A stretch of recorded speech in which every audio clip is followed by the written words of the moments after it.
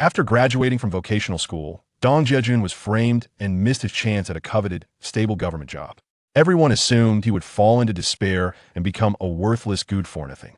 But to everyone's utter shock, not only did he charm the school beauty into returning with him to the countryside, but he also led her in reclaiming wasteland, farming, and eventually having twin children, a boy and a girl. Then one day, television screens broadcast an astonishing scene. Dong Jiajun holding Xia Ya's hand, walking side by side down a red carpet toward the main stage, greeted by thunderous applause from the audience.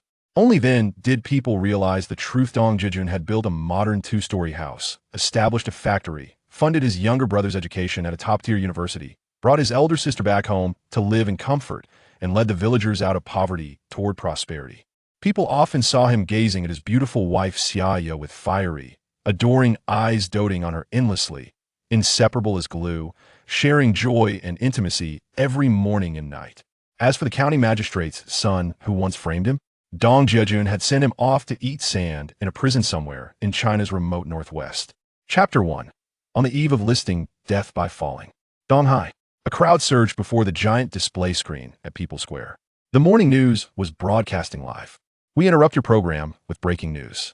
We've just received word that Dong Jiajun, CEO of Fenghua Company originally scheduled to go public today, has tragically died after falling from a building.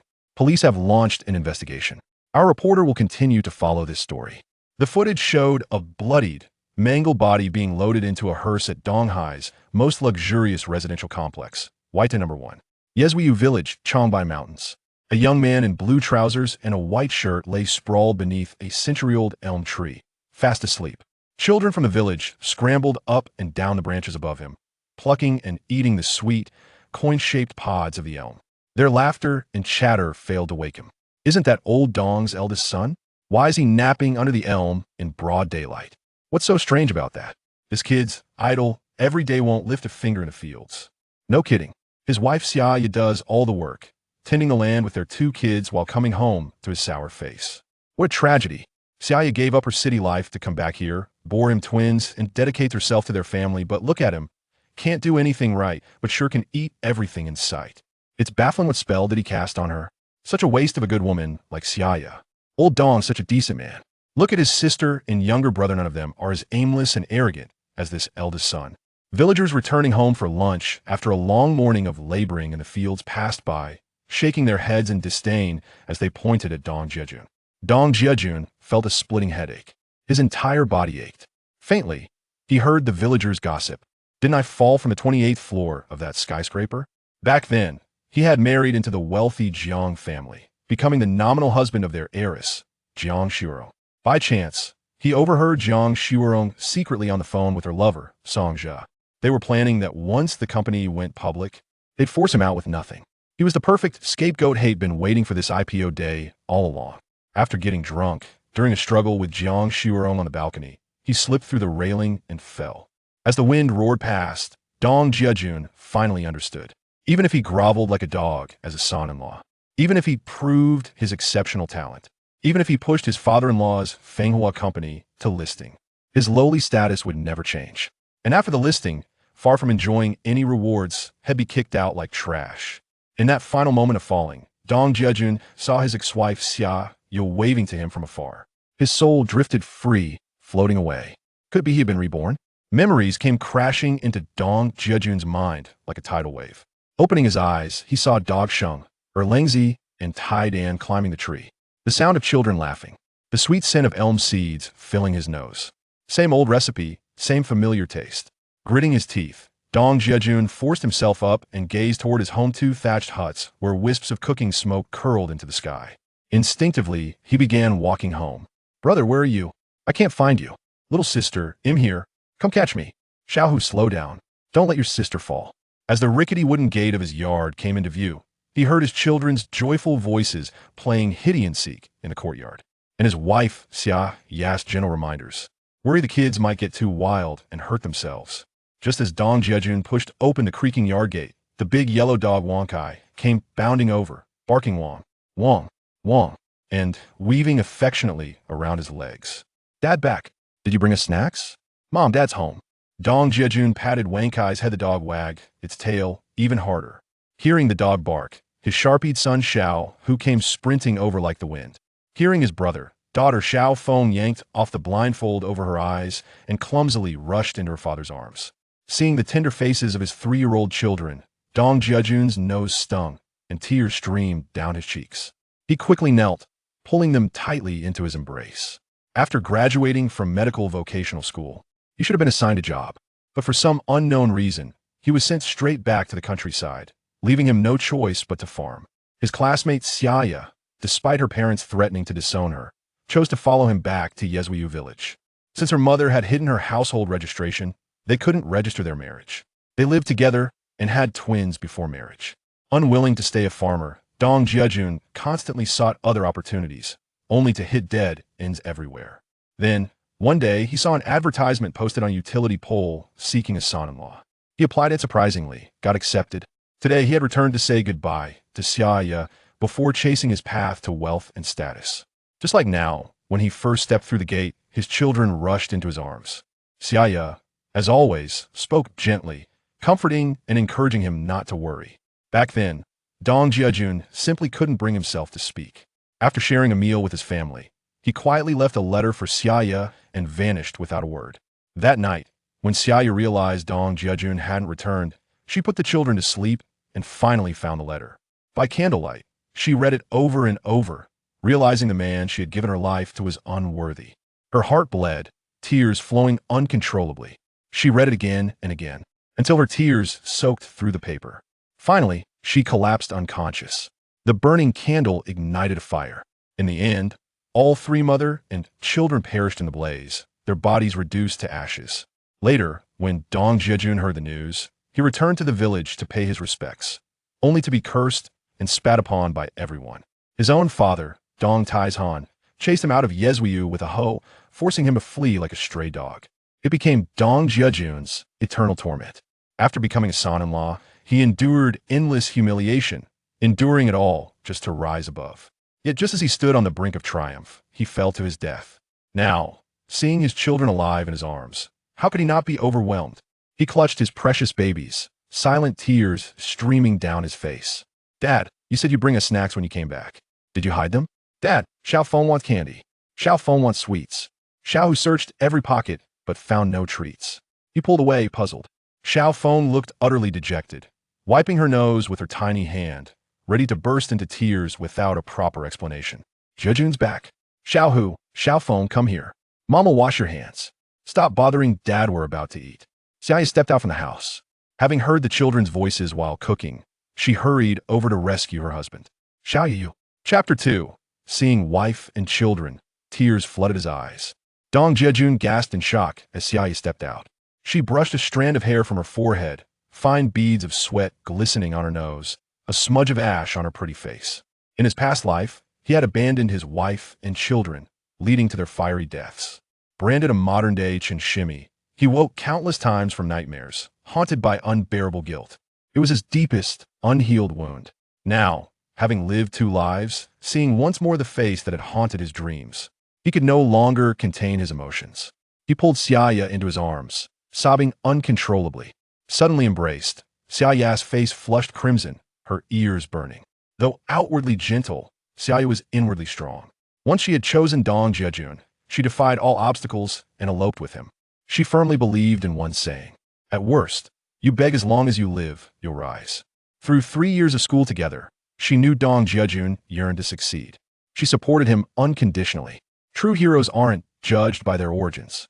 For the man she had wholeheartedly entrusted her life to, she had no regrets. Even these past 3 years, as Dong Jiajun remained idle and shiftless, she carried Xiao Hu on her back, held Xiao Feng in her arms, and tended their few barren acres under sun and wind. This was their family's livelihood. As for Dong Jiajun's dreams and ambitions, she chose steadfast support. She knew the man she loved burned with an intense desire to succeed. She didn't want family or children to hold him back. Her sacrifices were made with hardship, yet without regret. Though married over 3 years, being suddenly embraced by her husband in broad daylight in the yard was unprecedented. "Jiajun, let go. What if someone sees us? It's so embarrassing. What's wrong with you today? You didn't buy the kids anything? There's no need to feel guilty when we have means later. We'll make up for it." Xia Ya tried to pull away, but felt dampness against her touch. Then she noticed her husband trembling violently. "You're crying? What happened?" Only then did she realize Dong Jiajun was weeping deeply, and she panicked. She knew he had faced setbacks, but had never seen him cry. Her man, though poor and struggling, had never lost his lofty aspirations. Why was he crying? Had he been humiliated outside? Her heart softened completely. Forget what others might say. She reached out, stroking his back to comfort him. To others, her husband might be worthless grass, but to Xia Ya, he was pure gold. "I am fine. I'm happy today. So happy." Dong Jiajun felt his beloved's soft hand on his back, a sensation both sweet and warm. He felt utterly intoxicated. This was his home. Here lived the woman who would never abandon him, and his flesh and blood children. Since he had been reborn, he would give them the best food, the finest clothes, and make his wife and children live in honey forever. They would smile even in their sleep. He must work hard to earn money. With this thought, Dong Jiajun finally released Xia Ya, gazing at his beloved wife with tear-filled eyes for a long, long time. Once again, words failed him. Dad cried. Real men don't cry. Dad shy. Dad shy. Daddy pick me up. Daddy pick me up. I'm daddy's good baby. Seeing their dad holding mom, Xiao Hu and Xiao Feng stood watching for a while before finally understanding. They opened their little arms and rushed toward their father. Their innocent, goofy expressions melted Dong Jiajun's heart all over again. How could he have failed to cherish such a happy family in his past life? He gently wiped the ash from Xia Ya's fair cheek, his eyes overflowing with tenderness and adoration. You wash Xiao Hu and Xiao Feng's hands. They'll bring the food. Xia Ya, dazed by her husband's loving gaze, was utterly enchanted. She loved this man deeply, no matter how hard life was. In this life, she would never regret. Blushing, she finally pushed Dong Jiajun away and dashed inside. Dong Jiajun quickly bent down, scooping up one child in each arm. He kissed each of their little cheeks, promising again to bring them treats next time.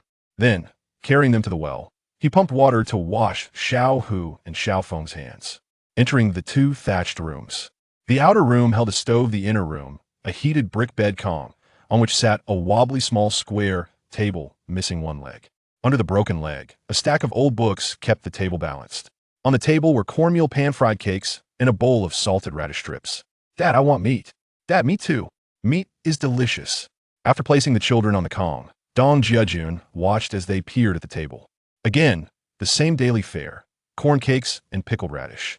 Their little faces fell, and they tugged at Dong Jiajun's sleeves. Seeing his children malnourished, shorter and thinner than normal kids, Dong Jiajun's heart twisted like a knife. As the head of the household, a full-grown man, how could he let his wife and children live in such poverty? He wanted to crawl into a hole and disappear. He glanced around. The phrase "not a single thing in the house" wasn't an exaggeration. Beyond the two sets of bedding on the Kong, there wasn't even a mirror. For Xia Ya, who had cared about appearance in school, how had she endured years in the countryside? Xiao Hu, Xiao Feng, Dad promises you tomorrow, he'll make sure you eat meat. Looking into his children's hopeful eyes, Dong Jiajun's nose stung again. He clenched his jaw, determined to be strong. He made the promise with firm resolve. Dad, pinky swear. Hearing his father agree, Xiao Hu jumped excitedly on the Kong. Then he stretched out his little finger to hook it with his dad's. Pinky swear, break the vow, and hang yourself, never change for 100 years. Dad, I want a pinky swear too. Seeing her brother make a pact with Dad, Xiao Feng let go of Dong Jiajun's hand, grabbed his other one, and mimicked her brother, solemnly hooking fingers. Look at you two. Dad's been looking for work in the city all morning, starving. Do you want to starve him to death? Xia Ya walked in, seeing the kids clinging to Dong Jiajun, and playfully scolded them. This one's for Dad first. Hearing Mom, Xiao Feng quickly grabbed a corn cake with her tiny hand and shoved it in her father's mouth. Xiao picked up a chipped porcelain bowl, clumsily trying to serve his dad some salted radish. But he couldn't manage it. In the end, Xia Ya took over, placing a helping of pickles onto her husband's plate. The family of four ate together, filled with warmth and joy. Big yellow dog Wonkai lay obediently on the ground, gazing up at the blissful family of four seated on the Kong. Chapter 3. In the heart of the forest, a soul torn asunder, Dong Jiajun witnessed his wife and children, despite their humble fare, savoring it with delight. His heart was a tumult of emotions. He pondered how he could fulfill his promise to provide meat for his children, though he had lived 2 lives. In his previous existence as a son-in-law in the bustling city of Donghai, he had witnessed the treachery of various businesses. The Jiang family's enterprise, Fenghua Company, ultimately achieved approval from the Securities Regulatory Commission to become a publicly listed company on the A-share market through his diligent efforts. However, Dong Jiajun's gaze suddenly fixated on the calendar. May 25, 1985. This was a day forever etched in his memory. It marked the season of ripening elm seeds. On that day, after returning home for lunch, he left a letter and departed without a word, in pursuit of wealth and fame. Wandering aimlessly through the streets of the county town, the sound of the marching band rehearsing the sports meet march filled his ears, a familiar tune echoing in the air. The following day, the county's middle school sports meet would take place, a grand event eagerly anticipated by all students during the 70s and 80s. In an era of extreme material scarcity, children looked forward to the new year for new clothes and meat, or to the sports meet. Uniforms were required, blue-black trousers, white shirts, and white sneakers, all worn with pride. Each class would march in formation, necessitating rehearsals that disrupted classes. During the 3 days of the sports meet, parents would provide their children with pocket money to indulge in sodas and sweet pastries, luxuries they craved. This presented a significant business opportunity. After the meal, Dong Jiajun's entrepreneurial spirit had fully matured.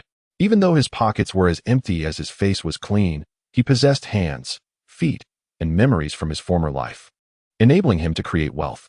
He had made a pact with Xiao Hu and Xiao Feng. If they were to go without meat tomorrow, his reputation as a father would be irrevocably tarnished. After dinner, Dong Jiajun watched Xia Ya clear the table and played with Xiao Hu and Xiao Feng for a while. Then, at Xia Ya's urging, the two little ones lay side by side on the Kong, drifting into slumber as he recounted the tale of Little Red Riding Hood, their smiles lingering as they murmured daddy before succumbing to a satisfying sleep. Xia Ya, I am going to the mountains to gather some wild vegetables. I might be late returning, so don't wait for me when it's time to eat, Dong Jiajun informed Xia Ya, before heading to the courtyard to grab a willow basket. He strode confidently towards the door. In the cellar, though the radishes, cabbages, and potatoes were depleted, there were still salted radish strips. Why don't you take a rest? Came Xia Ya's concerned voice from behind him. No, I am not tired at all, he replied. Hearing his wife's gentle and considerate words brought tears to his eyes. What virtue had he possessed to marry such a virtuous woman? How could he have callously abandoned his wife and children in pursuit of selfish desires, causing Xia Ya immense grief that ultimately led to her tragic demise in the flames? Reflecting on his past folly, he felt like a beast, lower than the lowest. Dong Jiajun struck himself sharply across the face and turned back, uttering a few words before striding away resolutely. Wang Kai observed Dong Jiajun departing with a wicker basket and eagerly wagged his tail, following closely behind. In this life, having been reborn, he was determined to atone for his past misdeeds and cherish his wife and children with utmost devotion. What are you doing, carrying a willow basket, young master? It was truly a sight to behold. The scion of the Dong family, who had never stepped foot in the fields, was now venturing out with a basket. What wind had blown this young lad out today? As he passed by, villagers encountered Dong Jiajun's unusual attire. Some greeted him while others whispered amongst themselves. Dong Jiajun responded warmly to everyone, explaining that he intended to gather wild vegetables from the mountains. Despite the villagers' general disapproval of him, in his memories, they had always been kind to Xia Ya. This could be attributed to her amiable nature and her efforts to maintain neighborly relations. She had never flaunted her urban superiority before the villagers. On the contrary, Xia Ya treated everyone with great courtesy, which allowed Dong Jiajun to take a more laid-back approach while she diligently supported their family, relying on the villagers' assistance. Reflecting on this made Dong Jiajun feel profoundly grateful. Wild Boar Valley was a quaint mountain village, enveloped by hills on 3 sides. As the saying goes, one thrives where one is rooted. Besides their regular farming, villagers often ventured into the mountains to hunt and forage for wild vegetables and mushrooms. However, despite years of reform and opening up, the village lacked a business mindset. The villagers valued their dignity above all, even considering it shameful to sell mountain goods, preferring to endure poverty. Perhaps this was the pride that the people of this remote village clung to? Yet, for Dong Jiajun, these issues were inconsequential. It was no longer a matter of pride and poverty. Rather, the necessity of wealth to enjoy life and bring joy to his wife and children had become evident.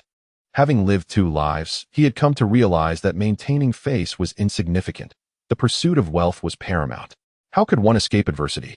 Only by bidding farewell to poverty. Earlier, while dining, Dong Jiajun had contemplated this. His mind was brimming with ideas for prosperity, yet he found himself utterly destitute. Lacking any capital, While other matters could be deliberated upon in due course, he had made a promise to Xiao Hu and Xiao Feng to provide them with meat, which needed immediate fulfillment. Thus, he would have to begin with a venture requiring no initial investment. As it was the transitional season between spring and summer, wild vegetables from the mountains were a rare delicacy for city dwellers. The hardships he endured would be worthwhile, as the wild vegetables he had grown up eating were familiar to him. The thought of gathering these wild greens for tomorrow's trip to the city to exchange for money filled Dong Jiajun with confidence. The mountains were lush and verdant, with birds singing melodiously. Occasionally, squirrels, hares, and wild chickens darted across the ground. With a small spade in hand, Dong Jiajun diligently harvested the wild vegetables he sought. As the sky turned a brilliant hue and the sun began to set, his wicker basket brimmed with garlic shoots, pigweed, balloon flowers, willow leaves, shepherd's purse, and dandelions, abundant treasures of the mountains that, in the city, would be considered gourmet delights. These wild vegetables were free from chemical fertilizers, ensuring they were entirely natural and harmless. Whether it is stir-fried, roasted, or stewed, the culinary delights of the human realm are boundless. Here, it is customary to enjoy vegetables with dipping sauces, preserving their original flavor and nutritional value. However, in a previous life, despite Dong Jiajun's awareness of the monetary value of these wild greens, his lofty self-esteem prevented him from embracing what he deemed beneath him. After all, in the 1980s, most people adhered to traditional beliefs, preferring to endure hunger rather than face humiliation. Moreover, living in a remote mountainous area complicated matters further.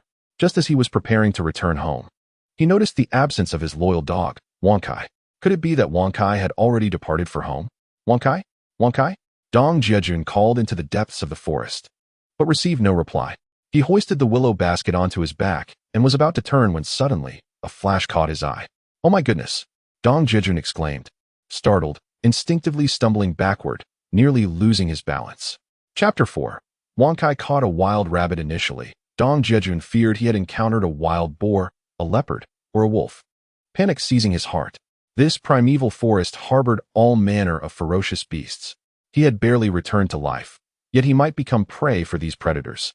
Just when he steadied his nerves and focused his gaze, he discovered that it was Wang Kai, proudly presenting a wild rabbit in its mouth.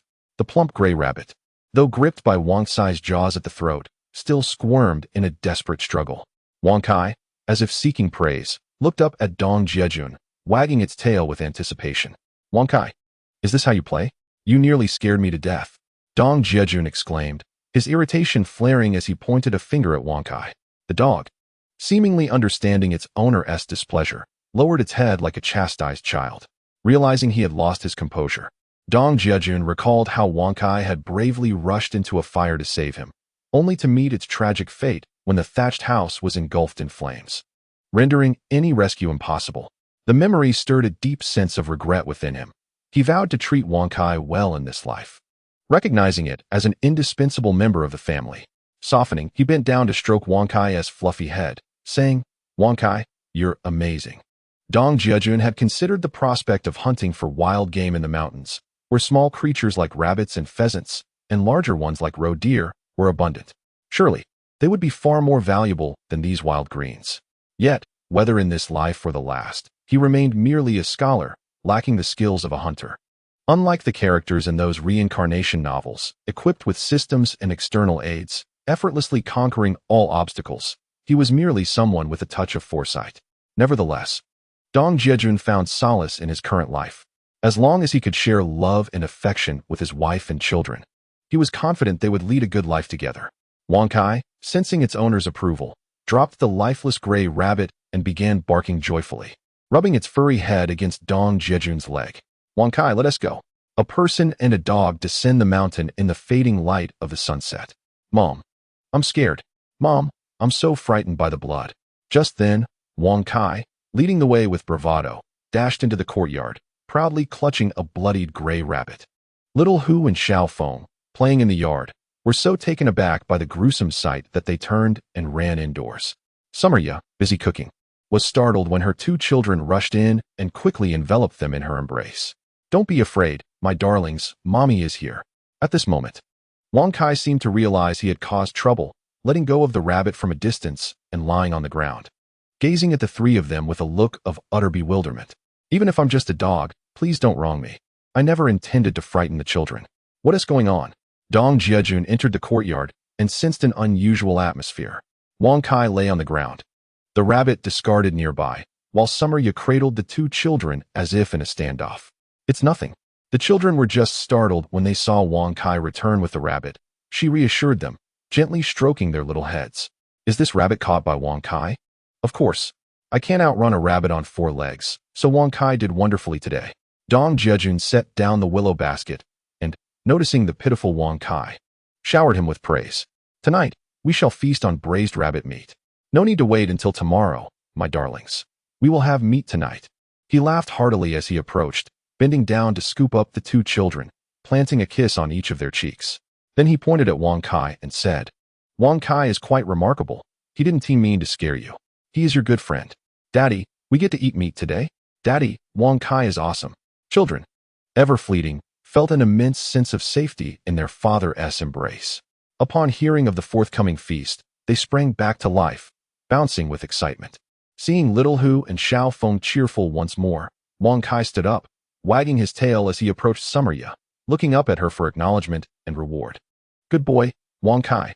I know you didn't mean any harm. Summer Ya stroked Wang Kai's head, speaking softly. In their daily lives, Wang Kai was closest to Summer Ya, as she fed him each day, ensuring he never went hungry despite their hardships. Watch what Daddy does today. Dong Jiajun went to the kitchen, retrieving a sharp knife, and began to skin and gut the gray rabbit. Little Hu and Xiao Feng squatted nearby, fascinated by the spectacle. Wang Kai, this is your reward. You will have the bones to eat later. Dong Jiajun tossed the rabbit's entrails to Wang Kai, who eagerly devoured them. Jiajun, why did you gather so many wild vegetables? We can't possibly eat them all, Summer Ya queried, sifting through the large basket of foraged greens, unsure of her husband's intentions. Not for us. I'll be taking them to the county town to sell tomorrow. Please pack some of the homemade soy sauce for me to take along. Having been a devoted son-in-law in his previous life, Dong Jiajun was adept at preparing the wild rabbit in no time. Then she had to step into the kitchen herself and showcase her culinary skills. Were they also going to sell soybean paste? Were all these wild vegetables meant for sale? Summer Ya clearly found it hard to accept this sudden turn of events. Her man had always been one to avoid manual labor. When would he set aside his pride to sell wild vegetables? And the soybean paste they consumed at home could actually be sold for money? It was simply unbelievable. Upon witnessing Dong Jiajun deftly chopping a rabbit into small pieces and then stir-frying it with hot oil, onions, ginger, and garlic, she was taken aback. Was this truly the classmate and husband she had known for over 6 years? When had he learned to cook? Just moments ago, Summer Ya was feeling a bit anxious, as she could only enjoy meat during the New Year festivities, and now, unexpectedly, they had a wild rabbit, yet she had no idea how to prepare it. What if she failed to cook it well? That would be a grave waste of such a precious resource. Now, the aroma wafting from the frying pan made her question whether she was dreaming or simply succumbing to a meat-induced illusion. Little Tiger and Little Phoenix were also drawn in by the enticing scent. They approached the stove, gazing at the bubbling rabbit meat, their noses twitching in delight, with saliva unintentionally trickling down. Although Summer Ya felt a tinge of confusion, she still came over to assist Dong Jiajun by adding firewood. Even Wang Kai, after finishing the rabbit's entrails, squatted at the doorway, watching the fragrant meal in the iron pot with a proud expression. Thus, the family of 4 gathered around the stove, eagerly watching the rabbit meat bubbling away, the aroma tantalizing their senses.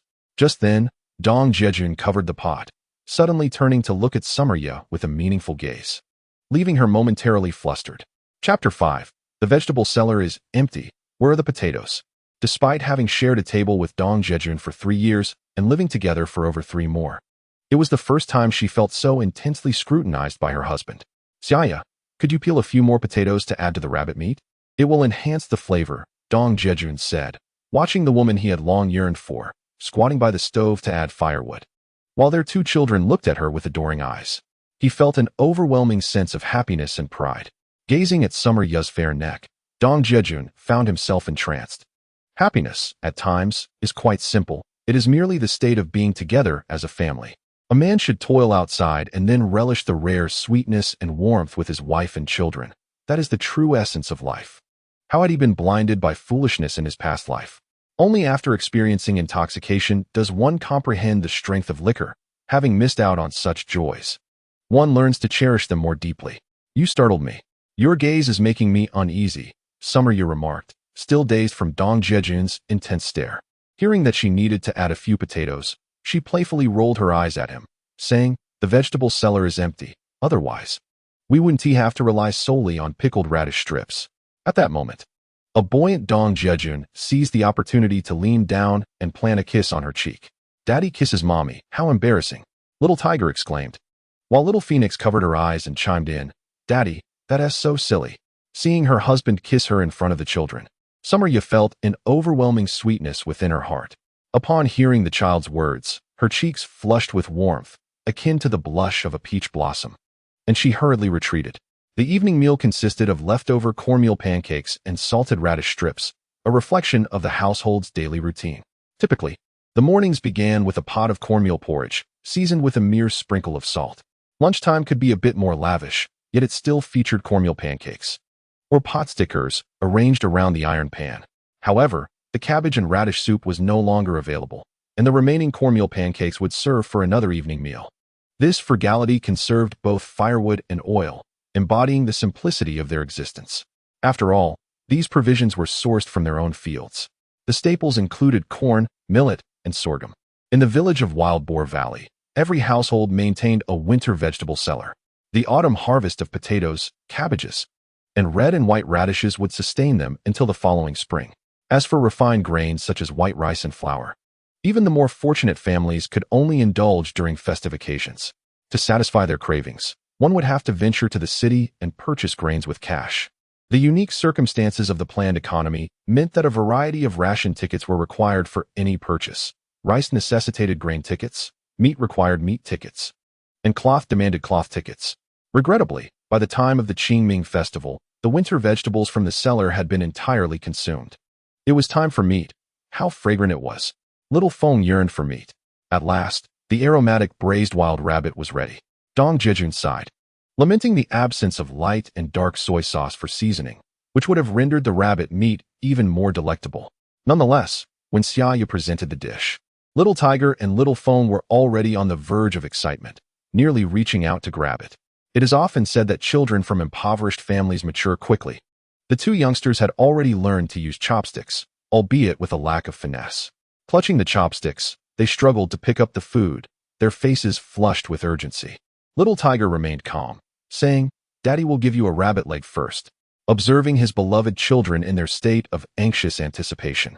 Dong Jiajun promptly placed a rabbit leg into Little Tiger's bowl. "Daddy, my sister is small. She should eat first," Little Tiger insisted, displaying his understanding despite his impatience. As he moved the bowl closer to Little Feng, "Thank you, brother. You are so kind," Little Feng exclaimed, her joy evident as she reached out to grab the food, only to pause and lean over to give Little Tiger a peck on the cheek. Although the rabbit leg was initially intended for her, witnessing her brother's thoughtfulness filled Dong Jiajun with warmth. Nevertheless, he respected his son's wishes and placed the leg back in the bowl, handing it once more to Little Tiger. "Good son, like a true gentleman, you know to share the delicious food with your sister. Thumbs up for you." Dong Jiajun affectionately ruffled his son's hair and raised his thumb in approval. "What does thumbs up mean, Daddy?" Little Tiger asked, chewing a piece of meat with a curious expression.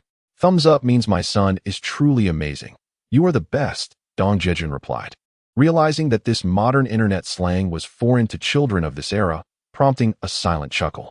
With the rise of the internet, even adults often found themselves perplexed by the latest slang, let alone the children. "Father, I have come to understand that mother often teaches me and my younger sister the virtue of selflessness, as exemplified in the tale of Kong Rong and the pears. As the elder brother, it is my duty to protect my little sister." Little Tiger swiftly devoured a rabbit leg, licking the grease from his fingers like a tiny warrior. Earning my father's praise once more, Dong Jiajun picked out a few meatier pieces from the bowl and added them to Little Tiger's dish. Observing that Little Feng, being a girl, ate more slowly, she was diligently gnawing on her rabbit leg, engaging in a delicate contest with it. "Xia Ya, stop fussing about, or the dishes will get cold," Dong Jiajun remarked. He typically had no time to educate the children, as Xia Ya managed everything on her own. Witnessing his son's maturity and his daughter's grace, he felt a surge of emotions, realizing it was all a result of Xia Ya's diligent teachings. He could not help but feel grateful to the heavens for granting him a second chance at life. With such a virtuous wife, he vowed to offer her the finest things in the world, ensuring she became the happiest woman alive. "Don't wait for me. I'm on my way," Xia Ya announced as she entered, holding some wild vegetables that Dong Jiajun had gathered earlier that day, glistening with droplets of water. "These vegetables are not for us. They are what I plan to trade for money tomorrow," Dong Jiajun explained with a wry smile as he saw her place the wild greens on the table. "Are you truly going to sell these wild vegetables? I thought you were joking. After all the hard work you put into gathering them, I might as well return them," Xia Ya said, attempting to take the washed vegetables back, only to be stopped by Dong Jiajun, who pulled her back gently. "Never mind. It doesn't hurt to keep them. We will eat them regardless," he said, adding a few pieces of meat to her bowl and urging her to eat quickly. "I will just have some radish strips. Let the children have the rest," Xia Ya suggested, trying to pass the rabbit meat to Little Tiger and Little Foam. But Dong Jiajun halted her. "My dear, look at how thin you have become. There is more than enough for us. I promise there will be meat every day starting tomorrow." Holding her frail wrist, he felt a sharp pang of pain within him, nearly bringing him to tears. Prolonged malnutrition had rendered his once lively wife, who grew up in the city, as delicate as a flower that could be swept away by the slightest breeze. "Don't just let me eat. You should eat too. I desire neither wealth nor riches, only that our family of 4 remains together forever. I would not trade that for all the gold in the world." Xia Ya sensed the warmth of Dong Jiajun's hand on her wrist and turned to him with a radiant smile, her charming face illuminated by the evening sun, sparkling like the stars. In that moment, Dong Jiajun found himself entranced once more. After all these years of marriage, what is there left to admire? He mused. Yet, Xia Ya felt a surge of joy, sensing something different about her husband, though she could not quite articulate what it was. She placed a piece of meat in his bowl just as a sudden bark erupted from Wang Kai, who was lying on the floor. Chapter 6. Can the money from the elm seeds be profitable? Hearing Wang Kai's slightly disgruntled bark, Dong Jiajun suddenly recalled the significant contribution he had overlooked. Initially, he had intended to sell the wild rabbit in the city the following day and then return with some meat. However, considering the hardships his wife and children had endured, he realized that there was no rush to make money. The happiness of family holds paramount importance. Moreover, after Wang Kai captured a wild rabbit today, the family could feast on its meat, while Wang Kai would also relish the innards and bones. Otherwise, there would be little to reward Wang Kai. Thus, Dong Jiajun decided to personally prepare a stew with the rabbit. He initially intended to include potatoes so that everyone could indulge. He would have the potatoes, his wife and children the meat, and Wang Kai the bones. What a delightful scenario that would have been. However, to his dismay, the household was entirely out of potatoes. Apologies. Dear Wang Kai, how could I have forgotten you? Dong Jiajun quickly tossed the half-eaten rabbit head to Wang Kai. Following suit, Xiaohu and Xiaofeng also threw their finished bones to Wang Kai. The entire family watched as Wang Kai munched on the bones with a contented grunt, and they all burst into laughter. The moon hung low, casting a gentle beam of light through the curtain's crevice, illuminating the sleeping faces of Xiaohu and Xiaofeng. Longing to be able to embrace you, Dong Jiajun whispered the verses of Shi Murong into Xia Ya's ear, kissing her tenderly. He continued to shower her playful face with kisses, and Xia Ya reveled in her lover's fervent affection. As the rooster crowed and the sun began to rise, Dong Jiajun gazed at Xia Ya's serene, sleeping visage.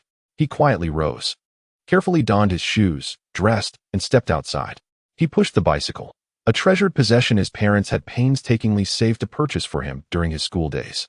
He secured the wild vegetables he had gathered the day before to one side of the rear seat, leaving the other side empty. Gently, he maneuvered the bicycle to the ancient elm tree in the village and climbed up to harvest the elm seeds. During those times of scarcity, elm seeds were a favorite among children, especially those from this venerable tree, which bore particularly rich and sweet seeds. Having graduated from a medical vocational school, Dong Jiajun understood that both elm seeds and wild vegetables were, in fact, forms of traditional Chinese medicine. The Compendium of Materia Medica describes elm seeds as beneficial for clearing orifices, draining damp heat, promoting fluid circulation, dissipating abscesses, and dispelling evil qi. The tradition of consuming elm seeds has persisted in folk culture. Yesterday, Dong Jiajun had already devised a plan to sell the wild vegetables to the teachers participating in the sports meet, pairing them with his family's homemade soybean paste. Many of these teachers were former educated youth who returned from the countryside, and held a special nostalgia for dipping wild vegetables in sauce. Elm seeds could be sold to students, as they evoked cherished childhood memories for a generation. These items, commonly found in Xia Ya village, would undoubtedly be considered rare treasures in the city. Jiajun refrained from harvesting the elm seeds yesterday, primarily concerned that they would lose freshness overnight. Thus, today, while the sun still lingered on the horizon, he adeptly and efficiently gathered a substantial basketful, with one basket of elm seeds and another of wild vegetables. Jiajun navigated the familiar mountain path towards the city. The county sports hall was alive with the sound of drums and festive decorations. As Jiajun arrived, he found himself just in time for the athletes' entrance ceremony, the stirring music resonating through the air. Unable to enter the venue, he sought a patch of open ground at the entrance of the stadium, unfurling an old plastic sheet he had brought from home. He unloaded the 2 willow baskets from the rear of his bicycle and placed them on the ground, casually displaying some elm seeds and wild vegetables. Jiajun felt the weather was still bearable, yet he harbored concerns that his goods for sale might wilt under the sun. He could only present a few samples. He even brought along a small spray bottle from home, occasionally misting the wild vegetables and elm seeds, making them glisten like dewdrops, enhancing their visual appeal. He scavenged some discarded cardboard nearby and inscribed, "For sale, elm seeds, wild vegetables," propping it at an angle on the curb. "Young man, can elm seeds fetch a price?" A nearby vendor, selling popsicles, fried cakes, and bread with soda, interjected. "Of course, my elm seeds are unique. They come from a century-old elm tree and are incredibly refreshing on a hot day," Jiajun replied, attempting to entice customers. The popsicle vendor, unimpressed, retorted with a dismissive remark, clearly uninterested in his pitch. "If elm seeds can be sold, that would be akin to picking up money. Century-old elm? Spare me the tall tales. Are those wild vegetables even foraged by you?" At that moment, a vendor selling soda noticed the vibrant, fresh wild vegetables, clearly appealing. "Indeed, I harvested these seasonal wild vegetables from the mountains.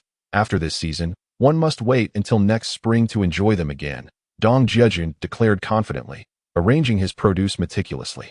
"What a pity. If only these dandelions and other greens could be paired with farmhouse sauce, it would be perfection." The fish vendor, catching sight of the rarely seen wild vegetables, expressed her admiration. "You hit the nail on the head.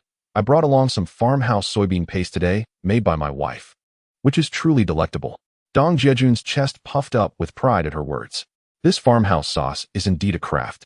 Since marrying into Xia, Xia Ya has learned to make homemade soybean paste, starting from the beginning of spring, allowing it to ferment for a month or 2 before consumption.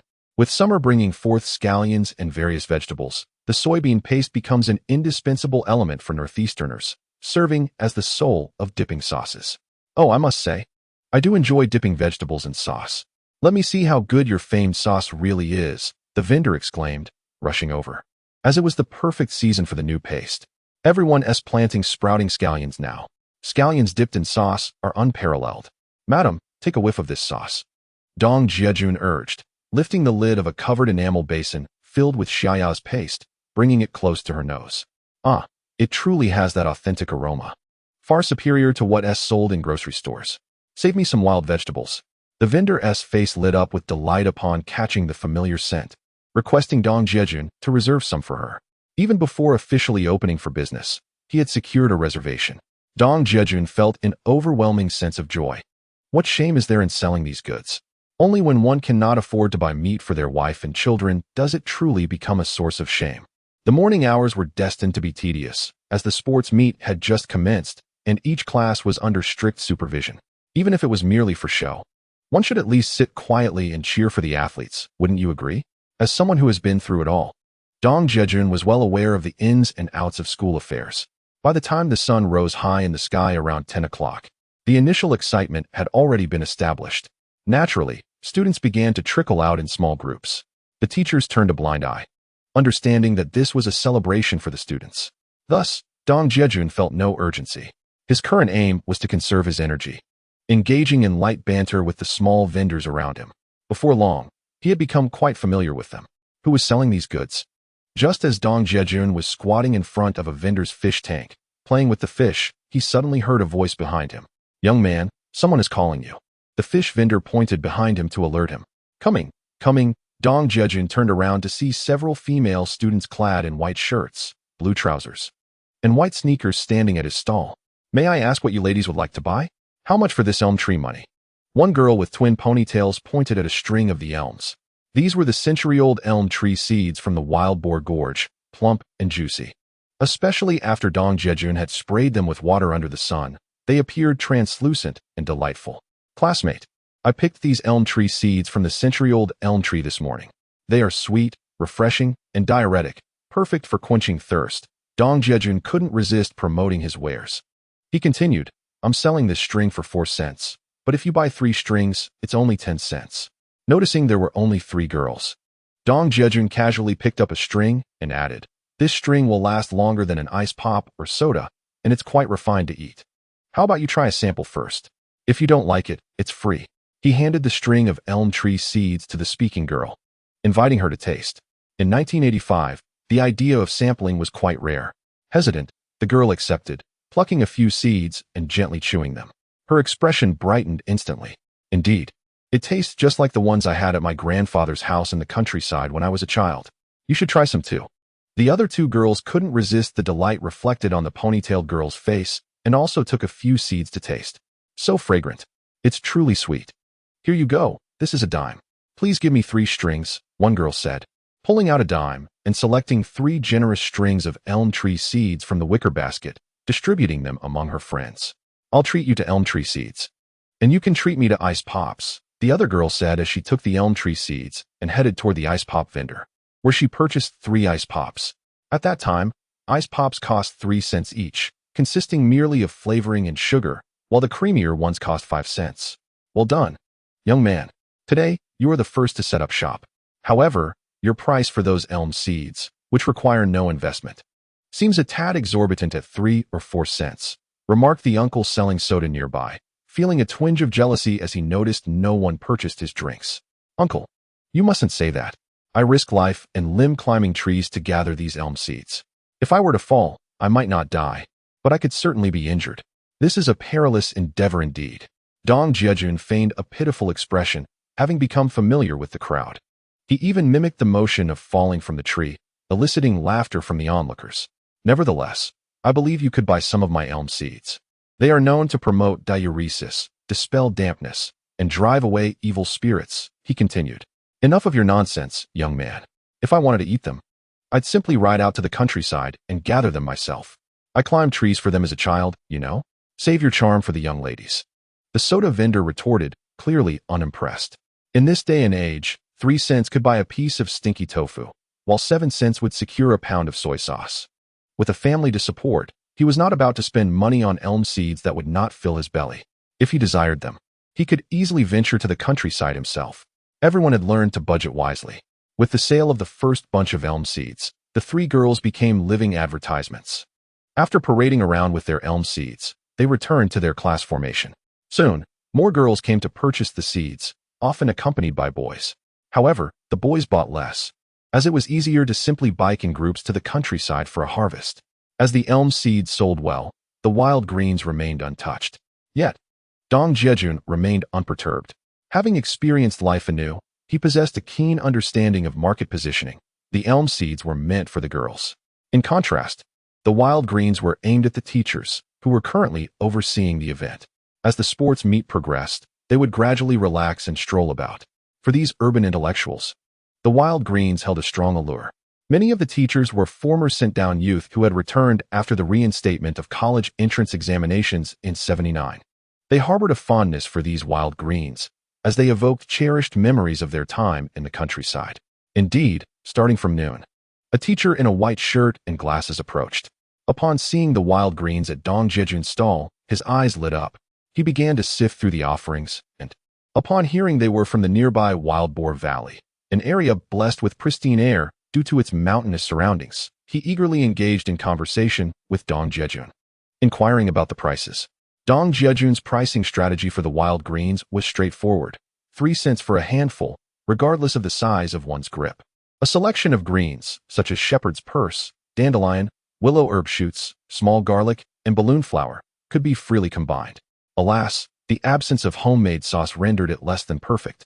The bespectacled male teacher, upon realizing that he had purchased wild vegetables, but lacked the accompanying fermented soybean paste, felt an inevitable sense of loss. He turned to leave, when suddenly, Dong Jiajun interjected, "Teacher, this is a new sauce my wife made. It's exceptionally delicious."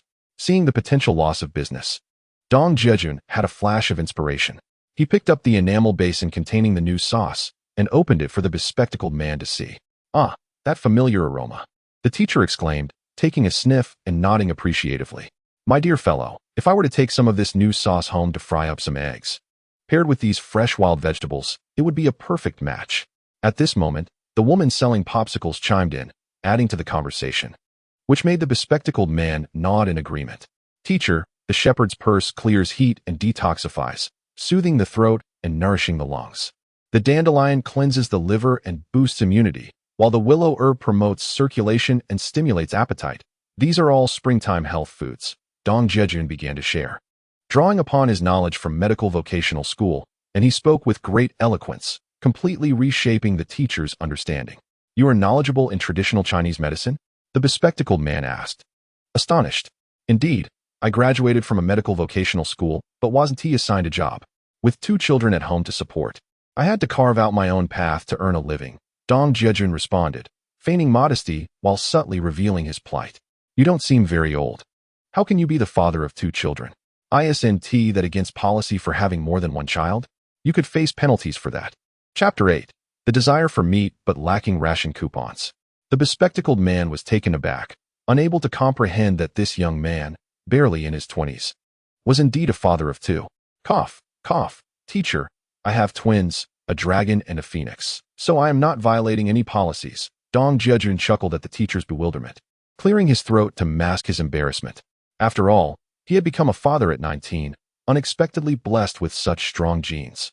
Yet, the thought of his adorable children filled him with vigor and determination. "You are indeed fortunate, with twins. Your hard work is commendable. It seems effort is truly necessary," remarked the woman selling popsicles and the one selling goldfish, enviously. "Impressive, young man, to be striving so hard at just 22. I should support you. Wait here while I fetch a food container." Seeing that the soybean paste was out of reach for him as well, the bespectacled man reflected on Dong Jiajun's youthful responsibility as a father of 2 and decided to return home to retrieve a container for the yellow soybean paste. "You hit the jackpot, a pair of twins, truly admirable," a man selling drinks said, a hint of envy in his voice as he took the opportunity to tease. "Huh, it's nothing extraordinary. I'm merely 3rd in the county," Dong Jiajun replied, aware that there was no malice in their remarks, and he humbly clasped his hands in acknowledgement. Just then, the bespectacled man returned, holding a food container and accompanied by several others. "Young man, I've gathered some," he declared, having picked a generous handful of wild vegetables, shepherd's purse, dandelion, willow herb, and a handful of young garlic. He then purchased 4 scoops of soybean paste. Dong Jiajun sold his soybean paste for merely 2 cents per scoop, primarily to facilitate the sale of wild vegetables. He did not intend to profit significantly from this venture. "That is 20 cents, correct?" The bespectacled man produced 20 cents and handed it to Dong Jiajun, continuing, "I just promoted you to my colleagues. At such a young age, you've already become a father of 2. The burden on your shoulders is quite heavy. Our capabilities are limited, but we can offer our modest assistance." After speaking, the man gestured to the group of male and female teachers who had come with him, and they began to select wild vegetables. "Thank you, teachers. Here, take this to try," Dong Jiajun said as he grabbed a handful of bellflower root and hurried to stuff it into the bespectacled man's bag. One must always remember to be grateful. The quality of teachers in the 1980s was notably high, and Dong Jiajun felt deeply moved. It was not that he needed to evoke pity or boast about his twins. Rather, it was a casual exchange that led to this camaraderie. Reflecting on his past life in the marketplace, filled with scheming and deceit, he realized that the brilliance of human nature, along with its intrinsic simplicity and enthusiasm, was what truly tugged at the heartstrings, even in an era of material scarcity. Yet, once the market economy was unleashed, chaos ensued, and in the pursuit of profit, many lost their way. "Hey, young man, look here, I've picked 3. This one's mine. I've chosen 5. I'll take a bit more to bring some to my parents. They've been mentioning these wild vegetables since spring. Give me 3 scoops of soybean paste. No, make it 4.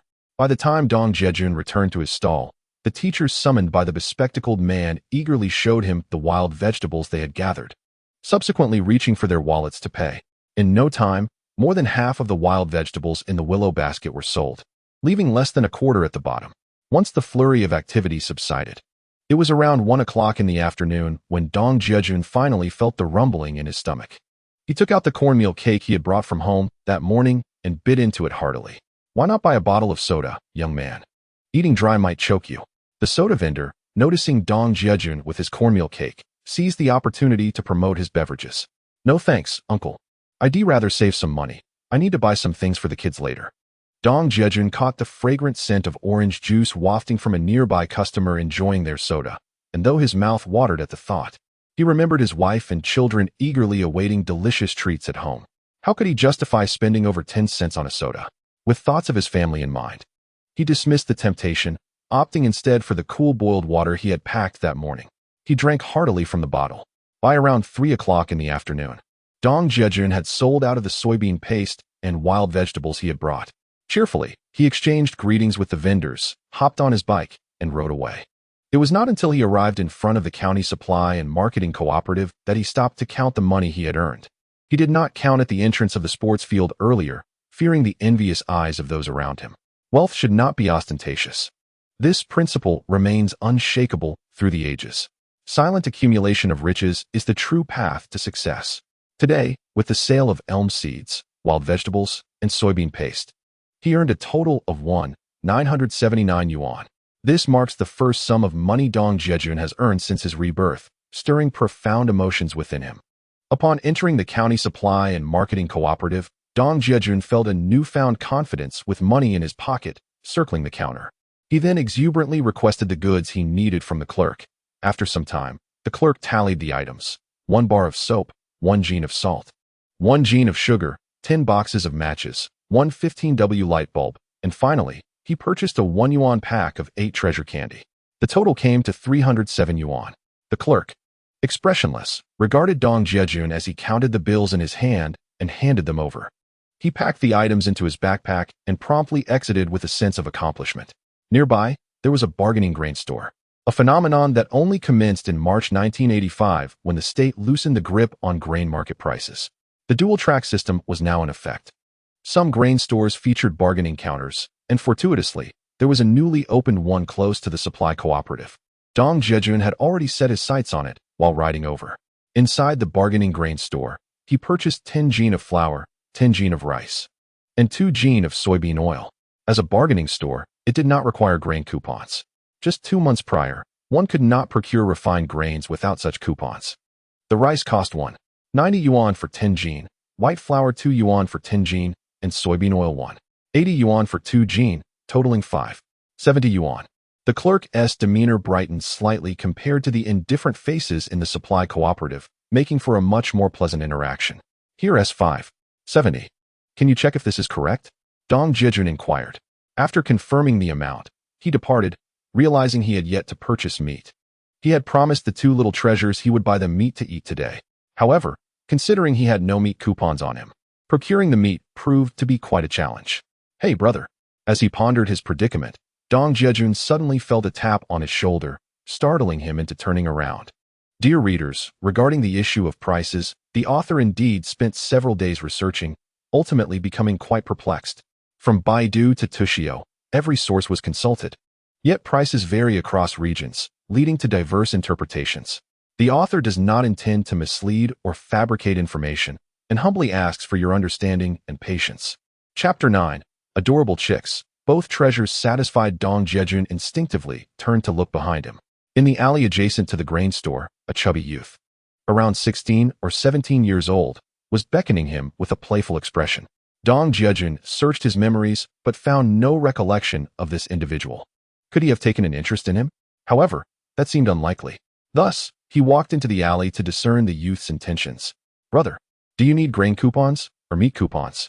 The rotund young lad had just spotted Dong Jiajun emerging from the grain store, laden with various bags of rice, flour, and cooking oil.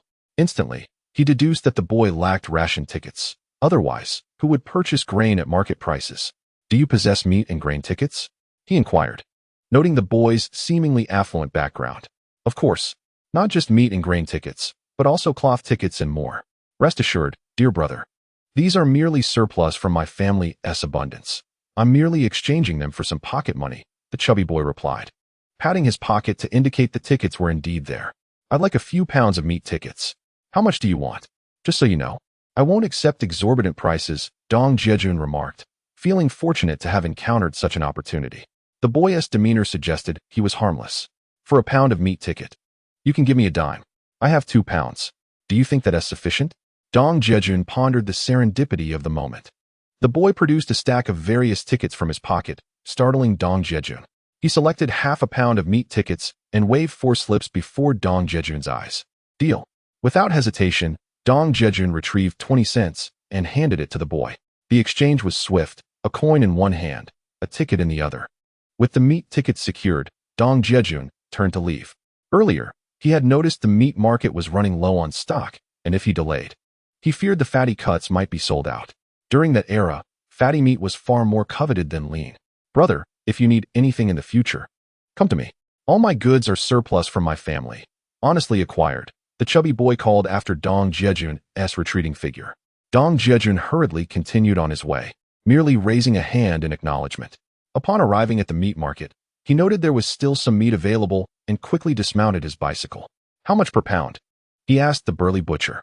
Fatty meat is 1 yuan and 6 jiao, while lean meat is 1 yuan and 4 jiao, the butcher replied, his tone somewhat haughty, reflecting his position of privilege.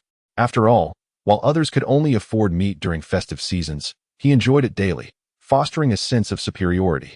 I'll take a pound of each, Dong Jiajun responded nonchalantly, considering the butcher's secure job, which would likely become obsolete in a few years with the advent of the market economy in the 1990s, where meat stalls would proliferate.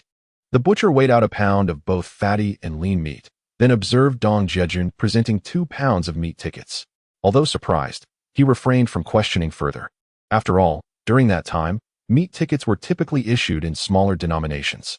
Most public servants received only 3 to 5 taels of meat tickets monthly. Thus, seeing someone produce 2 pounds of tickets, especially in half-pound denominations, was indeed remarkable, though he had encountered similar situations with those in positions of power. That will be 3 yuan in total for the 2 pounds of meat, the butcher concluded. The butcher accepted the money and meat voucher handed over by Dong Jiajun before finally presenting the meat to him. Dong Jiajun requested a length of twine, which he had the butcher use to pierce a hole in the meat, subsequently threading it through and securing it to the handlebar of his bicycle. With 2 pieces of meat dangling from the handlebars, Dong Jiajun rode through the streets, garnering considerable attention and envious glances from passers-by. However, he remained indifferent to their gazes, as his sole desire was to return home swiftly, envisioning the delighted expressions of Xiao Hu and Xiao Feng upon seeing the delicious treats. The journey from Yizhu Valley to the county town spanned over 10 kilometers, approximately 30 li. Riding his well-worn bicycle would take him more than an hour. Just as Dong Jiajun was exerting effort pedaling his dilapidated bike, he spotted an elderly man wearing a straw hat, carrying a pair of wicker baskets by the roadside. Initially, Dong Jiajun paid him little mind, but a fleeting glance stirred his curiosity. He quickly braked and turned his bicycle around to pursue the old man from behind. Sir, are the chicks you're carrying for sale? Dong Jiajun suddenly interrupted the old man's path, startling him considerably. What's with the sudden scare, young man? The old man exclaimed, halting and setting his burden down. Of course, they're for sale. Otherwise, why would I carry them all this way? Dong Jiajun, noting the old man's brusque demeanor, remained unfazed and cheerfully inquired, how much for the chicks? 2 dimes each. Do you want some? If not, step aside and don't delay my journey, the old man retorted, assuming Dong Jiajun was merely being troublesome. His jovial demeanor did not suggest he was a serious buyer. Could you lower the price a bit? If it's cheaper, I'll buy 10, Dong Jiajun attempted to haggle, though he would have purchased them regardless of the price. If you genuinely wish to buy, I can let them go for 1 dime and 9 cents each, but no choosing between males and females. You take whatever I give you. If that is acceptable, then hand over the money. All right, I'll take 10, Dong Jiajun agreed, not discerning between the genders of the chicks. His desire to purchase these chicks stemmed from wanting to provide companionship for Xiao Hu and Xiao Feng. In that era, there were few toys available, let alone the notion of keeping pets. These chickens, ducks, geese, and dogs were akin to pets. Upon spotting the adorable chicks, he was immediately reminded of his treasured children back home. Their charm was undeniable. If taken home, they would undoubtedly delight Xiao Hu and Xiao Feng. Earlier, at the supply and marketing cooperative, Dong Jiajun had contemplated buying toys for the children, but the prices were exorbitant. Purchasing such toys would likely cause distress for the frugal Xia Ya. While the children would be overjoyed, what if this brought displeasure to the family's breadwinner? That would be counterproductive. The chicks he was buying could provide endless amusement for Xiao Hu and Xiao Feng as they chased them around the yard. Whether the chicks were male or female was inconsequential. The roosters would eventually become meat, while the hens would lay eggs. In due time, Xia Ya would surely be pleased with the arrangement. It was a win-win situation, and what joy could be found in that? After handing the elderly man the money, Dong Jiajun observed the old gentleman counting it meticulously. Soon, he placed 10 chicks into the wicker basket at the back of the cart. "Sir, is there any discrepancy with the money? Would you please verify that I have indeed captured 10 chicks?" After witnessing the old man finish counting, Dong Jiajun reminded him again. "Indeed, that is the correct amount." The old man lowered his head, counted the chicks in Dong Jiajun's basket once more, and, satisfied with his confirmation, turned to leave with his burden. However, just as Dong Jiajun was about to mount the cart, a flash of memory from his past life surged through his mind. "Sir, wait a moment." Chapter 10. Father, the sugar is so sweet. Those unhatched chicks, often referred to as Maodan, hairy eggs, are considered a delicacy even in an era of nutritional abundance. Back then, one could enjoy a couple of skewers of grilled along with a bottle of beer while engaging in conversation. Was there ever a problem that could not be solved? With the sports meet still 2 days away from concluding, wouldn't it be a profitable venture to sell grilled there? With this thought in mind, Dong Jiajun hastily leaped down from the cart, inadvertently startling the old man, who stumbled in surprise. Is he trying to return the goods? I cannot allow that. The old man thought to himself, steeling himself, and eyeing the approaching Dong Jiajun with caution. "Sir, I would like to inquire whether you have any unhatched during your incubation process?" Observing the old man's peculiar gaze, Dong Jiajun brushed aside any concerns. If only he knew the old man's true thoughts, he might have laughed heartily. Upon realizing that Dong Jiajun was not seeking a return, the old man relaxed. Sighing, he lamented, "I thought there was some serious matter at hand. You startled me. Speaking of which, it's truly disheartening.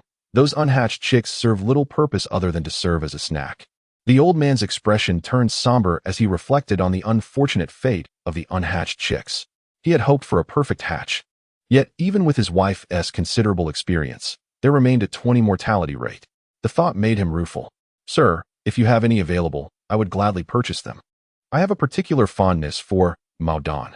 Dong Jiajun was careful not to reveal that he intended to resell them, fearing that the old man might refuse to sell to him in the future. "I have around 180 at home, if you wish to buy them. They are 5 cents each. We can go retrieve them now." The old man, who had been troubled about what to do with the surplus, felt a wave of relief and joy at the prospect of selling them. "That sounds good. Let us go get them." Dong Jiajun thought the price was reasonable, especially considering that chicken eggs were fetching more than 10 cents each at that time. The old man lived in a suburban area not far from there, and so they headed back to his home, the old man gleefully leading the way. Upon arriving at the old man's house and counting, there were indeed 85 Maodan. Dong Jiajun then handed the old man 425 yuan. After a brief conversation, he rode his bicycle home. The sun descended in the west, and weary birds returned to their nests. As Dong Jiajun approached the gate, Wang Kai, with his keen sense of smell, detected his master's arrival and wagged his tail, rushing over joyfully. In the yard, Xiao Hu and Xiao Feng, who had been playing, looked up and exclaimed with delight upon seeing their father return. "Daddy, do you have meat for us?" "Mommy, Daddy has brought back delicious food." Upon seeing the bicycle laden with goodies, the two little treasures scurried towards Dong Jiajun, their voices animated and eager. "Be careful, little ones, don't fall." Dong Jiajun quickly parked the bicycle and bent down to scoop up the climbing Xiao Hu and Xiao Feng. They closed their eyes and opened their mouths wide, anticipating the treats. Dong Jiajun retrieved a few pieces of bao candy from his bag, and as the two children obediently opened their mouths, he placed the sweets inside. "Daddy, it's so sweet. I love it. Daddy, the candy is delicious, and you're wonderful." Xiao Hu and Xiao Feng felt the delightful burst of flavors from the candies, and happiness overwhelmed them, resulting in gleeful squeals. Regardless of the era, the allure of candy remains unmatched for children. Xiao Hu and Xiao Feng, come down so your father can rest. Hearing this, Xia Ya emerged from the house, apron tied, and upon seeing her children clinging to Dong Jiajun, she called out with concern, "It's all right, I'm not tired." Xia Ya took a towel and began to wipe the beads of sweat from Dong Jiajun's forehead, who had ridden home at a swift pace, his heart racing. However, upon seeing his wife and children, all fatigue was forgotten. "Leave some for the kids." Just then, while tending to her husband, Xia Ya felt something being placed in her mouth by Dong Jiajun. Unconsciously opening her mouth, she was met with the sweet and sour explosion of bao candy. Ever since marrying Dong Jiajun, she had forgotten how long it had been since she had tasted candy. "There's plenty more. I bought a whole yuan's worth," exclaimed Dong Jiajun. "Wow, how adorable. Daddy, is this little chick for us?" Suddenly, Xiao Hu and Xiao Feng, with their eyes wide open, spotted a little chick nestled in the wicker basket behind the bicycle. They promptly slid down from Dong Jiajun and rushed over to the basket. "Wow, you bought a chick. This is fantastic. Now we can sell eggs for money." Xia Ya, captivated by her children's excitement, joyfully shook Dong Jiajun's shoulder, her happiness palpable. There was a time when she envied other families in the village who raised chickens that laid eggs. Eggs were a rare commodity, a true currency of value at that time. Witnessing the sheer joy and excitement on the faces of his children filled Dong Jiajun with immense pride.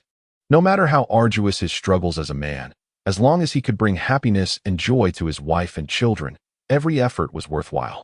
"Tonight, let us make some braised pork. Don't hold back. This is a solemn promise I made with my two little treasures." Dong Jiajun meticulously unloaded the items from the vehicle, presenting them one by one to Xia Ya, who was utterly astonished.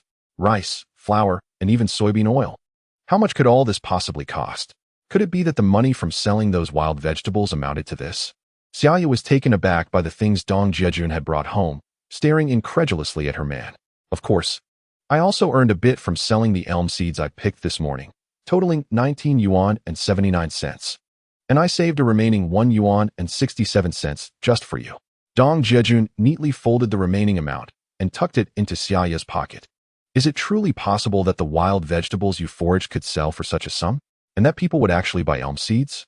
Although Xia Ya was raised in the city, she never anticipated that Dong Jiajun could turn the abundant wild vegetables into cash. "Naturally, I possess the ability to turn stone into gold. Your husband is quite remarkable, isn't. How about rewarding me with a kiss?" Dong Jiajun, noticing Xiao Hu and Xiao Feng playing with the chicks, cheekily approached Xia Ya. "Is it not rather embarrassing to do this in broad daylight?"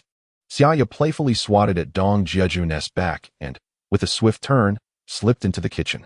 "Is this what you accomplished today?" Upon entering the kitchen, Dong Jiajun was momentarily stunned, his astonished gaze fixed on Xia Ya as he raised his voice. Chapter 11. The potato shreds pancake is delicious beyond compare. Hearing Dong Jiajun's words, Xia Ya, who was adding firewood to the stove, turned her head back, her pride in her labor evident. "Of course, having observed the villagers making pancakes over the past few days, I ground some cornmeal at the village mill and borrowed Aunt Wang's frying pan to make pancakes. After the Xiaoman festival in Yezhu Valley Village, preparations for farming must begin in earnest. These peasant families, reliant on the whims of nature, become overwhelmingly busy when the time for sowing arrives, leaving them with no time to cook. Hence, every household starts making cornmeal pancakes in advance, which can be stored for a long time. When one wishes to eat, it suffices to roll them up with some green onions and soy sauce. It is simple, convenient, and does not consume much time. For those who are more particular, stir-fried potato shreds or scrambled eggs with chives rolled into the pancakes are an exquisite delight. In previous years, Xia Ya had relied on her grandparents to prepare meals, as she did not know how to cook. Yet this year, it seems she has truly integrated into the community of Yezhu Valley Village and has learned to do it herself. However, when Dong Jiajun saw the pancakes, his thoughts turned to another matter: how to transform them into money. As he observed Xia Ya's rare, confident, and radiant smile, waiting for his praise with a hint of amusement, he thought, "My wife is so remarkable that she has even mastered the art of making pancakes. She is truly extraordinary. Indeed, a skilled artisan." Dong Jiajun gently caressed Xia Ya's hair with a twinge of affection. Upon receiving her husband's compliment, Xia Ya's spirits soared. Since their marriage, she had never received such praise from him. Each time he looked at her, it felt as though she had become an afterthought after bearing 2 children, as if her presence hindered his ambitions and aspirations. Despite Dong Jiajun not verbally scolding Xia Ya, The chilling silence inflicted a deeper wound upon her heart. Yet, the path she chose was her own, and as a mother of two, she felt compelled to persevere. However, since yesterday, Xia Ya sensed that Dong Jiajun had transformed, exhibiting a gentleness and thoughtfulness that surpassed even the days when he courted her during their school years. This change left her feeling anxious and unsettled. The reality of having forsaken everything for a man she once deeply loved felt surreal, akin to a beautiful dream. She harbored a profound fear of losing him at any moment. Yet, as he tenderly brushed her hair aside, her cheeks flushed with a shy, almost girlish demeanor as she suggested, "Shall we have pancakes for dinner? If only we had potatoes. I could make some stir-fried potato shreds to accompany them." "What pancakes? Can't you see I bought rice, flour, and pork?" "We'll have steamed rice with braised pork for dinner," Dong Jiajun replied, noticing the charmingly bashful expression on his wife's face, which stirred his heart. In his previous life, he had been utterly foolish to abandon such a wonderful wife to become a son-in-law elsewhere. "After you finish cooking the braised pork, take half to your parents and bring back some potatoes for the stir-fry. I plan to sell these pancakes in the city tomorrow," he added. The thought of exchanging pancakes and shredded potatoes for colorful banknotes filled him with excitement. The money earned could be used to purchase more rice and flour, ensuring that his wife and children received proper nourishment. It was his duty as a man to raise his beloved children plump and healthy. As for accumulating wealth, he felt no urgency. With the memories of his past life, he held the keys to success in his hands. For now, his priority was to ensure their basic needs were met and to elevate his family's happiness. The rest could wait. With this resolve, Dong Jiajun felt his fatigue dissipate, replaced by a fervent zeal. "I won't assist with the cooking. I need to gather some wild vegetables before dawn. Don't wait for me when it's time to eat," he declared, rolling 2 pancakes filled with scallions and sauce. Then gulping down a ladle of water, he strode out the door, basket in tow. Why drink cold water before a meal? Come back early, Daddy. Come back to eat the delicious meat. The cheerful voices of Xia Ya and the children echoed behind him. Filled with determination, Dong Jiajun turned back to shout, "Understood," before disappearing from sight. As the bright moon ascended into the sky, Wang Kai, running ahead, occasionally looked back to check on Dong Jiajun. He felt both weary and fatigued, despite having grown up in the countryside. His years of schooling had kept him from laboring in the fields. He had once believed that graduating from vocational school would free him from agricultural life. Yet here he was again, back in the wilds of Yuzhou, farming and marrying under the burden of impending fatherhood, a source of mirth for the villagers. From the crowing of roosters at dawn until the last flickering lights of the evening, Dong Jiajun had not paused for a moment. Upon catching sight of the lights illuminating his humble abode from afar, Dong Jiajun felt an invigorating surge of energy coursing through him.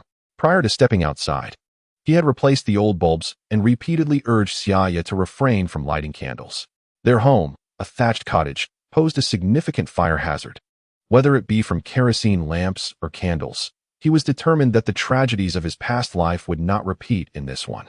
He successfully persuaded Xia Ya, who, though the Wild Boar Valley had been electrified for some time, had previously hesitated to use the lights due to financial constraints regarding the electricity bill. However, from this day forth, such concerns were no longer burdensome. The diligent Xia Ya obediently followed her husband's wishes and embraced the use of electric lighting. As Wang Kai, their loyal dog, burst through the wooden door, Xia Ya, who had been peering out the window, hurriedly donned her shoes and stepped outside to greet him. "Why are you back so late? You had me worried sick." "Not to fret. With me being such a robust fellow and Wang Kai by my side, armed with my tools, I fear nothing, even wild boars," Dong Jiajun declared, setting down the wicker basket filled with foraged greens and brandishing his sharp sickle with a hearty laugh. "Should you truly encounter a wild boar, that sickle would be of little use, and Wang Kai surely cannot contend with a wild boar," Xia Ya retorted, bemused by Dong Jiajun's brash demeanor and exaggerated gestures, prompting her to chuckle. Wang Kai, seemingly understanding Xia Ya's words, let out a low growl of protest. Today had not been fortuitous. He had failed to catch any rabbits, affecting his pride. "Don't blame yourself, Wang Kai. Rabbits are elusive creatures. Come, it's time to eat." Xia Ya had already prepared a meal for him. She brought over his food bowl and gently stroked his head as she placed it before him. With a delighted wag of his tail, Wang Kai dug into his meal. Just as Dong Jiajun finished washing his hands and lifted his gaze, he was momentarily frozen by the sight before him. Chapter 12. The fragrant fried rice, noticing the oddity in Dong Jiajun's gaze, Xia Ya's hand, which had been offering him a towel, faltered. Following his line of sight, she saw two fuzzy little heads pressed together, peering through a slightly parted curtain.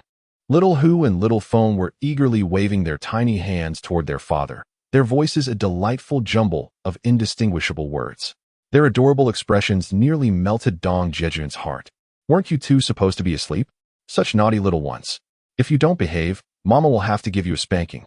Xia Ya chided as she entered the room. The little treasures had apparently been roused from their slumber by one-sized barking.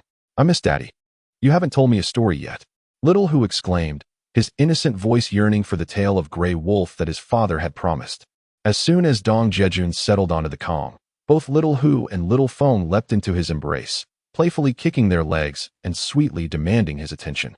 All right, my dears, I shall tell you the story of Grey Wolf, and later, we shall delve into the adventures of Pleasant Goat, Bald Chong, and the bears, big and small. Recalling the captivating plots from beloved domestic animations that enchanted even adults, Dong Jiajun felt a surge of confidence in his ability to provide early education for his children. After a long day, Father has yet to dine. Once he has finished his meal, he will regale you with stories. So be a good child and wait in your cozy bed. Summer, feigning a fierce demeanor, caused the two little treasures to obediently burrow under the covers at the sight of their mother's raised hand. Their wide eyes darted around, curiously observing Father as he sipped water and ate. I had rendered a piece of fatty meat into lard to make crispy bits for the rice, while another piece of lean meat was braised, leaving only a few morsels for the children, as the majority was reserved for their grandparents. Summer brought forth a bowl of rice mixed with crispy bits, feeling somewhat guilty for her decision. Hesitantly, she remarked, "It's all right, given that your health isn't great. It's only right to show them respect, but you and the children must also ensure you receive adequate nutrition." Dong Jiajun, fully aware of Summer's virtuous nature and her deep respect for his parents, gently pinched her delicate nose, expressing a touch of concern. The crispy rice is more than sufficient. You don't realize how full Little Tiger and Little Phoenix are. If I don't intervene, they might overindulge, and that could lead to discomfort. At that moment, Summer approached with her bowl of rice and sat across from Dong Jiajun. "Why haven't you eaten?" she queried, surprised by his absence at the table. "It's rather dull to eat alone. I want to share this meal with you." Summer playfully chided him and placed some peeled garlic cloves into his bowl. "I've told you not to wait for me. You could develop a stomach ailment from hunger. You really ought to listen more." Noticing that there were still 2 pieces of braised meat in his bowl, while Summer had none, Dong Jiajun picked them up and offered them to her. "I already had my fill. You've worked all day. How will you muster the strength to carry on without nourishment?" Upon seeing that the only pieces of braised meat were being transferred to her, Summer instinctively attempted to return them, only to be gently restrained by Dong Jiajun's chopsticks. "Are you worried I lack strength? Even during those long stretches without meat, I've never faltered in my duties." With a playful grin, he teased his beloved wife. "What would the children think of you if they saw you being so selfless? I might just disregard you." Summer, initially serious, suddenly caught on to Dong Jiajun's expression, her cheeks flushing a deep crimson. This elicited hearty laughter from him. "1 piece each, otherwise I shan't partake." Seizing the moment while Dong Jiajun was caught up in laughter, Summer swiftly placed a piece of meat into his bowl, her tone resolute. "Very well, I'll heed my wife's counsel. Only with meat can one possess the strength to labor." Dong Jiajun adored Summer's bashful demeanor and continued to jest. "Father, with meat, one can work well. Father, you promised. Meat is so delectable." The 2 little ones, initially drowsy, were roused by Dong Jiajun's laughter and peeked out from beneath the covers. "Daddy's precious little ones. I promise you shall have meat every day, all right?" He affectionately patted Little Tiger and Little Phoenix's heads, speaking earnestly. "Wonderful, Father. Let us make a pinky promise." Upon hearing their father's words, the little ones, Xiao Hu and Xiao Feng, were instantly filled with excitement. They scrambled out from their warm blankets, eager to engage in the promise-making ritual. "Hurry and sleep, or I shall become quite irate." The recently recovered Xia Ya, now interrupted by her 2 spirited children, found herself momentarily at a loss for words. She raised her hand in a mock gesture of impending scolding, which promptly frightened the children into obediently snuggling back under the covers. Listening to their mother, the 2 little treasures quickly settled down to sleep, for they had work to do later. Dong Jiajun, relishing a mouthful of crispy pork mixed with rice, felt an overwhelming sense of contentment as he observed the harmonious scene before him. Even in times of hardship, the presence of family made everything sweet.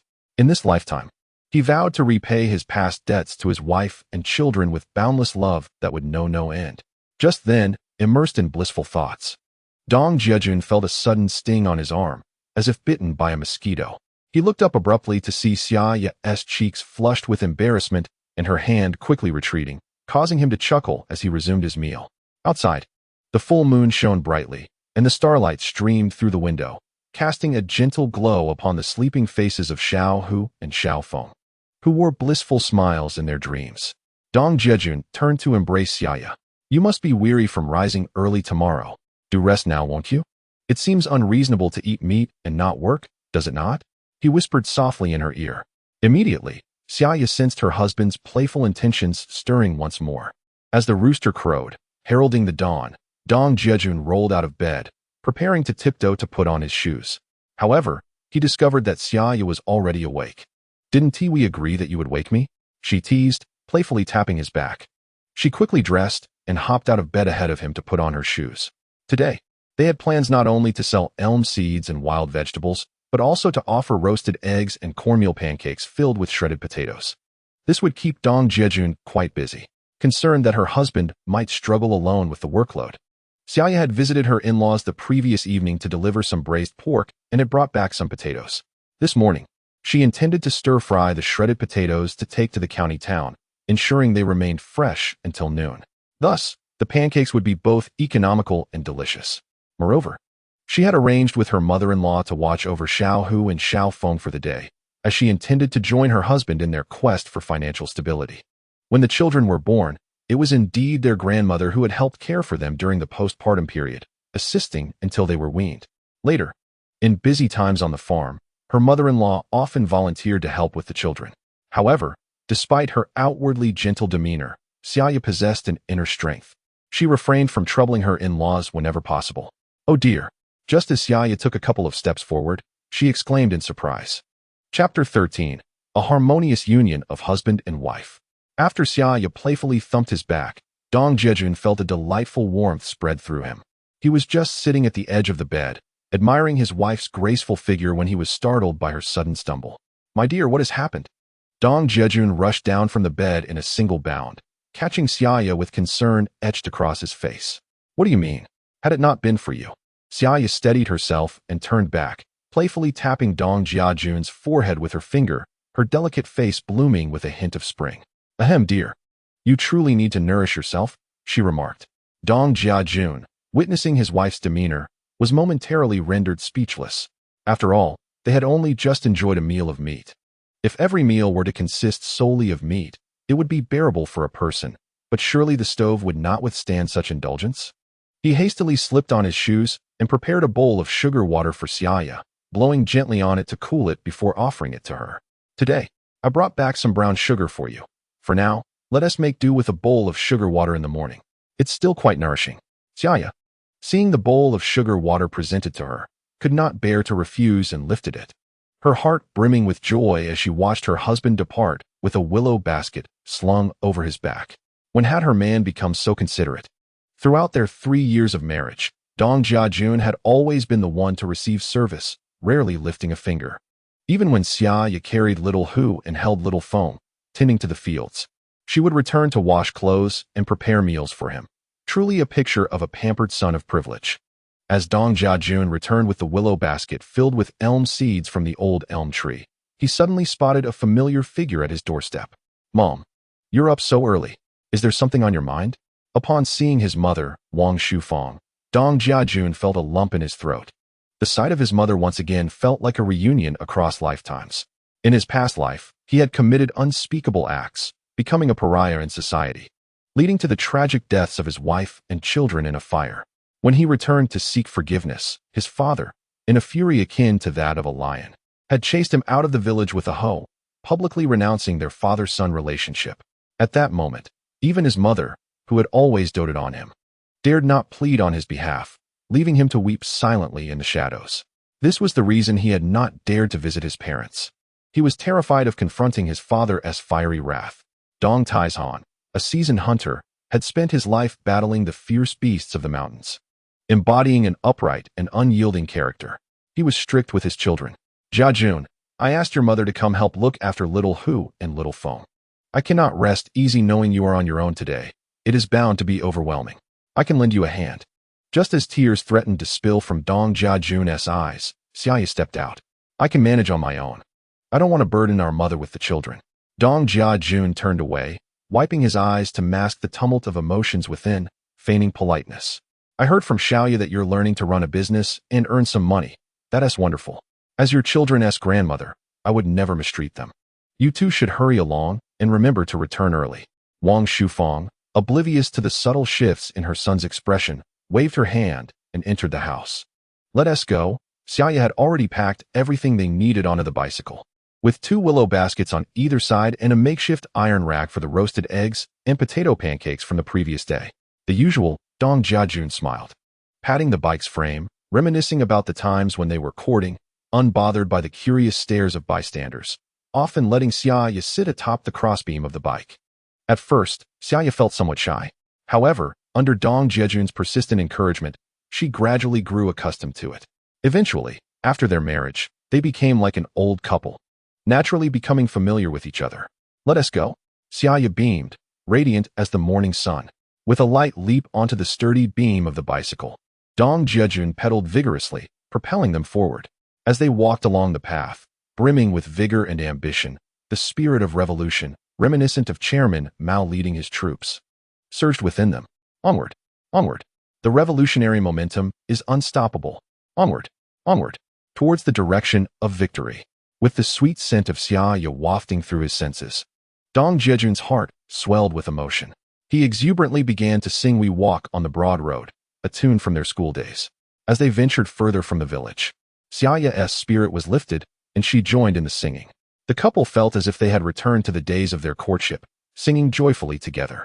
In front of the county sports stadium, Dong Jiajun and his wife arranged their stall in a neat line, featuring items such as elm seeds, wild vegetables, soy sauce, large pancakes, shredded potatoes, and a grill for roasted eggs. The charcoal Dong Jiajun had experimented with in his kitchen the day before was remarkably eco-friendly, even years later. Soon, students participating in the sports meet began to arrive in small groups, heading toward the stadium. The aroma of pancakes and roasted eggs wafted through the air. For those who hadn't had breakfast, this was a perfect opportunity to grab a bite. Dong Jiajun had been singing earlier to warm up his voice, and now he projected it with such clarity that it could be heard from 100 meters away. However, Xia Ya still felt shy about calling out. Instead, she busied herself, checking to ensure everything was in order. Dong Jiajun had already become familiar with the surrounding vendors. Whether it was the lady selling ice pops, the aunt with goldfish, or the uncle offering cold drinks, upon seeing Dong Jiajun with his stunning wife, their eyes widened in astonishment. They momentarily abandoned their businesses to strike up conversations with Xia Ya. Growing up in the county, Xia Ya was naturally unreserved. She engaged with everyone graciously. Understanding well the adage that kindness fosters prosperity, it was wise to cultivate good relations with these vendors, as they could support one another when needed. Is this how you eat the boiled 5-spice eggs? They smell delightful, she exclaimed. How much are they? The tempting aroma of the roasted eggs wafted into Dong Jiajun's nostrils, making him salivate, though he hesitated to indulge. At that moment, people began to be drawn in by his enthusiastic calls or the enticing scent. They started to inquire. 2 dimes each for the boiled eggs, a quick fix for hunger, packed with protein and nutrition. Eating them will surely help you win the championship. As a graduate of a medical vocational school, Dong Jiajun was not merely making empty promises. The nutritional value of boiled eggs was indeed significant. 2 dimes each. Isn't that more expensive than chicken eggs? Some listeners turned away upon hearing the price. Others, reluctant to leave, expressed their discontent. The nutritional value of quail eggs is undeniably superior to that of chicken eggs. Dong Jiajun mused that if only there were a search engine available, one could easily uncover this information without the need for lengthy explanations. I decided to indulge in a savory pancake wrapped around shredded potatoes, especially since I had skipped breakfast. By noon, I found myself yearning for something more authentic than bread. Nothing beats a pancake with potatoes. Can a pancake wrap around green onions? I do have a fondness for pancakes with green onions. With one customer comes another, and soon the business began to thrive. Suddenly, The stall was surrounded by a crowd. Amidst the bustling scene, Dong Jiajun noticed that Xia Ya appeared pale and lost in thought. "Xia Ya, what is the matter with you?" he inquired. Following her gaze, he spotted Xia Tian, her younger brother, standing not far away. A few classmates were gathered around, whispering and pointing in their direction. Snippets of conversation drifted into his ears. "Xia Tian, isn't that your sister selling pancakes?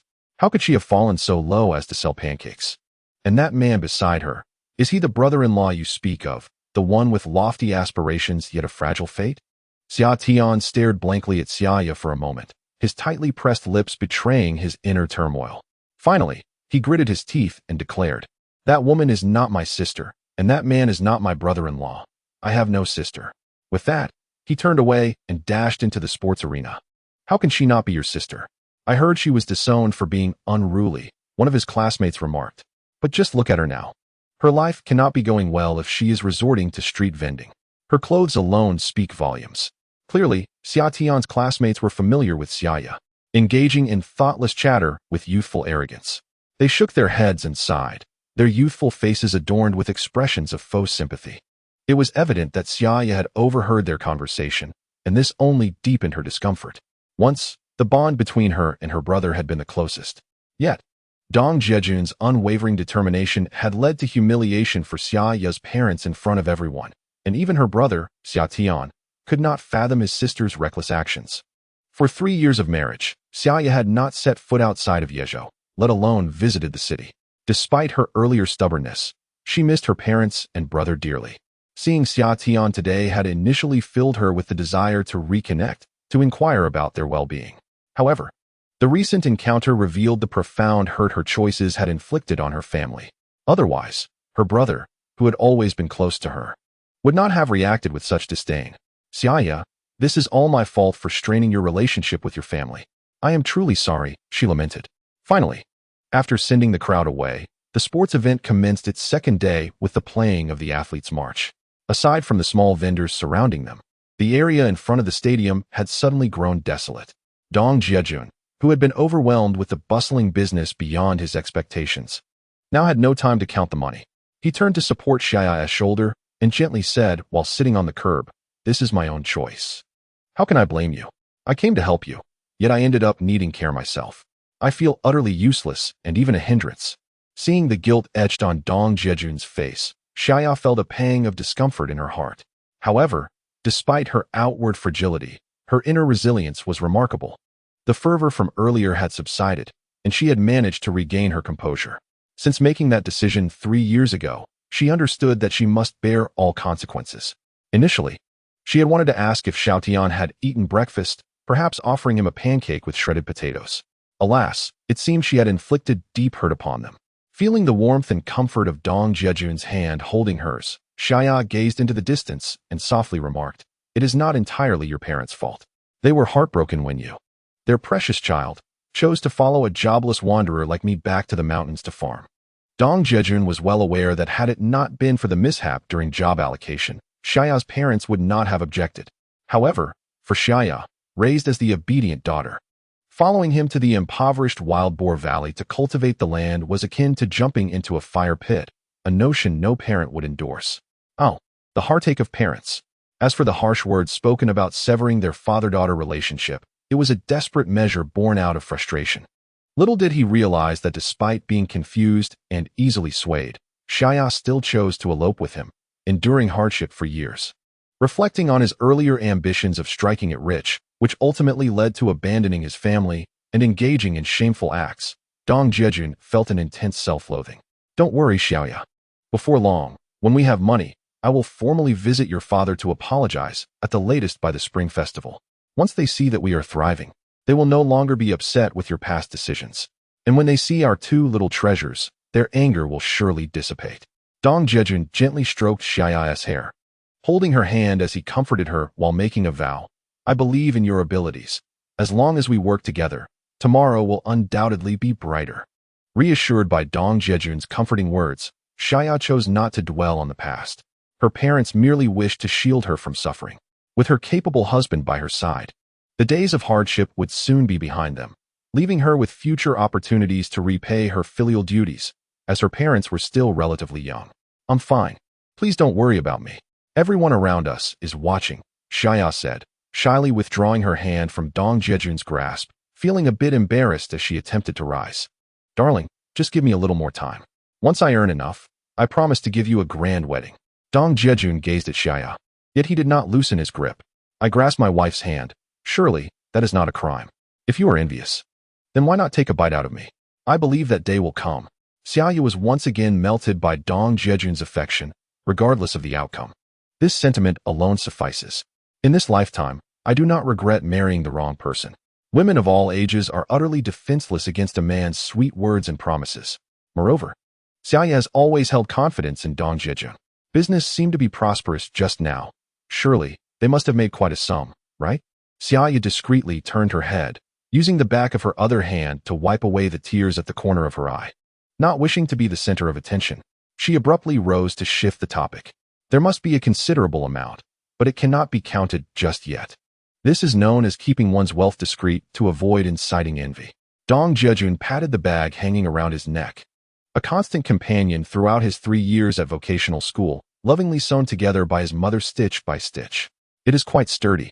Observing this young couple, the man tall and handsome, the woman charming and considerate, evokes envy in others. Indeed, before I married my husband, we were strangers. If I had dared to hold his hand, it would have been deemed lewd. Nowadays, the younger generation is more liberated. Just the other day, I saw a couple embracing in an alley. Times have changed. Take a look at the television dramas like Jia and Chunjun, which have led the youth astray. What you see on television is scandalous. This is a legitimate couple, and how delightful it is to witness young love. The surrounding vendors, now at leisure, began to gossip about Dong Jiajun and his wife. However, Xia Ya felt her cheeks flush with embarrassment. Yet, recalling her husband's earlier words, her heart swelled with a sweetness akin to honey. "What are you doing?" Just as Xia Ya was dreaming of happiness beckoning her, she suddenly felt a hand resting on her shoulder. Chapter 15.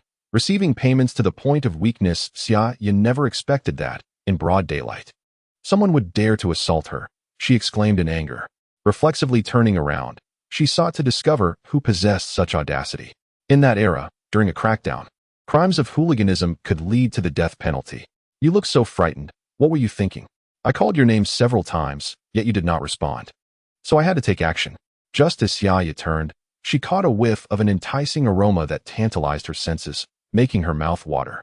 To her surprise, it was Dong Jiajun, holding a golden, oily egg in front of her lips. Scaring someone can be deadly. "You know, you startled me." Upon realizing it was her husband, Xia Ya finally exhaled in relief, playfully tapping Dong Jiajun's chest with her small fist. But thinking back, who would dare to misbehave in broad daylight? It was her fault for being so lost in thought. "Oh dear, that hurts. Are you trying to harm your beloved husband?" Seeing the expression on his wife's face, Dong Jiajun feigned intense pain, clutching his chest. "I didn't apply much force. Are you all right?"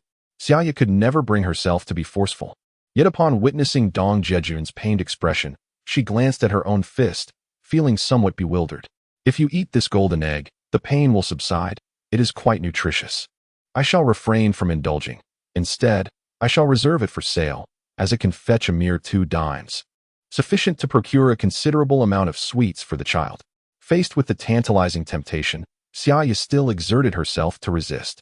Hearing the involuntary sound of her swallowing, Dong Jiajun felt a surge of joy within. Life's tribulations are abundant. A change in approach is essential. Upon returning to this world, he took great pleasure in teasing his wife. "Oh dear, if you do not partake, my chest shall ache again." "You are deceiving me. I hardly exerted any effort." She replied. "It is heart-wrenching to see you so frail. It pains me deeply. Look at you, so diminished. Consuming this could enhance your bosom."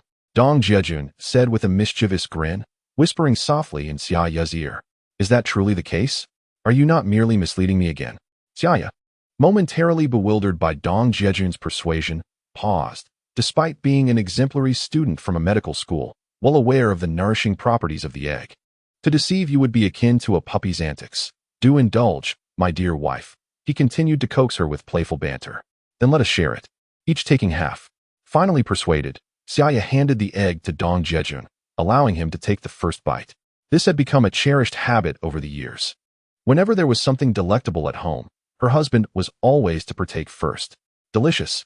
I've taken a bite. It cannot be sold now. So you must eat as well. Dong Jiajun merely nibbled at it before darting away. Xia Ya understood her husband well. He was reluctant to indulge. Considering the egg had already been bitten into, it was no longer fit for sale. Thus, she settled on the roadside to savor it. Having never tasted roasted eggs before, she found it utterly delightful. Observing Dong Jiajun's busy figure at the stall, a wave of happiness and sweetness enveloped her once more. Xia Ya felt immensely grateful that she had not married the wrong man in this lifetime. No matter how arduous life became, she harbored no regrets. However, with her upbringing instilled with refinement, Xia Ya savored this exquisite dish at a leisurely pace. As noon approached, teachers and students gradually emerged from the gymnasium, seeking ice pops, beverages, and tree money.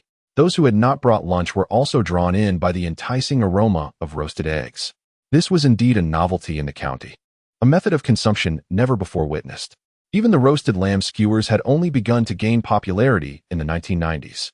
Gathered around the barbecue stall, everyone watched as Dong Jiajun wielded a tattered fan, fanning the flames with one hand while skillfully turning the sizzling, glistening golden eggs with the other.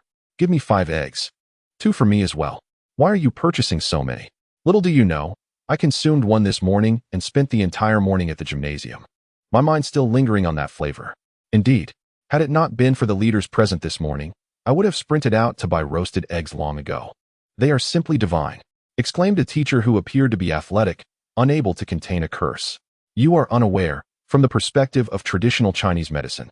This is a substantial tonic, invigorating to the body. You will understand once you partake. Indeed, only time will reveal who truly benefits. There were familiar teachers exchanging knowing glances, wearing expressions that clearly conveyed that they understood one another. Seeing this, Dong Jiajun felt somewhat at a loss for words. It is often said that educators of that era were rather conservative, yet the reality seems to suggest otherwise.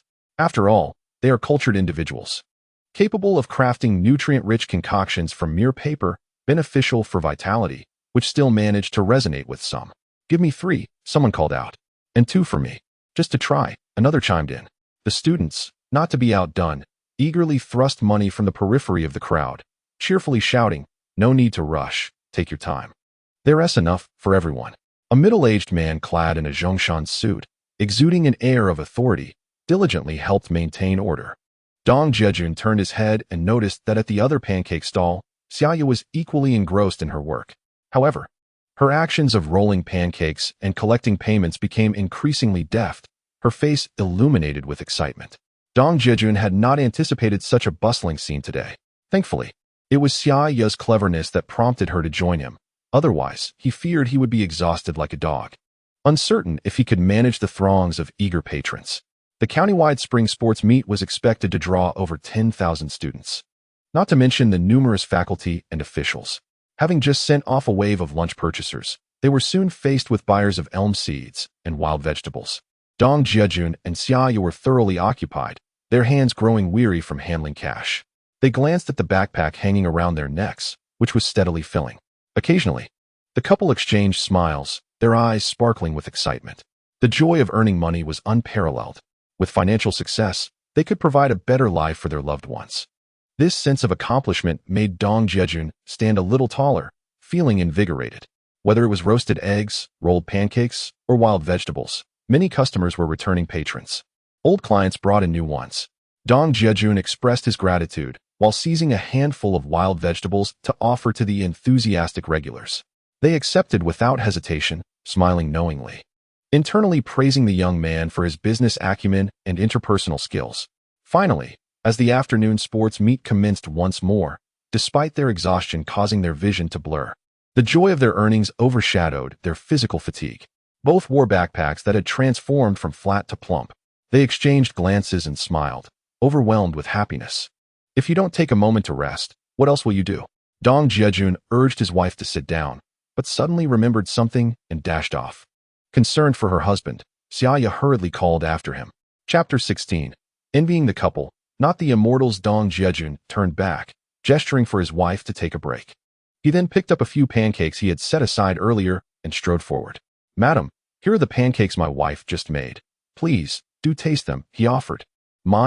You must try my wife's culinary skills. Sir, I see you haven't had a meal yet. Why not enjoy a pancake to tide you over? Don't turn your nose up at homemade fare. At this moment, Xia Ya noticed that just a while ago, Dong Jiajun had reminded her to set aside a few pancakes due to the overwhelming number of buyers. Now, she was astonished to see her husband generously handing out the neatly rolled pancakes filled with shredded potatoes to several familiar vendors nearby. She couldn't quite comprehend why he had suddenly become so magnanimous. Had he chosen to sell them earlier, he could have made quite a profit. However, trusting her husband's judgment, Xia Ya felt it inappropriate to intervene, even though her heart ached a little. After all, they had endured difficult times together. As Dong Jiajun offered the pancakes to the vendors, they instinctively accepted. Whether it was the elderly lady selling ice pops, the woman peddling goldfish, or the man vending soda, they were all taken aback. Moments earlier, they had witnessed the bustling scene at Dong Jiajun's stall, where customers lined up eagerly to purchase his pancakes. Those who had missed out grumbled as they left, and to claim they were not envious would be disingenuous. Yet, there was little they could do. Particularly, the soda vendor, who also sold bread and sausages, felt a sense of rivalry with Dong Jiajun's potato pancakes. Nevertheless, the atmosphere had remained amicable in recent days, and the soda vendor hesitated to stir up trouble. Just then, Dong Jiajun surprised everyone by offering pancakes to each of them, rendering them speechless. They were thoroughly impressed by the young man's adeptness in navigating social intricacies, which effectively silenced their murmurs of discontent. I see your eggs and pancakes have sold out. You must have made a fair profit today, the soda vendor remarked, attempting to engage in conversation. Oh, I merely earned a modest sum, he replied with a chuckle. Those eggs sell for 2 dimes, yielding a mere 5 cents each. I had intended to save a few for everyone to sample, but alas, I couldn't. Dong Jiajun, fully aware of their thoughts, recognized the envy and jealousy they harbored at his success. Having lived 2 lifetimes, he understood their sentiments well. What is the world, if not a web of human relationships? This small circle, too, was akin to a realm governed by social etiquette. With the established camaraderie, no one dared to voice any complaints. Your grilled eggs do indeed smell delightful. Had there been any left, I would have bought one to taste. The soda vendor remarked with a wry smile as he bit into a pancake. To show consideration for the vendor's business, Dong Jiajun decided to purchase a bottle of soda for his wife. A twinge of guilt washed over him for having encroached upon the vendor's trade. No need for payment. I've already enjoyed your pancakes, so let it be. The soda vendor feigned modesty. That won't do. My pancakes are homemade, while your soda incurs cost. They cannot be compared, Dong Jiajun insisted, pressing the money into the vendor's hand. You, young man, are indeed too talented for this small enterprise. You are a true gem. The soda vendor, touched by Dong Jiajun's sincerity, could no longer find fault. As he opened a bottle of soda and handed it to Dong Jiajun, he sincerely praised him. This young man conducted himself with such meticulousness that it left no room for criticism. The esteemed uncle has overpraised me. Each day, I toil in the soil to provide sustenance for 2 children, a necessity of life that leaves me with little choice. After exchanging pleasantries with the crowd, Dong Jiajun returned to his stall. Oh, what is the purpose of this extravagant spending? Xia Ya observed her husband, who was animatedly chatting and had returned with a bottle of soda. The refreshing aroma of the soda wafted into her nostrils, offering an exquisite comfort. However, upon noticing that the bottle had been opened and her husband was holding it near his lips without taking a sip, she felt compelled to have a taste. It had been nearly 3 years since she last indulged in soda. The blissful expression on Xia Ya's face captivated Dong Jiajun. Hearing her soft reply brought a lump to his throat. Once, Xia Ya was the belle of her medical vocational school, pursued by many influential suitors. Yet fate had bestowed her upon him, this unworthy knave. Reflecting on their daughter, so innocent and pure, being courted by a mere piglet like Dong Jiajun, one could only imagine the feelings of Xia Ya's parents. Moreover, at that time, Dong Jiajun lacked the means to provide Xia Ya with a joyful and fulfilling life. It was precisely due to the immense pressure he faced that he found himself stuck in a state of limbo, ultimately becoming a live-in son-in-law. Since marrying him, Xia Ya had not enjoyed even a single soda, let alone an ice pop. What kind of man was he, if he could not even fulfill such simple pleasures? Marriage entails shared responsibilities, yet all he had done was burden his wife with labor, tending to both the crops and their beloved children. How had he contributed? More often than not, he wore a stern expression and unleashed his frustrations upon her for no reason. Slap. Lost in these thoughts, Dong Jiajun could not help but strike his own face. Initially, when Xia Ya saw him staring blankly, she relished the attention. It reminded her of the long-ago days when he pursued her with such yearning. Suddenly, the sound of a slap broke the moment, revealing 5 distinct fingerprints on his left cheek. What are you doing? Are you hitting yourself? That seems a bit extreme. Upon seeing the marks on his cheek, Xia Ya felt a sharp pang in her heart, her compassion overwhelming her. She quickly reached out to caress his swollen face, her voice tinged with reproach. It's nothing. My dear, a mosquito bit me, but I missed it, Dong Jiajun replied. Rarely did he witness Xia Ya's anger. The gentle touch of her slender hand against his cheek was immensely soothing. There's no need to be so forceful. If a mosquito bothers you again, just let me know, and I will handle it. As Xia Ya continued to soothe him, she blew softly on his face, her breath like a delicate fragrance, leaving Dong Jiajun entranced. Was the sensation of being cherished truly so sweet? Come, have a sip of this soda. It will ease your discomfort. Xia Ya felt a blush creeping upon her cheeks as she realized her husband had yet to taste the soda. She lifted the bottle to his lips. I'm not thirsty. This is for you. Please enjoy it. Once we sell this last bit of wild vegetables, we can return home. How could Dong Jiajun bear to drink such a precious soda? Only a devoted wife is truly deserving of such honor. Given the misdeeds of my past life, I should be grateful for even a glass of plain water. What more could I possibly desire? Dong Jiajun also wished to silently impose a form of self-punishment. Where are the vendors? Suddenly, he heard a commotion emanating from his stall. Chapter 17. The joyful moments encapsulated by the rice cake just moments ago. Dong Jiajun noticed the lack of customers at his stall and had taken his wife to the base of the wall, where an ancient locust tree stood. After school, the two often sneaked away to this spot, affectionately referred to as the old place. It was here that Dong Jiajun had first professed his love to Xia Ya, marking a significant chapter in their romance. At that moment, he heard someone calling out, urging him to come quickly. Young man, are you here to sell wild vegetables again today? Quite industrious, I see. Have you added a new item to your offerings? Dong Jiajun was surprised to find that it was the bespectacled teacher who had come by yesterday to support his business. Hello, teacher.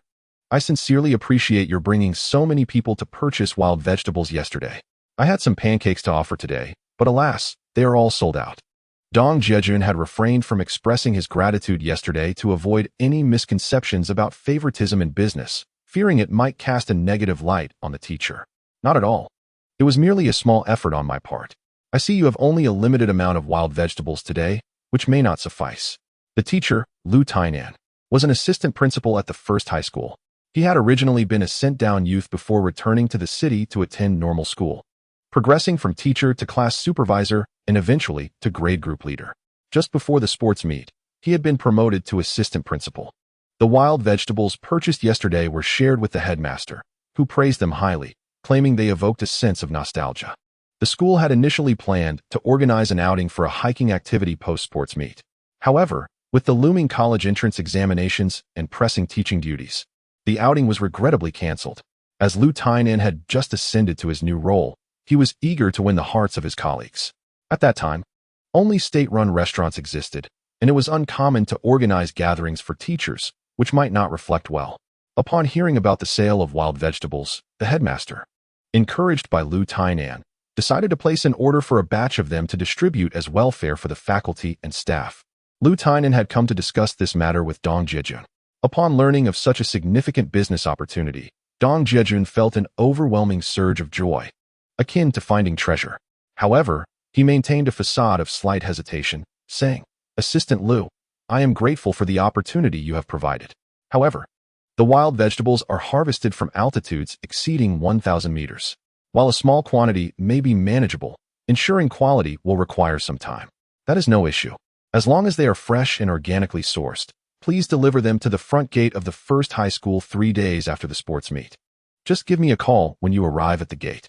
Lu Tainan then noted down the quantities and specific varieties on a piece of paper, which served as a simple contract. Watching Lu Tianan's departing figure, Dong Jiajun's heart swelled with delight. Truly, fortune had smiled upon him. For 2 days, Dong Jiajun pondered the forthcoming sports meeting, realizing he had an additional day to seize opportunities. After the event, he would have ample time to forage for wild vegetables, ensuring their quality. After all, Establishing a connection with Colonel Jiajun and engaging in business with Lu Tiniu was a venture that could only succeed, leaving no room for flaws. The stakes were high, and he knew it was essential to tread carefully. Although Dong Jiajun had yet to determine the specifics of his future dealings with Colonel Jiajun, he sensed it was a significant opportunity. Lu Tiniu truly was a benefactor. As afternoon approached, customers began arriving to purchase wild vegetables, including the ice cream vendor and the soda seller, which made Dong Jiajun feel somewhat embarrassed. Ultimately, he bought an ice cream for himself and, thinking of the children, also acquired 2 small goldfish. It was a gesture of mutual support, as business often requires such camaraderie. In the end, everyone was pleased. Dong Jiajun packed the items into a wicker basket, allowing Xia Ya to perch on the crossbeam, sipping soda and enjoying ice cream. She nestled in her beloved's embrace, her eyes sparkling with joy. Dong Jiajun inhaled the familiar scent of his wife, occasionally savoring a bite of the ice cream she offered. The moment was nothing short of blissful. "Jiajun, why are you still wandering around? We should hurry home. The children are waiting for us," Xia Ya remarked, feeling conspicuous sitting on the front beam while Dong Jiajun rode around town. It felt somewhat like a parade, and she was embarrassed. Hearing his wife's insistence to return, Dong Jiajun chose not to respond. Was riding with his wife a crime? He dismissed the envious glances from passers-by, focusing instead on his own path. Navigating through the twists and turns, they arrived at the county square, the liveliest spot in the area. The vibrant scene before them filled Xia Ya with astonishment, as this was a place she had often dreamed of during her 3 years in Jeju Valley. In her school days, she would either venture out with friends or stroll with her family after dinner. "For sesame balls, please," Dong Jiajun called out to the vendor at the stall. With money in hand, his confidence soared. "Certainly, here you are," the vendor responded, wrapping 4 sesame balls in yellow paper. "How much do I owe you?" Dong Jiajun inquired. 60 cents, the vendor replied. After counting out the money, he found a quiet spot to park his bike, then took Xia Ya's hand and sat on the edge of a flower bed. "You always waste money. I won't eat any. Let's take these home for the children," he said, noticing the sesame balls in front of Xia Ya. Although these glutinous rice delicacies were her favorite, she felt too guilty to accept them, knowing the children awaited their return. "Rest assured, I shall certainly procure some items for the children and our mother later. However, we have yet to partake in lunch. So let us pause for a moment and reminisce about the past."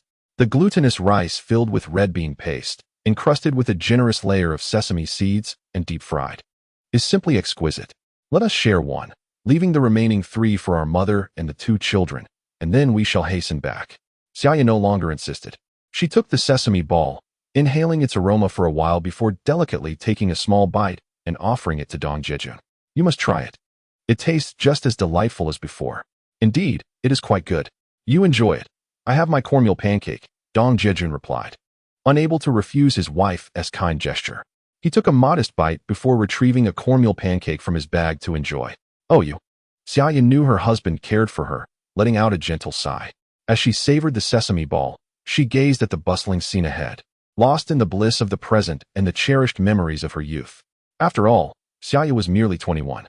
While many girls of her generation had yet to graduate from university. Yet, here she was, a mother of 2, facing life's challenges beyond her imagination. Nevertheless, with such a husband, what more could a wife desire?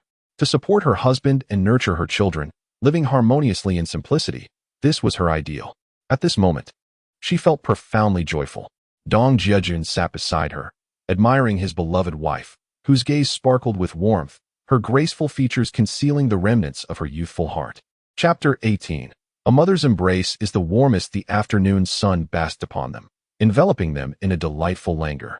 On their way home, Dong Jiajun rode his bicycle, engaging in cheerful conversation with Xia Ya, who unknowingly succumbed to slumber, resting her head on the handlebars.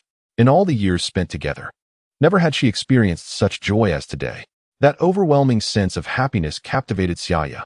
And what could be more blissful than dozing in the embrace of her beloved under the sun? Dong Jiajun endeavored to ride steadily, careful not to jolt her awake. Soon, they arrived at the village entrance, and Xia Ya stirred from her slumber. "Xia Ya, have you been to the city? What delightful treasures have you acquired?" The villagers toiling in the fields had grown accustomed to seeing Dong Jiajun cycling with Xia Ya seated in front. In their eyes, only the girls from the city were so free-spirited. Even married women in Jeju Valley would hesitate to act so openly. However, After getting to know Xia Ya, they were won over by her sweet demeanor. Thus, in Yizhu Valley, Xia Ya was far more popular than Dong Jiajun, easily outshining him. Upon hearing greetings from others, she responded amiably to the uncles and aunties, instantly earning further praise. When did Dong Jiajun become so considerate towards his wife? It's as if the sun rose in the west. He lured her back and then abandoned her. Xia Ya has certainly endured her fair share of hardships over the years.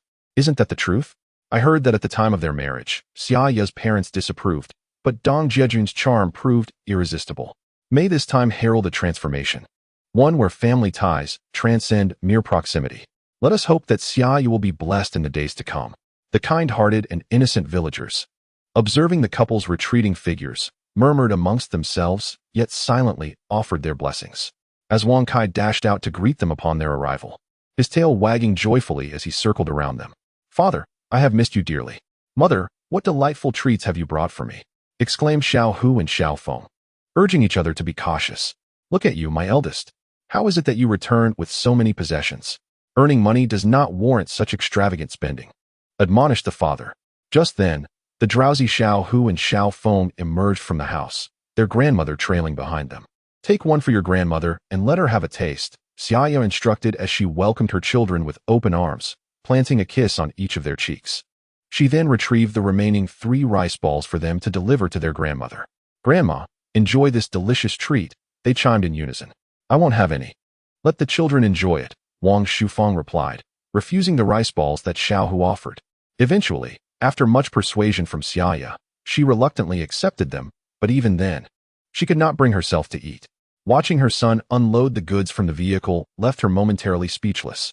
This boy was indeed extravagant. He had mentioned venturing out for business in the morning, and it seemed he had succeeded. Yet, even with newfound wealth, such spending was unwise. Life requires a steady and cautious approach. "Mother, your son has begun to earn money. Is not the purpose of earning to enjoy better food, drink, and clothing, thereby leading a good life?" Dong Jiajun finally unloaded all the items and approached his mother with a broad smile, enveloping her in a warm embrace. In that moment, he felt a tempest of emotions within him. In 2 lifetimes, whether as a child nurtured by his parents or as a parent himself, all these loved ones are cherished. When suddenly embraced by his son, Wang Shufang felt an unfamiliarity, despite her eldest being her pride and joy. Now witnessing her son grasp the value of earning, no one could match her joy and satisfaction. "Look at you, so grown up, a father of 2, and yet you weep? What would your wife and children think?" She initially intended to push him away, but then she sensed his body trembling. Alarmed, she realized he was crying, instinctively placing her hand on his head, checking for fever. "Mother, I recognize how much worry I have caused you and father over the years. I understand now how reckless I have been. From this day forward, I shall strive to provide you and father with a good life." Dong Jiajun's tears flowed freely, oblivious to his wife and children nearby. Only in his mother's embrace did he find true solace. He reminisced about how, to prevent him from traveling nearly 30 miles to school, his parents had painstakingly cobbled together resources to purchase an old bicycle for him. As a result, they had endured hardships to support his education, a time marked by significant struggle. He had not only been the pride of the Dong family, but also the pride of the entire village of Yizhu. Regrettably, due to being ensnared in a conspiracy upon graduation, he was unable to secure employment, thus missing the opportunity to partake in public service. Consequently, Dong Jiajun underwent a profound transformation in character. Nevertheless, his parents endeavored to facilitate his marriage to Xia Ya by providing them with 2 thatched cottages as their new home. In order to repay debts, Dong Jiajun's father, Dong Taizhan, frequently ventured deep into the mountains to hunt for money. On one occasion, while hunting wild boars, he narrowly escaped a fatal encounter, spending over a month recuperating at home. Such is the nature of parental love, forever selfless and devoid of expectation for recompense. "Well, my son, your mother knows you have finally matured and understand the value of hard work. As long as your father and I are here, you will never go hungry," she reassured him. Eventually, through Wang Shufang's persistent encouragement, Dong Jiajun ceased his tears and, wiping his eyes, managed a shy smile. Noticing her son's slightly embarrassed demeanor, Wang Shufang affectionately patted his head and remarked, "You should visit your father. He often frets over you. Beneath his sharp tongue lies a tender heart. Once I finish my current tasks, I will accompany your father for a drink." Tell him to refrain from hunting. It is too perilous. From now on, I will support you both. Dong Jiajun felt a twinge of trepidation at the thought of facing his father. Since childhood, he had confided in his mother about everything, maintaining a respectful distance from his fiery father. You carry on with your responsibilities. After all, you have a family to support, and the burden of four is not light, he advised. Wang Shufang, understanding her son's apprehension towards his father, refrained from further discussion. The relationship between most fathers and sons is often characterized by silence, with emotions conveyed without words. Mother, please don't leave just yet. I still have things to retrieve, Dong Jiajun interjected as he noticed her preparing to depart. He then divided the 2 pounds of meat, rice, flour, and cooking oil he had purchased, offering half to her. You and father should enjoy these. Do not be too modest. I'll buy more and bring it over in a couple of days. Despite her initial reluctance, Wang Shufang eventually accepted, realizing how delighted her husband would be to see their son's success. Cheerfully, she carried the provisions home, greeting the villagers along the way. With a flourish, she boasted to her neighbors, "These are gifts from my eldest son, who honors me." Chapter 19. A virtuous wife in household management. As she basked in the envious gazes of others, Wang Shufang felt an unprecedented sense of pride. Striding confidently amidst the astonished stares, she reveled in the satisfaction of proving her son's worth to those who had previously spoken ill of him. Dong Jiajun, observing his mother's triumphant silhouette, could only shake his head and smile wryly. "Oh dear mother, where do you think you are headed?" he mused.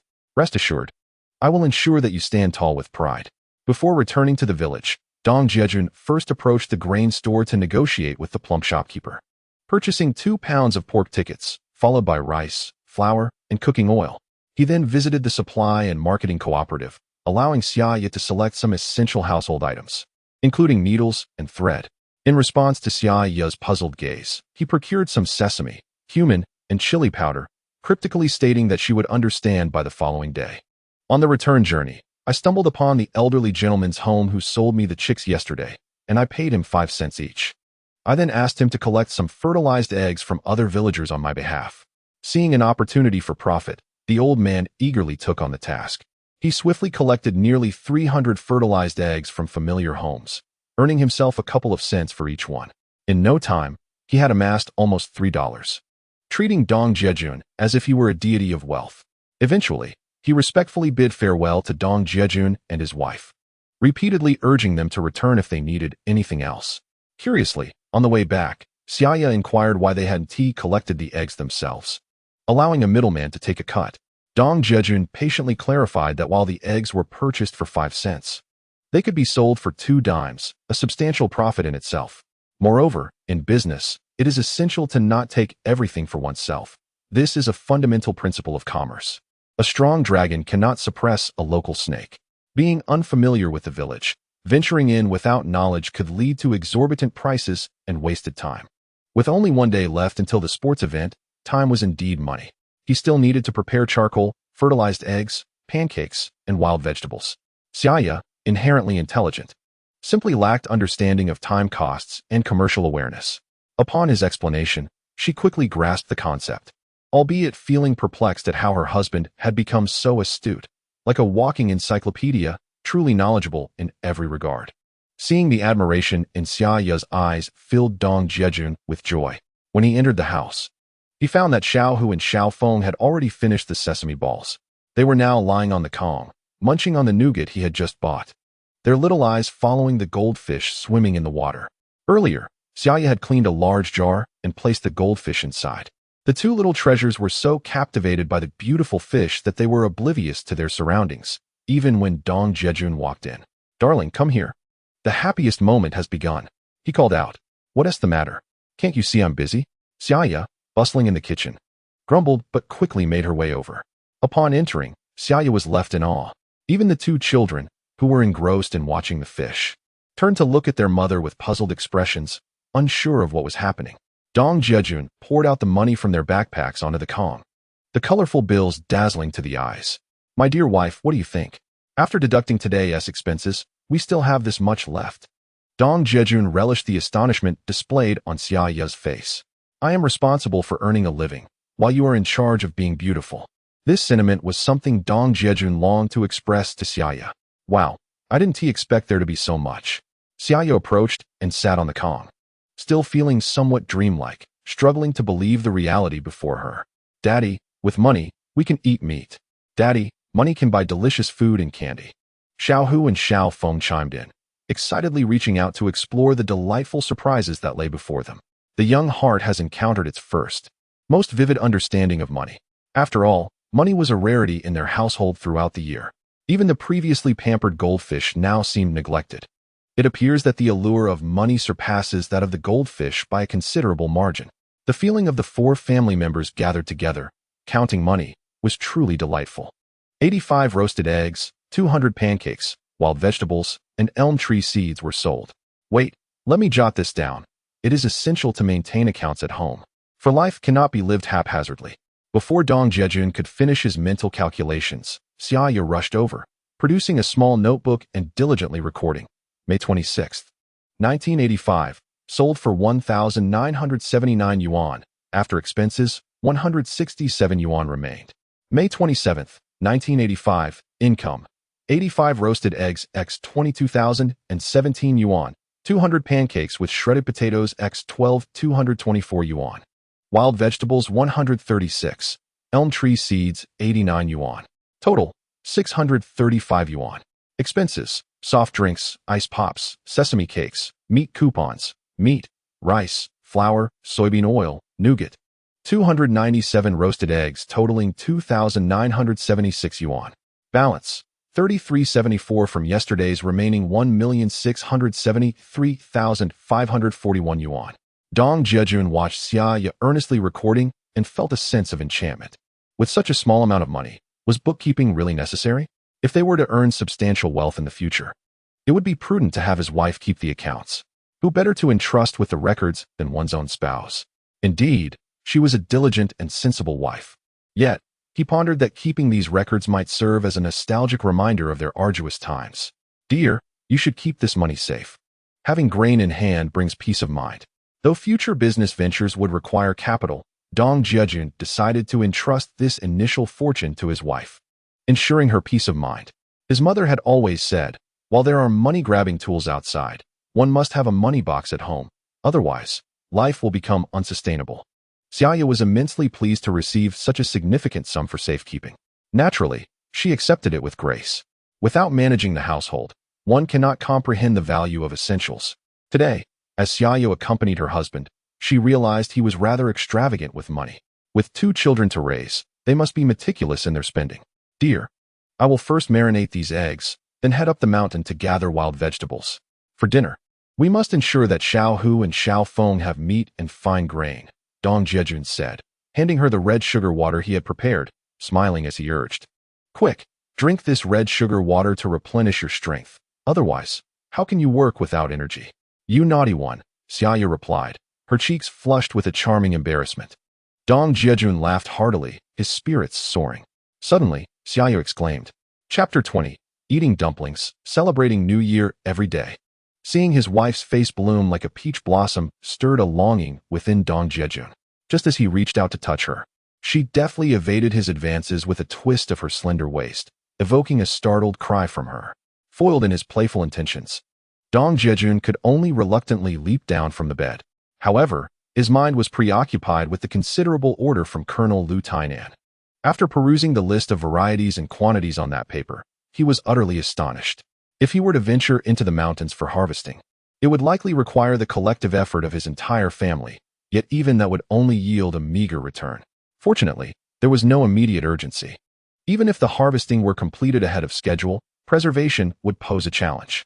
It would be prudent to wait until the closing ceremony of the sports event the following day to earn that final sum of money before contemplating the next steps. He understood that this matter demanded meticulous attention. Xia Ya's voice resonated from behind Dong Jiajun. This was the result of his earnest exhortations to Xia Ya throughout their journey.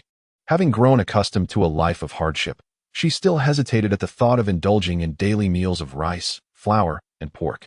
However, aware of her vulnerabilities, Dong Jiajun spoke of the health and well-being of their child, prompting Xia Ya to comply resolutely. She also remembered his recurring admonition during their travels. This matter cannot be taken lightly. Dong Jiajun hummed a tune as he carried a willow basket, while Wang Kai trotted ahead, wagging his tail and glancing back at his joyful master. "Young man, I hear from your mother that you've struck it rich in the city?" Aunt Zhang from the village called out from a distance. "Hello, Aunt Zhang. Do not heed my mother's exaggerations. I've merely earned a modest sum to buy some rice, flour, and pork for her as a gesture of filial piety."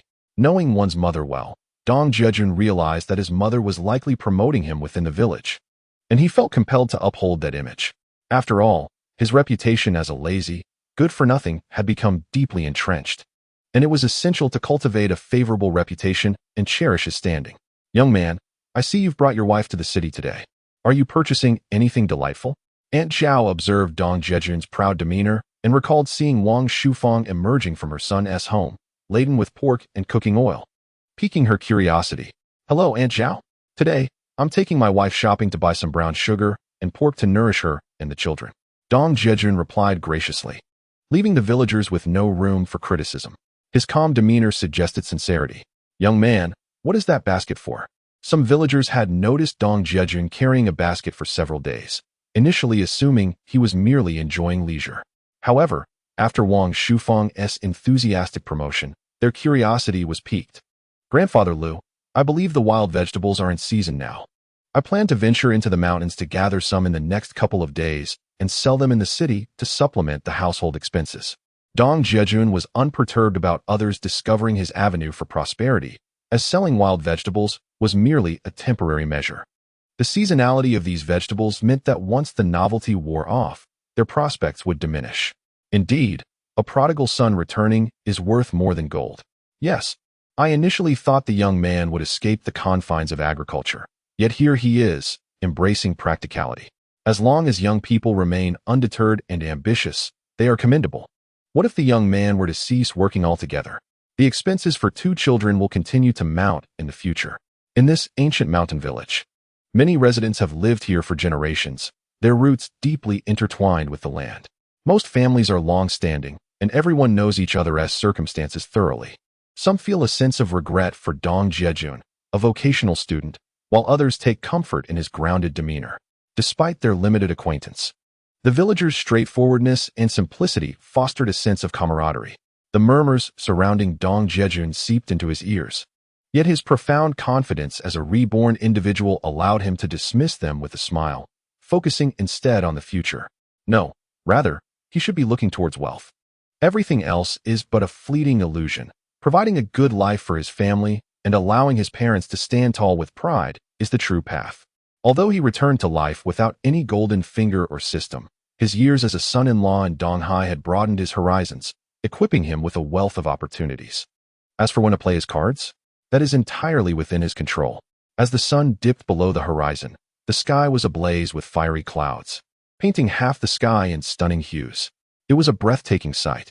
Dong Jiajun, carrying a basket full of wild vegetables and a large woven bag slung over his shoulder, was preparing for the final day of the sports meeting tomorrow, eager to seize one last opportunity, as this event occurred only once a year. Upon returning home, he spotted Xia Ya standing at the entrance, gazing into the distance. As soon as she saw the silhouette of him and their dog, she felt a wave of relief wash over her and turned to head inside to start preparing dinner. Xiaofeng, stop teasing the fish and go see if your father is back," Xia Ya called out to the children on the bed.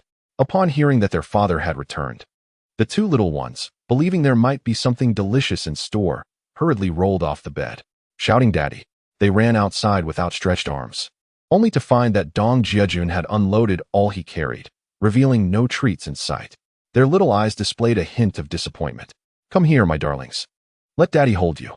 Dong Jiajun bent down to embrace both children, showering their apple-like cheeks with affectionate kisses.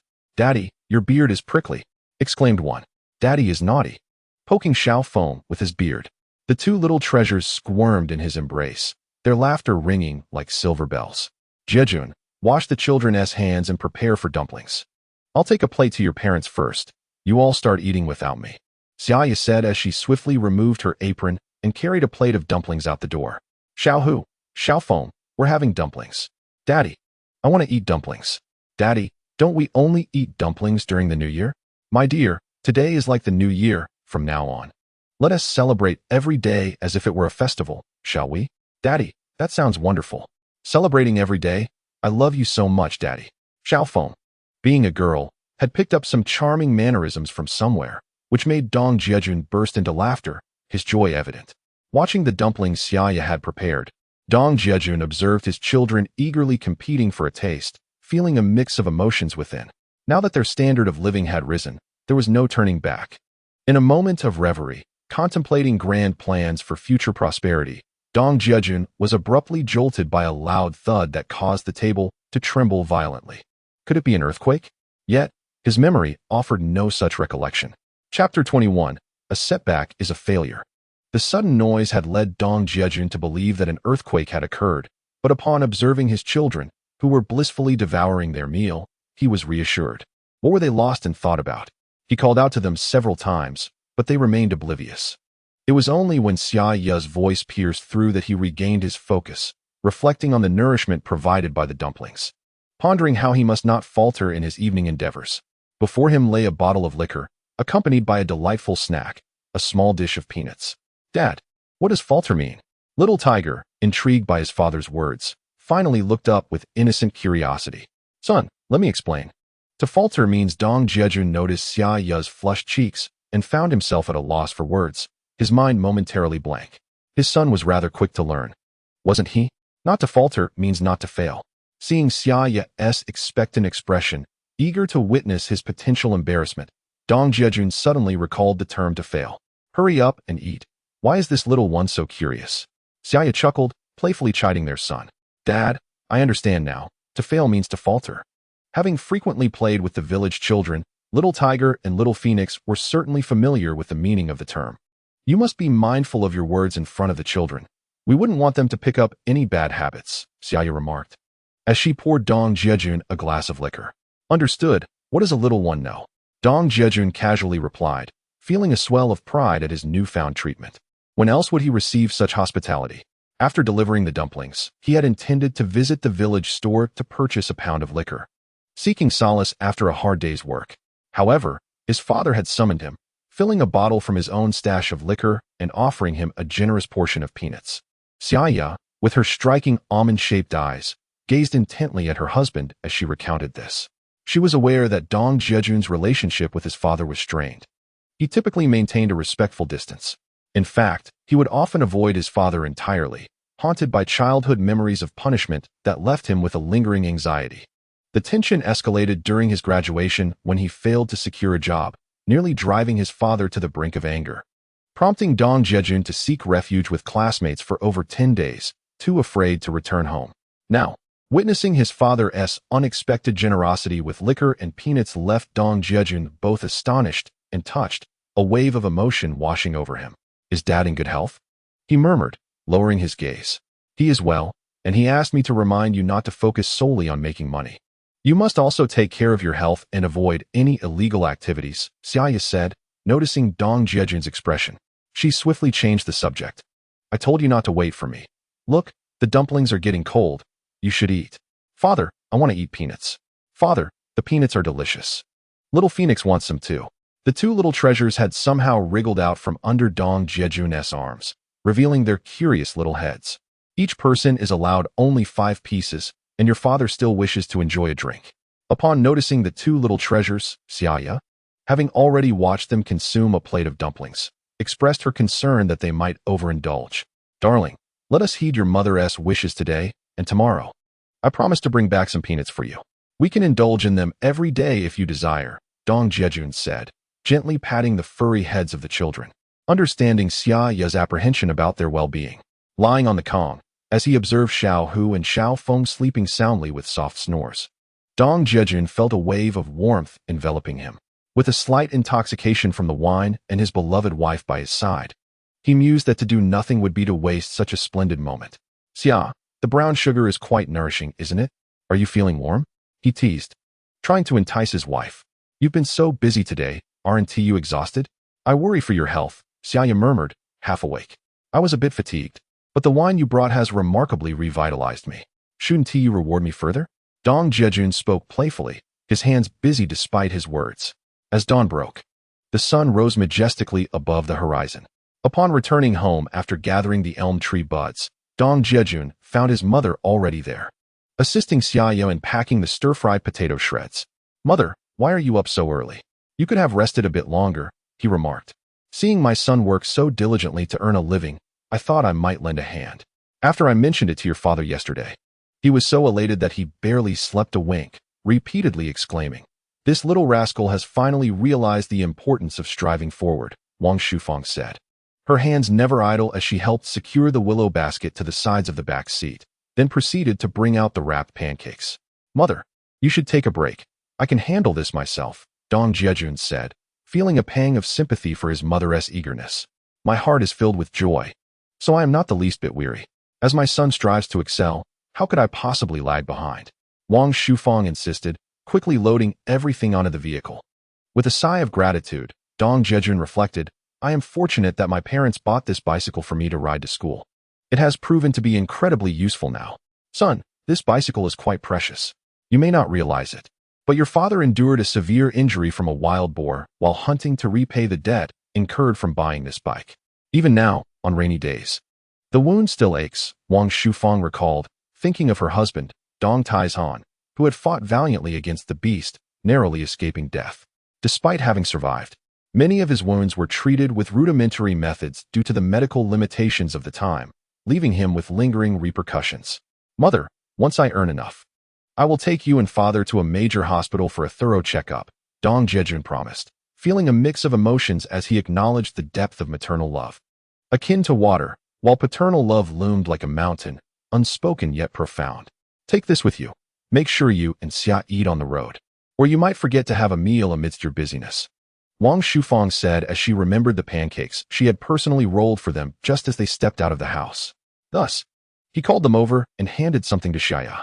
"I understand, Mom," Xia Ya obediently replied, addressing her mother-in-law, who, upon seeing her daughter-in-law, revealed a long-lost smile, causing Wang Shufang's heart to bloom with joy. "My dear Xia Ya, you are so pleasing to the eye. My son must not become a heartless man in the future, understand?" Wang Shufang had a great fondness for Xia Ya, and as she spoke, she playfully gave her son a light smack on the head. "Mom, look, you hit my head again." This playful reprimand rendered Dong Jiajun momentarily speechless. However, reflecting on his previous life where he had become a heartless figure, he realized his mother's admonition was not without merit. As he rubbed his head, he noticed his mother turning to walk towards the courtyard and suddenly recalled something important. Calling out loudly, "Mom, wait a moment. I have something to discuss with you." Chapter 22. The roasted egg delicacy. Seeing his mother pause, Dong Jiajun spoke up, "Mom, if you hear of anyone in the village who goes up the mountain to hunt wild rabbits or chickens, please save a couple for me. I'll pay for them. I need them as gifts." After being reminded by his mother's playful smack, he suddenly recalled this matter that had been on his mind and prompted her. "Gifts? I understand," Wang Shufang replied. Though she was an uneducated rural woman, she was perceptive and well-versed in the intricacies of social relations. Understanding that her son might owe someone a favor, she refrained from asking further questions. In the village, some hunters would occasionally venture into the mountains to hunt. In that era, laws protecting wildlife were not yet well established. Some hunters even had firearms at home. It wasn't until 1992 that the state began to comprehensively collect scattered firearms from the populace. To possess a gun, one had to obtain a permit issued by the Public Security Bureau. "Wife, as per our usual practice, let us go." As they walked down the main road, full of vigor and determination, Dong Jiajun exerted himself, sprinting forward like an arrow released from its bow, while Xia Ya nestled in her husband's embrace. And Dong Jiajun sang heartily, "Spring has arrived, flowers bloom, and the gentle breeze caresses the face." It was a truly delightful experience. "Jiajun, why do you want Mom to buy wild chickens and rabbits?" Xia Ya, puzzled by her husband's intentions, asked.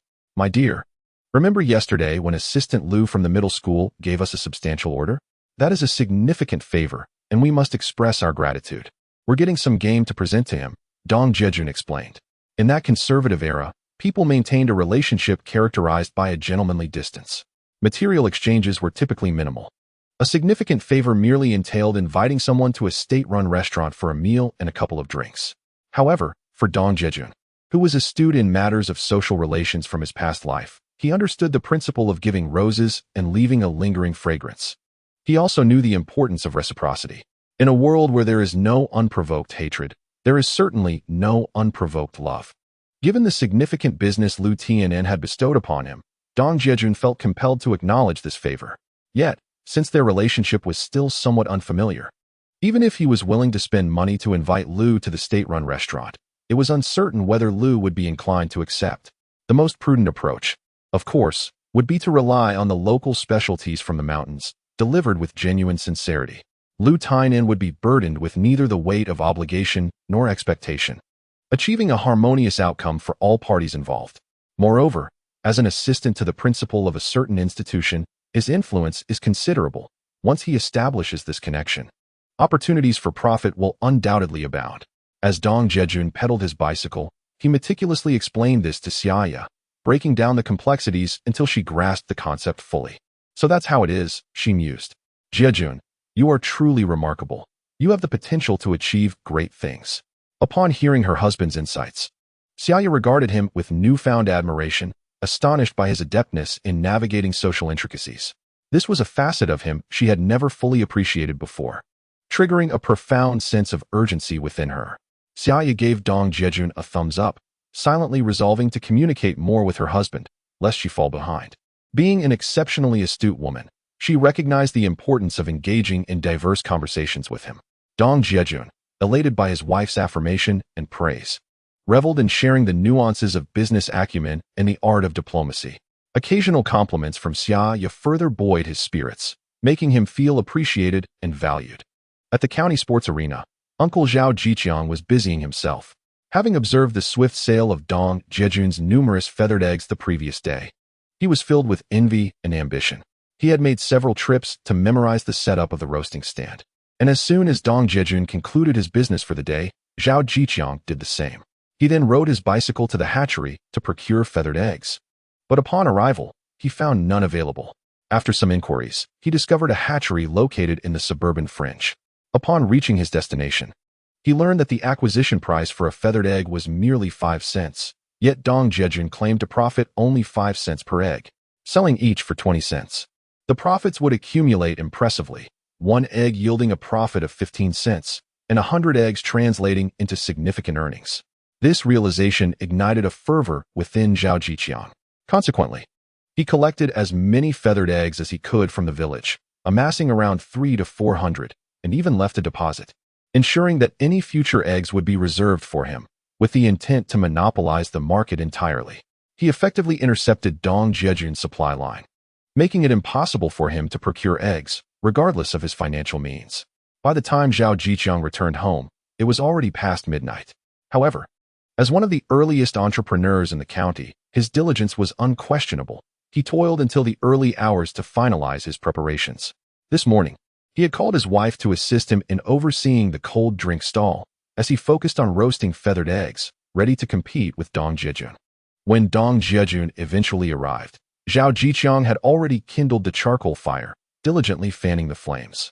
The fire blazed brighter under his careful attention, and he began roasting the feathered eggs on the iron rack. As the eggs sizzled and released their enticing aroma, Zhao Jiqiang envisioned the colorful bills beckoning him. How difficult could this possibly be? He thought.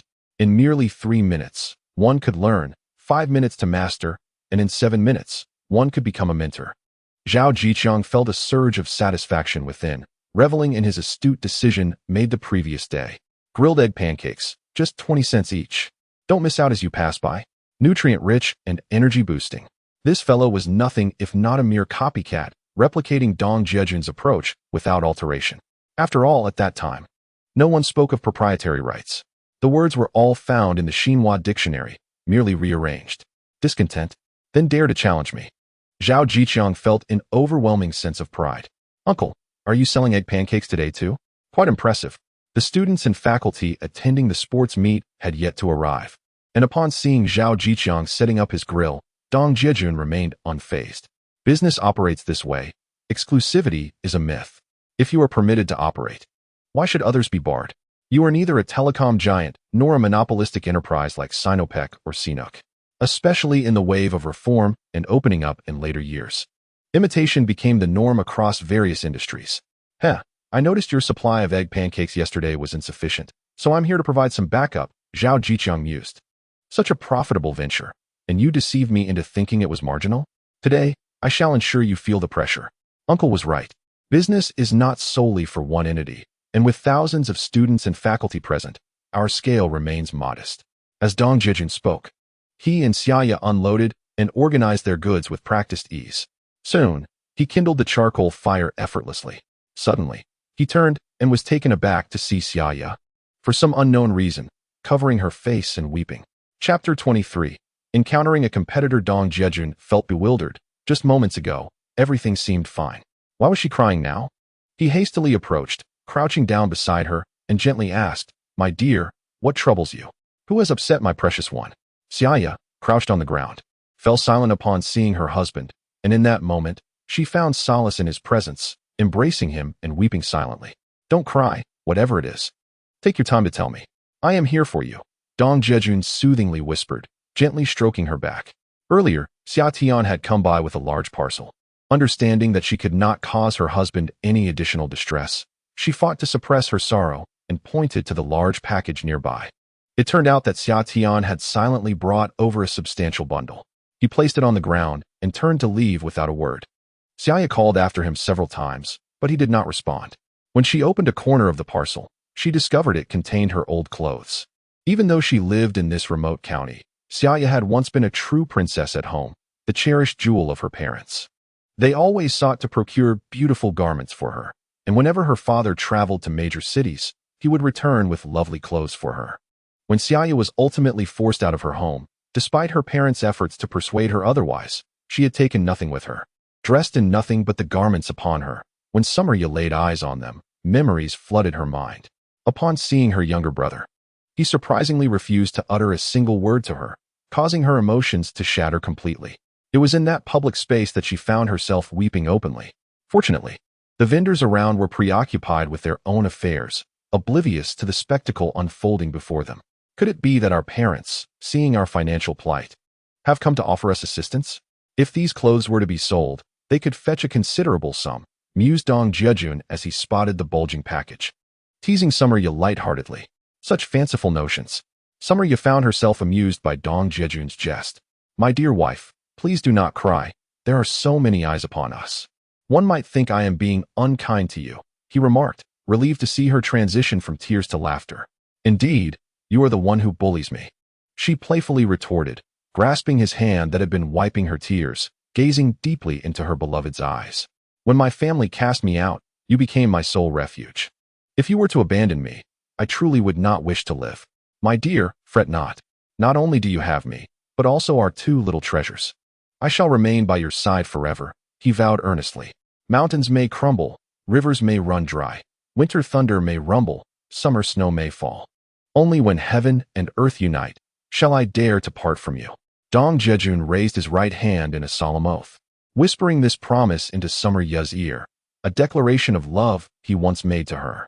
Since she had been ensnared by his charm, those words had not been spoken again. Now, as they revisited this vow, Dong Jiajun recollected the former life in which he had betrayed this cherished partner. The solitude and despair she felt upon receiving his abrupt farewell letter had plunged her into utter devastation, leading to her eventual demise in a sea of flames. In this lifetime, he returned with the purpose of atoning for his past sins. "My dear, once we attain wealth, I shall go to your family and bow in apology. For I have stolen their precious daughter. I shall not rise until they forgive me. How does that sound?" Dong Jiajun declared, his gaze clear and resolute as he assured Summer Ya. "A man should not kneel beneath his parents. I would never allow you to do so.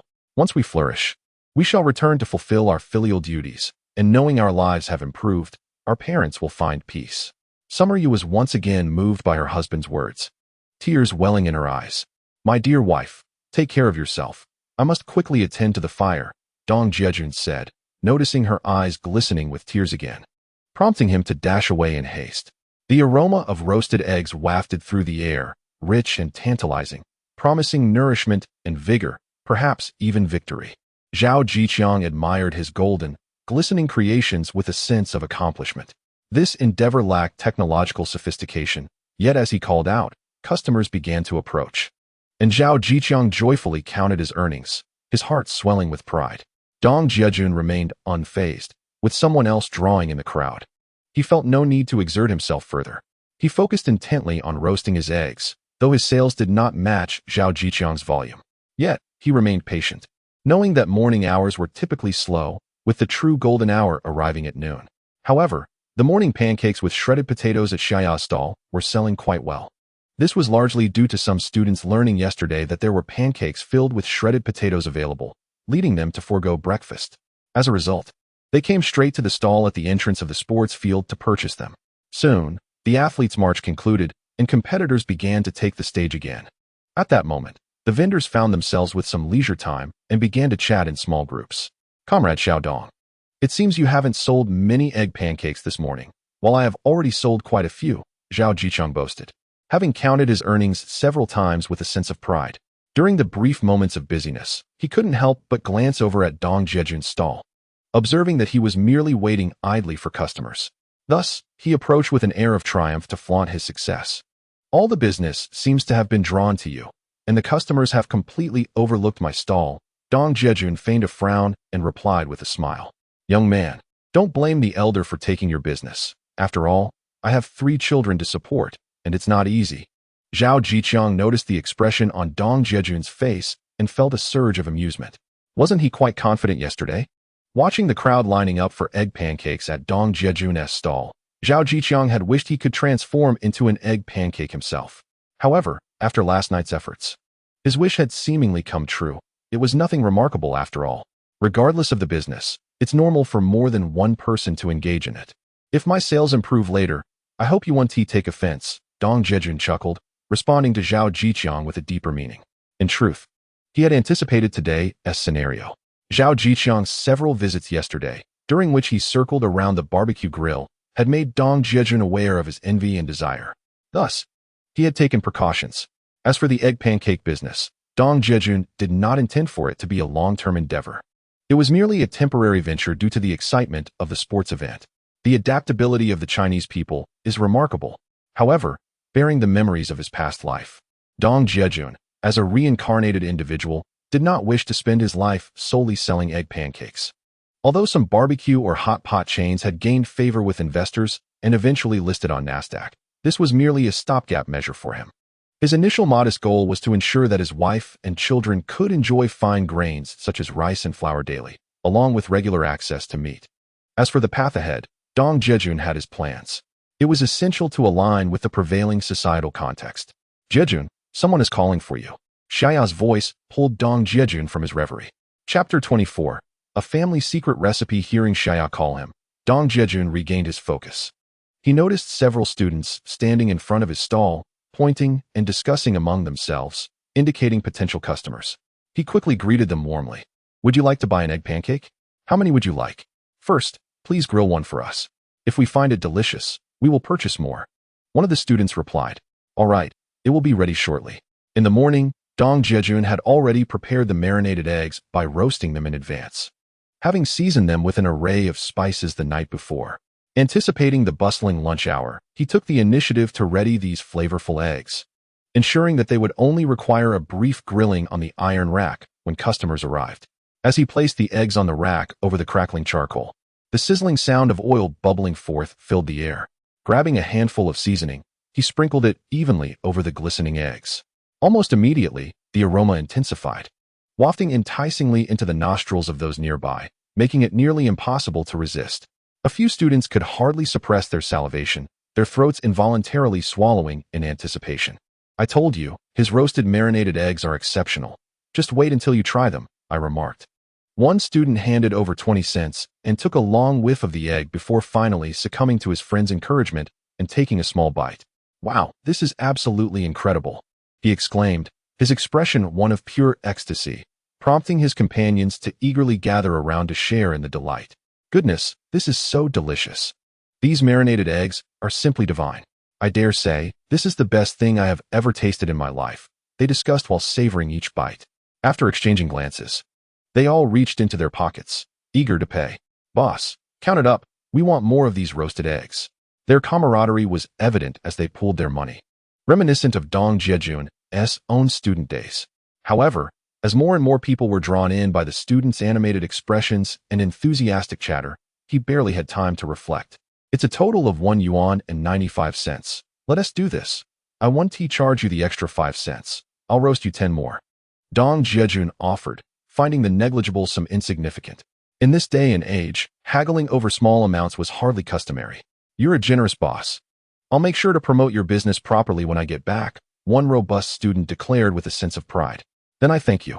Dong Jiajun said gratefully as he continued grilling the eggs. It's no trouble at all. It's just a small matter.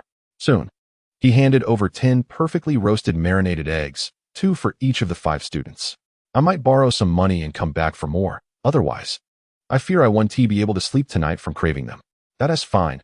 I can always pay you back with my allowance next month, came the reply. Let us hurry. We promised to help him promote his eggs, and we can't go back on our word. As noon approached, word of mouth spread rapidly through the students, drawing an increasing crowd to Dong Jiajun's stall. You've gone to the wrong place. The young man over there roasts them better. Don't buy from that vendor. Some mistakenly wandered over to Zhao Jiqiang's stall, only to be redirected back, leaving Zhao utterly baffled. Why aren't they coming to my stall? I haven't seen Dong Jiajun calling out to anyone.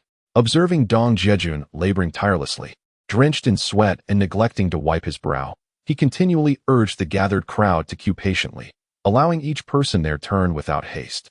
Soon, a long line formed before his stall, with patrons singing praises of his offerings. As they departed, they resumed their promotional efforts, and before long, Dong Jiajun's supply of boiled eggs was entirely sold out.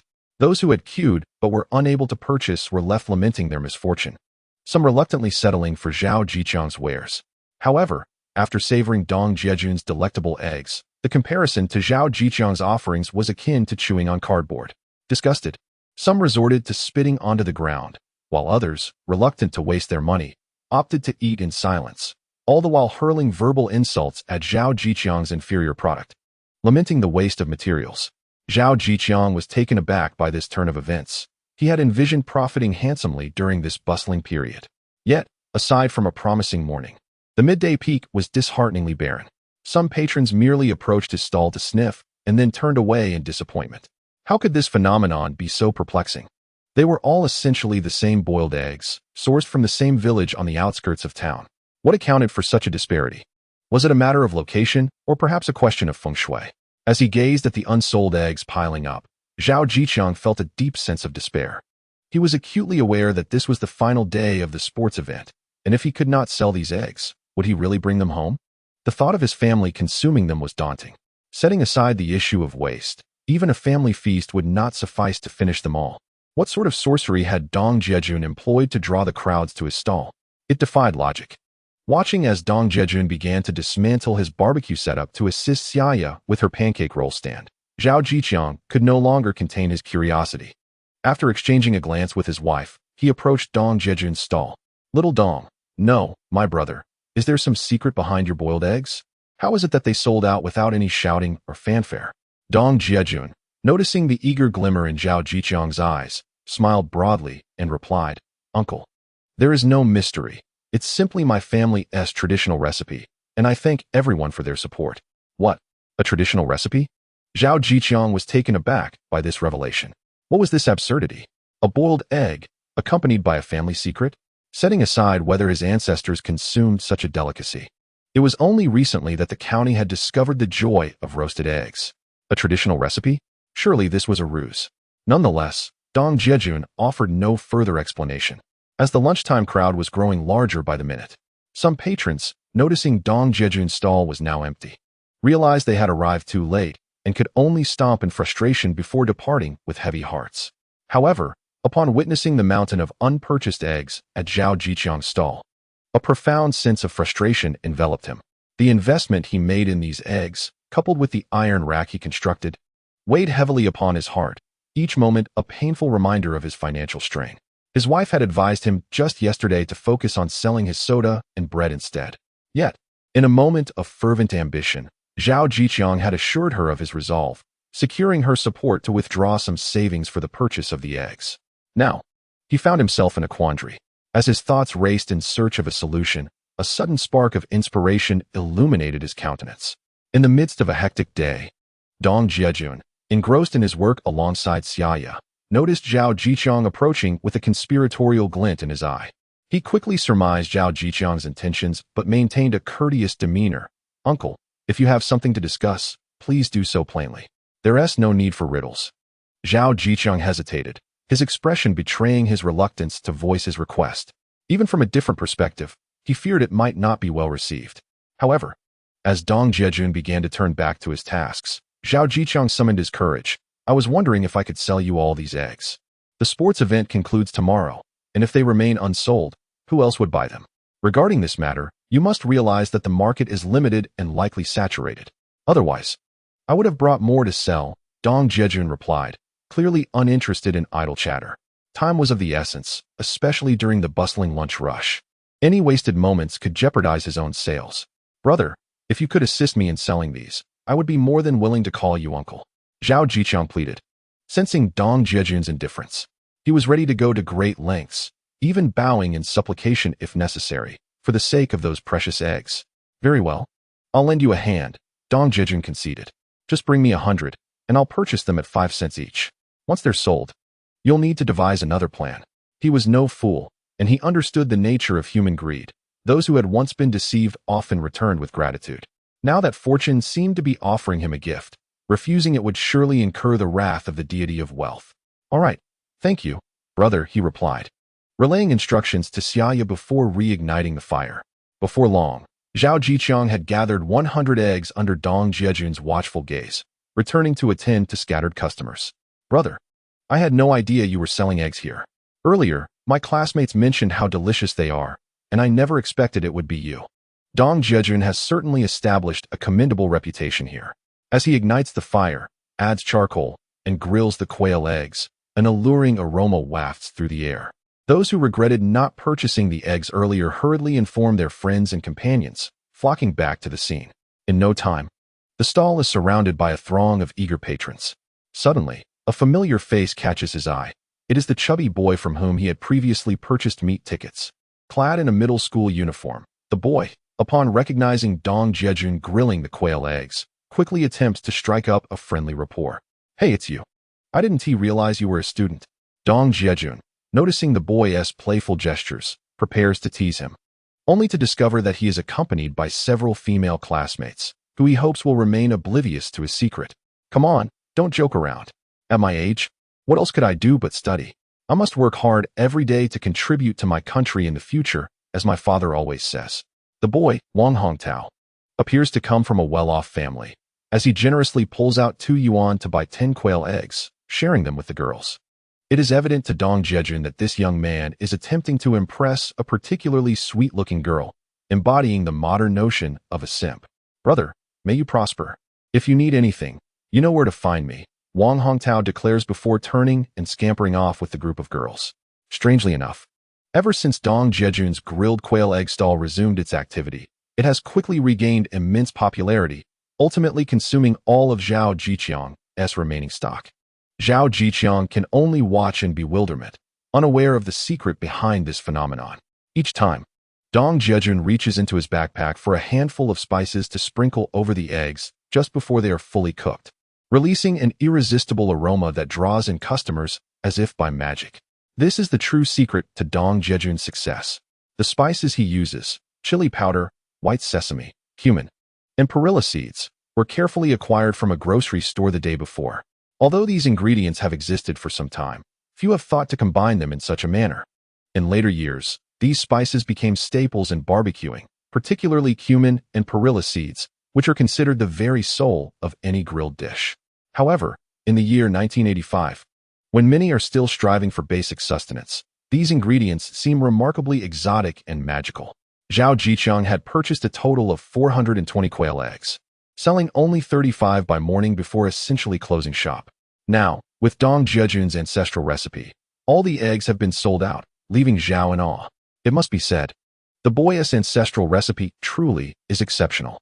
"Sir, let's settle up," Dong Jiajun muses, surprised by the robust market demand in 1985. As many people now possess some disposable income, unbeknownst to many, as the spring breeze of reform and opening up gradually sweeps across the vast land of China.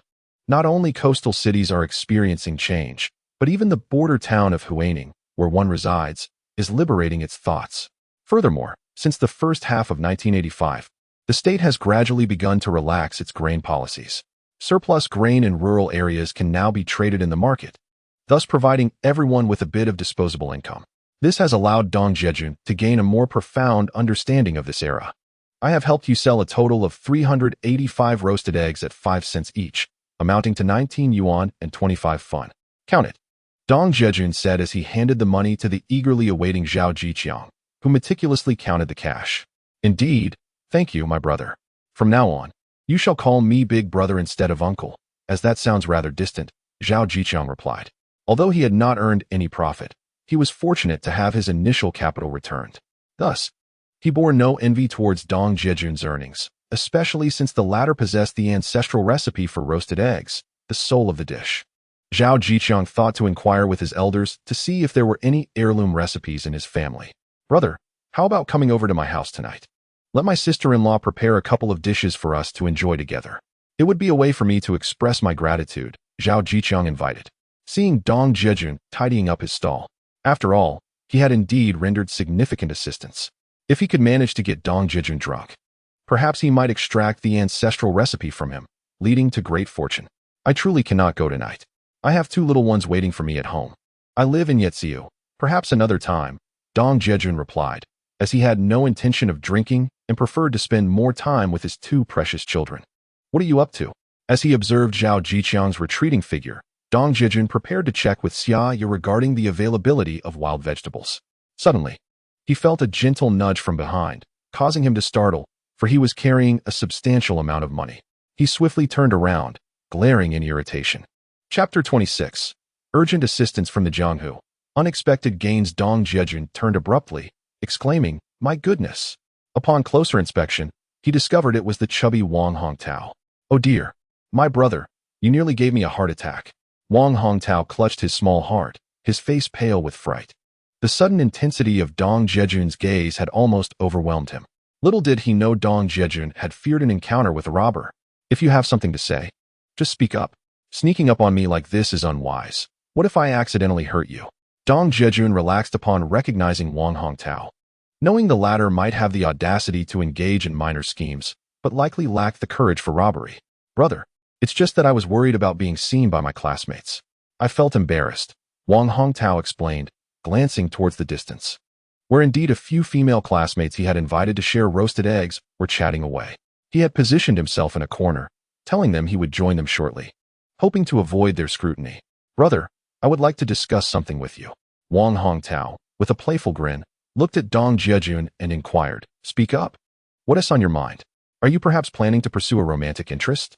Dong Jiajun, as someone with experience, was well aware of the implications.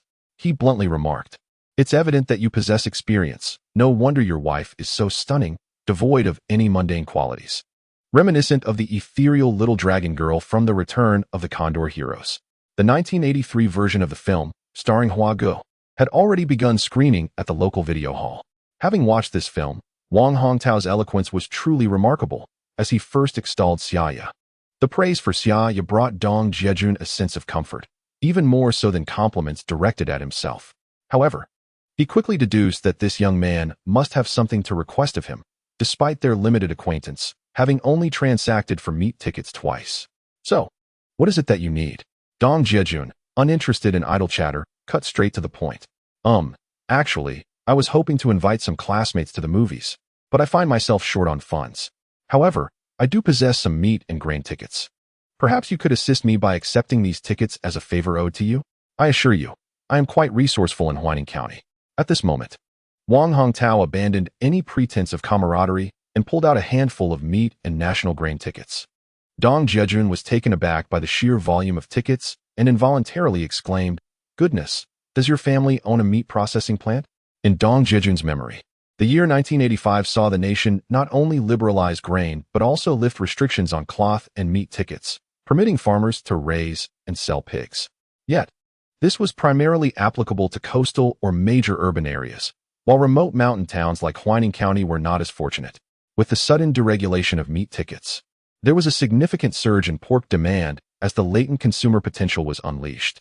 Even the state's strategic reserves of frozen meat did not alleviate the market pressure, leading to the reinstatement of meat tickets. It was not until 1992 that meat tickets were entirely abolished. Of course, the circumstances varied by region, and the author had indeed consulted extensive materials, so readers are advised not to take these details too literally. Meat tickets are soon to be rendered obsolete, and grain tickets have become negotiable at grain shops, rendering them practically worthless, Dong Jiajun provocatively asserted to Wang Hongtao, who claims they've been abolished. That may hold true in major cities, but in Huaining County, one cannot truly acquire meat without meat tickets. This information is absolutely reliable, but keep it confidential. Wang Hongtao's sources were evidently credible, likely gleaned from conversations with his elders, thus he confidently countered, "Do not attempt to deceive me. I have seen the government's official documents stating the abolition, and there can be no doubt about it." Dong Jiajun resolved to secure the meat and grain tickets that had just come into his possession. After all, he had promised his wife and children that they would have meat to eat daily, and he could not allow his parents to go without either. Yet, he continued to needle Wang Hongtao. "So, will you take them or not?" Wang Hongtao, visibly irritated, felt a flush of indignation. To imply that meat tickets had lost their value was tantamount to branding him a fraud. After all, he was of impeccable integrity. No one shall tarnish their reputation. When it comes to charming the fairer sex, Wang Hongtao certainly has his ways. However, his nature is not inherently ill. The pocket money bestowed by his parents scarcely suffices for his extravagant lifestyle.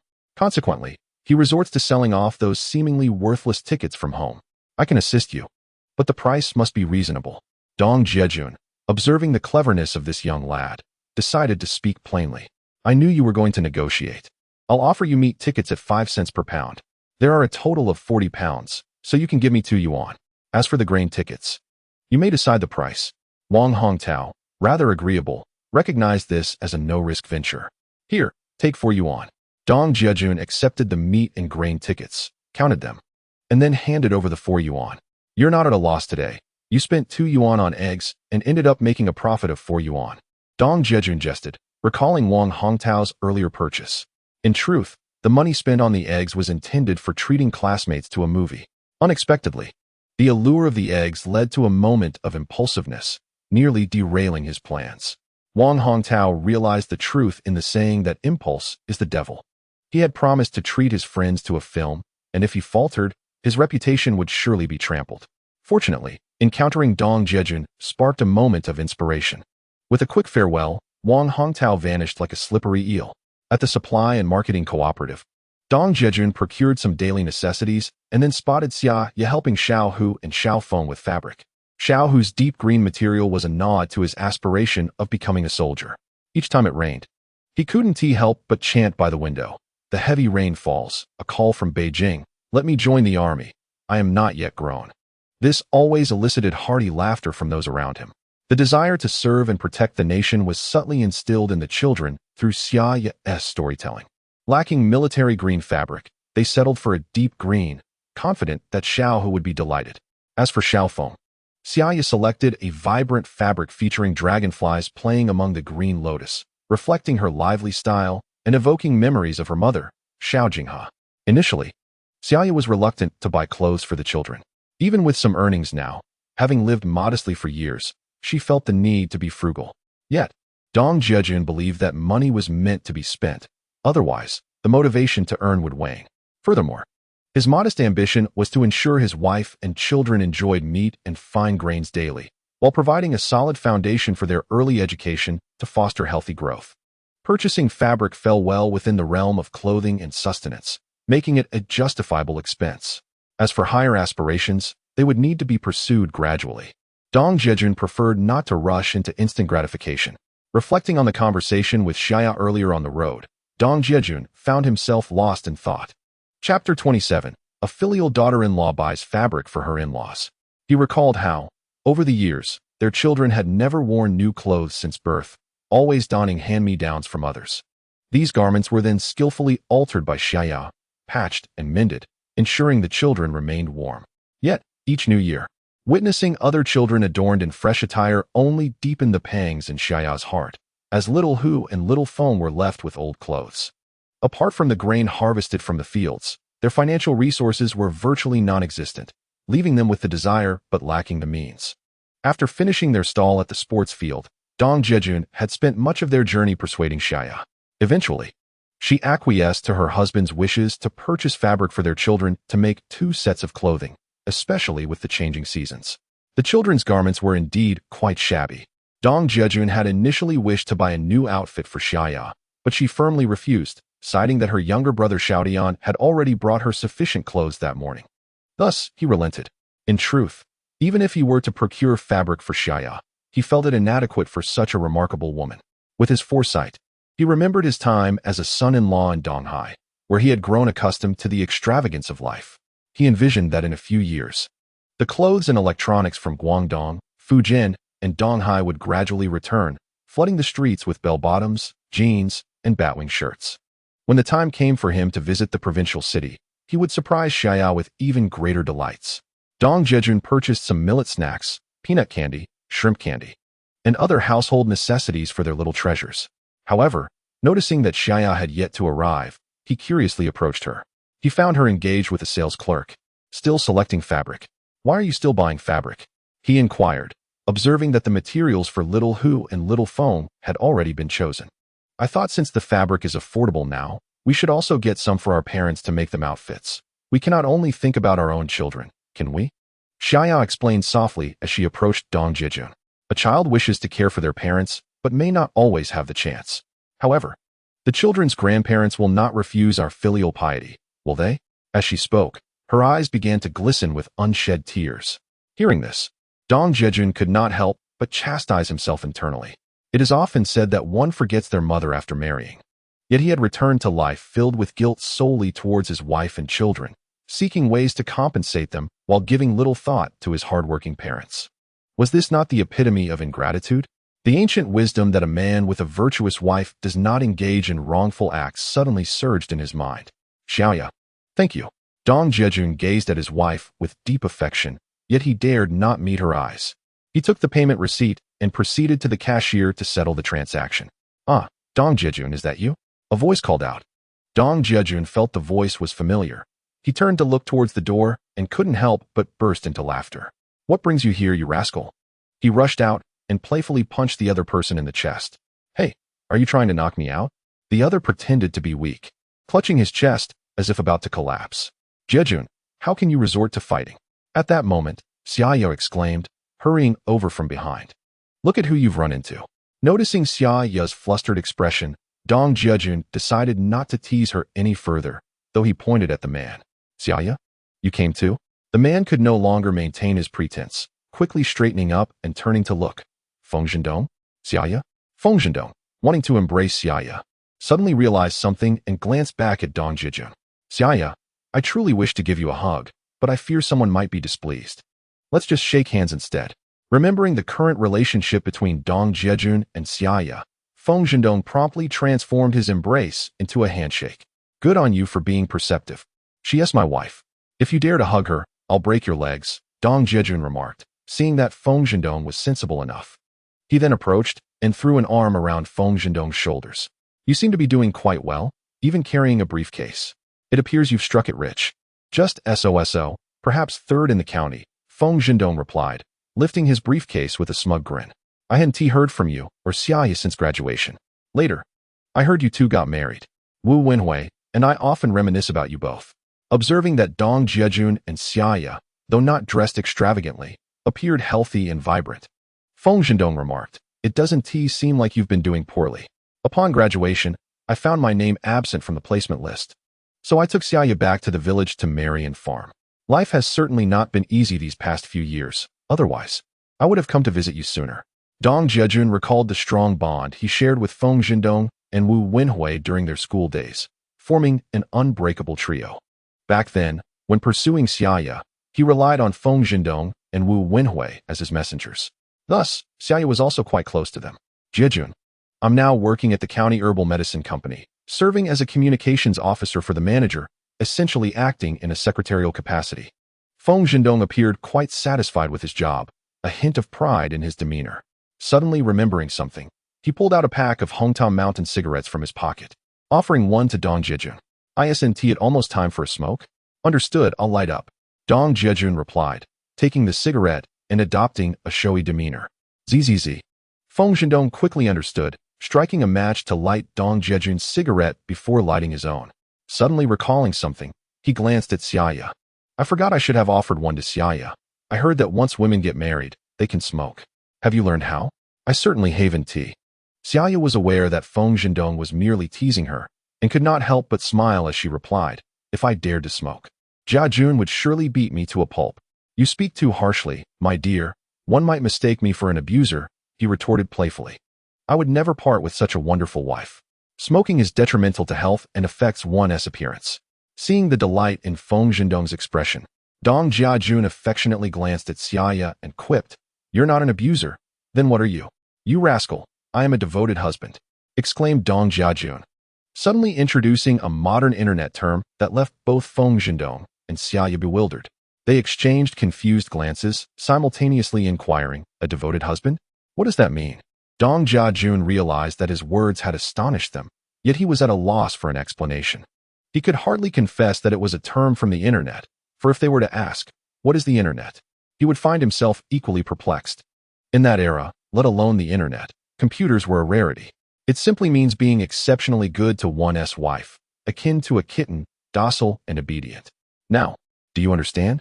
After clarifying, Dong Jiajun remembered something and suddenly reached for Feng Zhendong's bag. Chapter 28. An unexpected reunion with a good friend. Noticing the unusual expression on Dong Jiajun's face, Feng Zhendong immediately felt a sense of caution. Dong Jiajun, Feng Zhendong, and Wu Wenhui were nearly inseparable. Whether it was a late school day or a weekend, Dong Jiajun could often be found either at Feng Zhendong's home or Wu Wenhui's. It would not be an exaggeration to say they had shared a bed. What do you have in that bag of yours? It looks quite stuffed, Dong Jiajun remarked. Oh, it's nothing, just some supplies I use for work. Like pens and notebooks, Feng Zhendong replied, sensing Dong Jiajun's intent to rummage through his bag. He promptly dashed away, with Dong Jiajun hot on his heels. Xia Ya watched them, amused as they reverted to their youthful antics. After graduation, she had never seen Dong Jiajun so joyful. It seemed only in the presence of his close friends could he express such exuberance. Eventually, Feng Zhendong, breathless and unable to continue, had to pause. There's nothing embarrassing in here, but fine, take a look, he said, squatting down to catch his breath while opening his briefcase for Dong Jiajun to see. You're in such poor shape, you're winded after just a few steps. I suspected there must be something good in there. Dong Jiajun teased as he squinted at the briefcase. Goodness, you've exhausted me. I told you, there's nothing of interest inside, Feng Zhendong commented. Noticing Dong Jiajun's lack of interest, he began to zip it up when suddenly he burst into laughter, exclaiming, How could I forget this? Here. Feng Zhendong pulled out 2 boxes of Hometown Mountain cigarettes from his bag and handed them to Dong Jiajun. You should keep them for yourself. I need to focus on earning a living now and hardly smoke anymore. Dong Jiajun, possessing a strong sense of pride, had never been one to take advantage of others. His playful antics were merely a fleeting desire to relive their carefree days together. Since when did you become so polite with me? We share our fortunes, my friend. When there's something good, we enjoy it together. Besides, I won't be spending any money on these. Feng Zhendong rose, retrieving 2 boxes of Hometown Mountain cigarettes from his briefcase, and forcefully stuffed them into Dong Jiajun's pocket. Well, I shall graciously accept them, Dong Jiajun replied, pleased to see that the bond with his good friend remained unchanged, thus abandoning any pretense of politeness. Accepting them is indeed the right choice. To be candid, I've been indulging in a carefree lifestyle alongside my superiors, and such luxuries are in no short supply. We can even dine at restaurants on credit and settle the bills periodically. Feng Zhendong had not intended to boast to Dong Jiajun, fully aware of his friend's character. Despite hailing from a rural background, Dong possessed a thin skin and a strong sense of pride. Yet, in a moment of excitement, he inadvertently revealed too much. Well, mingling with the leaders and enjoying these privileges presents numerous opportunities, and experiencing the world is certainly beneficial. Dong Jiajun, having lived 2 lives, was no longer the fragile soul he once was. In the past, his overwhelming inferiority complex had bolstered his pride, but now he spoke to Feng Zhendong with nonchalance. After all, armed with the memories of his past life, Dong Jiajun held unwavering confidence in himself. I'll call Wu Wenhui, and we shall dine out and reminisce. You two can return home after your meal. Feng Zhendong had not seen Dong Jiajun since graduation, and today he was determined not to let him leave. I must return home. I have 2 children awaiting me. With a family and career comes responsibility. It is no longer the case that one can merely satisfy their own hunger while the family goes unfed. What about the children? Although Dong Jiajun wished to spend time with his 2 close friends, thoughts of his beloved little ones beckoned him home with an irresistible allure. 2 children? Xia Ya, you can do it. Hearing Dong Jiajun mention his 2 children left Feng Zhendong momentarily speechless, his gaze involuntarily darting between them, incredulous. Where are your thoughts wandering? They are not a result of exceeding the birth limit. They are twins, a testament to our love bestowed upon us by heaven. Observing Feng Zhendong's expression of disbelief, Dong Jiajun felt compelled to clarify. I understand now. You 2 are indeed a match made in heaven. The probability of twins is remarkably low. And with both a son and a daughter, you shall be truly blessed. Realizing that today would not allow him to keep his dear friend, Feng Zhendong briskly walked toward the supply and marketing cooperative, calling out, please don't leave without me. I'm just going to get some gifts for my nephew and niece. Dong Jiajun smiled wryly and shook his head, choosing not to intervene.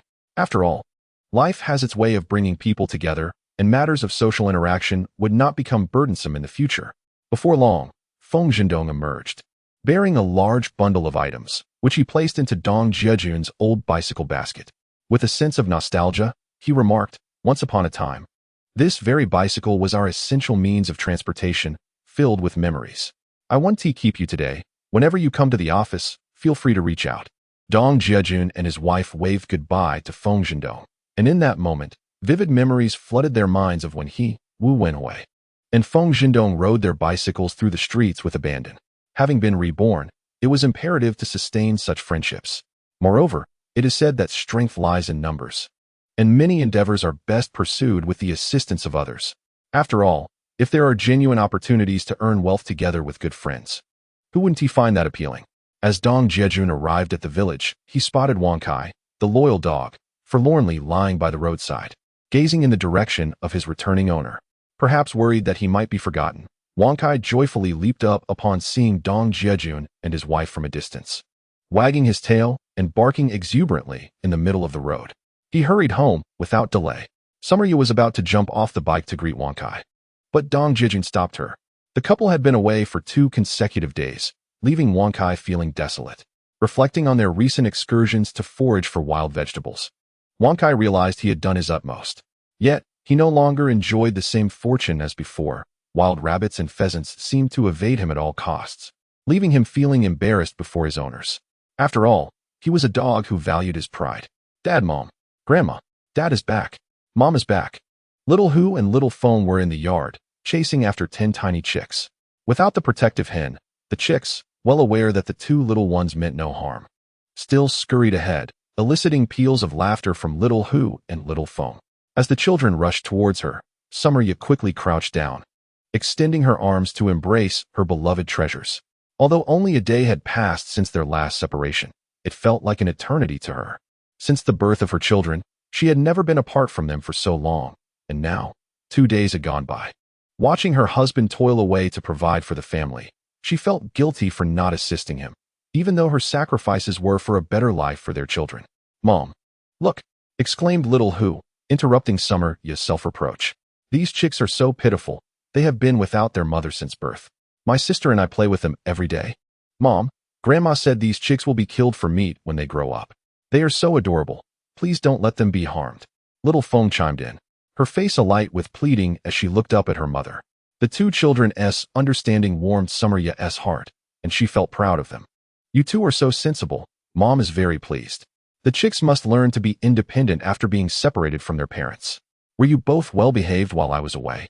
Summer Yu was deeply moved by her children's words. It is said that humans are innately kind, yet all beings possess their own destinies. Who does not strive for survival? Mom, I was good. It's just that my brother sometimes misbehaves. Little Feng, I am your brother. If you dare to speak ill of me to Mom, I want to share my treats with you. Brother, Mom says that children who lie will be eaten by wolves. I want to say anything bad about you. I love you, my dear brother. Seeing her brother's irritation, Little Feng quickly turned to peck him on the cheek, giggling uncontrollably. Now that is more like it. Little Tiger was once again tricked by little sister after receiving a kiss from her. Xia Ya observed the 2 children, Little Tiger, with his honest and straightforward demeanor, and Little Phoenix, who was rather willful and clever. Each time, little sister managed to befuddle him. You miss mommy, but not daddy. In that case, I shall keep all these delicious treats for myself. Upon seeing the two little treasures nestled in Xia Ya's embrace, Dong Jiajun felt a twinge of jealousy. After all, children tend to be closer to their mothers. Yet, he reflected, was he not the same? He was more affectionate towards his own mother, while his relationship with his father felt somewhat distant. This was a remnant of the old traditions that revered the belief that filial piety emerged from discipline. Daddy, I want something tasty. Where are the goodies? I want to eat. At that moment, the two little ones remembered that their parents had returned from the city, likely bringing back delightful treats. Over the past few days, whether it was syrupy water, 8 treasure candy, or nougat, Little Tiger and Little Phoenix had indulged quite a bit. They had enjoyed wild chicken, braised pork, and dumplings. Thus their initial excitement for new treats had waned. However, upon hearing their father's words, they eagerly wriggled out of their mother's arms and rushed towards Dong Jiajun, arms outstretched. Much better. Dong Jiajun had already unloaded the goods from the car. Seeing the two little ones joyfully approach, he quickly bent down to plant a kiss on each of their cheeks. If you want something delicious, you must give Daddy a kiss first, he said, leaning in with a playful grin. Little Tiger and Little Phoenix were taken aback by their father's request, exchanging glances filled with understanding before spontaneously kissing each of his cheeks. Tada! Watch as Daddy performs a magic trick, Dong Jiajun exclaimed, and amidst the eager gazes of the children, he slowly revealed a piece of oily pastry from behind his back. It smells so good, they chorused. Daddy, I want to eat. Both little ones reached out simultaneously toward the flaky pastry. You each get one, but this first one is for Grandma, Dong Jiajun remarked. He had specifically gone to the state-run restaurant to purchase these pastries, a beloved treat of Xia Ya's, and had insisted she have one during the journey. He then handed out the remaining 4 to Little Tiger.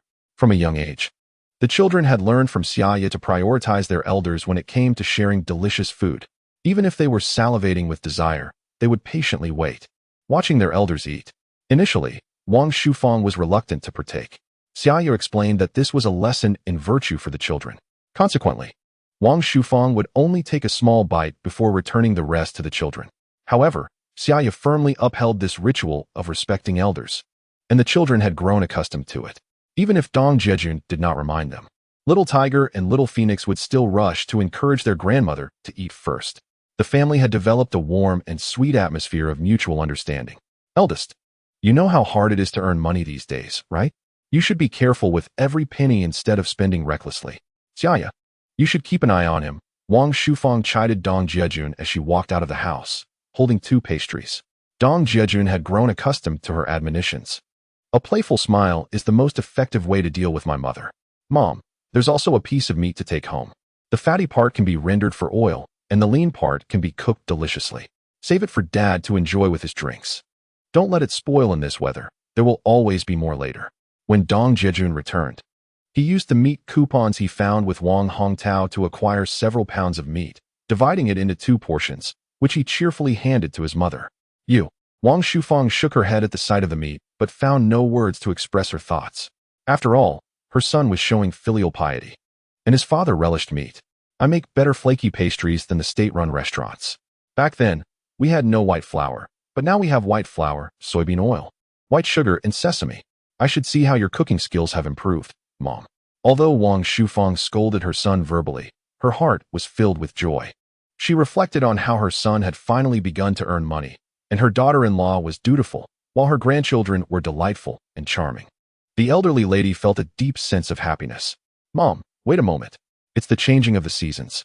And I bought 2 pieces of fabric for you and Dad at the supply and marketing cooperative. When you get home, have someone measure you, and find a seamstress to make 2 new outfits. Xia Ya rushed out with the fabric. Look at you wasting money again. Your father and I have plenty of clothes. Xia Ya, how have you become so extravagant? It's only been a few days of good fortune. I really don't know what to say to you. Despite Wang Shufang's nagging, Xia Ya took it lightly. Her in-laws treated her with genuine kindness, though the relationship between mothers-in-law and daughters-in-law was often fraught. Xia Ya regarded her in-laws as her own parents, with no barriers in her heart, leading to open and sincere conversations. Mom, this wasn't specifically for you. I thought of making a new outfit for Xiao Hu and Xiao Feng, and since the fabric prices dropped, I got you 2 pieces as well. Xia Ya had already anticipated her mother-in-law's character and devised a strategy before returning home.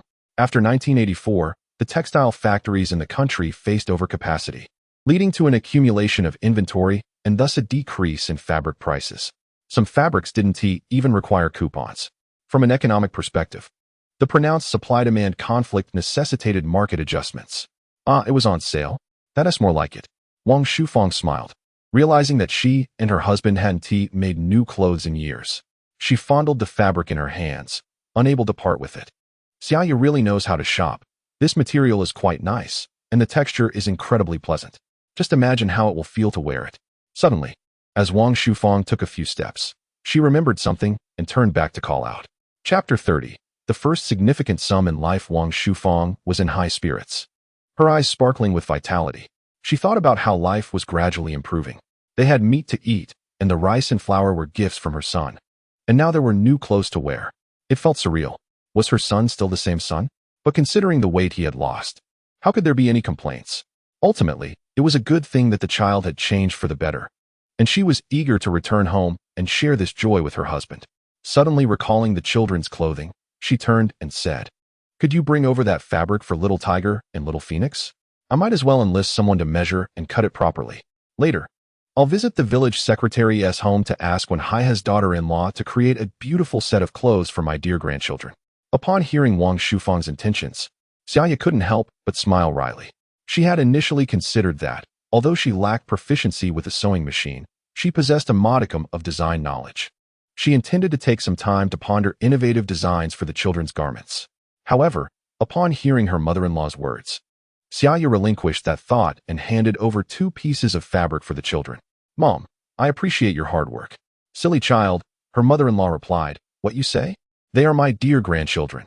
Isn't it only proper for a grandmother to do so?"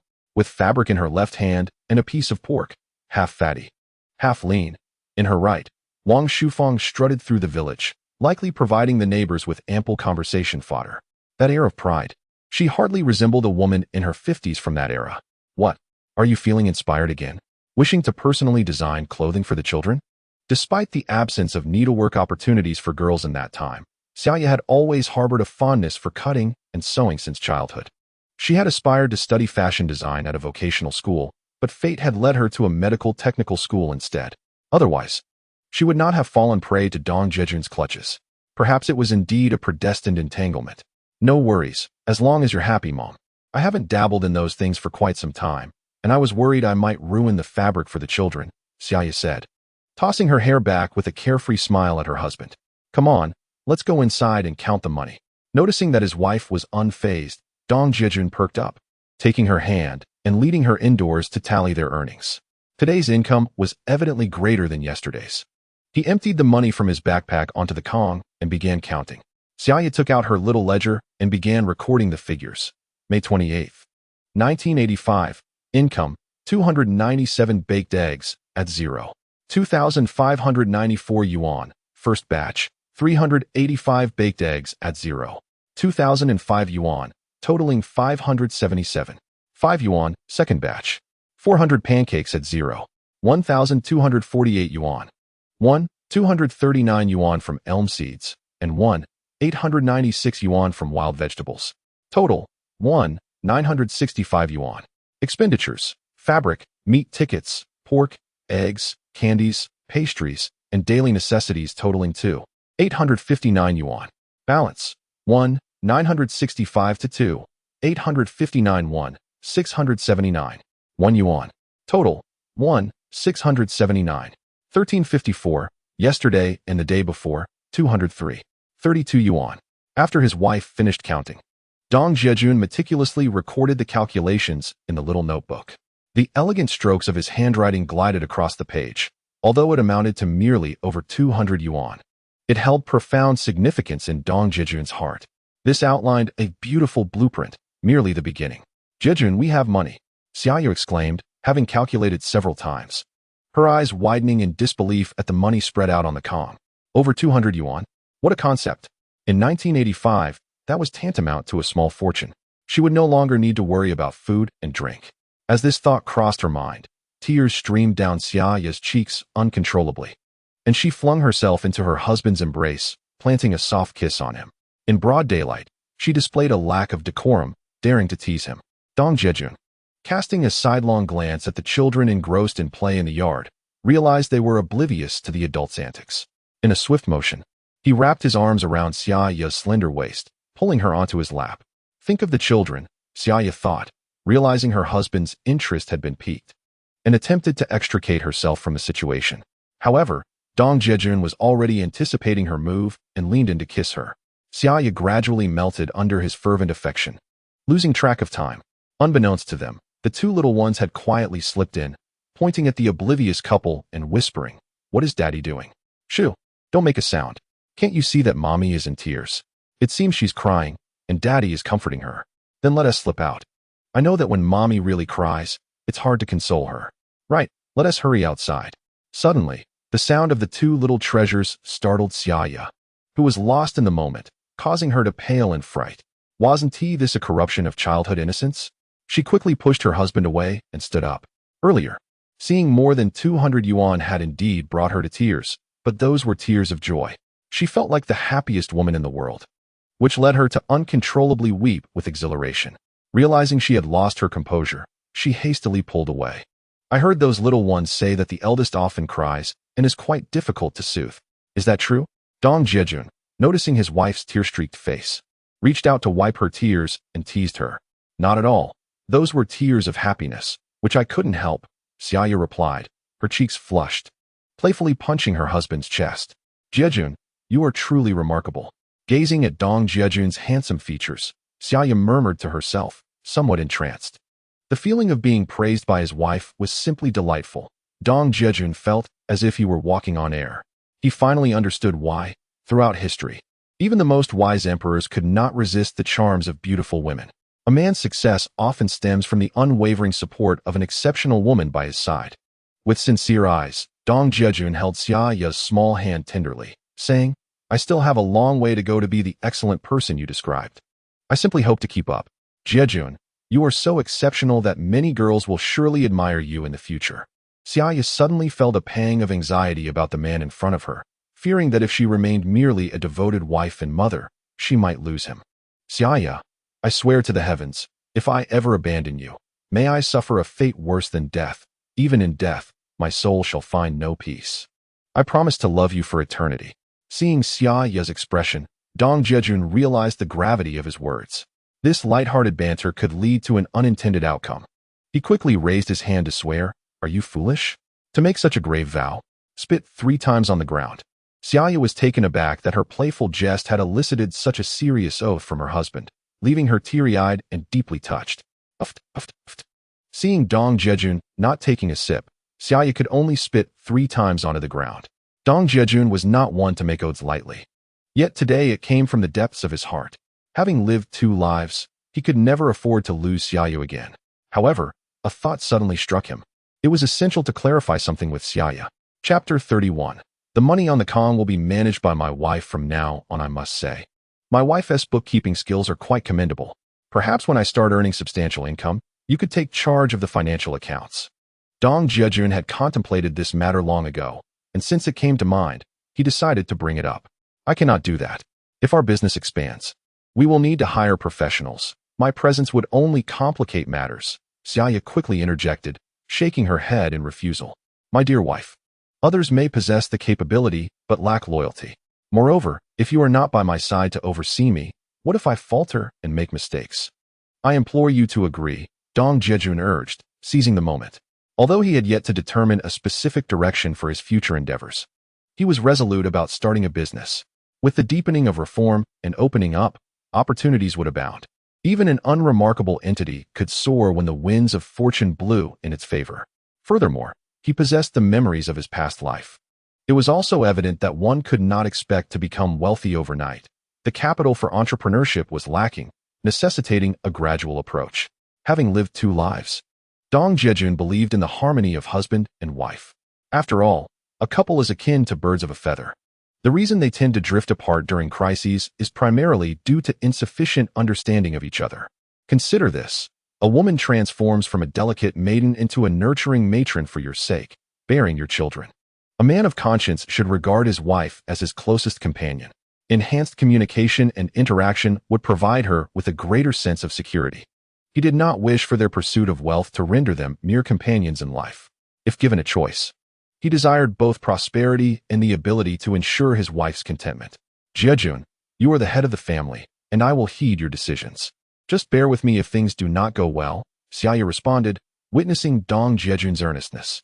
She obediently nestled against him, embracing his arm like a little bird. Never fear, when the time comes, I will visit the Xinhua bookstore to purchase a few introductory accounting books. In the meantime, you can self-study, and later, pursue a systematic education.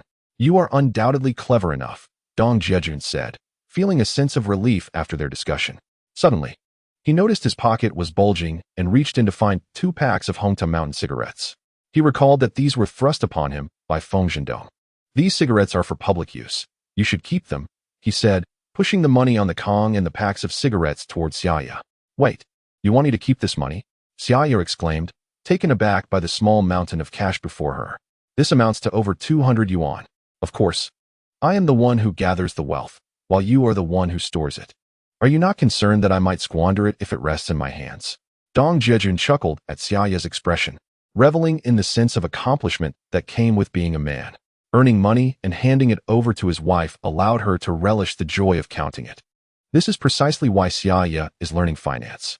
Much like the bond shared between Yang Guo and Xiaolong Nu in The Return of the Condor Heroes. They are inseparable. Similarly, in The Legend of the Condor Heroes, Zhang Danfeng and Yun Lei traversed the martial world together, embodying the harmonious partnership of husband and wife, reveling in their shared joys. If you insist on saying so, perhaps I shall set it aside for now.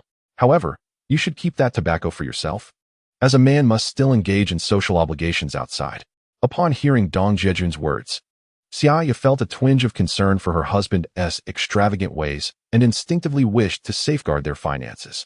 Observing her reaction, Dong Jiajun burst into hearty laughter. Rest assured, smoking is detrimental to health. Besides, I have no addiction.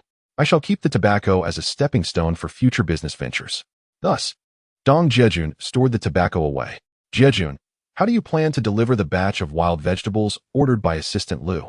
Xia Ya, while counting the money, suddenly recalled the significant event happening the day after tomorrow. My wife truly thinks ahead, he mused.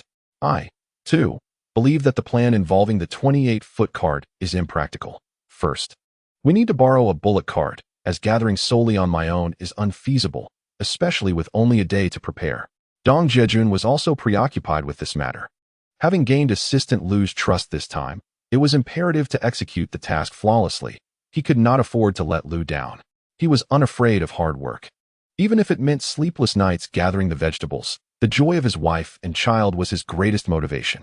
However, the freshness of the wild vegetables remained a pressing concern.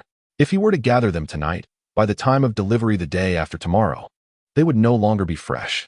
Even if he met the deadline, he would tarnish his own reputation and credibility, as well as adversely affect Assistant Liu's perception. In truth, Dong Jiajun had been contemplating over the past few days that if necessary, he could enlist the help of idle villagers to gather the wild vegetables, compensating them for their labor. This would save time and effort while ensuring quality. Now that Xia Ya was also considering this issue, it would be prudent to hear her thoughts. Jiajun, why not allow me to participate in this endeavor? She suggested, there's little work in the fields, and staying at home is making me feel rather dull. Hearing her husband praise her, Xia Ya's lips curled into a smile, bringing her joy as she realized she was not a burden to him. She swiftly gathered the money from the Kong, grasped Dong Jiajun's arm, and gently pleaded. United in purpose, a couple can achieve great prosperity. I would gladly welcome you into my plan to earn money. I simply hesitate to let you endure hardship. Seeing the hopeful glint in Xia Ya's eyes, Dong Jiajun felt inclined to acquiesce, but the thought of her toiling in the fields weighed heavily on his heart. Having been reborn, he could not bear to let his wife suffer even a little, even with their 2 acres of meager land. Dong Jiajun envisioned hiring others to cultivate it. If he were to wield a hoe and toil in the soil, it would be a disgrace to his rebirth. I do not fear hard work. Allow me to share the burden with you. Leave the gathering of wild vegetables to me. And I assure you I will complete the task, Xia Ya declared, offering a respectful bow to Dong Jiajun. Captivated by her charming demeanor, Dong Jiajun felt he could not gaze upon her enough. Indeed, this arrangement seems quite favorable. In the future, I can hire individuals to cultivate the 2 acres of land. All the while worrying that Xia Ya might disagree. Over the years, Xia Ya has endured a frugal and arduous life. As the land serves as the sustenance for our family, how could she possibly part with money to have someone else tend to it? Now, as I gradually involve her in my business endeavors, she will eventually find herself with less energy to manage the fields. This development will undoubtedly facilitate the implementation of my plan, for any business I pursue is considerably less laborious than the toil of the fields.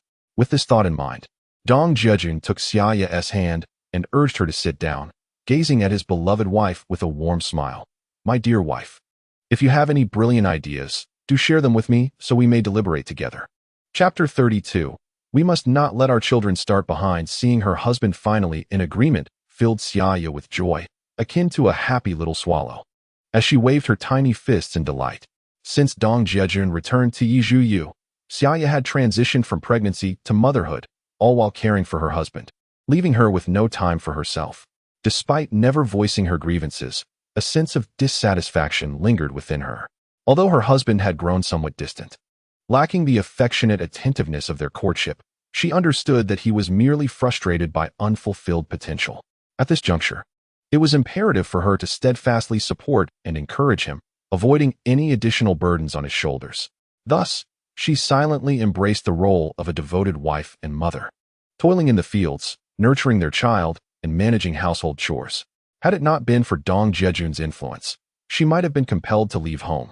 As a vocational school graduate, during an era when such education was regarded as a significant achievement, even if she were not working in a hospital now, she would undoubtedly be seated in an office at a pharmaceutical company. These government jobs, sheltered from the elements, were highly coveted and nearly impossible to secure. Now, witnessing her husband finally abandon his complaints and resolve to strive for success in business, Xia Ya felt her own aspirations rekindle. Jiajun, I plan to visit the village after dinner and enlist the help of the local aunts and grandmothers, offering them 2 cents per pound for wild vegetables, so they can gather them in the mountains by morning. Xia Ya outlined her thoughts methodically. I will set a timeline and quantity for them, requiring delivery to our home for weighing and payment before nightfall. No exceptions. Noticing Dong Jiajun nodding in agreement, she continued, considering the quality of the wild vegetables will likely vary, I intend to establish a quality standard. If they do not meet our criteria, we shall not accept them. What do you think? My dear wife, you truly are a commercial genius, having considered every detail, aligning perfectly with my own thoughts. I wholeheartedly agree. Dong Jiajun was taken aback by how maturely and thoroughly Xia Ya had approached both quality control and pricing. He retrieved the paper Lu Tainan had given him, detailing an order for 500 pounds of wild vegetables at a price of 60 cents per pound. Given that at the time near the stadium, those wild vegetables were being sold for 3 cents a small handful, approximately half a tael. The price of 60 cents per pound seemed quite reasonable. A middle school employs over 200 faculty and staff members, allowing each individual to receive approximately 2 pounds of wild vegetables. The varieties of wild greens include shepherd's purse, dandelion, willow herb shoots, wild garlic, balloon flower, and bracken, among others. With over 10 varieties, each yielding around 2 ounces, it ensures that everyone can sample a diverse selection without growing weary of it.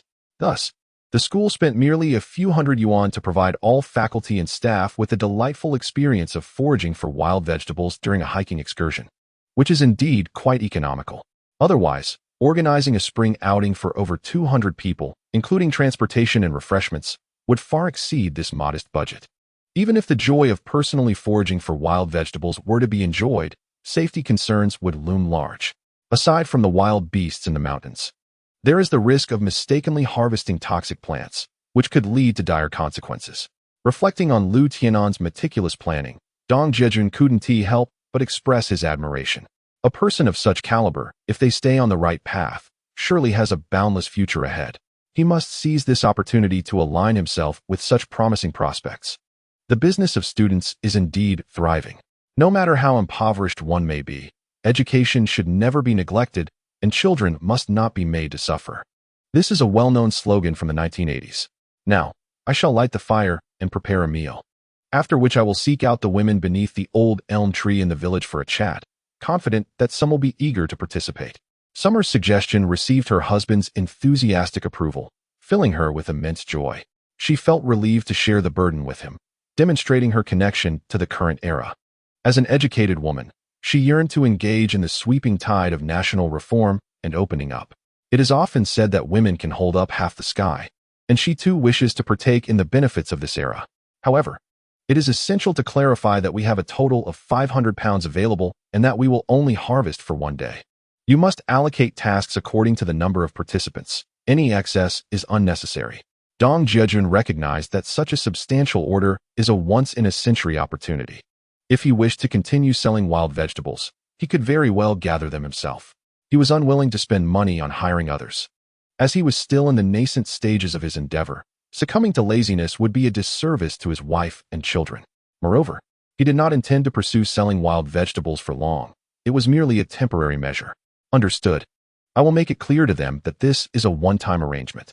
Summer was certainly aware of this and had considered it beforehand. Wishing my beautiful and capable daughter-in-law great success. Dong Jiajun knew that Summer had established a strong rapport in the village. Her appeal was undeniable. She was well-liked, and her kindness and humility allowed her to connect seamlessly with the villagers. Over the years, Summer had received considerable assistance from many. In contrast, Dong Jiajun had fallen short in this regard. His years of studying away from home meant he barely knew many villagers, and he feared he might not be believed if he sought help. "Yay!" Summer exclaimed, high-fiving Dong Jiajun before skipping off to prepare the meal. It felt as though she were no longer the mother of 2 children, but had returned to the vibrant days of her student life. "Darling, what are you planning to cook?" Dong Jiajun approached the stove, ready to squat down and help his wife with the firewood, only to be gently pushed aside by Xia Ya. "Jiajun, you needn't concern yourself with these chores. As a man, you should not linger around the kitchen. Go play with the children or ponder your future wealth-making plans instead." Seeing his wife's insistence, Jiajun relented and stepped outside to join Little Tiger and Little Phoenix in their play.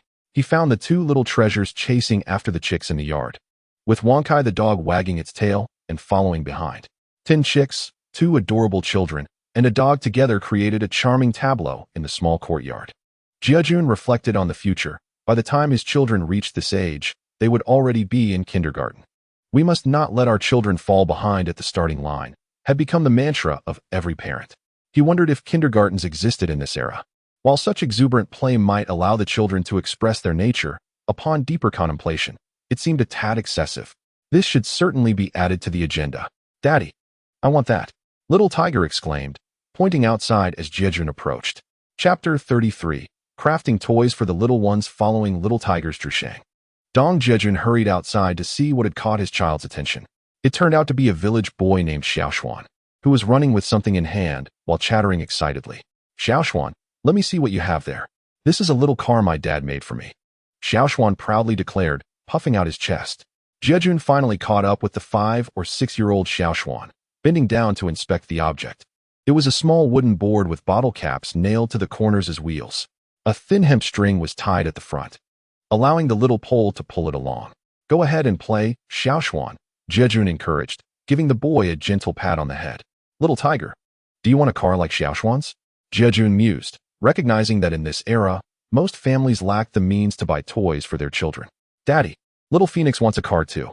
Little Phoenix chimed in, tugging at her father's sleeve as she approached, eager to join her brother in the request.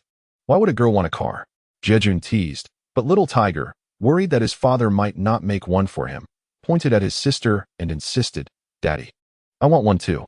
Little Phoenix, undeterred by her brother's words, continued to cling to her father's sleeve, playfully demanding his attention. All right. I shall make each of you a little train right away. How does that sound?" Dong Jiajun, inspired by his children's enthusiasm, immediately devised a better idea. Since they were so fond of it, their wishes must be fulfilled. "Wonderful. I'm going to have a little train." Little Tiger exclaimed joyfully as he dashed back into the house to share the news with their mother. Little Phoenix, meanwhile, clambered up her father's side, and with a sweet peck on his cheek, filled Jiajun's heart with immeasurable sweetness. Receiving the reward from his daughter, Dong Jiajun hurriedly set off to craft a toy car for his 2 little treasures. He first procured a wooden plank, roughly the size of a palm, and skillfully sawed it into several small blocks, each akin to a hand's breadth. Next, he rummaged through the yard to gather discarded bottle caps, ready to commence his creative endeavor. At this moment, Xiao Hu and Xiao Feng gathered around, their eyes sparkling with admiration as they watched intently. Dong Jiajun reveled in their adoring gazes, which fueled his enthusiasm. In no time, he affixed bottle caps to the corners of 10 palm-sized wooden blocks, stringing 5 together with twine at the front. When Xiao Hu and Xiao Feng beheld their father's swift creation of miniature trains for each of them, they erupted in joyous cheers. Xiao Hu led the way, with Xiao Feng following closely behind, as they dashed out to challenge Xiao Zhu with their trains. Xiao Hu and Xiao Feng, slow down. Be careful not to fall, Dong Jiajun called out, trailing behind them with a watchful eye.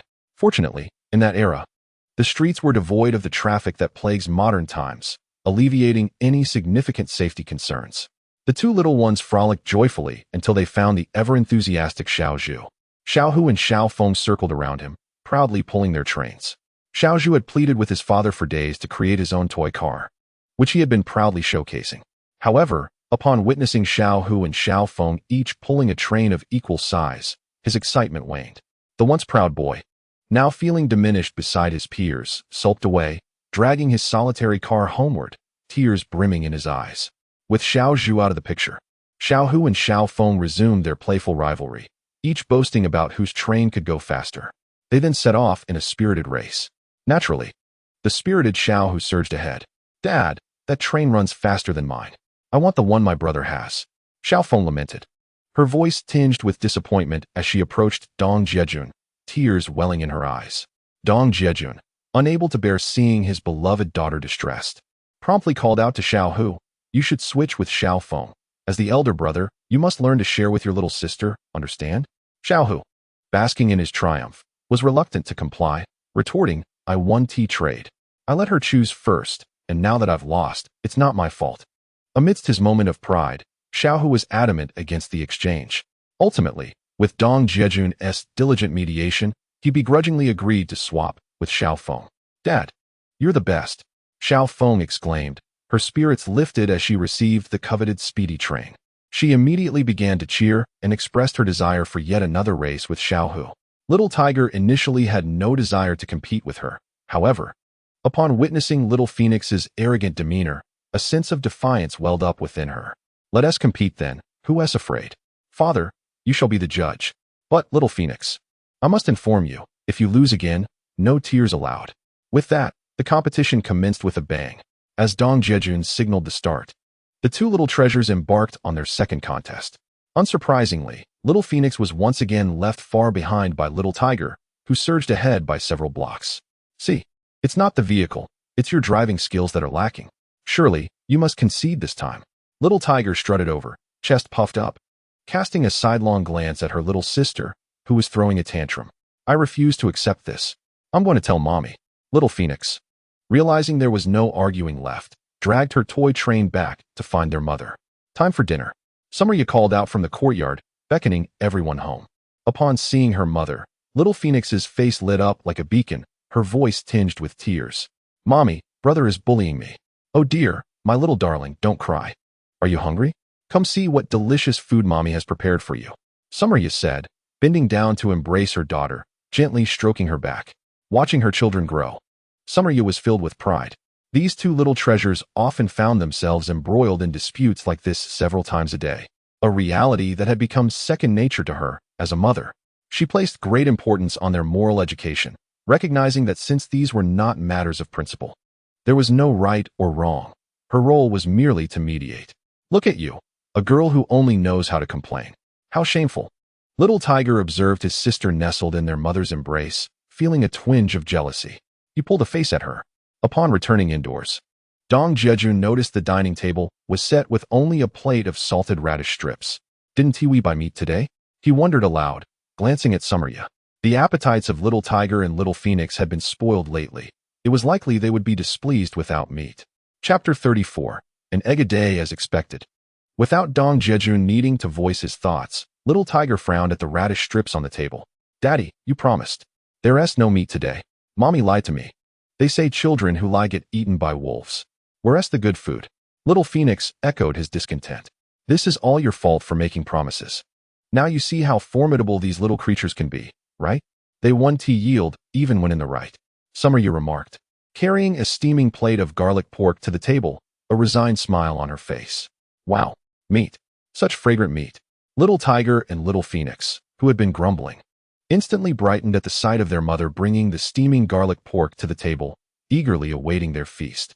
This was also the result of Xia Ya's consistent teachings.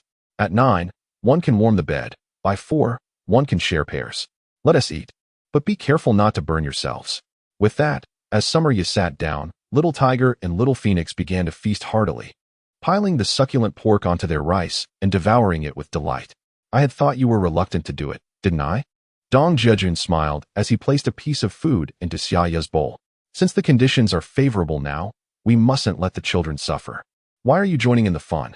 Xia Ya delicately took small bites of rice, elegantly picking up meat and savoring it slowly. How can you work without eating meat? It would be quite embarrassing if you falter at a critical moment, wouldn't it? Jiajun chuckled as he shoveled a mouthful of rice and then took a piece of meat, chewing it heartily. This pork is simply delectable. In this era, the meat comes from free-range pigs, far superior to the feedlot pigs of later times. Acting foolishly in front of the children again. It's not like you showed any weakness when you weren't eating meat, right? Xia Ya noticed Jiajun's playful demeanor at the dinner table again. Seeing the two little ones busily stuffing their mouths, she couldn't help but roll her beautiful almond-shaped eyes.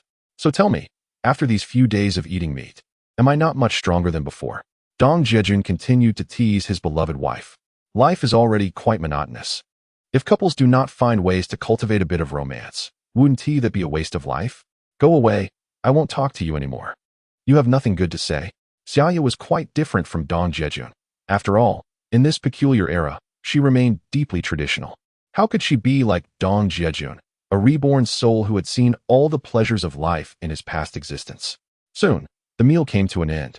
To be honest, the garlic pork paired with salty radish strips was neither greasy nor overly rich, but rather refreshing. After the meal, Jiajun intended to wash the dishes, allowing Xia Ya to gather villagers under the old elm tree for tomorrow's wild vegetable foraging. However, Xia Ya firmly disagreed, insisting on cleaning up first before leading the two little ones to the old elm tree. That spot served as a communal gathering place for the villagers after meals. They enjoyed sitting there, chatting about daily life and sharing stories. It was also an excellent venue for gathering information and intelligence. Xia Ya frequently took the children there to play. The crescent moon shyly hid behind the clouds.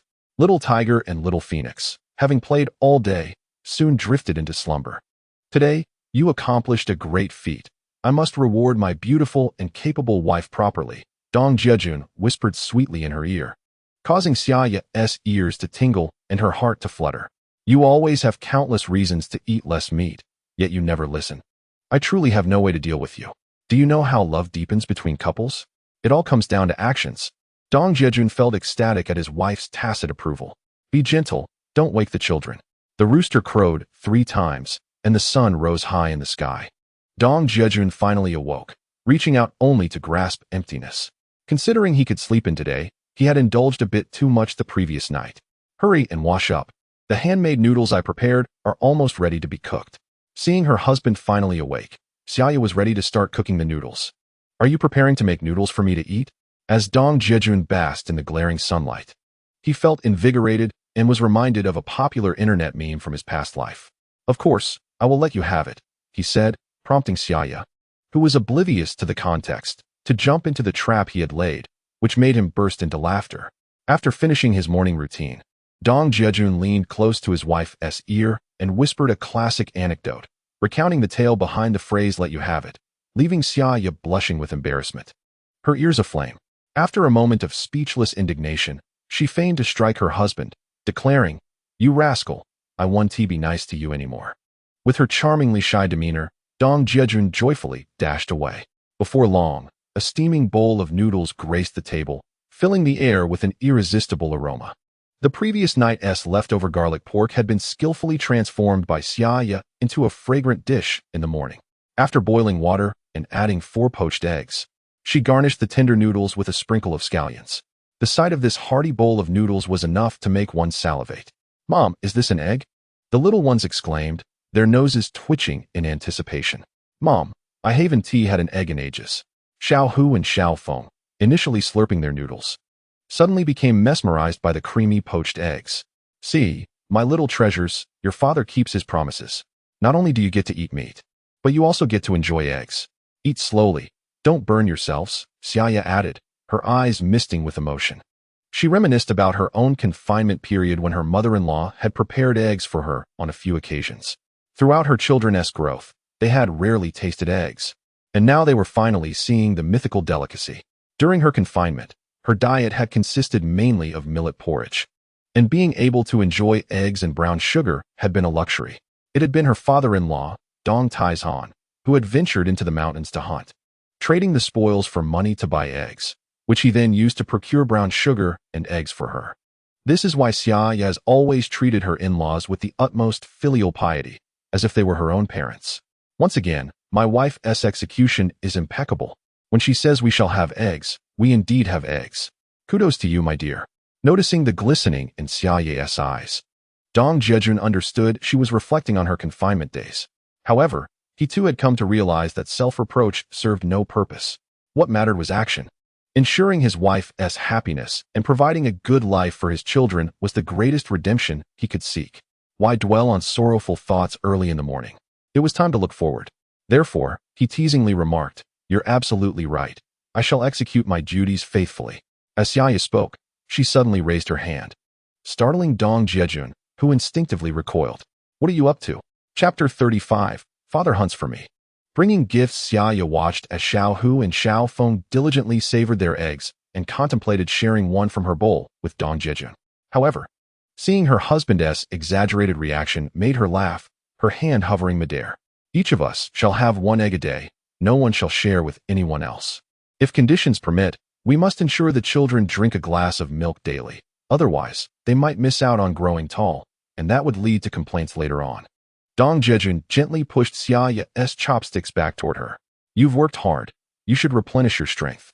Xia Ya wished to persist, but in this peculiar moment, devoid of eggs, if one were to consume 2 chicken eggs in succession, one might wonder if there would be any concerns regarding the consequences.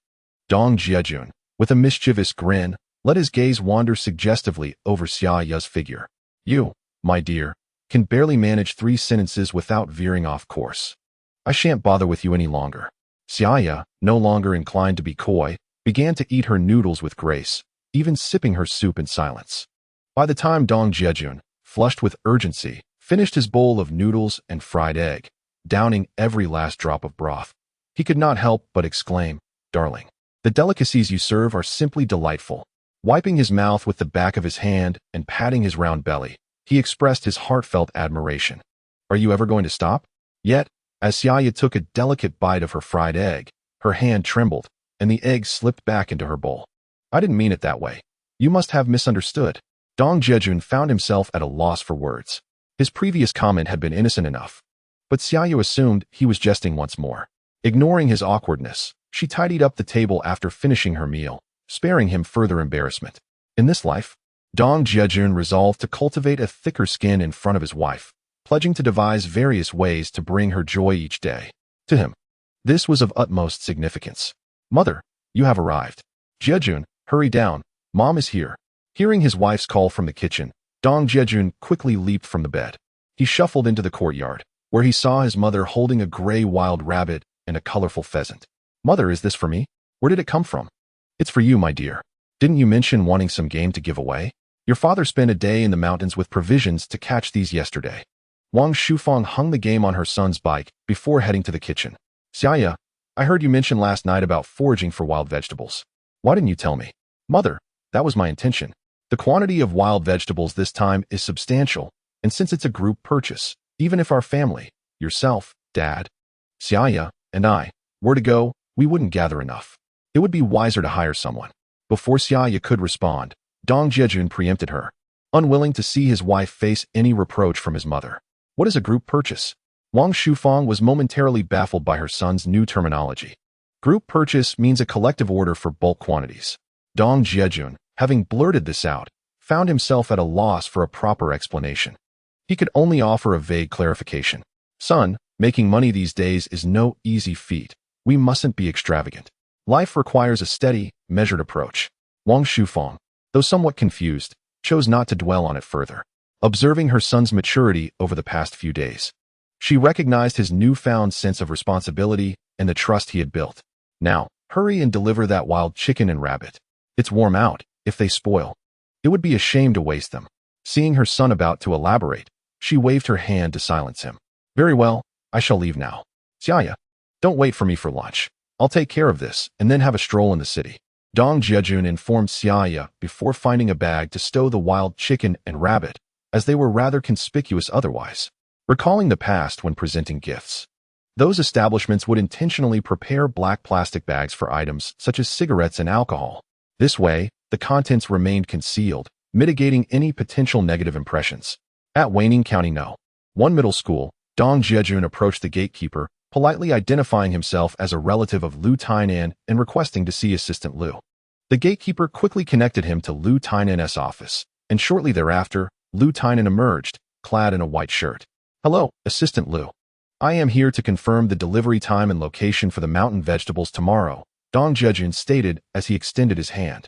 Ah, it is you, Comrade Dong. You are quite reliable in your endeavors, Lu Tainan responded, shaking Dong Jiajun's hand and patting him on the shoulder. Earlier that day, Lu Tainan had contemplated the details regarding the quantity and price of the mountain vegetables he had previously communicated to Dong Jiajun, yet other particulars remained unconfirmed. He was uncertain when the delivery would arrive, as he needed to inform the faculty of the precise timing. Observing Dong Jiajun's proactive approach to finalize these details impressed Lu Tainan. What time will you arrive tomorrow? Lu Tainan inquired. I can have them delivered in the morning.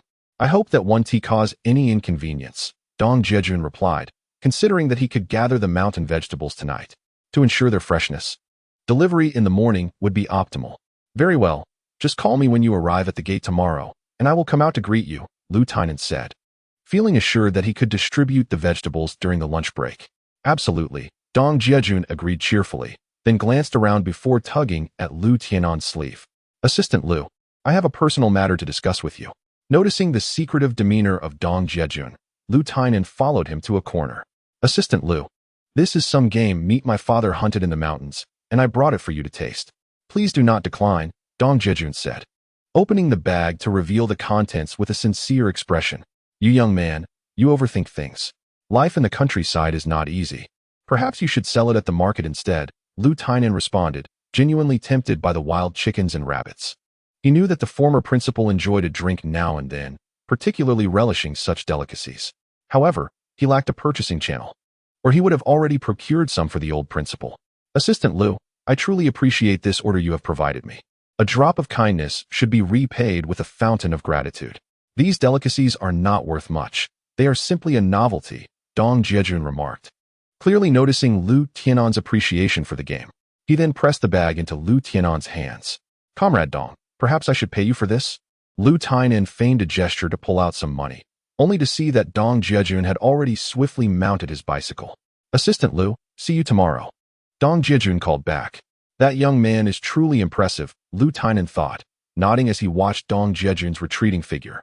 He then excitedly headed towards the principal's office. Clutching the bag, Dong Jiajun glanced back, feeling a sense of joy at this exchange. However, noticing that the hour is still early, where should I go now? Chapter 36. The Triangular Meeting, Fighting to Pay the Bill. Dong Jiajun recalled the day he had arranged to meet Feng Zhendong, and thus made his way to the County Herbal Medicine Company, hoping to find Feng Zhendong before seeking out Wu Wenhui. In this new life, these two good friends were not to be forsaken. In his previous existence, after he moved to Donghai as a son-in-law, Dong Jiajun had only returned to Yetsiu village once. That encounter nearly led to his father digging a pit to bury him alive. Shaken to his core, he dared not linger in Huaining County and promptly slipped away. As for the later circumstances of Feng Zhendong and Wu Wenhui, Dong Jiajun had heard they were not particularly favorable.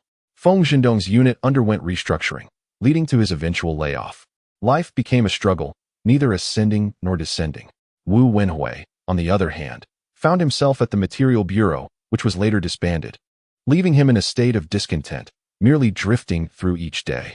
Nevertheless, since they were the school's iron triangle, Dong Jiajun had resolved his basic needs. The next step was to consider future plans after fulfilling the wild vegetable order, with the prerequisite of earning a profit. Perhaps during the reunion with these two friends, he might find inspiration and opportunities, hoping to ignite some profitable sparks. The County Herbal Medicine Company featured a wooden sign with black lettering on a white background. Weathered by the passage of time, standing beside the entrance. On the street side was the company's retail section, akin to a modern-day pharmacy. Upon entering, one would encounter a spacious courtyard, with a two-story office building directly facing the entrance, flanked by warehouses on both sides. Dong Jiajun proceeded to the gatekeeper, inquiring about Feng Zhendong, who courteously directed him to the office building. It appeared Feng Zhendong was quite well known at the herbal medicine company.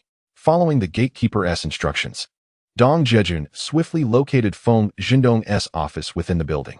With a knock on the door, a familiar voice beckoned, "Come in," and upon entering, Dong Jiajun was met with the sight of his old classmate. Feng Zhendong, who had been lounging with his legs propped on the desk, leapt up in delight, exclaiming, "I was just thinking about when to come find you. And here you are today. It seems we brothers share a certain telepathic connection. Let us not get carried away. We are both men, after all," replied Dong Jiajun with a chuckle. He noticed a newspaper, an open pack of Hongtashan cigarettes, and a steaming cup of green tea on Feng Zhendong's desk, suggesting life was treating him rather well. "Has Xia Ya not come with you? Let us head out for lunch. I'll call Wu Wenhui now and invite him to join us for a drink. We shan't return until we're thoroughly inebriated." Feng Zhendong, brimming with excitement at Dong Jiajun's arrival, handed him the pack of Hongtashan, encouraging him to help himself and take a seat. Before picking up the phone, "Hello, Dahui, it's me, Feng Zhendong. Guess who is here with me?" Upon receiving the call, Dong Jiajun engaged in a brief conversation with Wu Wenhui, arranging to meet in Feng Zhendong's office, where Wu assured him he would arrive shortly. As Dong Jiajun and Feng Zhendong sat in the office, savoring jasmine tea and engaging in casual banter, Wu Wenhui burst through the door with exuberance. He immediately enveloped Dong Jiajun in a warm embrace, exclaiming, "I've missed you terribly." As he leaned in to plant a kiss on Dong Jiajun's cheek, Dong instinctively pushed him away, saying, "I'm a married man. I cannot betray my wife. How will I face others if you do this?" Observing Dong Jiajun's reaction evoked memories of their school days, filled with playful antics. The familiar camaraderie dispelled any lingering sense of distance among them. As they settled into conversation, inquiries about Dong Jiajun's current situation led him to candidly express, "What can I do? Unlike you, I don't have a powerful father. I'm just tending to the land at home. After all, I have a family to support." From their earlier discussion, it became clear that Wu Wenhui had been placed in the Material Bureau by his father, who held an official position. This bureau was highly regarded, providing ample opportunities during the era of planned economy where all goods were centrally purchased and sold, making employment there quite advantageous. Despite Dong Jiajun's self-deprecating remarks, neither Feng Zhendong nor Wu Wenhui perceived any signs of despair in his demeanor. Instead, they noted a sense of calm confidence and determination emanating from him. "It's all right," Dong Jiajun reassured them. "Currently, Dahui and I manage well enough in the county. While we may not have it exceptionally good, we can handle most matters. If you need anything, just let me know. Though we haven't formally sworn brotherhood, our bond is no different." Feng Zhendong, with a grand flourish, rekindled their shared spirit. Reminiscent of the day he spotted Dong Jiajun outside the supply and marketing cooperative, riding that old bicycle from their school days, indicating a life less than prosperous. Feng Zhendong understood Dong Jiajun's pride and strong sense of self-respect, which explained his insistence on buying a plethora of snacks for the children at the cooperative, even forcing 2 packs of Hometown Mountain cigarettes into Dong Jiajun's hands. This gesture reflected Feng Zhendong's deep sense of loyalty, leaving Dong Jiajun profoundly touched. In this renewed chapter of life, he recognized the importance of cherishing such friendships. Xiao Dong was right. Although they had entered the workforce, each day was fraught with intrigue and deception. Reflecting on their school days, Wu Wenhui felt similarly moved, embracing Dong Jiajun with palpable affection, their bond evident and poignant. "Let us not dally, my brothers. Let us venture forth to indulge in some fine dining and revelry. We shall not return until blissfully intoxicated." Feng Zhendong raised his hand to glance at the Shanghai watch adorning his wrist, eagerly suggesting they dine out. "Today, I shall treat you all. I have a favored establishment where I can sign the bill, for in the end, it is the state that foots the expense." Wu Wenhui, too, glanced at his steel watch and urged the two to head out. "Hold on, Dahui, what do you mean by this? On my turf, you dare to wrest the honor of treating us?" Feng Zhendong felt a twinge of displeasure as he observed Wu Wenhui's eagerness to claim the check for himself. As the communications manager, he was responsible for the sustenance and pleasures of the medicinal materials company. Signing the bill at restaurants was quite advantageous. In that era, Aside from state-run restaurants, private eateries had begun to emerge, but one needed to be affiliated with certain organizations to thrive. Much like the allure of a beautiful woman to a wealthy patron in later years. At this moment, their stomachs were devoid of any lavish sustenance. Gifts were largely limited to cigarettes and alcohol, with cash rarely exchanged. Thus, treating one another to a meal at a restaurant was a way to satiate their appetites. And under the influence of alcohol, much could be accomplished. Let us leave the decision to Jiajun, suggested Wu Wenhui, noticing Feng Zhendong's visibly agitated demeanor, and shifted his gaze towards Dong Jiajun. Upon observing the fervor of his two good friends, Dong Jiajun felt a surge of warmth in his heart. While they were enjoying their youthful successes, he found himself a mere aimless drifter in the countryside. Yet, he cherished this bond of camaraderie and brotherhood. He envisioned that when his time to shine arrived, he would soar alongside these two brothers. With that thought, he declared, since it was Xiao Dong who gathered us. Dehui, let us not contest this. You can arrange the next outing. See, I told you, Jiajun has always been the fairest, Feng Zhendong teased, casting a playful, challenging glance at Wu Wenhui, before wrapping an arm around Dong Jiajun's shoulders as they exited. Darn it, if you want tea, let me treat you. Then I'll save some for myself, Wu Wenhui muttered indignantly, shaking his head. After noticing the pair had distanced themselves, he hurriedly called out, Wait for me. Are you two planning to leave me behind to feast alone? That would be rather ungracious. Dong Jiajun had long grown accustomed to mediating between these two brothers, both scions of influential families, who had often engaged in friendly rivalry during their school days. Even now, in the working world, their habits persisted. Yet, it was evident that despite their competitive natures, they were true brothers who could both support and confide in each other. Let us avoid the state-run restaurants. I've had my fill of their fare, Wu Wenhui chimed in, catching up and draping an arm over Dong Jiajun's shoulder. As the three of them sauntered out together, what is there to eat at those places? Allow me to introduce you to a new venue, to refresh our palates. Feng Zhendong, with a haughty toss of his head, pointed ahead and declared, This is it, the Drunken Immortal Pavilion. It's a new establishment opened by the manager's relative. Let us go and show our support. The entrance of the Drunken Immortal Pavilion exuded grandeur, with characters inscribed in a flamboyant style. Upon entering, the decor was equally impressive. While there were only a few scattered tables outside, the majority of the space was comprised of private rooms. Just from its exterior, it was evident that it far surpassed any state-run restaurant. This also reflected the gradual decline of those state-run establishments, which, like the daughters of emperors, would find themselves increasingly obsolete, overshadowed by these individual ventures. Once inside, Feng Zhendong navigated to a private room with ease and instructed Dong Jiajun to order. As Dong Jiajun began to select spicy dried tofu and spicy tofu, Feng Zhendong immediately interjected, snatching the menu from his hands. Are you trying to embrace a vegetarian lifestyle? Don't think you can save money for me. After we finish, pack some dishes to take back for Xia Ya and the children. His ignorance was alarming. How could he not feel embarrassed? It should be returning to the Buddhist path, not embracing it. At this moment, Wu Wenhui seized the opportunity to launch a merciless retort at Feng Zhendong. Do as you please. I'll say returning to the Buddhist path if I want to. What will you do about it? Feng Zhendong showed no sign of shame and instead defended himself with fervor, leaving Wu Wenhui speechless. He had encountered shamelessness before, but never had he met someone with such audacity. Never blaming fate for its misfortunes, undeterred by the trials of the journey, I will pursue the dreams that beckon me.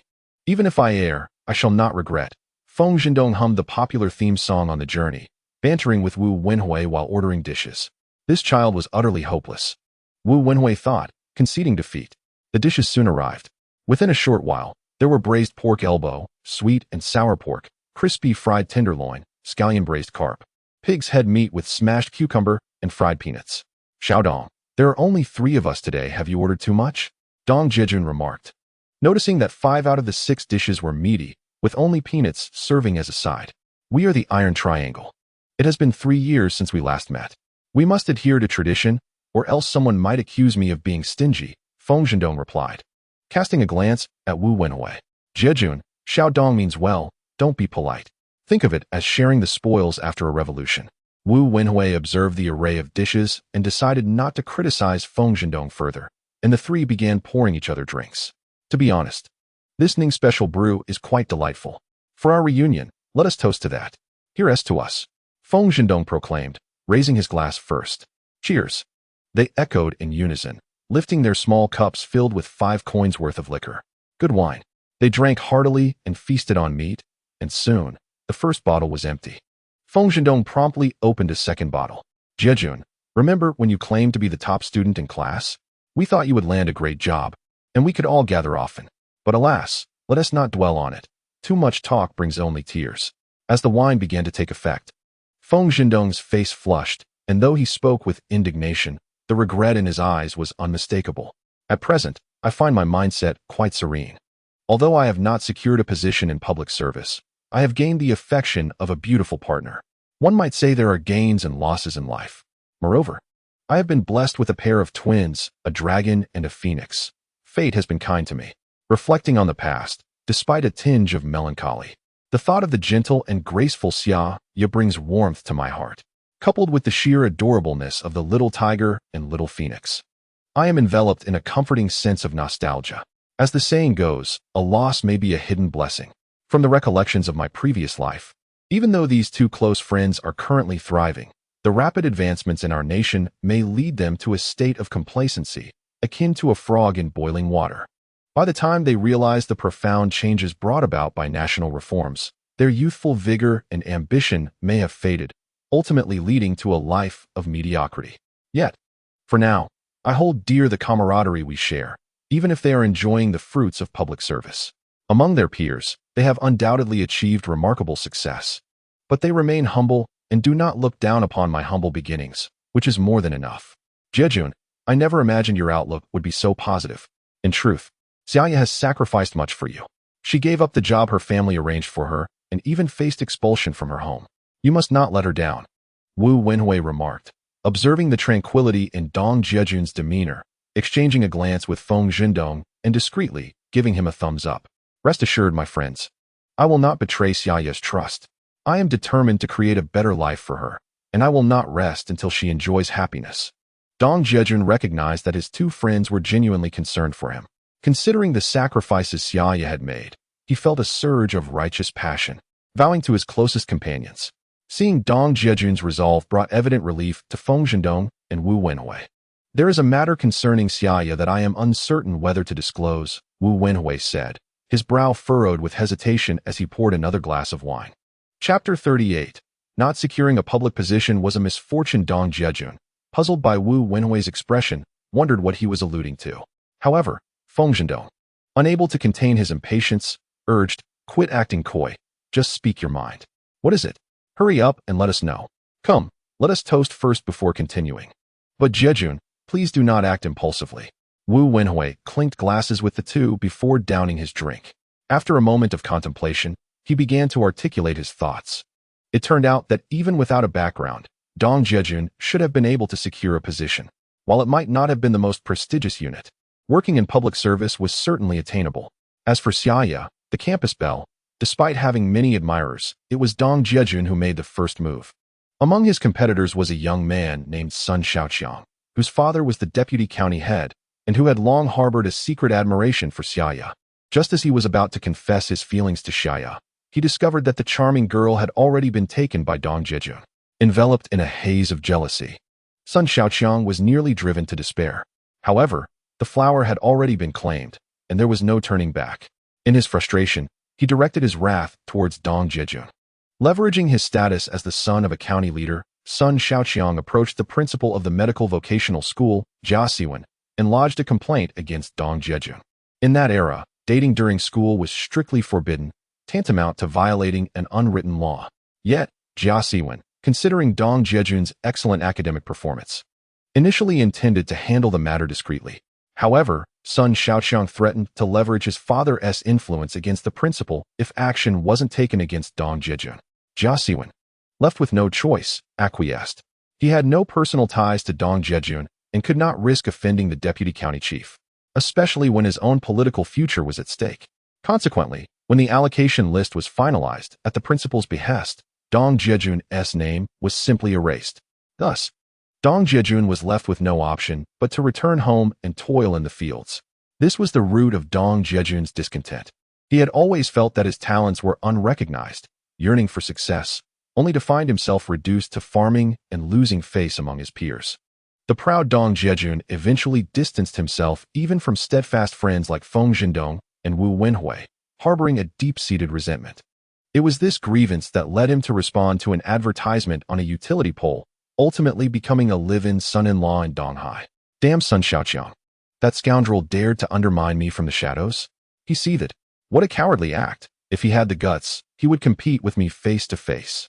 Feng Zhendong, upon hearing this, slammed his hand on the table, his expression one of fury. Indeed, Sun Xiaoqiang's actions were utterly despicable. Such treachery was unbecoming of a man. Yet he had the backing of a deputy county chief, and now with a position in public security, he was even more formidable. Later, Wu Wenhui learned of the situation and was equally incensed. However, he realized there was little he could do to change it, so he suppressed his anger. So that was it. After all these years, I'm glad that Dahui could help unravel this mystery for me. He raised a glass to toast. Come on, brothers. Let us drink. I felt quite insecure about not being assigned a job, which is why I didn't keep in touch. Thank you for always considering me a brother.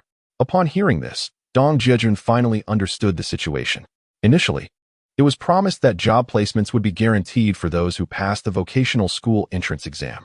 He had approached the school leadership, but was told that due to his rural household registration, he could not be guaranteed placement. In retrospect, it seemed he had been misled. However, upon further reflection, he considered it might be a blessing in disguise. Like his current companions, who appeared prosperous, over time, a life of comfort could dull one's ambition. How often does one have the chance to strive in life? You knew about this all along. You didn't seem to care at all, Dong Jiajun remarked. As Feng Zhendong and the others observed him, finding his calm demeanor surprisingly unperturbed instead of the expected outrage. De Huey's remarks left me in the dark. Had he not spoken, I would have remained unaware. Nevertheless, I reiterate my sentiment. Even if I have not dined at the table of the state, the unwavering companionship of Xia Ya suffices for this lifetime. Perhaps this is not such a misfortune after all. After clinking glasses with the two, Dong Jiajun chuckled and downed his drink. Astonishingly, I have just realized that Jiajun's calm demeanor is indeed conducive to great endeavors. Since we are no longer entangled in this matter, do share your future plans. Anything I can assist with, just let me know. Upon hearing Dong Jiajun's words, Wu Wenhui regarded him with newfound respect. Based on his prior understanding of Dong Jiajun, he had anticipated that, under the influence of alcohol, Jiajun might impulsively seek vengeance against Sun Xiaoqiang. This composure is indeed beyond the reach of ordinary individuals. Indeed, Jiajun, De Huey's words resonate with my own thoughts. Should there be anything we can do to assist you, do not hesitate to speak. We are brothers, after all. Feng Zhendong, having finished his drink, eagerly joined the conversation, asserting that he would not speak insincerely in front of true friends. Someone like him, accustomed to tilling the land, is certainly not suited for such endeavors. However, business does require some capital. Dong Jiajun was pleasantly surprised by the loyalty displayed by his friends. Yet, having lived 2 lives, he understood that human hearts can be inscrutable. He could not discern whether their words were mere pleasantries or heartfelt sincerity. Thus, he feigned a sigh and tentatively inquired, Jiajun, is that so? My monthly salary barely amounts to 40 or 50 yuan, but I do have some side income. After 3 years of work, I have saved a few hundred yuan. You are welcome to take it if needed. As Feng Zhendong spoke, he retrieved a savings book from his pocket and emphatically placed it on the table. Witnessing Feng Zhendong's gesture, Wu Wenhui felt compelled to contribute as well. He did not deliberate too long. He simply realized he rarely needed money. Meals were often treated by others, and he received cigarettes as gifts, leaving little room for personal expenditure. Whenever he received his salary, he would hand it over to his mother, who found solace in her son's frugality and gladly took on the role of custodian. Despite rummaging through his pockets for some time, he could not produce any significant change. Nonetheless, he boldly declared, Jiajun, I give my entire salary to my mother, so I have not saved any myself. However, if you require assistance, I can certainly ask her for 200 yuan without issue. Dong Jiajun was utterly taken aback by the sincerity of these two friends. He had never anticipated such heartfelt generosity in his current state of disarray. A wave of emotion washed over him, and he felt a warmth in his heart. It seems that the bond of brotherhood forged over 3 years of camaraderie is indeed genuine. To have such brothers is a treasure beyond compare. However, Dong Jiajun had his own considerations. After some contemplation, he deemed it necessary to clarify his stance. Chapter 39. True Brotherhood. Dong Jiajun pushed the savings book back towards them, his jovial demeanor replaced with earnestness. Xiaodong, Dehui, I cannot accept this money. I certainly intend to venture into business, but my ideas are still in their infancy. Should I truly decide to proceed, it will be a collective endeavor among the three of us. At this moment, Dong Jiajun chose to lay bare his intentions without further concealment. During the 3 days of the sports event, I found myself at the entrance of the stadium selling elm tree seeds, wild vegetables, pancake rolls filled with shredded potatoes, and roasted eggs. I also mentioned my visit to the first high school today to confirm tomorrow's orders, anticipating that this batch of group purchases would yield some profit. Dong Jiajun's remarks left the two in a state of disbelief. Once upon a time, despite his rural origins, Dong Jiajun was diligent in his studies and achieved commendable grades. Moreover, his self-respect and unwavering spirit earned him the admiration of the well-bred Feng Jindong and Wu Wenhui. As the three of them grew increasingly in sync, a formidable bond was forged. However, they could never have imagined that Dong Jiajun would set aside his pride to sell wild vegetables at the stadium entrance. This was, to them, utterly inconceivable. Furthermore, earning several hundred yuan in just 3 days shattered their expectations. To add to the astonishment, he garnered recognition from the leaders of the first high school, securing a substantial order that would allow him to earn even more. In a matter of days, he accumulated profits equivalent to nearly a year's salary for them, leaving the two utterly flabbergasted. Their gazes toward Dong Jiajun were now akin to that of observing a creature of the extraordinary. This stubborn man, who had never bowed for mere handfuls of rice, had resorted to a humble business venture devoid of capital, all to provide meat for his wife and children.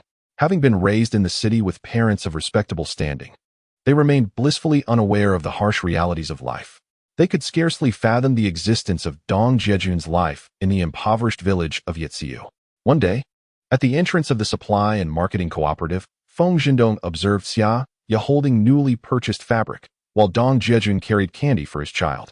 He presumed this was simply Dong Jiajun's routine of managing household necessities since his marriage, unaware that this was Xia Ya's first trip back to the city in 3 years and Dong Jiajun's inaugural purchase for their child in that same period. Poverty had confined the imagination of the privileged, yet Feng Jindong and Wu Wenhui were filled with admiration for Dong Jiajun. A true man knows when to yield and when to stand firm. This individual was indeed worthy of their unwavering support. When Dong Jiajun noticed the two staring at him as if he were an oddity, he felt as though he had sprouted horns atop his head. Please, do not regard me with such eyes.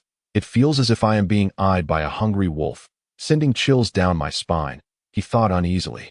Jiajun, it's been just 3 days, yet we see you in a whole new light. Who would have thought you could set aside your pride and endure such hardship? A distinguished medical student, now grilling eggs before the entire county's students. Impressive, indeed. I am in awe of you, Feng Jindong exclaimed, raising his thumb in genuine admiration. Jiajun, with the nation now embracing reform and opening up, the coastal regions are thriving. If you have aspirations, do voice them. I will lend you my utmost support. Whether in information or capital, Wu Wenhui added, lifting his cup and casting a glance at Feng Jindong. Did you hear what I said? What do you think? Absolutely. I am fully behind your ideas. If necessary, I would even raise my feet in support. With that, Feng Jindong raised his cup, and the 3 glasses clinked together, sending small droplets of wine into the air, like 3 youthful hearts filled with fervor. Dong Jiajun and his companions Feng Jindong and Wu Wenhui bid farewell as they emerged from the enchanting tavern. They mounted their bicycles and rode homeward. The setting sun, resembling a pool of blood, hung low in the sky. In the early summer season, a refreshing breeze caressed their skin, reminiscent of gentle hands, invigorating every pore of Dong Jiajun's being. Earlier that day, the trio had consumed 2 bottles of baijiu, although his companions had wished to indulge in beer as well. However, Dong Jiajun firmly intervened. Since his rebirth, he had established strict rules for himself. Unless absolutely necessary, he must learn to exercise restraint when it comes to alcohol. In his previous life, it was excessive drinking that led to his fatal stumble on the balcony of the 28th floor. Fortunately, he had returned to his home in Yixiu, granting him the chance to prevent a fire and redeem himself in the eyes of his wife and children. He could still share a loving bond with Xia Ya, growing old together without separation. If he were to become intoxicated again and accidentally traverse back to being a son-in-law, He might as well seek a sponge to end it all. Dong Jiajun shunned cigarettes, alcohol, and lust. His sole passion now lay in earning money. Money to keep Xia Ya smiling every day, to ensure that Xiao Hu and Xiao Feng thrived joyfully, and to hold hands with his beloved as they aged gracefully together. At the dining table, upon learning of Dong Jiajun's aspirations, his two close friends shared all they knew without reservation. Dong Jiajun, too, revisited his memories of this era, reaffirming the opportunities he recalled from his past life. However, these insights required further validation, and he found himself devoid of the luxury of trial and error. Before long, they arrived at their doorstep. Xiao Hu and Xiao Feng were in the yard, each dragging the small train he had made for them the previous day, chattering joyfully as they played. Upon hearing the call of their pet, the two little treasures dropped their trains and rushed towards Dong Jiajun with outstretched arms. "Daddy, did you bring back something delicious? Daddy, where have you been? Xiao Feng missed you so much." Xiao Hu, upon seeing his father, neglected to inquire about his father's fatigue and immediately requested a treat. While Xiao Feng demonstrated a more considerate nature, Xia Ya, donning an apron, emerged from the kitchen upon sensing her husband's return, playfully chiding Xiao Hu. "Did Daddy bring back goodies?" Unbeknownst to her, Xiao Feng, cradled in Dong Jiajun's arms, caught a whiff of delightful aromas but saw nothing. She leaned closer to her father's ear and whispered, "Mom, you're biased. Look, Xiao Feng is also asking Daddy if he brought back something tasty." Initially reflecting on his mother's reprimand, Xiao Hu, upon hearing Xiao Feng's inquiry, seized the opportunity to protest. "Why must you always flatter her?" Seeing Xiao Hu's aggrieved expression, Xia Ya could not help but pinch Xiao Feng's nose, exclaiming with a hint of exasperation, "Mommy, I was merely asking Daddy. I didn't necessarily expect something delicious." Xiao Feng, quick on her feet, having just received praise from her mother, felt a surge of joy but still shyly inquired about treats from her father, justifying her actions with a touch of embarrassment. "Ding, ding, ding, what do you see here?" As Dong Jiajun spoke, he suddenly reached behind him. Upon seeing what Dong Jiajun held, everyone in the courtyard widened their eyes in astonishment. Chapter 40. Who is more beautiful, mother or Xiao Feng? Not only the two children, but even Xia Ya was taken aback at the sight of the dishes in Dong Jiajun's hands. In his grasp were sweet and sour pork, and shredded pork in fish fragrance sauce.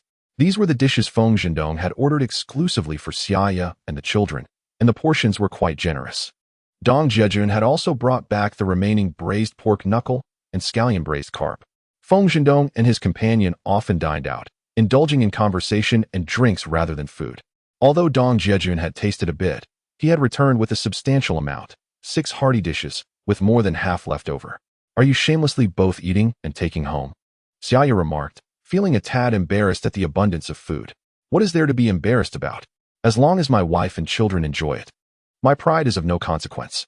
Wastefulness is truly disgraceful," Dong Jiajun replied with a nonchalant smile, recalling how even the affluent of the future, like those in Hong Kong, were accustomed to packing leftovers. There was no shame in that. Furthermore, the future state advocated for food security and promoted frugality, initiating the Clean Plate campaign, which cultivated a national awareness against wastefulness. This was indeed a hope for the nation. Noticing his two little treasures gazing at him with eager eyes, Dong Jiajun handed each of them a piece of sweet and sour pork. Just as he was about to give Xia Ya a piece while she turned to look at the children, he suddenly slipped it into her mouth, catching her off guard. However, she felt too shy to eat in the courtyard and quickly turned back to the stove. "I will first take some to our parents. When I return, we shall feast. After dinner, there will be much to do as people start arriving with wild vegetables." Xia Ya efficiently divided the dishes into 2 portions and hurried out to deliver them to her in-laws. This daughter-in-law is rare to find, both in heaven and on earth. "She is even more filial than I am," Dong Jiajun reflected, watching her retreating figure with profound admiration. "Daddy, the sweet and sour pork is delicious." "I want more," exclaimed Xiao Hu. "Daddy, I want more too," chimed Xiao Feng. The two little treasures, experiencing such culinary delights for the first time, were overjoyed, bringing a smile to Dong Jiajun's face, filling his heart with a sense of accomplishment. "We cannot eat any more now. Dinner is about to be served. We shall enjoy our meal at the table," he declared as he turned to fetch more for them. Just then, Xia Ya swiftly returned. Although the children were unafraid of their father, they still held a slight apprehension towards their mother. Thus, they fell silent and scampered to the bed. sitting obediently as they awaited Xia Ya to serve them their meals. If they have another piece of sweet and sour pork, they won't eat properly later, which could hinder their development, Xia Ya reminded Dong Jiajun as the children entered the house. Understood, my dear wife, he replied. Dong Jiajun was puzzled when he saw the rice mixed with coarse grains that Xia Ya had brought. I had no idea we ran out of rice. I could have brought some back, he remarked. Although there was still some rice available, it was not feasible to indulge in fine grains every day. What would happen to the corn at home? Xia Ya, accustomed to a life of hardship, despite having a little money now, knew that there were many expenses at home. It was hard to justify daily consumption of white rice and flour. However, considering Dong Jiajun's pride in front of the children, she felt somewhat embarrassed to explain. You raise a valid point. We must make good use of the coarse grains at home. How about this? I will find some time to bring back a piglet, so we can have a feast during the winter, she proposed. Dong Jiajun contemplated this for a moment, and vivid images of a pig slaughter danced in his mind. He envisioned the festive scenes in the village during the cold winter months, where families with ample resources would celebrate by slaughtering pigs. What if I raise one, no two? I could give one to my parents, and imagine the spectacle of slaughtering 2 pigs at once. The children would have meat to eat every day. We could choose whichever cut we desired. Just the thought of it filled him with exhilaration. Of course, even if Xia Ya preferred coarse grains. One had to wonder what the pig would eat if that were the case. Yes, it's settled then, he declared with satisfaction. But raising pigs requires a lot of grain, Xia Ya interjected, observing Dong Jiajun deep in thought, bewildered by the peculiar notions swirling in his mind. She felt she understood him well enough, yet in recent days, the changes in her husband seemed so pronounced that it almost felt surreal. And of course, I'll raise a couple of ducks and geese as well. We need to liven up our yard. Dong Jiajun envisioned a vibrant homestead filled with a pig pen, chickens, ducks, geese, and dogs, a delightful pastoral scene that brought him joy. This thatch-roof cottage held too many cherished memories. One day, he dreamed of building 4 brick houses or perhaps a small villa. What a splendid atmosphere that would create. Are you planning to turn our home into a zoo? Xia Ya asked, her beautiful almond-shaped eyes wide with disbelief, thinking her husband might have had too much to drink at lunch. She even reached out to touch his forehead, reassured that he wasn't speaking nonsense. Daddy, the zoo is great. Little Tiger loves the zoo, chimed in one of the children. Daddy, Little Phoenix loves the zoo too. The 2 little ones, their bellies round in content, let out cheerful burps.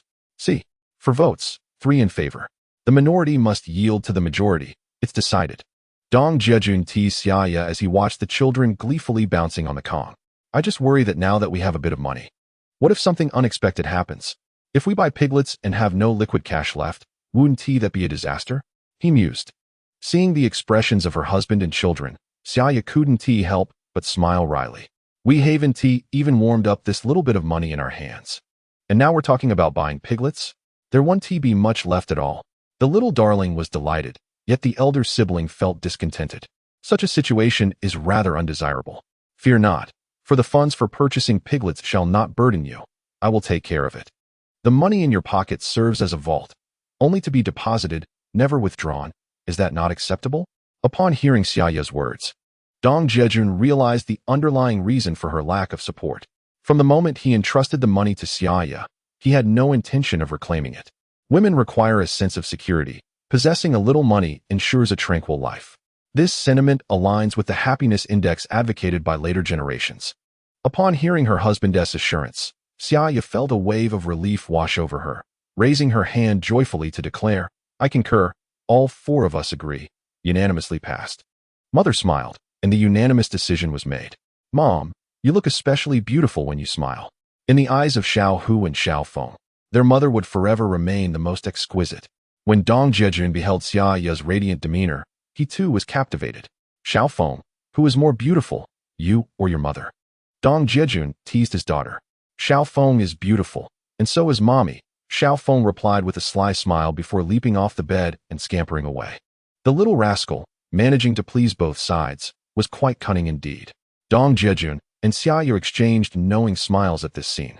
Suddenly, seeing Xiao Feng rush back in a flurry, exclaiming, Mom, something's wrong. There are so many people. Outside, Wang Kai was barking furiously. Chapter 41. The Courtyard in a Frenzy. Joy abounds for the whole family upon witnessing his daughter's expression. Dong Jiajun sprang from the bed in a single bound, neglecting to put on his shoes. swiftly drawing her behind him in protection. This was his beloved treasure, and he would not allow her to suffer even the slightest harm. Xia Ya hurriedly set down her bowl and rushed outside, only to burst into laughter upon discovering the commotion. It turned out that villagers had come to deliver wild vegetables they had foraged. Xiao Feng, overwhelmed by the sudden influx of people, felt an intense fear as they surged into her home. Xia Ya quickly greeted everyone warmly and began to register the deliveries one by one. Meanwhile, Dong Jiajun weighed and inspected the quality of the produce. Any wilted or aged vegetables were promptly discarded, as these were intended for the staff of a certain middle school. The teachers there were accustomed to refined grains and had quite discerning tastes. Should the goods be deemed unsatisfactory, they would certainly be returned, resulting in a significant loss. Just then, the children's grandmother, Wang Shufang, arrived to explain the situation to the villagers who did not understand. Dong Jiajun had earlier mentioned that city dwellers are particular about their food, and if the goods were rejected, it would not only tarnish his reputation but also damage the standing of Yetsiu village. Upon hearing Dong Jiajun's words, the villagers nodded in understanding, and some even reproached those among them who sought to take advantage of the situation. Such is the nature of the simple farmer, despite their widespread poverty. They live with great dignity and value the reputation of Yetsiu village above all else. Seeing that everyone comprehended the importance of the matter, Dong Jiajun's quality inspection proceeded smoothly. Weighing and inspecting continued, after which he relayed the figures to Xia Ya, who diligently recorded them before proceeding to make payments. "And Zhang, here are 80 cents for you. Yang, here is your 60 cents. Uncle Li, you have a total of 90 cents. Wang Shufang is responsible for arranging everything neatly and categorically." At this moment, Xiao Hu and Xiao Feng, drawn by the lively atmosphere, are running about in the yard like the exuberant children they are. The villagers delivering goods could hardly have anticipated that the usually idle scion of the Dong family would manage to earn money selling wild vegetables. Everyone watched with envy and warmth in their hearts. When they noticed the bulging backpack hanging from Xia Ya's chest, they realized that as soon as Dong Jiajun reported the numbers, Xia Ya would promptly produce the money to make her payment. In addition to those delivering wild vegetables, there were also villagers who, having finished their meals, came to witness the excitement. They observed the family bustling about with fervor and began to gossip. "Young master, I heard you sold these wild vegetables all the way to the city. Do city dwellers really enjoy this sort of thing? Who would have imagined that the wild vegetables we have in abundance would be worth money? Don't you think city folks are a bit naive? But city dwellers are no fools. They are quite discerning. It's not just that our wild vegetables are delicious. Otherwise, who would buy them? Not to mention, the young master has even sold large pancakes in the city. Old Dong has indeed raised a son who knows how to make money. Indeed, even though he graduated without securing a government job, he has managed to earn quite a bit through business." The villagers' words brought immense joy to Wang Shufang, making her beam with delight. Hearing praise for her son was more gratifying than any compliment directed at herself. Wang Shufang reflected on her 3 children. Dong Jiajun's older sister had already married and worked at the Binjiang textile factory. Dong Jiajun is the second child. But in rural customs, daughters eventually marry and become part of another family. Thus, Dong Jiajun is regarded as the eldest son. The villagers have grown accustomed to calling him young master. There is also a younger son who is currently in his senior year of high school and is about to take the college entrance examination. Initially, the plan was to ensure the eldest, Dong Jiajun, could continue his education.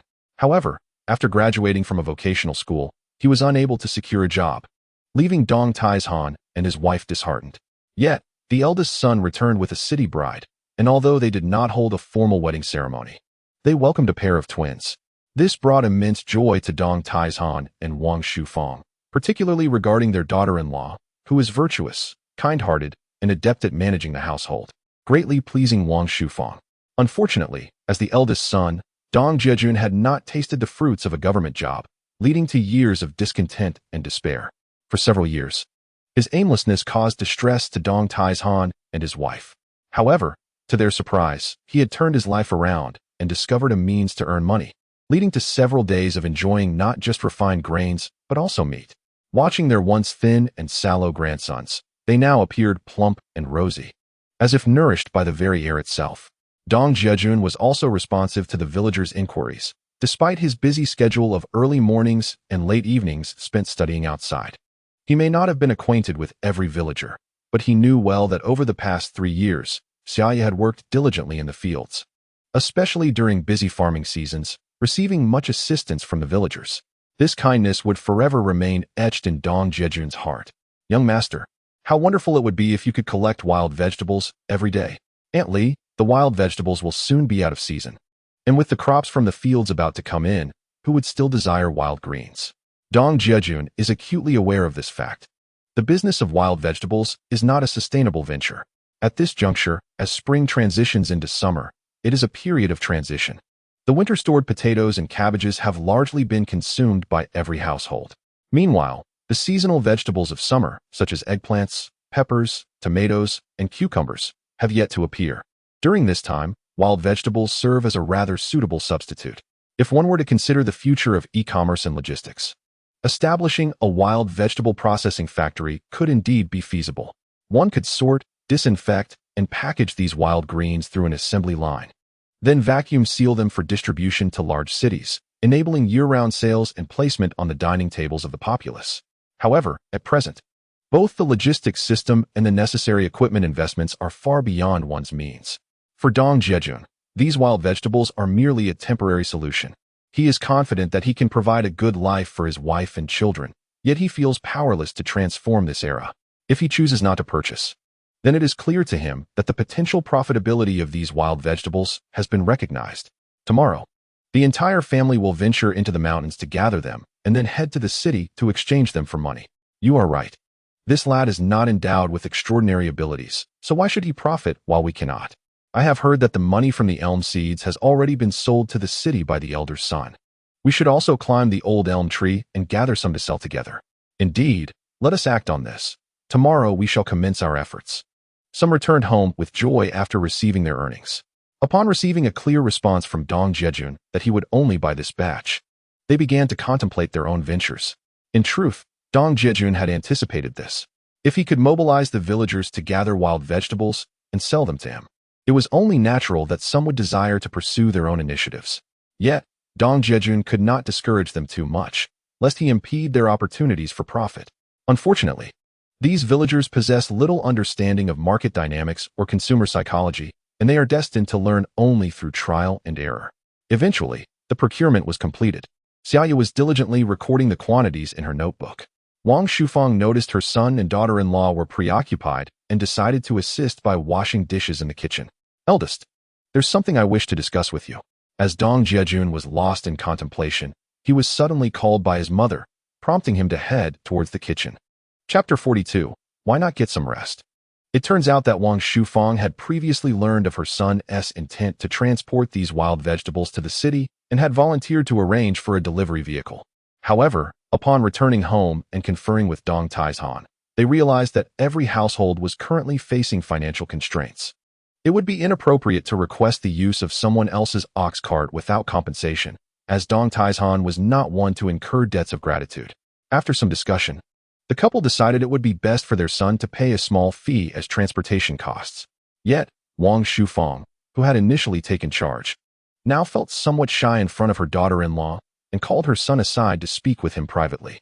Upon hearing his mother's somewhat awkward explanation, Dong Jiajun chuckled. Mother, we cannot expect to use someone else's ox cart for free. I do not wish to owe anyone any favors. It is only natural to provide financial assistance to others. Having lived 2 lives, Dong Jiajun undoubtedly understands this. The concept of human relationships is intangible and elusive. However, the debts of gratitude are the most challenging to repay.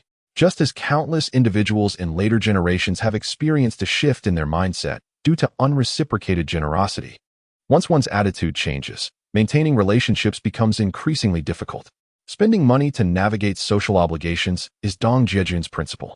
Whenever possible, he strives to avoid incurring debts of gratitude for matters that can be resolved with money. Many individuals, whether relatives or friends, often find themselves in need of financial assistance. Consequently, they may turn to those around them for loans, sometimes without expecting interest in return. Such generosity constitutes a monumental favor, which should be cherished deeply.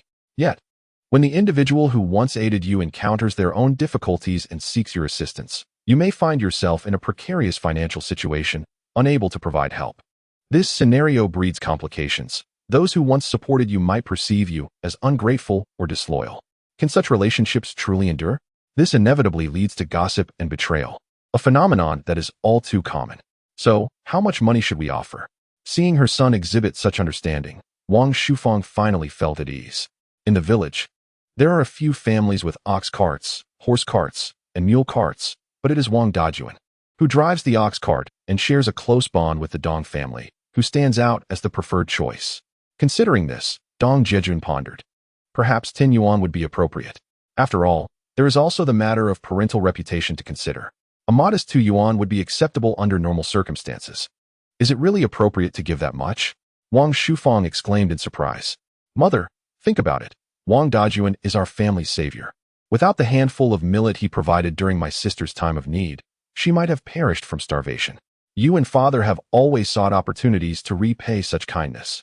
Moreover, we stand to earn several hundred yuan from this endeavor. Wang Dajuan was a longtime neighbor of the Dong family, with many children and a rather challenging life. During the years of natural disasters, when Dong Jiajun's sister, Dong Yanmei, was born and there was no milk to nourish her, their rice jar lay empty. Ultimately, Wang Dajuan brought over the last handful of millet from his own supply, saving Dong Yanmei with a rice gruel.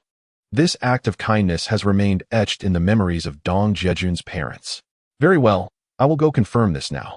After breakfast tomorrow, we can have him come to load the cart, Wang Shufang said, as she soothed the child to sleep and tidied the kitchen before removing her apron and preparing to leave. Suddenly, she seemed to recall something and turned back, saying, Eldest, now that you have earned some money, be cautious and prudent. Yesterday, Xia Ya delivered the vegetables, and your father asked me to remind you to learn to manage your finances wisely and sustainably. Mother, I have entrusted all my earnings to Xia Ya. With her supervision, I surely won't squander any money. You and father need not worry, he reassured her. Isn't that right, Xia Ya? Dong Jiajun noticed Xia Ya diligently recording accounts on a small stool and gently tapped her shoulder, startling her so much that she nearly lost her composure. You shouldn't frighten me like that. You nearly scared me to death. Feigning an intention to pinch her husband's thigh, she quickly straightened up, feeling a bit embarrassed upon noticing her mother-in-law nearby. Mom, are you heading back? I just told the eldest not to be so reckless with his spending. Did he say he would let you manage the money? Wang Shufang inquired, determined to get to the bottom of the matter. Rest assured, Mom, Jiajun indeed did so.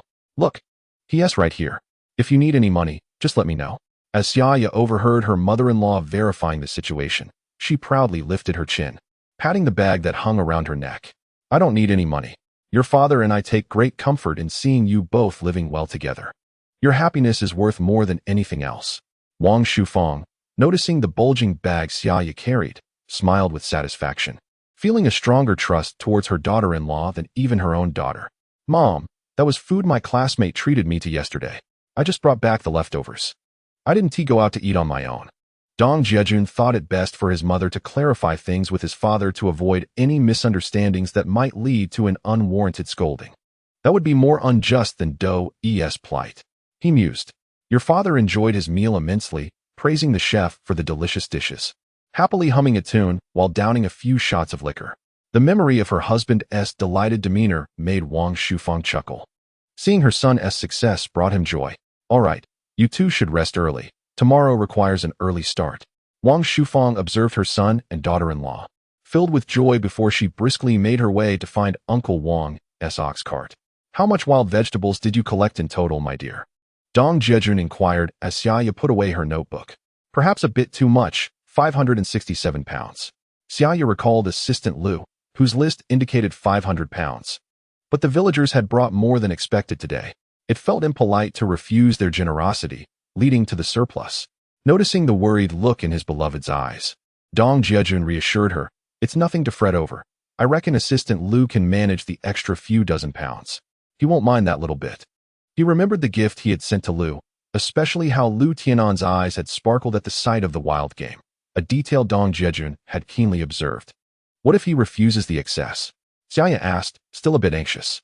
However, she had already set agreed quantities and quality standards with the villagers the day prior. Seeing their eager expressions today made it hard for her to return any surplus, a testament to her kindness. Fear not. You must know that there is no problem your man cannot solve, Dong Jiajun confidently declared, patting his wife's shoulder with grand promises. Well then, Xia Ya said, eyeing the mountain of wild vegetables. Didn't T-Mom tell us to hurry and wash up for some rest? Dong Jiajun blinked, exchanging an understanding look with her. Xia Ya paused, feeling her cheeks flush. A dog's mouth cannot spit out ivory. Disregarding him. Upon catching sight of his beloved wife's blushing visage and her coy demeanor, Dong Jiajun felt a surge of warmth in his core. With a playful peck on Xia Ya's charming face, he thought, who would see them at this late hour? Without a hint of shame, he pulled Xia Ya into the house. Be gentle, she whispered. Chapter 43, not revealing just yet, a surprise awaits. As the rooster crowed thrice, Dong Jiajun stirred from his slumber, the aroma of food wafting through the air. Stretching languidly, he felt invigorated. Darling, what delectable dish have you prepared that smells so divine? You'll find out when you get up, Xia Ya teased, busy at the stove. With a sudden burst of energy, Dong Jiajun leaped from bed, slipped on his shoes, and freshened up. Once ready, he turned to see Xia Ya placing an array of dishes on the table. Oh, how appetizing. After a long night of revelry, Dong Jiajun felt a pang of hunger. The spread included millet porridge, steamed buns, pickled radish, and scrambled eggs with scallions, truly a feast. His appetite ignited, he beckoned his children, Little Tiger and Little Phoenix, to join in. Seizing a bun, he took a hearty bite, followed by a mouthful of scallions, and savored the millet porridge. It was simply exquisite. Eat slowly. No one is going to take your food, Xia Ya remarked, relishing her meal with grace, while Dong Jiajun devoured his with fervor. Yet, he recognized the fortune of having such a woman by his side. Mom, this is so sweet, exclaimed Little Tiger. Mom, the sweet buns are delicious. The resourceful Xia Ya had crafted 2 sugar buns for her children, their delicate appearance reminiscent of the Cantonese dim sum he often enjoyed in his past life. Oh dear, I almost forgot something important. Hearing his children speak of sweetness, Dong Jiajun quickly donned his shoes, retrieved the brown sugar he had bought, and added a couple of spoonfuls to Xia Ya's millet porridge, stirring it gently. I told you to drink a bowl of brown sugar water every day. It seems you haven't been obedient, have you? The sugar hasn't even diminished, he observed, his heart brimming with affection. Brown sugar is so precious. I think I'll wait until the white sugar is finished before giving it to the children, Xia Ya mused, feeling the warmth of his care as he mixed the fragrant porridge. Despite living in a dilapidated thatched hut, her heart was filled with warmth. This was her cherished love nest. Once it's gone, we can buy more. I reiterate, you must have a bowl of brown sugar water daily. You've worked hard and need to replenish your energy, Dong Jiajun said with a mischievous grin. Xia Ya's fair face began to blush anew, prompting him to laugh heartily. Mom, replenish yourself. Daddy is so good to you with the brown sugar water. The children chimed in innocently, joining in the playful banter. Finish your meal. If you don't eat well, Daddy will devour all the eggs. Upon hearing her children's words, Xia Ya felt her cheeks flush even more and playfully tapped the small dining table with her chopsticks. Upon hearing that the eggs would soon be devoured by their father, the 2 little ones fell silent, their eyes fixated on the plate of scallion stir-fried eggs. They eagerly extended their chopsticks to partake. Eat slowly. Your father has reserved some for both of you, he reassured them, observing that the children's faces had grown rounder over the past few days. Dong Jiajun felt a sense of accomplishment swell within him. Jiajun, you ought to indulge in some eggs as well, Xia Ya remarked, noticing her husband's penchant for only the scallions in the dish. Consequently, she placed a piece in his bowl. I shall pass, for me. Scallions are the true elixir for vitality, far superior to eggs, Dong Jiajun replied with a smile, his gaze towards Xia Ya laden with unspoken affection. I shan't entertain you, Xia Ya retorted playfully, delicately picking up the egg he had just offered her. As she savored it, her mouth filled with the tenderness and warmth of her beloved. Ha woof woof. Just as the family of 4 completed their meal, they were startled by the boisterous barking of Wang Kai in the yard. Dong Jiajun hurriedly donned his shoes and spotted Old Man Wang, who had driven his ox cart to their doorstep. Mr. Wang, you're here quite early. Have you had your breakfast? Young man, I have already eaten. Let us hasten to load the cart. We must depart early and return promptly, Mr. Wang replied. Although not yet 60, he bore the weathered visage typical of his era, especially common among those from the mountains who toiled under the sun and braved the elements, all while striving to secure daily sustenance. Their nutrition often fell short of adequacy, starkly contrasting with future generations who enjoyed a daily bounty of meat and vegetables, meticulously balanced in dietary fiber. Very well, Mr. Wang, let us commence loading the cart, Dong Jiajun responded. At that moment, Wang Shufeng approached, joining her son and daughter-in-law in loading wild vegetables onto the cart, cautious of the sun's rays. It seemed she had borrowed a piece of tarpaulin from a neighbor for shade. Mr. Wang, shall we be off? Just as Dong Jiajun leapt onto the ox cart, he heard someone call from behind, wait for me. Turning, he saw Xia Ya rushing out of the house, a backpack slung across her chest. Are you going too? Dong Jiajun asked, astonished, as he had not anticipated her accompanying him. My mother insisted I follow you. Worrying that you might miscalculate and lose track of such a significant sum, Xia Ya explained, having intended to mention her desire to join him the previous night, only to be distracted by his affectionate attentions. Very well, Dong Jiajun acquiesced, quickly jumping down to lift his wife onto the cart before joining her. They settled side by side at the back of the cart, with Mr. Wang at the front guiding the ox, the space between them filled with heaps of wild vegetables. As they passed through the village, the sight of the young couple laden with their bountiful harvest evoked envy among the villagers. Look at them. They are off to sell their wild vegetables, they mused. Indeed, as Wang Shufeng had mentioned, many now thrived on rice, flour, pork, and eggs daily. My spouse ventured into the mountains today to gather wild vegetables, intending to sell them in the city tomorrow. At that time, our family may finally indulge in some meat. How delightful! I shall also ascend the mountains to forage for wild greens. If the Dong family does not accept our offerings, we shall sell them ourselves. Are they compelling us to prosper? Dong Jiajun and Xia Ya warmly greeted the assembly, attentively absorbing the village's discussions. The season for wild vegetables is swiftly drawing to a close. However, Dong Jiajun found himself unable to dissuade them, lest his intentions be misconstrued. Kindness often goes unappreciated. Why bother? Life's intricacies are a study in wisdom. In this second chance at life, Dong Jiajun merely wishes to savor his modest existence, avoiding the ungrateful tasks that others may impose. Numerous factors, timing, location, and human connection, are paramount. Otherwise, one risks failure. Much like Zhao Jiqiang, the soda vendor, who, upon witnessing others selling grilled eggs, yearned to join the fray. The mere thought of Zhao Jiqiang, the boorish man, caused a smile to grace Dong Jiajun's lips. What are you pondering? He was asked, thinking of Zhao Jiqiang, the soda vendor? Indeed, the very same one who faltered at grilling eggs. What do you find interesting about him? Ah, that is a grand secret, one I shall reveal in due time, guaranteed to elicit a gasp of surprise. Dong Jiajun cast a mysterious glance at Xia Ya, cloaked in intrigue. Chapter 44. The bag of money swells again, reflecting upon the inedible fare produced by Zhao Jiqiang. It became evident that even with market demand, without mastery of core techniques, earning a profit is no simple endeavor. Fortunately, I possess an ancestral recipe. The thought of this unique formula filled Dong Jiajun with immense pride in his inventive ingenuity. Many observe only the financial successes of others, overlooking the significance of prior knowledge and essential techniques. A rush to replicate often leads to dismal failure. My ancestral secret is not easily imitated, nor can it be surpassed.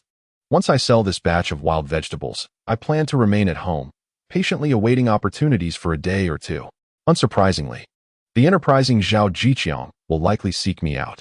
In front of the school gate, a covered ox cart parked in the spacious square, instantly capturing the attention of the elderly gatekeeper. However, as the gatekeeper emerged, Dong Jiajun had already approached, casually offering a red pagoda cigarette. Sir, do you still remember me? I came looking for Assistant Lu last time. The gatekeeper accepted the cigarette, sniffing it appreciatively. Your words jog my memory. Why have you returned to seek Assistant Lu today? Sir, this is a delivery of wild vegetables ordered by Assistant Lu for the faculty and staff of the school. I hurried to bring it here, Dong Jiajun explained, striking a match with haste, then respectfully lighting the gatekeeper's cigarette. Do not underestimate the gatekeepers of that era. Without some connections, one would find it difficult to secure such a position. What wild vegetables do you have? The gatekeeper inquired, clearly pleased with Dong Jiajun's demeanor. Approaching the ox cart, he lifted a corner of the cover, revealing an array of treasures, young willow shoots and garlic sprouts, truly delightful delicacies. As a man of his generation, who among them had not tasted wild vegetables? Yet, at that time, they were consumed out of necessity rather than choice. In the present day, with the city's abundant provisions, where is the opportunity to savor the wild vegetables of the mountains? All that remains are memories, deeply cherished within. Indeed, there are also the likes of shepherdess purse, mugwort shoots, balloon flower, and bracken. Did I not call Assistant Lu in the past? After a brief exchange with the gatekeeper, Dong Jiajun was preparing to make a call when the gatekeeper kindly interjected, "No need, please wait a moment. I shall call Assistant Lu for you." With a cheerful demeanor, the gatekeeper proceeded to make the call. Although his role was that of a guardian, he was nonetheless considered part of the faculty at the school. During festive seasons, the gatekeeper received his fair share of gifts, and it was customary for teachers passing by to greet him politely. Observing the gatekeeper's warm nature, Dong Jiajun and Xia Ya adjusted their tarpaulin tighter. Shortly after, they spotted Lu Tainan, clad in a white shirt and glasses, with his hair neatly parted, approaching. "Comrade Xiaodong, you've arrived quite early. Let us drive the vehicle to the cafeteria to unload." "Assistant Lu, please have a cigarette," Dong Jiajun remarked, as the gatekeeper had already opened the main gate. He signaled to Wang, the driver, to hurry the ox cart into the school. Dong Jiajun accompanied Lu Tainan towards the school playground. Upon reaching the entrance, Dong Jiajun jogged ahead to hand the gatekeeper a cigarette, expressing his gratitude repeatedly, which greatly pleased the gatekeeper, who mused, "This young man truly understands courtesy." "Assistant Lu, this is my wife, Xia Ya," Dong Jiajun introduced as Xia Ya approached. "Hello, Assistant Lu." Today, Xia Ya wore a pastel pink chiffon blouse, a garment from last summer. Once worn during her youth at home, her long hair was tied back in a ponytail, and her face, free of makeup, radiated a fresh and vibrant charm, exuding an elegance that belied her rural origins and the fact that she was a mother of two. Very well, a harmonious couple indeed, Lu Tainan thought, surprised by the refined grace of Dong Jiajun's wife. Out of politeness, he refrained from probing further. "Assistant Lu, there is a matter I wish to report," Dong Jiajun stated, adhering to protocol with a measured approach, lagging just behind Lu Tainan, which is a subtle art in dealing with superiors. One must neither rush ahead nor fall too far behind, lest one be perceived as distanced. Maintaining this slight lag ensures that the leader's words are not overlooked while allowing for clear communication of one's own report. "Speak freely. There is no need for hesitation," Lu Tainan gestured grandly. "Assistant Lu, we initially ordered 500 pounds, but it appears we've harvested a bit more, perhaps in excess of several dozen pounds. If it presents any inconvenience, I can take the surplus to sell at the market. I certainly do not wish to trouble you." Dong Jiajun spoke courteously, though in his heart, he hoped to retain the excess. Nevertheless, such was the necessary pretense. "So, you say there is an excess of several dozen pounds?" Lu Tainan paused, pondering for a moment. "Indeed, sir." Dong Jiajun, keenly observant, discerned that Lu Tainan was mentally deliberating before he resolutely declared, "Let us proceed as such. Since there are several extra pounds, refrain from taking them to market for any further dealings. We shall settle according to the actual weight." "I am grateful for your leadership," Lu Tainan replied, his spirits lifted by the arrangement. It was fortunate that they had communicated beforehand. Otherwise, discussing such matters in front of a crowd at the cafeteria would have been quite awkward. In truth, Lu Tainan had initially envisioned an excursion for the school, a delightful outing to gather wild vegetables. However, with the cancellation of the event, he had proposed the purchase of this batch of wild greens, which were indeed a rarity, precious due to their scarcity. If his colleagues at the school were to see them available on every street corner, their value would diminish significantly. Thus, he consented to Dong Jiajun's request. At the entrance of the cafeteria, several teachers without classes had already received the notice, arriving with baskets and enamel basins in hand. The moment Dong Jiajun unveiled the tarpaulin, a collective gasp of delight erupted among them. The wild vegetables appeared fresh and plump, glistening as if just harvested from the mountain, still adorned with dewdrops. In fact, these were meticulously sprayed with well water by Dong Jiajun during loading that morning. He understood well that the presentation of any product is crucial, particularly to the discerning palates of these esteemed intellectuals, who are known for their fastidiousness.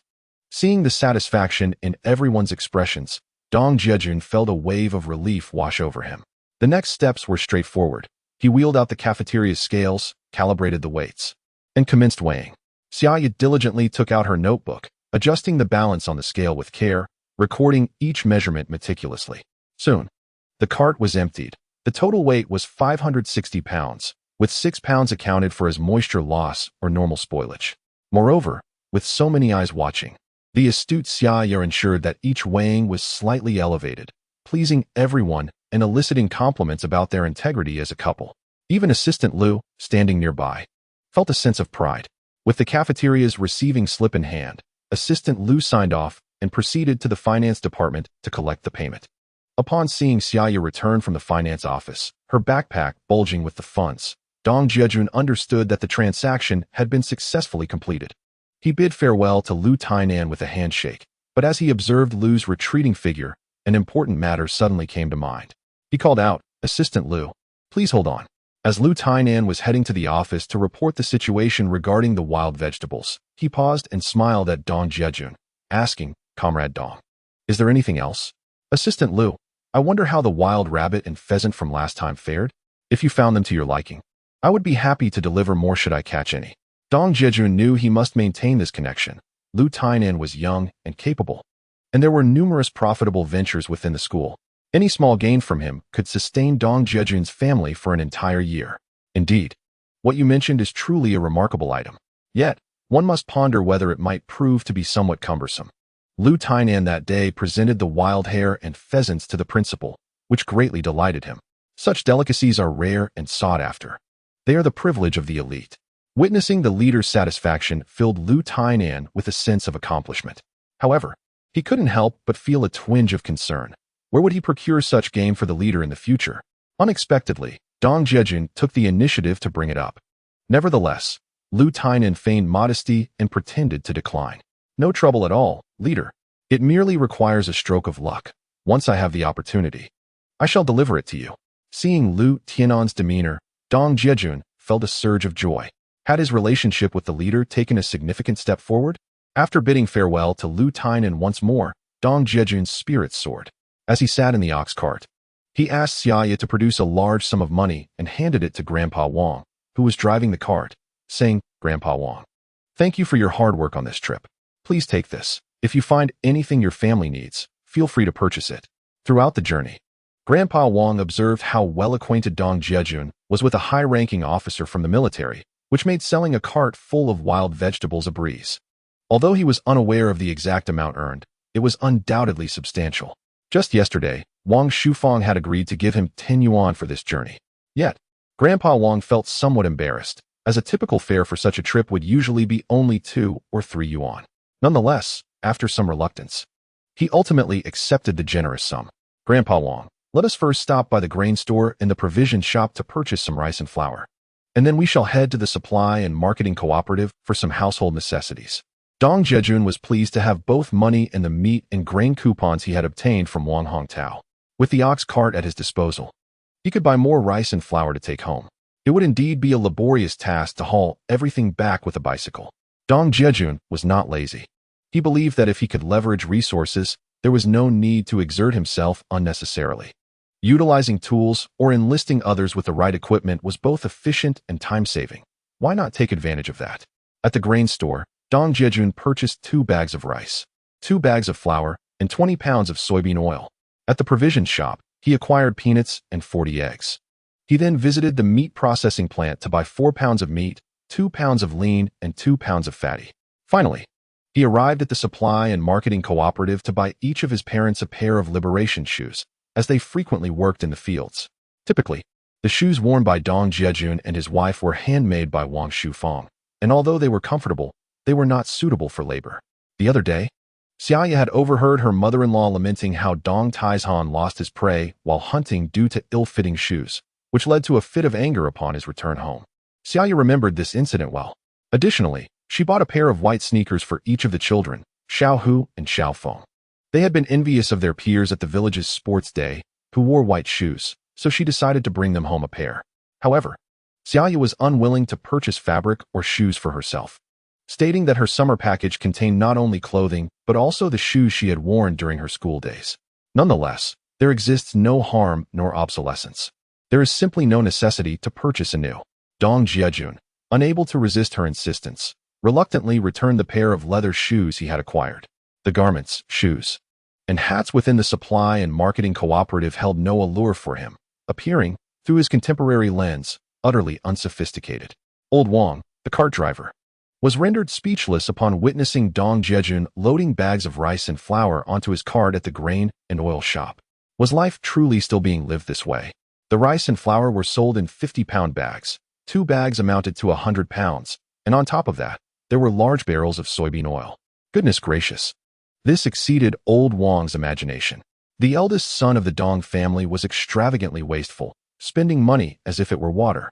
Even if he had earned a little from selling wild vegetables, such ostentation seemed unwarranted. When it came to purchasing meat, he straightforwardly asked for 4 pounds. Who buys meat in such quantities? Typically, a few ounces sufficed to impart flavor. Noticing old Wang's expression, Dong Jiajun felt no need to explain. Poverty had confined many people's imaginations. As one who had been reborn, was it wrong to wish for a better quality of life for his wife and children? Was it inappropriate to honor his parents and provide them with a good existence? Earning money is for the purpose of spending it, is it not? It is for the sake of enjoyment, is it not? Should he find himself short of funds later, he could always earn more. What was there to make a fuss about? On their way home, Dong Jiajun and Xia Ya sat together at the back of the ox cart, hands intertwined and knees hugged to their chests. The cart moved slowly and comfortably, as the two exchanged whispers while gazing at the scenery along the roadside. Reminiscent of their youthful days as a boy and girl, their youth was carefree and exuberant. Xia Ya reflected on the time she had been cast out from her home. Sitting on Dong Jiajun's bicycle, mentally preparing herself for a life of toil in the fields alongside him. After 3 years of hardship, she had finally begun to reap the rewards of her perseverance.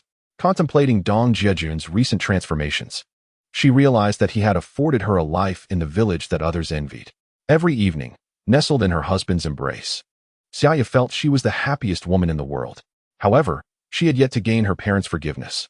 Yet, Dong Jiajun had assured her that this new year, when he visited her family as the new son-in-law, he would reconcile her with them. Xia Ya had no doubt about her husband's words and eagerly awaited that day. Dong Jiajun sensed Xia Ya leaning into him more closely, her eyes sparkling with the sweet warmth of happiness. He felt intoxicated by the moment. In his previous life, he had suffered greatly. Yet, to voice it thus would be unfair to the dog, for it would be an insult to even the lowest of creatures. Fortunately, fate had granted him another chance. This was the life he had longed for. Xia Ya, I love you, now and forever. He recalled how he had once deceived her into returning by riding his bicycle, and today was their first time seated in an ox cart together. In the future, he vowed to give her a proper wedding, complete with a car. As he gazed upon her exquisite and elegant features, he found himself entranced. Suddenly, he leaned in to kiss her earlobe, almost breathlessly uttering, "What is it with you?"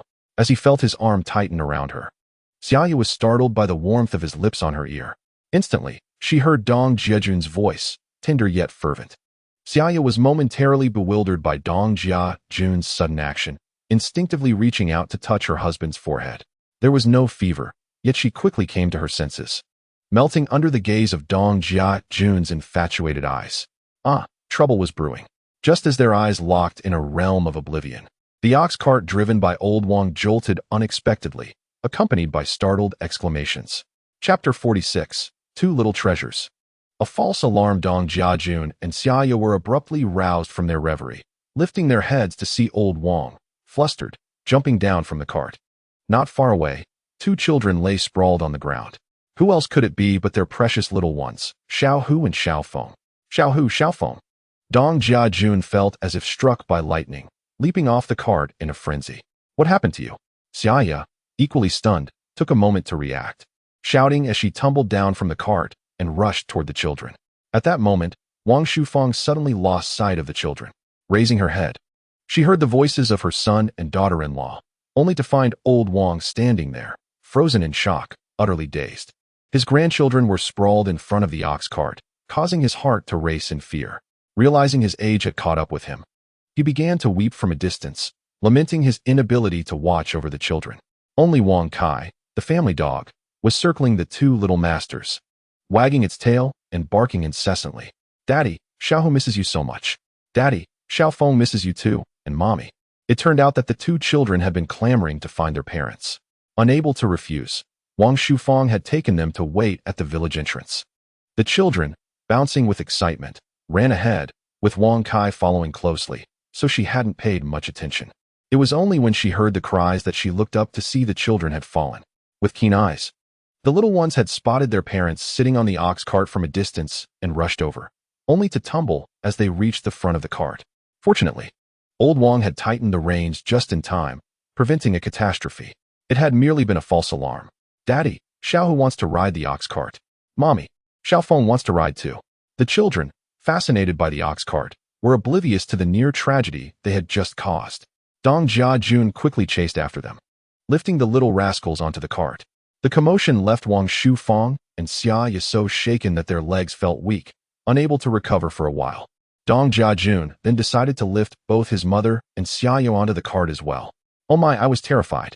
Old Wang finally regained his composure. Reflecting on the near disaster that had almost occurred, he no longer dared to sit on the cart, instead leading the ox slowly.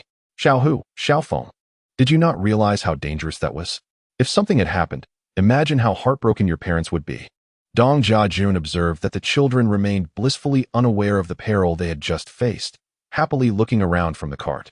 He felt it essential to instill a sense of danger awareness in his children, knowing that their journey through life would not always be smooth sailing. Father, I do not wish to see you and mother in sorrow. Father, I also do not want you to be sad. Little Tiger and Little Phoenix were startled earlier. But after all, they are but children. As creatures of the rat zodiac, they quickly forget their fright. Now, hearing father speak, they respond with a semblance of understanding. In the future, when you encounter ox carts or horse carts, you must remember to keep your distance, for they are quite dangerous. Dong Jiajun observed his mother tightly embracing Little Tiger, while his wife held Little Phoenix, tears silently streaming down her face, feeling a deep sense of unease. Nonetheless, he resolved to consistently instill a sense of safety awareness in his children. Soon, they arrived at the doorstep. Energetic Wang Kai reached the entrance and pushed open the wooden gate with his paw, then turned to the family in the vehicle, wagging his tail vigorously. Shufang, this is the 10 yuan that my eldest son gave me. We almost encountered an accident. How can I accept this money? Old Master Wang pondered at the door, reflecting on the harrowing moment that nearly led to disaster. Feeling reluctant to accept the money again, he intended to return it. Old Master Wang, I do not blame you. Fortunately, your vast experience allowed you to rein in the ox cart in time, or the consequences would have been unimaginable. You must keep this money. Dong Jiajun, who was in the midst of unloading rice and flour, hurried over and patiently reassured Old Master Wang, pushing the money into his pocket. Alas, I am old, truly old, and no longer useful. Old Master Wang sighed, witnessing Dong Jiajun's resolute attitude, and had no choice but to accept the money, returning to his ox cart with a heavy heart. Mother, I will ride my bicycle to bring the rice and flour back to you. We shall share these provisions as a family. Dong Jiajun noticed that his mother and wife had yet to regain their composure after disembarking, each holding Little Tiger and Little Phoenix, appearing as if they had lost their souls. He sought to divert their attention, commenting, "It seems mother has grown old. You cannot even watch over a child. What else can I accomplish?" Wang Shufang did not respond, gazing at Xia Ya, who was shedding tears, her face filled with remorse and guilt.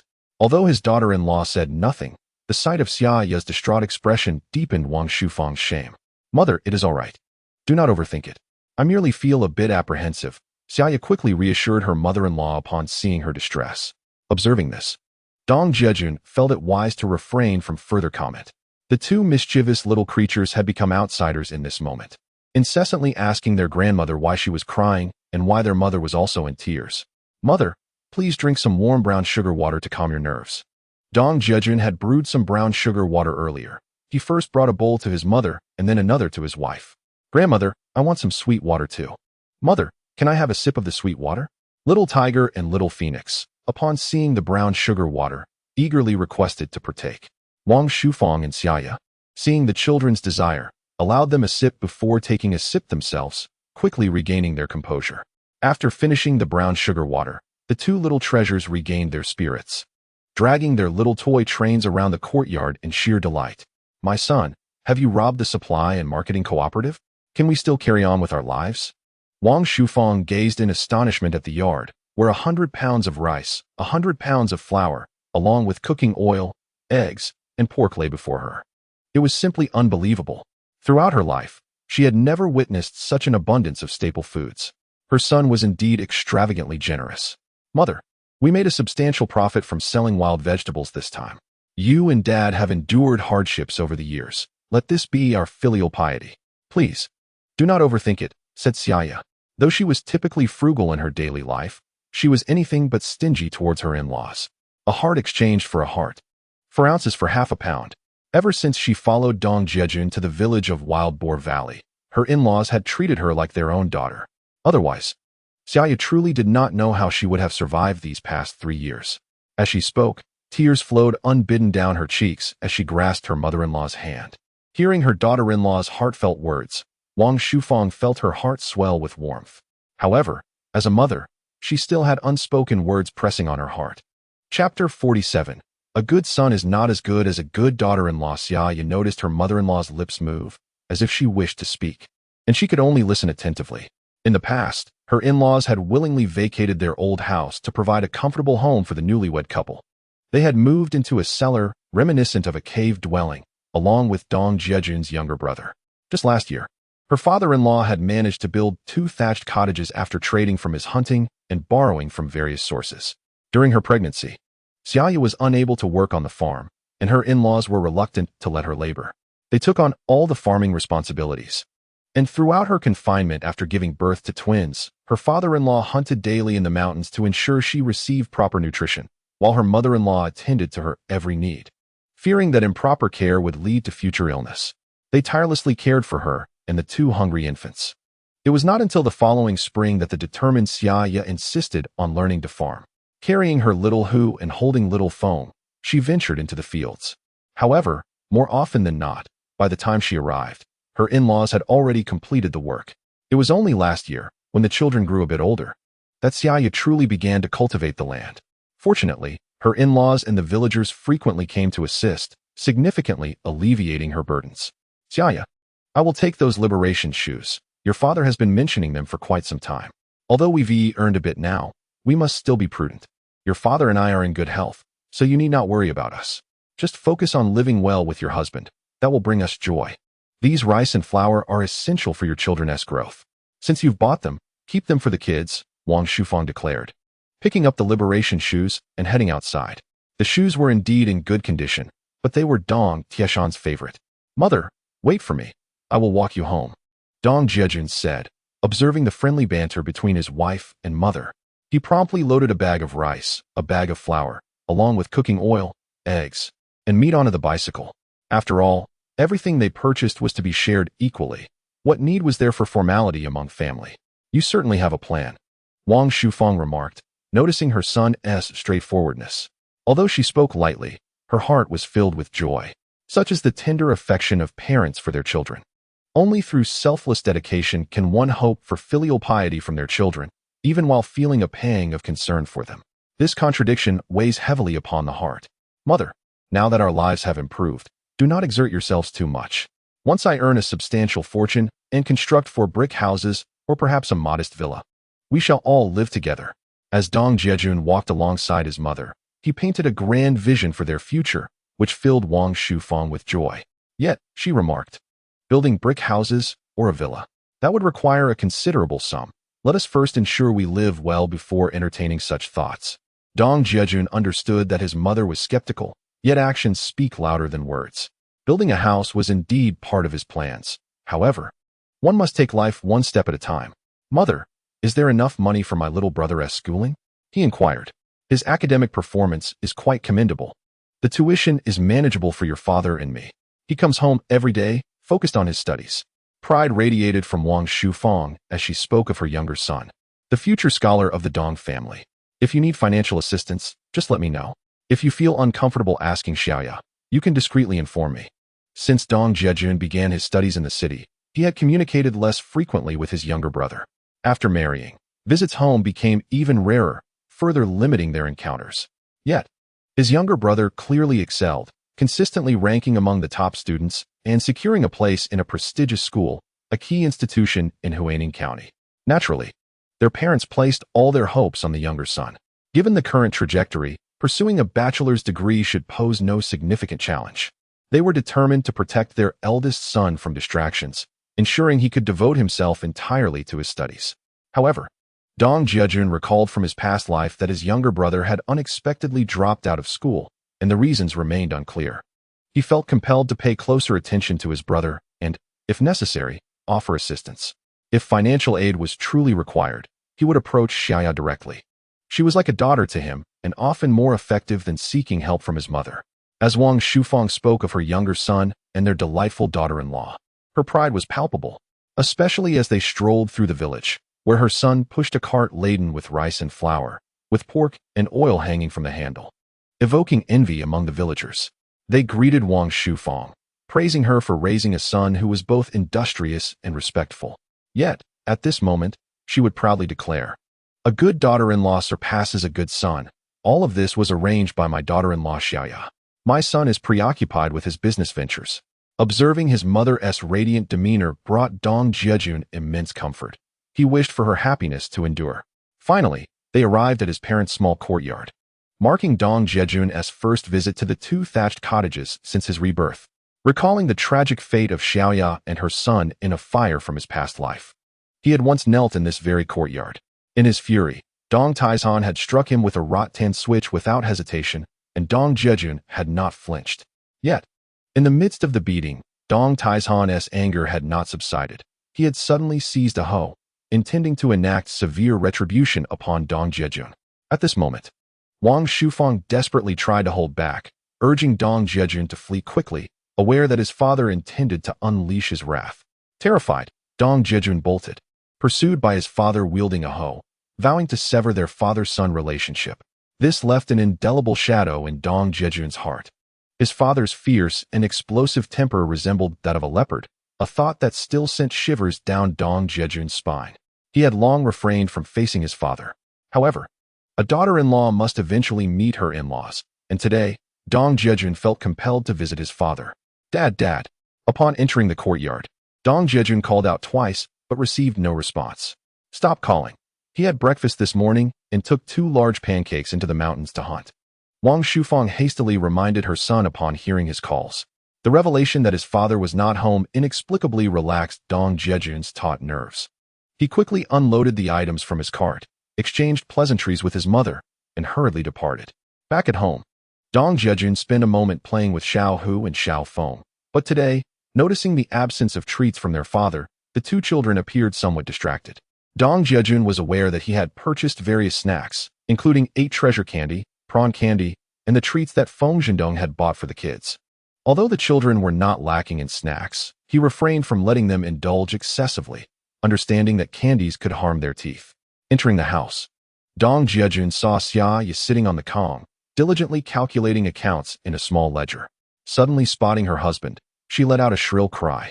Chapter 48. My dear wife, I shall build you a small Western-style house. Xia Ya's exclamation startled Dong Jiajun. Turning to look, he saw her, usually graceful and composed, now brimming with excitement. "Jiajun, we have struck it rich." Without waiting for Dong Jiajun to respond, Xia Ya continued in rapid succession. "Jiajun, do you know how much money we have now? It's simply unimaginable. You are truly remarkable." Seeing the joy radiating from Xia Ya, Dong Jiajun felt a surge of happiness within himself. In this rebirth, his goal for earning money extended beyond merely providing a comfortable life for his wife and children. Ultimately, it was to bring joy to Xia Ya, liberating her from the shadows of poverty and granting her a genuine sense of security. It seemed that he had initially achieved this effect. As Xia Ya noticed Dong Jiajun's amused gaze upon her, a blush crept across her cheeks. Glancing out the window, she saw Xiao Hu and Xiao Feng playing with the chicks. In a swift motion, she turned and, akin to a thief, planted a kiss on Dong Jiajun's cheek. "Consider this a reward." "Is that all? How rather unconventional." Dong Jiajun observed his wife's flushed face, feeling a rush of excitement as he instinctively wrapped his arm around Xia Ya's slender waist, his gaze drawn to her ample bosom. What a rogue, doing this in broad daylight. Xia Ya seized the moment while Dong Jiajun was distracted, slipping away like an eel, her face even more flushed, though her lips playfully protested. "A rogue? Huh. What do you call it when one is affectionate with his own wife?" Dong Jiajun mused, reflecting on a term that had nearly vanished in later years, now uttered in a lively tone by Xia Ya, imbuing the moment with a unique charm. In a moment of exasperation, Xia Ya found herself at a loss as Dong Jiajun playfully branded her a rogue. Was he not indeed a scoundrel? This term has become the epitome of contemporary vernacular. Aware that she could hardly win an argument against her husband, Xia Ya hastily handed him a ledger. May 30th, 1985. Income, 560 jin of wild vegetables. 6. 336 yuan. Expenditure: 100 jin of rice, 100 jin of flour, 20 jin of cooking oil, 40 eggs, 5 jin.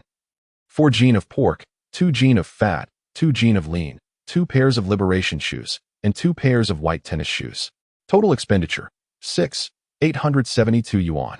Balance: 26. 728 yuan. Total profit: 267. 282. 033. 247. 060 yuan. Jiajun, we are nearing 500 yuan. I have never seen such a sum before. Do you think we have struck it rich? Xia Ya noticed that Dong Jiajun merely glanced at the figures, devoid of the excitement she had anticipated.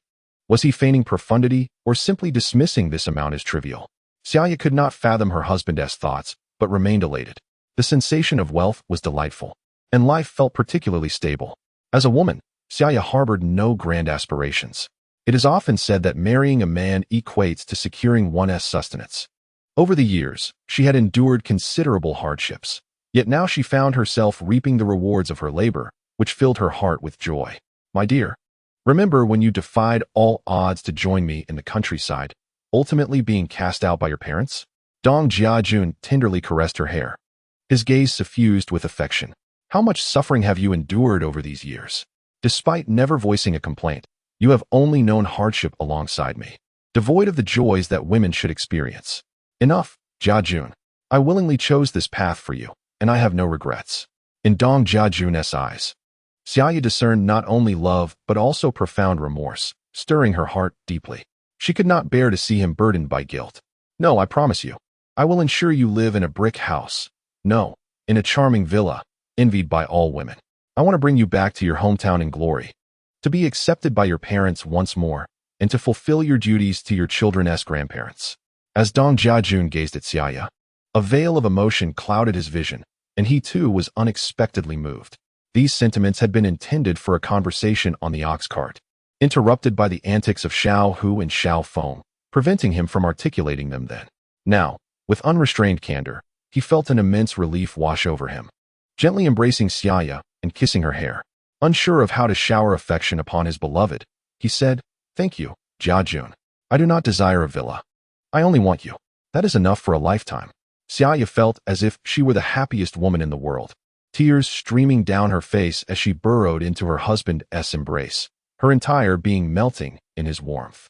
For a long while, it seemed as if the world had come to a standstill. "Mom, I'm hungry," Xiao Hu suddenly called from the yard, jolting them back to reality after their moment of romance and declarations. "I had almost forgotten about the two little treasures.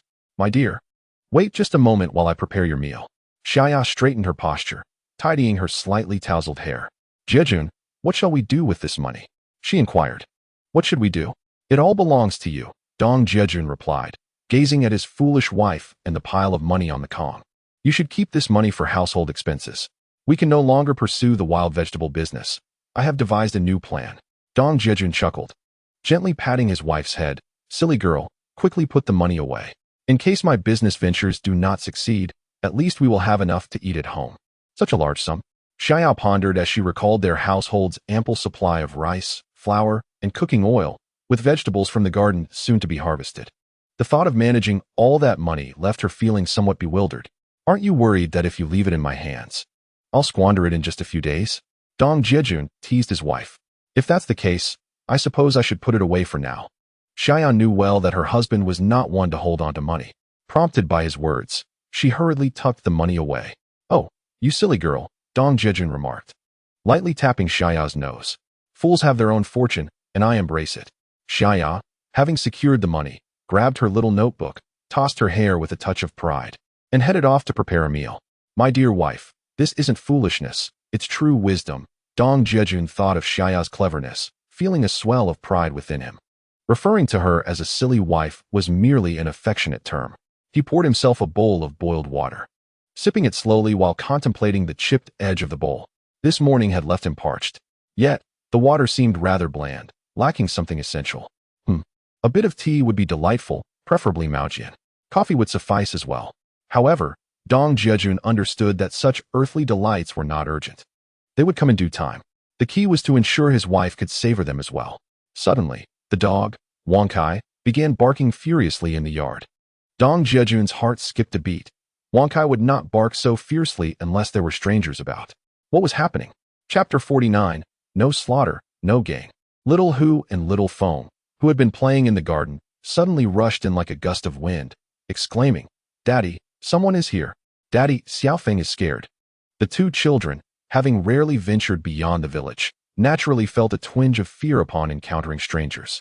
"Jiajun, it seems they are looking for you," Xia Ya observed, recognizing from the children's expressions that these were indeed not villagers.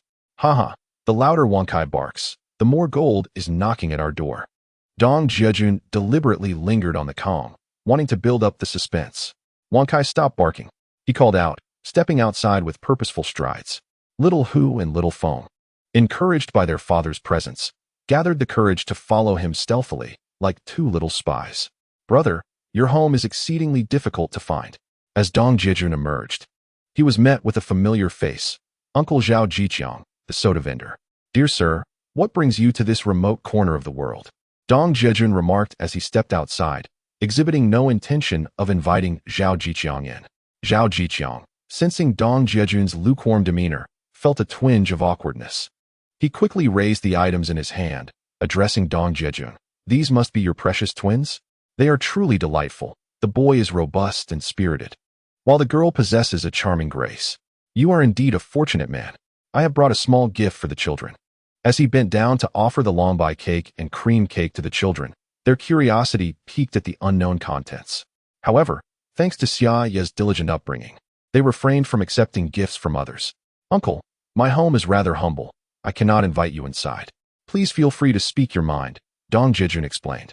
Xia Ya, who harbored a touch of obsessive cleanliness, preferred to keep her home as a private sanctuary, and Dong Jiajun respected her sentiments. Thus, he felt a sense of discomfort in inviting someone he barely knew into their abode. "Please accept this small token. I merely brought it along since it was on my way. It's just something for the children," Zhao Jiqiang said. Being experienced in social etiquette, he understood that one must adopt a humble demeanor when seeking favors. He had pondered what to bring and, considering the expensive candies, felt that a modest offering might seem inadequate. Now, with two bulging packages of pastries in hand, it appeared quite courteous. In this era, visiting relatives during the new year typically involved bringing gifts wrapped in oiled paper, such as two types of cakes, for a more esteemed elder. The customary offering would include a quartet of gifts, 2 cakes, 2 bottles of liquor, and 2 cans. Zhao Jiqiang's understanding of these customs was evident as Dong Jiajun accepted the gifts without further pretense, handing them over to the children. "Thank you, Uncle," the little ones chirped, clutching the cakes as they dashed back to share the news with their mother. At this moment, Zhao Jiqiang retrieved a box of Yingchun cigarettes from his pocket, offering one to Dong Jiajun. "Brother, please refrain from calling me uncle. Just address me as brother for a more relaxed conversation, shall we?" "All right, I shall not be formal then. As a guest, please indulge in my cigarettes," Dong Jiajun replied, producing a pack of Hometown Mountain cigarettes from his pocket, deliberately showcasing another box before casually tucking it away. He extracted a pre-opened pack of Hometown Mountain and handed one to Zhao Jiqiang, lighting one for himself as well. "Ah, I regret bringing out these Yingchun cigarettes. I should have known better," Zhao Jiqiang remarked, igniting Dong Jiajun's cigarette with a match. Despite his feigned reluctance, Dong Jiajun graciously accepted Zhao Jiqiang's gesture of hospitality. "Brother, if you have something to discuss, please speak candidly. You can't merely say you passed by Yaoshu village on a whim," Dong Jiajun quipped, squatting by the roadside and exhaling a smoke ring with casual elegance. "To be frank, I came today with a request for you, my dear brother." Upon seeing this, Zhao Jiqiang decided to be straightforward about his intentions, as expected by Dong Jiajun. Ever since Zhao Jiqiang witnessed the immense popularity of Dong Jiajun's roasted eggs at the sports field, his interest in the soda stand had waned. He entrusted the stand to his wife and devoted himself wholeheartedly to studying the art of roasting eggs. It must be said that Zhao Jiqiang was indeed a person of determination, having ventured into the soda business during the early days of reform and opening up, which showcased his remarkable foresight. However, he was not the only one selling soda in the county. The competition was fierce, and the profits were rather meager. Zhao Jiqiang had long contemplated a career change, but he had struggled to find a suitable project. The discovery of roasted eggs, however, sparked a new idea in him. If he were to pursue this endeavor, It would be a unique offering, even if others attempted to replicate it later, as he would have been the pioneer. The prerequisite, however, was to possess a distinctive feature, what Dong Jiajun referred to as the secret seasoning, a family recipe. In recent days, Zhao Jiqiang, undeterred by setbacks, had given the soda stand to his wife and concentrated on perfecting the roasted eggs. Despite countless experiments, he could not achieve the same deliciousness or aroma as Dong Jiajun's creations. The tantalizing scent of the roasted eggs, sizzling with oil and infused with a blend of cumin and chili powder, wafted through the air, making one's mouth water and evoking an addictive craving. After numerous trials, Zhao Jiqiang found himself at an impasse and decided to seek out Dong Jiajun. Seeing Zhao Jiqiang squatting at the roadside, Dong Jiajun couldn't help but chuckle inwardly as Zhao Jiqiang finally revealed his purpose. After assisting Zhao Jiqiang in selling those eggs and settling accounts, Zhao Jiqiang had inquired about where Dong Jiajun lived and how to reach him. It was clear that Zhao Jiqiang was beginning to ponder his business prospects. Drawing from his past experiences, Dong Jiajun, despite being a son-in-law, had managed to elevate a previously mediocre company to a publicly listed one, showcasing his keen business acumen and unique insights. Through countless negotiations, he had encountered many individuals and understood Zhao Jiqiang's underlying intentions all too well. He had been preparing to wait patiently at home for an opportunity, yet he did not anticipate that this eager rabbit would arrive so soon. This demonstrated how fervently Zhao Jiqiang's mind was racing. However, with the opportunity presented right before him, Dong Jiajun felt no hesitation in seizing it. After all, his blade had been sharpened long ago. Chapter 50. Dong Jiajun's fishing willingness to take the bait. Dong Jiajun feigned a serious demeanor. After listening to Zhao Jiqiang's account, he feigned a look of difficulty and said, "So, this is what you meant?" Subsequently, Dong Jiajun, the master storyteller, began to weave his tale. He explained that he was currently preparing to roast eggs in the county, and most of the necessary arrangements were nearly complete. He now aimed to take care of family matters, for as the pillar of his household, he needed to tend to farming while also managing his wife and children. Once he had successfully negotiated his wife's employment, he would have no concerns to hinder him and would be ready to showcase his talents. Dong Jiajun analyzed the immense market consumption potential of the county from his perspective. The recent sports event demonstrated that even with several hundred boiled eggs, they would sell out entirely, and that was merely from a fraction of the student demographic. If one were to set up a small stall in a bustling area, such as near the vegetable market or a supply cooperative, the prospects would be promising. With summer approaching, the allure of chilled beer and soft drinks, paired with grilled boiled eggs, would surely attract patrons. Those with a taste for leisure could gather with friends for a drink, resulting in extraordinary profits. Why pursue anything else when this venture is so lucrative? After a few years of diligent work, one could easily relocate to the city. Dong Jiajun's vivid portrayal of this vision left Zhao Jiqiang utterly astounded. He initially believed he could profit from selling boiled eggs. Yet it became clear that Dong was already well ahead in his endeavors, armed with a time-honored secret recipe. If Zhao were to oppose him, it would be tantamount to courting disaster. Initially, Zhao had intended to persuade Dong to sell him the secret recipe for a lesser price, but he realized that Dong's plans were far more meticulous than his own. If he delayed further, Dong might already have set up shop in the city, leaving him at a loss. "Brother Zhao, here, have another one," Dong Jiajun said, noticing Zhao Jiqiang's furrowed brow and quickly handing him a cigarette. To reel in a big catch requires skill and finesse. One must balance tension with relaxation. Otherwise, if one exerts too much pressure, it could all unravel, rendering their efforts futile. At this moment of despair, a glimmer of hope should be offered to secure Zhao's loyalty. Having lived two lives, Dong Jiajun understood that in the realm of business negotiations, one must tread carefully and refrain from being overly lenient. The adult world mirrors the animal kingdom. It is a matter of survival of the fittest. One should not expect gratitude, as a goldfish's memory lasts but 7 seconds. If he were to find himself destitute, Zhao Jiqiang would not spare a single coin. This is the harsh reality. "Brother, to be honest, I am at a loss for words regarding this matter," Zhao Jiqiang remarked, as he took a red pagoda cigarette and promptly lit it for Dong Jiajun. The two men squatted on the ground, each lost in their thoughts. "Brother Zhao, I am an upfront person. Feel free to speak your mind," Dong Jiajun said earnestly. "I had intended to ask you to sell me the secret recipe, but I see you have your own ambitions. How do you propose we navigate this situation?"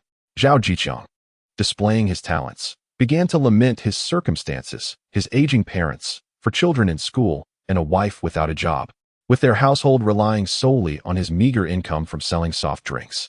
Life was indeed challenging. Now, inspired by Dong Jiajun, he aspired to build a better future, only to discover he was a step behind. As he spoke, sighs of lamentation escaped him, and he began to play the victim card.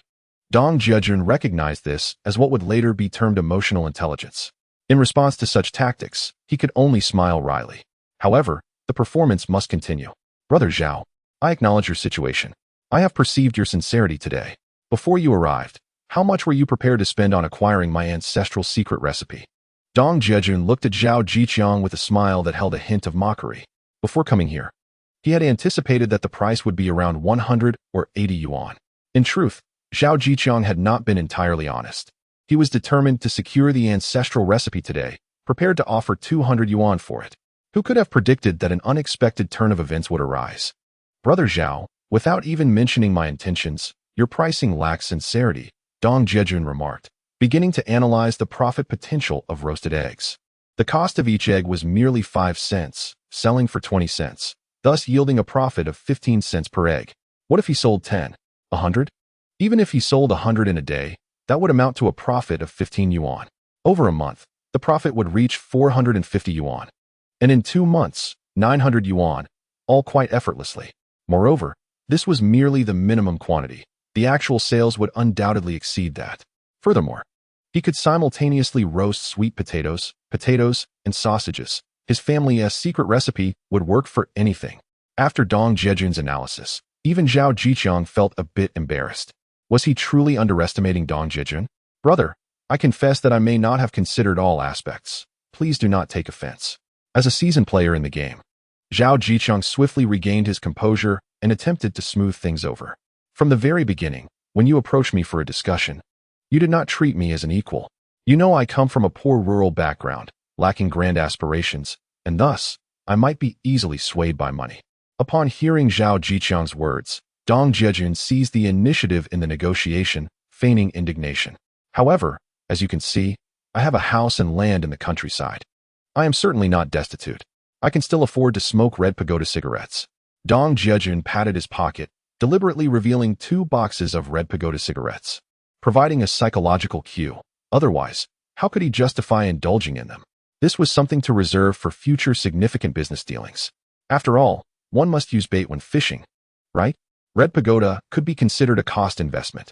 Brother Zhao, look at the price you proposed. It borders on an insult to my intelligence. Do I truly lack that little bit of money? Dong Jiajun gestured towards the courtyard, where a large sack of rice, flour, and soybean oil were visible, alongside salted pork hanging in the shade beneath the eaves. Zhao Jiqiang had initially overlooked this, but now, following Dong Jiajun's gesture, he was taken aback. Even after earning some money over the years, he had never been as extravagant as Dong Jiajun. How could he still dare to ask for an extra 100 yuan? Despite having mentally set a target price of 200 before arriving, he now felt utterly embarrassed to pursue it. It appeared that he had miscalculated Dong Jiajun's business model, as it echoed in Zhao Jiqiang's ears, transformed into visions of soaring profits.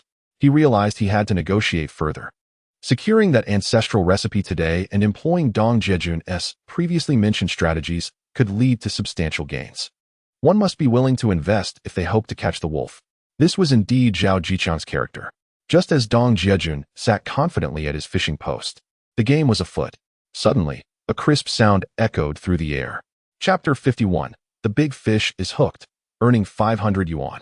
Dong Jiajun looked up and was met with the sight of a distinct 5-finger mark emblazoned on Zhao Jiqiang's dark face. Brother Zhao, are you intent on breaking my spirit? Dong Jiajun couldn't help but admire Zhao Jiqiang in his heart. This man truly possessed the ability to endure and thrive in adversity. My brother, I sincerely apologize, Zhao Jiqiang declared, clearly committed to his role. As he spoke, he raised his hand and delivered a resounding slap to his own face. Please do not take offense. My brother, I truly deserve this self-inflicted punishment. Brother Zhao, why must you go to such lengths? Although Dong Jiajun was fully aware that Zhao Jiqiang was merely acting, he found no pleasure in exposing the charade. Life is akin to a play, reliant on the art of performance. It would be rather dull to let him perform a solo act. It was far more engaging to join him in his theatrics. When a fox encounters a monkey, who can outwit whom? My brother, I see that you have apologized, yet I must implore you to consider my humble request. Zhao Jiqiang understood that should they fail to reach an agreement today, the opportunity might vanish entirely. Tomorrow, Dong Jiajun might embark on his own venture. Thus, he felt compelled to secure this deal. Brother Zhao, please proceed. Dong Jiajun feigned being moved by Zhao Jiqiang's display. I have entrusted the soda stand to your sister-in-law, leaving me with little to occupy my time. Unlike you, who still has land to cultivate, I wonder if you would be willing to sell me your ancestral secret recipe? Zhao Jiqiang, his expression earnest, performed a bow before Dong Jiajun. At this moment, he would likely have prostrated himself if required. In troubled times, such qualities reveal the makings of a formidable leader. Brother, as I mentioned earlier, the small business of roasting eggs has the potential to evolve into a substantial industry. With the acceleration of reform and opening up, as people's wallets grow fuller, this venture is bound to flourish. Dong Jiajun continued to stoke the flames of enthusiasm. I have painstakingly devised this profitable method. The overwhelming queues at the sports event attest to its widespread popularity. Now, not only do I possess the recipe, but I also bring my creativity to the table. Earlier, I crunched some numbers. What price would you deem appropriate for acquiring it? Should I ask for too much? I would feel rather embarrassed. Zhao Jiqiang, who had initially felt despondent, now clung to this glimmer of hope. The prospect of success ignited a surge of joy within him. Brother, if you were to sell me the recipe, I propose this amount. What do you think? With determination, Zhao Jiqiang extended 3 fingers. But upon seeing Dong Jiajun remain unfazed, he added another finger. Dong Jiajun continued to smile in silence. He then produced a red Yushi cigarette and offered it to Zhao Jiqiang, personally lighting it for him. Brother Zhao, should our business dealings not come to fruition, let us not forget the bonds of brotherhood. There may yet be future opportunities for collaboration. I shall not accompany you further, as prolonging this conversation may strain our camaraderie. Zhao Jiqiang found himself somewhat numb. He had already offered 400 yuan, yet it still failed to sway Dong Jiajun. The thought of leaving without securing the recipe left him unsatisfied. Without it, even if he managed to establish a roasted egg business, he would face ruin should competition arise. Just days prior, he had faced defeat at the stadium entrance, and had it not been for his quick thinking in transferring the egg business to Dong Jiajun, he would have suffered grave losses that very day. Nevertheless, Zhao Jiqiang was both bold and tenacious, still determined to make one last effort. He finally gritted his teeth and extended his hand, revealing a palmful of cash. Brother Zhao, what do you mean by this? He feigned ignorance, yet internally he was elated. This was exactly what he had hoped for. Brother, this is all my savings, 500. If you think it's feasible, I can count the money right now. What do you say? Zhao Jiqiang fixed his gaze on Dong Jiajun, fingers splayed wide. Whether it works or not, let us take this gamble. He truly could not produce any more money. This was likely his entire fortune. In that era, $500 was far from a trifling sum.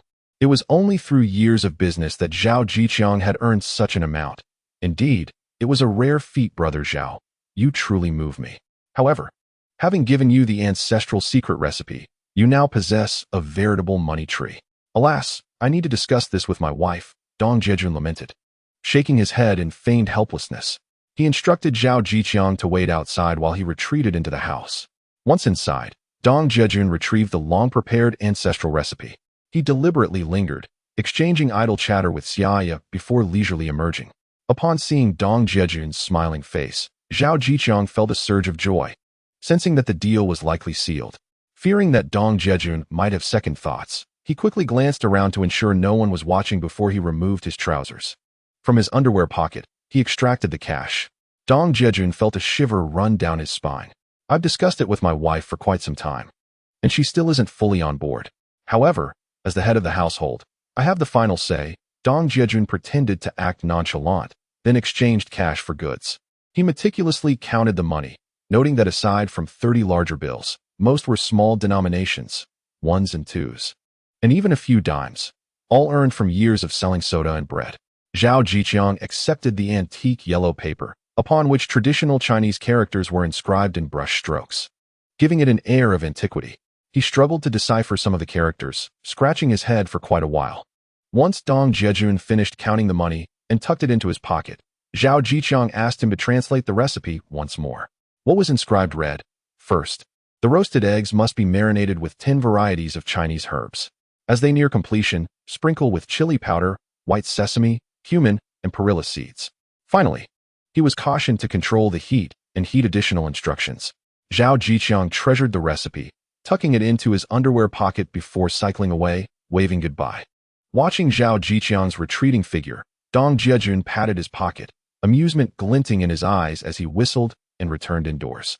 In reality, this was a meticulously crafted scheme by Dong Jiajun. From the very first day, he observed Zhao Jiqiang approaching him with inquiries about roasted eggs. And the glint of greed in his eyes, Dong Jiajun decided it was time to cast his bait. For someone as worldly as Zhao Jiqiang, a seasoned player who dared to seize opportunities at the dawn of reform and opening up, he was constantly digging for chances, making him an astute and perceptive individual. Seeing how popular his roasted eggs had become, it was only natural for him to investigate further. Initially, Dong Jiajun informed him that the cost price of the Maoban, hairy egg, was 1.5 cents, selling it for 2 cents, yielding a mere profit of 5 cents. However, upon discovering that the cost of a Maodan was only 5 cents, Zhao Jiqiang realized that each roasted Maodan could garner a profit of 1.5 cents, resulting in a staggering 300% profit margin. This was undoubtedly exorbitant, especially in comparison to selling soda, which seemed trivial by contrast. With such lucrative prospects, who would bother selling soda for that meager profit? Noticing Zhao Jiqiang's intrigue, Dong Jiajun introduced the allure of a family secret recipe. He returned home, seeking to craft elaborate traditional characters on rice paper using a brush, then weathering the paper to give it an aged appearance. He even devised a profitable model for selling roasted Maodan, spinning the tale with great flair. Thus, he began to await his fortune. In the midst of preparing dinner, Xia Ya noticed her husband's serious demeanor as he entered, prompting her to abandon her tasks and rush to him, asking with concern, "Did you have a quarrel? What do you think?" Dong Jiajun exclaimed, pulling his hand from his pocket and forcefully tossing a large sum of money onto the kong, a traditional heated bed, shouting, "Take a look for yourself." Xia Ya was momentarily taken aback. Chapter 52. Dear wife, how do you plan to reward me? Initially puzzled, she had seen the arrival of the soda vendor at the stove but thought little of it. Now, witnessing her husband storm in after a lengthy discussion with the vendor, she was astonished to see Dong Jiajun suddenly produce a handful of money. "Haha, my wife, shouldn't you reward me?" Dong Jiajun's dramatic reveal was intended to surprise Xia Ya. "Is all of this ours?" she asked incredulously, her gaze filled with bewilderment. How could her husband have earned such a vast sum in such a short time? Could it be that the soda vendor had generously gifted him money? That seemed implausible, given they were not related. Even one's own parents would not be so lavish. "It must be ours. My dear, let us rehearse the process. First, kiss me, and then we shall revel in counting the money." Dong Jiajun relished the moment, enjoying the look of shock followed swiftly by admiration in Xia Ya's eyes. It would be quite embarrassing to be seen counting money in broad daylight. "I shall focus on counting instead." Xia Ya playfully glared at her husband, reaching for the scattered bills on the kong. Suddenly, a wave of warmth enveloped her, and she felt a kiss on her cheek from her husband. Now, they could proceed to the next step, counting the money. After affectionately kissing Xia Ya, Dong Jiajun shamelessly insisted on adhering to the ritual he deemed romantic. Xia Ya's cheeks flushed crimson as she playfully tapped his forehead, shaking her head in resignation. "Where did you acquire this money? You never mentioned it before." As she savored the joy of counting the money, the mystery remained unsolved. "Let me tell you a story," Dong Jiajun said, removing his shoes and sitting cross-legged on the kong, adopting a serious demeanor. He began to recount a tale from a previous life, recalling the television drama The Grand Mansion, whereby Jingqi, after being cast out by his mother, ventured to Dongyi County to produce donkey hide gelatin. Due to a lack of capital, Bai Jingqi resorted to taking a brocade box to the pawnshop, claiming it to be a family heirloom in need of monetary appraisal. Recognizing the esteemed lineage of Bai Jingqi, the pawnshop offered him a loan. With this funding, Bai Jingqi established a factory to produce donkey hide gelatin, ultimately reaping substantial profits. When the time came to repay the loan, he reclaimed the heirloom, only to nonchalantly discard it afterward. The pawnshop owner, bewildered by this act, inquired. Bai Jingqi simply replied, "It is nothing more than a pile of refuse to me." After hearing Dong Jiajun recount this tale, Xia Ya erupted into laughter, thoroughly entertained. This exemplified a classic case of trickery. Dong Jiajun continued, assuring Xia Ya that the 500 yuan he earned from selling a family secret would suffice. Why have I never heard of your ancestral recipe? Xia Ya asked, her curiosity piqued. Forgive my omission. I possess several such secrets, Dong Jiajun replied, reassuring her that he was more than capable of providing for her and their two little treasures. Reflecting on the vast repository of memories from his previous life, he mused that all were indeed ancestral secrets, easily accessible should the need arise. Ah, then do take care to safeguard them from theft, Xia Ya warned, half believing, half concerned. Rest assured, no one can steal them. They reside solely within my mind. However, do keep this matter from our parents, he added, sitting cross-legged, radiating an air of confidence akin to a sage. His demeanor elicited a fit of giggles from Xia Ya. My dear, I wish to discuss something with you. I propose you allocate 30 yuan from the funds to reach a total of 500 for household expenses. The remainder I wish to use as startup capital, if that is agreeable to you. Dong Jiajun recognized the importance of communicating his plans with his wife in advance. As the head of our household, your wishes prevail, Xia Ya replied, wholeheartedly supportive of her husband's entrepreneurial aspirations. However, will 470 yuan suffice for your venture? If it proves insufficient, feel free to take what you need. This is ample, he reassured her. The 500 yuan will secure our household, ensuring that, should I incur losses, you and the children will not go hungry. His calm demeanor filled Xia Ya with warmth, akin to savoring honey, and she instinctively moved closer to him, her eyes shimmering with affection. As he felt her soft lips brush against his cheek, he was about to respond when she gracefully departed. Jiajun, you are truly wonderful, she said, and his heart swelled with joy, dispelling any momentary melancholy. My dear, please remember to wash your hands thoroughly. The money from the soda uncle was retrieved from my underwear, he jested, prompting Xia Ya to recoil in disgust and rush outside to cleanse her hands. At the table, Xia Ya continued to serve an array of dishes. My goodness, my dear, why so many dishes? Where did this dried potato and eggplant come from? Are we still living our lives? Dong Jiajun teased, observing the feast before him, understanding that women are like water, requiring both affection and humor. He knew that ensuring her happiness would elevate their joy in life. With the wisdom gained from 2 lifetimes, Dong Jiajun was well versed in this art. In her usual refined and delicate manner, Xia Ya was quite introverted, making it nearly impossible to coax her into initiating a joke. On the table lay braised pork with assorted dried vegetables, potato, eggplant, and green beans, fried peanuts, and fresh radishes with scallions for dipping. With such a capable husband who excels in earning a living, I find no cause for concern regarding our future, she remarked, her charm radiating as she served white rice. My dear, I relish hearing such words from you. Your husband possesses not only the skill to make money but also many other commendable talents, Dong Jiajun replied, seated cross-legged, observing Xiao Hu and Xiao Feng, who sat neatly, resting their chins on their hands, patiently awaiting their mother's arrival at the table. A wave of happiness washed over him. This was the life he desired, conversing about trivial matters with his family of 4, fostering warmth and harmony. Dad is amazing. Dad is truly wonderful. Xiao Hu and Xiao Feng chimed in, their compliments elevating Dong Jiajun's spirits to the heavens. Xia Ya was initially attentive, but upon catching sight of her husband's mischievous grin as he rubbed his nose, her cheeks flushed with warmth. You, always sticking to your specialty, she teased.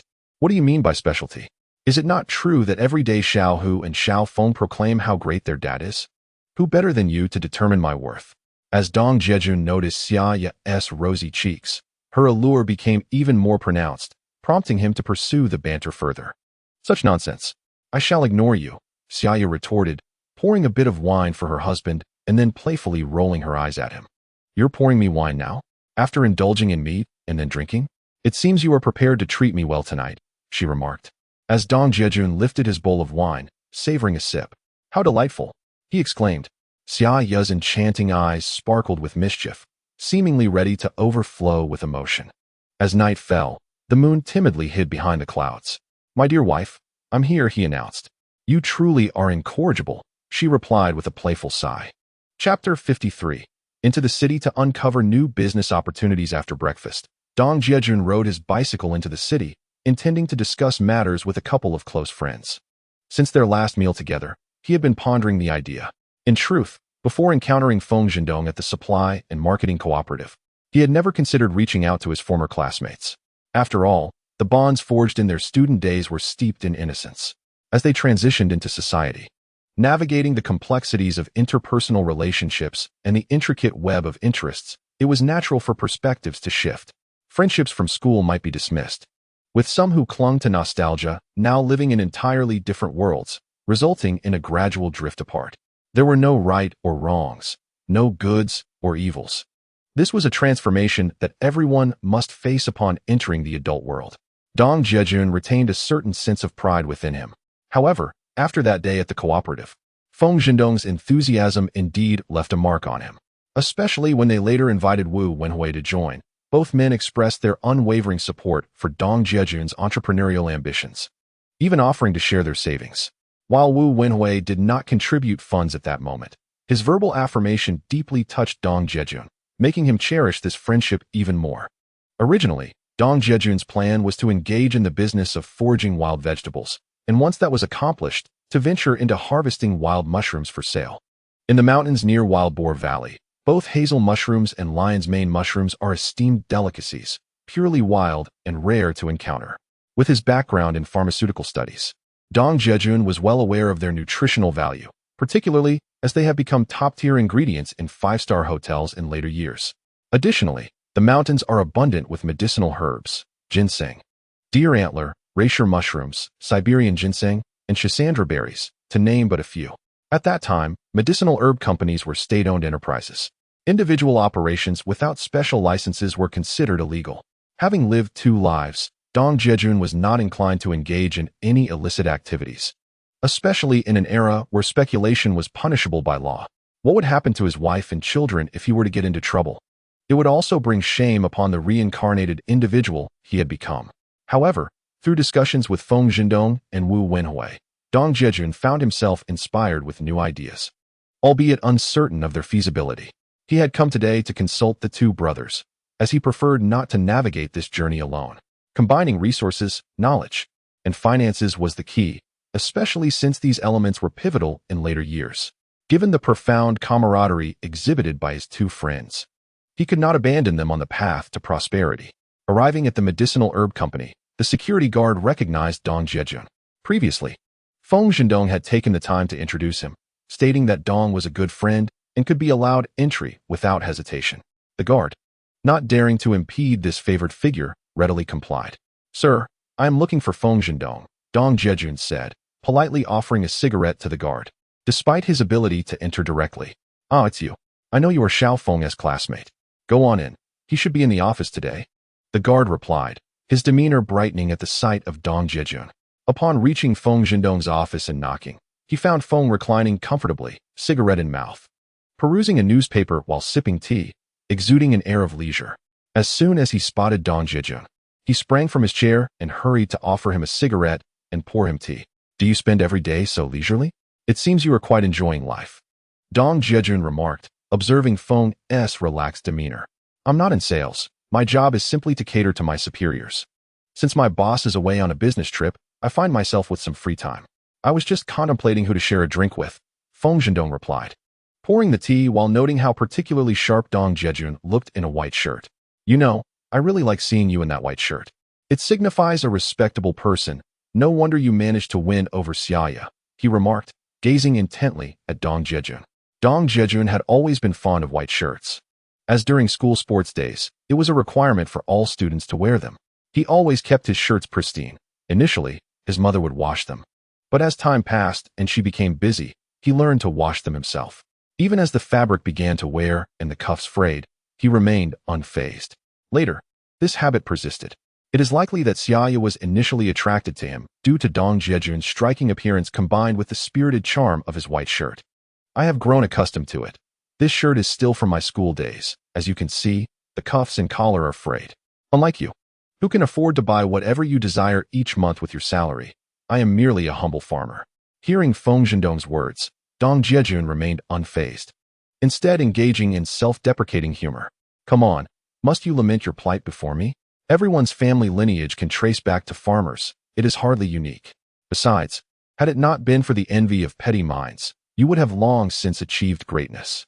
Feng Zhendong was aware of Dong Jiajun's lingering feelings about not securing a government position after graduation and thus sought to console him. He knew Dong Jiajun well. His academic performance was exemplary, he possessed eloquence, and his mind was agile. His genuine talent was undeniable. If given the opportunity, he would surely soar to great heights. Beyond their camaraderie as a trio, this was also why Feng Zhendong held Dong Jiajun in such high regard. He would spare no effort to assist him financially and introduce him to valuable resources. Feng Zhendong understood that Dong Jiajun was harboring a sense of frustration and often felt sorrow for his unfulfilled potential. The past is but a fleeting whisper. Let us focus on the present, Dong Jiajun replied with a smile. How rare it is to be recognized by others. He was genuinely touched. Does this imply you have some thoughts in mind? If there is anything my friends can assist with, feel free to express it. Even if it is just a passing thought. Observing Dong Jiajun's nonchalant demeanor, Feng Zhendong sensed that he indeed had something important to discuss. You know I wouldn't bring you here without purpose. Oh, please, it is you who speaks nonsense, Dong Jiajun retorted, playfully kicking Feng Zhendong's backside. Ouch! How dare you kick me? That is reserved for my girlfriend. Feng Zhendong feigned agony, rubbing his behind and leaping several feet into the air. Stop your theatrics. I hadn't even touched you yet. Are you trying to extort me? Dong Jiajun found amusement in Feng Zhendong's antics, recalling the playful banter they shared during their school days. It was a camaraderie characterized by an unspoken understanding and joy that only the three of them could appreciate. Do you have something specific in mind? Speak up. I will do everything in my power to assist you. After their playful exchange, Feng Zhendong handed Dong Jiajun a cigarette and asked earnestly, what is on your mind? Chapter 54. All is prepared. And the favorable wind has arrived. Dong Jiajun was taken aback by Feng Zhendong's ability to discern his intentions, and he regarded his good friend with newfound respect. It seemed that after 3 years in the workforce, closely shadowing his superiors, Feng Zhendong had indeed matured significantly. His perceptiveness and ability to read the room were far beyond that of his peers. I am looking to venture into the medicinal herb business, but I lack the necessary connections. Do you know of any way to resolve this issue? With the conversation reaching this point, Dong Jiajun decided to speak candidly. He recalled from his previous life that the company he had planned to take public was a pharmaceutical group. Little did he know that on the eve of the IPO, during a celebratory gathering, he had overindulged and tragically fell to his demise. Dong Jiajun, a graduate of a pharmaceutical vocational school, is well versed in his field. He possesses an intimate understanding of the domestic pharmaceutical industry as it transitioned from a planned economy to a market economy. Having immersed himself in this sector for many years, he is acutely aware of its depths and the substantial profits it can yield. This insight is precisely why he abandoned the business of roasting eggs. Although wild vegetables and roasted eggs could potentially flourish, they pale in comparison to the pharmaceutical industry. Initially lacking capital and resources, he had no choice but to start from scratch. With modest aspirations, he aimed to provide his wife and children with meat and refined grains. Not only has he achieved this goal, but he has also set aside 500 yuan for Xia Ya, a considerable sum for household expenses. Additionally, by selling a family secret recipe, he has accumulated roughly 500 yuan in capital. Given the loyalty demonstrated by Feng Zhendong and Wu Wenhui, Dong Jiajun would not forget them when opportunities for profit arise. This principle underscores his character. Had he not been a person of integrity during his school years, it is unlikely he would have forged strong ties with Feng Zhendong and Wu Wenhui, given their family backgrounds. There is no such thing as unearned affection in this world. Well then, what do you wish to pursue in the realm of medicinal herbs? I can readily provide you with a letter of introduction. If anyone questions you, simply state that you are affiliated with the Huaining County Medicinal Herb Company. It's that straightforward. Upon hearing that Dong Jiajun was interested in the herbal trade, Feng Zhendong eagerly offered his support, initially believing that Dong Jiajun held little regard for the business. After all, Wu Wenhui had the ability to casually issue a note at the Material Bureau, which would facilitate a lucrative transaction for Dong Jiajun. During the planned economy era, the Material Bureau was a lucrative entity, equipped with everything from steel to cement and construction materials. Even if one possessed wealth, without an allocation plan, they could only lament their circumstances. However, it had not dawned on them that during their drinking session, Wu Wenhui had expressed his intention to support Dong Jiajun's resource requests wholeheartedly. With a letter of introduction, one would fear no inquiries. Nonetheless, such letters are not easily obtained. Dong Jiajun was acutely aware that if he were to engage in the herbal trade, Possessing an introduction letter would signify legitimate business dealings. If inspected, displaying the letter would prevent any accusations of speculative trading, which could lead to severe consequences, including confiscation of assets and imprisonment. This is why Dong Jiajun refrained from taking shortcuts, such as obtaining a note from the Material Bureau to flip for quick profit. Being reported would not only expose him to legal repercussions, but would also implicate Wu Wenwei. Such treachery against a friend is something Dong Jiajun would never consider. Did you underestimate me? I am the one who handles the introduction letters and official seals. When the sales representatives from the herbal company go out, they must obtain introduction letters from me. Don't believe me? Just watch. Seeing the incredulous expression on Dong Jiajun's face, Feng Zhendong smugly opened his drawer. Within lay a thick letter of introduction alongside an official seal. Wow, you're quite impressive. I didn't expect you to be so formidable. Now, one might say that power is firmly in hand. Dong Jiajun, upon seeing Feng Zhendong's letter of introduction, was immediately filled with elation. He clapped his hand heavily on Feng Zhendong's shoulder. Hey, can you take it easy? What if your palm technique accidentally knocks me out? Who would then issue you another letter of introduction? Dong Jiajun's forceful slap caught the unsuspecting Feng Zhendong off guard, causing him to stumble and nearly topple onto the table. I wouldn't dream of harming you. I have everything in place, just waiting for the right opportunity. You are now of great utility to me. Dong Jiajun quickly helped him regain his balance, feigning a gentle massage on his shoulder while adopting a demeanor of humility and deference. He had indeed been overly excited. Discussing the local medicinal herbs, if they were transported to Boizhou, a significant market like Anghua would undoubtedly yield substantial profits. Initially, he had thought it would take considerable effort to secure a letter of introduction, but unexpectedly, this young man had taken charge of the matter. It appeared that he was quite esteemed within the medicinal herb company. With the introduction letter in hand, Dong Jiajun's plan for wealth was already half accomplished. After all, in this era, engaging in the medicinal herb business necessitated proper credentials and identity. Otherwise, not only would interstate business be unthinkable, but even local operations could face scrutiny from various authorities, including the Health Bureau, the Industrial and Commercial Bureau, or the Public Security Bureau, leading to confiscation of goods and fines, or worse, detention and sentencing. Having lived two lives, Dong Jiajun was acutely aware that engaging in illicit activities was out of the question. He must conduct himself with integrity and honor. Upholding his principles was essential for safeguarding his family, ensuring that Xia Ya would not lose her husband, and that Xiao Hu and Xiao Feng would not lose their father. Enough with the pretentious formalities. Let us get to the point. What is your plan? Just tell me how you want me to cooperate, Feng Zhendong remarked, sensing Dong Jiajun's sharp intellect and feeling a tinge of pride in his own surprise. Yet, he was eager to learn the entirety of Dong Jiajun's strategy. Thus he pushed him aside and sat down. Seeing that Feng Zhendong was now addressing the crux of the matter, Dong Jiajun straightened his demeanor and began to articulate his plan. First, he requested to inspect the medicinal herb company's warehouse to understand the inventory flow. It would be best to review the supply and sales records pertaining to traditional Chinese medicines. By doing so, he would ascertain which herbs were in high demand and which were lagging in sales, thereby completing an initial market survey to avoid aimless efforts. After all, the market information from his past life was entirely obsolete in the current context. In 2 to 3 decades, we would enter the era of big data, where any product information could be retrieved through computers, rendering many details transparent. In essence, what Dong Jiajun was capitalizing on was the price differential stemming from the asymmetry of market information between the North and South, a unique advantage bestowed upon those who had been reborn in this special era.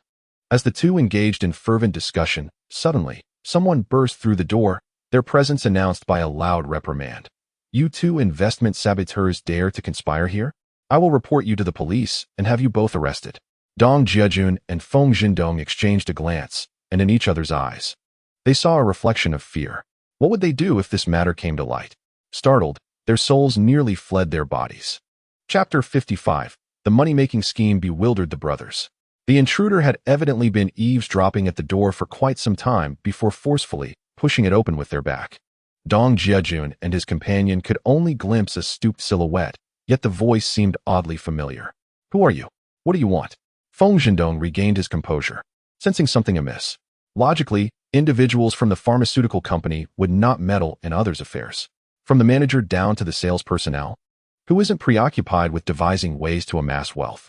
Such matters had long become a common occurrence, tacitly understood by all. The sudden appearance of this naive newcomer piqued Feng Zhendong's curiosity. However, Dong Jiajun reacted differently. After their money-making plot was unexpectedly exposed, he quickly returned to his senses. Regardless of the situation, he had merely been speaking hypothetically. Legally, it could at most be considered an attempted crime. Moreover, he had not taken any tangible actions. And without evidence, everything was mere conjecture. He could simply deny it later. Yet, the voice struck him as familiar, clearly affected, as if the individual were trying to disguise themselves. Could it be? With this thought, Dong Jiajun stealthily approached the person with their back turned, turning their shoulders to face him. Oh, come on. You are too devious. Upon witnessing Dong Jiajun's movement, Feng Zhendong also realized something was amiss and prepared to join forces with him. If it were indeed someone from the pharmaceutical company, they could smooth things over. They must not escalate the conflict. Little did they know, the intruder was none other than Wu Wenhui, which instantly relieved both men while simultaneously igniting their anger. They lunged at Wu Wenhui, unleashing a flurry of blows. Hey, take it easy. Even if you've uncovered our secret, there's no need for such drastic measures. I'm here to bring good tidings. Wu Wenhui, facing the duo's onslaught, had little defense. His earlier attempt to impersonate someone else had been a prank meant to startle them. Unexpectedly, he was recognized and subjected to a merciless thrashing. What good tidings do you bring? Eavesdropping like a wallflower. Aren't you embarrassed? And you call yourself a government official. Though Feng Zhendong still simmered with indignation, he noted Wu Wenhui's posture of surrender and exchanged a glance with Dong Jiajun. They simultaneously ceased their assault and picked up the Red Tower cigarettes on the table, lighting them in unison. Look at you two, so stingy with your cigarettes. Don't deny me, or else you'll be labeled as greedy. Wu Wenhui observed the two had not offered him a cigarette, and, feeling awkward, pulled out a box of Dezhongjiu. He took one out, showcasing it as he lit it up. I must tell you, today truly frightened me. Dehui treated us to lunch. You owe me a way to calm my nerves. Feng Zhendong glared at Wu Wenhui. As soon as he saw Wu Wenhui's Dezhongjiu, he reached to snatch it. But Wu Wenhui was already prepared, evading his grasp. If you need a cigarette, this one's for Jiajun. You have no objections, right? Wu Wenhui casually tossed the freshly opened Dezhongjiu to Dong Jiajun. Seems fair. Just a moment ago, I was pondering what would happen if we were caught and sent to prison. What would become of our families? Dong Jiajun unceremoniously stowed it in his pocket before exhaling exaggeratedly. I wish to remind both of you of the old adage, walls have ears. Wu Wenhui exhaled a puff of smoke and continued. I came over at noon specifically to invite Jiajun to dinner. If Xiaodong has other commitments, he may attend to them. I can enjoy a drink with Jiajun alone. The way you flaunt yourself makes it seem as though I am in dire need of that meal with you. Had Jiajun not come, I truly would not have considered bringing you along. Just moments ago, after Dong Jiajun's arrival, Feng Zhendong had phoned Wu Wenhui, anxious that the call might be too late, fearing he might have prior engagements. Jiajun, you only shared half of your thoughts earlier. Please do elaborate. My curiosity is quite piqued. Indeed, Jiajun must have given it considerable thought. I didn't catch everything at the door. Could you please recount the details? Wu Wenhui had, in truth, heard nothing outside, merely engaging in playful antics as was customary among the trio during their school days. Then I shall continue, Dong Jiajun stated, sharing his vision. Specifically, he intended to thoroughly understand the shortage of medicinal herbs in Huaining, and subsequently, to procure local herbs such as ginseng, red ginseng, Siberian ginseng, schisandra, astragalus, and so forth, to sell in the medicinal markets of Anghua or Boizhou. Upon his return, he could then acquire the scarce medicinal herbs from Huaining, thus ensuring profitability from both ends. Upon hearing Dong Jiajun's ambitions, Wu Wenhui and Feng Zhendong were taken aback. His aspirations were indeed grand. They had never ventured beyond Huaining, the farthest being a few trips to the provincial capital, Binjiang City. Now, Jiajun intended to travel to Anghua or Boizhou, a journey of considerable distance, prompting a newfound respect from the two. They were acutely aware that during the 1970s and 1980s, due to information asymmetry, the price discrepancies of medicinal materials across the nation were staggering. Jiajun, even if I desired to see the accounts of the medicinal company, I would be unable to do so. The financial matters are cloaked in too much secrecy, directly overseen by leadership, Feng Zhendong remarked, feeling somewhat helpless about Jiajun's request to review the sales records. Despite being a state-owned enterprise, financial records have always been the most sensitive of matters. A truth Feng Zhendong articulated. If reviewing the accounts is not feasible, then perhaps you could introduce me to those responsible for procurement and sales. A conversation with them would provide me with substantial insights, Jiajun pondered, realizing he may have overestimated Feng Zhendong's influence, and thus had to settle for a secondary approach. After all, procurement and sales are frontline operations, possessing the most authority over market insights. Initially, Dong Jiajun intended to amass wealth quietly, yet now he found himself broadening his social connections significantly. Had he access to the purchase and sales records, he would have grasped the popular and in-demand varieties of herbs. Even understanding their prices with clarity, such data would be the most authentic, allowing Jiajun to act with purpose and precision. After all, without investigation, one cannot assert authority. That is agreeable. Whether in procurement or sales, they are all our good friends. When the time is right, we can share a drink, and you may inquire freely. Feng Zhendong replied confidently, knowing that he was favored by leadership, and those in the business departments would be eager to curry favor with him. Inviting them for drinks would surely delight them. Very well, let us three come together and align our thoughts today. Dong Jiajun, with a grave expression, turned his gaze towards the two and said, "Last time, when I mentioned venturing into business, you both expressed your willingness to support me. Now, how much can you contribute?" Feng Zhendong and Wu Wenhui exchanged glances, and after a moment of contemplation, Feng Zhendong spoke first. "I can offer 300. If I wait until the end of the month for my salary, I could manage to scrape together 350. I asked my mother, and I now have 300 in my savings account, which I can withdraw at any time." Seeing that Feng Zhendong could contribute 300, Wu Wenhui, not wanting to fall behind, also responded truthfully. Both were prepared to lend money to Dong Jiajun. However, Dong Jiajun's subsequent remarks left them astonished. Chapter 56, Crowdfunding Model and Equity Division. Dong Jiajun felt a warmth in his heart upon witnessing the sincerity of the two brothers.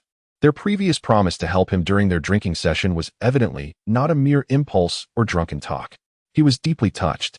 Since his close friends were willing to open their hearts to him, he felt compelled to reciprocate with sincerity. Dong Jiajun gazed at the two for a long while, causing them to feel somewhat uneasy. "Is it too little? Perhaps I should find a way to borrow a bit more, aiming for a total of 500. What do you think?" Feng Zhendong, noticing Dong Jiajun's prolonged silence, began to calculate where he could procure additional funds. "Jiajun, if the money isn't sufficient, I could discuss borrowing some from my mother. I could always repay her with my salary later." Wu Wenhui, having always had enough money growing up, had a rather simplistic view of finances. However, he too had limited resources. If that fell short, he would need to borrow some from his mother, considering he had to hand over his salary to her each month. It's not that money was scarce. It's just that business inherently carries its risks. Dong Jiajun did not want his good friends to feel the need to borrow money for his sake. With 470 in hand and their contributions totaling just over 1,000, he realized he was merely at the beginning of his venture. He understood the importance of not being overly ambitious. It would be prudent to familiarize himself with the business landscape first, progressing gradually. As the saying goes, man proposes, but heaven disposes. What if unforeseen circumstances arose? How would he explain himself to his close friends then? "My thought is that the three of us could partner together, pooling our resources to embark on this business venture. What do you think?" Dong Jiajun had been contemplating this matter for several days. In the modern world, funding often comes from venture capitalists or crowdfunding. In many cases, as long as entrepreneurs have a project, they can seek funds from investors willing to take equity stakes. Smaller endeavors might adopt a crowdfunding model, sharing returns based on investment amounts. This is a mutually beneficial arrangement. "Partner? How can we partner? We both have jobs. How could that even work?" Feng Zhendong and Wu Wenhui were taken aback by Dong Jiajun's suggestion. They had never considered quitting their jobs to delve into business. They were reluctant to abandon such good positions, and moreover, they were not particularly interested in entrepreneurship. If not for their good friend's predicament, they would have had little inclination towards business. Presently, they felt no pressure and were thoroughly enjoying the privileges of public service employment, considering themselves superior wherever they went. Indeed, it is a partnership. You may act as founding partners without the necessity of resigning from your current positions, as I shall take full responsibility for the operations. Profits will be distributed according to our shareholding ratios, while any losses will be solely mine, relieving you of any burden. What are your thoughts on this? Dong Jiajun shares this sentiment. The two good brothers need not engage in the management. Their roles can be limited to providing some financial support and connections. Should there be losses, I will take it upon myself to ensure that their initial investments are returned, as it is imperative that they do not incur any losses. Though modern partnership structures may not accommodate such terms, equity will be allocated based on mutually agreed investment ratios. We shall share both the gains and the losses equally. Dong Jiajun's commitment to safeguarding their interests stems from genuine emotion, serving as a token of appreciation for these two dear friends. Despite the lessons imparted by past experiences, wherein business is driven by profit and even brothers must maintain clear accounts, he recognizes that with such steadfast friends, this life is all that matters. Dong Jiajun is aware that he has strayed from conventional commercial practices and acknowledges the impulsiveness of his actions. This is primarily rooted in self-assurance, as well as a desire to reciprocate the goodwill extended by his friends. That is not our intention, we merely wish to assist you. Your proposition puts us in a difficult position, remarked Xiao Dong. As it stands, you bear the heavier burden, and all we can do is offer our modest support. Let us forego the partnership. Should any losses arise, repay us whenever you are able. We would never press you for repayment. Wu Wenhui picked up a pack of Hongtao Mountain cigarettes from the table, extracting 3 to light simultaneously. He offered them to Dong Jiajun and Feng Zhendong, a ritual unique to their trio. Whenever faced with disputes or moments of celebration, they performed this act to signify their solidarity. Xiao Dong, De Hui, I am acutely aware of your sincere intentions to assist me. While your lives may be comfortable now, the future will demand financial resources as the pace of reform and opening up accelerates. Dong Jiajun understands that in the future, the medicinal company will undergo restructuring, necessitating a re-entry into the market and a shift towards self-employment. Approaching middle age, with familial responsibilities above and below, the collapse of the iron rice bowl will leave many disoriented in the emerging market economy. This is equally true for Wu Wenhui. As institutions like the Material Bureau and the Business Bureau gradually fade into history amid departmental reorganizations, they may find themselves placed in favorable positions, but there exists the possibility of being left without income and venturing into commerce. Ultimately, only a select few will achieve success, while the majority will struggle against the tides of the market economy, drowning in confusion and despair throughout their lives. In light of this, preparing for the future seems prudent, providing a safety net for my two cherished brothers. Yet, these foresights are difficult to articulate to them.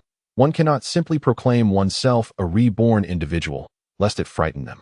I will manage the business moving forward. I will contribute 470 yuan, and each of you shall invest 300 yuan as capital, resulting in my holding 60 of the shares while you each take 20. Observing that the two remained in a state of indecision, Dong Jiajun chose to cease the discussion. Despite the implementation of a partnership system, one must maintain absolute control. It would be unwise to adopt a model where 3 individuals share equally. After all, one's business is destined to expand, and if absolute control is not secured, any divergence in management philosophies could lead to self-sabotage. Although it is improbable to reach such a dire situation, Dong Jiajun must assert his authority. Perhaps in the future, when registering the company, he will demand a 67% stake, which would signify true dominion. This exemplifies the principle of clear accounting among close associates. Whether one wishes to assist others or preserve friendships, it is imperative to maintain complete command over the situation. Certain matters cannot be approached with timidity. Failing to clarify can easily lead to misunderstandings among brothers, and once cracks appear, loyalty may wane, potentially leading to a complete fallout. For now, simplicity is key. When profits are realized, the equity can be renegotiated during the business registration. After all, it is merely a verbal gentleman's agreement at this stage. Observing the 2 stubborn individuals, Dong Jiajun realized that a more assertive approach was necessary. With a calculated thought, he devised a plan. Chapter 57, A Grateful Heart. A gentleman's agreement. Dong Jiajun noticed the 2 men sitting silently, absorbed in their smoking, likely grappling with inner turmoil. If they disagreed with his proposal, he would no longer lend them money. He could simply use his limited funds to gradually build his own fortune. Noticing their silence, Dong Jiajun intensified his stance, subtly threatening them. Well, if you think you're so formidable, then fine, I won't lend you anything. Pursuing this is not a transaction. I agree to your proposal.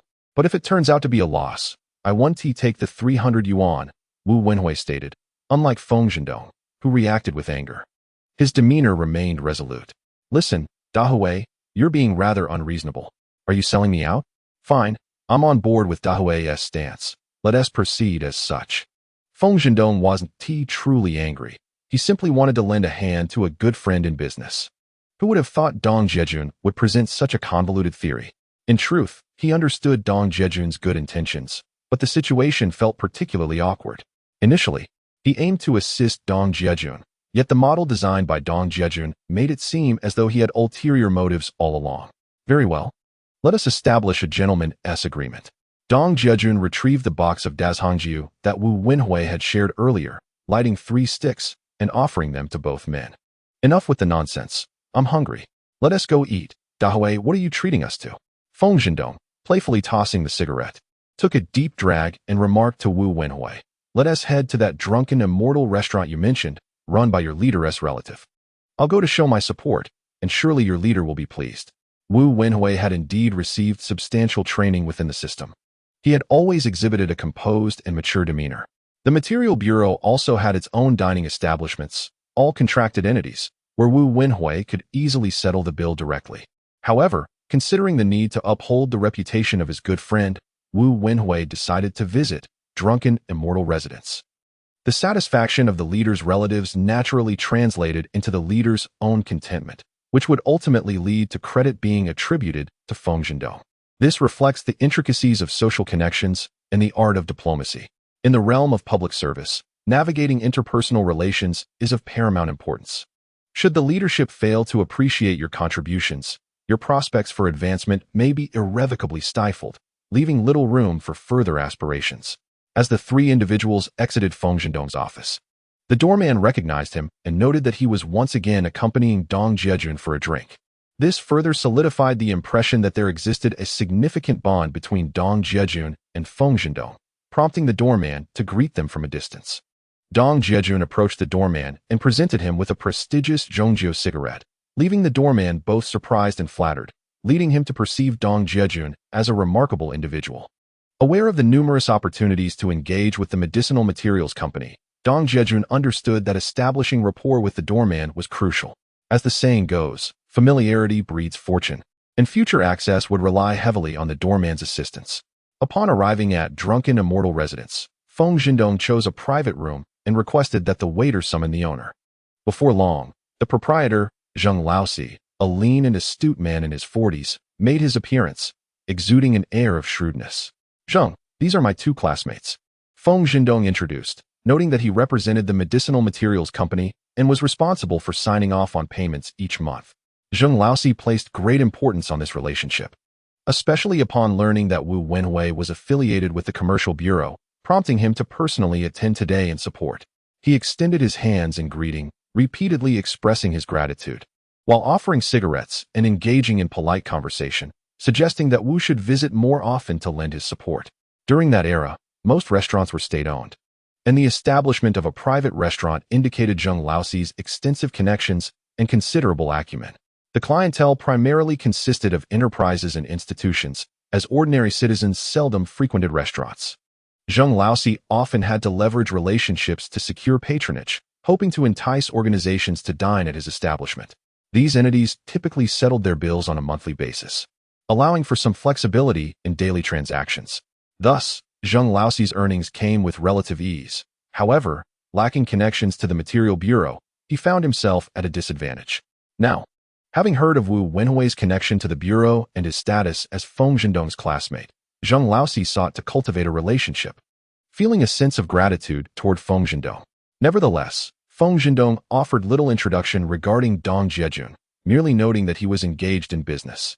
Dong Jiajun humbly downplayed his endeavors, stating that he merely operated a small business, which Zheng Laosi did not take too seriously.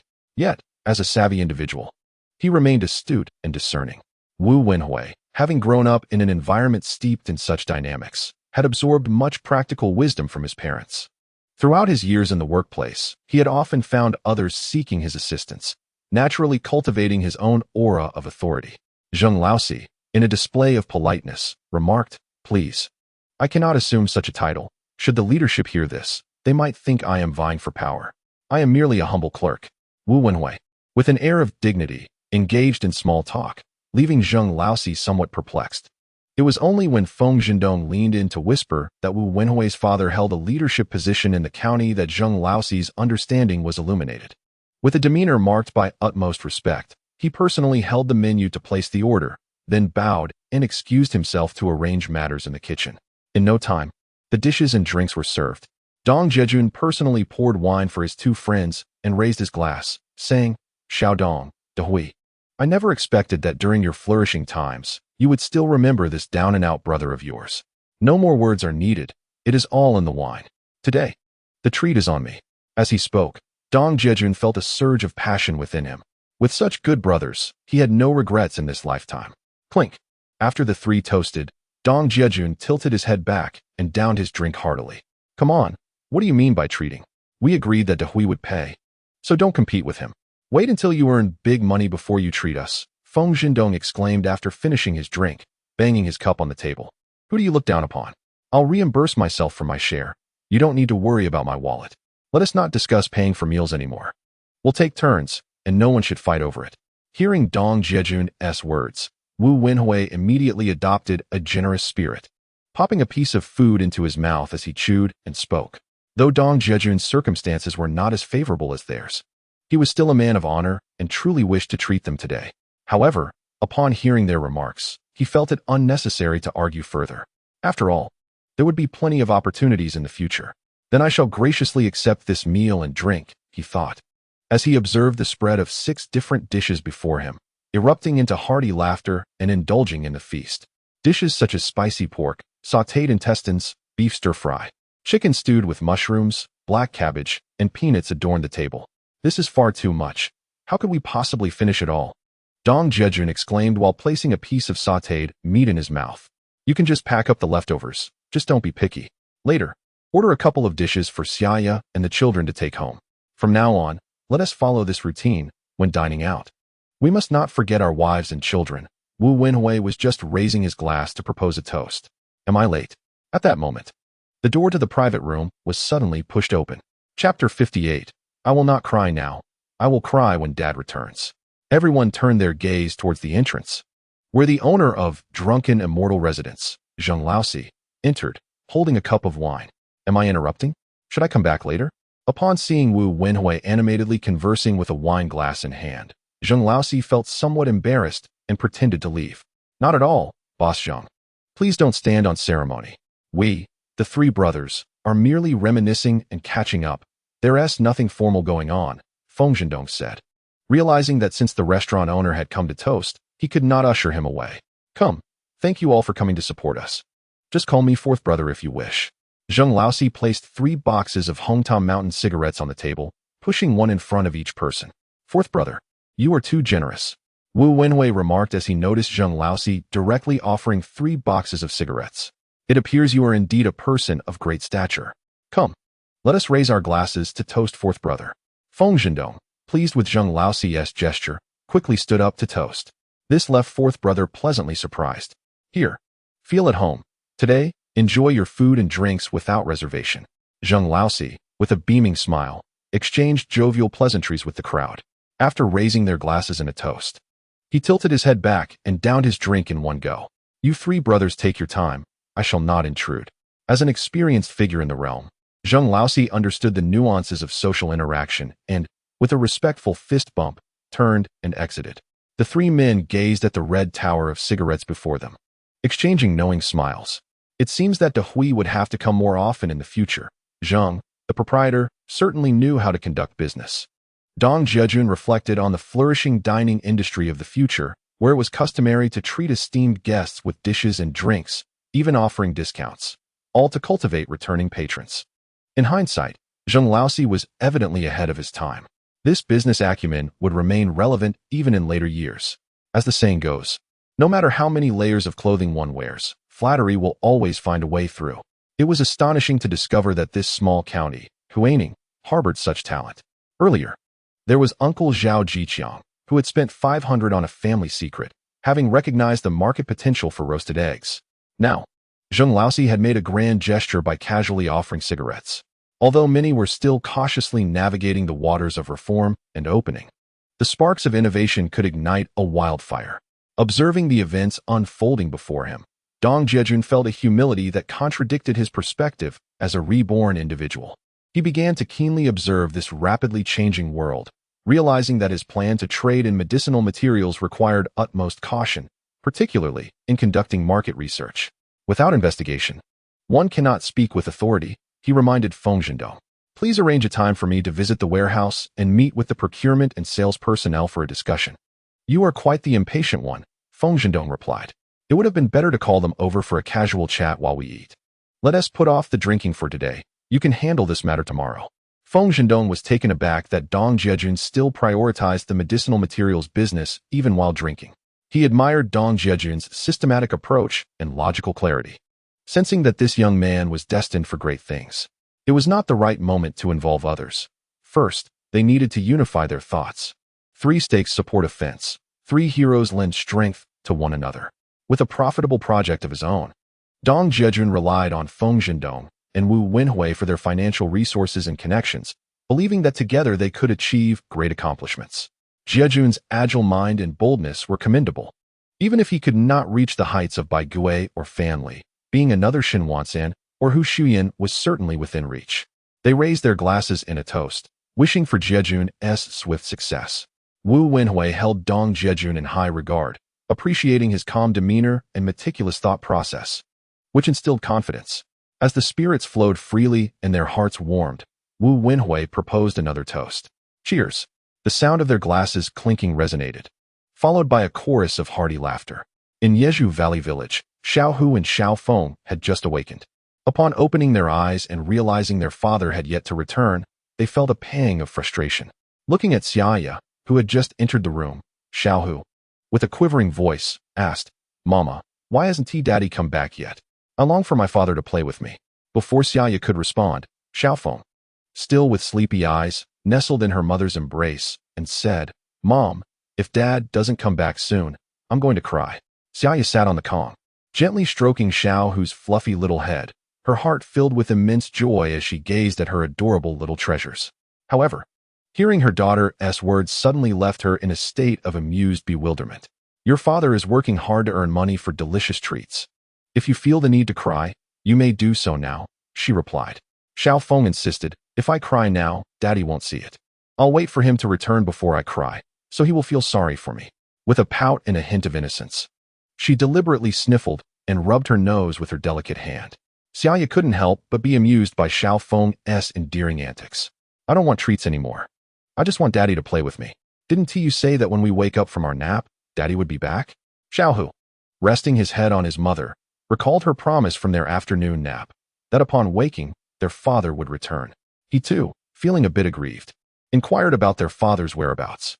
During this time, the household had enjoyed an abundance of rabbit meat, braised pork, dumplings, crispy rice, and various candies bought by Feng Zhendong at the supply and marketing cooperative. Zhao Jiqiang had also brought cream cakes and longbai cakes. The allure of these delicacies had significantly diminished in the children's eyes. As Maslow's hierarchy of needs suggests, once physiological needs are met, one progresses to safety needs, love and belonging, and eventually social needs, culminating in self-actualization. The 2 little treasures had finally moved beyond the struggles of hunger and cold. Xia Ya vividly recalled the heartache and helplessness of watching other children eat, yearning for the same.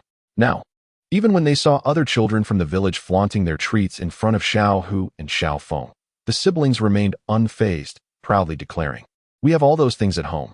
However, they now craved the companionship of their family. From this perspective, Xia Ya felt a profound sense of happiness. Observing her 2 children nestled beside her, she experienced immense joy. The household was well stocked with rice, flour, and cooking oil, and she had 500 yuan at her disposal for household expenses. Xia Ya felt a sense of security in her heart. Her husband was contemplating new business ventures. Yet Dong Jiajun had not shared his thoughts with her, indicating that his ideas were still in their infancy. Otherwise, he would have certainly confided in her. Just then, while Xia Ya hummed a little tune and chatted with Xiao Hu and Xiao Feng, she suddenly heard the barking of Wang Kai. The sleepy-eyed Xiao Hu and Xiao Feng immediately flipped over and scrambled to the window to look outside. Chapter 59. Mom, I'm scared. The monster is coming. Xia Ya, curious, turned her head as well. She saw 2 colorful balloons, leaving Xiao Hu and Xiao Feng utterly perplexed. At the door stood a figure, but their face was obscured by the two balloons. "Mom, I'm frightened. Is that a monster?" Xiao Hu and Xiao Feng cried out, rushing over to clutch their mother's clothing tightly, their faces filled with fear. However, suddenly, Wangkai ceased its barking and began to circle around the colorful balloons, its tail wagging joyfully. Xia Ya was struck by a thought and glanced at the vintage calendar hanging on the wall. June 1st, 1985. Saturday, the 13th day of the 4th lunar month. "Don't be afraid, my darlings. Come down quickly. Your father has returned." A smile graced Xia Ya's lips as she gently nudged Xiao Hu and Xiao Feng, encouraging the two little treasures. "That is not your father. It is a monster. Mama, I'm scared." Xiao Hu and Xiao Feng had never encountered colorful balloons before, nor did they know of the so-called Children's Day. To them, the creature with two legs appeared exceedingly terrifying, and they were utterly unwilling to descend into the pit. "Oh dear, look at your little bravery. Would it not be fine for Mama to accompany you?" Xia Ya shook her head helplessly and slowly walked ahead, while Xiao Hu and Xiao Feng clung to her clothing from behind, timidly shielding their eyes with their small hands, trailing behind their mother. "Happy Children's Day, Xiao Hu and Xiao Feng." Dong Jiajun intentionally spoke in a buzzing voice. "Dear children, this is a gift for Children's Day. Please accept it." Children's Day? The two little ones were momentarily bewildered by this new term. However, upon noticing that the creature meant them no harm, they mustered their courage and stepped out from behind Xia Ya. Children's Day is a celebration for children all over the world. Congratulations, my precious ones. You have received a gift. Xia Ya bent down and embraced her two little treasures, planting a kiss on each of their faces. Father, you scare me to death." At that moment, Dong Jiajun also crouched down and moved the balloon that was obscuring his face. The two little ones squealed in delight as they peered through the gaps in their fingers and then leaped towards Dong Jiajun. Those ungrateful little rascals. They forget all about their mother the moment they see their father, Xia Ya thought, pouting in playful annoyance, looking exceedingly adorable. The little ones, oblivious, shouted, "Daddy, I want the green one. Daddy, I want the yellow one." Dong Jiajun tied the colorful balloons to their wrists and then lifted them both high. Seeing the vibrant balloons reminded Xia Ya of her own childhood, the bustling streets during Children's Day, the artistic performances organized by the school. It was during her second-grade Children's Day that she donned her cherished red scarf. Each year on this day, her parents would take her and her brother, Xia Tian, out for a day of fun. Those were the most beautiful memories of Xia Ya's childhood. Now, witnessing the sparkle in her children's eyes as they gazed up at the balloons in their father's embrace, she couldn't help but feel a pang of nostalgia. In my eagerness to tend to my little treasures, I nearly forgot my eldest darling. "Please, Xia Ya, accept my gift." Just then, Xia Ya felt a warm sensation on her forehead, akin to an electric shock. Happiness washed over her. After setting Xiao Hu and Xiao Feng down, Dong Jiajun hurried over to gently kiss Xia Ya's forehead. "What gift?" Xia Ya blurted out. "This fragrant kiss is accompanied by a sentiment. Keep your childlike spirit, and I shall love you for 10,000 years." Dong Jiajun gazed into the strikingly beautiful almond-shaped eyes of Xia Ya, their clarity infused with an enchanting ambiguity reminiscent of an innocent young girl. How unrefined. "Away with you." It was only then that Xia Ya realized.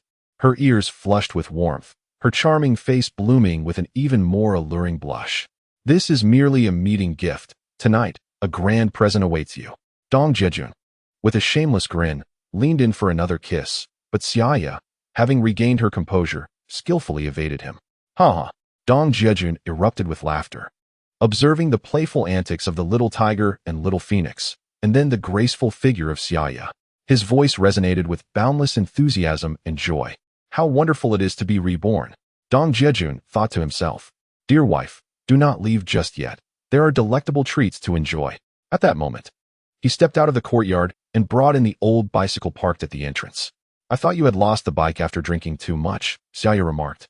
Having not seen the bicycle, and thus not inquiring further, she understood that Dong Jiajun was always aware of his affairs, and she was not the type to be excessively talkative. Men are often like this, endlessly chattering, and even the best of them may flee, if given a relaxed environment. A gentle reminder is sufficient. Ultimately, it hinges on self-discipline. Xia Ya once read a saying, "A husband can be managed within a yard's distance, but beyond that, one's influence diminishes." Of course, this varies from person to person. This is our family heirloom. If I were to misplace the bicycle, wouldn't my father break my legs? I wouldn't dare to lose this bike, even at the cost of my own life. The thought of Dong Taizhan chasing after him with a hoe lingered in Dong Jiajun's mind, and he had no doubt that his father could have indeed harmed him with it. He could just as easily dig a grave for him afterward. Even now, the memory filled him with trepidation. This fear is precisely why, despite being reborn, Dong Jiajun had refrained from meeting his father. Such dread was ingrained in his heart. Nevertheless, he held a profound respect for his father, a man of integrity and strength, albeit with a fiery temperament that ignited at the slightest provocation. Hearing Dong Jiajun's words and witnessing the exaggerated display of fear on his face, Xia Ya could no longer contain her laughter. Little tiger and little phoenix, close your eyes and open your mouths. Daddy has brought you something delicious. Dong Jiajun retrieved 2 pieces of sweet and sour pork from the bag on the bike and approached them. Daddy, what is it that's delicious? Thank you, Daddy. We have something tasty again. Upon hearing of the treats, the little ones obediently closed their eyes and opened their mouths wide. Ah, it's sweet and sour pork. I adore sweet and sour pork. The 2 little treasures took a tiny bite before reaching for the food. One hand held a colorful balloon, the other a piece of sweet and sour pork, and they jumped up with joy. Look at you, returning without washing your hands and immediately feeding the children. This is quite unsanitary. Come here and wash your hands. Upon witnessing Dong Jiajun feeding their child with sweet and sour pork, Xia Ya approached him, tugging at his arm to remind him to wash his hands. Oh dear, in my excitement, I nearly forgot, Dong Jiajun remarked, displaying great respect for his wife's fastidious habits as he promptly followed her to the sink. After washing his hands, he suddenly turned and called out, Darling, do you like the gift I brought you? Chapter 60. Happy Children's Day. Little Xia Ya stood beside the bicycle, preparing to take down the dishes Dong Jiajun had brought back. She couldn't help but turn her head. Ding ding ding. Happy Children's Day, little Xia Ya, Dong Jiajun exclaimed, as he magically produced a red mirror from his pocket. It was the kind of round plastic-framed mirror indispensable for weddings in the 70s and 80s, suitable for both tabletop display and wall hanging. Are you still a child? Even if you're aging, you can't be gazing into the mirror every day. People will surely mock you. Besides, why should I join in the festivities of Children's Day? Upon seeing the long-desired vanity mirror, Xia Ya's heart raced with excitement. They had not held a wedding, opting for simplicity instead. Aside from the new quilt, their home could be described as bare. To make way for their new residence, Dong Taizhan and his wife had moved out, taking refuge in a dugout. When Dong Jiajun acquired this bicycle, aside from some money earned from hunting, Dong Taizhan had borrowed funds from the villagers. He remembered that they had just cleared their debts, and after Wang Shufang made the new quilt, they were left with no funds. Although she had wished to acquire more items, the sensible Xia Ya firmly opposed it, leaving them with no choice but to abandon the idea. Gazing at the mirror, Xia Ya was overwhelmed with emotion. In her childhood, she had been the apple of her parents' eye. In the 1970s, the beautiful Xia Ya delighted in admiring herself daily. Her father had even commissioned a carpenter to craft a solid wood vanity for his precious daughter. However, she was later driven out of her home, severing her connection with the vanity forever. For years, she had not looked into a mirror before stepping out. She had to make do with a fleeting glance at her reflection in window glass. That day, when Xia Ya accompanied Dong Jiajun to sell pancakes at the stadium, he realized that his lovely wife did not even possess a mirror. After parting ways with Feng Zhendong and Wu Wenwei that day, he noticed colorful balloons floating in the streets and banners proclaiming, wishing all children in the county a happy Children's Day. It dawned on him that tomorrow was indeed Children's Day. He made a special trip to the supply and marketing cooperative to purchase 2 colorful balloons, then ventured inside to buy a vanity mirror for Xia Ya. My wife is the most beautiful woman in the world, without exception, Dong Jiajun observed Xia Ya, who, despite her protests, instinctively picked up the mirror to admire her reflection. As she adjusted her hair and applied her makeup before the mirror, he felt a surge of affection. She looked radiant, her once frail figure now adorned with a bit more flesh, and her face glowed with vitality. Every gesture she made exuded a captivating charm that made his heart flutter. Are you implying that I am not beautiful now? Have you begun to disdain me, your yellow-faced wife, before even making your fortune? Xia Ya chuckled playfully, turning her head to tease Dong Jiajun upon hearing his words. Mommy is beautiful, and so is Xiao Feng. She too wants to look in the mirror. Initially engaged in balloon play with little tiger, Xiao Feng abruptly perked up at her mother's words, her eyes widening at the mention of a mirror. Having never encountered such a thing throughout her childhood, She hurriedly stumbled over to where Xia Ya was admiring herself, clamoring for a glimpse of her reflection. "Look how lovely my daughter is," Dong Jiajun exclaimed, lifting Xiao Feng to the mirror. "Papa, who is prettier, me or mommy?" The little sprite blinked at her reflection, making silly faces before turning to her father with a mischievous glint in her eye. Dong Jiajun felt a shiver run down his spine at the question. It was a perilous dilemma. He could not afford to offend either of his precious girls. "Come on, Papa, tell me, who is more beautiful?" Xiao Feng persistently tugged at Dong Jiajun's ear, leaving him momentarily speechless. "You're both beautiful, you and your mother," he finally conceded, trying to avoid conflict. "Papa is biased. Mommy is your wife, so of course, you favor her." Xiao Feng pouted, feigning tears as she covered her eyes, though her act was just for show. "Don't cry, my sweet girl. When you grow up, you'll surely be even more beautiful than your mother, won't you, dear?" Dong Jiajun, cornered by his daughter's antics, sought to placate her. Giggling, Xiao Feng declared, "That's more like it. Mommy, Papa says I'm prettier than you. Papa, I love you." She slipped from Dong Jiajun's embrace and dashed back to play with Little Tiger. "How childish," Little Tiger scoffed, having observed the exchange with indifference. Xiao Feng paid no heed to his remarks. After all, her father had declared she would outshine her mother in beauty as she grew, leaving her elated. "Darling, you are the most beautiful of all. However, the student surpasses the teacher, and our daughter is your exquisite replica, is she not?" Having successfully sent the mischievous child away, Dong Jiajun turned to find Xia Ya regarding him with an accusatory gaze, before she retreated into the house with the mirror. Realizing trouble was brewing, he hurriedly followed, wrapping his arms around her shoulders and whispering sweetly in her ear, "Do you truly see me as Xiao Feng, too? Perhaps it would be better to tone it down." Xia Ya found herself both amused and bewildered by her husband's sudden shift in demeanor over the past few days, feeling as though she were caught in a delightful dream. "My dear, I speak the truth. Every smile and frown of yours captivates my heart. I love you."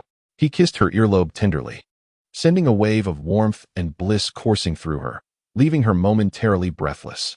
With a backward glance and a charming smile, 100 alluring charms were born, instantly stirring the heart of Dong Jiajun, who leaned in close to Xia Ya and whispered teasingly, "Look at your lack of ambition." During dinner, the family gathered around a small square table. Observing Little Tiger devouring the leftover dishes with ravenous enthusiasm, Little Phoenix, in contrast, displayed a more discerning palate.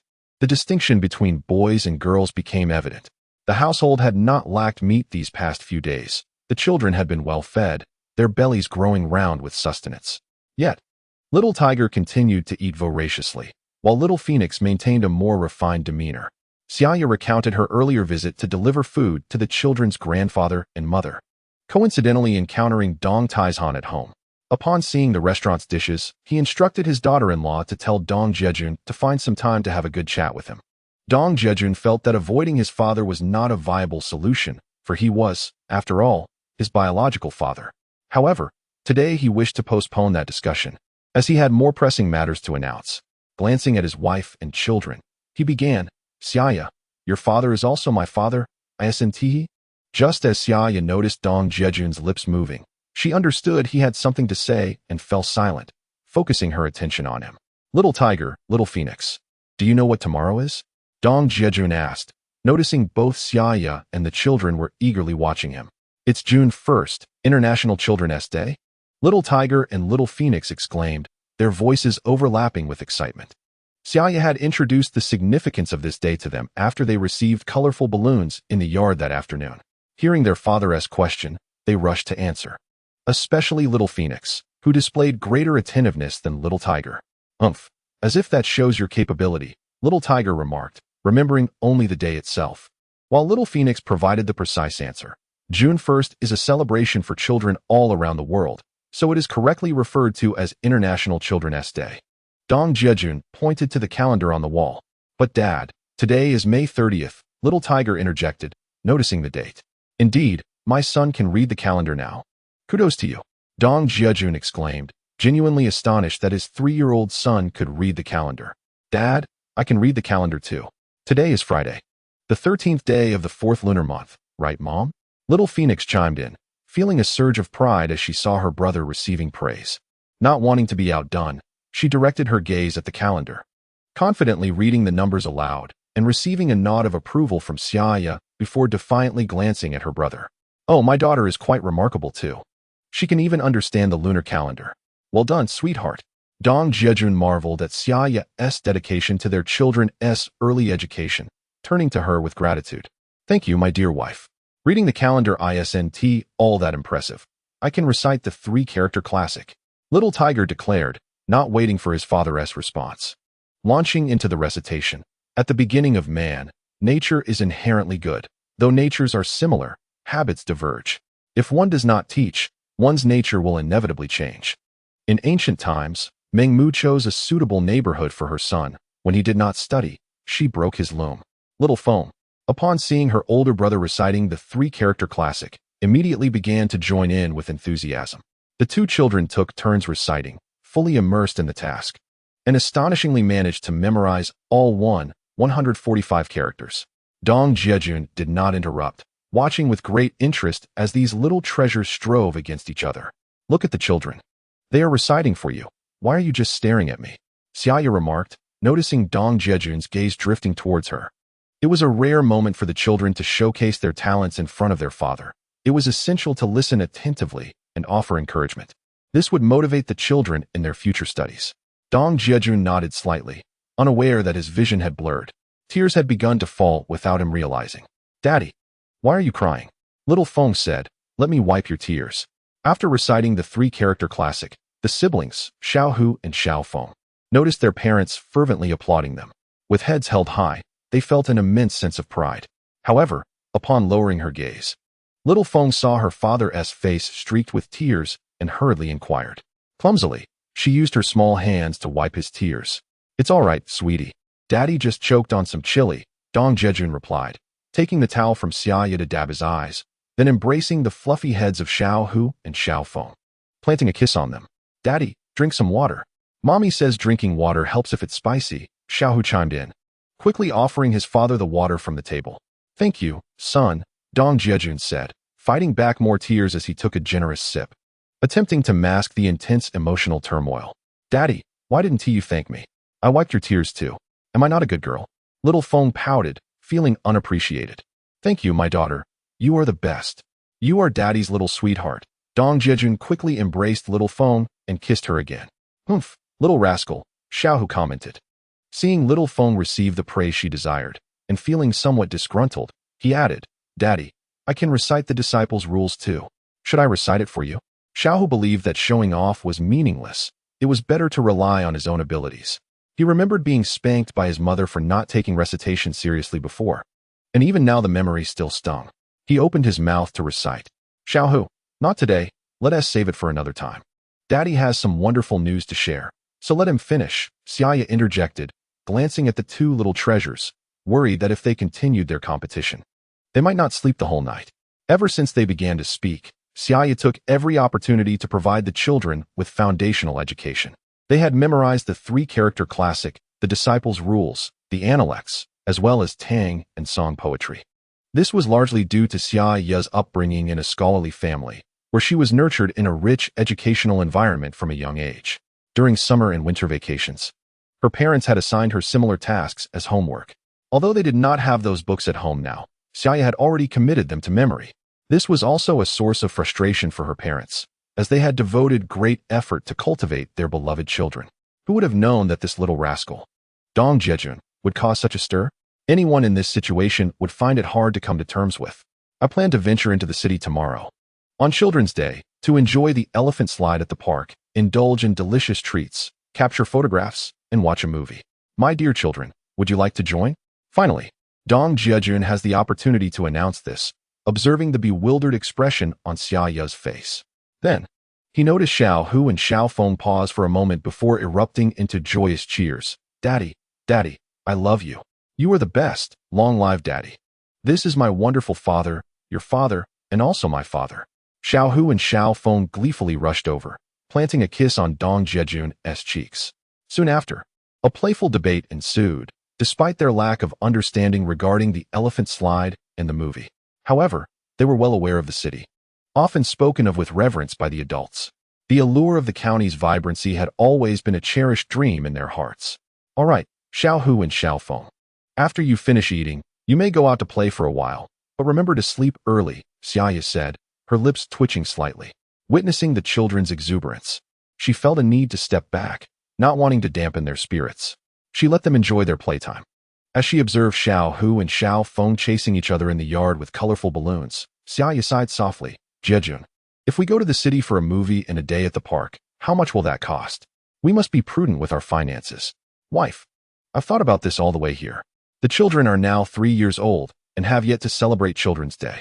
This could become an everlasting regret in their hearts. Dong Jiajun patiently reasoned with his wife, emphasizing that he had already promised the children. How could he go back on his word? Upon hearing this, Xia Ya ceased her objections. In the eyes of their little treasures, a father is akin to a deity. How disappointed would they be if he were to break his promise? It would undoubtedly impact their growth. Seeing that his wife had been persuaded, Dong Jiajun felt a swell of pride, but then suddenly slapped his thigh, exclaiming, "How could I have forgotten this?" Chapter 62. Daddy, do you think my new clothes are beautiful? Xia Ya sighed internally, wishing nothing more than for her children to have a joyful childhood, filled with beautiful memories to cherish as they grew older. Yet, they had only just managed to escape the clutches of poverty. Even with a modest savings, life still demanded careful budgeting. The struggle of daily existence was no easy feat before returning to Wild Boar Valley. Xia Ya had been the apple of her parents' eye, a sheltered young lady untouched by hardship. However, after marrying into Wild Boar Valley, she truly comprehended the unimaginable difficulties of life, which shattered her previous notions. Without a television or radio, even the luxury of electric lights was out of reach due to the inability to pay the bills. Nighttime was illuminated only by kerosene lamps or candles. Yet, every night, as she tossed and turned, catching sight of her husband's resolute and noble face, Xia Ya held on to the belief that life would improve. Thus, she willingly toiled in the fields each day, allowing her husband the freedom to seek opportunities. After all, in a remote and impoverished place like Wild Boar Valley, it is exceedingly difficult to rise above one's circumstances. Yet now, after enduring hardship, she finally sees the dawn of better days, and her husband has also found his direction. Recently, Xia Ya often awakens from dreams with a smile. Undoubtedly, good times have arrived, and they will only improve. She has never doubted Dong Jiajun's capabilities. Rather, she admires his relentless spirit and ambition. After being convinced by him, she observed her husband, who, with a sudden slap of his thigh, anxiously inquired, "What's wrong? Did you forget something? You mentioned that I should take the children out to play tomorrow, but they have no new clothes. Can we rush and prepare a new outfit for them tonight?" Dong Jiajun had indeed intended to buy clothes for the children today, but he recalled that the fabric he had purchased days ago was still unmade. He wondered if his mother had finished sewing it. "You startled me. I thought something serious had happened." Xia Ya, upon hearing her husband's words, quickly got out of bed, put on her shoes, and opened the floral triangular pouch she had just retrieved from her mother-in-law. "Look at this." The moment Dong Jiajun saw the fabric in her hand, his eyes brightened. It was, indeed, the new outfits for their little treasures. "My dear wife, you are truly remarkable. We are in perfect harmony." "Stop with the flattery. The phoenix does not have wings to fly together," Xia Ya chuckled, feeling a twinge of pride for her husband. She had mentioned to her mother-in-law her intention to have the outfits ready before Children's Day, to present them as gifts. Even the white tennis shoes bought previously for the kids had yet to be unveiled. Xia Ya planned to bring joy to the little ones on June 1st with a delightful surprise. Given their current circumstances, they could not celebrate the festival in grand style. So she opted for a simpler approach, ensuring that the children would still feel a sense of occasion. Little did she know that her husband had grander plans. Wishing to take the children shopping for treats, capture photographs, watch a movie, and even enjoy the elephant slide. "Let us call the kids in to try on their new clothes." Dong Jiajun was about to summon the children. "Not so fast. Why the rush? We should have them wear the outfits tomorrow morning. If they wear them tonight, they may not want to take them off to sleep. As the saying goes, a mother knows her children best." Xia Ya had raised the two little ones and understood their temperaments and personalities intimately. If the unaccustomed Xiao Hu and Xiao Feng wore their new clothes tonight, they would likely refuse to take them off even at bedtime. How will they wear them tomorrow if they get wrinkled? "Your reasoning is sound," Dong Jiajun remarked, giving her a thumbs up before inviting her to sit beside him. He then recounted the discussions he had with Feng Zhendong and Wu Wenhui in detail. Xia Ya recognized that her husband had been preoccupied with thoughts lately, often sitting in contemplation. However, She had not anticipated that he would devise such significant plans. The medicinal herbs project, in particular, seemed promising. Xia Ya herself had graduated from a medical vocational school, albeit without a pharmacist's certificate. Nevertheless, she had excelled academically during her studies. Nature possesses a certain understanding of this industry. With thoughts of her husband's impending venture across provinces, perhaps to Anghua, Guizhou, or Jiangsu, all renowned hubs for traditional Chinese medicinal herbs and the largest wholesale markets, an unease began to stir within Xia Ya. After all, Dong Jiajun had scarcely ventured beyond Huaining County, save for a few visits to the provincial capital during his childhood. Now, he was to embark on a journey spanning 1,000 miles. Would he get lost? This thought filled Xia Ya with worry and fear. Moreover, she had not anticipated that Feng Zhendong and Wu Wenhui would be willing to assist her husband, not only with financial backing, but also with a plethora of resources. Particularly, the introduction letter from Feng Zhendong rendered the medicinal business legitimate, alleviating any concerns of being deemed speculative. This brought Xia Ya a profound sense of relief. Contemplating the brighter days ahead, she nestled close to her husband, gazing at him tenderly. "Jiajun, you are so exceptional. With everything aligning in your favor, I cannot help but fear the day I might lose you." "How could that be? My dear wife is the true gem, the fortune I, Dong Jiajun, have earned over 8 lifetimes. A good wife like you is irreplaceable," he replied. Recalling the betrayal from his past life, Dong Jiajun felt a sharp pain in his heart, as if pierced by a knife and twisted anew. Gazing at the gentle and kind woman beside him, he instinctively leaned down to kiss her. Suddenly, Xia Ya felt her lips sealed. A wave of warmth surged through her, and she instinctively responded. As the sun rose, its rays illuminated the earthen Kong of their thatched cottage. With the crowing of roosters, Dong Jiajun slowly opened his eyes to find his beloved wife nestled in his embrace. Unable to resist, he planted a tender kiss on her. "Are you awake?" Xia Ya, roused from her slumber, softly caressed her husband's face. Observing his refreshed demeanor, she sensed his growing eagerness and quickly turned away in alarm. "Let us lie down a bit longer. What is the rush?" The sudden absence of her soft form in his embrace left Dong Jiajun feeling a pang of loss. "Perhaps we should get up? We need to go to the city to celebrate Children's Day with the kids." Xia Ya slipped on her shoes and busily gathered firewood to prepare breakfast. Dong Jiajun, feeling somewhat disheartened, had no choice but to rise as well. He stepped into the yard to wash his bicycle, a cherished symbol of their joyful memories. Even though it was somewhat worn, he was determined to make it presentable for their outing. "Thank you, Dad. I have new clothes to wear." "Thank you, Dad. These new clothes are beautiful. I love them." After breakfast, the two little ones donned their new outfits and white sneakers, looking quite spirited. Once everything was in order and they stood in the yard admiring the freshly cleaned bicycle, Xia Ya began to fret over how the 4 of them would manage to fit. However, Dong Jiajun chuckled heartily. "Little tiger, little phoenix. Watch as Daddy performs a magic trick." Chapter 63, A Family Chorus. Where is spring? Xia Ya gazed at her children, who were joyfully bouncing in their new clothes, while observing her husband, who appeared to be brimming with confidence. She found amusement in the lively scene unfolding before her eyes. Before long, Dong Jiajun secured the willow baskets, originally used for selling wild vegetables, to either side of the back seat of the bicycle. He then asked Xia Ya to steady the vehicle and first lifted little Feng, placing her into the left basket. The magic trick performed by her father filled little Feng with immense delight. "Daddy, I want to go into the basket too. It looks so fun." Little Hu, witnessing his sister's joyous antics, became impatient and clumsily attempted to climb up. "Let Daddy do it," he suggested. Dong Jiajun, feeling a profound sense of accomplishment as his innovative idea brought such joy to his 2 little treasures, decided not to bring Wang Kai along today. "Stay home and guard the house, okay?" he told the eager dog, who seemed to understand and barked incessantly, wagging its tail vigorously while anxiously circling the bicycle. "Even if you try your best, you can't come with us today. The city can be dangerous. What if you get lost and end up in someone else's stew? You would regret it." Dong Jiajun contemplated their plans to watch a movie, realizing that taking Wang Kai would certainly result in being turned away at the cinema.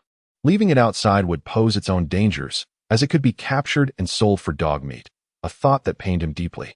Upon hearing Dong Jiajun's stern warning and seeing his owner mimic a beheading gesture, Wang Kai quickly tucked its tail between its legs, its eyes reflecting profound disappointment as it watched the joyous family of 4 depart. With a graceful leap akin to a swallow, Xia Ya perched herself on the crossbeam, while Dong Jiajun mounted the bicycle, which sped away. Wang Kai lay by the gate, watching them grow smaller in the distance, ultimately letting out a resigned whimper. It's better to be human, it mused. After all, I'm just a dog. If I have another chance in my next life, I would prefer to be a person. The villagers observed Dong Jiajun's family, with the two children dressed in new clothes sitting in the willow baskets at the back of the bicycle, filled with joy and playfulness. Xia Ya, sweetly resting her chin on the handlebars, sparked lively discussions among the onlookers. It looks like they're off to the city for some fun, one remarked. Didn't you hear Wang Shufang mention that today is Children's Day? Dong has taken his wife and kids to celebrate. What is Children's Day? We don't have such things in our village. Those are just city folks' games. Another chimed in. Seems Dong is doing quite well now. Buying rice and flour in bulk, clearly making money. And what about wild vegetables? My husband tried selling them too, but no one buys them in the city. Someone else added. We went there as well, only to bring everything back home. Too much to eat. And now they're just wilting in the yard. The villagers conversed amongst themselves, enviously regarding Dong Taizhan and his wife for raising such a wonderful son. They admired the harmonious family, continuously praising them, yet remained perplexed about the wild vegetable venture. Regretting not heeding Dong Jiajun's advice and feeling that their efforts had been in vain. Fortunately, apart from investing a bit of time, there were no substantial resources involved. In truth, for any industry, Dong Jiajun must conduct market analysis and make informed judgments. Identifying the precise target consumer group is of paramount importance. Just as during the last sports meeting, many of the esteemed intellectual teachers had once been sent down to the countryside as educated youth. After the restoration of the college entrance examination, they were admitted to normal universities and subsequently became teachers. During that era, they could be considered the pride of the heavens. Educated and well-respected, with salaries that were commendable.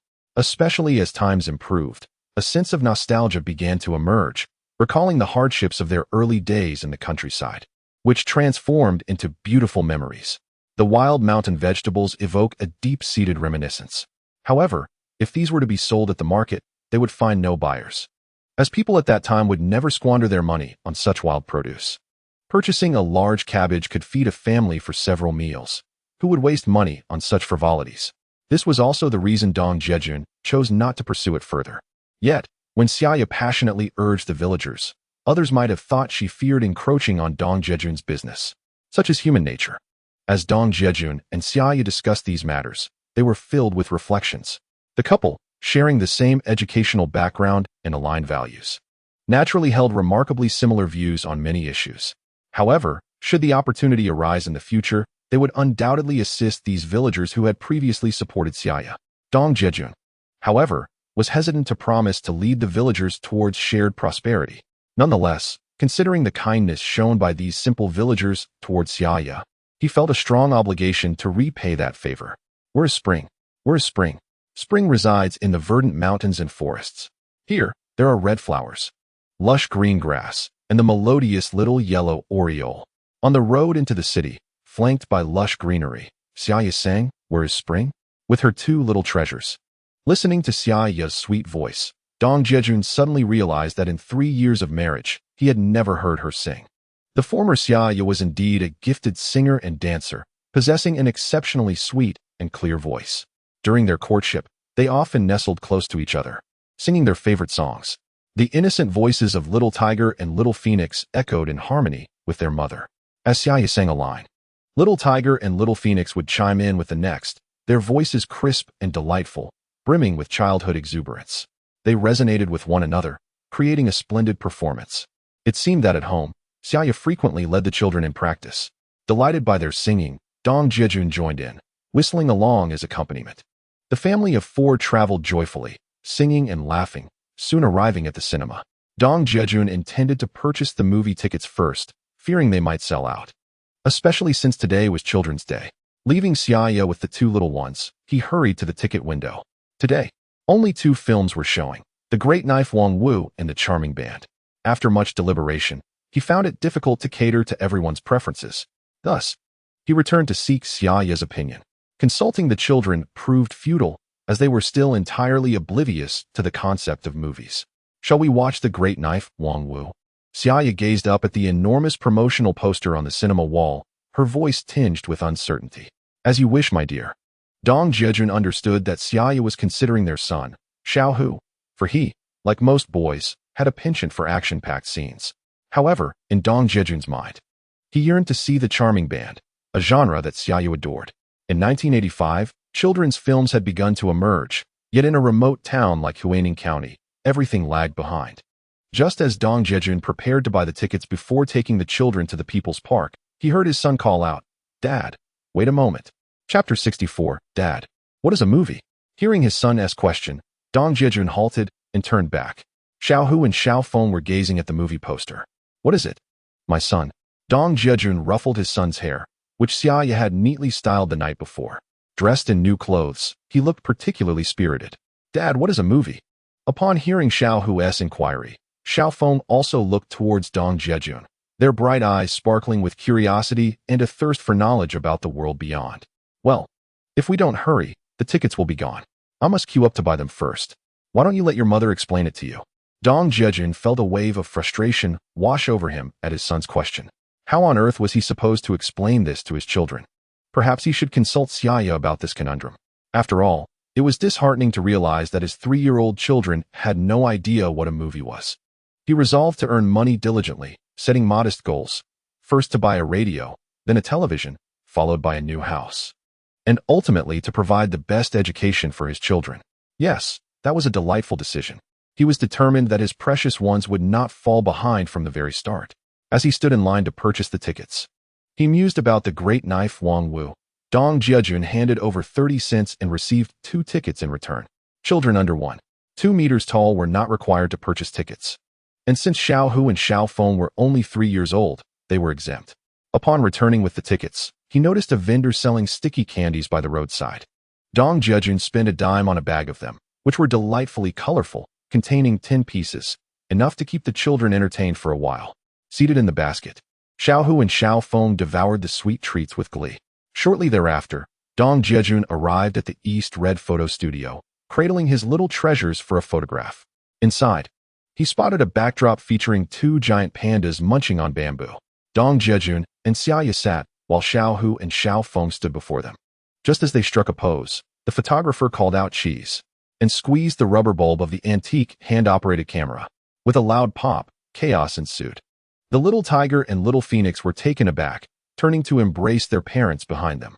Do not be afraid. We are merely taking a photograph. Look, your father is right behind you, and he is not scared, so you shouldn't be either. Dong Jiajun and Xia Ya coaxed the 2 children for quite some time before finally completing the photo session. The photographer, accustomed to such behaviors, appeared unfazed by the children's antics, as he had likely witnessed similar situations numerous times before. Once the photos were taken, Dong Jiajun turned to Xia Ya and suggested, "Shall we take a picture together, just the 2 of us? We didn't even have a wedding photo. Let us forget it. Our family of 4 is just fine." Xia Ya quickly shook her head in refusal. It costs 80 cents for a single photo. That is simply too extravagant. And it's just a black and white photo. Be sure to get me an extra copy, Dong Jiajun instructed the photography studio owner as he made the payment. An additional print costs 10 cents, and it will be ready for collection in 5 days. The total is 90 cents. Why do you want an extra print? That is such a waste, Xia Ya inquired, surprised that her husband wished to order another copy. Take the children outside and wait for me. The extra print will serve a great purpose, and I assure you it will bring you a delightful surprise, Dong Jiajun replied. After paying, he carefully tucked the receipt from the photography studio into his pocket, mindful that it was the ticket for collecting the photos. Losing it would indeed be troublesome. The family of 4 then boarded their vehicle and set off towards People's Park. From the moment they entered the city, their overall appearance was already quite striking. However, upon glancing at the little tiger and little phoenix nestled in their wicker basket, 2 exquisite treasures, they felt a sense of novelty in everything they encountered. The passers-by, who had initially pointed and gawked, could only gaze with envy and offer silent blessings to this blissful family. In 1982, family planning had already been initiated, allowing couples to have only 1 child. Thus, witnessing this pair of twins, a boy with thick eyebrows and bright eyes, and a girl with an enchanting charm akin to a little fairy, was indeed a rare sight, and it was no exaggeration to say they were beloved by all. Before long, they arrived at People's Park. As the only park in Huaining County, the entrance was bustling with activity, especially since it was Saturday, with many families bringing their children to play. The area was filled with children enjoying the horizontal bars, parallel bars, rings, swings, and elephant slides. The air resonated with the joyous laughter of children, painting a picture of a prosperous and peaceful era. Little Tiger and Little Phoenix were particularly fond of the swings and the elephant slide. However, Little Tiger displayed the greatest courage on the swings, urging his father to push him higher while reveling in his triumph over his sister. Yet, clever Little Phoenix chose to remain silent, only daring to sit on the swing when cradled in their mother's arms. It was only when they played on the elephant slide that the siblings truly let loose. Little Tiger sat in front with Little Phoenix behind him, playfully pushing against his back, her delight evident in her animated gestures. Jiajun observed Xia Ya's anxious gaze as she watched the children, her eyes brimming with maternal affection and happiness. He felt compelled to approach her, taking her hand gently as he whispered, "In the past, I was foolish and failed to cherish what I had. From now on, whenever I have the time, I will make it a point to take our children out to play. Jiajun, I am content, truly content. I do not expect you to achieve great wealth or fame." Xia Ya replied, "I am but a humble woman, with little room in my heart beyond you and our children." When Xia Ya caught her husband gazing at her with tender affection, an immense wave of happiness washed over her. Observing their children reveling in joy, she felt like the luckiest woman in the world. As their conversation drifted to the topic of their children's education, they realized that their little ones had just turned 3. This outing had illuminated the extent of their inadequacies as parents. It marked the first time Xiao Hu and Xiao Feng ventured beyond the confines of Wild Boar Valley, and their joy was palpable. In contrast to their peers, Xiao Hu and Xiao Feng appeared blissfully naive. Ultimately, they were starting from a disadvantage. The children of their age, predominantly only children, basked in the affection of grandparents and parents alike, their family's resources entirely devoted to their upbringing. It would not be an exaggeration to say that they were the recipients of boundless love. On the other hand, Xiao Hu and Xiao Feng, aside from their playful escapades in Wild Boar Valley, had only benefited from the foundational education Xia Ya provided. Although they could recite the 3-character classic and the disciples' regulations with ease, human beings are social creatures, and children require environments to express their innate nature. Compared to their urban counterparts, significant disparities remained. Many children at that age began enrolling in various extracurricular classes, driven by parental aspirations for them to excel. Fear not, my dear wife, for our precious little ones will undoubtedly inherit our formidable genes and innate intelligence. They shall not falter at the starting line. Jiajun had firmly resolved to provide the best nurturing environment for their children. "I have faith in your capabilities, Jiajun," Xia Ya said softly, her eyes sparkling with affection as she gazed at her beloved husband. Jiajun, lost in the adoration reflected in his partner's eyes, suddenly recalled something urgent and exclaimed, "Oh dear, we're running out of time." Chapter 65, Sipping soda, eating sunflower seeds, and watching movies. Jiajun's exclamation startled Xia Ya. "What is it?" she inquired.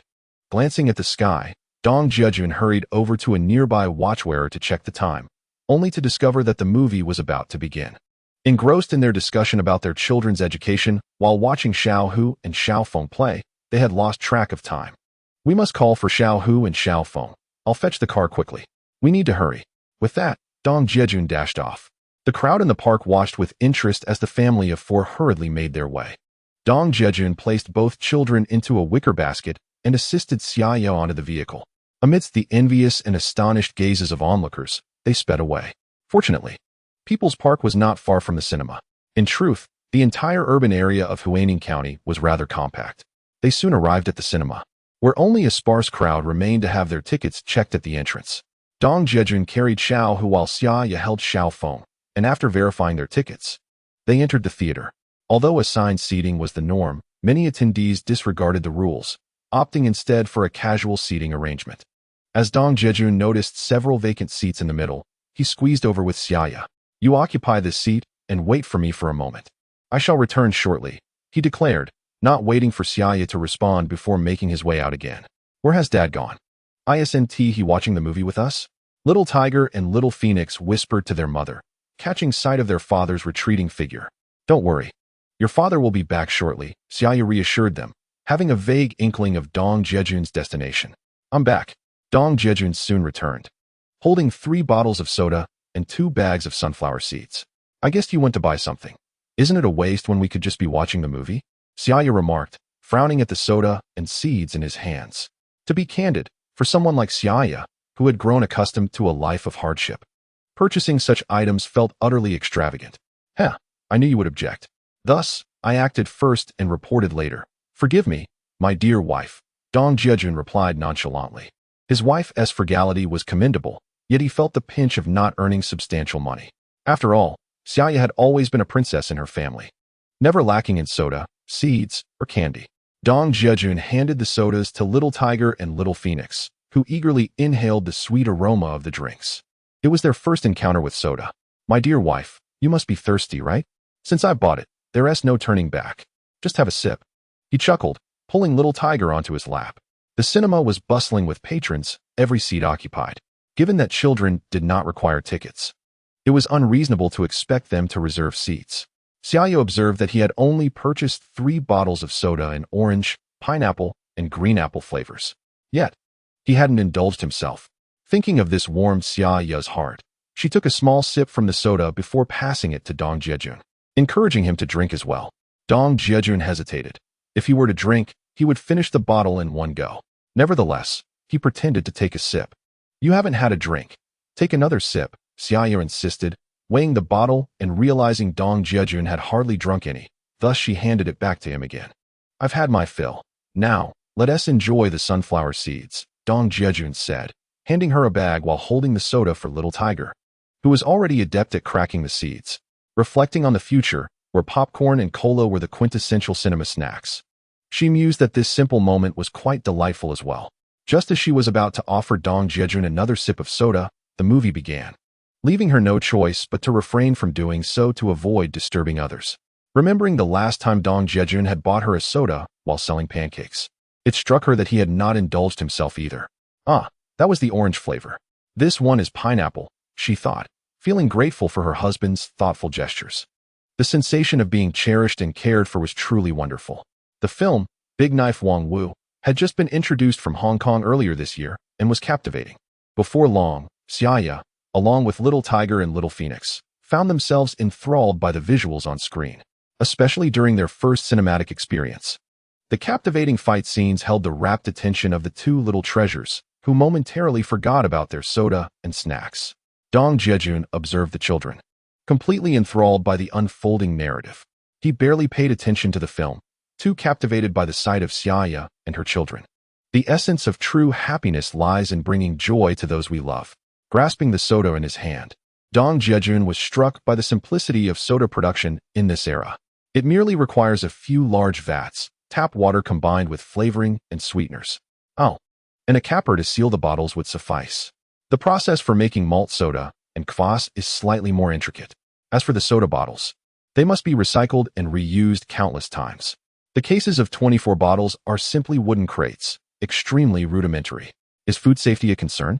Dong Jiajun mused that he could easily venture into soda production himself.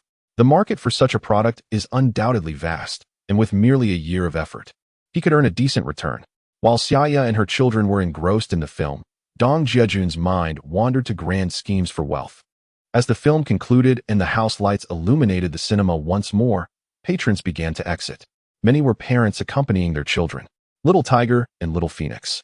Witnessing so many peers with sodas, ice pops, and fashionable attire felt a distinct contrast to the children from their village, Yitzio.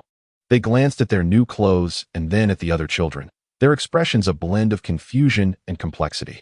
Dong Jiajun lingered, not yet finished with his soda.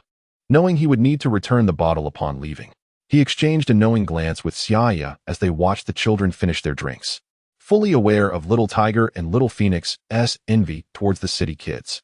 Earlier at People's Park, they had discussed the topic of child education, a sentiment that surfaced unbidden in their minds. Daddy, those children have so many snacks. Mommy, look at that beautiful floral dress.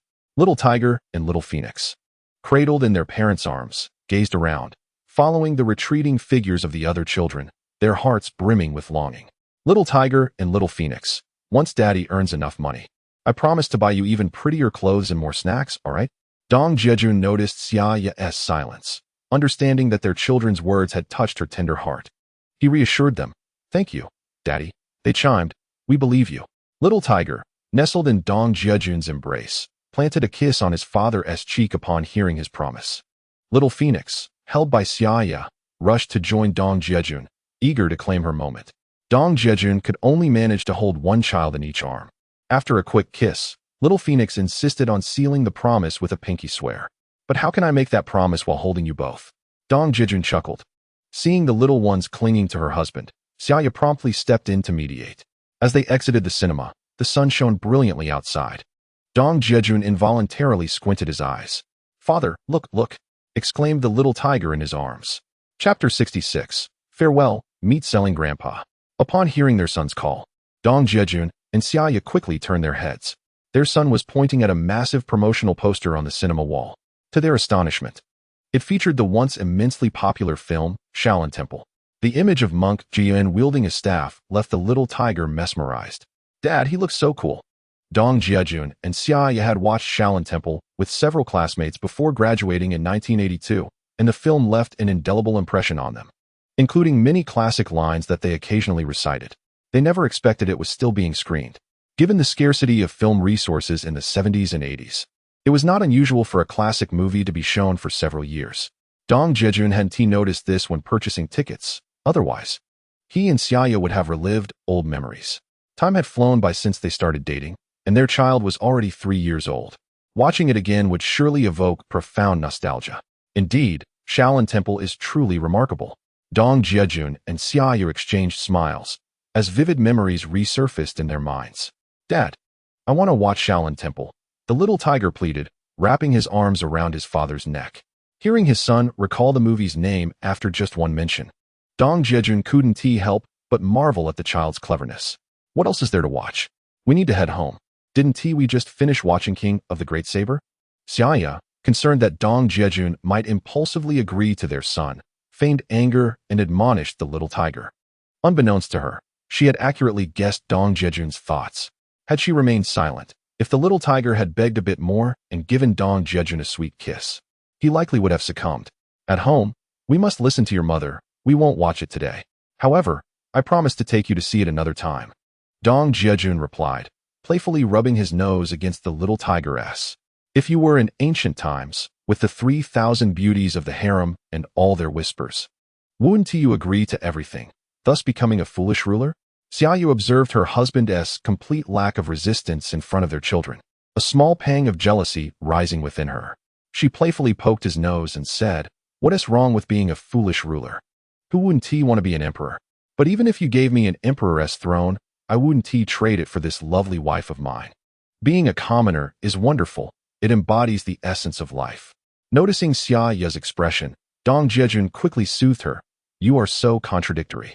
I don't believe you wouldn't want to be an emperor if given the chance in ancient times. Who would buy that?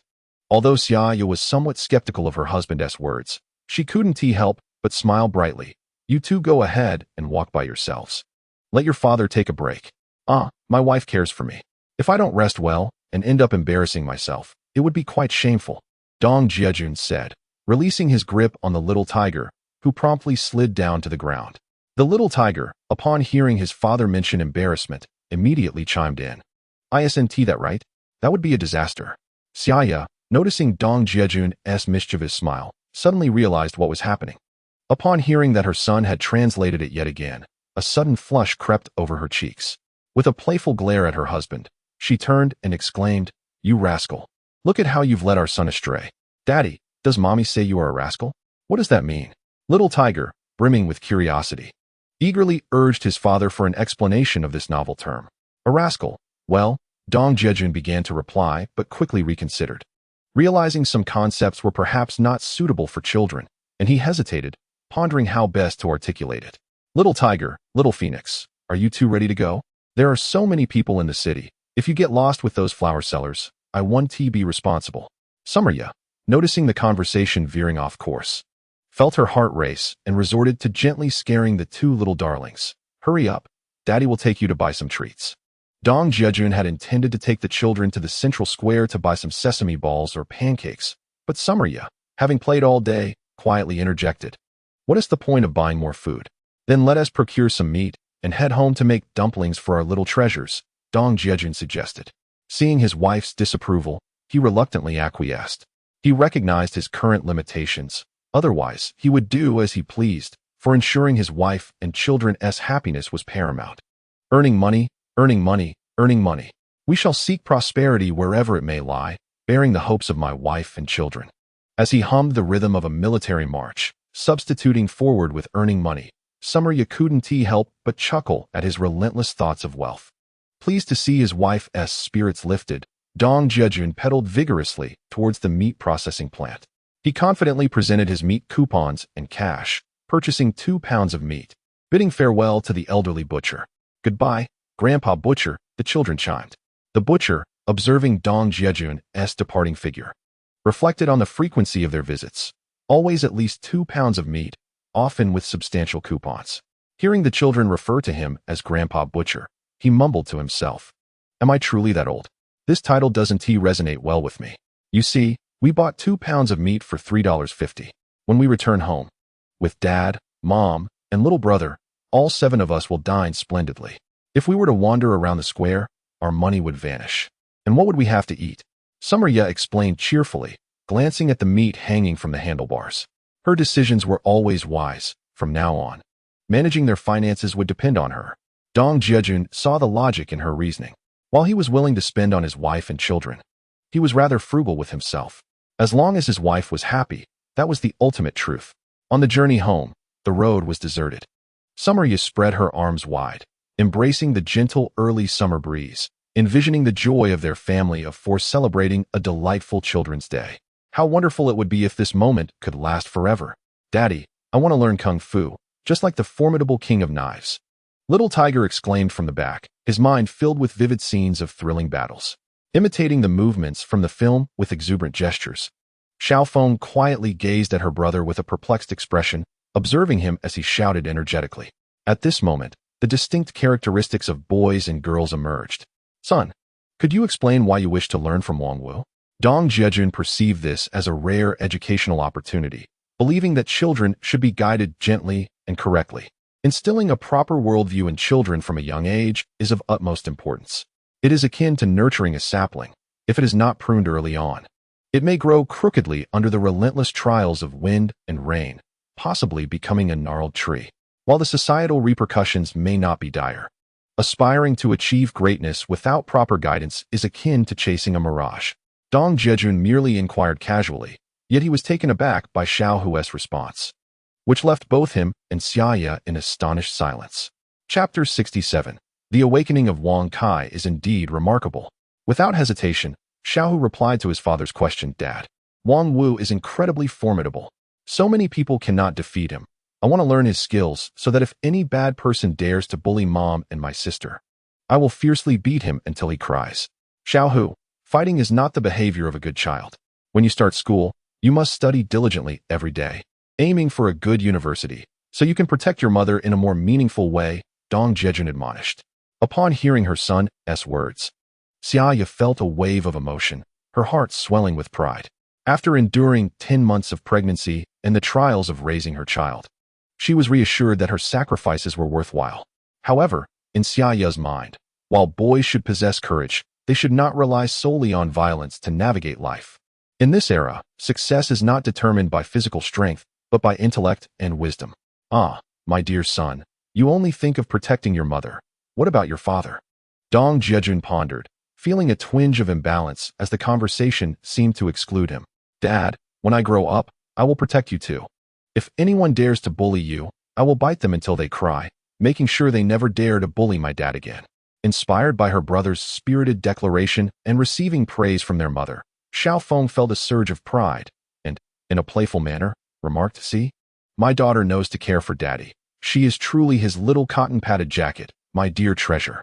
Reflecting on the term little cotton-padded jacket, Dong Jiajun recalled how he had once persuaded Xia Ya to return to the village, a role that was originally meant for the child's maternal grandfather. It seemed that now, with newfound wealth, he would have to seek forgiveness to mend the past, akin to loving the house and its crow. "Brother, Dad says I am his little cotton-padded jacket." Receiving her father's affirmation, Xiaofeng proudly patted her brother's shoulder. "What does being a little cotton-padded jacket matter? Dad, I want to learn from Wang Wu, who is loyal, and embodies the spirit of a true man. Even if it means risking his life, he would go to rescue his brothers. Xiao Hu dismissed Xiao Feng's words with disdain, recalling the scenes where Wang Wu accepted Tan Sitong's commission to protect Kong Yue and Liang Qichao, and later attempted to rescue Tan Sitong from execution. The tender heart begins to comprehend the trust of life and death that exists among men. This understanding is often nurtured in boys through the subtle influence of their mothers. Conversely, it is the father who serves as the initial beacon of enlightenment for a boy, imparting wisdom through both word and deed, leaving an indelible mark on his development. A good son, endowed with thoughtful insight, must stand tall and proud, embodying honor before his parents and siblings. A true man possesses unwavering strength and integrity. This is the essence of a commendable male. Acknowledging this, Dong Jiajun reflects on his rebirth and the fortunate encounter with his steadfast brothers, Feng Jindong and Wu Wenhui. Their willingness to lend a hand during his most challenging times is a bond of brotherhood that deserves to be cherished for a lifetime. Perhaps it is only in this relatively innocent era that such loyal friendships still flourish. In contrast, as time progresses, how many are ensnared by the allure of greed, becoming slaves to money and selling their souls to darkness? In the vast, chaotic world, many lose their way, seeing nothing but wealth and transactions in their sights. The ties of kinship and brotherhood, to many, are mere figments of fiction, unattainable luxuries. Reflecting on his double existence, he feels immensely fortunate, blessed with a beautiful and gentle wife, a pair of lively and intelligent children, and loving parents. Most importantly, he possesses the ultimate luxury of friendship with individuals like Feng Jindong and Wu Wenhui. Receiving his father's praise fills Xiao Hu with exuberance, leaving Xiao Feng somewhat perplexed. The realm of men is one she may never fully grasp. Dong Jiajun anticipates the actions he must take tomorrow, feeling an invigorating surge of strength coursing through him. Upon arriving at the village entrance, he is taken aback to see Wang Kai lying by the roadside, eagerly lifting his head in anticipation. Wang Kai barks joyfully upon spotting Dong Jiajun on his bicycle. At last, the family of four has returned. Wang Kai, filled with glee, wags his tail excitedly, circling around the bicycle. Wang Kai, I've missed you so much. Are you hungry? Xiao Hu and Xiao Feng exclaim, waving their hands enthusiastically at Wang Kai. Since their birth, they have never been apart from him for such a long duration. Xiao Feng produces a piece of sticky candy, extending her small hand for Wang Kai to enjoy. Today, Wang Kai was unable to accompany them to the city, leaving him quite disheartened. Unable to bear it any longer, he leaped over the fence in search of companionship. Now, upon seeing a treat, he eagerly extends his tongue, gently curling it around the candy. However, after a few chews, he suddenly stops, his mouth closed, casting a look of helplessness at Xiao Feng. What is this? Why is it sticking to my mouth? Seeing Wang Kai's expression, Xiao Hu snatches the candy bag from Xiao Feng's hand. Wang Kai, it's all right, just chew a bit more. This is sticky candy, and that's how it is.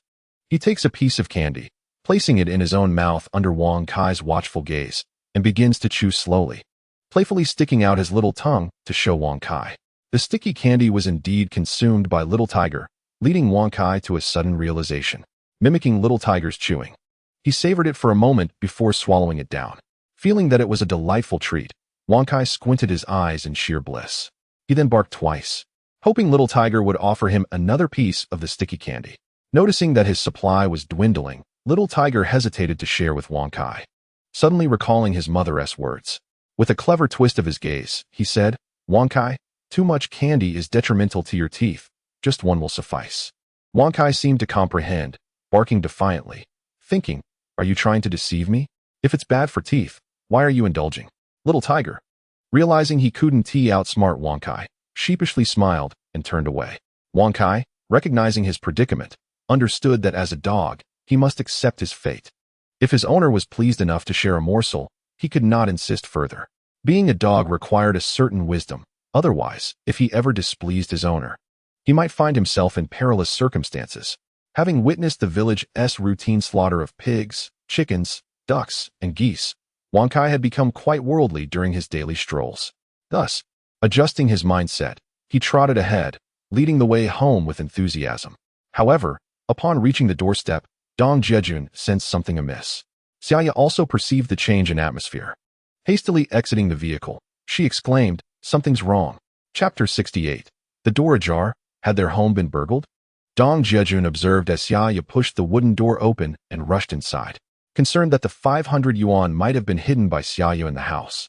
He feared that the open entrance signaled a burglary. Worrying for Xia Ya's safety, he quickly retrieved Little Tiger and Little Phoenix from the wicker basket and dashed towards the house. Yet, as he entered the courtyard, he was met by Xia Ya and Wang Shufang emerging from inside. Seeing Xia Ya's perplexed expression and his mother's bewilderment, Dong Jiajun suddenly understood the situation. Before he could speak, he heard Wang Shufang complaining. "You two are adults now. How could you go to the city without informing me? I could have come to help watch over the house." Earlier that morning, Wang Shufang had been chatting with villagers beneath the ancient elm tree, as the corn seedlings had just begun to sprout, leaving her with little to do aside from weeding. After tidying up her home, she had decided to check on her son's house, knowing she had a key. Just as she settled down for a midday nap, she was startled to see Xia Ya rushing in. Assuming something was amiss, she was relieved to find her mother-in-law present and hastily prepared to inform Dong Jiajun not to worry. Wang Shufang, perplexed, followed suit and emerged. Now that everything was clarified, there seemed to be no further issue. Dong Jiajun couldn't help but exhale deeply, recalling an age-old adage, "An elder in the house is like a treasure." Grandma Candy. Little Feng, who shared a close bond with her grandmother, swiftly snatched the bag of sticky candy from Xiao Hu's hands upon seeing her grandmother approach. She eagerly walked up to her, offering the treats with her tiny hands. Xiao Hu suddenly felt a lightness in his hands, only to see Little Feng presenting the candy to Grandma in a bid for her favor. Uncontrollably, frustration welled up within him. "Grandma, don't eat that." Wang Shufang, witnessing her granddaughter's filial piety, felt a surge of joy and was about to speak, when Xiao Hu's words interrupted her. "Eldest grandson, what's going on?" "Grandma, Little Feng fed her candy to a dog just now, and now she's offering it to you. How unhygienic." Xiao Hu, with righteous indignation, marched over to the sink to wash his hands. He then returned and snatched the sticky candy from Little Feng's grasp. "Grandma, I just washed my hands. Let me feed you instead." Little Feng, momentarily bewildered, quickly grasped the situation upon seeing her brother's smug expression. "Mom, brother is bullying me, wah," she cried, running to complain to Xia Ya. Having faced the daily disputes between her two precious children, Xia Ya had become well acquainted with their temperaments. She bent down to embrace her daughter. "Xiao Hu, you mustn't bully your sister anymore." "Mom, Little Feng is lying. It's just empty threats." Xiao Hu, already wise to Little Feng's antics, effortlessly exposed her act. "Mom, see." Xiao Hu, unfazed by her brother's revelation, Little Feng merely stuck out her tongue at him. When fighting, she called him Xiao Hu. When she needed something, she referred to him as brother. "Little Feng, didn't I tell you to wash your hands before eating? How could you forget? It's quite impolite to offer something to Grandma without clean hands." Seizing the opportunity, Xia Ya began to educate her daughter once more. "No worries. My granddaughter gave this to me. I'd eat it even if it were dog droppings. Come, Little Feng, feed Grandma." Wang Shufang, undeterred by the admonitions, approached and took Little Feng's hand, promptly placing the sticky candy into her mouth. "Grandma will wash my granddaughter's hands until they are sparkling clean," Wang Shufang declared, leading Little Feng to the sink. However, as they washed, Wang Shufang suddenly paused, feeling the candy stick to her mouth. "Haha, Grandma, you're eating sticky candy. It's fine. It's just a bit of fun." Xiao Hu, noticing his grandmother's expression, rushed over to tug at her sleeve and inform her. Wang Shufang, unaware of the peculiarities of such candies, could not dismiss the goodwill shown by her grandchildren. Dong Jiajun observed his mother's adoration for the two little treasures with a mix of exasperation and amusement, though he felt it was not the right moment to voice his thoughts. "Mom, why don't you, Dad, and little brother come over tonight to make dumplings with us?" Xia Ya was preparing to knead the dough, and if her in-laws were willing to join, she would need to prepare extra. "That might be difficult. Your little brother has classes every day and won't be home until 7 or 8, and your father has gone hunting in the mountains. Who knows when he'll return?" Wang Shufang, upon hearing her daughter-in-law's words, reminisced about the time when the whole family gathered for a meal during the New Year. Ordinarily, they should sit together to enjoy a lively dinner, yet the thought of her husband and youngest son brought a sigh to her lips. In a few days, her youngest son would return to school, which would ease the situation. "Here, Mother, you can take half of this meat back with you, along with the chives we bought on the way. I'll also get you some eggs. You know how much my father enjoys chive and pork dumplings, or chive and egg fillings, They're both delightful. Xia Ya observed that the family could hardly gather for a meal as she deftly handed the chives and meat to her mother-in-law. Xia Ya, there's no need to take the eggs. We haven't finished the last batch. They're just for Jiahao's school lunch to supplement his nutrition. Just as Xia Ya turned to fetch the eggs, her mother-in-law called her back. It turned out that Jiajun always bought 2 portions, one for himself and one for his mother. However, he had not anticipated that his parents would forgo the eggs, instead giving them to the youngest brother for nourishment. It was a poignant reminder of the selflessness of parents. All right, mother, is there anything else you need at home? Xia Ya surveyed her surroundings, ready to gather more for her mother-in-law. Despite her meticulous nature when it came to her own household, she was never stingy with her in-laws. There's no need for anything else. We have plenty of rice, flour, and cooking oil. Hurry back. I must leave now. With that, Wang Shufang took the meat and chives and headed towards the door, proudly displaying her fortune, a son capable of earning a living and a dutiful daughter-in-law, which she regarded as her source of pride. However, just as she reached the door, Wang Shufang seemed to recall something and quickly returned. Glancing at her busy son without acknowledging him, she approached her daughter-in-law and whispered a few words before leaving, satisfied. What did mother say? It seemed all very mysterious. Jiajun remarked as he noticed his wife kneading dough while he busied himself with the chives on a stool. Why are you so curious? I want to tell you. Xia Ya teased, a rare smile gracing her lips. If you want to tell me, then so be it. Curiosity kills the cat, he joked, dramatically tossing the chives down and pretending to storm off. You really don't know how to play along, do you? I could tell you if you asked nicely. He added. Xia Ya recognized that her husband was not genuinely upset, but she had no intention of keeping him in the dark. Pausing her work, she let out a soft sigh. Chapter 69. Accompanying you through life's journey, hand in hand against the winds and sands. Jiajun, puzzled by his wife's sigh, took his seat on the small stool again. Xia Ya had already set the kneaded dough aside to rest on the hearth before sitting down next to him to continue preparing the chives. It's nothing much. I just mentioned that we should keep our money safe and not let anyone get wind of it. Our family is doing so well now, and I worry that someone might become envious and act recklessly. As Xia Ya relayed her mother-in-law's words, a hint of concern crept into her thoughts. Although the villagers of Yetsiyu were simple and kind-hearted, the area had a reputation for being quite fierce. In a vast forest, one could encounter all sorts of creatures, and some individuals were best approached with caution. Xia Ya felt uneasy about the sizable sum of 500 yuan she had hidden away, despite her efforts to keep it discreet. Moreover, Jiajun still possesses around 400 to 500 yuan, which, when combined, amounts to nearly 1,000 yuan. Although it does not reach the status of a 10,000 yuan household, it certainly qualifies as a tangible 1,000 yuan household. There is no cause for concern. We shall simply be cautious. For after all, others remain oblivious to the true extent of our family's wealth. Upon hearing this, Jiajun couldn't help but chuckle, realizing that a mere 1,000 or 800 yuan had caused his wife such anxiety. He pondered how, when their finances grew to several thousand or even tens of thousands, she might be perpetually on edge, unable to sleep soundly. Reflecting on the years of financial struggle, he acknowledged that it was only natural for his mother and Xia Ya to be worried now that they suddenly had some money. As he prepared to embark on a journey, Jiajun felt a pang of unease at the thought of leaving his wife alone at home. However, after much contemplation, he decided it was best to discuss the matter with her first. Dear, I may need to travel south soon.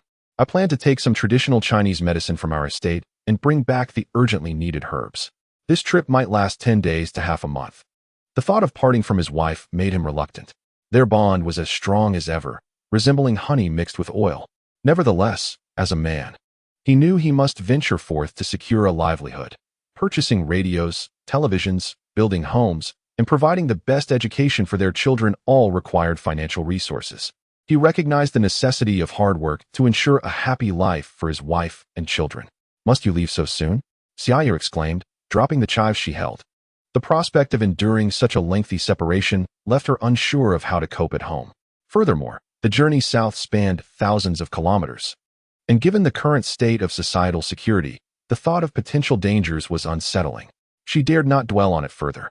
Noticing the glimmer of tears in Xia Ya's eyes, Jiajun sighed softly, realizing he shared her sentiments. If it were not for the pursuit of financial stability, who would willingly forsake their home and family for the sake of hardship? Yet, the project he had chosen demanded this step.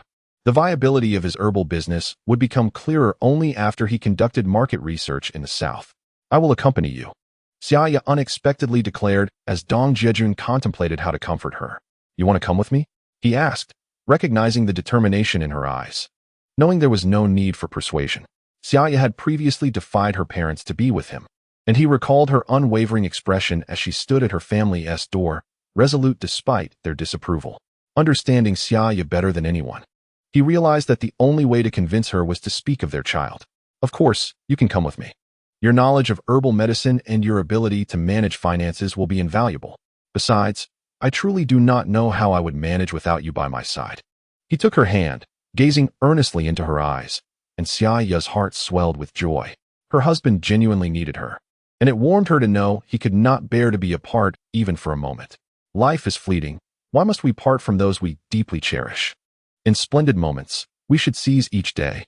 Yet, have you considered what will become of Xiao Hu and Xiao Feng, with both of us absent from their lives? Is that truly appropriate? As Dong Jiajun's tone shifted, while Xia Ya basked in the tender warmth of their affection, he spoke once more. To his surprise, Xia Ya seemed to have pondered this matter carefully. She gazed at him softly and inquired, Jiajun, for what purpose do you toil so relentlessly to earn money? Naturally, it is to provide our children with a superior upbringing, to ensure they do not lag behind from the very beginning, to afford them the best education, and to enable them to attend prestigious universities, Dong Jiajun replied, unaware of why Xia Ya had suddenly broached this subject. However, for him, there was but one answer, which he articulated without hesitation. Indeed, we strive to offer our children the finest life and education, but can we truly achieve that at present? As their mother, I too bear the responsibility to sacrifice for our children. Xia Ya observed her husband gradually ensnared in the trap she had meticulously laid out, relishing her triumph inwardly while maintaining her gentle demeanor. Do not forget, I too am well versed in traditional medicine. My expertise is not inferior to yours. Moreover, should we encounter any challenges, we can deliberate together, would we not? Seeing Dong Jiajun fall silent, as if contemplating her words, she seized the moment to press on. As for the children, we can temporarily ask our parents to assist in their care. Are you not at ease with that? Perhaps, following our nurturing plan, the children will have few opportunities to spend time with their grandparents. I trust my parents to care for the children. After all, many working families rely on their grandparents for childcare. Dong Jiajun recognized that Xia Ya's reasoning was sound and articulate, realizing she had contemplated this issue for quite some time, merely waiting for the right moment to express her thoughts. He understood that while Xia Ya appeared delicate, her resolve was as unyielding as iron. So, does this mean you agree with my plan? My dear wife, how could I possibly disagree? You have meticulously maneuvered me into a corner. Dong Jiajun took her hand, his voice filled with emotion as he continued. Yet, life outside is far different from that at home. Enduring hardships in the wilderness is truly taxing, and I cannot bear the thought of you suffering. Jiajun, from the moment I accepted you, my greatest aspiration has been to journey alongside you, facing the challenges of life together. Upon hearing this, Dong Jiajun realized that their conversation had reached a pivotal point, compelling him to embrace the idea of wandering through the world together like heroes of legend. However, he suddenly recalled the events of the following day and deemed it necessary to clarify matters with Xia Ya. Xia Ya, wait a moment. Xia Ya, filled with joy and preparing to chop filling for dumplings, was momentarily taken aback by her husband's words. Surely, he would not reconsider now? Chapter 70. This young man is quite commendable. He is worth engaging with. It was another bright day. After breakfast, Dong Jiajun rode his bicycle into the county town. Reflecting upon the mountain chicken and wild rabbit secured in the back seat, Dong Jiajun felt an overwhelming sense of nostalgia. His mother had brought them over that morning, stating they were the spoils of his father's hunt from the previous day. Previously, Dong Jiajun had mentioned to his mother that a leader from the military had assisted in selling a batch of wild vegetables. Henceforth, whenever any family in the village hunted, he intended for his mother to help procure their catch. Little did he know that upon returning home, his mother had mentioned this to his father. Dong Taizhan, however, was reluctant to part with money for such items. Moreover, he was aware that since his son was now engaged in business and had a need for mountain goods, it was only natural for him to venture into the mountains to hunt. Consequently, that very day, he indeed managed to catch a wild chicken and a wild rabbit. Thus, early in the morning, Wang Shufang joyfully delivered them. Such is the heart of parents everywhere. Today, Dong Jiajun was set to finalize arrangements for trading medicinal herbs. Having reached an agreement with Xia Ya the day prior. Initially, Xia Ya had feared her husband might waver, but upon being called back by Dong Jiajun, she was met with a fervent kiss. After the passionate embrace, Dong Jiajun's simple expression of gratitude stirred deep emotions within Xia Ya. She was eager to join him in the herbal trade. Thus, it fell upon his mother to assist in caring for their child while he and Xia Ya ventured afar to earn a living, all in pursuit of providing a better environment for their child's growth. Xia Ya was finally fulfilling her wishes, joyfully preparing dumplings like a cheerful lark. And soon the family of four indulged in a delightful feast. That day, they would split into two teams. Xia Ya would handle the arrangements for the child and communicate with her mother regarding childcare, while Dong Jiajun would conduct market research. Enlisting Feng Zhendong's help to connect with business personnel from herbal companies to understand market demands, along with inspecting the warehouses of these companies. Among the thousands of herbal varieties, he aimed to identify those suitable for his enterprise. Before long, he arrived at the entrance of County No. 1 Middle School. After parking, he approached the security office where the guard, already familiar with Dong Jiajun, cheerfully accepted the pack of Hometown Mountain cigarettes he offered and readily called Lu Tainan on his behalf.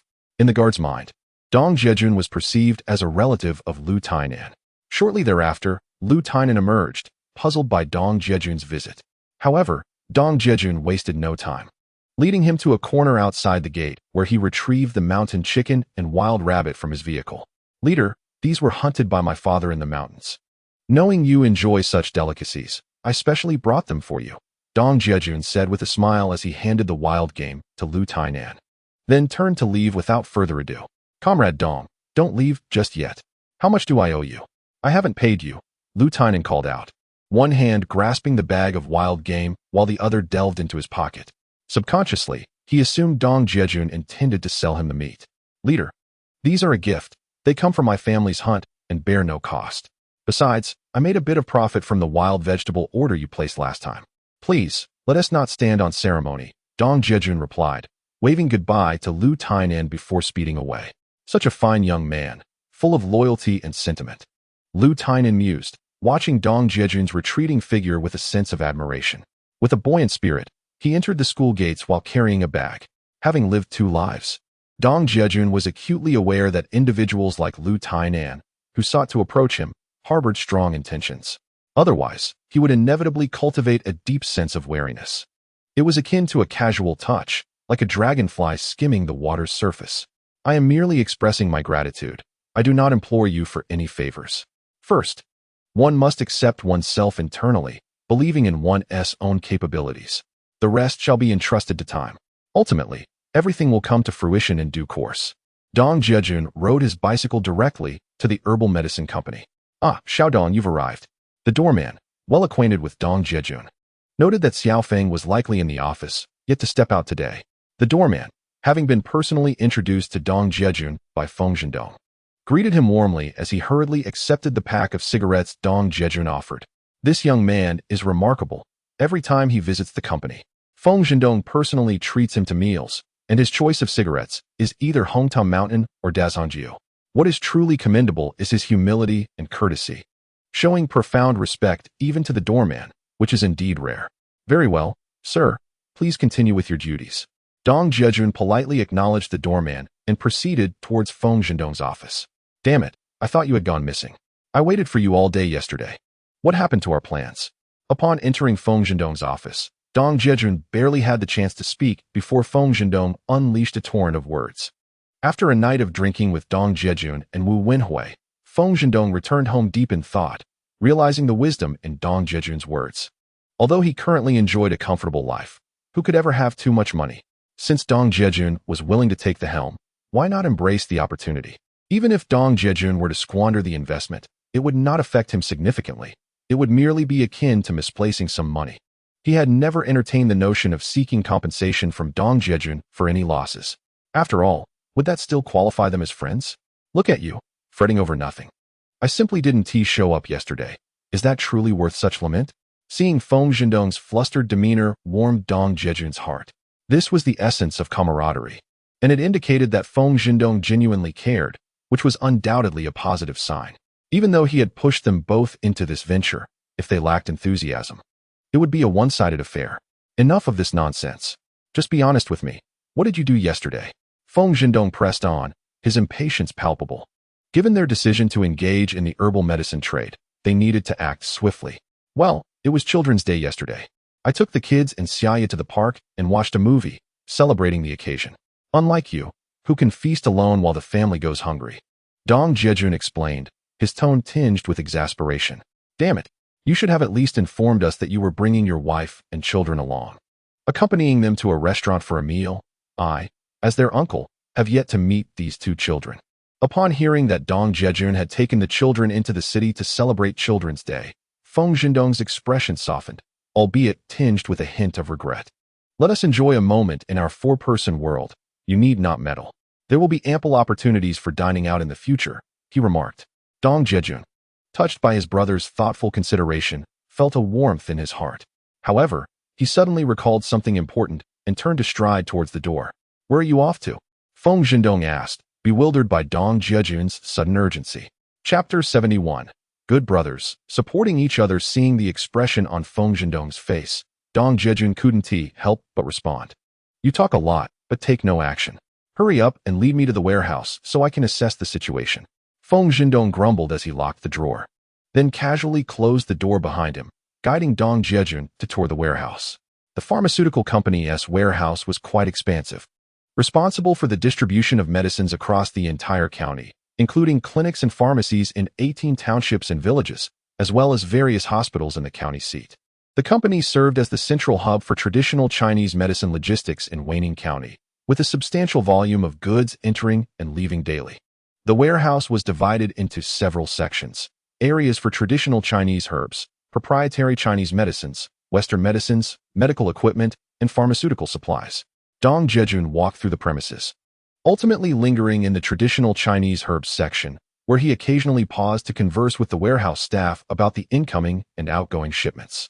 Recognizing that he was brought by Feng Zhendong, the staff were attentive and responsive, providing him with valuable first-hand information. Subsequently, Feng Zhendong guided Dong Jiajun to the storefront of the pharmaceutical company, which was divided into wholesale and retail sections. The wholesale area on the left catered to local pharmacies and clinics from townships that came to procure supplies. On the right side was a large pharmacy, approximately 500 square meters in size, where attendants in white coats leisurely occupied themselves, seemingly indifferent to the arriving customers. However, their demeanor shifted to one of great respect upon seeing Feng Zhendong, underscoring his esteemed position within the company. Having explored these areas, it was nearly noon. Feng Zhendong had prearranged a meeting with the deputy section chief of the supply department, so they headed directly to the restaurant to engage in casual conversation over drinks. Dong Jiajun found this arrangement agreeable, recognizing that discussing matters within an office setting would yield little, especially regarding sensitive data, even with Feng Zhendong's connections. Such discussions would be delicate. The atmosphere at the dining table, however, would allow for open dialogue. Amidst the clinking of glasses, Dong Jiajun knew he would find ways to acquire the information he sought, a subtle advantage of social gatherings. Initially, Dong Jiajun intended to cover the bill, but Feng Zhendong, having anticipated this, assured him that he need not worry about the payment, as it would suffice for him to sign the tab later. At the end of the month, the herbal medicine company would settle accounts uniformly. In those times, the majority of individuals were too fearful to accept bribes, even if they were offered as gifts. Presenting gifts was largely confined to items such as cigarettes and liquor. The higher-ups would turn a blind eye. Alternatively, one might simply dine out for a meal, as it was inconsequential once consumed.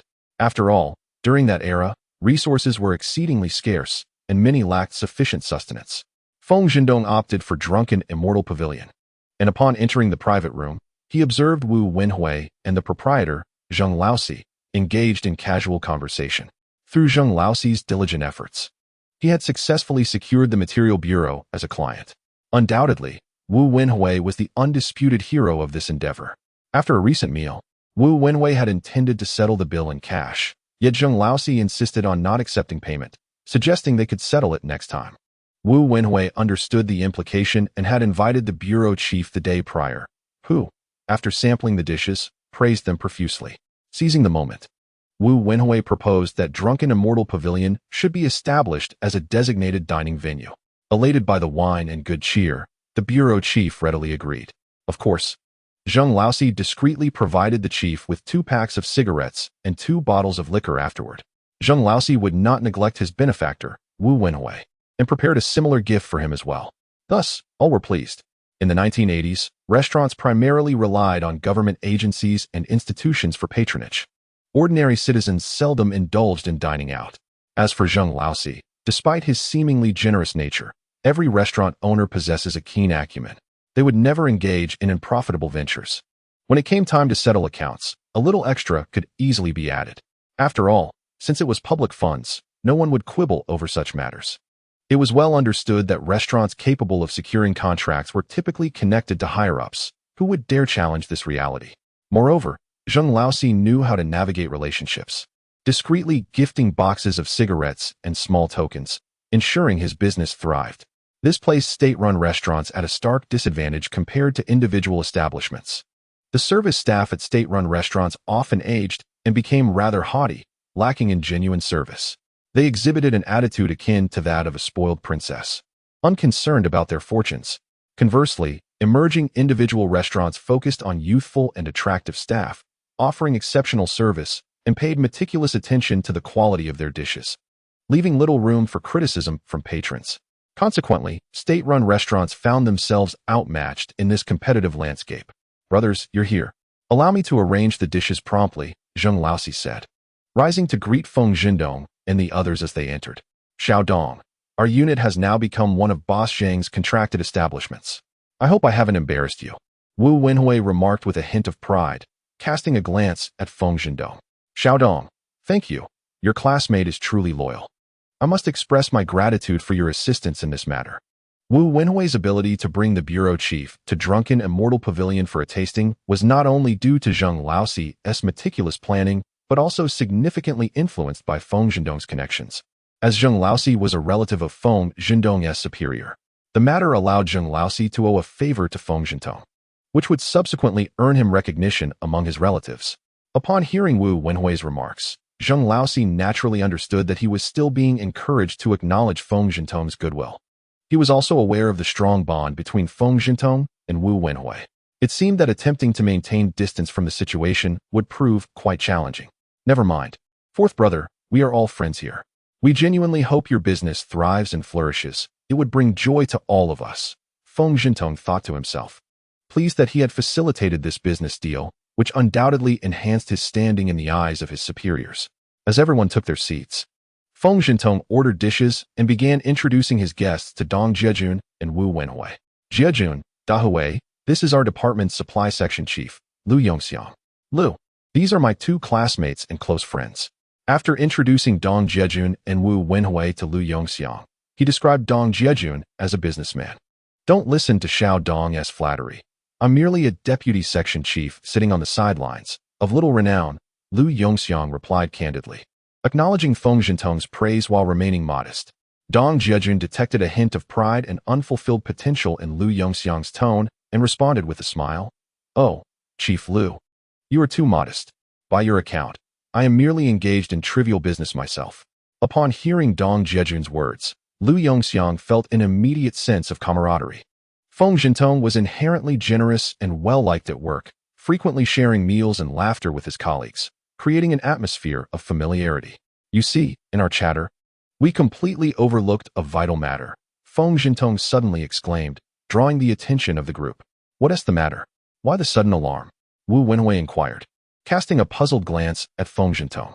"While engrossed in ordering dishes, I completely forgot to order wine. How can we host Chief Lu without any wine?" Feng Jindong quickly called for the waiter to bring the drinks. "How is it that you managed to navigate your way to such a position without having any experience in hosting?" Wu Wenhui remarked, disregarding Lu Yongxiang's presence and offering his old friend no leniency. To be fair, Xiao Dong possesses considerable skill. Otherwise, how could he have caught the attention of our manager? Lu Yongxiang, having observed Wu Wenhui defer his accolades to Feng Jindong in front of Zheng Laosi, had already surmised the strength of their bond. Seeing them engage in such casual conversation only reinforced his assumptions. As he approached his 40s without having formed such close friendships, he couldn't help but feel a twinge of envy. "Let us first toast to our leader.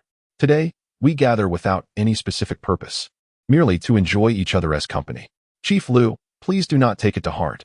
Feng Jintong initiated a toast, pushing Lu Yongxiang to the forefront, which made him feel quite at ease.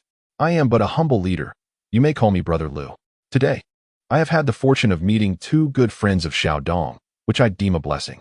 In a moment of exuberance, Lu Yongxiang inadvertently let slip a curse. Yet he reveled in the camaraderie of the atmosphere. Well said. Let us stand shoulder to shoulder as brothers. Henceforth, we shall address you as Brother Lu, he proclaimed. Now, let us raise a toast to Brother Lu. This morning, Wu Wenhui received a call from Feng Jindong, who informed him of Dong Jiajun's arrival, prompting him to head to the restaurant early. During their previous drinking session, Dong Jiajun had expressed a desire to engage with the personnel from the medicinal material company. Wu Wenhui, fully aware of the underlying intentions of today's meeting, endeavored to enhance the convivial atmosphere. As the first toast was made, the four began to clink glasses and drink, gradually transitioning from a united toast to a two-on-two discussion. Feng Jindong and Wu Wenhui sought to create opportunities for Dong Jiajun, who quickly became well acquainted with Lu Yongxiang. As they discussed the operational status of the medicinal material company and the flaws inherent in the current system, Lu Yongxiang finally found a kindred spirit. Dong Jiajun, from a future-oriented perspective, conducted a thorough analysis of the medicinal material company. His foresight soon captivated Lu Yongxiang, leading their conversation to delve deeper. Subtly, Dong Jiajun gathered the insights he required. Lu Yongxiang, a veteran employee with 2 decades of immersion in the field of traditional Chinese medicine and possessing a herbalist certification, was indeed knowledgeable, yet harbored a sense of superiority. Over time, however, his position as deputy section chief had dulled his ambition, and he often spoke with a tone of grievance. As Dong Jiajun and the others had imbibed enough, they considered that Lu Yongxiang had to work in the afternoon, thus refraining from encouraging him to drink further. Noticing the time, Lu Yongxiang excused himself. Look at Lu Keqiang, he is off to work. Why aren't you as diligent? Wu Wenhui provocatively remarked, aiming to provoke Feng Jindong. Don't point fingers at me. Why aren't you at work? Feng Jindong retorted without hesitation. Dong Jiajun understood that during that era, simply being able to sit in the office in the morning was quite commendable. By afternoon, most were rather lax. This was typical of governmental institutions and state-owned enterprises at the time. Such complacency was commonplace. You too, whether it's a da or a air. You are akin to 2 cooks, one bland and the other spicy. Be wary of the gradual heat that could boil you alive. Dong Jiajun interjected as he saw them unwilling to concede. I am in no rush. After all, I will be relying on you in the future. Wouldn't you agree? Dehui? Feng Jindong, with a slightly blurry gaze, turned to his close friend upon hearing Dong Jiajun's words. I appreciate that sentiment, with your unwavering support. If I fail to achieve anything noteworthy, what does that make me? Upon hearing this, Dong Jiajun felt the weight of responsibility pressing upon him. He fully resonated with this notion. There were parents hoping for their child's success, a wife and children waiting expectantly. Here, amidst brothers bonded by loyalty, failure was simply unacceptable. Jiajun, do not heed his nonsensical prattle. Just from the drinking session earlier, you managed to impress Lu Yongxiang. It is evident that your prowess is indeed remarkable, Wu Wenhui commended as he gave Dong Jiajun a thumbs up. Although Wu Wenhui was engaged in playful banter with Feng Jindong, he was attentively listening as well. Dealing with someone like Lu Yongxiang, who is both talented yet somewhat arrogant, can be rather challenging. However, if Dong Jiajun could conquer him over a mere meal, it attests to the caliber and capability of his old classmate. Jiajun's abilities are beyond question. He was always superior to us during our school days, even managing to win over Xia Ya. If he sets his mind to something, there is nothing he cannot accomplish. Upon hearing Wu Wenhui's words, Feng Jindong, unwilling to be outdone, raised his glass to clink with the two. Jiajun, let us adhere to our old customs today. Please order a couple of dishes to take home for Xia Ya and the children. As for the food remaining on the table, it is entirely up to you. Whenever the 3 of us gather, I always seem to benefit the most. Good brothers need not say anything.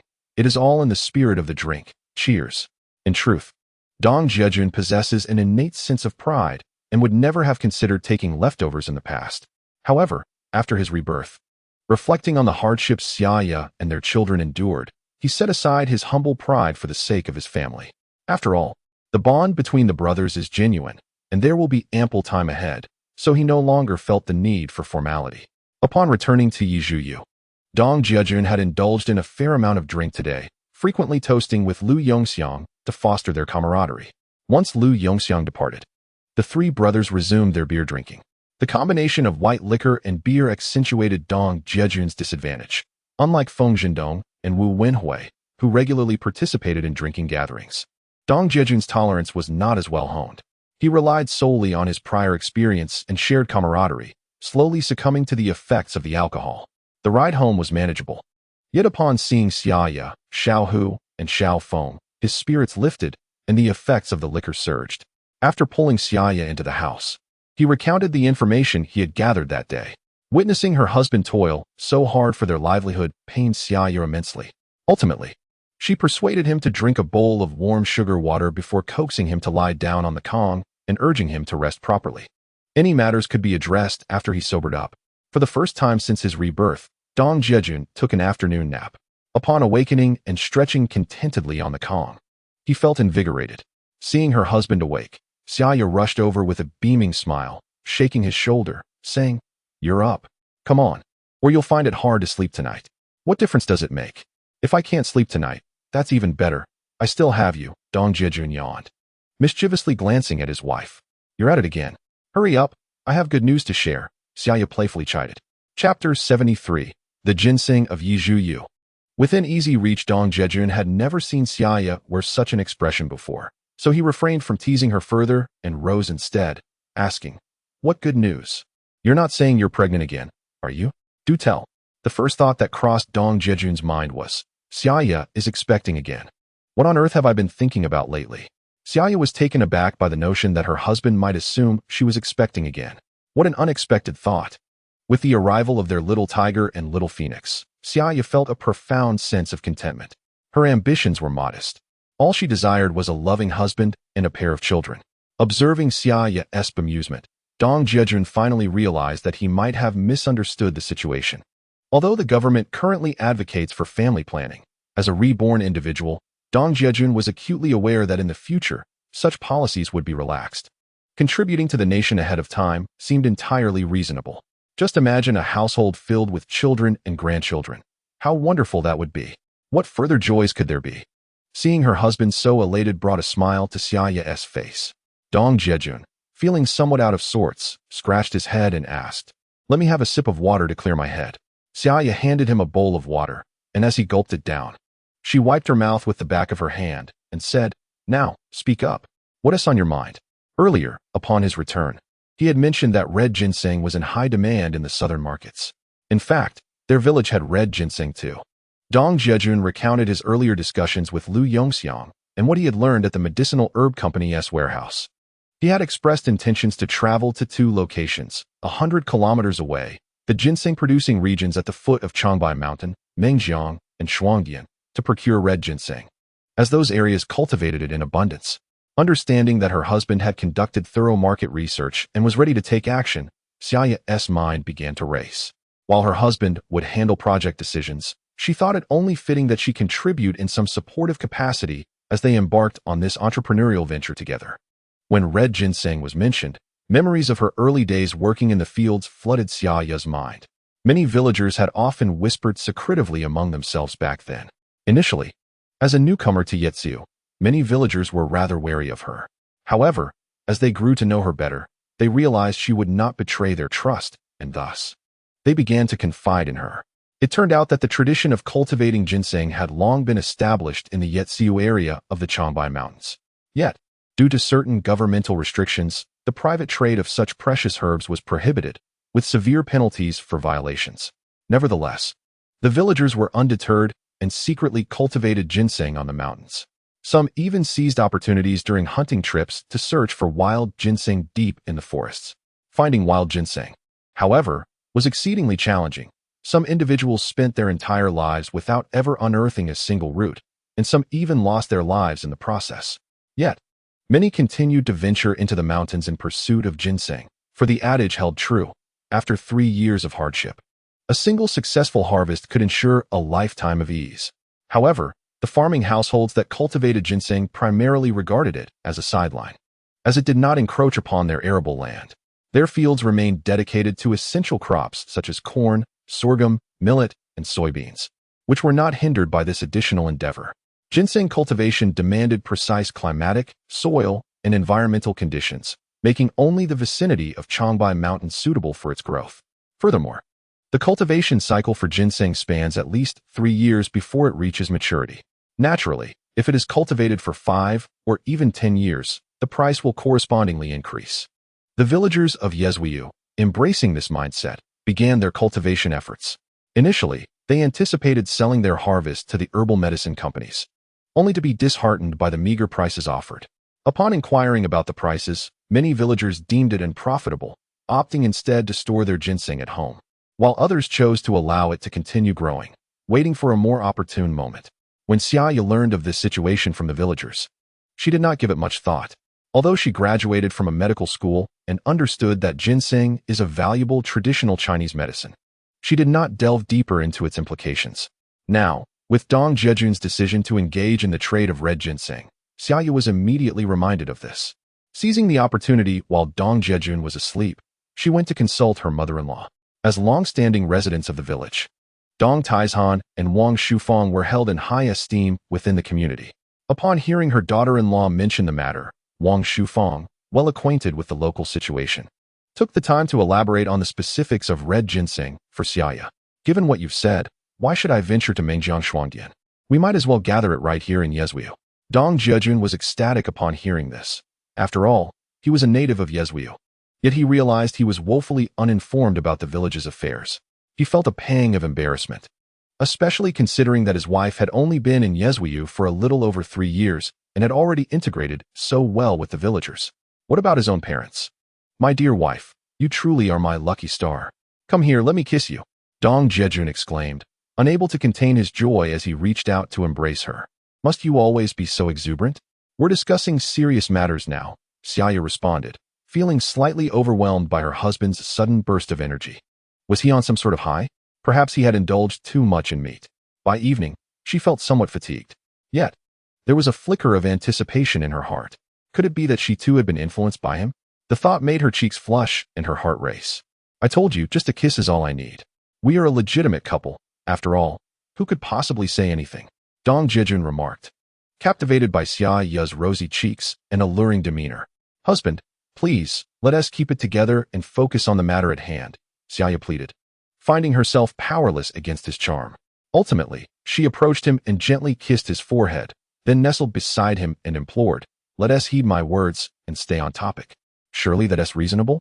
Seeing his wife's feigned exasperation, Dong Jiajun playfully pinched her nose and said, all right then, let's have dinner at my parents' place tonight. After all, I need to deliver half of the dishes I packed for them. He realized that leveraging his parents' standing in the village would be essential. If he were to approach villagers directly to procure ginseng, even with money in hand, they would still hesitate to sell to him. As I visited my mother earlier, I had already taken half of it over.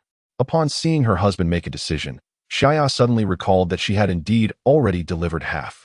What of it? The remaining half could be taken over as well, couldn't it? She truly is a pragmatic daughter-in-law. Dong Jiajun, observing the endearing and charming expression on his wife's face, instinctively wrapped his arm around her slender waist. Now that the serious business was essentially concluded, he pondered, what shall unfold next? Xia Ya noticed her husband's eagerness for lunch and felt a sudden wave of anxiety. After all, the children were still playing outside. Had she forgotten to draw the curtains? Suddenly struck by inspiration, she turned to glance out the window, exclaiming, ah, indeed. Dong Jiajun reflected on his wife's words and realized she had a point. Initially, he had merely intended to tease her, but now it seemed she was genuinely agreeable. Why not try and experience the thrill of the day? With a heart full of joy, he released Xia Ya, brimming with anticipation. Huh, you've been deceived, how delightfully naive. Finally breaking free from his grasp, Xia Ya gracefully twisted away, flashing a radiant smile as she dashed out of the room. Mom, what are you doing? Little Hu inquired with concern as he witnessed his mother's hasty escape. Your father and I are playing a game of eagle-catching chicks, she managed to fabricate, although she was momentarily at a loss for words upon seeing her son's innocent face. Mom, I want to play eagle-catching chicks too. Will you join me? Xiaofeng eagerly chimed in, wishing to partake in the fun. Oh, you too. I'm truly at a loss for words, Xia Ya remarked, astonished that her casual comment had been taken so seriously by her children. Turning back, she caught Dong Jiajun grinning at her through the window, relishing her embarrassment. In a fit of frustration, she stamped her foot and commanded, "You too. Quickly wash your hands. We are heading to your grandparents' house for dinner." She then playfully stuck out her tongue at Dong Jiajun, muttering, "This is what you get for always bullying me. Just wait and see how your father deals with you." Imagining her husband's reaction upon encountering her father-in-law, she couldn't help but feel delight. "Why are you so cheerful?" Dong Jiajun asked, noticing Xia Ya stealing glances at him with a smile as their family of four walked toward the children's grandparents' home. An inexplicable sensation made the hair on his neck stand on end, and after holding back for a while, he finally spoke. "I want to tell you. You'll find out soon enough," Xia Ya replied. She then noticed their dog, Wang Kai, wagging its tail and bent down to pat its head, saying, "Wang Kai, when we see the kid's grandfather, you mustn't be timid." "Ah, so this is what you were waiting for." Dong Jiajun realized, his steps suddenly feeling heavier. At the Dong family residence, Dong Taizhan sat on a small stool in the yard, puffing on his pipe. This copper-tubed pipe, whether deemed copper or gold, remained unverified. But it was Dong Tieshan's cherished possession.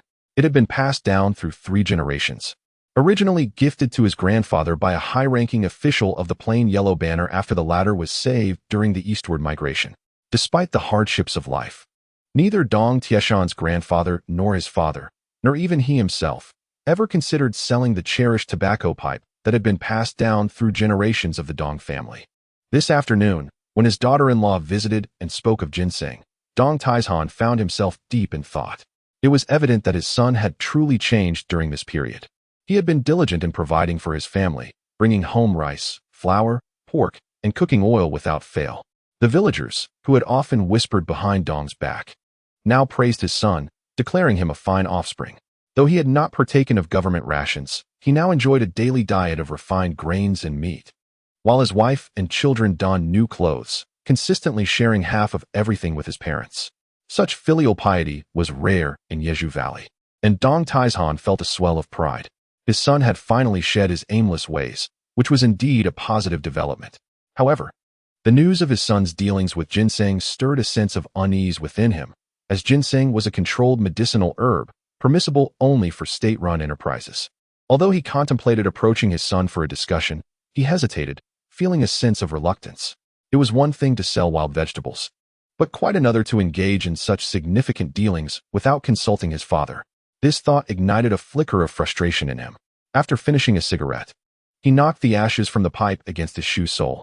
"Dad," he heard someone call, momentarily believing it to be an illusion. When he looked up, he was taken aback to see his eldest son standing before him. The sensation caught him off guard. "Grandpa, we're here. Grandpa, I missed you." Little Hu and Little Feng rushed to embrace their grandfather. Despite his stern demeanor towards his children, Dong Taizhan was utterly indulgent with his grandchildren, often allowing them to ride on his back. The bond between generations was undeniably warm, especially now that both grandchildren were present. He often remarked to outsiders that Xia Ya was a great benefactor of the Dong family. "What brings all of you here?" Seeing her son's family of 4, Wang Shufang emerged from the house. "Little Hu, Little Feng, come to Grandma," she exclaimed, her face lighting up as she scooped them into her arms. "Mom and Dad, Jiajun brought vegetables from the city. We'll have dinner here tonight, and Jiajun wants to share a few drinks with you." "Dad," Xia Ya greeted her father-in-law cheerfully, raising the vegetables and a bottle of Huining Daku that they had bought from the village shop. "I have some wine. Why spend money on anything else?" Dong Taizhan's face brightened at the prospect of a family meal, pleased that his son still thought of him. "Jiajun said you enjoy this wine, so he made a special trip to buy it." Xia Ya's words brought comfort to Dong Taizhan's heart. He turned to his son, who was bowing respectfully before him, and said, "Then don't just stand there. Sit down and let us talk." Dong Jiajun noticed that his father was warm and amiable towards Xia Ya and the children. Yet his demeanor shifted to one of class struggle when it came to him. Nevertheless, he had grown accustomed to it.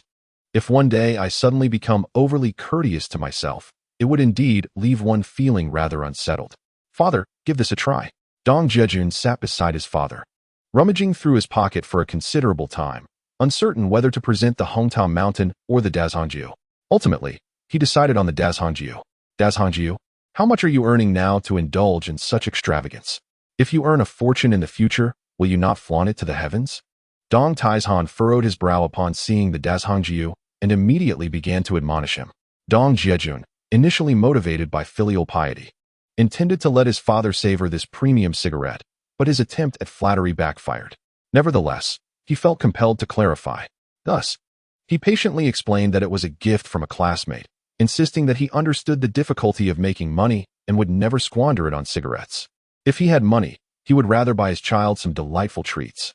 Upon hearing his son's words, Dong Tieshan's expression softened. That's more like it. Before you even realize it, you could be lost in your own hubris, and that would lead to an eventual downfall. Yes, you are right, father. I usually keep a low profile and have never smoked, Dong Jiajun quickly replied, producing a match to light his father's cigarette. You know, this is indeed my first time smoking Dazhongjiu. I had only heard about it before. It truly is a superior cigarette, Dong Taizhan remarked, savoring a puff and nodding in approval. However, there is something I must discuss with you. Suddenly, Dong Tieshan's expression darkened, sending a chill down Dong Jiajun's spine. Oh dear. What drama is about to unfold now? Chapter 75. Are you now, in a sense, living off the state? Dong Taizhan, observing his son's demeanor, recognized that he still held a degree of authority in his son's eyes. No matter how much money you might earn now, I remain your father. Just because the tiger refrains from roaring, do not mistake me for a sickly cat. Yet, considering his words, he softened his tone. Big brother, this afternoon I heard from Xia Ya that you intend to engage in ginseng trade? That would be a violation of policy, and we cannot engage in illegal activities. Dong Taizhan, despite his fiery temperament, was straightforward and principled. He had instilled in his 3 children the importance of integrity from a young age. They must never partake in unlawful acts. Thus, after hearing Xia Ya mention the ginseng matter, he had sat there quietly smoking, contemplating. Had Dong Jiajun not come, he might have confronted him after dinner. In the village of Wild Boar Valley, near Changbai Mountain, the climate and environment are exceptionally suited for ginseng cultivation. However, the policies regarding ginseng and several other local medicinal herbs impose numerous restrictions. Ginseng farmers can freely cultivate, but must sell their harvest to state-owned pharmaceutical companies or designated collection points. Failure to comply would result in confiscation, fines, or even imprisonment. Regrettably, the prices offered by state-owned companies are exceedingly low, significantly dampening the farmers' enthusiasm for ginseng cultivation. After all, ginseng takes at least 3 years to mature and exhibit its medicinal properties, with the potential for even longer growth resulting in superior efficacy. This is why wild ginseng that has aged for a century can command exorbitant prices. It not only extends life, but is also incredibly rare. Many residents of Wild Boar Valley have taken to growing ginseng as well. The acquisition price was simply too low, making it hard to part with the ginseng. Consequently, the ginseng underwent high-temperature steaming to be processed into red ginseng, thereby facilitating long-term preservation until the price becomes more favorable for sale. Even Dong Taizhan's household possesses some processed red ginseng, although Dong Jiajun remains completely unaware of this. Father, rest assured, I would rather starve than engage in any illegal activities. This is a lesson you instilled in us from a young age. Upon hearing his father mention red ginseng, Dong Jiajun felt a sense of relief. He had a letter of introduction for the acquisition of red ginseng, effectively representing a medicinal herb company in the endeavor, with plans to sell it in the south for a profit. As he spoke, he retrieved the letter penned by Feng Zhendong from his pocket and handed it to his father. Dong Taizhan's expression softened upon hearing his son was collecting red ginseng on behalf of the company. He solemnly accepted the letter, which bore the prominent seal of the Huaining County Medicinal Herb Company. Why didn't you clarify the situation? You nearly gave me a fright. I was so worried about your safety. With a sigh of relief, Dong Taizhan's mood shifted from concern to joy, realizing his son was indeed engaged in legitimate business. Support was imperative. Are you officially employed by the Medicinal Herb Company now? Do you have a formal position? Is this considered working for the state? A flurry of questions from Dong Taizhan left Dong Jiajun somewhat overwhelmed. However, he believed there was no need for his parents to worry about certain matters, and he certainly couldn't divulge the whole truth. A little white lie for their peace of mind wasn't necessarily a bad thing. Father, I'm not yet a formal employee of the Medicinal Herb Company. I would say I'm more of an external personnel. However, this has its advantages, as it allows me to earn money from the procurement of traditional Chinese medicine. Dong Jiajun contemplated that in a few years, many state-run medicinal herb companies would undergo restructuring, and the once coveted iron rice bowl would shatter. Those companies acquired by individuals would soon face layoffs of their steadfast employees. In the tide of the market economy, the notion of an iron rice bowl would soon become obsolete. Nonetheless, he could consider purchasing a medicinal herb company in the future, thus allowing him to become a legitimate business owner. Of course, this was merely a preliminary thought, and he couldn't possibly share such notions with his father, lest he be deemed fanciful. Even with friends like Feng Zhendong, Dong Jiajun felt he couldn't express these thoughts. He had already secured a fallback for himself. Ultimately, he could let Feng buy a stake and become a true shareholder, but for now, the priority remained to earn money. Without substantial financial resources, everything else was meaningless. Your reasoning is sound. Regardless, I suppose you're now somewhat part of the public sector, so you can gradually seek opportunities for a formal position. Dong Taizhan felt a sense of contentment, realizing that his son was, in fact, engaged in a respectable line of work. With the introduction letter from the herbal medicine company, acquiring ginseng should pose no issues. The crux of the matter, however, lies in the pricing. Contemplating this, Dong Taizhan took the large zhongjio that his son had handed him, lit it, and took a deep puff. Squinting his eyes in thought, he continued, I heard from Xia Ya that you plan to gather ginseng from Mengjiang Shuangdian and similar locales. But that is entirely unnecessary. Many families in our village possess it, though outsiders remain oblivious. Is it true that our village has red ginseng? Dong Jiajun feigned exaggerated astonishment, leaving Dong Taizhan momentarily speechless. What do you know about village matters? Back in your school days, you were always out early and home late, oblivious to the world outside. After graduation, you ran about aimlessly, seldom engaging with the villagers. Dong Taizhan fixed his son with a glare, instinctively knocking his pipe twice. Turning around, he noticed his son grinning at him, only then realizing that the other hand was still holding the zhongjio. Father, isn't my younger brother the same now? Back then, I had to cycle 30 miles each morning, rushing to school, and returned home under the stars, leaving no time for conversation with the villagers. Dong Jiajun reflected on his own school days when he hardly had a moment to spare, often returning home late as the lights flickered on in every household. Even during summer and winter breaks, he frequently spent days frolicking with Wu Wenhui and Feng Zhendong, sometimes not returning home for several days. Naturally, he was utterly ignorant of village affairs. Moreover, he had heard from Xia Ya that the cultivation of ginseng in the village was a closely guarded secret, not something outsiders could easily discover. Regardless, he noted that one must never forget their roots, as they are also a part of the Yetsiu village community. Dong Taizhan found merit in his son's arguments, but, being the steadfast hunter he was, still advised, I am aware of what you speak. Once I begin earning, the villagers will undoubtedly lend their support. Dong Jiajun nodded in agreement, solemnly promising. Dong Taizhan felt quite pleased with his son's demeanor today and was about to offer further guidance when Xiaohu suddenly burst in, exclaiming, Grandfather. Chapter 76, Grandfather. Don't hit my grandmother. Dong Jiajun watched as Xiaohu dashed towards his father. Grandfather, Grandma wants you and Dad to come for dinner. Dong Taizhan, seeing his lively grandson, who always managed to elicit a smile, lifted him onto his lap and affectionately kissed him, saying, My grandson has come to call me for dinner. Let us eat and chat. Grandfather, your beard is prickly. Xiaohu exclaimed, wriggling free from his grandfather's lap, covering his little face, and scampering away. Ha, little rascal. It seems I must shave, or else my grandson will no longer permit me to kiss him. Dong Jiajun followed his father into the house, where a table laden with an array of dishes awaited them, including braised pork knuckle, red braised pollock, stir-fried trio, spicy tofu, and 2 additional dishes ordered by Feng Zhendong for Xia Ya and the children, crispy meat and decent xian. Such an abundance of dishes. It seems we shall have to indulge a bit today, Dong Taizhan remarked, glancing at Dong Jiajun.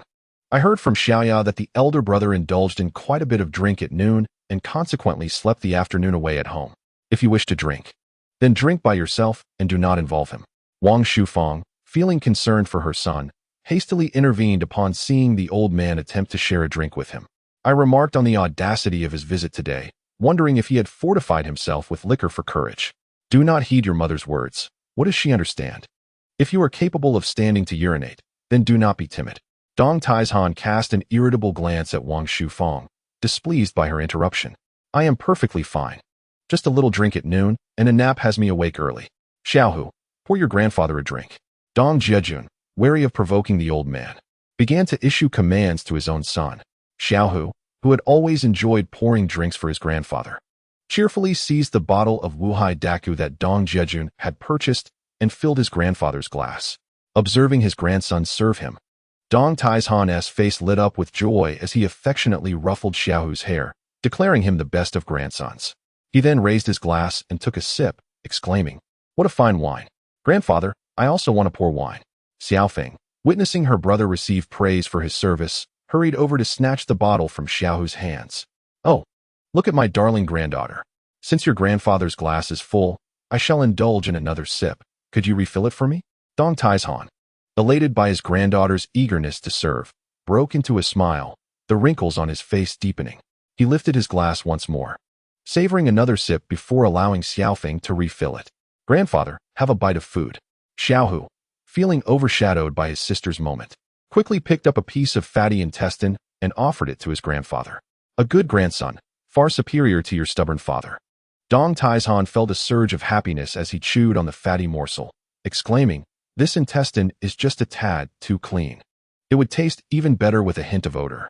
Next time I order takeout, I shall ask the restaurant to refrain from washing it so thoroughly."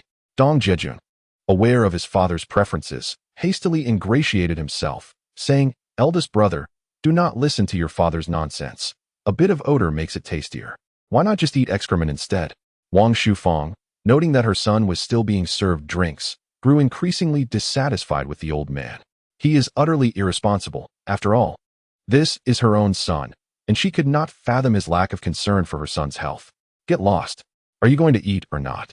If you wish to eat, hurry up and come to the bed. If not, then get out of my sight, wasting time with all this nonsense." Dong Taizhan, witnessing his wife openly challenge his authority in front of their son and daughter-in-law, felt his temper flare. He slammed his chopsticks down on the table and retorted, "Why should I not eat? It is not your food. This is what my son brought back from the restaurant, and it is quite delicious." Wang Shufang was unafraid of Dong Taizhan. Despite his fiery temperament, he had never struck her.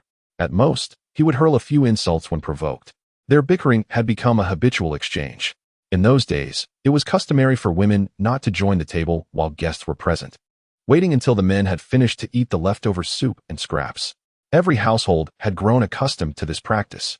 However, since Xia Ya married into the family, Dong Taizhan had developed a particular fondness for his daughter-in-law. How could he bear to let his city-bred daughter-in-law eat leftover food? As the elder matriarch did not join the table, Xia Ya found herself unable to partake in the meal. Consequently, Wang Shufang took the opportunity to sit down as well. And this soon became an established custom. "Dad, Mom, allow me to toast you with this drink.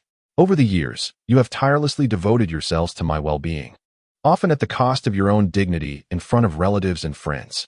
Rest assured, as soon as I earn a living, I shall honor you both splendidly."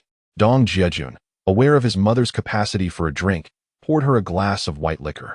Xia Ya, who was not accustomed to drinking, was well known within the family for her aversion to alcohol. Even during festive occasions, no one insisted she partake. Her reasoning was simple: while you indulge, someone must remain sober to tidy up and wash the dishes. "Son, why speak of the future when the present is already quite satisfactory? Your father and I have been living on rice and flour, but the supply of pork has never ceased. We are content," she replied, her heart swelling with joy.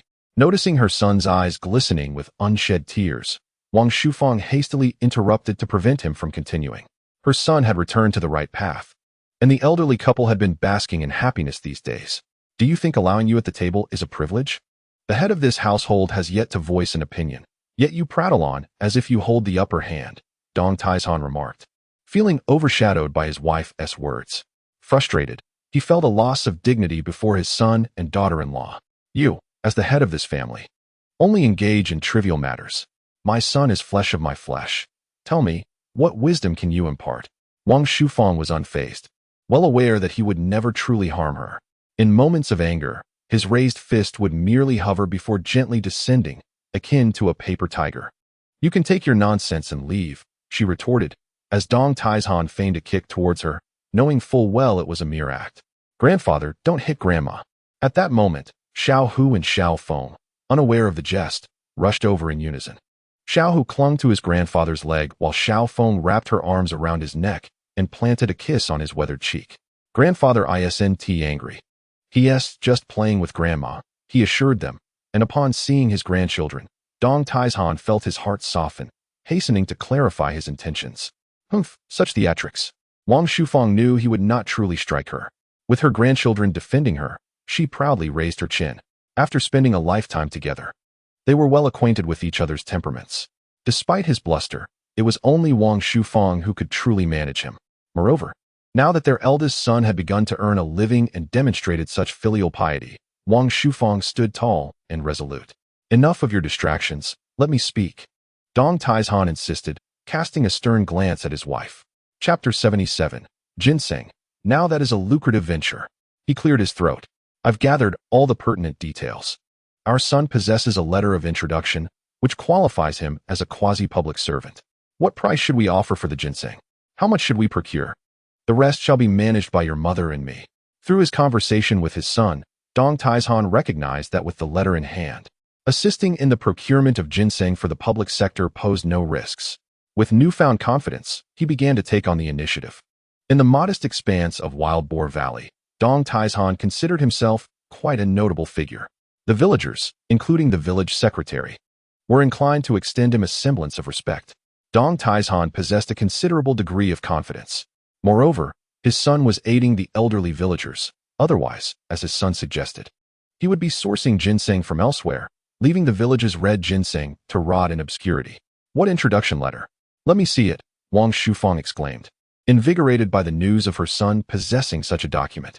When her daughter-in-law mentioned the matter of collecting ginseng that afternoon, Wang Shufang became quite distracted. Wasn't this illegal? Nonetheless, Dong Taizhan assured her that there was no need for her to fret unnecessarily. Come evening, he would inquire at his son's home to ascertain the full details. His son now held an introduction letter from a medicinal herb company and was tasked with collecting medicinal materials of all kinds. What do you know about it? You can't even read. Dong Taizhan scoffed at his wife, who still seemed eager to see the letter. I may not read, but I recognize the grand red seal. Wang Shufang retorted defiantly.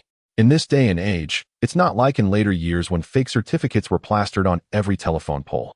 Mom, look.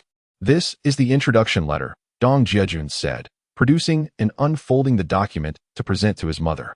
Oh, would you look at that? It truly bears a grand red seal. If you keep this, it will add weight to our discussions when your father and I negotiate, Wang Shufang exclaimed, as if she had discovered treasure upon seeing the letter. Initially, she had intended to approach the villagers directly, but had harbored concerns about their reluctance. Now, with the introduction letter in hand, such worries seemed to vanish. You know, this is quite a clever approach. It seems you are not entirely without merit. You do have your uses in crucial moments, Dong Taizhan mused. While he enjoyed respect in the village and others tended to give him face, matters involving profit could be more complicated. Furthermore, the villagers bore risks. Should the ginseng be confiscated, it would result in a complete loss. Now, with the introduction letter secured, he felt an air of authority, and still of some use.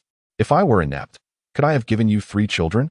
Could I have sired a son as remarkable as your eldest? Wang Shufang felt a sweetness in her heart at the praise from her husband, a rarity since their marriage. It was the first time, indeed. You, dear wife, are like a flower blooming in the sun. Look at how you beam. Can you still find your way? Dong Taizhan observed his wife's radiant joy, and it brought him a sense of comfort. Unconsciously, he raised his cup and took a hearty sip. Mom and Dad, the introduction letter can be entrusted to you. I would like you to oversee the acquisition price for the 32 heads of red ginseng. Let it not exceed 90 per pound, Dong Jiajun stated as his father inquired about the price, sharing what he had learned from Lu Yongxiang. Of course, this was not the official price from the medicinal herb company, which was barely 40. The disparity in prices was stark, explaining why those ginseng farmers were reluctant to part with their goods, preferring to hold on to them. Once ginseng has been subjected to high-temperature steaming and transformed into red ginseng, it is largely impervious to issues related to pests and moisture. In contrast, unprocessed ginseng is notoriously difficult to protect against such concerns. As for where to sell it, Dong Jiajun has not yet fully decided. The prices in Anghua and Boizhou hover around 150 yuan per pound, as the wholesale market there offers no competitive advantage.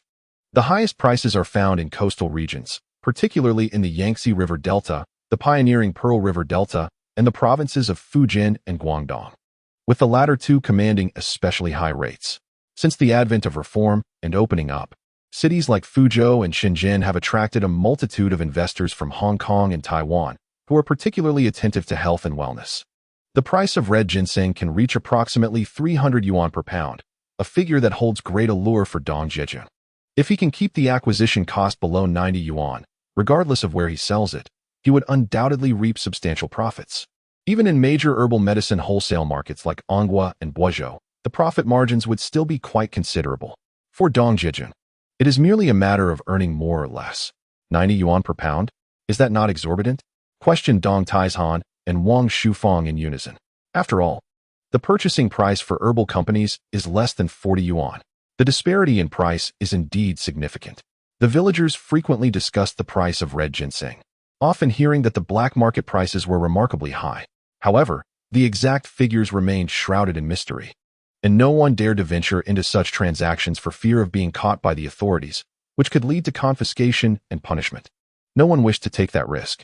It was only after Dong Jiajun presented the domestic market prices of red ginseng to his parents that they were utterly astonished. Goodness! We had no idea that what we considered worthless could be so valuable. Is your information reliable? Wang Shufang asked incredulously, gazing at her son. Absolutely reliable. I spent a considerable time at the herbal company's warehouse this morning, conversing with the staff, and even shared a drink with the supply department head at noon. How could that be false? Dong Jiajun patiently explained to his parents. While others might express skepticism, he knew his parents would never mislead him. They genuinely wished for his prosperity. Moreover, even if others were aware, they lacked the courage to engage in such dealings, and even if they did, they would not possess the necessary qualifications, as the pharmaceutical industry demands special credentials and cannot operate without introductions. At this moment, Dong Jiajun felt that he had the perfect combination of timing, location, and personal connections, as if the heavens themselves were favoring him. It appeared that he was destined to thrive in this endeavor. So, how much money do you currently have?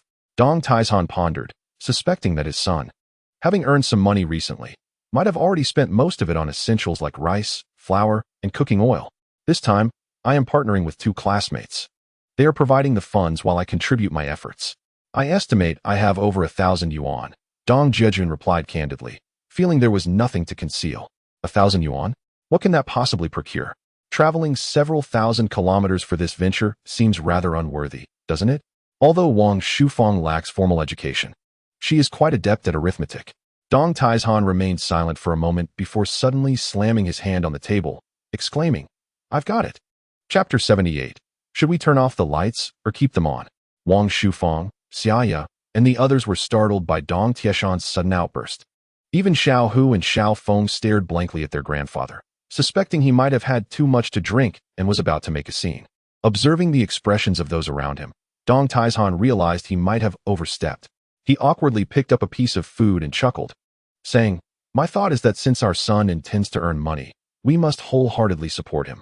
Why not put my reputation on the line as a guarantor? Let him take the goods first and settle the payment later. That would solve our dilemma, wouldn't it? Dong Tieshan's words instantly enlightened Wang Shufang. Yes, that is a splendid idea.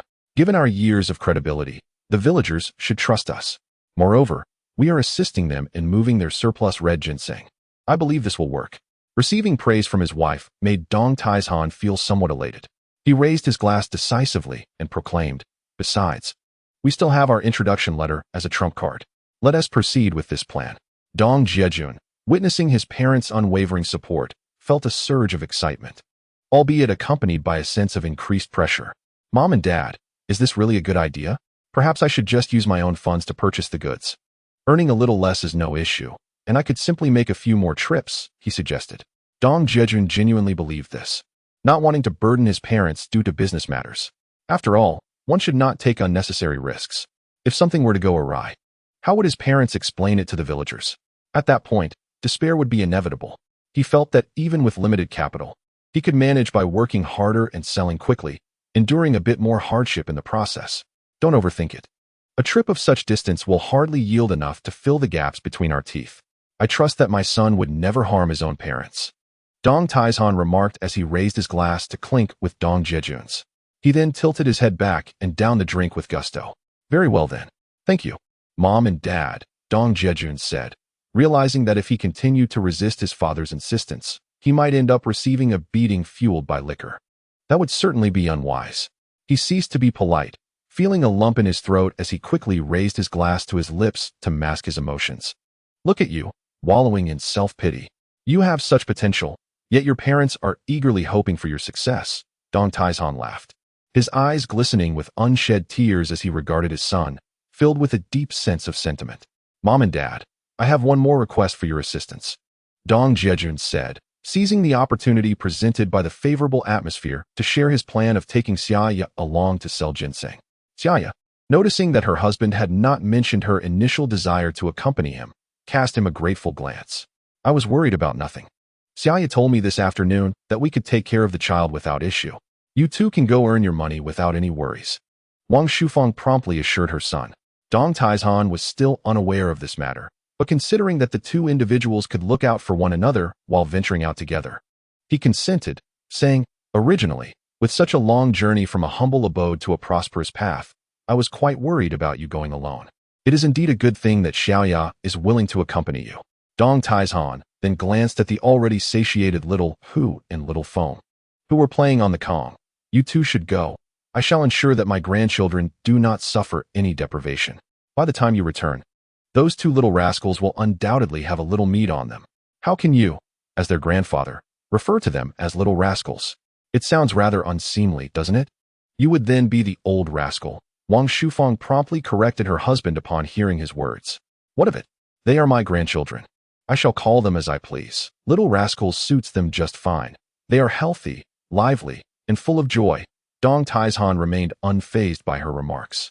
Wang Shufang found herself at a loss when it came to her husband's stubbornness. Is your younger brother not back yet? Dong Jiajun inquired, noticing that it was rather late and his younger brother had not yet returned. He is busy with preparations for the upcoming college entrance examination, attending supplementary classes, and has been staying at school since yesterday. Your younger brother is doing quite well in his studies, Wang Shufang responded, her spirits lifting at the mention of her youngest son. Although her eldest son had enrolled in a vocational school, he had not secured a government job after graduation. Now, all their hopes rested upon their youngest son. Based on his current performance and previous mock exam results, he should be able to gain admission to a reputable university. With her eldest son now earning a living, Wang Shufang felt an immense sense of relief and happiness. Well, we shall take our leave then. We had hoped to wait for your younger brother, as it has been quite some time since we last saw him, Dong Jiajun mentioned. However, given that he was busy with classes and little Hu and little Foam were growing weary, they prepared to head home. Originally, Xia Ya intended to carry little Foam, while Dong Jiajun would hold little Hu. However, he was reluctant to let his wife bear the burden, so he opted to carry little Foam in his arms and little Hu on his back. The two drowsy little treasures clung tightly to their father's clothing, their sweet smiles radiating satisfaction. Upon arriving home, both children soon fell asleep. After settling them in, Xia Ya brought a basin of warm water for Dong Jiajun's feet, saying, soak your feet. It will revive you and relieve your fatigue. Oh, my dear wife, I never expected such treatment, Dong Jiajun exclaimed. But after soaking my feet, the alcohol has worn off, my fatigue has lifted, and I have had my nap. What else is there to look forward to? He teased Xia Ya while soaking his feet. What do you wish to do? Xia Ya replied, her mood exceptionally bright, as her husband had finally agreed to accompany her in her herbal medicine venture. The particular variety they chose, red ginseng, was readily available in the nearby village of Wild Boar Valley.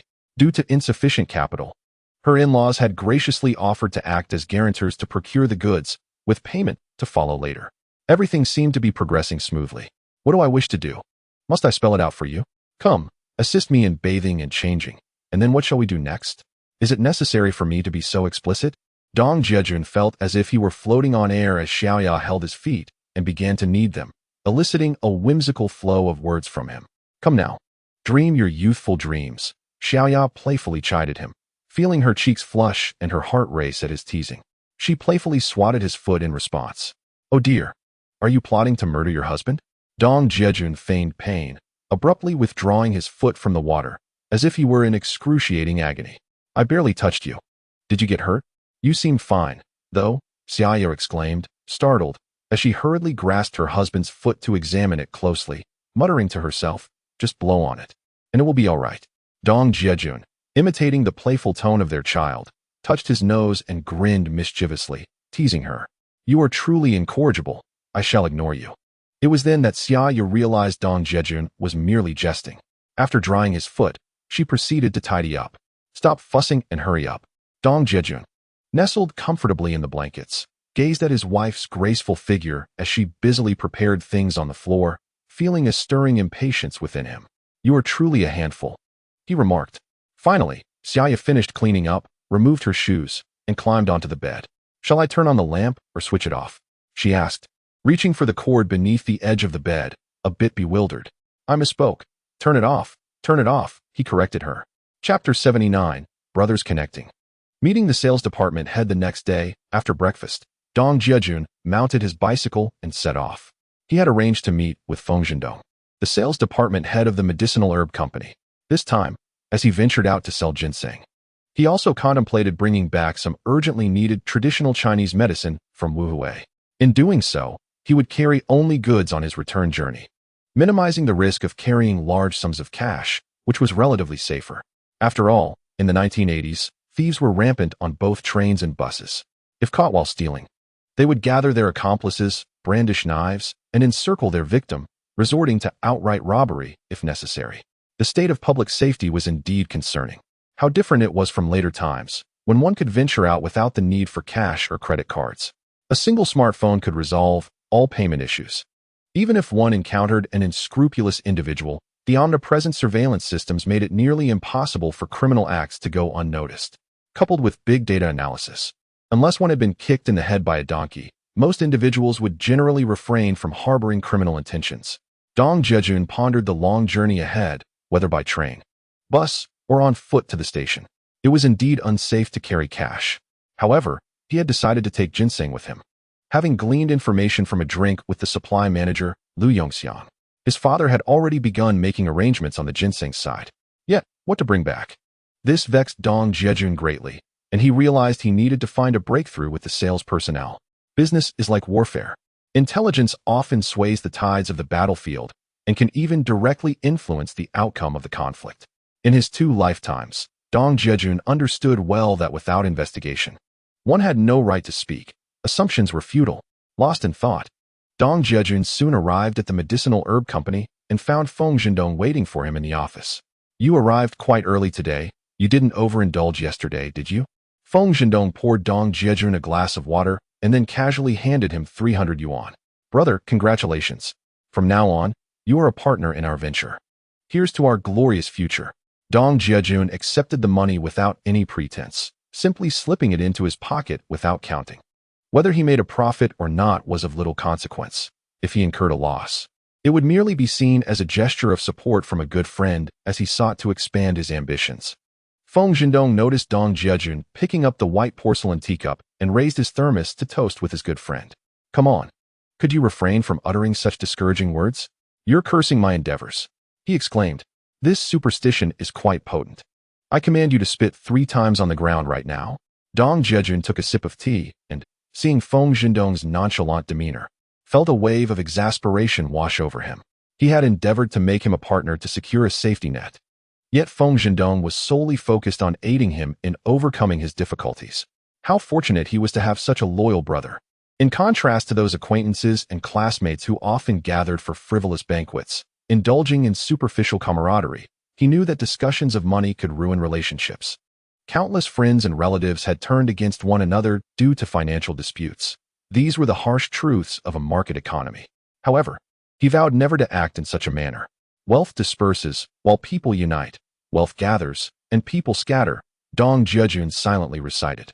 You are merely succumbing to feudal superstitions. Such nonsense is baseless. Feng Zhendong replied with a carefree attitude. Yet, upon seeing Dong Jiajun's foot poised to kick him, he quickly changed his tone. All right. I'll heed your words. That is more like it. In business, one must seek auspiciousness. Refrain from such nonsense in the future, or I might consider your words a curse if I fail to profit. In his previous life, Dong Jiajun had indeed believed in feng shui. He enjoyed the study of it, pondering the I Ching. Even if he didn't fully comprehend it, he could still articulate some insights. This time, he had subtly learned that Feng Zhendong and Wu Wenhui, through their surnames and birth dates, had been calculated. He and Feng Zhendong were particularly compatible in terms of wealth, while Wu Wenhui was somewhat less so. Dong Jiajun held the belief that it was better to believe in the possibility than to dismiss it outright. Much like his own rebirth, even in a world where science had advanced so far, the essence of such matters remained inexplicable. Dahui, Jiajun has arrived. I've given him the 300 yuan. You should come over shortly and bring the money, as he will need it soon. Feng Zhendong tossed a cigarette to Dong Jiajun and then picked up the phone to call Wu Wenhui. After hanging up, Dong Jiajun and Feng Zhendong engaged in casual conversation. Before long, Wu Wenhui rushed in, pulling out a wad of cash from his pocket and handing it to Dong Jiajun. Count it. It's 300 exactly. Count. Why bother? I'll just enjoy a meal later, and with this money, I'll be off. Whether it's 1 bill more or less doesn't matter. As it's all ill-gotten, Dong Jiajun replied, tucking the money into his own pocket. However, he placed Feng Zhendong's money in his left pocket and Wu Wenhui's in his right. This reflected Dong Jiajun's character, outwardly generous and carefree, yet attentive to the finer details. Normally, one should count the money in front of the giver, as this is a fundamental principle of business. As the saying goes, even brothers should keep clear accounts. However, when faced with his steadfast friends, Feng Zhendong and Wu Wenhui, Dong Jiajun felt a certain reluctance to count the money in their presence. After all, they genuinely wished to assist him. If he were to bring out the rules of later generations and count the money before them, even if they remained silent, it would undoubtedly make them uncomfortable. They had stated that they were prepared to bear the loss, without any expectation of profit. Their heartfelt intentions towards him would be met with his petty calculations, which would surely wound the bonds of brotherhood. In this era, friendships were characterized by a simplicity that was absent in later times. To engage in petty squabbles would only create rifts among friends. It was akin to a popular saying at the dining tables of this time: better to drink until one's stomach bleeds than to let feelings fracture. Many in later generations might find this notion amusing, yet it indeed encapsulated the spirit of the 1980s. In every mountain, one sings the appropriate song. In every era, one engages in the conversations of that time. What does it mean to run away? The entire nation has been liberated. I wonder where you could possibly flee? Feng Zhendong and Wu Wenhui paid little heed to Dong Jiajun's jest about running away. To run away simply meant to vanish after owing someone money. Dong Jiajun explained with a grin, recounting how he had dined with his father the previous night, who intended to guarantee a credit for red ginseng. Initially, the three had been discussing Dong Jiajun's plans to gather red ginseng from places like Mengjiang Shuangdian. They were taken aback to learn that someone had secretly cultivated ginseng in Wild Boar Valley. Upon hearing Dong Jiajun's words, Feng Zhendong and Wu Wenhui exchanged glances and simultaneously slammed their hands on the table, exclaiming, "What the heck? How did this happen?" Seeing the puzzled expression on Dong Jiajun's face, Feng Zhendong burst into laughter first, looking at the bewildered Dong Jiajun and saying, "They say I have a good father. And indeed, Jiajun, you should feel grateful. Your father is truly exceptional." While attending school together, Dong Jiajun occasionally shared matters concerning his family with them. They were aware of his deep-seated fear of Dong Taishan, having endured numerous beatings throughout his childhood. "We were just thinking that if your father could secure the ginseng on credit, our assistance would lose its significance." Feng Zhendong adjusted his tone. "Indeed, initially, we thought this money would be of considerable help, but now it appears that collecting red ginseng from the villagers will cost over 90 yuan per pound. This sum is merely a drop in the bucket," Wu Wenhui solemnly added, gazing at Dong Jiajun. Dong Jiajun understood that his two good brothers felt the amount was somewhat insufficient. He too had not anticipated the existence of red ginseng in Wild Boar Valley, especially with his father prepared to extend credit on his behalf. Observing the expressions on his brothers' faces, Dong Jiajun set aside his playful demeanor, approached, and grasped their hands, stating, "In my most challenging times, you two stood by me without hesitation. If I were to forget this bond of friendship in my lifetime, I would be no better than a pig or a dog." As he spoke, Dong Jiajun's eyes glistened with tears, and he continued, "How could this money possibly be of no use? This time, I will bring back red ginseng and procure some of our sought-after traditional Chinese medicine. For merchants in distant lands will not extend credit to us." Dong Jiajun quickly spoke to offer comfort. In the 1980s, the majority of people were still rather naive, and the term fraud was relatively new. While it was implausible that many manufacturers did not engage in credit sales, it primarily occurred between state-run enterprises. A simple contract with a company seal sufficed for goods to be dispatched, with payment remitted to the manufacturer after the agreed-upon period. Unfortunately, There were also many who, lacking integrity, would take the goods without payment, dragging their feet when asked for the dues, often with a brazen attitude. After all, it was public money, leading to a proliferation of triangular debts. In Dong Jiajun's recollection from a past life, markets for medicinal herbs, such as those in Anghua and Boizhou, began to encourage individual entrepreneurship in the early 1980s. Some out-of-town clients could obtain goods simply by placing orders a few times at a particular pharmacy, and thereafter, a telegram would suffice for shipments to be sent. This was a demonstration of trust. Should one fail to uphold their end of the bargain and neglect to remit payment upon receiving the goods, there would certainly be no second chance. In fact, it would become exceedingly difficult to procure herbs again, as industry information flowed freely. Soon, everyone would know of one's lack of integrity, and any thought of opportunism would be dashed. Of course, Dong Jiajun could not share these sentiments with Feng Zhendong and the others. After all, he too needed to slowly build his reputation. As the saying goes, one should not seek instant success. In due time, things will come to fruition. As long as it serves a purpose, that is what matters. Otherwise, it weighs heavily on our hearts. Upon hearing Dong Jiajun's explanation, Feng Zhendong felt reassured. Otherwise, with he and Wu Wenhui each having received 300 yuan, while holding only 20 equity, it felt profoundly uncomfortable. Before long, noon arrived, and Feng Zhendong, accompanied by Dong Jiajun and Wu Wenhui, headed to Zui Xianju. He mentioned that he had already made arrangements with the head of the sales department, who would be arriving at the restaurant shortly. How about I take care of the bill today? It feels rather awkward to keep letting you treat us, he suggested. Upon entering the private dining room, the trio felt uneasy about continually mooching off others, prompting them to insist on treating this time. Why don't you let it go? We'll be settling the bill, and it will be reimbursed by the company, so there's no need to reach into your own pockets. Once you strike it rich, we won't be able to keep up, and no one will compete with you for the check, Feng Zhendong replied. He understood that while Dong Jiajun's family circumstances were not as affluent as his own or Wu Wenhui's, he was certainly not a person of inferior character.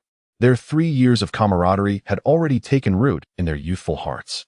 In those days, wealth did not dictate who paid for what, nor was it so clearly delineated.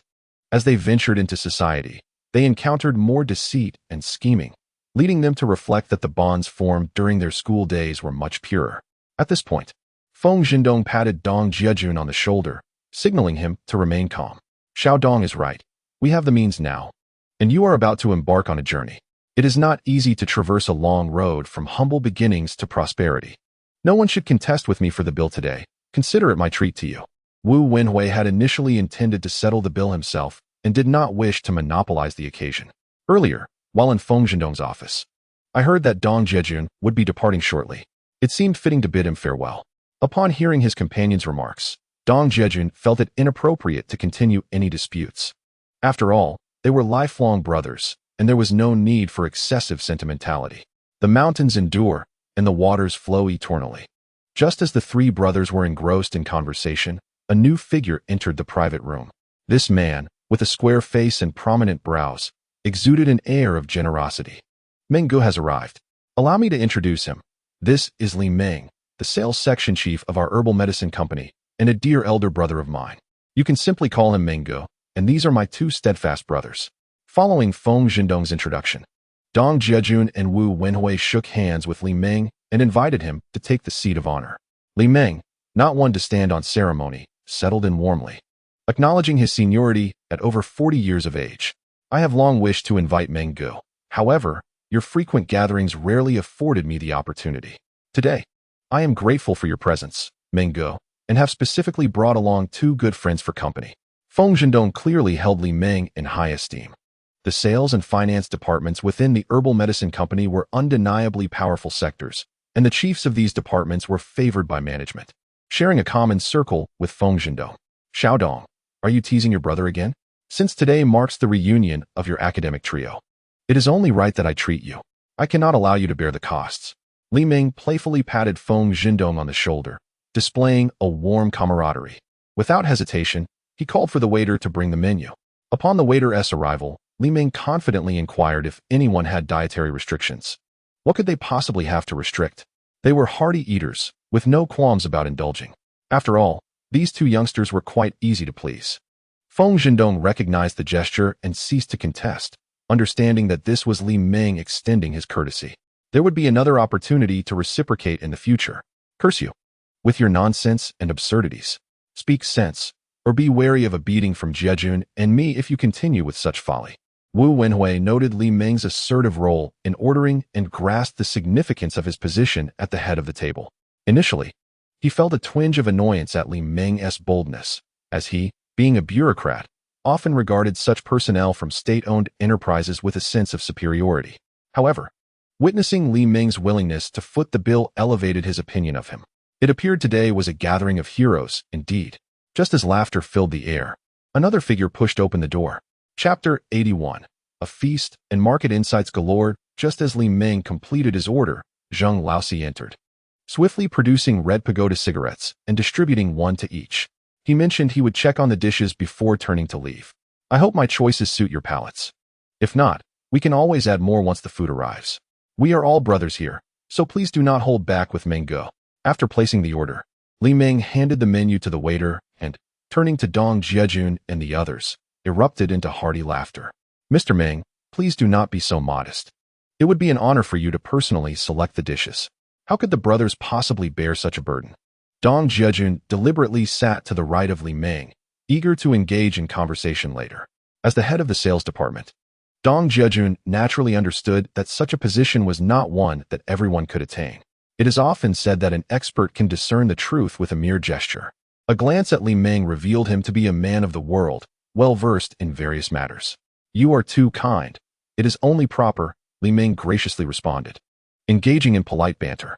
Before long, an array of dishes began to arrive. Chicken stewed with mushrooms, braised beef, a special fish, garlic elbow, Peking-style pork intestines, and an assortment of cold dishes, with 3 cold dishes and 3 hot ones, including chicken, fish, and elbow. It was evident that Li Ming placed great importance on this gathering. In formal dining settings in the Northeast, the presence of chicken, fish, and elbow is essential to deem the occasion a grand feast, reflecting the host's respect for the guests. The wine served was a local specialty from Weining, regarded as the finest in the area. I am unsure of your drinking capacities, so let us start with 2 bottles, one for each of you. How does that sound? Li Ming said with a cheerful demeanor as he observed the 2 bottles of wine. This way, we can avoid the hassle of pouring for one another. I will share a bottle with Dahui, and Jiajun, you shall share one with Mengge. Feng Zhendong, noticing Li Ming reaching for a bottle to pour, promptly took the other bottle, gesturing towards Wu Wenhui. Since Mengge has established the rules, we shall abide by them. Wu Wenhui, typically quite proud in public settings, relaxed in the company of his 2 friends. Mengge, how could I allow you to pour for me? That would be a disservice to the brotherhood. Allow me. Dong Jiajun quickly stood and respectfully took the bottle from Li Ming, pouring it for him before filling his own glass. He then placed the bottle beside him for ease of pouring later. Observing Dong Jiajun's graceful demeanor at the table, Li Ming felt a sense of kinship. Dong Jiajun was achieving the desired effect, not possessing the aloofness of Wu Wenhui, nor the camaraderie of Feng Zhendong and Li Ming. He naturally adopted a humble posture. In business, one must cultivate goodwill and cherish every opportunity for connection. This is the first step toward success. It is my honor to meet 2 good brothers through Xiaodong today. At 41, I find myself a few years your senior, yet we are all brothers here. Should you not mind, simply call me Mengge, Li Ming proclaimed as he raised his glass, delivering a brief opening remark before clinking glasses with the others and taking a sip. You are too courteous, the others echoed, lifting their glasses in unison and taking hearty gulps. Given Li Ming's age, he would typically be regarded as an elder, yet he humbly chose to position himself among his peers, revealing his character as a man of the world. As the wine flowed and the atmosphere became more relaxed, the group grew increasingly familiar with one another. Before Dong Jiajun could engage Li Ming in conversation, Li Ming began to recount his life experiences. After joining the herbal medicine company, I ascended from an ordinary salesperson to achieving the highest sales performance, eventually rising from the position of deputy section chief to section chief. I possess an intimate knowledge of all the towns and villages within Huaining County, aware of how many clinics and pharmacies exist in each locality. And I have cultivated strong relationships with the heads of those pharmacies, clinics, and health centers. Observing Li Ming speak eloquently, I found that Dong Jiajun had an easier time. Li Ming was inadvertently revealing much, which greatly excited Dong Jiajun. Through Li Ming's narrative, I gained a preliminary understanding of the overall supply and demand situation for herbal medicine in Huaining County. However, Li Meng's words also reflected a dissatisfaction with the system. For instance, many urgently needed Chinese medicinal herbs have been in a chronic state of shortage, forcing us to resort to substitute varieties.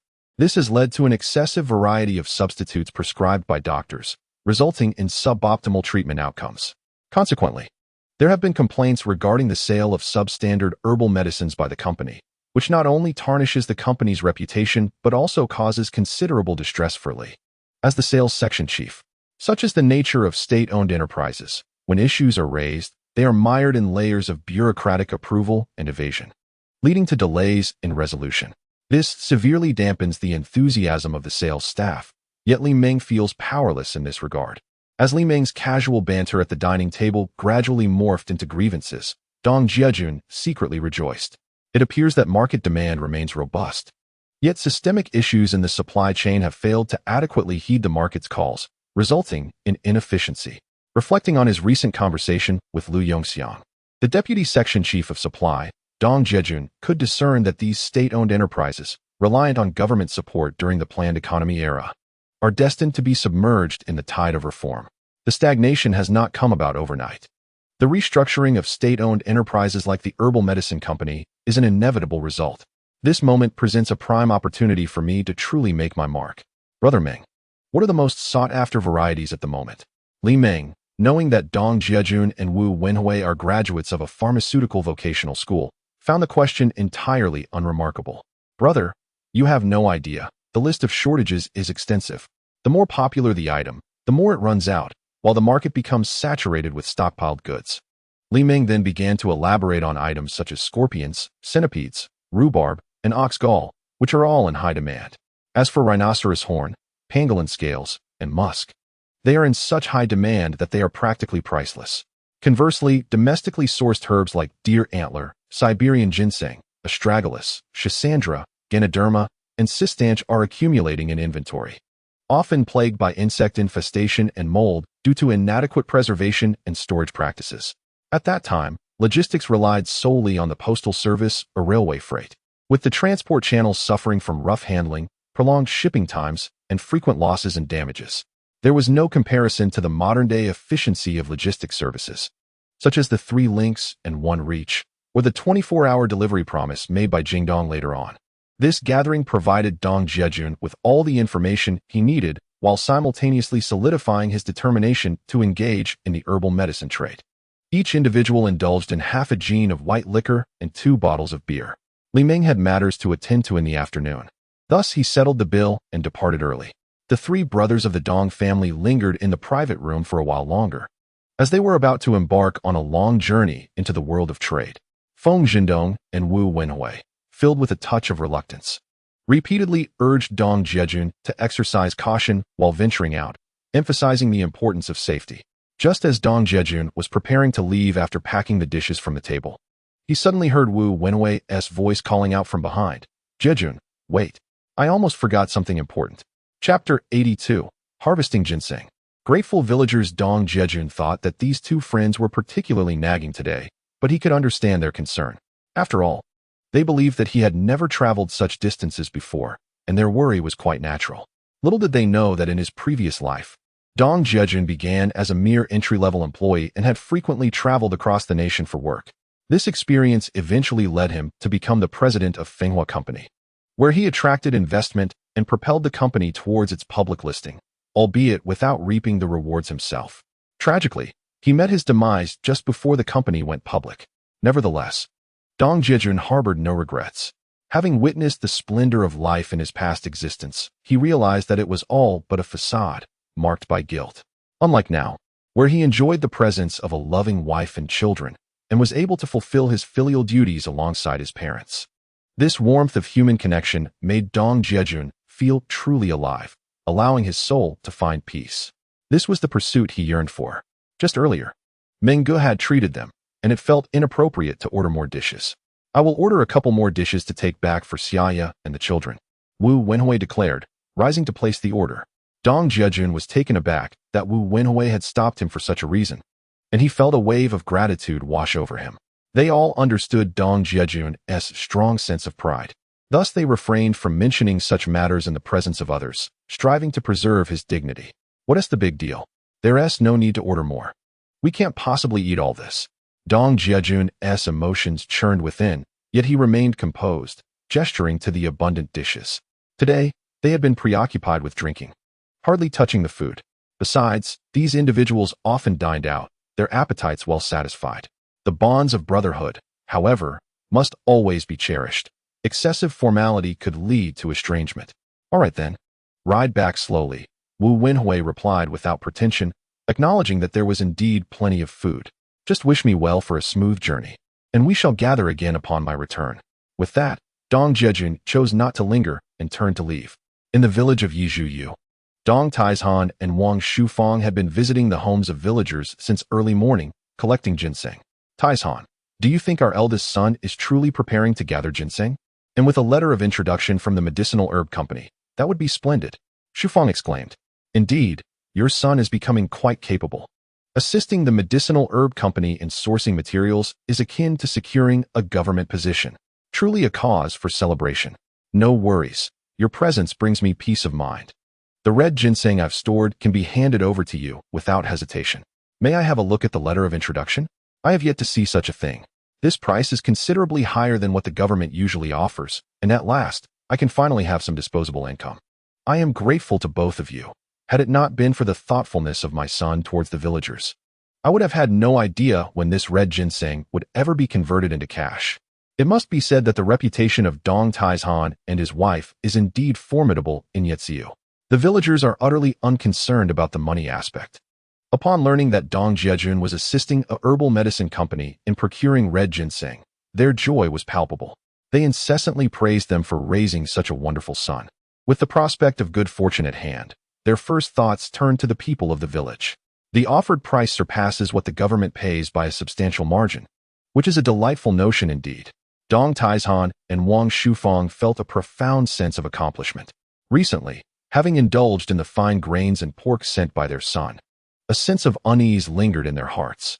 They feared their son might lose interest after a fleeting enthusiasm. Moreover, these days he had ceased foraging for wild vegetables, instead returning from the city inebriated each evening. Despite the frequent indulgence in restaurant fare, the couple remained anxious. Little did they expect their son was merely biding his time, preparing to unveil a grand scheme. Now, the elderly couple felt they were not merely idle observers, especially with the villagers' newfound respect upon discovering their son was collecting red ginseng. This filled Dong Taizhan with immense satisfaction, invigorating his every step. Upon returning home, Dong Jiajun found Xiao Hu and Xiao Feng still napping. Xia Ya had devoted considerable effort to their upbringing, understanding that at this stage, their bodies and minds were still developing. Daily naps were crucial for their healthy growth. The courtyard felt particularly silent without the children's laughter, with the little chicks tucked away in the shade, dozing. As Dong Jiajun approached the gate, he spotted Wang Kai wagging his tail and running over. Just as Wang Kai was about to bark, Dong Jiajun shushed him. The clever dog immediately understood and approached him, rubbing his furry head against his owner's pant leg. Wang Kai was truly well behaved. Today, Dong Jiajun had specially requested some kitchen scraps from the restaurant. His family had been enjoying an abundance of meat and restaurant dishes lately, but it was poor Wang Kai who had been deprived. While in the restaurant restroom earlier, he had inadvertently spotted the kitchen scraps, which were indeed a treasure for Wang Kai. Come here, Wang Kai, I brought you some treats. And there will be chicken bones for dinner. After parking his bicycle, Dong Jiajun returned and poured the scraps into the dog bowl. He also brought home a portion of chicken stewed with mushrooms, ensuring Wang Kai would have chicken bones to enjoy later. Upon seeing the feast in his bowl, Wang Kai joyfully dashed over and began to eat heartily, occasionally glancing back at Dong Jiajun, his eyes filled with gratitude. You're finally back. Mom and Dad said to hurry over once you returned. Xia Ya leaned against the doorframe, watching the interaction between Dong Jiajun and Wang Kai, her face aglow with joy. Upon witnessing her husband finally finish his tasks, she spoke up. Father, you have returned. Is there anything delicious? Although Xia Ya's voice was soft, Xiao Hu and Xiao Feng stirred from their slumber, rubbing their sleepy eyes and yawning. Dong Jiajun approached his beloved wife and, seizing the moment, unexpectedly planted a kiss on her lips. Before Xia Ya could react, he dashed into the room, calling out, Come here, My two little treasures, let daddy hold you." The two youngsters, upon seeing their father enter, swiftly rolled over and leapt into his arms. With a smooch, Dong Jiajun had just kissed Xiao Hu when Xiao Feng protested, exclaiming, "Daddy is biased, only kissing brother. You haven't kissed me yet. You are my dear, so of course I can give you a few kisses," Dong Jiajun responded, planting a kiss on his daughter's cherubic face. "Father, what do you have in your hand?" The two little ones circled around Dong Jiajun, eager to discover the delightful treasure concealed behind his back. Chapter 83. Father, what kind of meat is beef? Dong Jiajun was taken aback by the cleverness of his little ones. He had initially intended to surprise them. Nevertheless, he revealed, "This is braised beef. Each of you may have a slice. How does that sound?" "Thank you, father. But what is beef?" Xiao Hu and Xiao Feng each received a piece of the braised beef, but hesitated to eat it, instead inspecting the sizable morsel. "Beef is the meat of a cow, isn't it? Are you a bit slow on the uptake?" Before Dong Jiajun could respond, Xiao Hu disdainfully glanced at Xiao Feng and remarked, "You're the one being foolish." Upon hearing her brother's words, Xiao Feng experienced a moment of clarity. Pork is meat from a pig. Therefore, beef must be meat from a cow.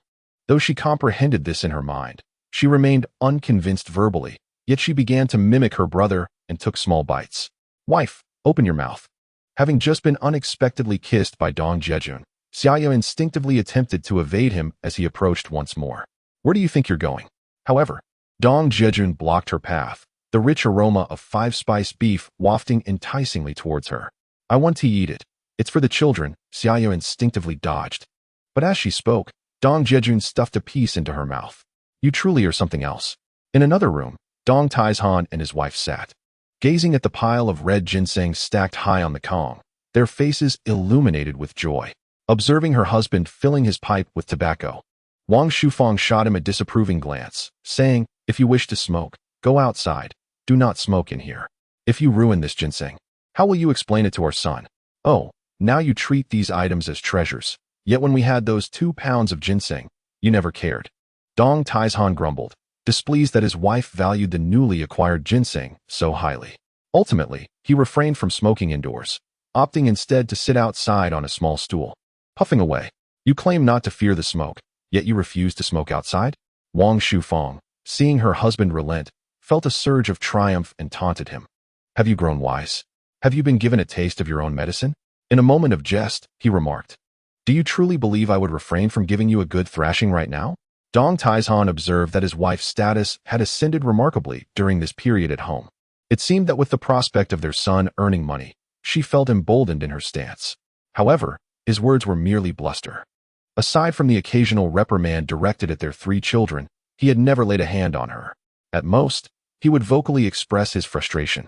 But after years of companionship, how could he bring himself to strike her? "Dad, why the sudden urgency? What is it?" Dong Jiajun arrived with his wife and children, carrying the leftover dishes from lunch, followed closely by their dog, Wangkai. The family of 4, along with their pet, was now assembled. "What is there to discuss?" "Just go inside and ask your mother," he replied. Observing his son's nonchalant demeanor, Dong Jiajun felt a frown forming, ready to admonish him, yet he swallowed his words. "Grandpa, a hug," called out Xiao Hu and Xiao Feng, rushing towards their grandfather with delight. Noticing his father's stern expression, Dong Jiajun quickly sidestepped. But upon entering the house and seeing the pile of ginseng on the bed, he was momentarily taken aback. His parents' efficiency was truly remarkable. They had amassed such a collection in just one morning. It appeared that the village of Wild Boar Valley had a considerable stock. "Son, do you think this is sufficient? I was hesitant to gather so much, fearing that you and Xiao Ya might find it overwhelming," Wang Shufang remarked, her heart swelling with pride at her son's astonished expression. As if to flaunt her accomplishments. "Do you still have the gall to speak? Would the villagers have shown such deference without my involvement? You are merely inflating your own ego," Dong Taizhan interjected from the courtyard, where he had been playing with his grandchildren. His wife's claim to sole credit irked him. "Do you really think that highly of yourself? Given my standing in the village, I could have accomplished the same without you," he retorted. Wang Shufang, seeing her son arrive, felt compelled to assert her position further, responding sharply, "That spendthrift woman needs a good lesson. If it weren't for my daughter-in-law being present today, you would see how I would handle you." As Dong Taizhan rose to clarify matters with his wife, he noticed Xiao Ya suppressing a smile, prompting him to reconsider. Teaching his children in the presence of his wife was one thing. However, he felt the need to address his wife's recent audacity. Yet, he found it difficult to chastise her, as they had shared many years together. To refrain from a reprimand seemed equally challenging, as her recent behavior had begun to encroach upon his authority as the head of the household. Very well, I shall not engage with you for now. Today, you merely bask in the glow of my daughter-in-law's presence. Otherwise, I would have certainly given you a piece of my mind, he stated, casting aside the matter and opting for a distraction instead. Taking one grandchild in each arm, he led them on a leisurely stroll around the village. Wang Kai, realizing he had no part in the affair, happily trotted along behind the old man. A leisurely stroll is indeed a pleasant diversion. After all, listening to his incessant shouting all day can be wearisome.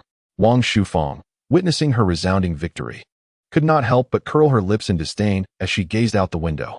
Dong Jiajun and Xia Ya exchanged a knowing smile, choosing not to engage further. After all, should calamity befall the city gates, would they not become mere scapegoats? Come on, tell me, how much are they paying per pound? How many pounds in total? Dong Jiajun realized he must flatter his mother to elicit a response, and Wang Shufang brightened at her son's inquiry. She recounted how the villagers had seen the letter of introduction from the medicinal herb company, which announced a remarkable price of 80 yuan per pound. This was more than double the previous government acquisition price of less than 40 yuan. Everyone was elated, continuously praising Dong Jiajun for his achievements and for not forgetting the elders of the village. Concerned that the couple might not be able to procure such a large quantity, they decided to limit their order to 100 pounds. After relaying this information, Wang Shufang produced 2 pounds of red ginseng from their own stock, declaring, with this, we now have a total of 102 pounds. Mother, what did you say? 80 yuan per pound? I must be hearing things. Dong Jiajun was astonished. He had assumed the highest price he could offer his parents was no more than 90 yuan per pound. To his surprise, his mother had indeed displayed a knack for business, securing the deal at 80 yuan. During an earlier conversation with Lu Yongxiang over drinks, he had learned that in the ginseng-producing regions of Mengjiang and Shuangdian, the going rate was around 90 yuan per pound, considered relatively low. A normal price hovered around 95 yuan, yet without local connections, even those with money would struggle to make a purchase. However, it was what his mother said next that nearly left Dong Jiajun speechless. Wang Shufang had not anticipated her son to be so pleased with the price they had deliberated over late into the night with her husband. Instantly, she felt a profound sense of accomplishment. Observing her son's astonished expression, she sat cross-legged on the bed, pride radiating from her as she addressed her son and daughter-in-law. What does that matter? In my opinion, the highest acquisition price should have been 75 yuan per pound. Saving money equates to earning money. Mother, isn't that a bit too low? Would they even agree to that? Dong Jiajun had intended to express that his mother's heart seemed rather callous, but fearing the weight of his words might hurt her feelings, he opted for a gentler phrase. Too low? They failed to consider that the government's acquisition price is scarcely 40 yuan. Your price has more than doubled. Furthermore, we bear all the risks of the thousands of kilometers traveled. They merely collect the money. How is that fair? Upon hearing her son's reasoning, Wang Shufang promptly articulated her own theory. The previous night, she and Dong Taizhan had argued over the acquisition price, with Dong Taizhan insisting that the villagers should not suffer undue losses.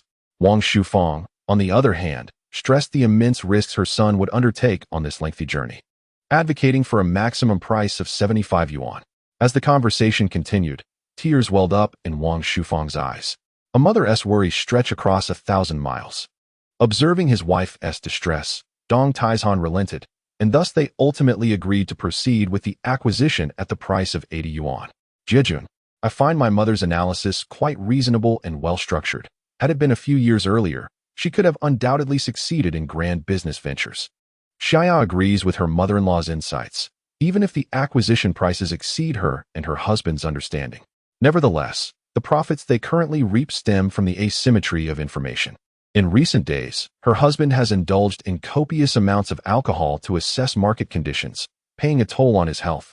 Fortunately, Feng Jindong and Wu Wenhui have been eager to cover the bills, or else these meals would have incurred significant expenses. All these considerations amount to intangible costs. Furthermore, traversing thousands of kilometers, one can never predict the unforeseen challenges that may arise. Thus, it is indeed necessary for her mother-in-law to negotiate prices.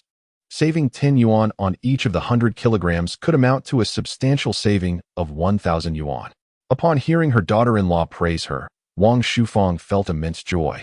Her delight so profound that she could hardly contain it. However, she humbly remarked, "I am but an illiterate rural woman, and at my age, I am hardly as remarkable as you suggest." In truth, as parents grow older, they often yearn for their children's recognition.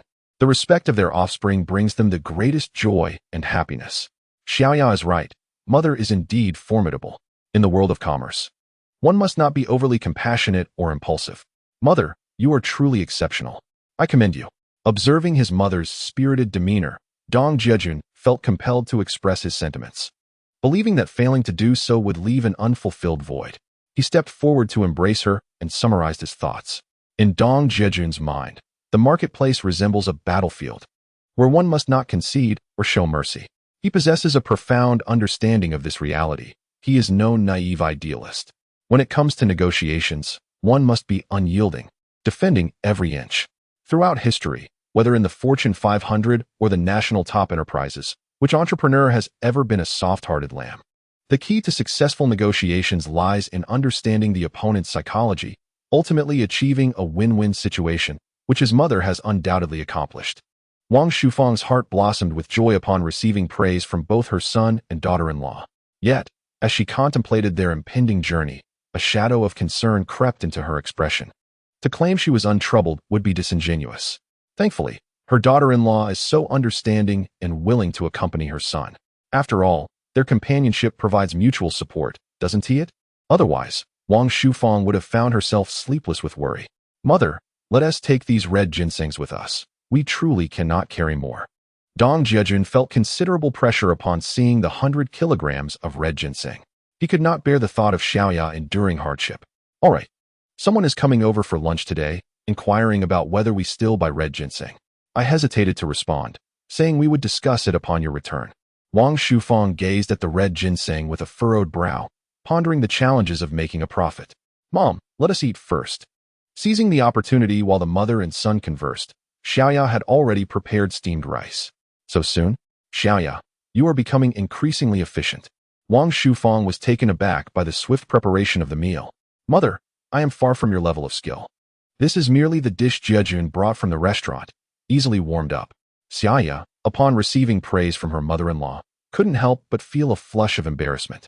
Alas, this child, Xia Ya, has indeed faced a tough fate. She was once cherished at home, treated like a fragile treasure, but ever since marrying into the wild boar valley, she has endured countless hardships. Wang Shufang is immensely satisfied with her daughter-in-law, treating her as if she were her own daughter, without ever placing a barrier between them. She genuinely feels sympathy for Xia Ya. Noticing the tender gaze of her mother-in-law, Xia Ya's eyes brimmed with tears, and she hurriedly excused herself to fetch her father for dinner, fearing that her tears might fall. Now that the bitter days have passed, life is surely growing better. Big brother, you rascal, have you upset Xia Ya again? With a little bit of money, have you begun to show off? Dong Tieshan's voice arrived before his presence. Dong Jiajun, sitting idly, found himself unjustly implicated. Dad, I haven't bullied Xia Ya. You can ask her. I'm still feeling sorry for her. He turned to his wife for confirmation. Dad, it wasn't Jiajun who bullied me. I just got a bit dazzled. When Xia Ya went to fetch her father-in-law for dinner, Dong Taizhan, seeing her red-rimmed eyes, naturally assumed his son was the cause of her distress. You better not let me find out you've bullied Xia Ya, or I'll break your legs. Having been nagged by Wang Shufang, Dong Taizhan was finally able to vent his pent-up frustration. This truly is my own father, always threatening to break my legs. Where can I seek justice? Dong Jiajun sighed internally but felt helpless. After all, it was his father. Who would dare to provoke him? Dad, try this beef jerky. It's the best to accompany drinks. Dong Jiajun, knowing he would be leaving the next day, took the initiative to pour a drink for his father while also serving himself. Even before striking it rich, they were indulging in feasting and drinking, a sheer waste. Upon seeing the table laden with chicken, fish, and beef, Dong Taizhan could only shake his head and sigh. Dad, it was all paid for by my classmates. They wouldn't let me spend a dime since they're eating on the public tab. Dong Jiajun clarified once more. Grandpa, this beef jerky is delicious. Grandma, you should try it too. Little Hu and Little Feng eagerly recommended the beef to their grandparents. Indeed, The beef jerky was quite delectable. Seeing his grandchildren urging him to eat, Dong Taizhan decided to indulge and took a hearty bite. Mom and Dad, Jiajun and I will be leaving tomorrow. Please take care of the children. I apologize for the trouble. Xia Ya, gazing at her children, felt her eyes welling up again at the thought of their impending separation. After rummaging through her pocket for a while, she finally produced a thick stack of money and placed it before her mother-in-law. Xia Ya, what are you doing? Both Wang Shufang and Dong Taizhan's expressions shifted dramatically. Chapter 85. If I were to deceive you, I would learn from Wang Kai. Dong Jiajun initially thought his wife was engaging in pleasantries, but upon seeing his parents' reactions, he felt something was amiss. Lowering his gaze to the table, he was astonished to find a hefty bundle of cash. Dear parents, during this period, I have entrusted the 500 yuan that Jiajun earned for household expenses. I have no personal use for the money, and since the children are here, we can draw from this fund whenever necessary. Upon observing the expressions on my in-laws' faces, I realized my actions might have been somewhat abrupt. Flushed with embarrassment, I hastily began to explain. I understood that my in-laws were currently short on funds, and the two little ones had developed discerning tastes lately. If they wished for something and their grandparents were unable to provide, it would surely cause distress. Thus, I had intentionally brought the money along today. Xia Ya, please take this money back. You too should have it for your journey. A poor family may find comfort at home, but difficulties arise when venturing out. Wang Shufang insisted, returning the money to me. As she spoke, the thought of her son toiling far away for their livelihood brought tears to her eyes. What are you crying for, you reckless woman? It's a joyous occasion that our son is earning money. Dong Taizhan exclaimed, irritated. Your tears could extinguish our fortune. He was indeed troubled himself. But he believed that a man of ambition should venture far, and that as parents, they ought to provide unwavering support, never hindering their child's progress. Realizing her husband's frustration, Wang Shufang reflected and recognized the wisdom in his words, as their generation had been steeped in superstition. She quickly stifled her sobs and refrained from further arguments. Mom and Dad, please accept this money. I still have more, Jiajun said, pulling out some cash from his pocket and handing it to me to count. Knowing that counting money brought me joy. 300 yuan, I reported after diligently counting. The previous amount was from Fengzhendong, and this is from Wu Wenhui. Jiajun had previously discussed with me about allowing his classmates to invest, and today he merely took out the funds. Indeed, it is also 300 yuan. I confirmed after counting his contribution as well. Feeling a bit puzzled, I asked, why didn't you keep them together? What if you misplaced them?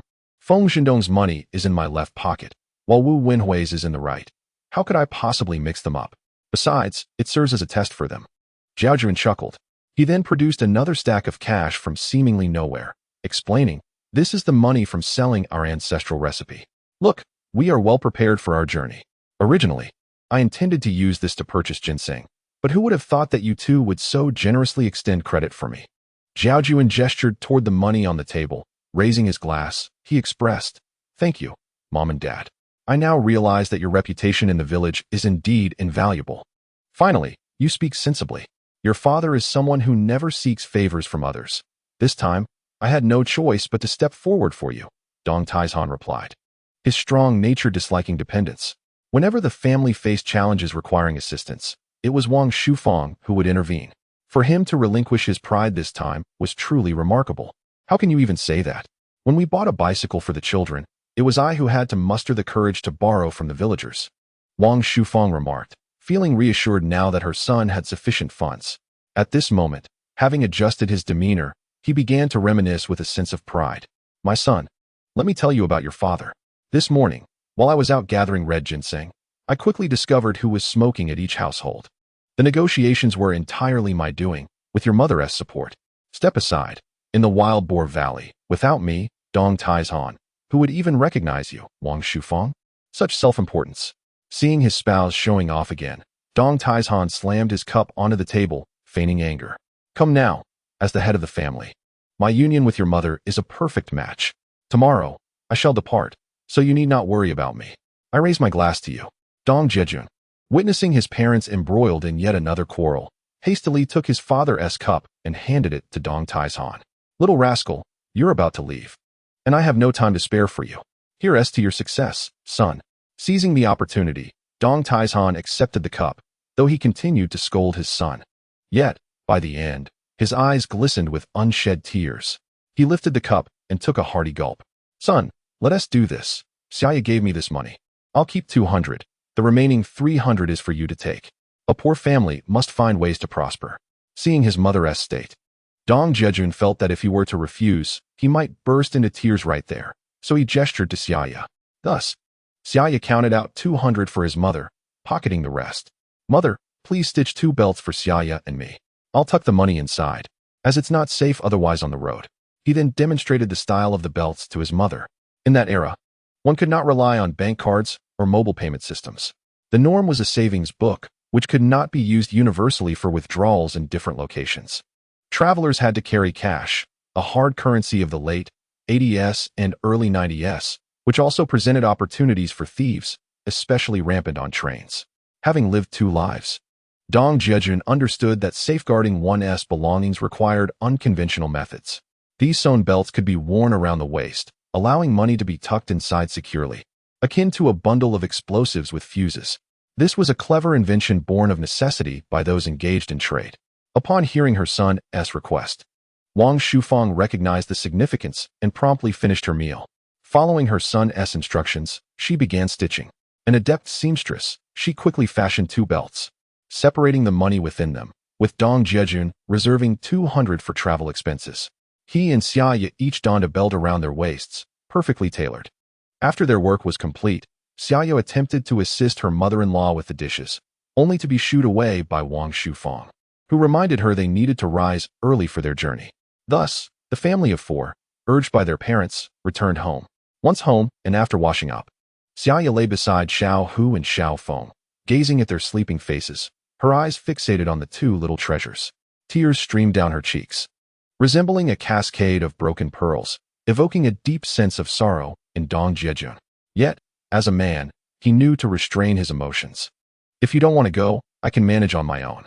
Upon witnessing the sorrowful expression of his wife, Dong Jiajun felt a pang of compassion and spoke up. How can you possibly manage with 100 pounds of ginseng all by yourself? My heart cannot rest easy if I do not accompany you. Hearing his words, Xia Ya could only let out a long sigh before turning and burrowing into the bedding. Only then did Dong Jiajun feel a sense of relief as he tightly embraced his lovely wife, although his hands began to wander restlessly. We have to leave tomorrow, please. Refrain from causing a ruckus, Xia Ya implored, grasping her husband's hand to prevent his wandering touch. I see you are in a gloomy mood. Allow me to uplift your spirits. Trust in my miraculous touch. It can cure all ailments. Really? You only know how to tease me. If I were to deceive you, I would imitate one-size bark. Surely that would suffice? I truly cannot deal with you. Chapter 86. A Journey. Hand in hand towards prosperity. As dawn broke and the rooster crowed for the first time, Dong Jiajun and Xia Ya sprang from their slumber. After freshening up, Dong Jiajun cradled the sleepy Xiao Hu and Xiao Feng, while Xia Ya propelled the bicycle towards her in-laws' home. They had planned the night before to have breakfast at her parents' house, where they would also prepare the ginseng for their journey. Upon arriving at her mother-in-law's abode, they were greeted by the warm, inviting aroma of food. Wang Shufang busied herself at the stove while Dong Taizhan assisted by gathering firewood. Dong Jiajun placed Xiao Hu and Xiao Feng on the Kong. The 2 little ones, unaware of their parents' imminent departure, promptly dozed off again. Mother, can you truly make flaky oil pancakes? Xia Ya inquired, having never witnessed her mother-in-law's culinary prowess in this regard before. Indeed, my pancakes are delicious, but over the years, we have been frugal, reluctant to indulge in such treats, Wang Shufang replied.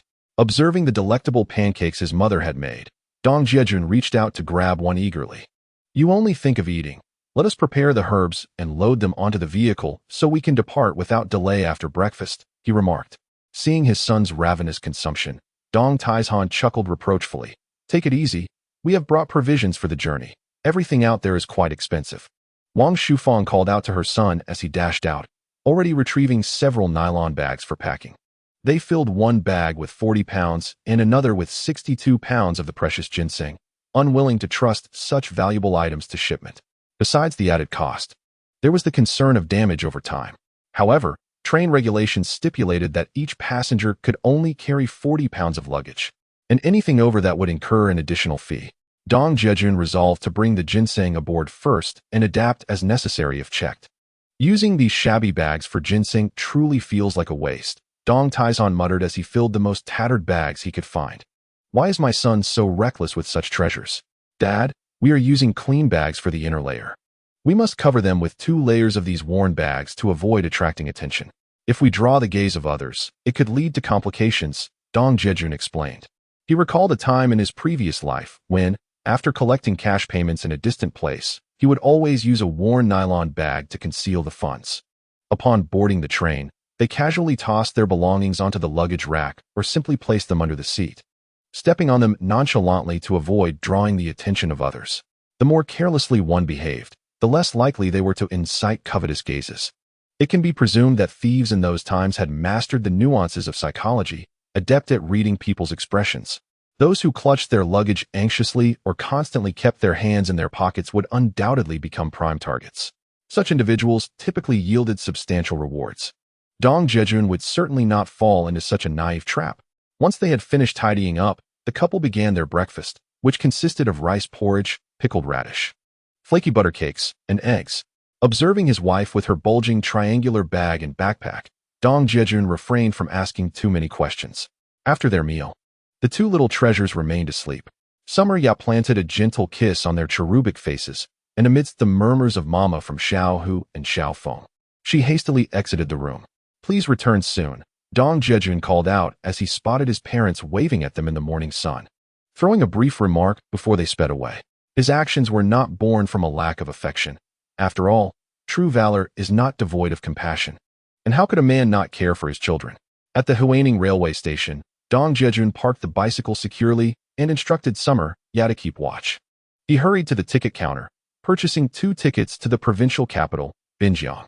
The journey of nearly 80 kilometers cost a mere 1 yuan 50 each, totaling 3 yuan for the 2. Huaining was a small station without originating trains, only passing ones. However, trains to the provincial capital were frequent, generally every hour or 2. There were also long-distance buses available, but their fares were considerably higher than those of the trains, which Dong Jiajun could not bear to pay. With half an hour remaining until departure, he returned to where Summer Ya was waiting. Initially, he intended to carry both bags of red ginseng alone. Yet Summer Ya insisted on shouldering one as well. Not wishing to create a scene in public, he reluctantly acquiesced. In truth, he could lift 100 pounds.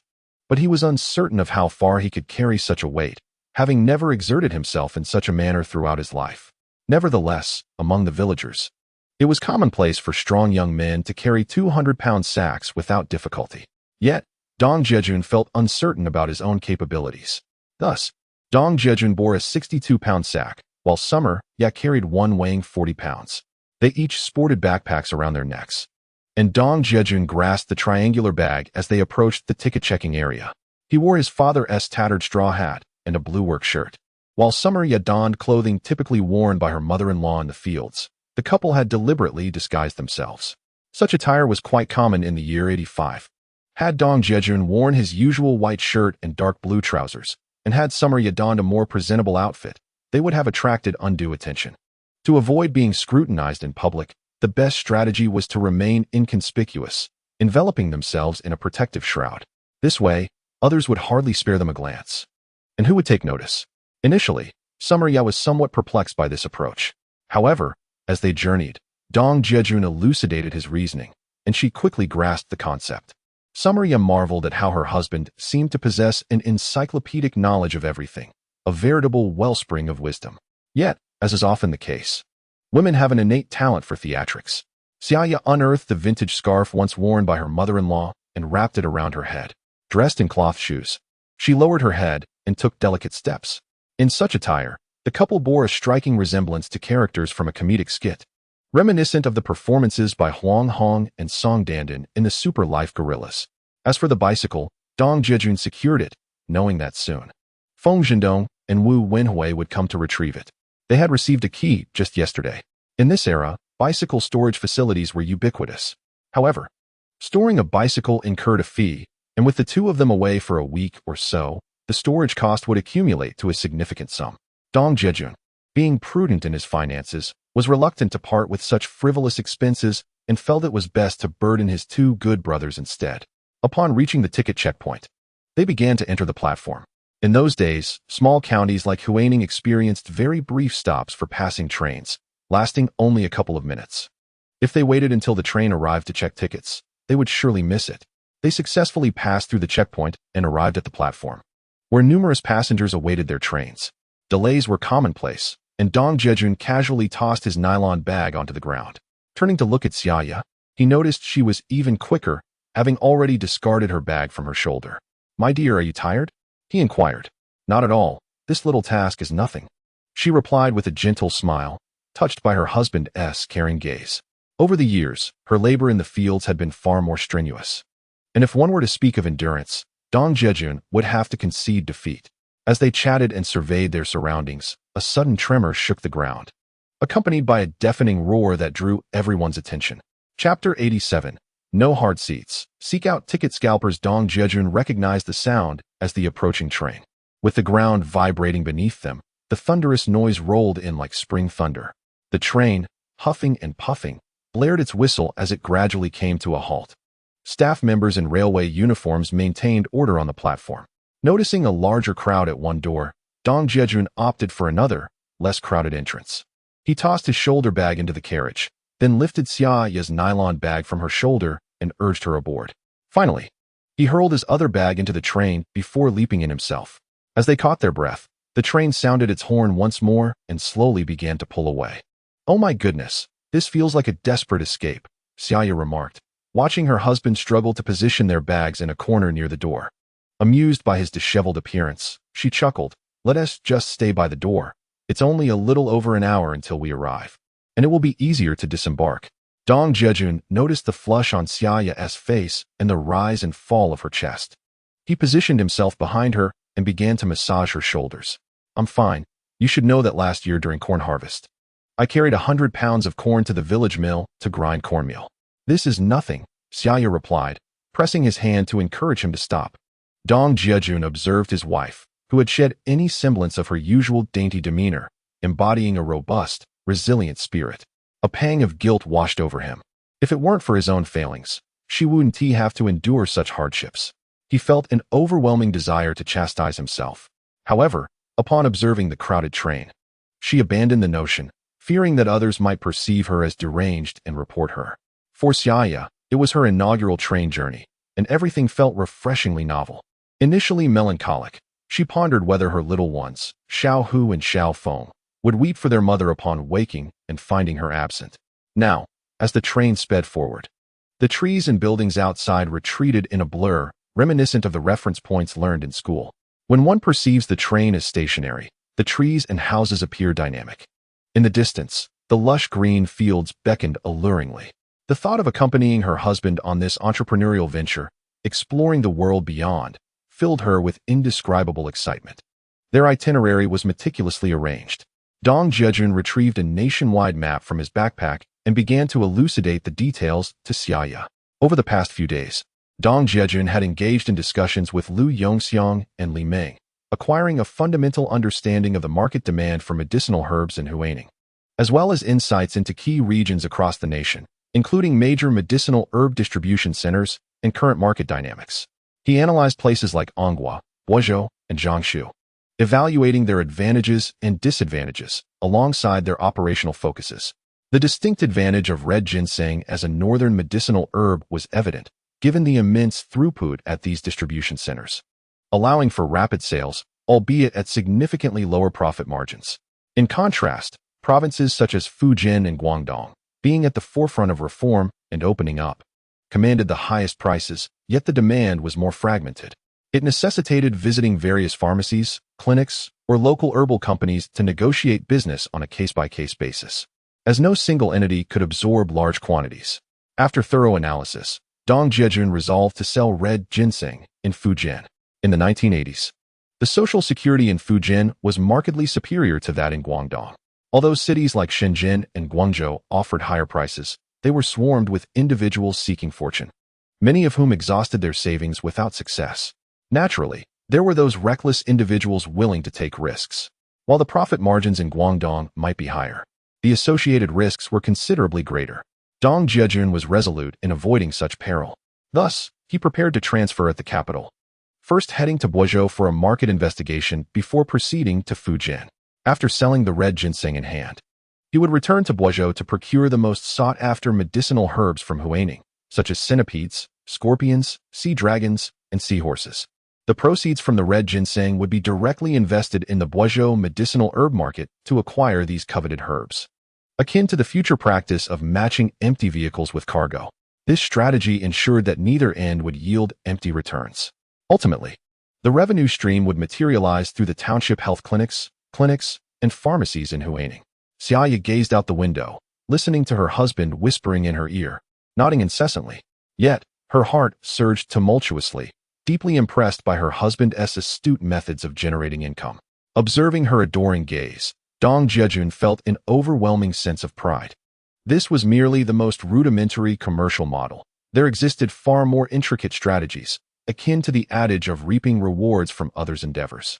However, Dong Jiajun was not yet inclined to reveal those complexities. What lies ahead is the necessity of treading cautiously and methodically. He cannot afford to take any risks. For what would become of his wife and children? As they conversed, the train had already arrived at the Binjiang railway station. The two positioned themselves advantageously, and as the conductor opened the door, Xia Ya alighted first. Subsequently, Dong Jiajun proceeded to drag down two bags. Upon checking tickets and exiting the station, everything transpired smoothly. Dong Jiajun and Xia Ya made their way to the ticket office in Binjiang. Xia Ya kept an eye on their luggage while Dong Jiajun scrutinized the train schedule posted on the wall. He noticed that there was a train from Binjiang to the capital at 5:15 in the afternoon, with this station being the starting point. Although Dong Jiajun intended to purchase a sleeper ticket, he hesitated at the thought of spending the money. He reasoned that it would be better to save that money for a block set or another toy for their child. Thus, he decided to buy a hard seat. However, all hard seat tickets were already sold out. The only option left was a standing ticket, which he was reluctant to buy. Hearing the impatient murmurs of those behind him in line, Dong Jiajun realized that in this era, there were indeed those who profited from the railway system, namely, ticket scalpers. Some were relatives of station officials, while others were railway employees, colluding within and beyond the system.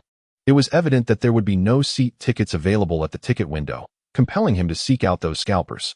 Knowing that the journey to the capital required a night on the train, he understood that traveling without a seat was not feasible. It seemed that saving money was no longer an option. With that, he turned and left the ticket checkpoint, scanning his surroundings. Shortly thereafter, a wiry fellow approached and discreetly inquired, "Where are you headed, my friend? Do you need a ticket? I have a hard seat to the capital. Do you have a ticket?"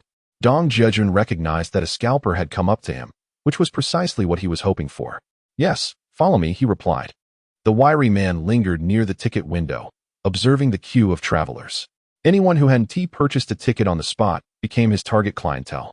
His gaze sharp and discerning, Dong Jiajun was aware that these scalpers were wary of conducting transactions in the ticket hall, as the police on duty were vigilant.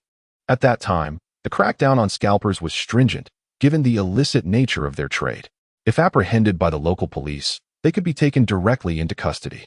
Dong Jiajun exchanged a nod with Xia Ya, instructing her to wait for him in the ticket hall. He followed closely behind the wiry man as they headed outside. As they traversed the station square, Dong Jiajun noticed they were straying further off course, prompting a sense of caution within him. In those days, train stations were a melting pot of various individuals, and robberies were not uncommon. Suddenly, he heard hurried footsteps behind him and spun around, calling out, "Who goes there?" Chapter 88. This mountain cannon seems quite unrefined. Upon hearing Dong Jiajun's shout, the wiry man quickly turned around, only to find Dong Jiajun in a tense standoff with a burly man approaching from behind. "Do not misunderstand. We are on the same side," the wiry man interjected, recognizing the newcomer as an associate. It turned out that the wiry man had been searching for the burly man and, unable to find him, had instead led Dong Jiajun in circles. "I just stepped out to buy a pack of cigarettes and saw you bringing someone over, so I hurried to follow." Despite the burly man's fearsome appearance, he spoke with a semblance of courtesy. "Where's the ticket? If there's no ticket, I'll be on my way." Dong Jiajun, observing the bustling alleyway, felt reassured that they wouldn't dare to cause any trouble. From the capital, 2 hard seats, the wiry man called out to the burly man. "The tickets are here, for tonight at 5:15. The hard seat train ticket costs 19 yuan and 5 jiao, with an additional handling fee of 5 yuan per ticket." It was at this moment that Dong Jiajun realized the two ticket scalpers had their distinct roles. The slender man was responsible for wandering around to attract customers, while the robust man held the train tickets, ensuring that even if the slender man were caught, he would have no evidence to incriminate him. Dong Jiajun took the ticket and scrutinized it for quite some time, recalling that card-style train tickets could still be counterfeited back then. Occasionally, one might unknowingly purchase a fake ticket, leading to a chaotic situation upon boarding. With the same seat number, two tickets could appear remarkably similar, each party accusing the other of holding a counterfeit ticket. Ultimately, it would fall to the conductor to arbitrate. Those who ended up with fake tickets could only lament their misfortune and dutifully purchase another ticket. Dong Jiajun was well aware of these tricks. Counterfeit tickets were generally poorly crafted, allowing him to discern their authenticity. The ticket was now in his possession, two tickets for 39 yuan, a handling fee of 10 yuan, totaling 49 yuan. Please pay up, the robust man insisted as he continued to urge for the money, having noted that the ticket details were in order.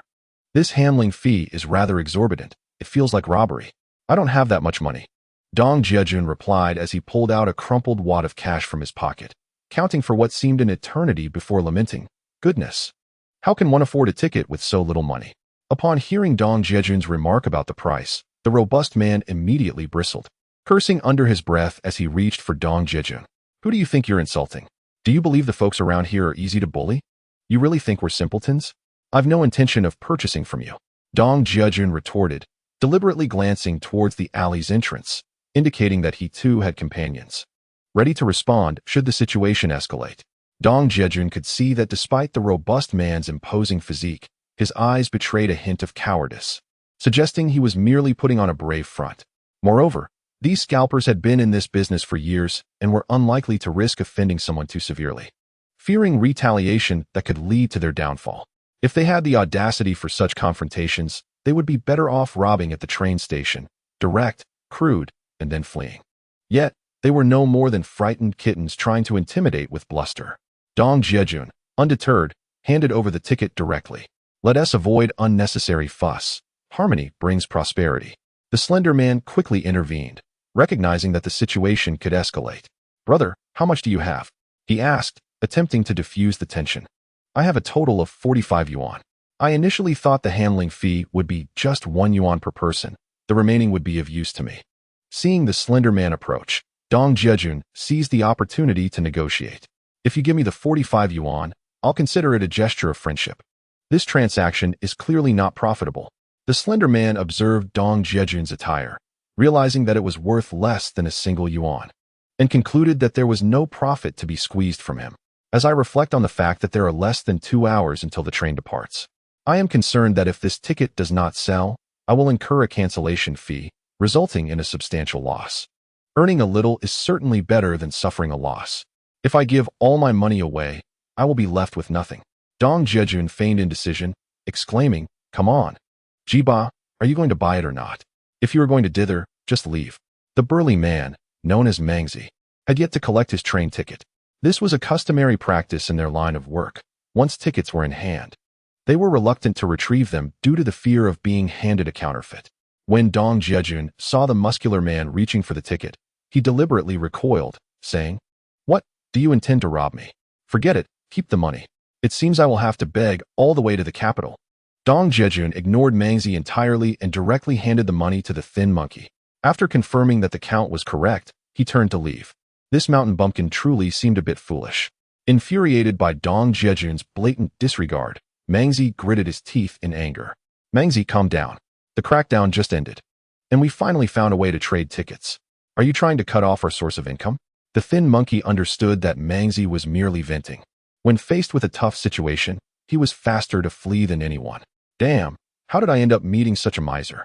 Mangzi complained, letting off steam as he watched Dong Jiajun's retreating figure, spitting in contempt. Inside the ticket hall, Xia Ya began to feel anxious when Dong Jiajun had been gone for too long. As she scanned the area, she spotted him approaching unsteadily.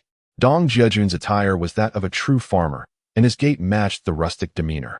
"Why are you only just returning? Did something happen?" Xia Ya asked with a worried gaze fixed on him. "Good wife, everything is sorted. Let us enjoy an ice pop to cool down. Don't rush. I'll tell you everything in due time," Dong Jiajun said, producing an ice pop from behind his back as if performing a magic trick, then placing it against Xia Ya's rosy lips. You take the first bite. It was a gift from someone. A gift? Who would be so kind? You eat first. I'll follow, she insisted. I've had mine. Now it's your turn. I'm about to recount a tale, and I can't eat while talking. So hurry and enjoy before it melts, he replied. Dong Jiajun recounted the events of purchasing the ticket from beginning to end, causing Xia Ya to giggle uncontrollably as she savored the refreshing sweetness of the ice pop while her husband whispered stories in her ear. Xia Ya felt an overwhelming sense of happiness. The world outside was vibrant, and she had longed to explore it. Fortuitously, she had accompanied her husband on this journey. Xia Ya now understood that life is a vast arena. Reading countless books pales in comparison to traversing great distances, and wandering the world is less enriching than encountering myriad people. Indeed, there is wisdom in that, she mused. Look, I saved 5 yuan. Yet I spent 5 cents on this ice pop. Do you think it was truly a gift? Dong Jiajun reasoned aloud. Xia Ya pondered and realized that perhaps there are indeed many kind-hearted individuals in this world. For instance, upon witnessing his wife finally finish her popsicle, Dong Jiajun approached and said, "May I wipe your mouth?" "With what?" She retorted. "Of course, with my mouth." He playfully replied, "You're being quite cheeky. Be careful lest the police catch you." Upon seeing Xia Ya's alluring red lips, Dong Jiajun felt an irresistible urge to lean closer. However, upon hearing Xia Ya's words and glancing at the nearby officers, he immediately recoiled. "Oh dear," he exclaimed, looking up and calling out to Xia Ya. Chapter 89. The Flaky Butter Cake. Moms cooked to perfection. Upon hearing Dong Jiajun's words, Xia Ya quickly followed his gaze. But there was nothing to see. Only a wall clock behind the police officers. What is going on? Is my wife hungry? I suddenly remembered you haven't eaten yet. How could I forget this? Truly shameful.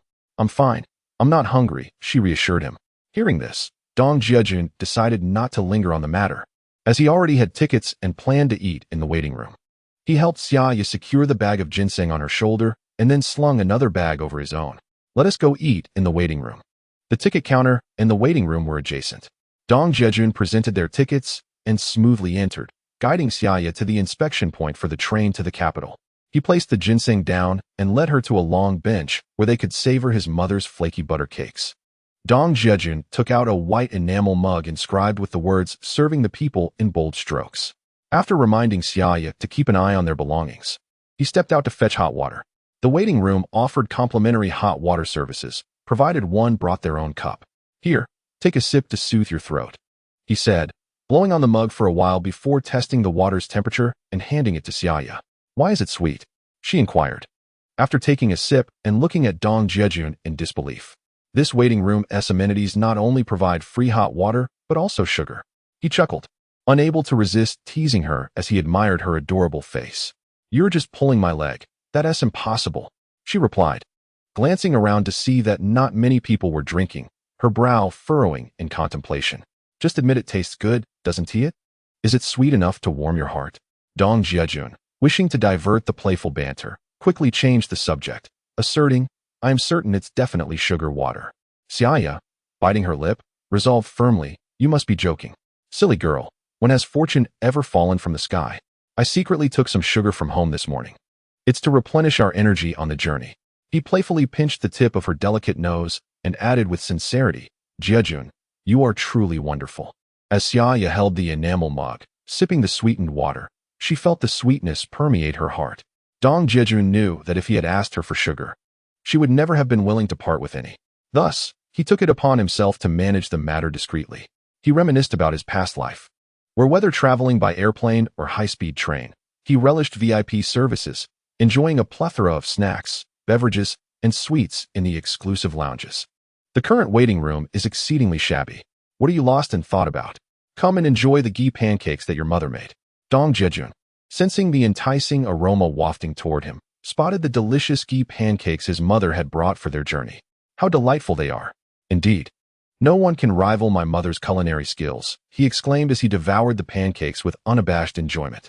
Mind your manners, eat slowly. There's no one here to compete with you, Xia Ya chided him, observing his voracious appetite, reminiscent of a famished ghost. In contrast, Xia Ya ate with grace and poise, savoring each bite, having reminded her husband countless times about his table manners. Yet, Her words fell upon deaf ears. For a man, eating should embody a bold spirit. Speed is acceptable, but one must maintain decorum, lest it become utterly disgraceful. As he spoke, Dong Jiajun leaned closer to Xia Ya, a mischievous grin playing on his lips. The warm breath he exhaled tickled her ear, igniting a blush upon her cheeks as her heart raced at his playful banter. I shall ignore you. You are utterly incorrigible. Goodness, can't you behave? This is a public place. Xia Ya glanced around to ensure no one was paying attention, then sighed, placing a hand upon her chest. If I were too proper, how would we have children? Dong Jiajun quipped. Stop patting, you might shrink. With a glint of mischief in his eyes. He playfully gazed at Xia Ya's chest, teasing her with every bite of the pancake he took. Let us go to the restroom, she suggested, realizing she could not outwit him. Sighing, she feigned rising from her seat, intending to leave. Be cautious when you go, Dong Jiajun remarked, casting a glance at her waist, prompting Xia Ya to realize her hidden wealth. She reluctantly sat back down. Don't hold it in. That would break my heart, he teased, aware that her trip to the restroom was merely a ruse to escape. I will not engage with you, she pouted, casting a playful glare at her husband. After years of marriage, he had not always been this way. Yet, he remained the same man, whether day or night. And Xia Ya certainly held the most authority in their relationship. Lately, however, his charming and playful demeanor seemed to have taken a turn for the mischievous. By nightfall, his antics became ever more creative, though she secretly delighted in his current disposition. Yet, decorum must be observed. In public, certain behaviors are simply inappropriate. As she pondered this, Xia Ya felt her cheeks flush, attributing it all to that mischievous rogue. All right, I shall not tease you further, but when we board, you must remain within my sight. If you wander off and someone else leads you astray, how will I manage? Dong Jiajun then began to impart his wisdom to his wife. He advised her against frivolous conversations on long-distance trains, urging her to avoid engaging with anyone attempting to establish familiarity. A train journey is akin to a realm of its own, populated by all walks of life. One must remain vigilant, observing one's surroundings and listening intently. It is imperative to steer clear of meddling in others' affairs. Even while sleeping, one should keep a watchful eye. Thieves are rampant on trains, be they pickpockets or beggars, often operating in groups, posing a constant challenge to vigilance. One should not place undue expectations on the train attendants and security personnel. With a train comprising numerous carriages and only a single attendant per carriage, along with a mere 2 or 3 officers, their ability to assist amidst thousands of passengers is woefully inadequate. Ultimately, one must rely on oneself. Xia Ya, possessing an innate brilliance, grasped many concepts effortlessly after being introduced by Dong Jiajun, her eyes sparkling with admiration as she gazed at him. She could hardly fathom that such an exceptional man had become her husband. As Dong Jiajun spoke passionately, the announcement in the waiting room broke the air. Passengers for train 168 to the capital, please proceed to the ticket checkpoint. My dear, let us go, he urged, hastily rising to grab the red ginseng from the ground. Suddenly, a powerful hand seized his arm, and he turned sharply, startled to find a towering man before him. Xia Ya was equally taken aback, witnessing this imposing figure grasping Dong Jiajun's arm, unsure of the unfolding situation. What do you mean? Dong Jiajun asserted himself, easily freeing his arm from the man's grip.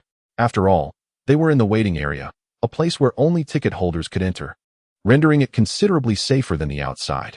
He found it hard to believe that anyone would dare to cause trouble here, especially with his wife by his side. He could not allow her to perceive him as weak.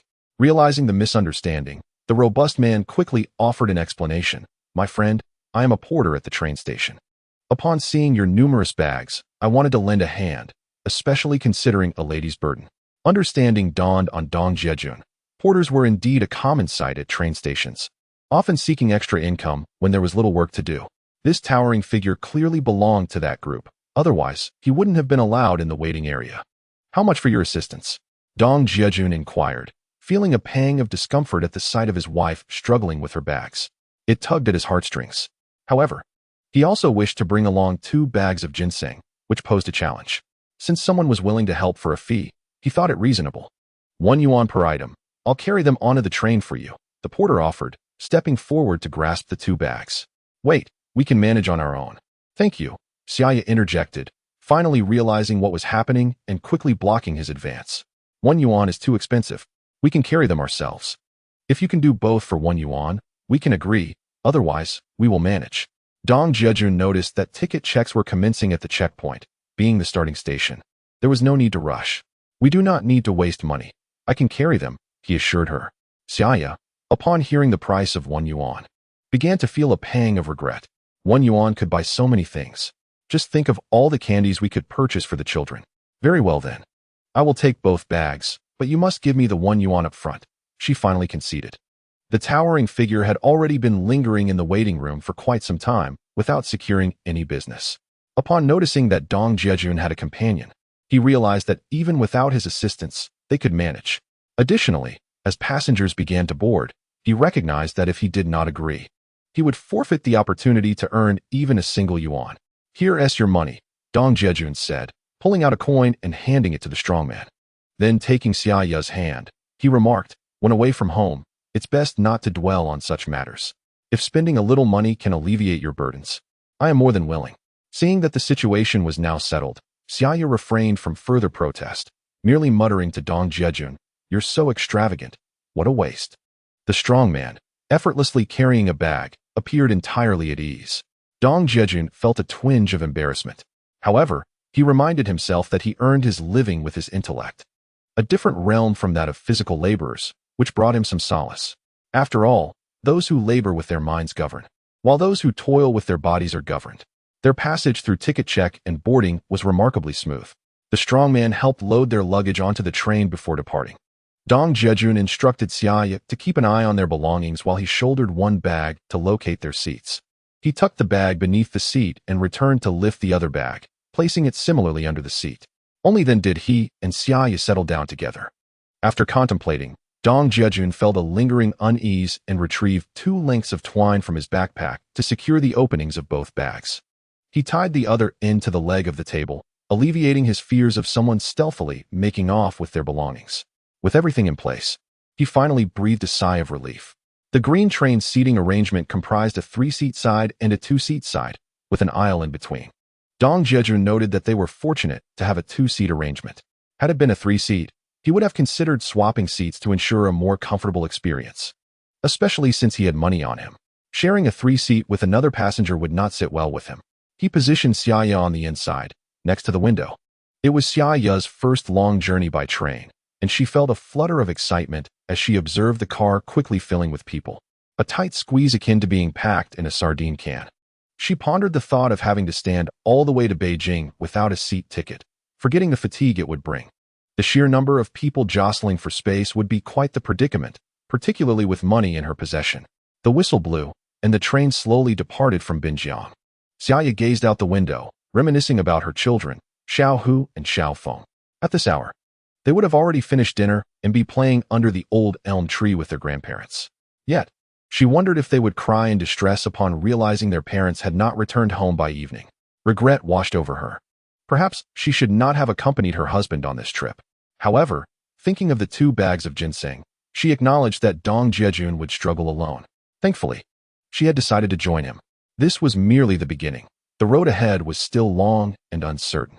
Dong Jiajun noticed his wife's shifting expressions, sensing she was once again thinking of their little treasures.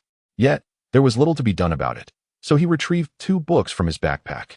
"Please pass that book, Principles and Fundamentals of Accounting, which I specially bought for Xia Ya at the Xinhua bookstore," to her. This is something Xia Ya often wishes to read. Dong Jiajun, on the other hand, has taken out Compendium of Materia Medica, which was distributed by the school during his studies. After all, to pursue this profession, the knowledge learned in the past few years has become somewhat rusty. This particular compendium provides detailed descriptions of over 1,000 traditional Chinese medicines, complete with illustrations and various introductions to the herbs. This information is exceedingly beneficial for Dong Jiajun at present, especially regarding the identification of traditional Chinese medicines, which he prioritizes learning. Although the 1980s did not witness the rampant counterfeit products that later eras experienced, there were still numerous instances of substandard goods masquerading as quality. Some traditional medicines have similar pharmacological properties, yet their prices can vary drastically, leading to potential losses if one is not careful. Having decided to embark on this career path, Dong Jiajun naturally aspires to refine his skills to perfection. Many passengers on the train observed these young individuals, dressed as farmers and each clutching a book, and presumed they were merely students from impoverished backgrounds. Who could have imagined that these two carried substantial wealth, including over 10,000 yuan worth of red ginseng? This disguise served them well, sparing them from the attention of those with ulterior motives. Furthermore, the youthfulness of the pair, particularly Xia Ya's student-like appearance, contributed to this ruse. Despite his focus on the book, Dong Jiajun's vigilance remained acute, with eyes and ears alert to his surroundings. Suddenly, he was startled by a commotion ahead. Chapter 91. Night Train. Heart-pounding moments. Xia Ya also noticed the shift in Dong Jiajun's expression. They both turned their gazes toward the end of the carriage. Ticket inspection is commencing. Passengers are kindly requested to prepare their tickets in advance. The train conductor, accompanied by attendants and a railway police officer, was checking tickets one by one. In that era, evading fare was a commonplace occurrence. Some individuals, upon seeing the ticket inspector's approach, would hide in restrooms, while others would attempt to move toward the rear of the train, hoping to disembark at the next station and find a way to blend into the next train. If escape proved impossible, they would have no choice but to pay the fare. Such schemes were executed with great ingenuity.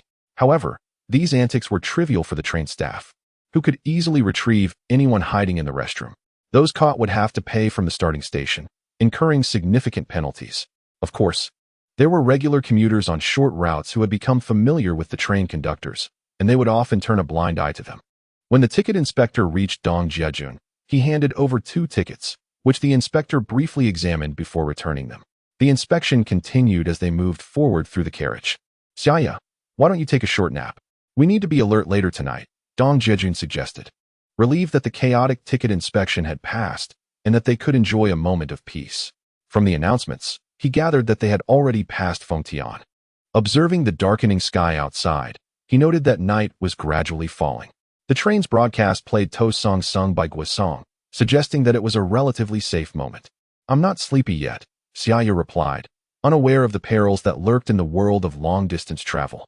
"My dear, even if you are not weary, it is wise to rest your eyes, treating it as a moment of tranquility. Otherwise, as night descends and we traverse the roads, the malevolent spirits may emerge."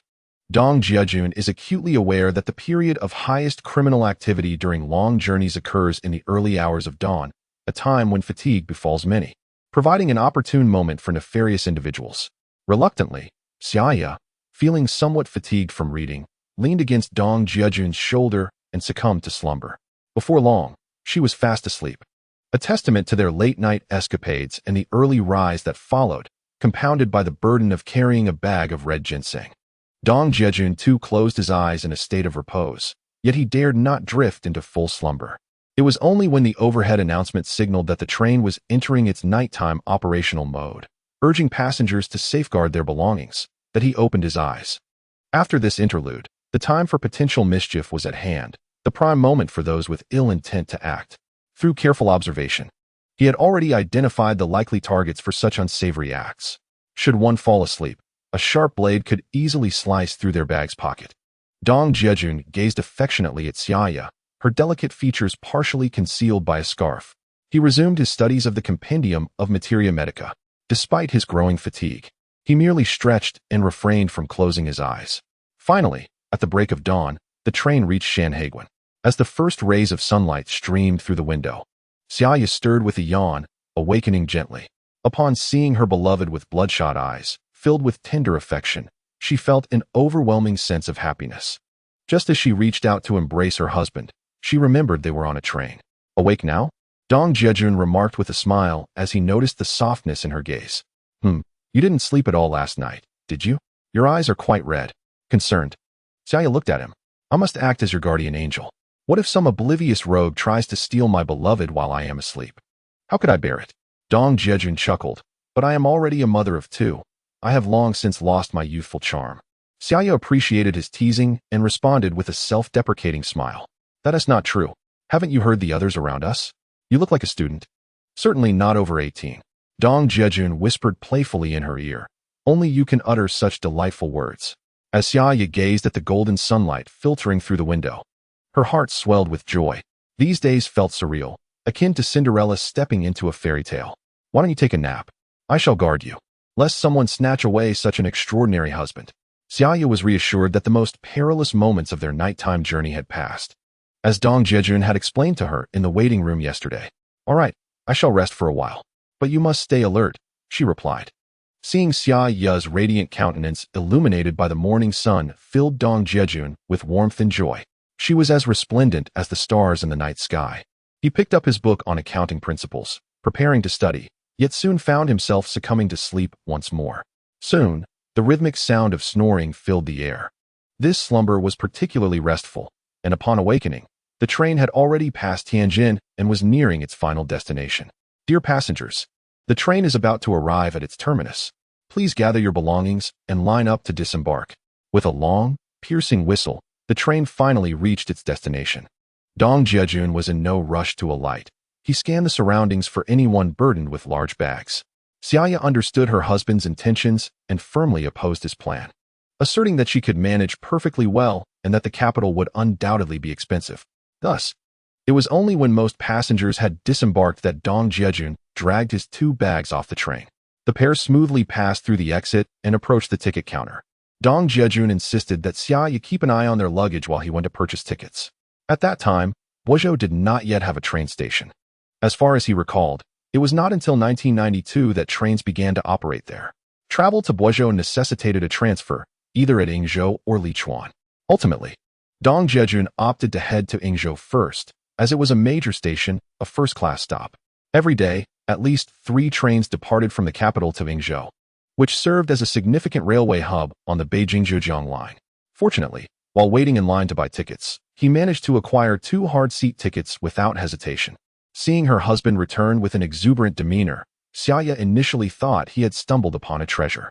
However, upon hearing that he had successfully secured seated tickets, she instantly leapt with joy, relieved that they would not need to seek out scalpers and pay exorbitant fees. As long as they saved money, Xia Ya was elated. Of course, she felt even happier when counting the money after making a profit. The ticket counter in the capital was indeed incomparable to the one in Binjiang. The ticket hall was bustling with police presence, making it rare to spot any unsavory characters. However, this situation had its pros and cons. If one could not purchase a seat ticket at the window, finding a scalper would prove quite challenging. Nevertheless, seeing Xia Ya's delighted expression, Dong Jiajun couldn't help but tease. "Is securing a seat ticket enough to make you this happy? Just imagine how you'd react if we were to travel in a sleeper." "I wouldn't want to take a sleeper. I find hard seats to be quite economical and practical. The money saved could be better spent on treats for Xiao Hu and Xiao Feng," Xia Ya retorted, dismissing Dong Jiajun's words. For her, obtaining a hard seat ticket with a reservation was already a considerable achievement. "When we have more money, would you refuse to fly?" Dong Jiajun, taken aback by his wife's simplicity and satisfaction, was momentarily speechless. "I wouldn't fly. It's too unsettling, too high up, with no solid ground beneath. What if something were to happen? What would we do about the children?" Xia Ya replied without hesitation, leaving Dong Jiajun in a state of confusion once more. Clearing his throat, he said, "Ahem, dear wife. I suddenly have a new proposal. Would you care to listen?" Dong Jiajun suppressed a chuckle and coughed lightly. Chapter 92. A half-day tour of the capital, spoiled. Xia Ya noticed Dong Jiajun's attempt to change the subject and recognized the mischievous glint in his eyes, immediately feeling cautious. Her beautiful almond-shaped eyes sparkled as she tilted her head, pondering, "You always enjoy playing tricks. What do you have in mind?" "Regardless of the frivolous spending, I resolutely disagree with such behavior. Is it not delightful to indulge in creativity? The Olympics feature artistic events like figure skating and synchronized swimming, and we too must embrace the changing times." Dong Jiajun, however, seemed to miss the point entirely. Upon hearing Xia Ya mention creativity, his mind wandered back to the evening before he left home, recalling her bashful demeanor when she showcased her charm. "Where are your thoughts wandering off to now? Honestly, I shall not bother with you any longer." Xia Ya, noticing Dong Jiajun's gaze fixed upon her, could discern the inappropriate thoughts swirling in his mind. Suddenly, her ears flushed, and her cheeks turned crimson. How brazen my man has become, speaking so carelessly in public, yet reminiscing about the intimate moments they shared. She pondered whether he had a point. Alas, why was it that being with this rogue led her to entertain such impure thoughts? Was she not succumbing to bad influences? Unconsciously, Xia Ya covered her face, peeking through her fingers at Dong Jiajun, her face growing warmer with each passing moment. Seeing Xia Ya's flustered expression, a sense of accomplishment filled Dong Jiajun's heart. His wife, inherently shy, found joy in his playful teasing, which he considered a delightful pastime. However, recognizing the need for moderation, he turned serious and remarked, "I was contemplating that this is the heart of our nation. Perhaps we should explore a bit. The train departs tonight, and we have nothing pressing to attend to this afternoon. Exploring will cost money, won't it? Xia Ya, too, yearned to venture out. For this city had been a place of infinite longing for her since childhood, a dream cherished by many. Why worry about expenditures? We could engage in budget travel, merely walking and avoiding entry fees. What expenses could we possibly incur?" Dong Jiajun, seeing an opening, gently encouraged her. In his previous life, he had frequently traveled to the capital, yet this was Xia Ya's first visit. While they would miss the morning flag-raising ceremony, visiting Tiananmen Square, the Memorial Hall, and the monument was certainly worthwhile. A few significant sites would be quite sufficient, and we have ample time. Of course, treating her to a meal of roast duck or hot pot would be splendid, but we must take our time. What about our belongings? We cannot appear disheveled, burdened with bags, can we? Despite her current appearance akin to a village girl, the beauty-conscious Xia Ya was mindful of her image. "Fear not.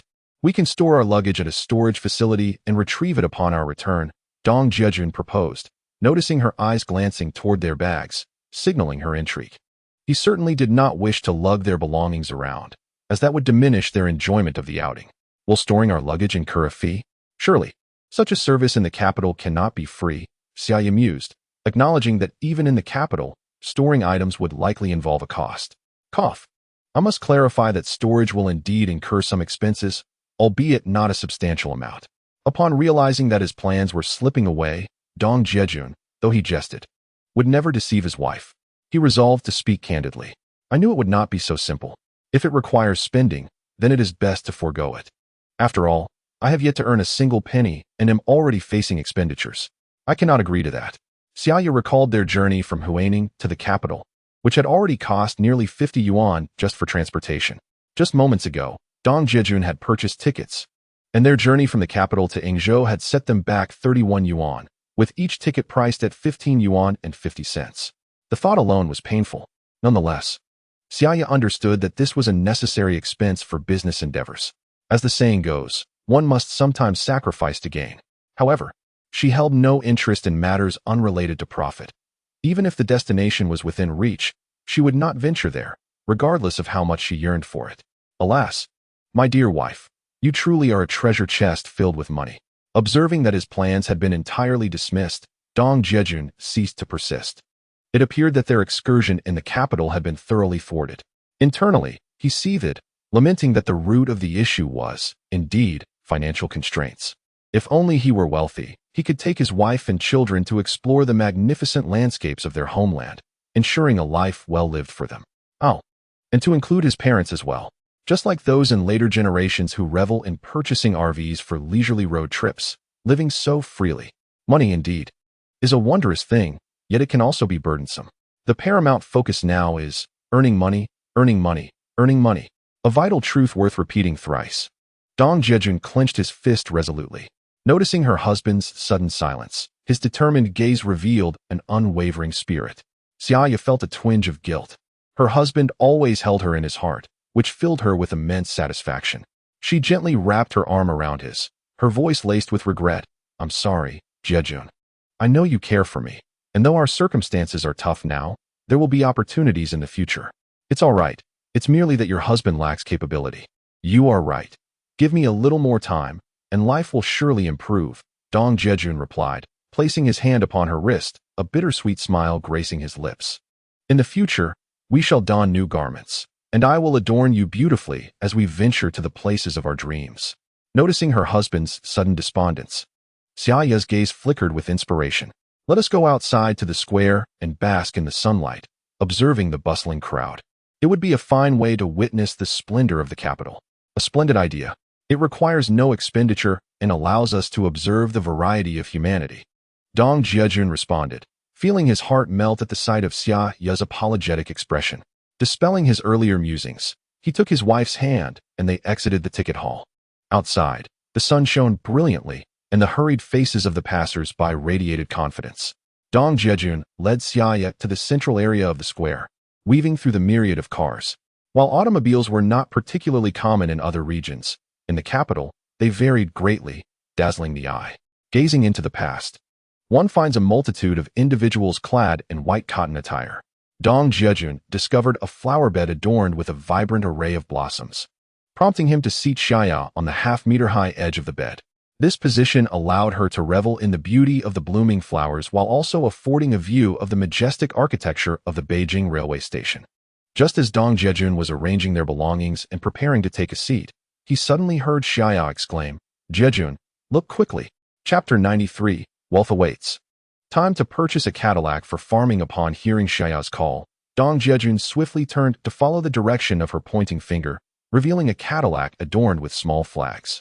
This black Cadillac, with its leather-topped roof and gleaming body, exuded unparalleled luxury and grandeur. The presence of the Star-Spangled Banner indicated it was a vehicle from the American consulate, presumably sent to collect someone from the train station. As the Cadillac approached, it not only captivated Xia Ya's attention, but also drew the gaze of nearly all bystanders. Most of the individuals waiting at the station were from out of town and had likely never encountered such opulence before. "What a stunning car!" Xia Ya exclaimed in genuine admiration. "This is a Cadillac, manufactured in the United States," Dong Jiajun explained, noting the diplomatic plates. "It's even bulletproof, truly magnificent." He reflected on how the Cadillac, once regarded as the presidential vehicle of the United States, had devolved into a mere mid-range car after domestic production began, overshadowed by German luxury brands like Mercedes, BMW, and Audi. Such thoughts elicited a sense of nostalgia. "How do you know about this car?" Xia Ya inquired, astonished by her husband's detailed knowledge. Her curiosity about him eclipsed her fascination with the vehicle itself. How could Dong Jiajun, who had spent his life in the small mountain town of Huaining, possess such familiarity with this automobile? "Well, I've seen it in newspapers. It fits the description perfectly," he stammered, suddenly realizing he had overstated his knowledge. Quickly attempting to smooth over his faux pas, he suggested, "If you like it, once I have money, we could buy one too, just for picking you and the kids up." Dong Jiajun did not wish to delve further into the matter, opting instead to shift the topic. "You're just teasing me. Not only do we lack the funds, but even if we were wealthy, would we drive such a car to the fields?" Xia Ya dismissed his suggestion, perceiving it as a playful jest. She believed the likelihood of ever affording such a vehicle was slim, and even if they did, could one truly navigate the muddy roads of Yetziyu with it? The thought brought a smile to her lips. "When we have money, I'll drive to the fields as I please. Who's to stop me? I'll do as I wish." Dong Jiajun pondered the future of mechanized agriculture and how some affluent farmers had indeed purchased Land Rovers for their fields. Yet, he mused, if he were to become wealthy, would he still be farming at all? As they conversed, they found themselves lost in thought, gazing around the surroundings. Some peculiarities often prompted Xia Ya to inquire with Dong Jiajun, who, as expected, was never short of answers, seemingly possessing an inexhaustible reservoir of knowledge. Xia Ya found herself uncertain whether her husband's words were entirely truthful. However, based on her personal judgment, he indeed appeared to be exceptionally well informed. Even if he were fabricating tales, they bore a semblance of authenticity. Dong Jiajun reveled in the opportunity to boast, indulging in the adoration reflected in his wife's admiring gaze. "Time is of the essence. Let us proceed to the waiting room," he suggested, adding playfully, "or shall we inscribe our names here, stating, Dong Jiajun and Xia Ya were here? What do you think?" The thought of leaving his mark in places frequented by tourists, where visitors often scribbled their names, amused him greatly. Do refrain from such markings. Have you not noticed the vigilant matrons, adorned with red armbands, who are quick to reprimand those who litter or spit indiscriminately? Xia Ya observed numerous such women in the square, their watchful eyes scanning the crowd for any miscreants. Should anyone dare to offend, they would swiftly approach, issuing fines on the spot, and if necessary, summon the authorities. She was resolute in preventing her husband from any reckless scrawling. "My wife possesses remarkable poise. I salute you," Dong Jiajun remarked, though he had merely jested to elicit a smile from her. Such childish antics were not his inclination. The couple, burdened with their belongings, presented their tickets and entered the waiting room. Upon locating their designated seats for the train to Yingzhou, they settled down. Dong Jiajun stepped out momentarily to fetch a cup of sweetened water in an enamel mug for his wife, tenderly blowing on it before presenting it to her. Followed by a buttery pastry, which he also savored. As Xia Ya relished the sweet drink, her heart swelled with affection for Dong Jiajun, whose care for her was meticulous. You should partake as well. You've worked hard and need to replenish your strength, she urged after a while, noticing him smiling at her. Drink this first. I will fetch another cup for you later. Besides, replenishing one's energy is futile in a public setting like the train. Dong Jiajun, however, was reluctant to indulge himself. He consistently allowed Xia Ya to finish her sweet water before he would refill his own with plain water. As for the sweetness of the drink, only he knew its true flavor. He found far greater joy in witnessing his wife's happiness than in satisfying his own thirst. Have you lost your mind? I shall ignore you, Xia Ya retorted, her cheeks flushing crimson at Dong Jiajun's playful teasing. She averted her gaze, sipping her drink, unwilling to engage further. Even if he whispered in her ear, it was inappropriate. What would others think if they overheard?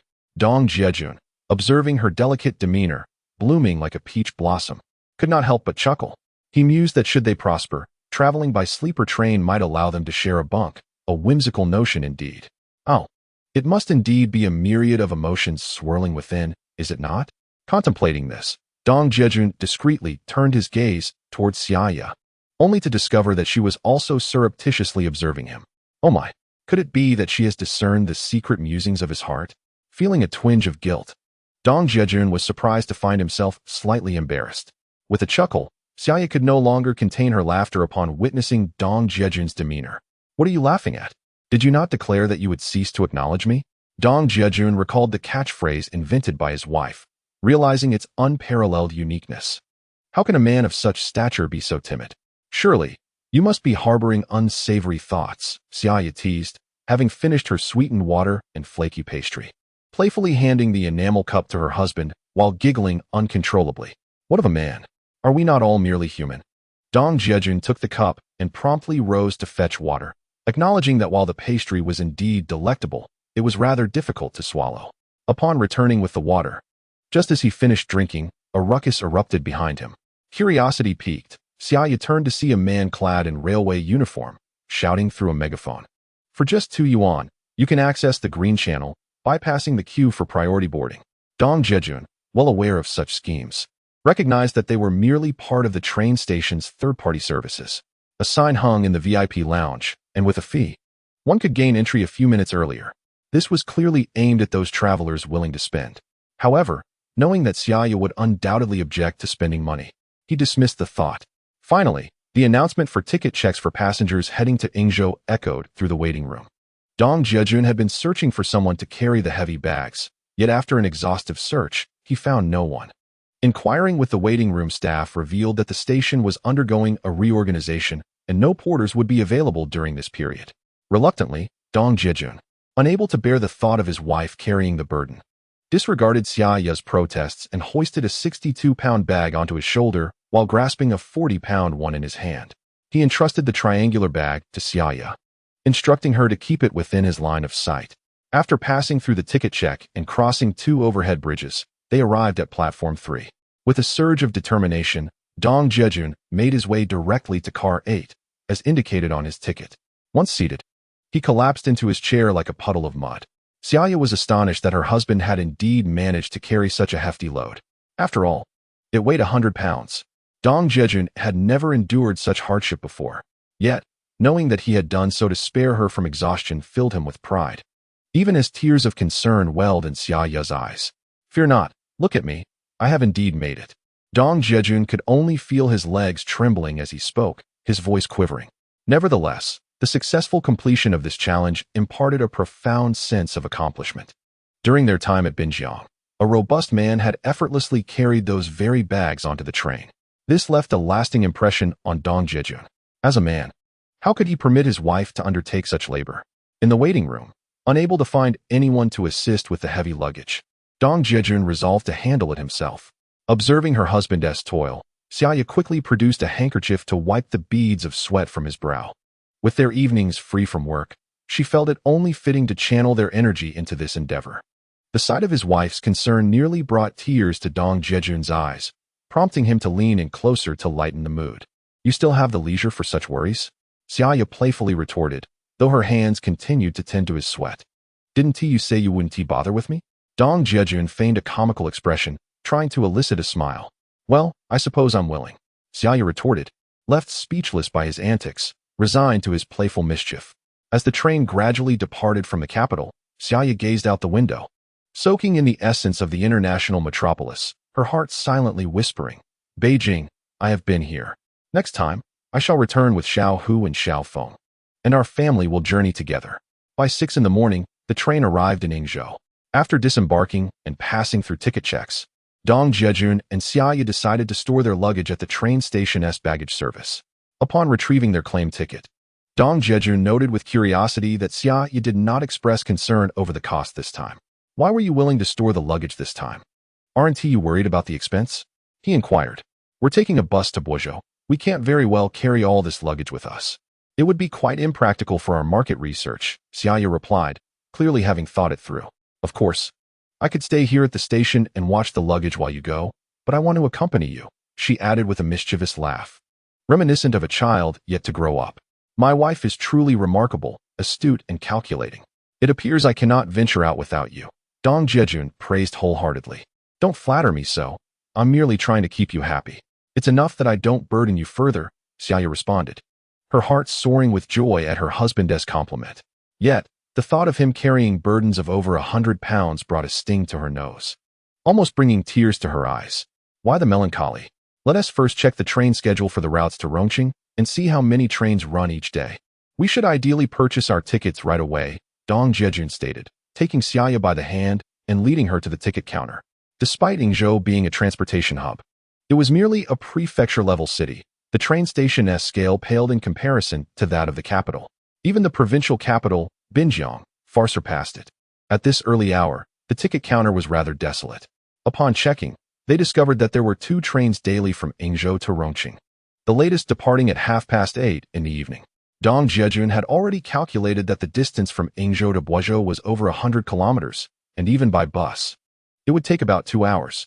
Conducting market research in Guizhou for a day would likely yield valuable insights.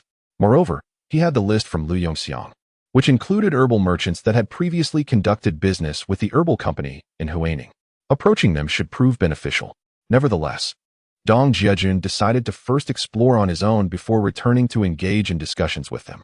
If one were to return from Guizhou to Yingzhou at night and take a direct night bus to Rongqing, they would arrive the next morning, thereby saving on accommodation costs in Yingzhou. This not only enhances efficiency, but also proves to be financially prudent. Although there exists a medicinal herb market in Taihe, located just below Yingzhou, its scale pales in comparison to that of Guizhou. Given the time constraints, Dong Jiajun had no desire to venture to Taihe. After discussing his thoughts and itinerary with Xia Ya, she wholeheartedly supported the idea of taking the 8:30 p.m. night bus, as it would indeed save a night's lodging expense. Xia Ya was always in favor of anything that could save money. With their opinions aligned, Dong Jiajun proceeded to the ticket counter, where only one window was operational. To his delight, he discovered that hard-seat tickets to Rongqing were available. It seemed that this journey was destined to unfold smoothly. After purchasing the tickets, Dong Jiajun initially intended to enjoy a bowl of noodles at the station before heading to the long-distance bus terminal, which was conveniently located just a few minutes' walk across from the train station. However, the bus station, being a state-owned enterprise, would not open until 8 o'clock. Unlike in later times, where one could find private vehicles waiting at the train station even in the middle of the night, here, one had to wait. Upon hearing that Dong Jiajun planned to eat noodles, Xia Ya hesitated, her beautiful almond-shaped eyes darting around. She was reluctant to spend money unnecessarily, yet it seemed reasonable for her husband to desire something warm to eat. Just as Dong Jiajun was about to step toward the food stall, he suddenly heard Xia Ya's pained exclamation. Startled, he quickly halted and turned to see Xia Ya bent over, clutching her stomach. Rushing to her side, he inquired, "What's wrong? Are you feeling unwell?" "It's nothing," she replied. "I just remembered how unsanitary the food stalls are, and reflexively felt a twinge of discomfort in my stomach." Xia Ya noticed her tactic was effective and continued her performance. "On the train, I saw discarded newspapers that reported on the hygiene standards of these roadside food vendors." Seeing Dong Jiajun listen intently, she feigned hesitation, glancing at him as if waiting for more. "And then?" he asked, curious like a child. Xia Ya often picked up newspapers others had discarded during their train journey, and Dong Jiajun found this behavior quite normal. "Never mind, it's rather disgusting," She pretended to suppress a laugh. Dong Jiajun was well aware of his wife's preference for cleanliness. Even in the rustic environment of Wild Boar Valley, she maintained good habits. Just like their children, Xiao Hu and Xiao Feng, who, despite lacking fine clothing, were not like other children who roamed dirty. Even with patched clothes, their faces and bodies remained impeccably clean. The villagers, whether in front of them or behind their backs, never failed to praise Xia Ya for her tidiness and efficiency. Well, never mind then. I still have some oil cakes in my backpack. Perhaps we can indulge in those for a bit. Upon noticing that his wife found the place unclean, Dong Jiajun naturally refrained from insisting. However, he pondered the inevitability of frequent visits to street vendors in the future. With concern, he remarked, "This outing has nearly depleted the oil cakes that mother made. What shall we do then?" "It's all right. I'm not that particular. After the oil cakes, we still have large pancakes," Xia Ya replied playfully, opening her backpack hanging around her neck, revealing neatly folded large pancakes within. "Oh my goodness. My wife is simply brilliant." Dong Jiajun initially thought that once they finished the pancakes, they could enjoy various local delicacies together. Little did he expect that she had a backup plan. Initially, the oil cakes were stowed away in the triangular pocket, but as they traveled, they diminished in number and were eventually moved to her backpack. At the outset of their journey, Dong Jiajun had noticed Xia Ya's bulging backpack and had inquired several times about its contents, only to be met with her response, "A woman must be prepared when she goes out," which deterred further questioning. After all, women are somewhat special in that regard. To his surprise, it was filled with pancakes, showcasing Xia Ya's remarkable resourcefulness. "And look at this," Xia Ya exclaimed, reaching into her bag and, as if performing a magic trick, produced a jar of sauce. This left Dong Jiajun momentarily speechless. Then, she retrieved a handful of clean scallions. "These large pancakes with scallions will last us several days. We can discuss what to do once they're gone." After showcasing her treasure trove, Xia Ya asked, "Now, would you prefer the oil cakes or the pancakes? If you choose pancakes, I can roll some for you right now. I think I shall stick with the oil cakes. After all, I need to conduct a market survey later, and the taste of scallions would not be ideal." Dong Jiajun, witnessing his wife's meticulous planning, found himself with no further objections. He could only comply. "That makes sense. I had not considered that," Xia Ya realized after her husband spoke, casting an apologetic glance at him. "No worries, my wife is the most excellent logistics officer. I trust you with everything. Pancakes are my favorite, and they certainly won't go to waste." Dong Jiajun retrieved an oil cake and offered it to Xia Ya, before taking another for himself and savoring it. With each cake consumed, a burden was lifted. After finishing their makeshift breakfast, the couple made their way to the bus station and boarded the first bus heading to Guozhou. Guozhou, the hometown of the legendary physician Hua Tuo, is one of the largest centers for traditional Chinese medicine in the country, ranking first. The wholesale of Chinese medicinal herbs has been a tradition for centuries. Today was a bright sunny day, with temperatures significantly higher than those in Huaining, marking an early arrival of summer. The traditional medicine market buzzed with activity, attracting vendors and buyers from all over the nation. The herbal market was only completed last year, in 1984, adopting a front store, back warehouse model to consolidate previously scattered herbal merchants. Rows of ancient-style buildings accentuated the rich and historical ambience. The storefronts are meticulously aligned, showcasing an orderly arrangement that clearly reflects the local government's significant investment in the traditional Chinese medicine industry. Some establishments display small blackboards, detailing the advantageous and scarce varieties of medicinal herbs, along with their purchasing prices. Dong Jiajun and Xia Ya each carry a small notebook, diligently noting the varieties that are in short supply and their prices as they observe the blackboards outside the shops. Occasionally, they venture inside to inquire about the prices of their target varieties. At that time, the scale of the medicinal herb market was far less extensive than it would become in later years, with just over 1,000 merchants operating, yet it appeared remarkably organized, offering a pleasing sight in that era. After more than 2 hours of exploration, Dong Jiajun and Xia Ya suddenly noticed the sign for Baikeatang. A thought struck Dong Jiajun, prompting him to pull out a note given to him by Lu Yongxiang, which contained the names of some merchants and their owners, clients of the medicinal herb company, both current and former. He transferred the information from the small slip onto his notebook and, upon flipping through, found Baikeatang, owned by Tu Renjia. Seizing the moment, Dong Jiajun stepped inside. Upon entering, he spotted several elderly gentlemen, all in their 60s, seated at the back, engaged in tea and conversation.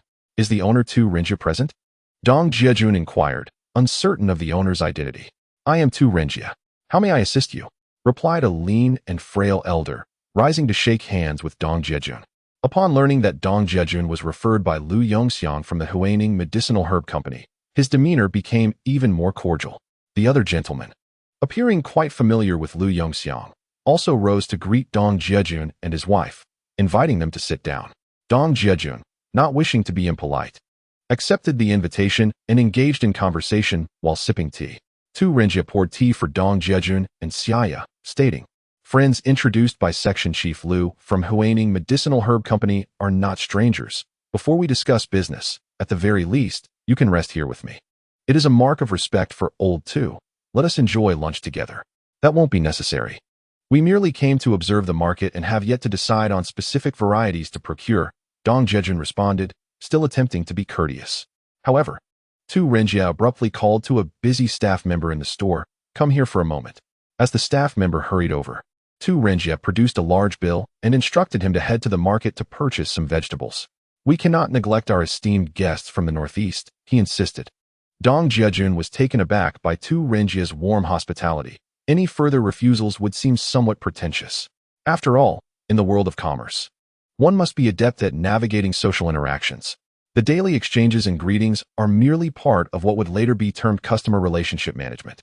Watching the staff member depart on a tricycle to procure ingredients, the gentlemen who had been enjoying tea with Dong Jiajun expressed their apologies and rose to take over the duties of attending to the incoming customers. As Tu Renjia continued to refill Dong Jiajun and Xia Ya's tea, he began to share stories of his friendship with Lu Yongxiang.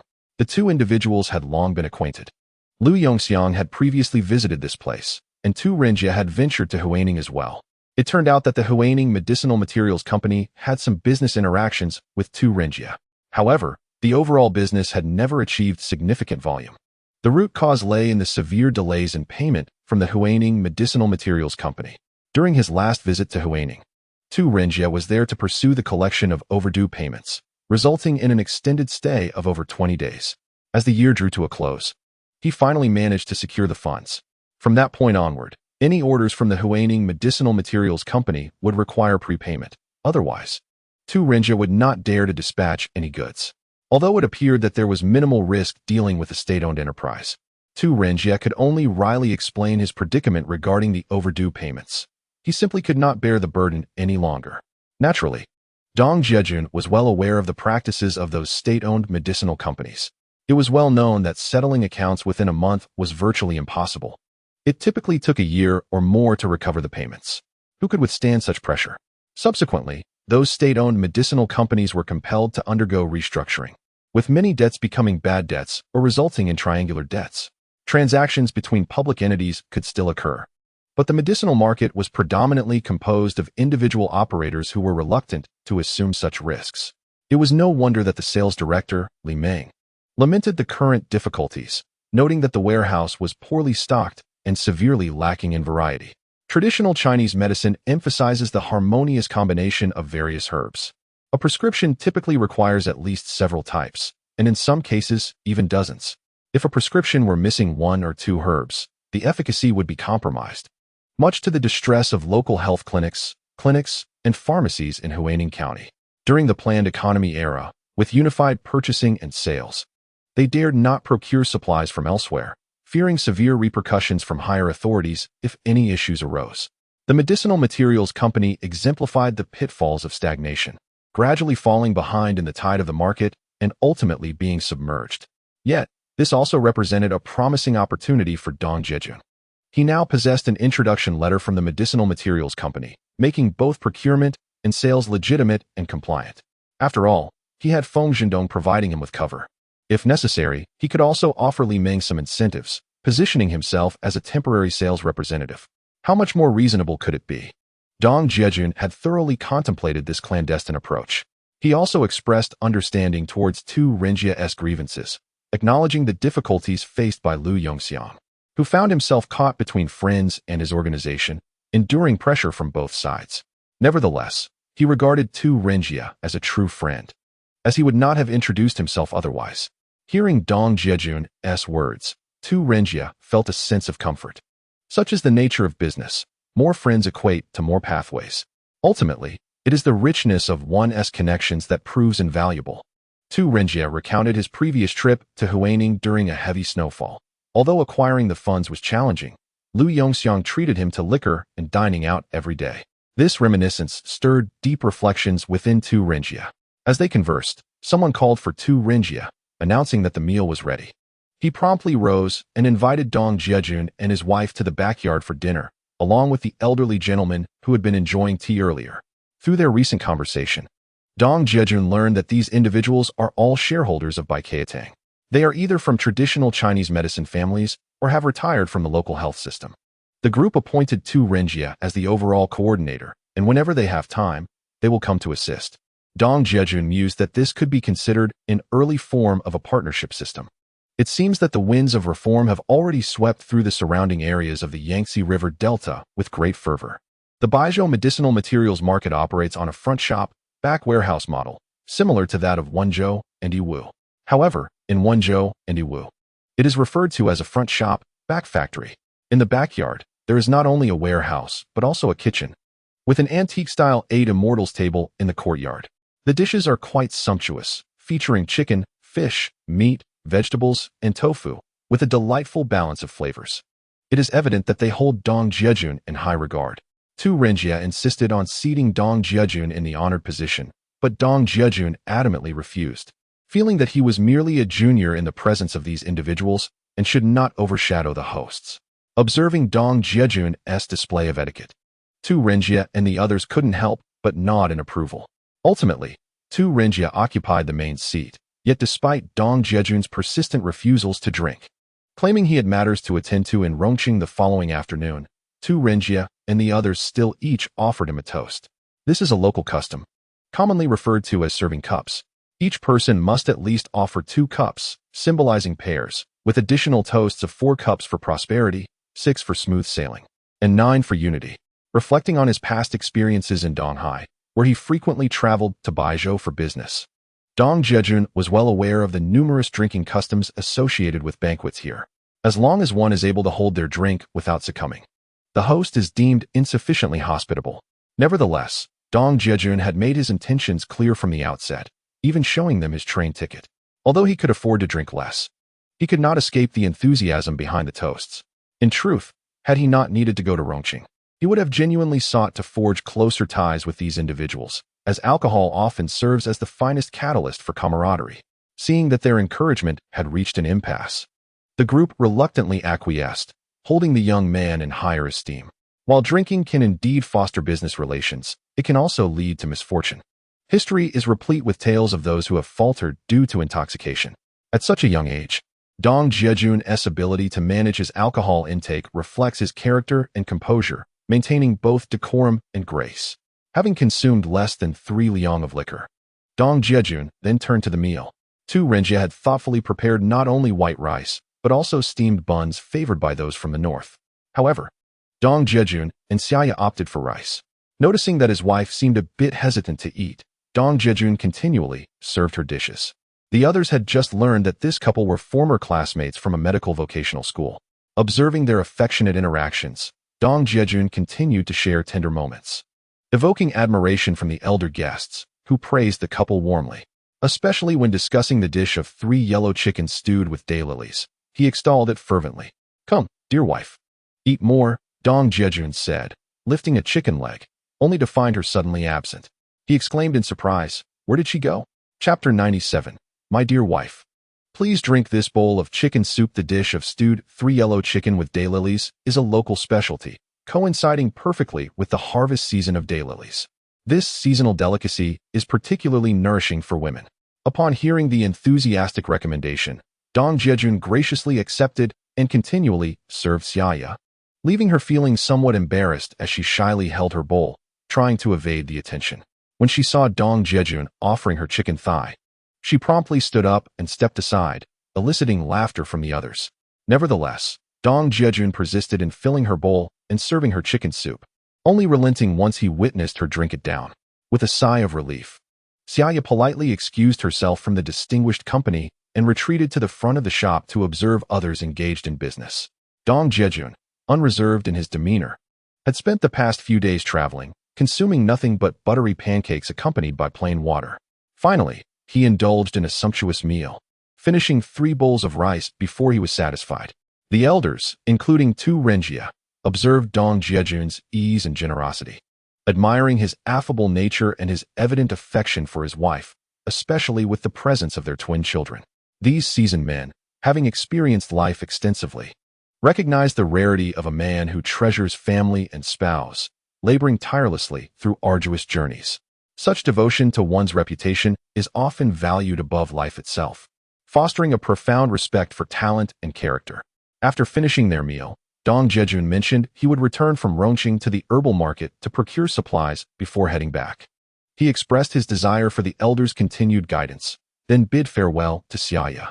Watching the pair depart, Tu Renjia and the others nodded in approval, convinced that this young man was destined for greatness. Following their exit from Baikeatang, Dong Jiajun and Xia Ya found the time still early and wandered around the herbal market for over 2 hours before heading to the bus station for the last ride to Yingzhou.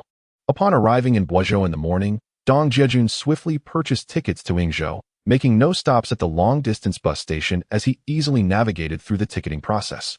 Seated side by side on the bus, Dong Jiajun noticed Xia Ya's rosy complexion and chuckled. It seems the 3 yellow chicken and daylily soup is indeed quite nourishing.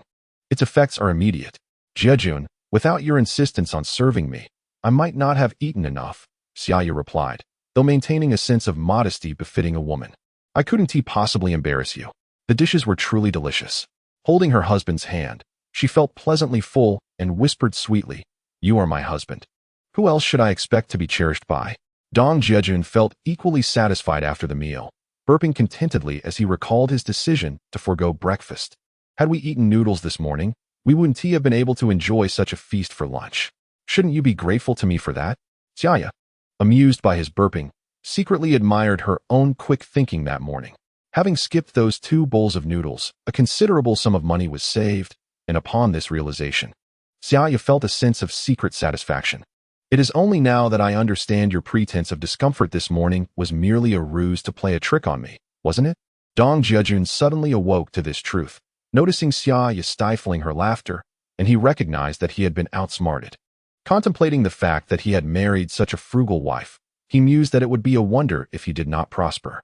Yet, on further reflection, he acknowledged that it was his own lack of capability that necessitated Xia Ya's thriftiness, all in pursuit of a better life. If only he could earn ample wealth, she would surely revel in counting money daily until her hands ached. My apologies, dear wife. It is my inadequacy that hinders us. In the near future, you shall witness the fruits of my labor. My beloved, you should rest for a while. Through diligent investigation into the herbal market and engaging with information exchanged with Lu Yongxiang and Li Meng, Dong Jiajun's mind began to cultivate a mature strategy for trading traditional Chinese medicine. He meticulously documented all relevant information in a small notebook, including insights gained from discussions with Tu Renjia and others. Unbeknownst to him, the seemingly casual exchanges concealed infinite business opportunities. Where are we now? Xia Ya, comfortably resting against her husband, awoke from an afternoon slumber, feeling rejuvenated. You've been asleep for nearly 2 hours. We are approaching our final destination. Gather your spirits and prepare to disembark.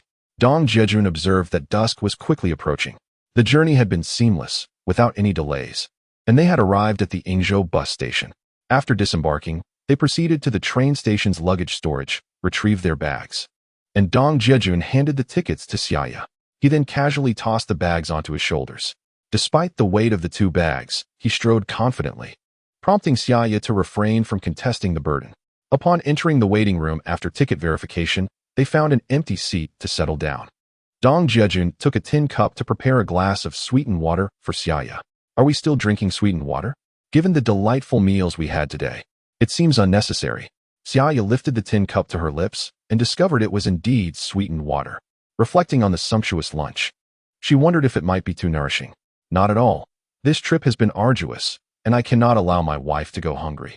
Dong Jiajun replied with a cheerful smile, watching her sip the sweetened water, feeling content. The ticket inspections commenced, and Dong Jiajun and Xia Ya took a moment to attend to personal matters before boarding the train. During the journey, both refrained from eating or drinking, preferring to avoid the restroom amidst the crowded train, where passengers were packed together, all carrying money. Ensuring safety was paramount. Once aboard and settled in their seats, they contemplated reading, but decided it would be best for Xia Ya to take another nap. However, despite her lengthy rest on the bus earlier, she found herself wide awake. Nevertheless, obediently, she closed her eyes while Dong Jiajun leaned in to whisper to her about business rules and etiquette. Xia Ya, though intrigued by her husband's newfound knowledge, chose not to probe further, only asking occasional questions when she encountered something unfamiliar. Their interaction led onlookers to mistakenly believe the couple was engaged in a private conversation. Finally, Xia Ya ceased her inquiries and gradually drifted into slumber. Dong Jiajun was taken aback to discover that this precious gem was remarkably similar to the two little treasures at home. Before sleeping, Xiao Hu and Xiao Feng would request a story, and as they listened, they would succumb to sleep. Xia Ya, however, would often doze off during the business training sessions he conducted for her, which struck him as quite amusing. As dawn approached, Dong Jiajun suddenly recalled something of significance. Chapter 98. Adored by his wife, Dong Jiajun became intoxicated. He was awakened by the sunlight streaming through the window as Xia Ya stretched luxuriously. Yet, Dong Jiajun fell into deep contemplation. Reflecting on Rongqing, a coastal city at the forefront of reform and opening up, he recalled the rampant smuggling that once thrived there. In the herbal market, he observed numerous storefronts displaying small blackboards seeking to purchase items such as rhinoceros horns and pangolin scales, with prices extraordinarily high. This piqued his interest immensely. In Dong Jiajun's memories from his previous life, due to national regulations and wildlife protection, these items were priceless. Rhinoceros horns, often referred to as broad angles, were primarily smuggled from Guangdong province, while pangolins were similarly imported illicitly from abroad. Dong Jiajun felt that since he was in Rongqing, the capital of Fujian province, he ought to explore the possibility of acquiring such items. If fortune favored him, obtaining even one could lead to tremendous profit. Additionally, he noted the demand for dried longan in the herbal market. If his memory served him correctly, the specialties of Fujian province included not only the renowned Tiguanyin tea, but also longan and lychee. The phrase, "a beauty's laughter rides the crimson dust. None know that lychee is the cause," speaks of the lychee from Lingnan, favored by the illustrious Yang Guifei. Longan and dried longan are essentially the same, with the fresh fruit being longan and the processed version being dried longan flesh. "Why don't you rest for a while? You've been awake all night. Yet you appear so spirited," Xia Ya remarked upon noticing the dawn breaking. Initially, she intended to encourage Dong Jiajun to take a nap, but seeing his bright and alert gaze, she found herself marveling internally at his boundless energy. "I have suddenly come to a realization. Listen closely." Dong Jiajun began to articulate the thoughts he had pondered for quite some time, finally achieving clarity. Observing his wife's astonished expression, with her cherry-red lips parted and her eyes betraying her admiration, he felt a profound sense of satisfaction and yawned contentedly before closing his eyes to catch up on some much-needed rest. At that moment, Xia Ya's mind ignited into a whirlwind of ideas. Following her husband's line of thought, after selling the red ginseng here, she could procure dried longan to ship to Boizhou. Once the market transaction was completed in Boizhou, she could purchase the planned medicinal materials such as scorpions and centipedes to bring back to Huaining, selling them to local health clinics and pharmacies. This approach would not only mitigate the risks associated with carrying cash, but also maximize the limited funds available. The more she contemplated, the more exhilarated she became. And as she gazed at her beloved's sleeping face, she felt an overwhelming urge to plant a kiss on him. However, noticing the presence of others around them, she refrained, though her heart was tumultuous with excitement. She understood that her husband was exceptionally talented and intelligent, merely unfortunate in not having his talents recognized. Unexpectedly, a remarkably unfathomable business model has been devised. To label it as genius would not be an exaggeration. As Xia Ya reveled in excitement, the train finally reached its terminus. Upon disembarking, Dong Jiajun noticed a throng of individuals transporting clivia plants from the train. In the mid-1980s, an inexplicable trend emerged surrounding the speculation of clivia. It was said to have gained immense popularity in Fujian and Guangdong provinces, particularly among Hong Kong and Taiwanese merchants. Many from the northern regions began to nurture clivia, even establishing flower markets dedicated to its trade. However, much like the tulip mania in Holland, This fervor ultimately led to the ruin of numerous speculators, leaving them in dire straits. A narrative of wealth creation concluded in a dismal bubble burst. Yet, for the current wave of profit-driven speculators, Dong Jiajun did not consider himself a saint, nor did he feel compelled to caution them, lest he be met with ridicule from those who might mistake his concern for envy. In this era, abundant with opportunities, some pioneers inevitably become martyrs, a natural law of sorts. Dong Jiajun, carrying 2 bags of red ginseng, with Xia Ya closely clutching the train ticket, successfully passed through the exit. He felt that this journey had been remarkably smooth, despite one bag being over 20 pounds overweight. Fortunately, it had not been subjected to inspection for additional charges. Upon exiting the station, Dong Jiajun contemplated the need to settle in before reaching out to clients to determine which pharmacies might be interested in purchasing. However, the thought of staying at a hotel led him to casually explore nearby accommodations. To his dismay, a single room would cost at least 20 yuan per night, which included the luxury of a shower and a private restroom. Yet, he knew that Xia Ya would never agree to such a price. And even he felt a twinge of discomfort at the thought. Alternatives existed, with rates of 5 or 10 yuan per night, but those options lacked privacy, offering only shared rooms for 2 or 4 guests. Ultimately, Dong Jiajun confessed to Xia Ya that he did not want to be separated from her sight. With her striking beauty, any mishap would render his existence meaningless. However, the cost of a single room was indeed exorbitant. He recognized that Rongqing, as a provincial capital surrounded on 3 sides by mountains and facing the sea, was situated at the forefront of reform and opening up, making the higher prices somewhat understandable. After deliberation, he decided to consult Xia Ya. Upon learning that a single room cost 20 yuan per night, Xia Ya's expression transformed into one of astonishment. However, after a moment of contemplation, she devised a plan. Jiajun, I suspect there are pharmacies near the train station. You could inquire at a few to see if they would buy red ginseng. If the price is reasonable, you could make a sale. Moreover, you still need to go to Liqing to procure longan meat, and I'm sure accommodations there will be significantly cheaper. Dong Jiajun was pleasantly surprised by his wife's ingenuity. She seemed to possess a cleverness that rivaled his own. Nonetheless, he was reluctant to leave her behind. The method you proposed is indeed commendable, yet we cannot possibly engage in business negotiations while burdened with 2 bags, can we? Dong Jiajun is certainly aware of the intricacies of commercial etiquette. When goods arrive at their destination, the negotiation becomes perilous. If one were to approach the discussions while physically carrying the goods, it would undoubtedly invite aggressive price reductions from prospective buyers. Should one choose not to sell, there may be other unscrupulous tactics employed, such as collusion with competitors to drive down prices or even reporting to health authorities. There is also the possibility of encountering local ruffians seeking to exploit the situation, driven by greed, employing any means necessary. This is the nature of the marketplace. Where there are interests at stake, the underbelly of society thrives. Therefore, it is unwise to negotiate while visibly laden with goods. That would place us at a disadvantage. I shall remain here, keeping watch over the merchandise until you have finalized the negotiations regarding price and quantity, at which point we can deliver the goods. Xia Ya's mind is now exceptionally agile, prompting Dong Jiajun to re-evaluate his perception of his wife. She is no longer the mere homemaker tending to fields and children, but has transformed into a savvy strategist. This outing has completely awakened her entrepreneurial spirit. The train station, bustling with a diverse crowd, makes Dong Jiajun uneasy about letting his wife out of his sight. The throng is unpredictable, and he remains apprehensive about her safety. Jiajun, look over there. As Dong Jiajun contemplates how to balance their situation, Xia Ya suddenly points ahead. Chapter 99, Price Negotiation. But on credit, Dong Jiajun follows her gaze, but sees nothing of note, and looks back at her in confusion. What are you trying to show me? There's nothing to see. Oh look, there's a traffic post with 2 policemen directing traffic. I can go over to them, with the police around. What is there to worry about?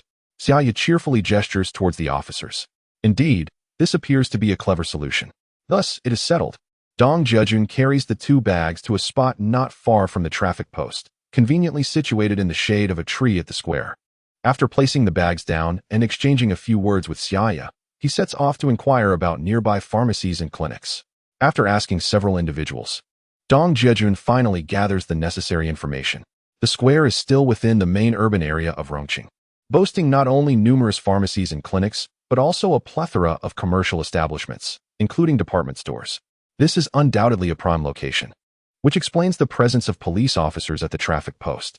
Dong Jiajun diligently notes the addresses of the pharmacies and clinics, particularly intrigued to learn of a medicinal herb company situated nearby.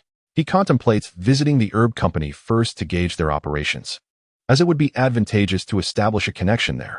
If the pricing is favorable, it might save him from the hassle of wandering aimlessly. Upon arriving at the herb company, he is struck by its impressive scale, far surpassing that of the medicinal herb company in Huaining County. The towering structure exudes a sense of formidable strength. Entering the office building, he inquires at the reception about the contact number for the supply department. Unlike in the inland areas, where gatekeepers often display a haughty demeanor, here the atmosphere is considerably more welcoming. He heard that the purpose of the visit was business-related and was advised to seek out a certain person in the supply department. This certainly saved Dong Jiajun a considerable amount of trouble. He promptly produced a pack of Hongtao Mountain cigarettes and handed them to the security guard with a word of thanks before making his way towards the inner side of the first floor. The signage indicated that the first floor primarily housed the supply department, sales department, and logistics department. Dong Jiajun halted at the door marked with the supply department plaque and knocked several times. Upon hearing an invitation to enter, he pushed the door open. Inside the office were 3 or 4 individuals, casually chatting under the breeze of an electric fan. It appeared that state-owned enterprises of that era shared a common atmosphere. Upon learning that Dong Jiajun was there to sell ginseng, their interest was piqued, and they ceased their idle chatter, turning their attention toward him. A middle-aged man in a short-sleeved white shirt, speaking with a strong Minnan accent, looked at Dong Jiajun and inquired, "You are selling ginseng. Do you have a letter of introduction?" "Yes, please take a look," Dong Jiajun replied, producing the letter of introduction before distributing the cigarettes among them. Observing Dong Jiajun's adeptness in handling the situation, the man in the white shirt began to read the letter. The others invited Dong Jiajun to sit and converse. Once seated, Dong Jiajun inquired, "What is your company's price for ginseng per pound?" "Pricing is not the primary concern. We indeed require ginseng at present," the man in the white shirt replied. "However, I must clarify one matter first." After returning the letter of introduction to Dong Jiajun, he leisurely picked up the cigarette Dong Jiajun had offered. "Feel free to voice any requirements you may have."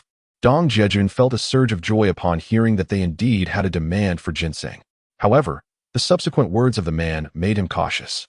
"Given our current inventory shortages, we can certainly negotiate the price. However, we will require 3 months to settle the accounts. I wonder if that is acceptable to you?" The man in the white shirt took a lengthy whiff of the Hongtao Mountain cigarette before striking a match to ignite it. "I see. Our leadership does not permit credit sales and insists on cash transactions. I will need to consult with them regarding this." Dong Jiajun was aware that state-owned herbal medicine companies typically operated under such protocols. Few accepted cash transactions. However, he believed that since Rongqing was at the forefront of reform and opening up, their business philosophy might have evolved. Much like private pharmaceutical companies in later years, lower prices could be negotiated for cash transactions. If credit terms were possible, the price would not be as rigidly fixed. There were 2 options to consider. It depended on which path one wished to choose. The flexibility and operational latitude appeared to be relatively broad. Upon hearing about the credit terms, Dong Jiajun had already mentally dismissed the business deal. Nevertheless, since they had established acquaintance, he felt it prudent to extend courtesy and refrain from outright refusal, especially since he had yet to ascertain their purchasing price. "What price are you prepared to offer?" he asked. The other party, being quite shrewd, countered with a question of their own. Noticing that they were also hesitant to reveal their cards, Dong Jiajun cautiously suggested, "Before we embarked on this business venture, our leadership set the price at 300 per pound. He paused, scrutinizing their expressions. 300, you say? That price is rather high, the man remarked. In pursuit of supplying us, a more competitive price would certainly reflect sincerity. Dong Jiajun, upon observing the other party's expression, discerned that as long as he was willing to extend credit sales with a 3-month payment term, selling to them at over 200 would pose no issue. However, Dong Jiajun was resolute in his refusal to adopt such a model. Not only did he lack the capital presently, but even if he possessed it, he would refrain from engaging in credit sales. The principle of cash being king was an unwavering belief he held. Otherwise, what was promised as a 3-month payment term could easily transform into 6 months or even a year, culminating in a distant chase for payment. It was conceivable that by then, The other party might have undergone restructuring or even declared bankruptcy. Would that not result in a futile endeavor? Thus, he concluded, I shall not intrude further. I will consult with my superiors regarding the possibility of extending credit terms. Should they consent, I will return for a detailed discussion. Dong Jiajun had gleaned substantial insight into their circumstances and was aware that even the inventory of red ginseng at the medicinal herb company was depleted. Consequently, the pharmacies and clinics below would likely have no stock available. This presented an excellent opportunity for him. With this thought, Dong Jiajun rose to depart. This is our office's number. If the business proves viable, do give me a call. A man in a white shirt tore off a page from the desk calendar, swiftly jotting down a series of numbers before handing it to Dong Jiajun. Su Shuz, Section Chief Su. Until we meet again. Dong Jiajun shook hands with Su Shuz and waved goodbye to the others in the office, leaving with an air of nonchalance, not taking a single cloud with him.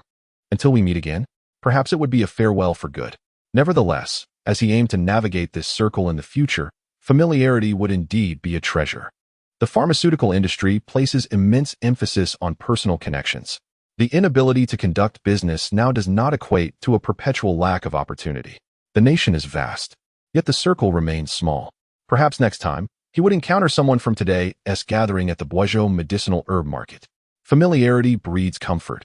Upon a subsequent meeting, one would become seasoned in the ways of the trade. Furthermore, the medicinal herb companies across the nation operate similarly. Under the current system, they merely follow protocol. They are but pawns, bound by circumstance, whether dragon or tiger. This is the stark reality. As Dong Jiajun exited the Rongqing Medicinal Herb Company, in search of the next target pharmacy, he was suddenly approached by hurried footsteps from behind. Brother, let us have a word. A hand clapped on his shoulder. Chapter 100. Selling Red Ginseng. Encountering a benefactor, Dong Jiajun turned sharply and recognized a vaguely familiar face. However, he could not quite recall where they had crossed paths before. Startled and dripping with cold sweat, he responded with a hint of displeasure. May I inquire what you need? The other party, noticing Dong Jiajun's expression, realized he had been somewhat abrupt and quickly offered an explanation. My apologies, brother. I was too forward. We met just moments ago inside the medicinal herb company. Do you not remember? The individual pointed back towards the company, and Dong Jiajun suddenly recalled having offered this person a cigarette in the supply department. Feeling a bit embarrassed, he admitted, forgive my poor memory. I was solely focused on how to sell the red ginseng and completely forgot about you.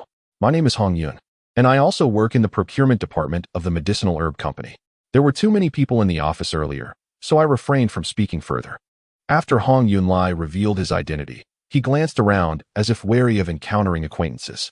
Brother, may I have a word with you?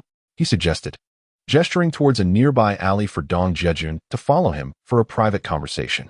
Recognizing Hong as a representative from a medicinal herb company, Dong felt less apprehensive, especially with the bustling street filled with vehicles and pedestrians. Should any trouble arise, a mere shout would draw a crowd. Once in the alley, Hong Yunlai turned to Dong Jiajun and inquired, I speculated that you might not engage in credit transactions. Do you have any red ginseng available in Rongqing?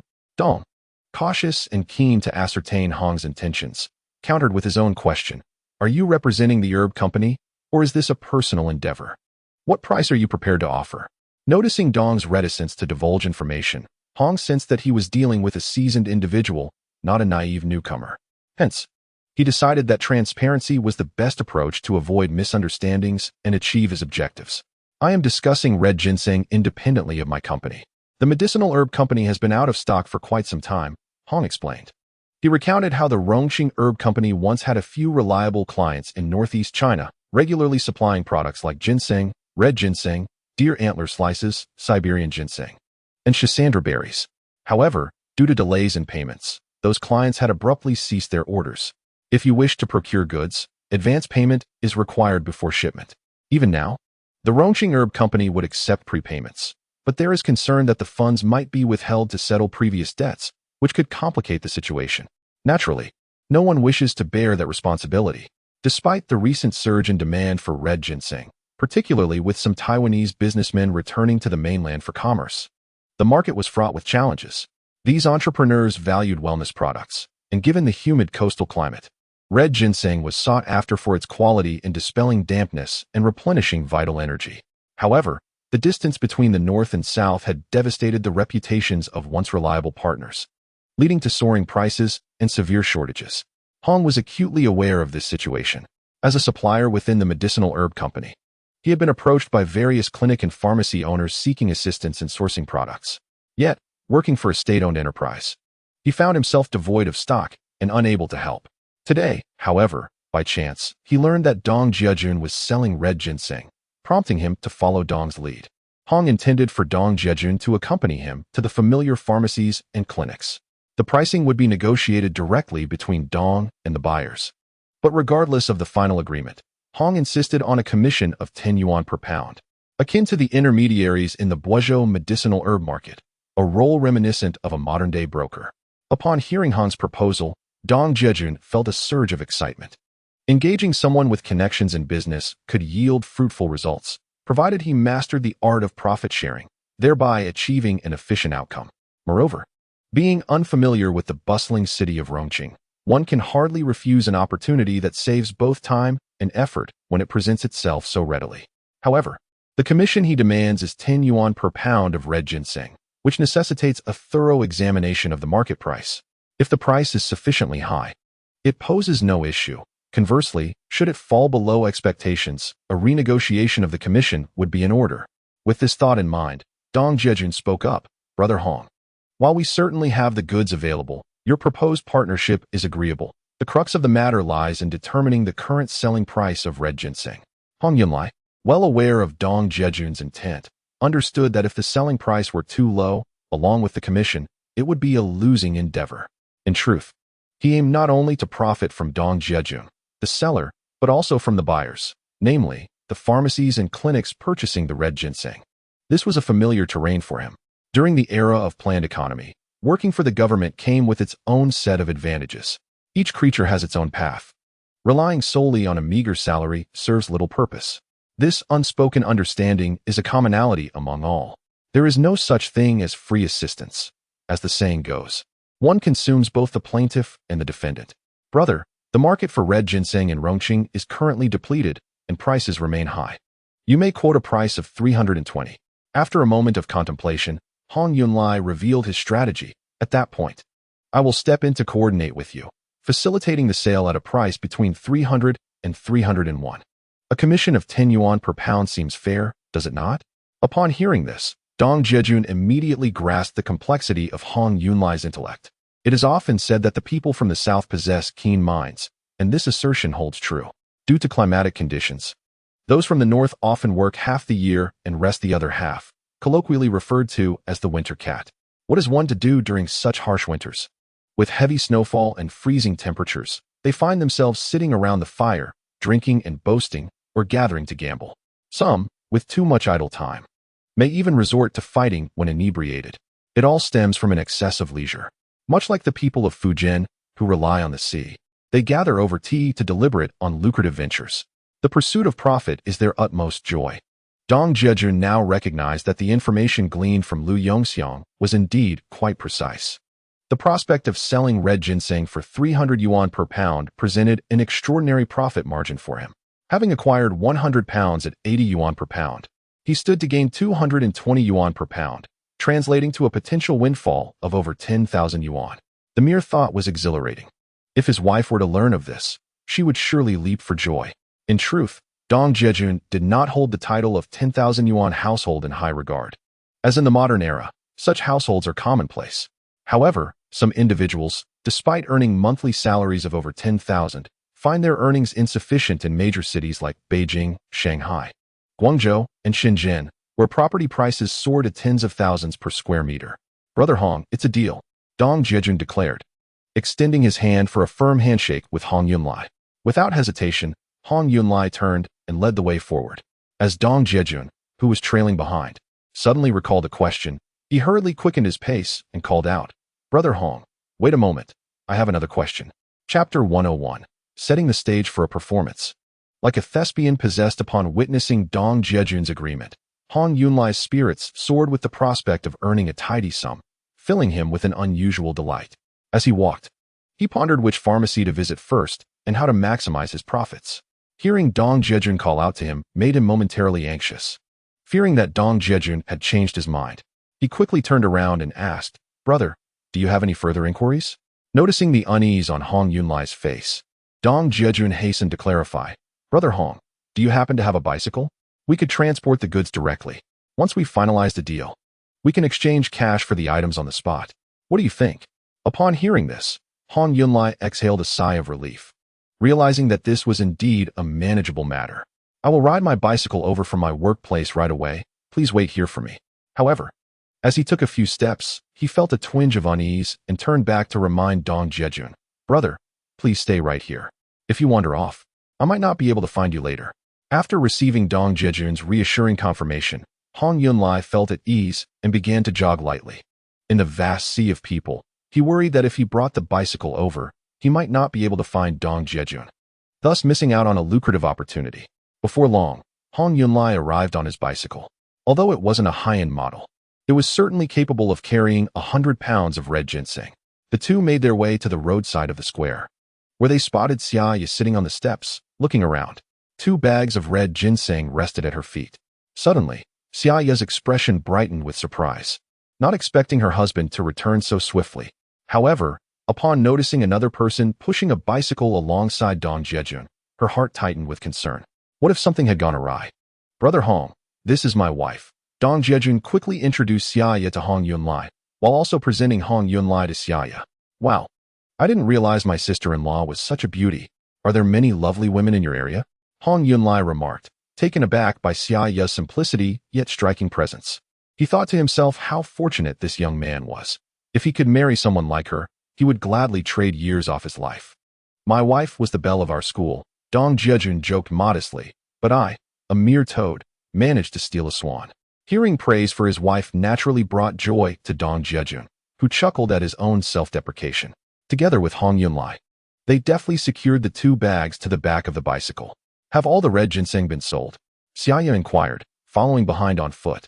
"Not yet. But Brother Hong works for a medicinal herb company and has established sales channels," Dong Jiajun replied, quietly recounting the events to Xia Ya. "Ah, I see," Xia Ya responded, though her gaze remained fixated on the bags of red ginseng behind the bicycle. Given that her encounter with Hong Yunlai was merely a chance meeting, she couldn't help but worry. What if he rode off with the ginseng? What then? Soon arriving at the Fushaodang traditional Chinese medicine clinic, Hong Yunlai instructed Dong Jiajun to wait outside for a moment. After a brief exchange within, he emerged shortly and beckoned Dong Jiajun inside. Meanwhile, Xia Ya kept an eye on the goods on the bicycle. "This is a client from Changbai Mountain. You can examine the samples first and negotiate the specifics of price and quantity between yourselves," Hong Yunlai suggested, indicating for Dong Jiajun to hand over the samples. The proprietor of the clinic, an elderly gentleman with a youthful visage, donned a white tang suit, clearly an experienced practitioner of traditional medicine. After receiving the red ginseng from Dong Jiajun, he scrutinized it for a while before bringing it close to his nose for a whiff. Ultimately, he broke off a small piece and began to chew. "Indeed, this is excellent quality, young man. What do you intend to sell it for?" he inquired with a warm smile. "This is 32 roots, priced at 320 yuan per gene," Dong Jiajun casually quoted, adhering to the price previously agreed upon with Hong Yunlai. While the quality of the red ginseng was unquestionable, the price seemed somewhat steep. Upon hearing Dong Jiajun's offer, the old doctor naturally sought to negotiate a better deal. "If you find the price too high, I shall not impose further," Dong Jiajun declared as he turned to leave. At this moment, a psychological battle ensued. Having conversed with Su Shuz at the Rongqing Herbal Company and gauged market demand with Hong Yunlai, he felt quite confident in the goods he had brought. In business negotiations, the principle of knowing both oneself and one's adversary is paramount. Currently, red ginseng was in high demand in Rongqing, with even herbal companies facing shortages. "You still wish to negotiate?" he thought as he walked towards the door, silently counting. 1, 2, 3. He was certain that before he reached the exit, the old doctor would call him back. Even if the old doctor did not, there was still Hong Yunlai, the broker, who would undoubtedly strive to facilitate this transaction. In his previous life, Dong Jiajun had been a master of business negotiations, adept at grasping the psychology of his opponents. "Dear young Dong, do not be hasty. If the price were to drop a little more, I would be inclined to purchase a greater quantity. What say you?" Just as Dong Jiajun reached 3 in his count, the old doctor indeed called out to him. "Brother Dong, we are all friends here. Grant me this favor, and let us adjust the price a tad lower." At this point, Hong Yunlai recognized it was time for him to intercede and chimed in. "Since Brother Hong has also spoken, I can reduce it by a maximum of 10 yuan, making it 310. This is the lowest I can go." Dong Jiajun, seizing the opportunity, turned back and agreed. "Then it is settled. 310 for 10 jin. No, make that 20 jin." Earlier, Hong Yunlai had already informed the old doctor about the current scarcity of goods, which prompted the latter to desire a larger quantity. "Dr. Wang, 20 jin is rather excessive. Other friends are eagerly awaiting their supplies, and I would not want to disappoint them," Hong Yunlai added theatrically. Dong Jiajun couldn't help but chuckle internally. "Little Hong, do lend a hand." The old doctor was well aware of the high demand for red ginseng, but was not overly concerned about competitors, as he had established a solid reputation with a stable clientele. Hong Yunlai, upon noticing the subtle signal from the venerable Chinese physician, chose to refrain from further discussion and turned to Dong Jiajun with a wry smile, saying, "Ah, little Dong, this truly is an unavoidable situation. Let us procure 20 pounds. Then, as he spoke, he shook his head with a sigh, as though he were being asked to part with a piece of his own flesh. "Since Brother Hong has spoken, so be it. However, if there is insufficient stock later, do not hold it against me." Dong Jiajun feigned reluctance as he exited to retrieve the goods from his bicycle. "Thank you immensely, little Hong," the old physician expressed with evident delight. He was currently preparing tonics for several Taiwanese businessmen aimed at enhancing vitality, and the red ginseng was the final essential ingredient. With just a few prescriptions, he would recoup his expenses. Yet, as Dong Jiajun stepped outside, he was taken aback by the absence of Xia Ya. A wave of panic washed over him.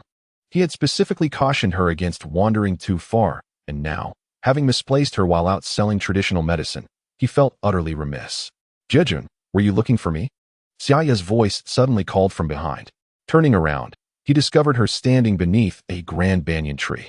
The city, known as Banyan City, derived its name from the abundance of these trees lining the streets. "You nearly frightened me to death. You ought not to scare me like that," he exclaimed, hastening towards her as his heart raced violently. "I apologize. We were obstructing the path at that location, so I moved the bicycle here." Observing Dong Jiajun's anxious perspiration, Xia Ya felt a surge of emotion and promptly took out a handkerchief to wipe his brow. "All is well now, dear wife. We have made our inaugural sale. 20 pounds for 300. I am about to fetch the goods." Dong Jiajun grasped the hefty 62-pound bag and entered the Fushaotang traditional Chinese medicine clinic. Weighing and settling the payment, the process was seamless. Hong Yunlai informed Dong Jiajun, "Brother, please step outside and wait for me. I need to discuss a matter with Dr. Wang." Dong Jiajun quickly surmised that with the transaction complete, Hong Yunlai was now seeking to collect a commission from Dr. Wang, which was entirely reasonable. After all, a gentleman appreciates wealth, provided it is acquired through honorable means. Before long, Hong Yunlai emerged, his face alight with joy, and then led Dong Jiajun to the next establishment. This was an apothecary adorned in a traditional style, specializing in Chinese medicinal herbs and featuring a resident physician. Once inside, Dong Jiajun and Hong Yunlai employed their familiar tactics, performing a duet of negotiation. After a spirited exchange of haggling, Hong Yunlai ultimately took the lead, and naturally, Dong Jiajun could not afford to show any disrespect. In short order, they sold another 10 pounds.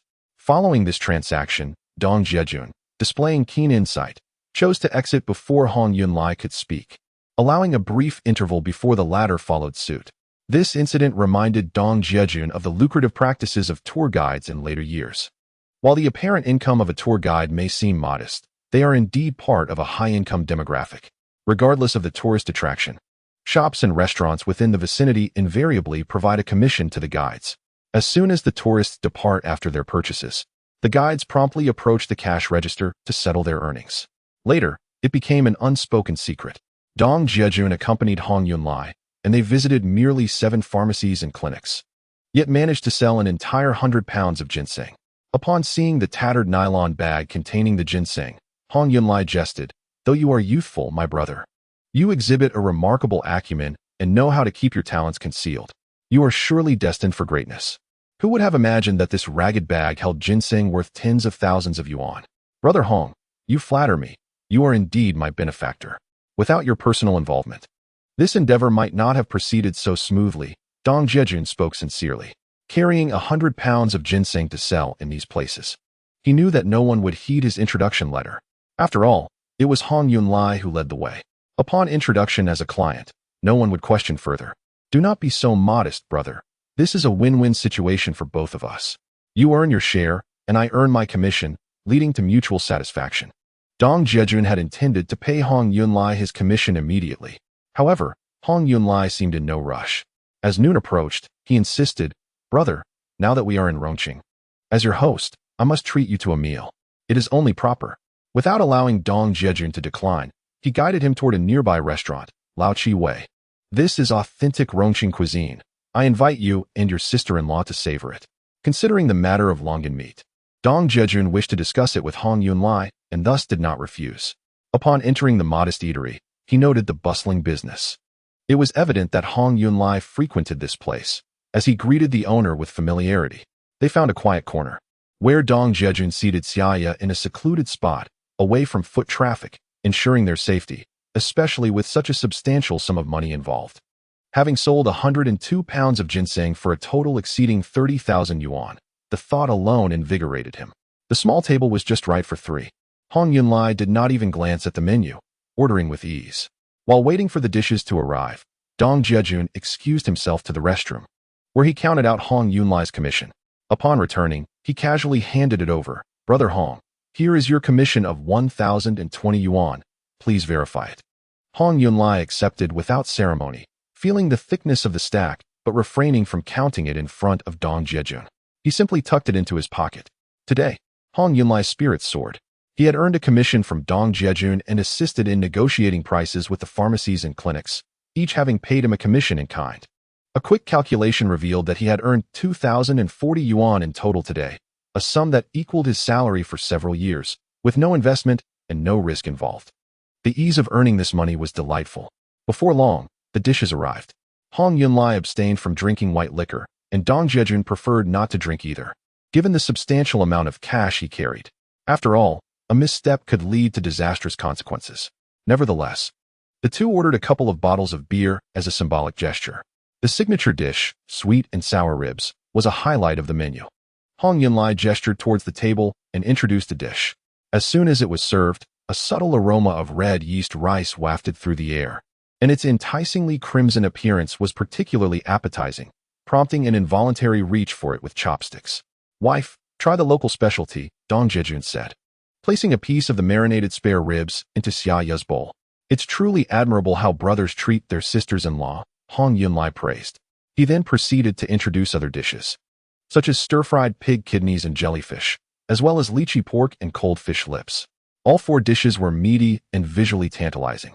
Hong Yunlai encouraged Xia Ya not to hold back, and soon he and Dong Jiajun were engaged in lively conversation over drinks. Hong Yunlai had also noticed the sluggish atmosphere at the Rongqing Medicinal Materials Company, which had diverted his focus from work. He realized that seizing opportunities could yield extra income, as connections in the business were indeed invaluable. In the medicinal industry of Rongqing, Hong Yunlai had extensive contacts. Today's dinner with Dong Jiajun was also a consideration of how to foster better collaborative relationships. Dong Jiajun held a favorable view of the market in Rongqing, as well as in Luqing, where he also intended to visit in due course. He understood that the ginseng business could not be sustained indefinitely and that one must remain vigilant. Dong Jiajun had no intention of abandoning Hong Yunlai to pursue his own endeavors in ginseng. After all, a strong dragon does not suppress a local snake. The two men were thoroughly enjoying their conversation, and Dong Jiajun gained a more profound understanding of the market in Rongqing. However, he suddenly noticed Xia Ya signaling to him, which reminded him of an important matter. He raised his glass and said, "Brother Hong, may I inquire about something?"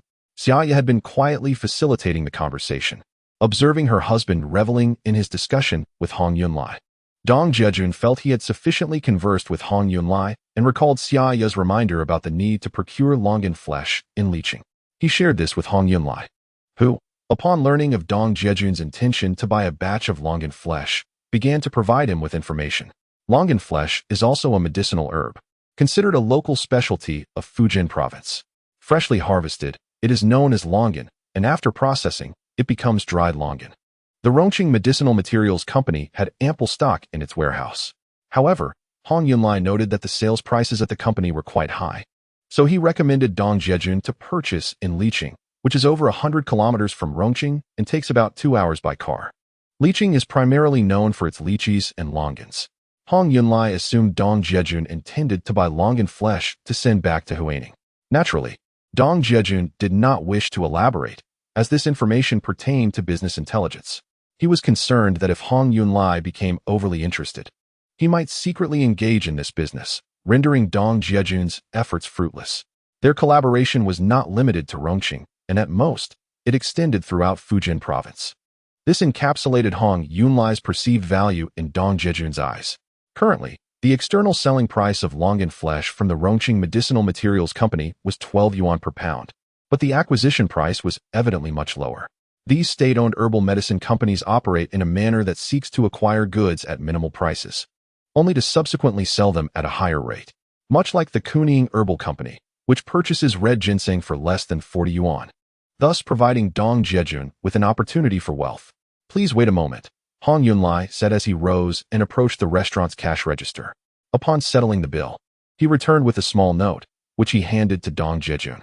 This is my relative in Liqing, my uncle. You may seek him out to assist you in procuring some longan flesh from the village.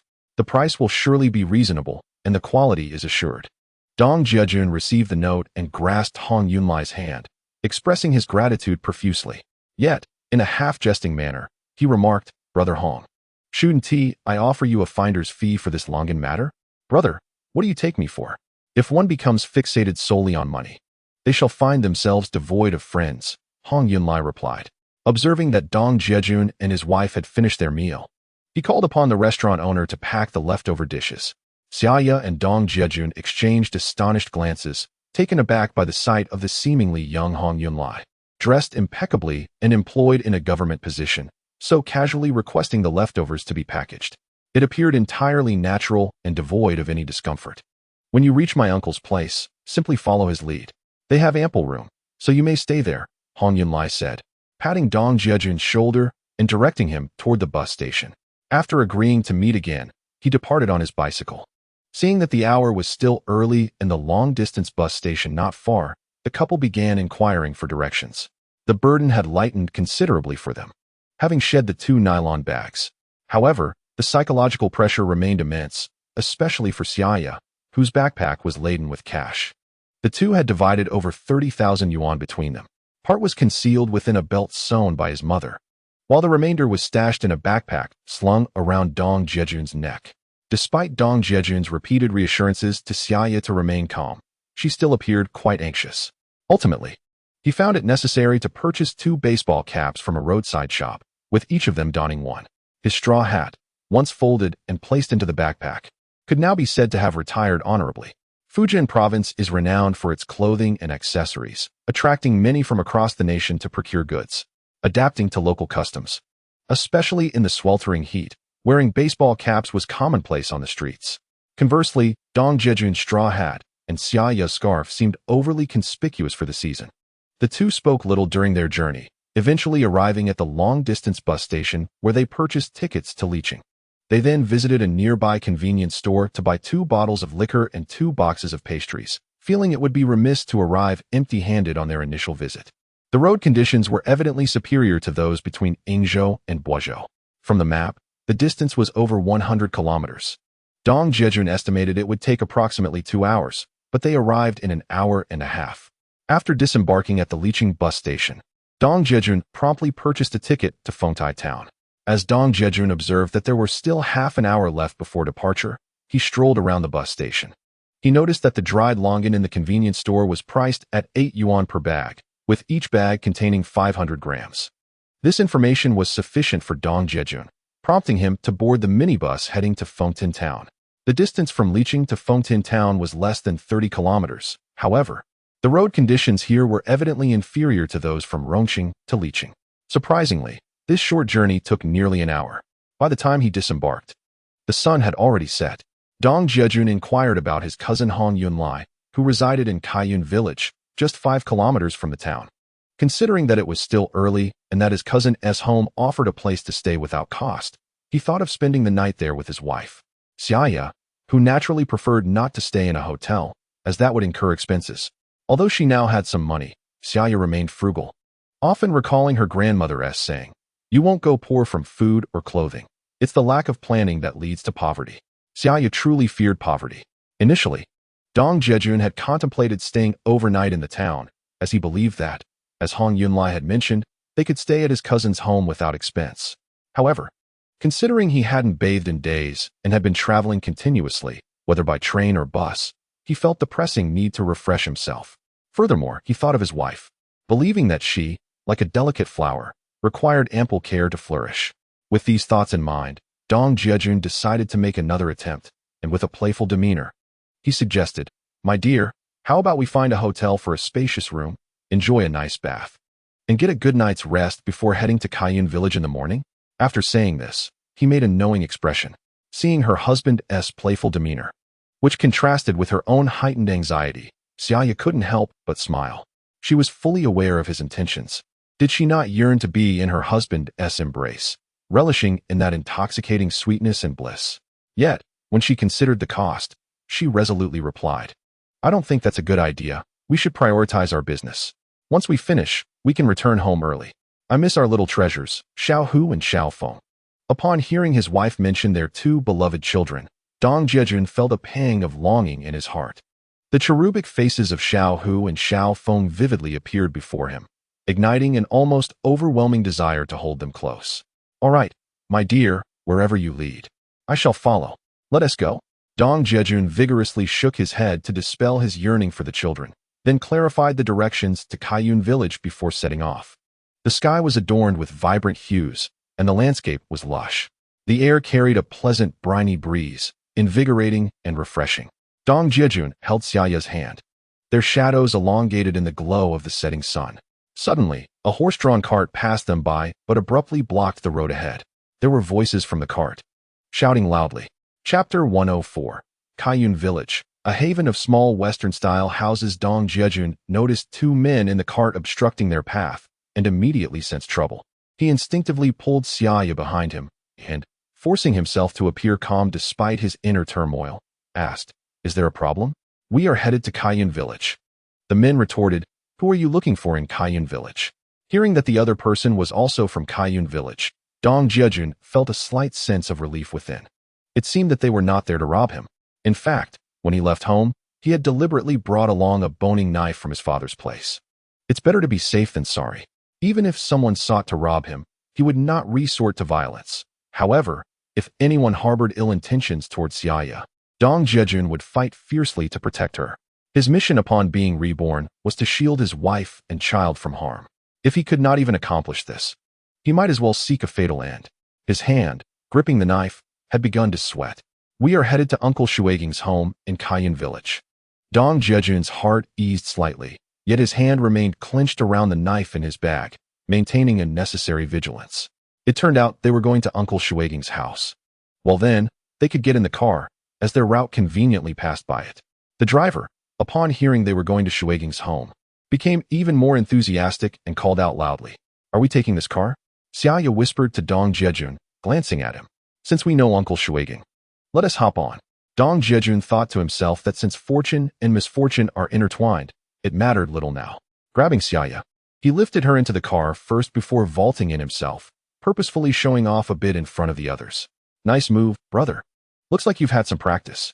The actions Dong Jiajun had just displayed caught the attention of the passengers, who gazed at him in surprise and even a hint of envy. "My father has been hunting in the mountains for years, so I picked up a few skills along the way. It's a family tradition," Dong Jiajun boasted, feigning modesty. "Are you related to Uncle Shuiging, visiting family?" the driver inquired. "Yes, Uncle Shuiging is my cousin. I came to see him," Dong Jiajun replied, aware of the perils of the world and the necessity of discretion in such encounters. If he were to mention he had come to collect longan meat from Uncle Shuiging, it would certainly invite unwelcome attention. He understood the principle of bearing a precious jewel brings peril and knew that if the other party were to develop covetous thoughts, it could lead to complications.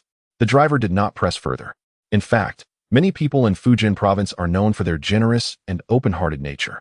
Even if one were to ask for directions while enjoying tea at someone's door, they would likely be offered a cup before departing. Their hospitality often brings forth numerous business opportunities. Perhaps this is the wisdom of human interaction. When did you learn all this? I had no idea, Xia Ya remarked, recalling that during their school days, the trio would always band together to confront bullies. However, she had never observed Dong Jiajun fighting with anything other than bricks or sticks, which hardly suggested any formal training. Not only have I practiced, but I possess remarkable skills. I am well versed in the arts of singing, playing, and a myriad of other talents. Surely you are aware? Dong Jiajun teased, sitting at the rear of the vehicle with Xia Ya, his gaze occasionally sweeping over the two individuals seated in front. Hearing Xia Ya whisper her inquiry, he couldn't resist the urge to jest. How would I know? Always boasting. I'll ignore you now. Xia Ya turned her head away, annoyed by Dong Jiajun's playful exaggeration. You are the best judge of my skills. Don't we practice together every night? Indeed. Upon noticing that Xia Ya was ignoring him, Dong Jiajun quickly leaned close to her ear, fervently defending himself. You rogue. Xia Ya finally comprehended that she had once again been playfully teased by this fellow, her cheeks flushing like the rosy clouds at dawn. Rogues are not to be feared. They can even produce twins, she mused. What is truly alarming is when a rogue begins to cheat. Dong Jiajun's antics left Xia Ya speechless yet again. Seizing the moment while her attention wavered, he playfully planted a kiss on his cheek. Upon reaching their destination, which was Uncle Shui Jin's residence, Dong Jiajun anticipated that he would be at home at this hour. Suddenly, he was startled by the booming voice of a robust man driving the cart, nearly causing him to topple from his seat.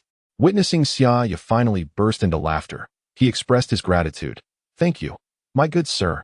Recognizing the kindness of strangers, Dong Jiajun hastily disembarked and distributed a cigarette to each of them. No trouble at all. If you're staying for a few days, we may meet again, the cart driver replied, cracking the whip with a sharp crack, calling out into the yard. Uncle Shui Jin, you have guests. As Dong Jiajun watched the cart depart, he exhaled a sigh of relief. The village appeared to be quite affluent, with each household boasting two-story villas that exuded an air of elegance. Is cultivating Longan truly this lucrative? He pondered. Just as he turned to knock, the door swung open, revealing an elderly gentleman clad in a white undershirt. Who might you be? He inquired. I am Shui Jin, a friend of Hong Yun's named Dong Jiajun, and this is my wife. We have come seeking your assistance in procuring Longan flesh, Dong Jiajun replied, bowing respectfully. Oh, so you are a friend of Yun's. You are no outsider. Come in. Come in. Have you had your meal? Uncle Shui Jin welcomed them warmly, immediately understanding their purpose upon hearing they were friends of Hong Yun. Noticing the gift Dong Jiajun held, he insisted that they should not stand on ceremony. Uncle Shui Jin held a position of great esteem in the village. Whenever Hong Yun needed to purchase Longan flesh for his herbal medicine company, he would turn to Uncle Shui. The two shared a tacit understanding, profiting from the price difference.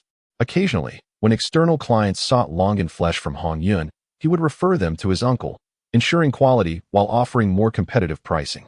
They would settle on a price, and Uncle Shui Jin would then arrange for the villagers to prepare the Longan flesh. The specifics of what price Uncle Shui Jin offered to the villagers remained a closely guarded secret, as he only needed to communicate with him. With provisions for meals and lodging, the goods would be prepared and transported, which was a lucrative business model. Dong Jiajun was aware that many engaged in a similar business in the northeast, known as pinfeng. However, for Dong Jiajun, as long as the price was reasonable, such details were inconsequential. The commercial chain inherently involved layers of profit. If everyone sought the lowest price, how could the other parties survive? As long as everything adhered to the established rules, there were no issues. Uncle Shui Jin, I had lunch with Brother Yun in Rongqing. I initially intended to come tomorrow, but Brother Yun mentioned that the Longan flesh would require more time to prepare and urged me to come today to save time. Dong Jiajun, in essence, was implying that he had yet to dine, and his visit was also at Hong Yun's behest. The floodwaters have transformed Hong Shui Jin into a wise figure, and the bond between the uncle and nephew is remarkably harmonious, as they understand that the nephew is concerned about the potential for complications to arise if they delay. If Dong Jiajun were to seek assistance elsewhere, he would risk losing this business opportunity. Upon hearing Dong Jiajun's words, Hong Shui Jin warmly welcomed him, saying, Friends whom you can introduce are no strangers. You shall dine and stay here. Let us converse after our meal. Follow me, and I shall show you to your rooms. Hong Shui Jin led Dong Jiajun and his wife to a room on the second floor, situated towards the interior. He then turned to leave, allowing them to freshen up while he prepared the meal. Upon entering, Dong Jiajun recognized it as a guest room, complete with a shower and a well-equipped bathroom, far superior to any inn. However, there was no water heater at that time. Yet, bathing in the summer posed no issue. "Jiajun, come quickly," came Xia Ya's exclamation from the side. As Dong Jiajun was examining the amenities, he suddenly heard Xia Ya's voice and turned to look. To his surprise, Xia Ya had inadvertently activated the shower, and water cascaded down from the overhead faucet, soaking her completely. "Haha, this works out perfectly. We need to bathe anyway. So let us do so quickly." Initially intending for Xia Ya to bathe first, he now saw this as a fortunate turn of events and decided they might as well bathe together. Seeing her husband speak while starting to undress, Xia Ya quickly realized the implications. This is someone else's home, and it is broad daylight. "What are you thinking?" Observing her bashful demeanor, Dong Jiajun chuckled mischievously. "What do you mean? We're simply going to bathe together. I can scrub your back. How delightful. I would rather not bathe with you. You go out first. I'll wash up by myself," Xia Ya retorted, feeling embarrassed at the thought of bathing together. She opened the door and pushed Dong Jiajun outside, promptly locking it behind her. Dong Jiajun, having just loosened his trousers, looked down and could only shake his head in amusement. He had initially envisioned a romantic shared bath, but that idea was now clearly unattainable. Such showers were unheard of in Huaining County. Even in the city, one had to visit state-run bathhouses. Even in affluent families, independent bathrooms were a rarity, let alone the luxury of wet and dry separation found in later times.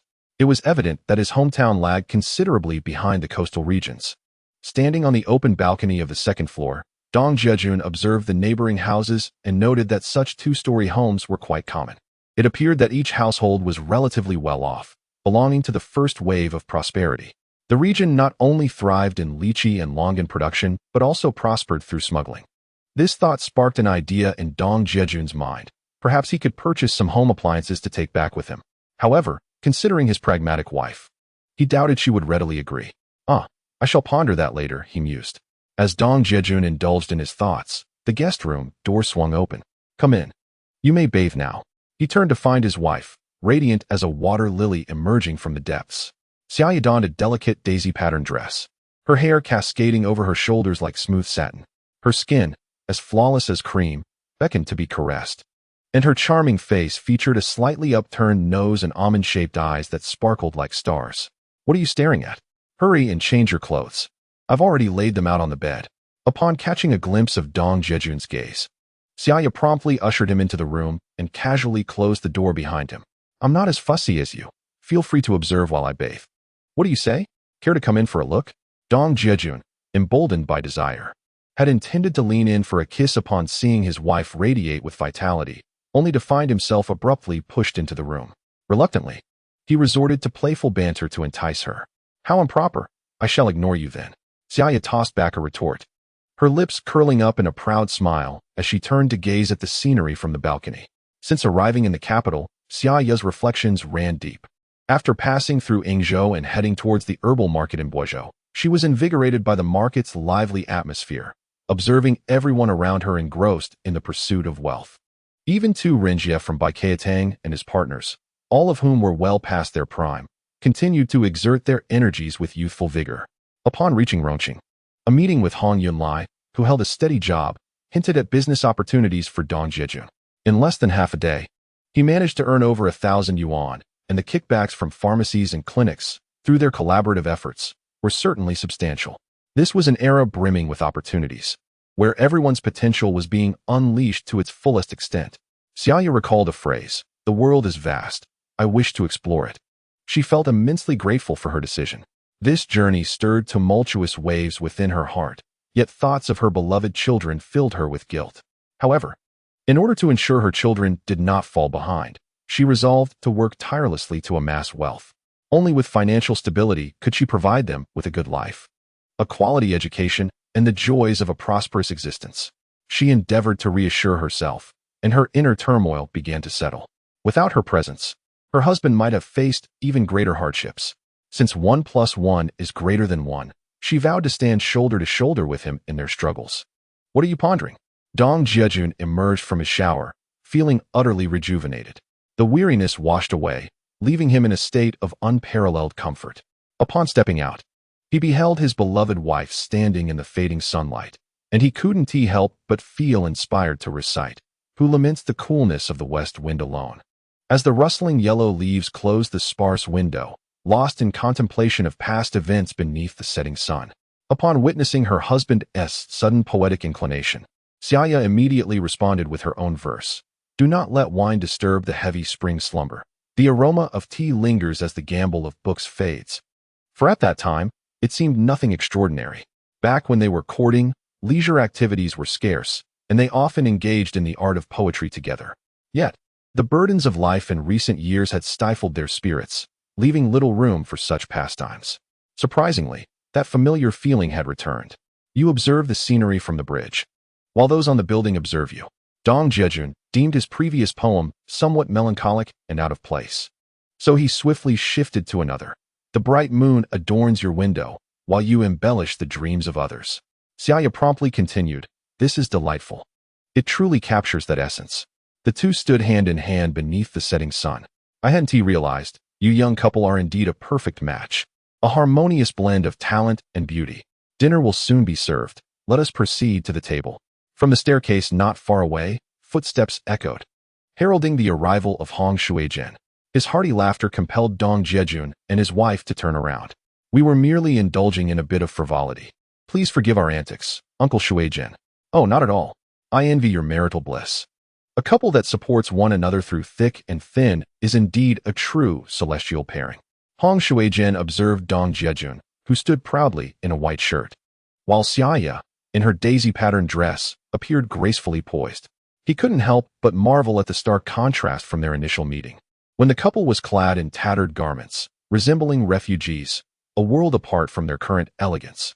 "Uncle Shuizhen, we were classmates. We enjoyed this playful banter during our courtship. And eventually, I coaxed her home," Dong Jiajun said as they descended the stairs together. "No wonder. May you both enjoy longevity, sharing the moonlight across 1,000 miles."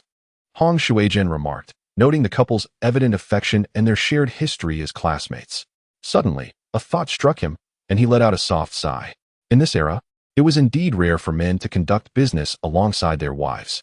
This reality made it all the more poignant, as many men, lured by the dazzling and hedonistic world outside, often abandoned their first wives in search of new romances.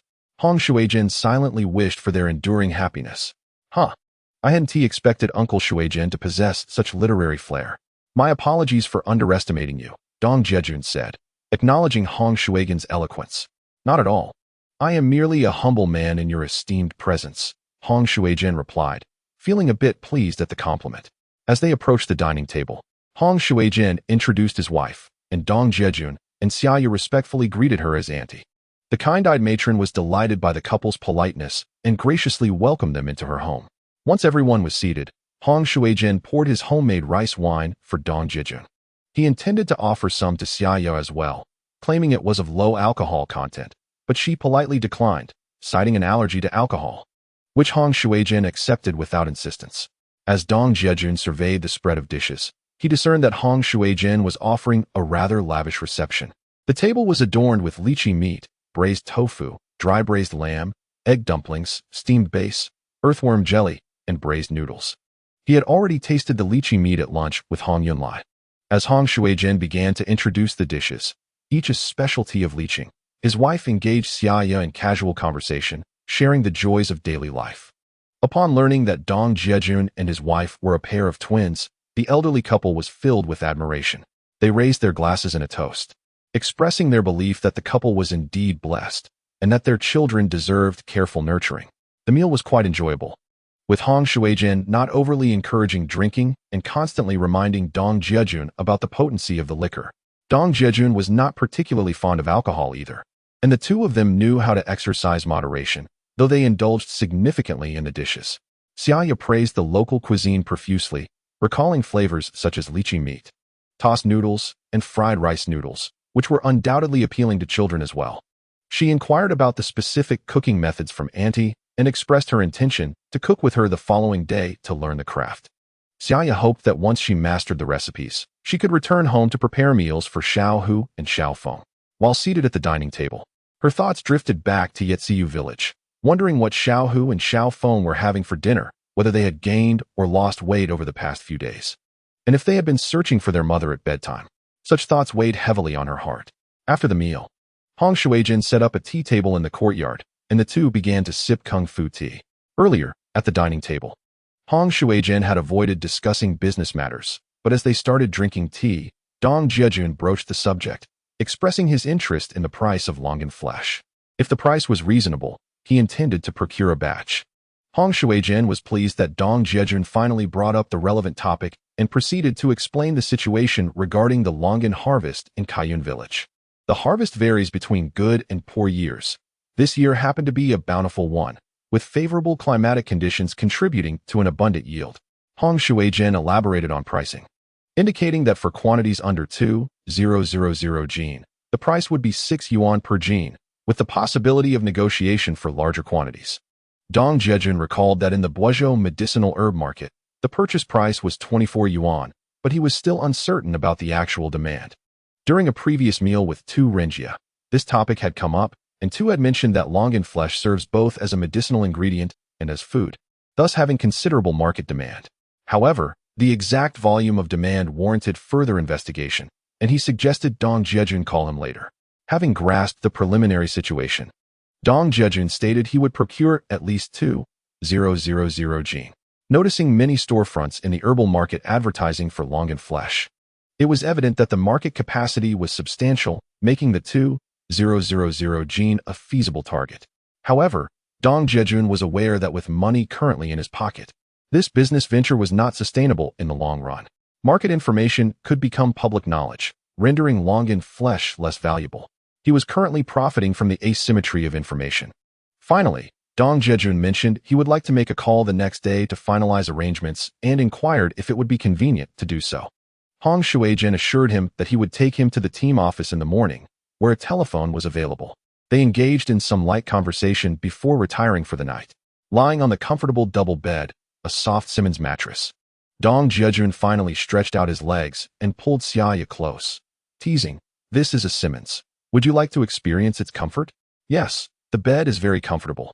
It feels quite nice," Xia Ya replied innocently, unaware of his intentions. "Would you like to feel even cozier? Perhaps we could try something?"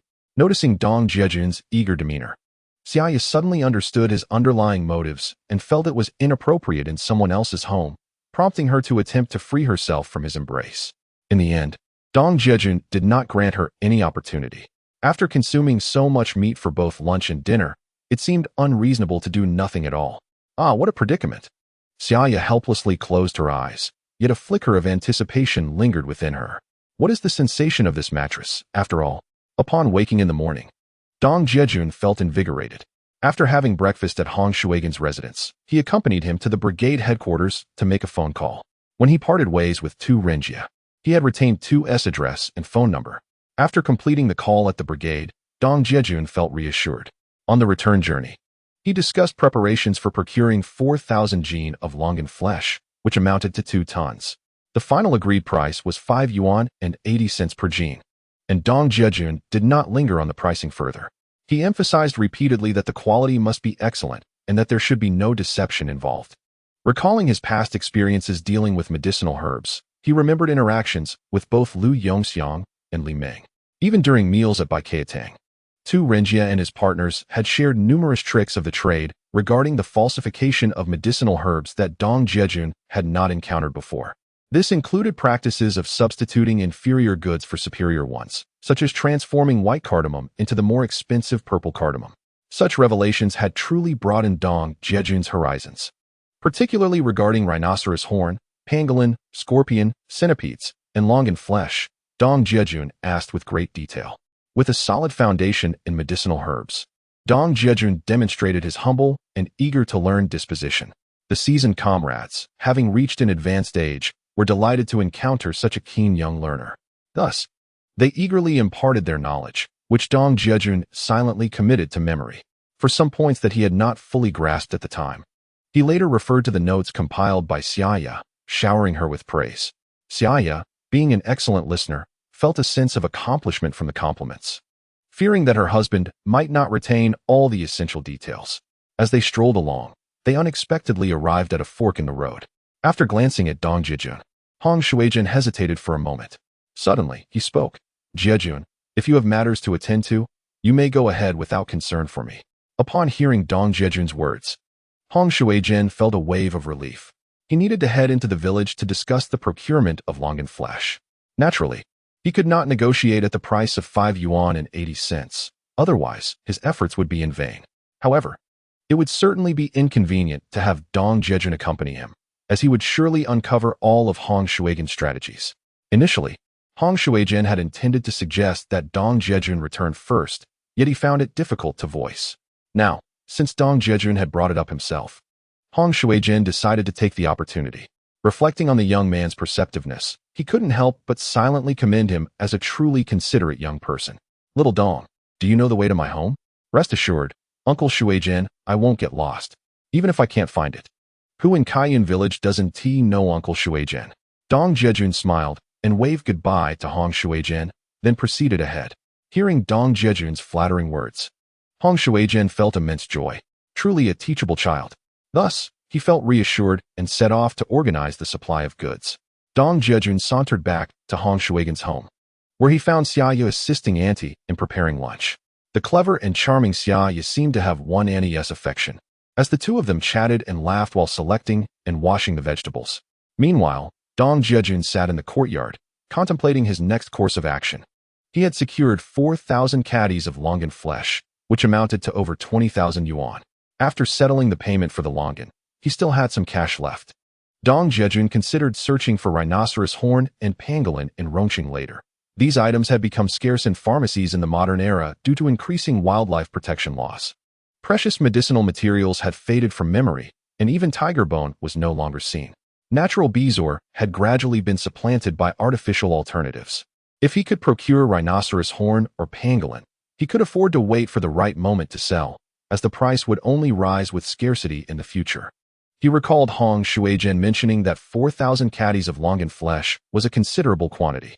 Mobilizing the villagers would require 2 to 3 days to prepare, as they would first need to peel and pit the Longans, then stir-fry them in a large iron pot to transform them into Longan flesh. How should he arrange these next few days? Since Kaiyun village was adjacent to the sea, perhaps he could take Xia Ya to the beach for a visit. They might encounter smugglers, and if he could buy rhinoceros horn, it would be a lucrative venture. Dong Jiajun remembered that in his previous life, rhinoceros horn was inflated to over 1,000 yuan per gram, equating to hundreds of thousands per pound, a price that could only be described as astronomical. In later years, the state strictly prohibited the trade, and those caught smuggling from abroad faced severe legal repercussions. However, during the early stages of reform and opening up, the legal framework was still underdeveloped, and the trade in rhinoceros horn went largely unregulated. Whether or not such dealings were illicit was a matter only fate could discern. At noon, Hong Shuigen hurried back, and after lunch, he quickly left again. Dong Jiajun and Xia Ya made their way to the beach. Having spent most of her life in inland provinces, Xia Ya had seldom had the opportunity to see the ocean. This was her first encounter with the vast expanse of the sea, and she joyfully shouted towards the waves like a child. After the tide receded, the beach was littered with various shellfish. Xia Ya, barefoot on the sand, searched for beautiful shells, intending to craft wind chimes to bring back for Xiao Hu and Xiao Feng. Watching Xia Ya's exuberant figure, Dong Jiajun felt his spirits uplifted by the ocean's boundless grandeur, igniting a fierce ambition within him, as if he were aspiring to challenge the heavens themselves. They meandered aimlessly, stopping intermittently.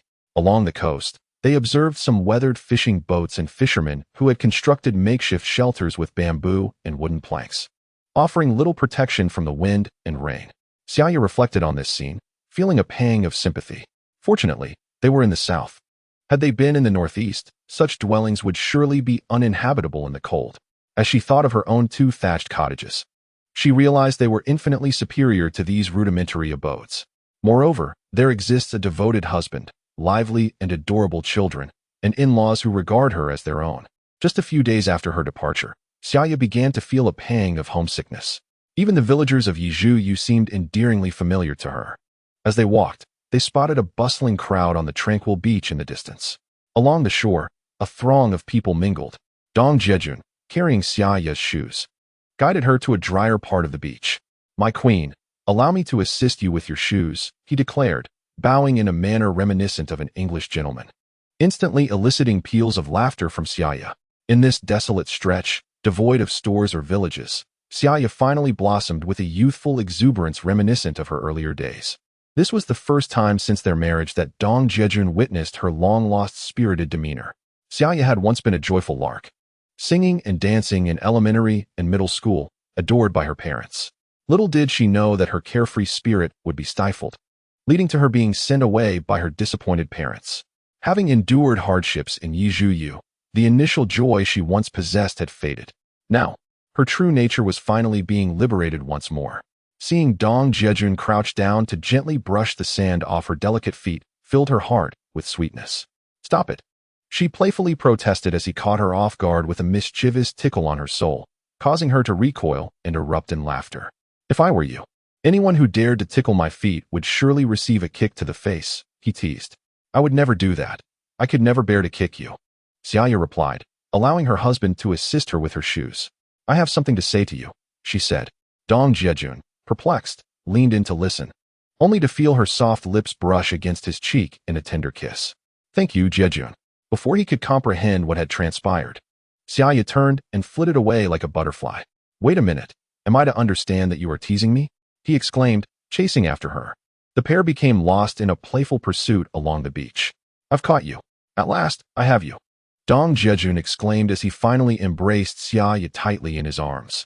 Gazing at her luscious lips, he leaned in to kiss her, but suddenly sensed something amiss as he noticed tears rolling down her cheeks. "My dear wife, what troubles you?" Chapter 108. Jiajun, my love for you is eternal. Dong Jiajun held his wife close, feeling her delicate form tremble against him. He lifted his gaze to meet hers. "It's nothing. I'm just so happy, truly happy. Jiajun, I love you dearly, and I shall never regret it in this lifetime." At the sight of his startled expression, Xia Ya burst into laughter, her clear, bright eyes filled with tender affection as she wrapped her arms around his neck. As Dong Jiajun was taken aback by the rapid transformation of his wife, Xia Ya unexpectedly leaned in for a kiss. This kiss was utterly enchanting, enveloping them in a world where reality faded away. The waves crashed against the shore, providing a rhythmic accompaniment to their moment. In the distance, onlookers perceived two small figures gradually merging into one, evoking the adage, "A journey of 1,000 miles begins with a single step." Although it appeared close, traversing the distance would indeed take a good 10 minutes. As they drew nearer, Dong Jiajun discerned that the structures along the shoreline were makeshift homes erected by fishermen. Certainly, they were far superior to the temporary shelters on the beach and appeared sturdier. However, enduring the elements of wind, sun, and tidal changes had rendered them quite dilapidated. Within these abodes, numerous household appliances were for sale, notably single and dual cassette recorders, along with tapes of popular songs from Hong Kong and Taiwan. It was safe to presume that these items were smuggled. There were also many vendors selling blank tapes, alongside electronic watches and black and white televisions, though color televisions were predominant. Observing the wary demeanor of the merchants, Dong Jiajun realized this was an impromptu market for smuggled goods. He inquired with a few individuals about the availability of traditional Chinese medicine, only to learn that recent maritime inspections had been stringent, with hopes of new shipments arriving in due time.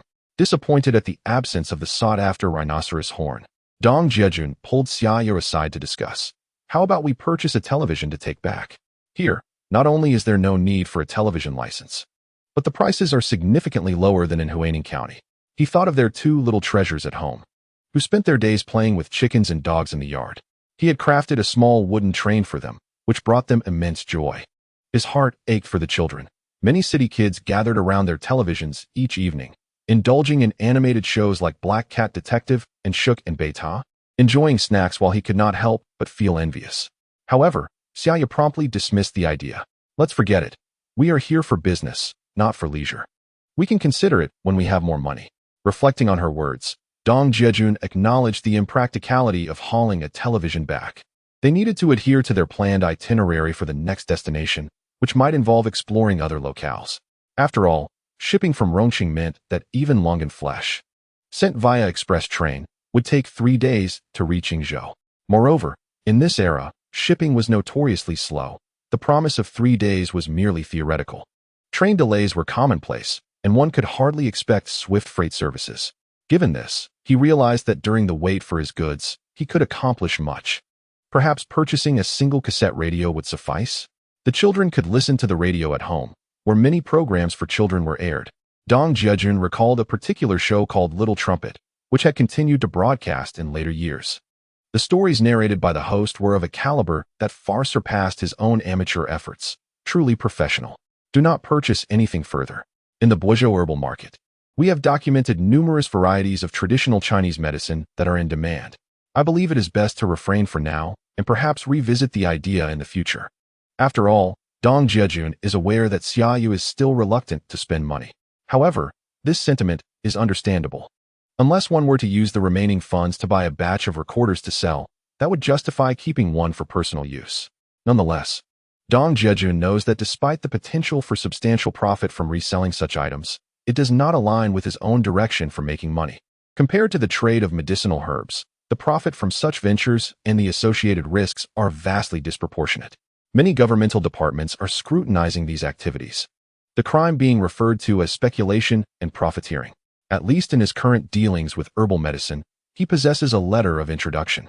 However, should those smuggled goods be intercepted, it would surely result in a complete loss. Living on the edge of danger is not a risk Dong Jiajun is willing to take. Ultimately, the two departed the smuggling market by the sea empty-handed. Upon returning to Hong Shuigen's residence, the sun had already begun to set. As soon as they entered the house, Xia Ya hurried to the kitchen to assist Andy. Dong Jiajun settled in the courtyard to enjoy a pot of gongfu tea. Gazing at the sunset, he began to reorganize his thoughts. In truth, the Guizhou herbal market boasts a plethora of rare traditional Chinese medicines from across the nation, including ginseng, goji berries, and angelica root, among others. However, what particularly captured Dong Jiajun's attention were herbs like golden seal and ox gall, which many shops were eager to procure. He had noticed a slaughterhouse owner frequently visiting the Guizhou herbal market to sell ox gall and had engaged him in conversation for a time.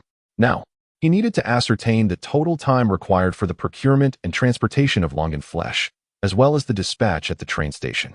However, Dong Jiajun would not advance any payment until he had physically verified the goods. In business parlance, this is known as no cash without seeing the hair. He could not take to the streets with such a sum of money, especially given the current unrest. Even wasting time here is safer than being outside. What if he were to misplace this money? How would he explain to his parents and the villagers? They might think he had absconded with the funds. Dong Jiajun would not permit such a scenario. He must return home before the Dragon Boat Festival to reassure his parents and the villagers. Moreover, there are two little treasures at home who occupy his thoughts. These past few days have been overwhelmingly busy, leaving him little time to think of them. Yet now, in moments of respite, the image of their two fluffy little heads dances before his eyes, each expression and movement evoking a wave of nostalgia. Ah, Xiaodong, this gongfu tea is quite delightful, isn't it? I'll bring some back for you when I leave so you can cultivate your spirit. Just as Dong Jiajun was lost in thought, the light-footed Hong Shuigen entered the courtyard. Despite his age, he remains remarkably robust and carries out his tasks with a vigor that rivals that of the youth. Uncle Shuigen, you are back. After a long day of work, you must be exhausted. Please, sit down and enjoy a cup of tea. Dong Jiajun hurriedly prepared a teacup for Hong Shuigen, pouring a cup of tea and handing it to him. It's nothing. As I grow older, engaging in tasks provides me with a sense of security. Fortunately, everything has been settled today, and I anticipate that we can deliver by the day after tomorrow. Upon witnessing Dong Jiajun's adeptness in serving tea, Hong Shuigen nodded appreciatively, lifting the teacup to his lips with a flourish. The news that the longan flesh was finalized brought a sense of relief to Dong Jiajun. However, he suddenly recalled something and said, Uncle Shuigen, in Chapter 109, not eating the whole fish, earning money together. Dong Jiajun rose to offer the primary seat at the tea table to Hong Shuigen, as the act of drinking tea adhered to certain customs. The host holds a position of authority, while the guest occupies a subordinate role. A guest may take the primary seat only when the host is absent, but upon the host's return, it is customary to relinquish that seat, with a well-mannered guest taking a place opposite. You young fellow, lacking such decorum, Hong Shuigen remarked, though he still settled into the main seat, feeling more comfortable in his own home. After taking his seat, Hong Shuigen prepared a new brew, meticulously warming the teapot and cups in a seamless flow, exuding an air of elegance that left Dong Jiajun in awe, despite his own frequent indulgence in kung fu tea. Yet, he could not match the old gentleman's skill. Once the preparations were complete, Hong Shuijian recalled that Dong Jiajun had only spoken half of his thoughts. He leisurely placed the teacup in front of Dong Jiajun and inquired, "What was it you wished to discuss? Feel free to share." Dong Jiajun had been pondering the transportation of 4,000 jin of longan flesh and how he would manage to move such a substantial quantity. After all, it amounted to 2 tons of goods. He was eager to hear the elder's thoughts. "I've already considered that matter for you. You'll undoubtedly need to utilize railway freight through Rongqing. It would be wise to hire a truck to transport the goods directly from Kaiyun village to the Rongqing train station." Hong Shuijian, too, had contemplated this issue but found the prospect of transferring the goods from here to Liqing and then to Rongqing rather cumbersome. Dong Jiajun recalled that Liqing had only established a train station after the millennium. Hearing Hong Shuijian's suggestion, he found it most agreeable, as it would eliminate much of the hassle. "Uncle Shuijian, that sounds feasible. However, I am curious about the cost of transportation. After all, with such slim profits, every penny counts." Dong Jiajun nodded in agreement, but feigned a poverty-stricken demeanor, saying, "Such is the nature of business. The money saved translates directly into profit. Earnings are both generated and conserved. Regarding the transportation costs, I shall inquire tomorrow, ensuring they do not overcharge. Otherwise, it might be more prudent to make several trips." Hong Shuijian found Dong Jiajun's reasoning sound. There were indeed villagers who owned trucks for transportation, yet he was unaware of the specific rates. He would have to wait until tomorrow to inquire. After all, assisting with such matters was a trivial effort. Moreover, he had profited significantly. Considering he had paid the villagers only 5 yuan and 50 cents per jin, netting himself a profit of 30 cents per jin. 4,000 jin amounted to a commendable sum of 1,200 yuan. Sitting before him was his very own fortune. In gratitude, he would ensure that Dong Jiajun brought some local specialties back for his nephew. Indeed, the bonds among relatives are nurtured through frequent visits. Even though Hong Yunlai is merely the uncle of Hong Shuijian, the two families have maintained a close relationship since the previous generation, a tradition that has naturally extended into the present. Each year during the festive season, Hong Yunlai brings his family to Kaiyun village to celebrate, as the ancestral hall of the Hong family still resides there. As the call for dinner rang out formation, Hong Shuijian rose and invited Dong Jiajun to join him for the meal. The dining table was once again abundant, and Hong Shuijian poured some rice wine for Dong Jiajun. During the meal, it became apparent that Hong Shuijian's children were not present, only returning home for the new year. The couple, however, enjoyed a contented life together. Their home boasted longan and lychee trees, and they tended to these fruit trees during the season, occasionally engaging in patchwork business. Life, in essence, was quite prosperous, especially being situated at the forefront of the reform and opening up era, where many perspectives were far more progressive than those in the inland provinces. As the 4 of them dined and conversed, the elder did not press for more wine, allowing for a relaxed atmosphere. However, Xia Ya remarked that she had gained weight over the past few days, prompting laughter from the group. As the night deepened and silence enveloped the surroundings, Dong Jiajun observed Xia Ya gazing at the starry sky, sensing her longing for home and feeling an urge to do something meaningful. He whispered to his beloved, "Do you truly feel heavier? I haven't noticed at all." Feeling shy as her husband's hand wandered over her, Xia Ya buried her head in his embrace, confessing, "I have indeed gained weight. I'm not lying. After such a hearty meal, shouldn't we engage in some exercise? Otherwise, we might gain even more weight by tomorrow." Dong Jiajun eagerly awaited this suggestion and, with a playful nibble on her earlobe, murmured, "We're already lying down. Surely we can't just get up for a stroll in the village?" Xia Ya, flustered by her husband's teasing, inquired in confusion, "Oh, you silly wife, beyond a stroll. There are countless delightful activities we could partake in as a couple," he mused, unsure whether she was genuinely naive or merely pretending. He could only shake his head in resignation, playfully questioning, "What else could a couple do? Can you guess?" The following morning, after breakfast, Hong Shuijian announced his intention to take Dong Jiajun for a stroll. They observed that every household in Kaiyun village had set up a large iron pot in their yards, processing longan flesh. Dong Jiajun inspected the goods to ensure their authenticity, feeling considerably relieved. However, he remained resolute that he would verify the products upon collection. Should he discover any adulteration, he would refuse to accept them. Fortunately, having acquaintances made transactions smoother. Were it not for his familiarity with the area, some matters would be difficult to clarify. Should any coercive sales occur, disputes would undoubtedly arise. Initially, he had agreed with Hong Shuijin to settle accounts solely with him. As for how much profit Hong Shuijin made, that was his own business. Dong Jiajun held a relaxed attitude toward this. Even when this batch of goods reached the Boizhou herbal market, Dong Jiajun had no intention of dispersing the sale. He planned to negotiate with 2 or 3 buyers, delivering the goods directly to them, leaving the market's dealings to their discretion. It has become a matter detached from oneself. Learning to leverage resources and to practice discernment in letting go is the business philosophy that Dong Jiajun comprehended in his previous life. The affluent Li from Hong Kong once articulated the principle of not consuming the entirety of a fish, a notion that resonated profoundly with Dong Jiajun. Subsequently, he distilled his insights into the wisdom of not seizing the last copper coin. Regardless of the industry, there exists an intricate chain of upstream and downstream relationships. Much like the African savanna, every creature adheres to its own survival rules. In the natural order, the fittest prevail. All transgressions arise from avarice. And the adage a greedy snake cannot swallow an elephant serves as the quintessential illustration. After parting ways with Hong Shuijin, Dong Jiajun was in the courtyard, showcasing his tea artistry to his beloved wife, Xia Ya. He delighted in demonstrating his skills with phrases such as the noble consort emerging from the bath and the phoenix bowing thrice.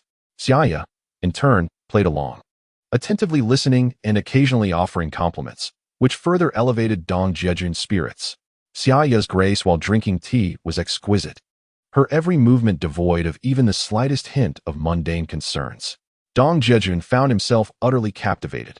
Suddenly, the door swung open, and Hong Shuijin entered with exuberance, exclaiming, "Good news, good news."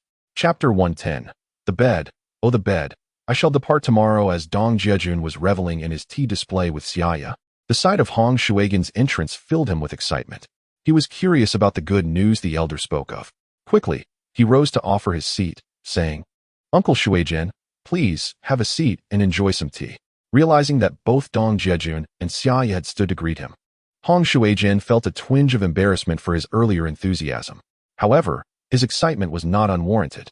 Earlier, he had sought out several vehicles, only to discover that the trip to Rongqing was a one-way journey, requiring a return with an empty vehicle, naturally incurring higher costs. Faced with freight charges that he found unacceptable, he was at a loss on how to discuss this with Dong Jiajun. In his moment of frustration, he reached out to a transportation company in Liqing.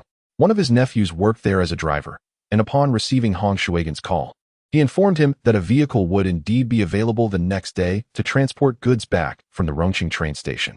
Since it was necessary to make the trip with an empty vehicle, it would be practical to swing by Kaiyun village to load up some longan flesh. With the freight cost left to be determined, there was no need for invoices, as the earnings would go directly into his pocket.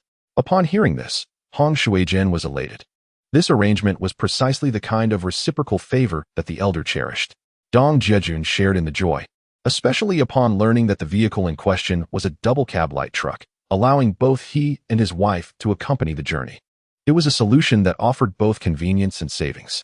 However, when the topic of compensation arose, Hong Shuijin hesitated to specify an amount, suggesting they discuss it further when the vehicle arrived the next day. After all, his nephew was earning a side income without the need for official documentation. Thus, the decision was made. By afternoon, villagers began arriving at Hong Shuigin's home, pushing carts laden with goods. After lunch, Dong Jiajun settled the payment for the longan flesh with Hong Shuijin, 4,000 jin at 5 yuan 8 per jin, totaling 23,200 yuan. They agreed that when the goods were delivered in the afternoon, Dong Jiajun would oversee the quality inspection while Xia Ya would handle the weighing. According to the weight noted by Xia Ya, a small note was written to collect money from Hong Shuigin's house. As for how Hong Shuijin would settle accounts with the other party, Dong Jiajun did not concern himself with it. This arrangement afforded Hong Shuijin ample space. Whether it was inside or outside the house, the financial matters were solely the responsibility of the elder. The railway police each managed their respective segments. Upon seeing this arrangement, Hong Shuijin felt satisfied, and Dong Jiajun had no objections. He admired the resourcefulness of this young man. After receiving the payment for the goods, Hong Shuijin carefully set aside the 200 yuan he had earned. In just a few days, he had made over 1,000 yuan, which filled the elder with a sense of accomplishment. By afternoon, Dong Jiajun meticulously conducted the quality check, discovering that the longan meat delivered was both large and splendid. This year, being a bountiful year for longans, the unadulterated fruit was simply irresistible. Dong Jiajun felt immense joy. The collection continued until sunset, finally amassing 4,000 jing. Any additional deliveries were turned away by Hong Shuijian, who stated they could be collected next time. The villagers held great trust in Hong Shuijian, as he had assisted in selling many of the longan meats. Naturally, there were no complaints. Dinner was once again sumptuous, with the money securely in hand. Hong Shuijian and Dong Jiajun indulged in a few more drinks together. Dong Jiajun, in high spirits, was pleasantly surprised by how smoothly everything had unfolded. After a few drinks, he returned to the room to rest with Xia Ya. Lying on the bed, Dong Jiajun reflected, such a fine mattress, and tomorrow I shall not enjoy it. Just thinking about it makes me reminisce. Xia Ya, amused by her husband's musings to the bed, sat beside him and offered him a glass of water, encouraging him to drink before sleep. "Oh, you silly wife," Dong Jiajun remarked. "As the ancients say, one can discern intentions through the sound of strings. Here I am, patting the bed, and you show no reaction? What do you mean?" Xia Ya teased, her alluring eyes twinkling. "Do you intend to take this bed back to Wild Boar Valley?" She did not wish to follow her husband's line of thought too closely, wary of being led astray. Observing her innocent expression, Dong Jiajun decided to abandon pretense and straightforwardly embrace Xia Ya, kissing her passionately, exclaiming, "No matter how splendid the bed is, it is meaningless without you."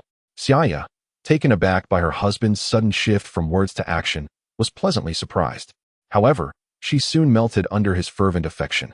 The following morning, Xia Ya diligently tidied the room and washed the sheets and duvet covers.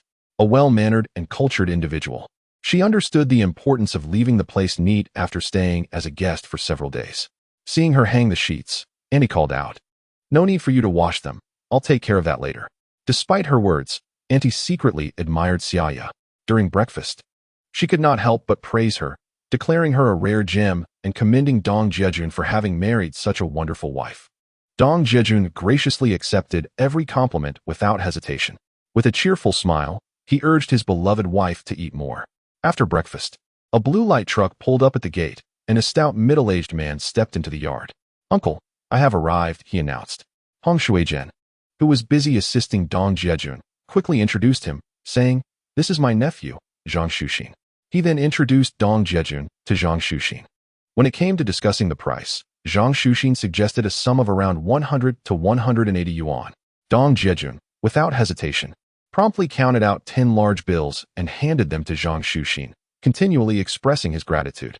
Seeing Dong Jiajun's straightforwardness brought great joy to Zhang Shuxing, who then invited the couple to dinner in Rongqing, assuring them that the transportation company would reimburse the meal expenses. He also mentioned having acquaintances at the freight station, which would allow them to procure cigarettes for a smoother passage through the Green Channel. Dong Jiajun had been worried about the expenses and the lengthy procedures for loading and unloading the cargo at the train station, uncertain of how long it would take. Now, however, it seemed they would have a clear path ahead. Initially, Xia Ya had felt a twinge of regret when Dong Jiajun did not haggle and handed over 100 yuan so readily. Yet, upon hearing Zhang Shuxing's words, she was immediately impressed by her husband's wisdom. She understood that in business, certain expenditures were necessary. One must often give to receive. It was a win-win situation for everyone involved. Dong Jiajun's generous spirit also brought honor to Hong Shuijian. He arranged for Zhang Shuxing to sit and enjoy tea while Hong Shuijian stepped out to find someone to load the truck. When Dong Jiajun inquired whether he needed to pay, Hong Shuijian shook his head with a smile and replied, "We are all fellow villagers, and it is normal for us to help one another. If you were to offer money, it might upset them." Reflecting on this, Dong Jiajun realized the truth in his words. Even in Jeju Valley, such a situation would not warrant payment. It seemed that despite the business acumen of the people of Liqing, their inherent simplicity remained unchanged, much like that of folks from both the north and south. Once the truck was loaded and covered with a tarpaulin, Dong Jiajun and Xia Ya climbed aboard and waved goodbye to Hong Shuijian and his wife. As the vehicle slowly pulled away, a sudden shout rang out from behind. "Wait a moment." Hearing the call, Zhang Shuxing promptly slammed on the brakes and leaned out of the window to see. There was Hong Shuijian, panting and hurrying after them. "Xiao Dong, this is a gift from Uncle Shuijian, a box of Tiguanyin tea and a set of Kung Fu tea utensils." "Uncle Shuijian, you really shouldn't have," Dong Jiajun replied, feeling a wave of embarrassment. He had initially thought Hong Shuijin was merely being polite, but it was clear he had remembered his words. As Dong Jiajun prepared to exit the vehicle, Hong Shuijin urged him not to get out, saying, "You still have a journey ahead. In the future, if you need anything, just call the brigade office, and they will come to fetch you." Blocking the door, he handed Dong Jiajun a bag through the window. Yesterday, Hong Shuijin had written down his address and the brigade office's phone number for Dong Jiajun, expressing a desire for them to maintain a close relationship like family. "Thank you, Uncle Shuijin." "Goodbye, Auntie," Dong Jiajun said, shaking Hong Shuigen's hand as he accepted the bag containing the tea and utensils. Xia Ya also leaned out, bidding farewell once more to Auntie, standing behind her. Zhang Xuxin restarted the vehicle, setting course for Rongqing. Throughout the journey, Dong Jiajun engaged in light-hearted conversation with Zhang Xuxin.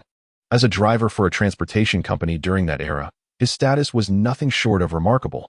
Many children, upon witnessing the passing vehicle, would chase after it, inhaling the nostalgic scent of burnt gasoline, a memory that lingers even to this day.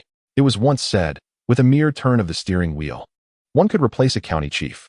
This illustrates the esteemed position held by drivers at that time. Their attire was notably fashionable, and they were respected wherever they went. In addition to their guaranteed salaries, there were ample opportunities for extra earnings. Even when a shipper handed over money to the transportation company with a letter of introduction, it was essential to heed the driver's directives along the way. As the saying goes, a county official pales in comparison to the current administrator.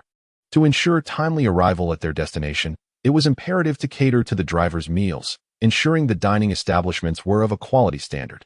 Otherwise, a disgruntled driver might take their time, making frequent stops and engaging in repairs, turning a day's journey into an ordeal lasting 3 to 5 days. Yet, they would still receive their salaries and allowances, with no complaints to be had. This explains why, when Dong Jiajun inquired about Zhang Xuxin's expected fee, he readily offered to pay the upper limit of 180 yuan. Zhang Xuxin, delighted by this generosity, held Dong Jiajun in high regard for his magnanimity. He not only promised to treat Dong Jiajun to a meal on the road, but also offered to leverage his connections at the freight office to assist him. Such is the nature of social relations. Insight into worldly affairs is a form of wisdom, and familiarity with human sentiments is akin to literature. Altogether, it turned out that Dong Jiajun not only recouped his expenses, but profited as well. As they chatted amiably, Dong Jiajun would occasionally pass Zhang Xuxin a cigarette, assisting him in lighting it. These drivers, having traversed the nation, possessed a wealth of knowledge, from which Dong Jiajun undoubtedly benefited. By midday, they arrived in Rongqing, where Zhang Xuxin led Dong Jiajun to a familiar eatery. Ultimately, Dong Jiajun discreetly slipped away to settle the bill. One must never take seriously the invitation of a meal. Doing so would reflect a lack of understanding, especially when one is in need of favors. Observing Dong Jiajun's subtle act of paying the bill, Zhang Xuxin nodded in approval, gaining newfound respect for him. Upon returning, they shared a bottle of beer, and Zhang Xuxin provided Dong Jiajun with his work phone number, encouraging him to reach out for assistance whenever needed without hesitation, an implicit acknowledgement of Dong Jiajun's character. Afterward, they drove to the train station, where Zhang Xuxin introduced Dong Jiajun to a contact. Having connections simplifies matters significantly. After Dong Jiajun discreetly slipped the railway freight clerk 10 yuan, the clerk promptly guided him through the process. Without any hassle, they completed the fast shipping arrangements to Yingzhou. With the receipt in hand, Dong Jiajun and Zhang Xuxin waved goodbye. It was understood that this shipment would take at least 3 to 5 days to reach Yingzhou, even as a fast package. Should it have been a slow one could hardly expect it to arrive in less than a week. Dong Jiajun first arrived at the Rongqing Medicinal Materials Company, offering a cigarette to the gatekeeper before using the gatekeeper's phone to call Hong Yunlai. Shortly thereafter, Hong Yunlai emerged. Dong Jiajun briefly recounted his recent visit to Hong Shuijin, expressing sincere gratitude for his invaluable assistance. He then presented Hong Yunlai with the local specialties that Hong Shuijin had entrusted him to deliver. Before inquiring about the rhinoceros horn and pangolin they had previously discussed, Hong Yunlai admitted that he had not yet located a source for these items. The Rongqing Medicinal Materials Company's warehouse had been lacking these precious commodities for quite some time, a situation that was not unique to them, but rather a nationwide concern due to the scarcity of such rare medicinal materials. Hong Yunlai suggested that Dong Jiajun might explore the area of Chang'an, where smuggling activities were prevalent, and had developed into a considerable operation. There, he might encounter rare medicinal materials brought in from overseas. Hong Yunlai also mentioned the upcoming batch of red ginseng, inquiring when they could arrange for its procurement. He advised Dong Jiajun to call him in advance to ascertain market demands and pricing, ensuring a well-informed visit. Dong Jiajun was acutely aware that despite the modest quantity of red ginseng he had introduced to Rongqing, it could easily attract the attention of opportunists. He understood that market demands and prices were in constant flux, and Hong Yunlai was unable to guarantee the same prices on every occasion. Both men recognized the unspoken alliance formed by their mutual interests. After sharing a couple of cigarettes and exchanging further insights, Dong Jiajun waved his farewell. Before departing, he borrowed Hong Yunlai's bicycle and rode off towards Changle with Xia Ya, being close to the coast. They soon arrived at a bustling area where smuggling activities far exceeded those in Kaiyun village, having reached a notable scale. Eventually, they arrived at Longtu village, a place frequented by returning fishing boats, abundant with a variety of rare goods. As they navigated the market, they observed vendors selling fish and various seafood products. Alongside dried fish, electronic watches, tape recorders, televisions, and video players, everything imaginable. After some inquiries, they learned of a source for medicinal materials and were directed to seek out an individual known as Uncle Wu. Upon finding him, they encountered a thin, elderly man squatting at the entrance of a dilapidated hut, smoking and scanning his surroundings. Dong Jiajun subconsciously suspected this might be Uncle Wu. Indeed, upon hearing Dong Jiajun's inquiry, the man responded, "What do you need from Uncle Wu?" Dong Jiajun conveyed his purpose, and although the old man did not explicitly identify himself as Uncle Wu, he gestured for them to follow him inside.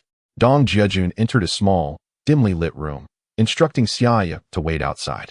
"I wish to see Rhinoceros Horn," he stated. Uncle Wu asked him to wait a moment while he retrieved the goods. As Dong Jiajun waited, a sudden commotion erupted outside.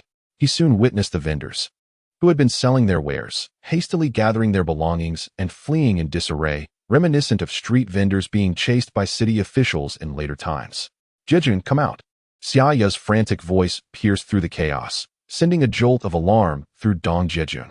Could it be that something had happened to his wife? Chapter 112. Journey to the Mountain City. Acquiring Huanglian for profit. Meanwhile, a voice from outside shouted, "The inspectors are coming. Everyone run." It was then that Dong Jiajun realized they had encountered an inspection. Although smuggling was not widely accepted at the time, many were engaged in it, and the local authorities often turned a blind eye. However, periodic surprise inspections were conducted, and if caught, one could only lament their misfortune. Today, Dong Jiajun was unfortunate enough to be caught in this predicament. Upon hearing the warning from outside, his uncle quickly emerged, urging, "The inspectors are here. You must leave at once, or it will be hard to explain later." Dong Jiajun had no choice but to hastily bid farewell. As he stepped outside, he saw Xia Ya, her face etched with anxiety. Only when Dong Jiajun emerged did he let out a sigh of relief, reassuring Xia Ya that everything would be fine. He swiftly hopped into the car, urging her to leave the area quickly. "Jiajun, the rhino horn we purchased is smuggled. We are alone here, and if we get caught, it will be troublesome." Xia Ya voiced her concerns from the back seat. Dong Jiajun recognized the validity of her worries. He still had around 7 or 8,000 yuan on him. If he were apprehended, his money would be confiscated, driving his wife to despair. He earned money to bring joy to her life, and living in constant fear would defeat that purpose. He resolved to heed his wife's advice, remain law-abiding, and decided to return to the city. Xia Ya, relieved that her husband valued her counsel, finally exhaled deeply. Embracing him from behind, she pressed her face against his back, feeling an immense sense of comfort. The couple returned to the urban area of Rongqing, where they returned the bicycle to Hong Yunlai. Upon hearing about Dong Jiajun's harrowing experience, Hong Yunlai burst into laughter, noting that those who worked for the government dared not associate with smuggled goods. Otherwise, they risked shattering their secure livelihood. After parting ways with Hong Yunlai, Dong Jiajun went directly to the train station to purchase tickets to the mountain city. On the journey, he and Xia Ya had already discussed their plans. Since the Longan meat would take 3 to 5 days to arrive in Yingzhou, it would be prudent to visit the mountain city to acquire Huanglian in the meantime. The demand for Huanglian in the Guizhou medicinal market was substantial, and the chicken claw Huanglian produced in the mountain city was renowned as the finest in the nation. Given that he had money at hand, it made sense to procure a batch of Huanglian and sell it in the Guizhou market, rather than waste time idly for several days. This strategy would optimize both their financial resources and time, a principle Dong Jiajun had gleaned from his previous experience managing a company. Maximizing the efficiency of capital utilization and leveraging its effects to the fullest was crucial. For manufacturing enterprises, producing goods without a clear sales strategy often led to inventory accumulation, adversely impacting the rational use of the financial chain, unless one had ample capital as a backup. Otherwise, it could easily lead to a rupture in the financial chain. The production process consumes significant capital, yet if the products cannot be promptly liquidated, it hampers the effective function of limited resources. The depletion of the financial chain can lead to the unfortunate closure of a business. Reflecting on the initial success of the Wenzhou model and the Yiwu model is indeed enlightening.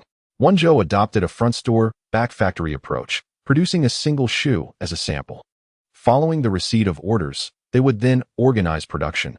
This workshop-style business model surprisingly flourished.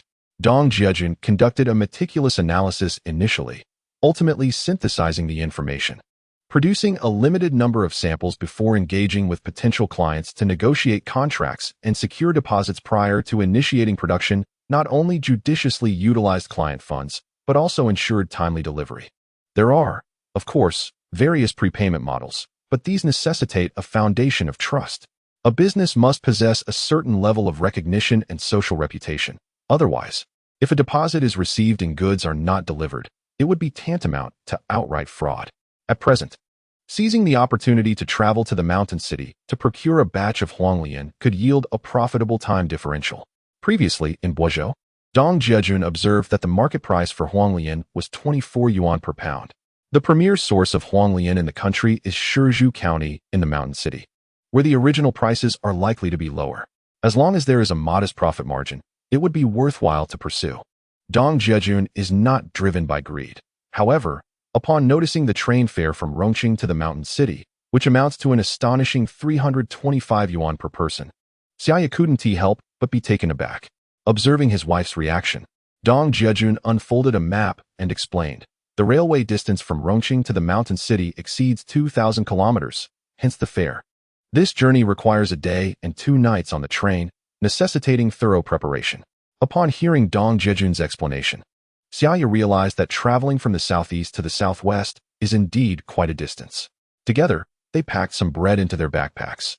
Though Dong Jiajun remained oblivious to Xia Ya's careful considerations, he initially intended to purchase some instant noodles, but noticing Xia Ya tugging at his sleeve, he discerned her disapproval. Sighing, he decided against it. Instant noodles, now often labeled as junk food, have become a luxury for Xia Ya. The couple, with minimal luggage, sauntered into the waiting area. Before long, it was time for ticket inspection and boarding. Xia Ya has grown quite accustomed to train travel, confidently locating their seats with their tickets in hand. After settling down beside Dong Jiajun, they both began to read. This train journey would span over 30 hours, encompassing 2 nights and a day, with their arrival in the mountain city not expected until the following morning. They needed to mentally prepare for the long journey ahead. Fortunately, since Rongqing is the starting point, the train was not overly crowded, and there were not many travelers heading to the mountain city. However, it was said that the return journey from the mountain city to Rongqing was quite the opposite, packed with individuals seeking fortune or employment along the coast. As Xia Ya observed the train opposite them filled to the brim, resembling a can of sardines, she felt a sense of relief. "Are you hungry? Let us eat something," she suggested, noticing the encroaching darkness outside. She offered some bread to Dong Jiajun, saying, "You should eat too." Dong Jiajun accepted the bread and took a hearty bite, finding it quite delicious.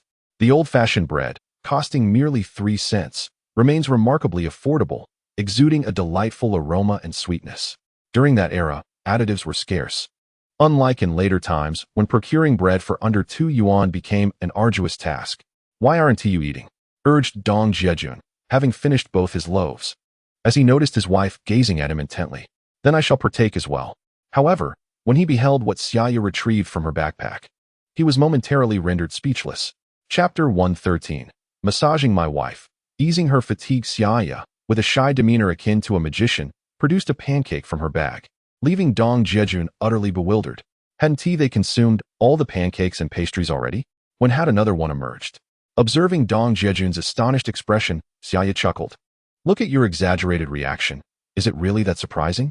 She playfully poked his side with her delicate fingers and leisurely began to eat. Yet, being in a public space like the train, she refrained from taking out the soybean paste. What is this situation? You saved some for later? Dong Jiajun, unaccustomed to rummaging through his wife's bag, had no inkling that another pancake lay within. It seemed she had simply been reluctant to indulge in it all at once, leaving a bit behind to savor the taste of home when nostalgia struck. In truth, the pastries had long been consumed, but Xia Ya had kept a pancake hidden, thinking it best to let her husband enjoy the bread first before she indulged herself. Pancakes are indeed a delightful treat, if kept dry. They can be stored at room temperature for months without issue. Oh dear, what am I to say to you? If anyone should eat, it should be me having the pancake while you enjoy the bread. Dong Jiajun internally chastised himself for his carelessness, lamenting that he should have urged her to share the meal sooner. He recognized that his wife intended for him to have the better fare, saving the pancake for last. At this moment, Dong Jiajun felt a bittersweet mixture of joy and sorrow in his heart. Ultimately, it stemmed from his wife's frugal nature, having always been economical. Now, as a man of means, why should they skimp on such matters? Look at you, I'm perfectly fine, don't overthink it. Xia Ya quickly reassured him upon noticing the redness around his eyes. These past few days, we've dined quite well, feasting on lavish dishes and fine grains. Those meals lack dietary fiber. Occasionally consuming some coarse grains is beneficial for our health. Xia Ya then recounted the sumptuous banquet hosted by two Renjia at Baikatang and Boizhou, followed by a delightful meal in Rongqing with Hong Yunlai, where dishes like lychee pork and marinated ribs were simply exquisite. Subsequently, at Uncle Shui Jin's home, every meal felt like a festive celebration, leading them to feel as though they had gained weight. Isn't it perfectly fine to have some coarse grains to balance things out? Dong Jiajun understood that his wife was comforting him and refrained from reproaching her further. This was her profound love for him, which he must cherish. Thank you, my dear wife, he said instinctively, leaning closer to her. Witnessing Dong Jiajun's indiscretion, Xia Ya hastily shielded herself with a pancake. The alluring aroma wafting from the pancake made Dong Jiajun realize that his wife had found a substitute for him. Nevertheless, he couldn't resist lightly brushing his lips against the pancake, which elicited a delightful giggle from Xia Ya. After finishing their meal, Dong Jiajun urged Xia Ya to rest. She understood that her husband wished for her to rejuvenate so that he could act as her guardian. Complying, she pulled the brim of her baseball cap down and obediently closed her eyes. Dong Jiajun continued to immerse himself in the study of the compendium of Materia Medica, diligently examining the medicinal herbs within, particularly those he would soon encounter: coptis, bovine bile, scorpion, centipede, as well as rhinoceros horn and pangolin. As the train transitioned into its nocturnal mode, the announcement ceased, and Dong Jiajun stretched lazily, observing the diverse travelers aboard, some indulging in drink, others engaged in card games, while a few read, conversed, or slept. However, Dong Jiajun preferred solitude during his travels, relishing the tranquility of reading or contemplative thought. He was acutely aware that the hours between midnight and dawn were when passengers felt most fatigued, a prime opportunity for thieves to emerge. Identifying such individuals was rather straightforward. They typically carried no substantial luggage, often draping a coat over their arm as a guise for thievery. Their eyes darted nervously, evading direct contact while fixating on the pockets and waists of unsuspecting travelers. Once a suitable target was identified, they calculated the opportune moment to strike, usually within minutes of the train's next stop. After their theft, they would promptly disembark or rendezvous with accomplices, rendering any attempts by the victim to alert the train police futile, as the chances of recovery were virtually non-existent. Dong Jiajun chose not to intervene in such matters, not out of a lack of compassion, but rather an acknowledgement of his limitations. Since his rebirth, his focus had been on earning a legitimate income to ensure a good life for his wife and child. He was neither a lone hero nor endowed with extraordinary systems. He was simply an ordinary man. He had no delusions of altering an era, as such feats were beyond his capabilities. Some issues, he realized, could only be ignored like an ostrich burying its head in the sand. However, should anyone dare to threaten his wife and child, Dong Jiajun would become a reckless avenger. When provoked, he would not hesitate to act. Like a raging storm, he would unleash havoc upon those who stood in his way. Even if he could not summon the wrath of an emperor, he would still unleash the fury of an ordinary man, leaving bloodshed in his wake without a moment's hesitation. Such was his nature, neither selfish nor entirely selfless. Gradually, dawn broke, and the sun began its ascent, casting its brilliant rays through the train window, illuminating Xia Ya's fair complexion. As she stirred from her slumber, she caught sight of Dong Jiajun, who was gazing at her with unwavering affection. His eyes brimmed with tenderness, stirring Xia Ya's heart, prompting her to reach for his hand. "Good morning," Dong Jiajun uttered, sensing the warmth in Xia Ya's gaze. "Good morning," she replied softly, her voice sweet and endearing, rendering Dong Jiajun's body weak with affection, as if he had been enchanted by an elixir of love. "However, I am neither Zhang Wuji, nor is Xia Ya Zhao Min." What a peculiar comparison. At this thought, Dong Jiajun couldn't help but chuckle and shake his head. "Are you tired? Allow me to give you a massage." Rising from his seat, Dong Jiajun encouraged Xia Ya to recline against the chair and stretch her legs. As she observed her husband kneeling to massage her calves, Xia Ya felt an overwhelming sense of shyness. She attempted to protest, but was gently silenced by Dong Jiajun. "It's fine. All the other travelers are lost in slumber. No one will mind our little indulgence." Upon hearing this, Xia Ya realized her husband spoke the truth. Those who had been drinking, playing cards, and boasting the previous night were now blissfully asleep in various postures. "Truly, I am the only one awake amidst the intoxication of others." She ceased her resistance and surrendered to the soothing sensation of her husband's hands. A delightful tingling sensation radiated from her calves to her heart, leaving her feeling sweetly elated. In that moment, Xia Ya felt a touch of regality, her gaze towards Dong Jiajun transforming from clarity to enchantment. Noticing his wife's expression, Dong Jiajun felt a surge of pride, yet a sudden thought crossed his mind. It would be wise to discuss a matter with her. "My dear, there is something I wish to consult you about." Xia Ya, catching the glint in her husband's eyes, playfully extended her delicate finger to poke his nose, giggling. "I knew it. You are being overly affectionate for a reason. Are you implying that I am either a thief or a seducer?" Dong Jiajun, well aware of her underlying message, mused to himself that he was more wrong than Doi. He had merely recalled a thought spontaneously, realizing he should never underestimate his wife's intellect. "Perhaps I should refrain from mentioning it, lest you think I am too self-serving," he said, deliberately falling silent and focusing intently on her massage. "Come on, can't I just admit I've wronged you?" Xia Ya's curiosity was piqued, prompting her to dig deeper. Observing the effectiveness of his playful tactic, Dong Jiajun feigned indifference, tossing his head and declaring, "Whether I say it or not is irrelevant. I want to divulge it, no matter what, unless you can persuade me otherwise."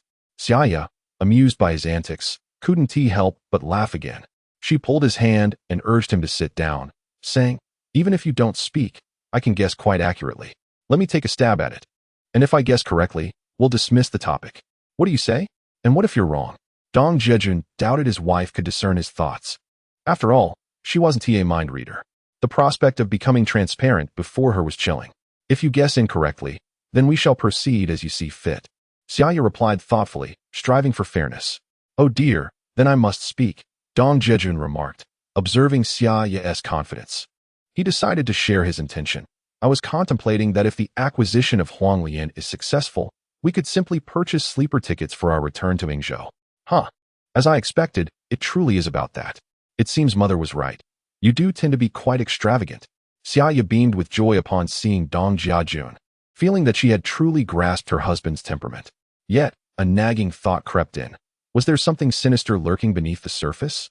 She resolved to unravel the situation. Dong Jiajun, astonished that Xia Ya had indeed guessed correctly, soon came to understand the dynamics at play. For Xia Ya, this was an unwinnable gamble. With the reins firmly in her hands, whatever she claimed to have predicted, he could only acquiesce. How had he allowed himself to be ensnared in her web? Reflecting on his earlier lapse in judgment, he realized he should have let her guess his thoughts, thus reclaiming the initiative. Alas, his plans had crumbled, and he sighed inwardly. Recognizing his wife's remarkable knack for navigating life's complexities. "You've lost this round. Forget about the sleeper berth," he mused. "It seems you haven't been sleeping well, which has allowed me to seize the opportunity. Otherwise, how could your husband's cleverness be so easily deciphered by a mere woman?" Xia Ya, reveling in her triumph, noticed Dong Jiajun's slight despondency and quickly offered him consolation. "You know, a slap on the back followed by a sweet reward is all you need. My mind is quite jumbled. Perhaps a brief nap would do me well." Seeing her delight, Dong Jiajun felt a swell of happiness himself. Making his wife smile was his fundamental mission. However, the performance had to be convincing.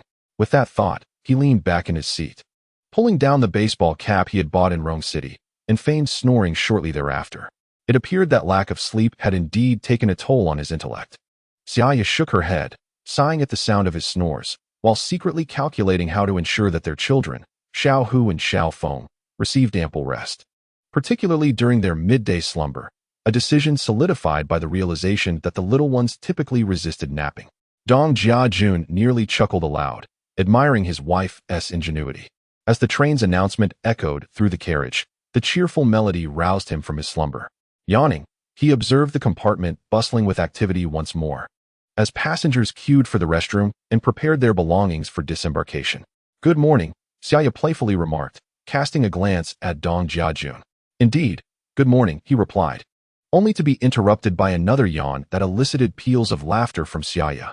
"You must have had a delightful dream. Care to share?" she teased, recognizing that the clamor around them would prevent him from returning to sleep. "Not much to share, really, just a dream of resting in a sleeper berth, which was quite heavenly," Dong Jiajun replied whimsically. "If I'm not mistaken, you were dreaming of a soft sleeper rather than a hard one, were you not?" Xia Ya quipped, her eyes twinkling with mischief. "Indeed, how did you know? You truly possess a remarkable intuition," he complimented, marveling at her ability to discern his thoughts. Even in dreams, Xia Ya felt as if she were floating on air at his praise, giggling uncontrollably.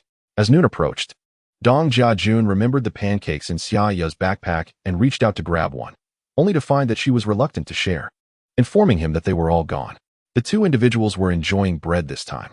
Upon witnessing the delightful sweetness of the bread that Xia Ya was consuming, Dong Jiajun realized that since Xia Ya had married him, her daily diet had consisted solely of cornmeal pancakes, coarse porridge, or sorghum rice.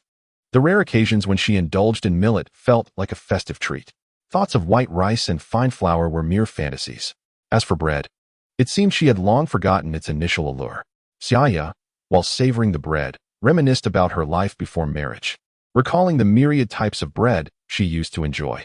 Each time her father returned home, he would bring her, his cherished daughter, an assortment of pastries. Coming from a well-off family, Xia Ya was truly a little princess at home, well-fed, well-dressed, and adored by her parents. Yet, this radiant cabbage had ultimately been uprooted by Dong Jiajun, the little rascal. Now, her once snug cotton jacket felt full of drafts. It was unfathomable to consider how her parents had endured all these years, their hearts heavy with worry. As these thoughts crossed her mind, tears began to stream down her cheeks. Dong Jiajun understood that Xia Ya was surely reflecting on her sorrowful past. He had never blamed her parents in his heart, for the plight of parents is indeed a universal sorrow. Now that he himself was a father, he could empathize with the anxiety of a parent. If, in the future, his daughter Xiao Feng were to choose a partner he disapproved of, he could envision himself pursuing that young rascal with a bone knife to vent his frustrations. He felt grateful that his in-laws had treated him with kindness.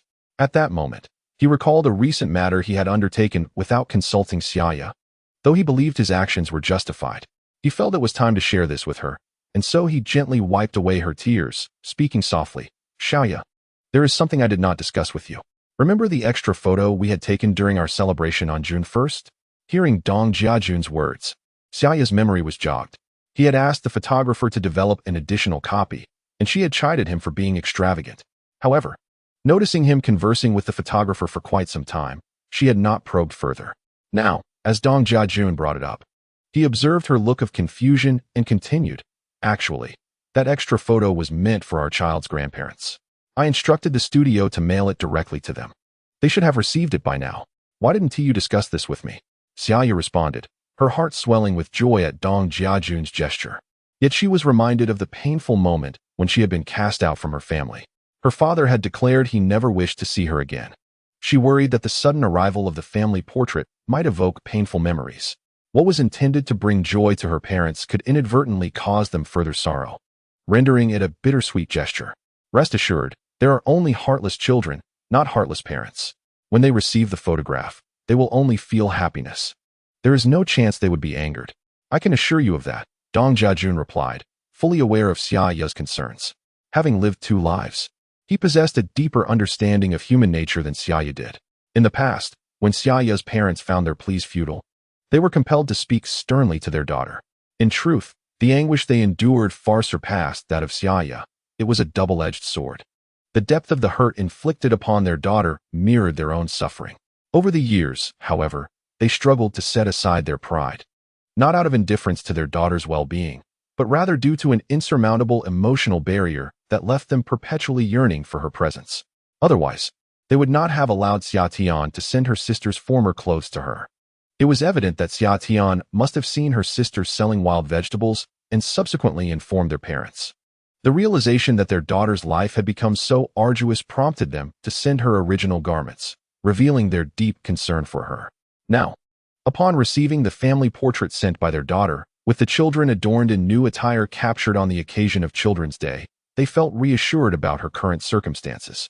Otherwise, how could there be new clothes, photographs, and a celebration of Children's Day if their situation were dire? Such gestures subtly conveyed a message to their parents, indicating a desire not to burden them with excessive worry. The parents understood that their daughter always held them dear in her heart, especially upon seeing the adorable faces of their grandchildren, the fraternal twins. The unbreakable bond of blood between generations serves as an enduring connection, a bridge of communication and an adhesive that binds them together, reflecting Dong Jiajun's thoughts at that moment. Upon hearing her husband elucidate these sentiments, Xia Ya finally grasped the depth of his concern and affection. Instantly, her eyes welled with tears as she softly uttered, "Jiajun, thank you." If not for the many travelers in the vicinity, she might have collapsed into her husband's embrace, seeking solace in tears. After a long night of travel, the train finally arrived at its destination, Mountain City, at 9 in the morning.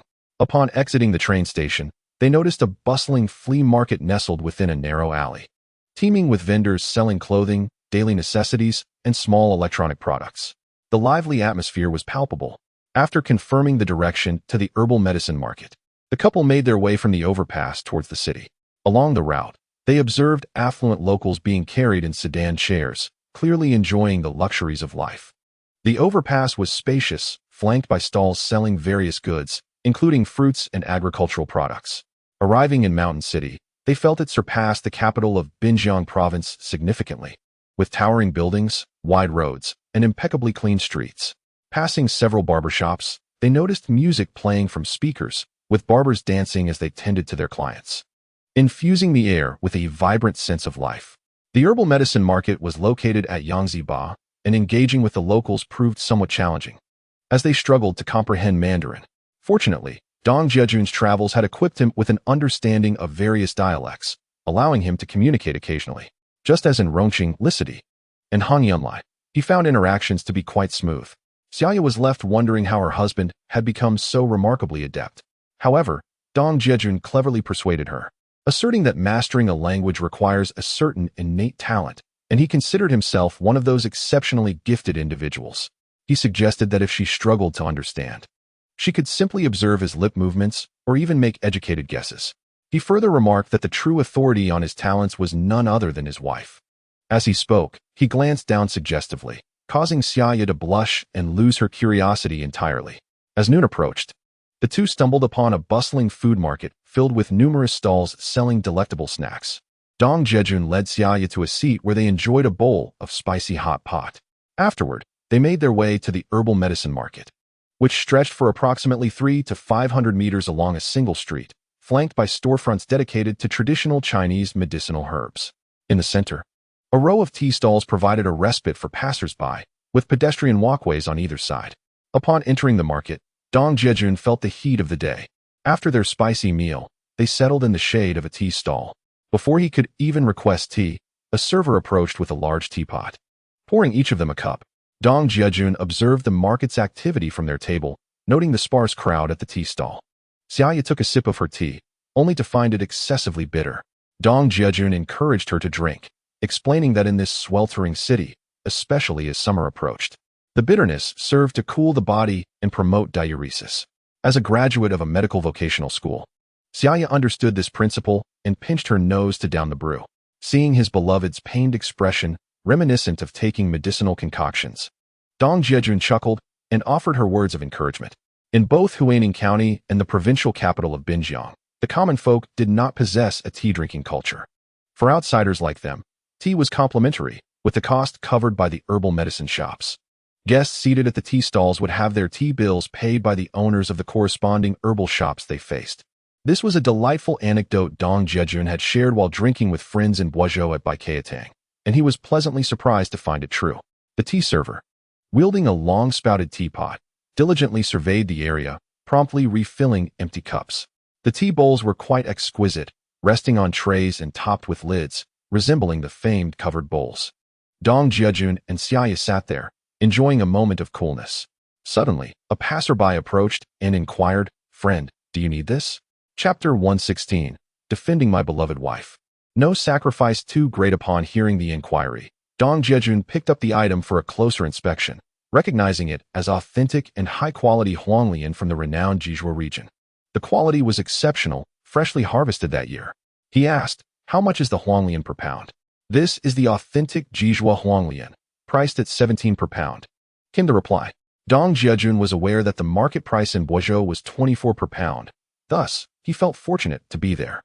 With a 7 yuan price difference per pound, it was quite favorable, yet he sensed there might be room for negotiation, so he decided to explore the market further. After finishing their tea and replenishing their energy, Dong Jiajun and Xia Ya ventured into the corresponding herbal shop, only to find a limited selection of herbs available. Dong Jiajun began inquiring about the prices of various herbs. Inquisitively, he inquired if there were any rhinoceros horns available here, repeating the question several times before the other party comprehended. He mentioned that no establishment in this market sold such items. This medicinal herb market differed from that of Boizhou, as there were no herbs piled outside the freight stations. The streets were rather tidy, and there were few merchants about. They had yet to engage in the trade of rhinoceros horns and were unfamiliar with the concept of broadhorn. After visiting several herb stations, he noted that each one had the herb Coptis chinensis. Dong Jiajun felt that the scale of the Chinese medicine market in Shanxing was too modest, prompting him to decide against lingering any longer. He planned to head to Huangshui, the original source of chicken claw Coptis. If there was no potential for price reduction there, he could always return to this market, as even at 17 yuan per pound, there remained a profit margin of 7 yuan. Without delay, he set off, discovering through inquiries that there was no direct train from the urban area of Shanxing to Huangshui. Moreover, there were no direct buses. He would need to transfer to another vehicle along the way. However, this posed no significant concern for Dong Jiajun, who promptly purchased a ticket at the long-distance bus station and boarded the bus. Unexpectedly, as the bus traveled midway, it suddenly braked harshly, catching the passengers off guard. Under the influence of inertia, Xia Ya found herself unexpectedly nestled in Dong Jiajun's embrace. Realizing a sudden situation had arisen, he refrained from teasing his wife and gently reassured her that all was well. Nonetheless, he felt a twinge of anxiety, for they carried a substantial sum of money amounting to 7 or 8,000 yuan. The specter of highway robbers loomed in his mind, as such criminals indeed existed during that era, often posing as passengers to hijack vehicles at opportune moments. At that moment, the bus door swung open, and the driver leaped out, delivering a swift kick to a young man who had recklessly obstructed the bus's path. "You fool! Are you seeking death by standing in front of my vehicle?" It turned out that during the bus's journey, this young man had suddenly dashed out from the roadside to block its passage. The driver, taken by surprise, had slammed on the brakes, narrowly avoiding a potential catastrophe, which understandably ignited his fury. The young man, sensing his fault, did not retaliate after being kicked. Just as the driver was cursing and preparing to return to the bus, he noticed a group of individuals in the fields nearby, armed with hoes and other farming tools, rushing toward the road. Realizing the gravity of the situation, the driver hurried to get back on the bus, but he was one step too late. The approaching crowd seized him before he could escape. He was then surrounded by an enraged throng, subjected to a barrage of punches and kicks, rolling on the ground in a desperate attempt to protect his head. Finally, seizing an opportunity, the driver fled back to the bus and sprinted towards the rear seats, where he passed Dong Jiajun, his head bloodied and battered. However, those who had been attacking him clearly had no intention of letting him go. They surged onto the bus, racing towards the back to continue their assault on the driver. "Let us not take a life here. We still have a journey ahead. What are you doing? Are you attempting to rob us? This is unlawful." A few passengers, witnessing the ferocity of the assailants, instinctively rose to defend the driver. Yet, they quickly discovered the dire consequences of meddling in the affair. The individuals who rushed forward delivered a series of slaps to the few passengers who had just spoken with such righteous indignation. Shortly thereafter, someone boldly yanked the car keys from the ignition, instantly instilling panic among all the passengers aboard. They exchanged anxious glances, feeling as vulnerable as lambs awaiting slaughter, completely at a loss. Observing the frenzied mob, Dong Jiajun thought to himself that the situation had taken a dire turn. The money he and Xia Ya possessed would likely be of little use in the face of such thugs. However, Dong Jiajun quickly reconciled himself to the possibility that should a robbery occur, he would simply surrender all the cash he had on hand. As long as life remained, there would be opportunities to earn again. Yet, should anyone dare to search Xia Ya or lay a hand on her, his bone knife would show no mercy. Despite his reluctance to take a life, he could never stand idly by while his wife was dishonored.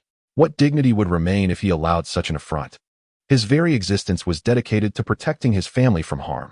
Seeing her husband's resolute gaze and tightly pressed lips, Xia Ya felt a flicker of calm amidst her terror, gripping his clothing tightly. The last group of assailants who had boarded the vehicle murmured amongst themselves before disembarking. Yet more individuals continued to arrive, swelling their numbers to nearly 180.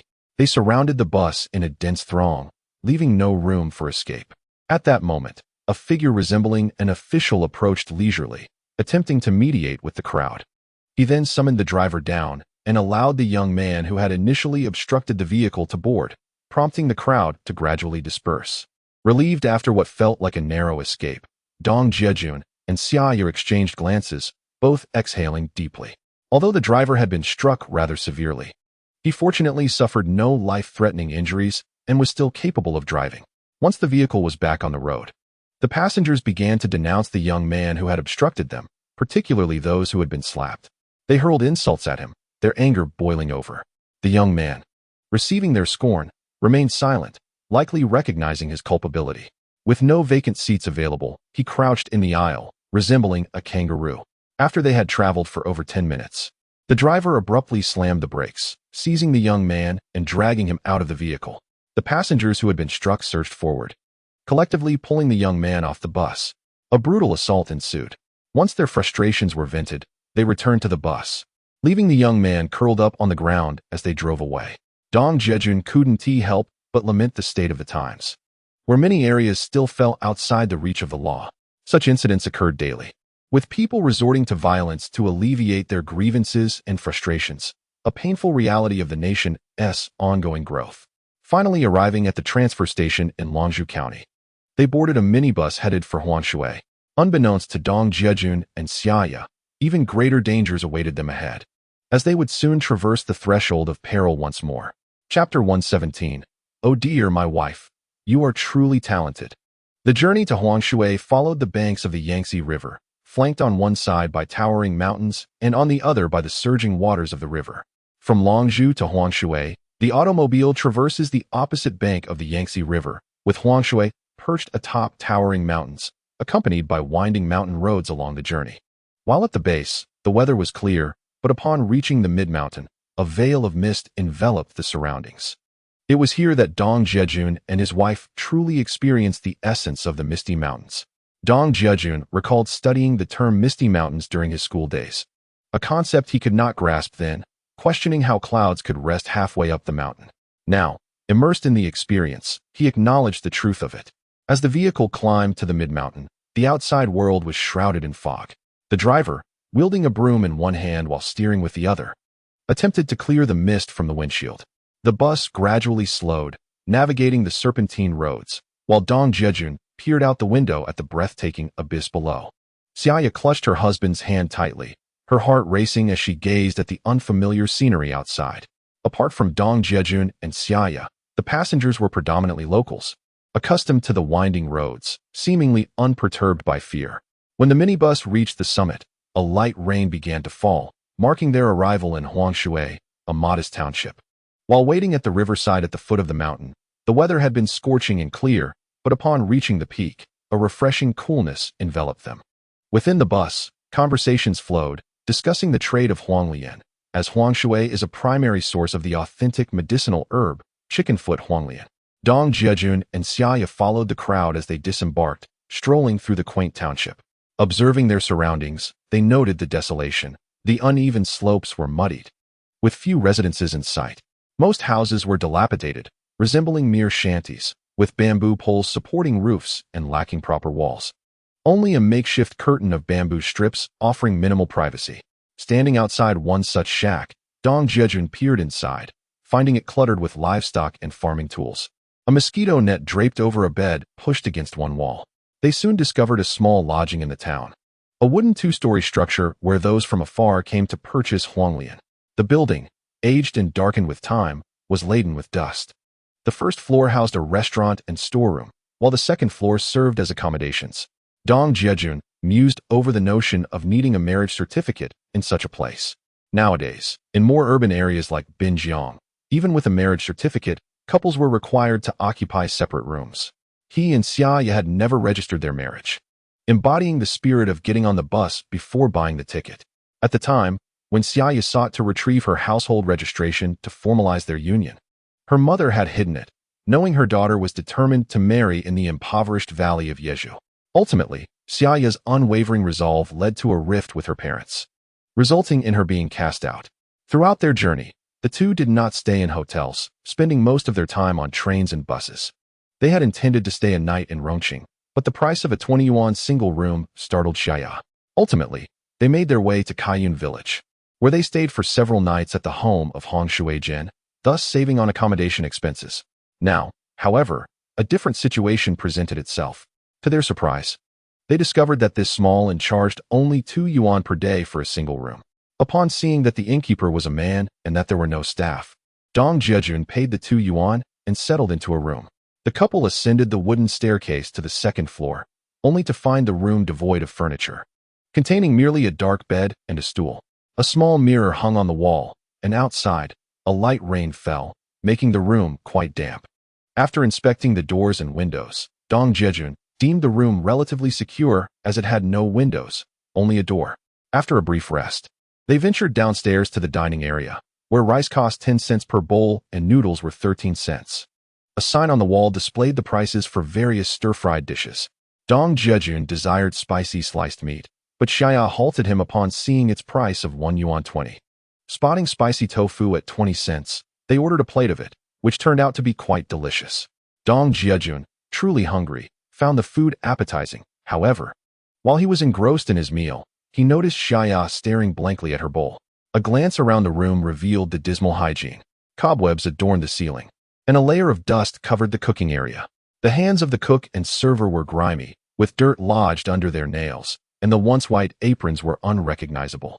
When the chopsticks were brought, they were wiped on the filthy apron, which was rather off-putting. "I can't eat this," he declared.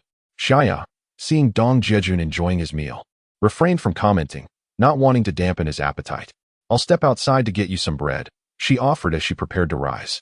He understood that it would be challenging for her to adjust to this environment, making it difficult to persuade her otherwise. "No need, I have food in my backpack," she replied, pushing her bowl of rice towards him and reaching into her bag.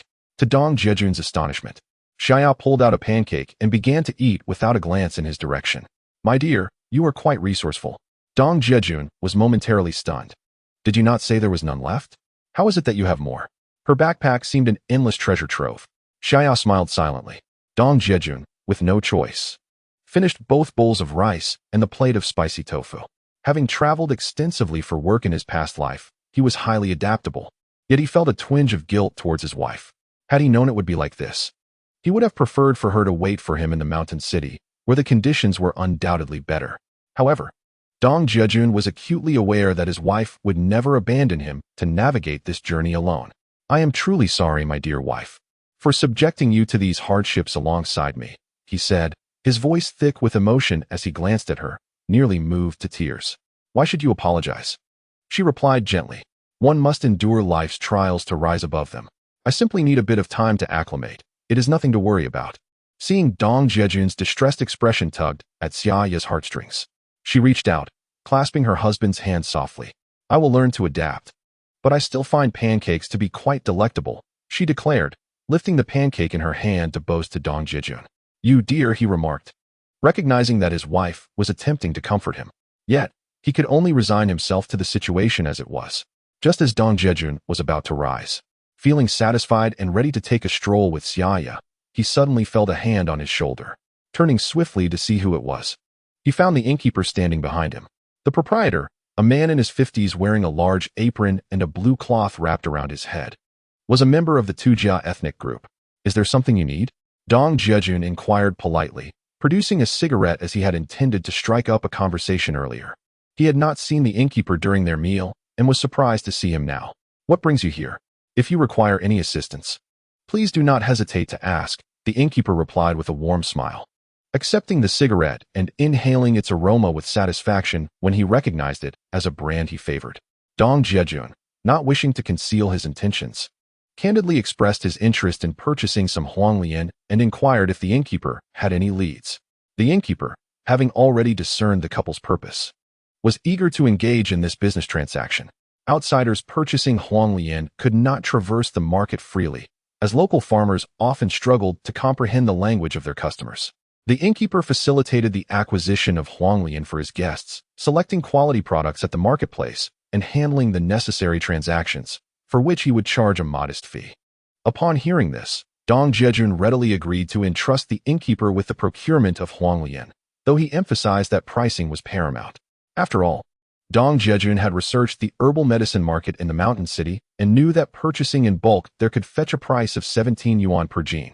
Without needing to traverse the mountains to Huanshui, he hoped to obtain it at the original production price.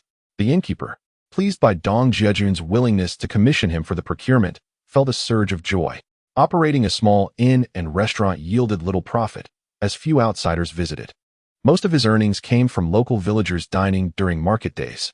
However, those villagers were quite frugal. He primarily served as a facilitator for external merchants, helping them acquire huanglian and earning a small commission in the process.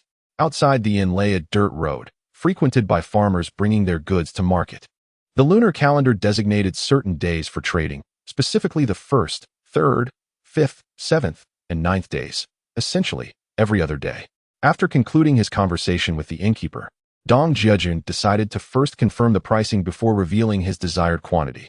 As dusk descended and a fine rain continued to fall, Dong Jiajun escorted Xia Ya back to their room at the inn. In the adjacent room resided several individuals from Qin province, who had ordered an array of dishes at the tavern and were now indulging in drink. The modestin lacked even a bathroom, let alone bathing facilities. Observing Xia Ya's expression of disorientation, Dong Jiajun descended to the kitchen to boil a kettle of hot water. He gently took his wife's petite feet in hand and began to wash them. Initially, Xia Ya resisted his efforts, but upon seeing Dong Jiajun's determination, she relented. With a heart full of guilt, he washed her feet while sharing jokes and occasionally tickling her soles, eventually eliciting a fit of giggles from her. Only then did he commence soaking his own feet, resolutely refusing to allow Xia Ya to attend to him. Xia Ya poured 2 cups of hot water, placed them on a small stool in the room, and brought one over for Dong Jiajun to drink. Despite the inclement weather and the inn's dismal conditions, Dong Jiajun found his mind devoid of any other thoughts, and they spent the night embracing each other in slumber. The following day marked a bustling market day. Early in the morning, Dong Jiajun and Xia Ya descended to discuss the matter of the huanglian with the innkeeper. After breakfast, Dong Jiajun accompanied the innkeeper outside. The farmers arriving to sell huanglian carried small backpacks, some laden with 10 to 20 pounds, while others bore only 3 to 5 pounds, revealing a scarcity of the herb.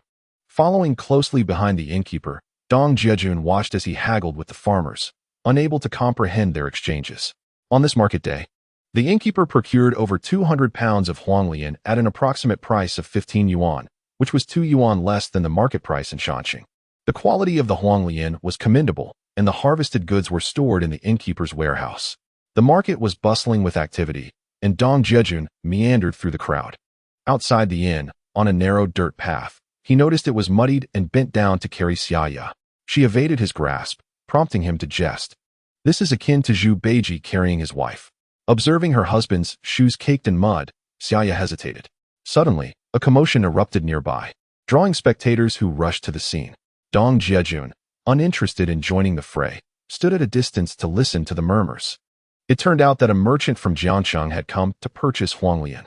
Beside the dirt path lay a large puddle, where the Jiangcheng man, in urgent need, had relieved himself. Unfortunately, a local witnessed this act and exclaimed, "We, the entire town, drink from this puddle. How can you urinate here and expect us to drink from it afterward?"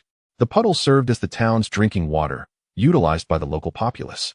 Unbeknownst to the outsider, there were no signs or plaques indicating that this was a source of potable water. Many locals surrounded the unfortunate man, shouting and clamoring, with some resorting to violence, giving the Jiajun man a thorough beating. At last, the innkeeper stepped in to mediate. The man incurred substantial losses and suffered a beating. Upon observing that there was little of interest in the vicinity, Jiajun decided it was wiser to return to the ground floor of the inn with Xia Ya, where they settled on a small bench to watch the unfolding events. On market days, the inn's dining area bustled with activity, filled with patrons. The local farmers possessed hearty appetites, often reluctant to spend money on vegetables, opting instead to purchase a bowl of rice and a bowl of noodles to accompany it.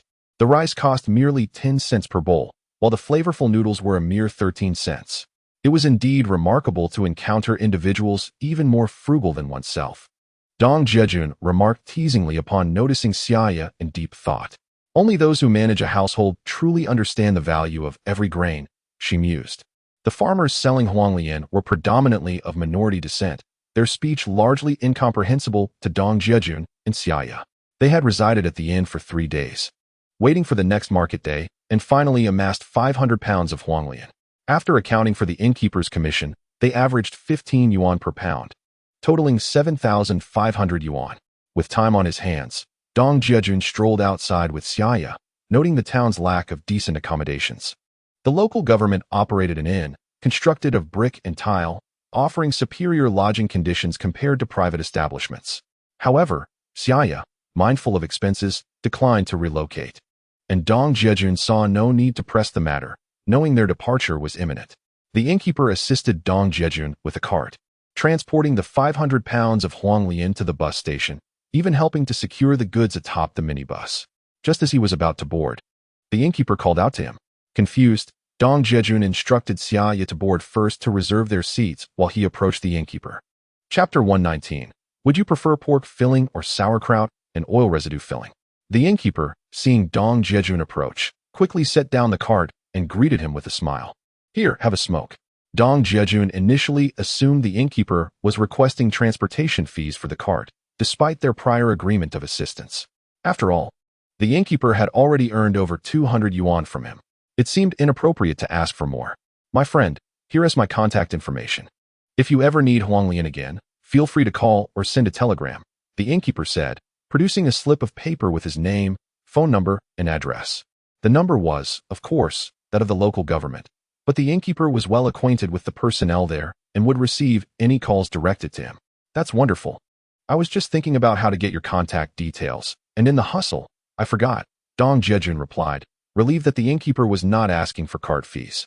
Even if he had, it would have been impossible to refuse. As the saying goes, a strong dragon cannot suppress a local snake. With a cheerful demeanor, he accepted the small note, folded it, and tucked it into his pocket. He then noticed Xia Ya peering out from the bus window, concerned about the situation. Jiajun waved goodbye to the innkeeper before boarding the bus, where he sat beside Xia Ya and handed her the note, recounting the events that had transpired. "This situation is quite agreeable. In the future, we can transfer funds to him, allowing him to assist us in receiving the goods before dispatching them." When Xia Ya arrived, she felt a sense of trepidation upon encountering a steep cliff alongside the surging river. The thought of potential mishaps was daunting, and Xia Ya dared not dwell on it. However, considering the prospect of earning 7 yuan per pound from the purchase of the huanglian, which equates to a substantial 3,500 yuan, was exhilarating. The weather on the descent was splendid, and having already endured one adventure, both felt emboldened. The crucial point was that after purchasing the huanglian, aside from setting aside some travel expenses, they would be nearly financially depleted. With no money left, they felt a sense of liberation from psychological burdens, remaining vigilant against thieves and highway robbers. The constant anxiety was no longer a concern. Xia Ya reveled in the scenic beauty of the descent, admiring the shimmering river surface.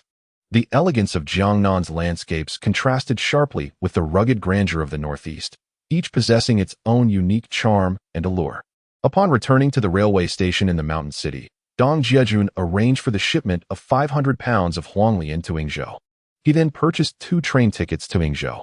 Initially, Dong Jiajun had contemplated shipping the Huanglian with the accompanying goods, but realizing that the cost would be significantly higher. He knew Xia Ya would be reluctant to agree, so he abandoned the idea. It must be said that Xia Ya had a profound influence on Dong Jiajun during this trip, prompting him to abandon his previously extravagant habits. Yet, Dong Jiajun firmly believed in the principle of prudence, to save where one can and spend where necessary. Even if he were akin to Sun Wukong, Xia Ya represented the Buddha and the tightening spell. Moreover, considering the timeline, he first needed to manage a batch of Longan flesh, which would demand time. By the time the Longan was processed, the Huanglian would likely have arrived, allowing him to sell it subsequently. The two boarded the train, remaining silent throughout the journey. The distance from the mountain city to Yingzhou exceeded 300 kilometers. They boarded the train at 5:30 p.m. and arrived the following morning shortly after 10 a.m. Upon reaching Yingzhou, Dong Jiajun promptly inquired at the freight department about the shipment from Rongqing. It had been 5 days since then, politely offering a cigarette. He presented the freight slip and was informed that it had just arrived and was being unloaded. He was reassured that there was no need to rush, as the railway freight storage was complimentary for 72 hours, meaning they could store it for 3 days and nights at no cost. After expressing his gratitude, Dong Jiajun hurriedly took Xia Ya to the bus station, purchased bus tickets, and set off for Guizhou. Upon arrival in Guizhou that afternoon, Dong Jiajun spotted a steamed bun shop and instructed Xia Ya to buy a few large buns. However, when handed one, he found it devoid of filling after biting into it. This left him internally grumbling about the shop's quality. How could a bun be so lacking in substance? It seemed Xia Ya had been deceived. Yet, seeing her relish her bun, Dong Jiajun felt perplexed and approached to investigate, only to be skillfully evaded by Xia Ya. Eventually, he caught up with her and discovered that her bun was likewise empty. You've been tricked. This isn't a proper bun at all. How can you enjoy it so much? Dong Jiajun thought it prudent to caution his wife. I didn't even buy buns. This is a steamed bun, and I find it quite delicious. Upon hearing Dong Jiajun's words, Xia Ya cast him a peculiar glance. Is her husband sleep-deprived, perhaps a bit daft from exhaustion? Clearly, this is a steamed bun. How could he insist on calling it a baozi? Goodness, my dear wife, I specifically asked you to buy baozi. How did you end up with steamed buns? Only then did Dong Jiajun come to a realization. He had been preoccupied with thoughts about how to negotiate with Tu Renjia and the others. This was crucial. He only remembered asking his wife to buy baozi, not considering that if steamed buns were available, she would naturally opt for those instead. Jiajun went away from home. You must make do. If you crave baozi, I shall prepare them for you upon our return. Do you prefer pork with scallions, or perhaps the oil residue with pickled vegetables? I assure you, you will have your fill. Observing Dong Jiajun's expression, Xia Ya quickly offered words of comfort. Regardless of the circumstances, she should first paint a picture of promise for him. What was that idiom? Oh, right, to quench thirst by imagining plums. Of course, it will be the pork and scallion filling. Scallions are indeed a remarkable ingredient, proving quite beneficial at crucial moments. Don't you agree? Dong Jiajun, reminiscing about the baozi his wife steams, could not help but think they far surpassed those from any street vendor. The aroma alone was enticing. With this thought, he found that even the steamed bun in his hand began to evoke the essence of a baozi. The two of them squatted by the roadside, finishing their buns before heading towards the medicinal herb market. They observed vendors with small blackboards hanging on their doors, announcing the purchase of items like huanglian and longan meat, visiting each one to negotiate. Dong Jiajun had already devised a sales plan while on the train. Logically, the longan meat or huanglian he possessed, despite the Bozu medicinal market's significant turnover, could not be consumed entirely by any single vendor. If he could not sell simultaneously, the prices would inevitably decline from their original value. The market operates on the principles of supply and demand. Should supply exceed demand, prices will naturally plummet. Only through a strategy of scarcity marketing, where demand surpasses supply, can one maximize profit margins. If he could visit these vendors and distribute the huanglian and longan meat, he would be able to digest his stock in the shortest possible time, thereby maximizing his benefits. Otherwise, he would have to seek out a larger entity, such as Baikiatang, to offload his goods, allowing them to dominate the market or utilize his distribution channels. Xiaodong, as Dong Jiajun was interviewing vendors one by one, he suddenly heard someone call his name. Turning around, he thought, what a coincidence to encounter him. It was Li Sankai from Baikiatang, whom he had met last time at Tu Renjia's. Li Sankai, in his 60s. began trading traditional Chinese medicine with a few old friends after retiring from the health bureau. During their last meal together, he had left a strong impression on Dong Jiajun, exhibiting a remarkable presence and speaking with considerable eloquence. Dong Jiajun had always held a deep respect for his elders. He promptly extended his hand to shake Li Sanzai's. "Xiao Dong, didn't you say you were going to Rongqing last time? It seems you've just returned. Why not drop by the shop for a cup of tea? Greetings. Mr. Li, I have just returned as well, bringing with me a batch of longan flesh from Rongqing, and I am currently engaged in discussions for potential cooperation with various parties. I must confess, I have not kept any secrets from Dong Jiajun. I have cast my bait and set my hook, much like Jiang Taigong, inviting those willing to bite. Come, let us visit Bai Keitang for a cup of tea. It is quite warm today, and do you not spare a thought for your wife?" Li Sankai playfully tugged at Dong Jiajun's hand, feigning intimacy as he led him towards Bai Keitang. Li Sankai had been observing Dong Jiajun for quite some time while meandering through the market. However, being astute and seasoned, he sensed that this young man was not to be underestimated. He possessed a maturity that belied his years. Thus, rather than approaching him directly, he chose to follow discreetly behind. After all, frequenting the market was a daily routine for individuals like them. Engaging in business without understanding the landscape would result in missed opportunities.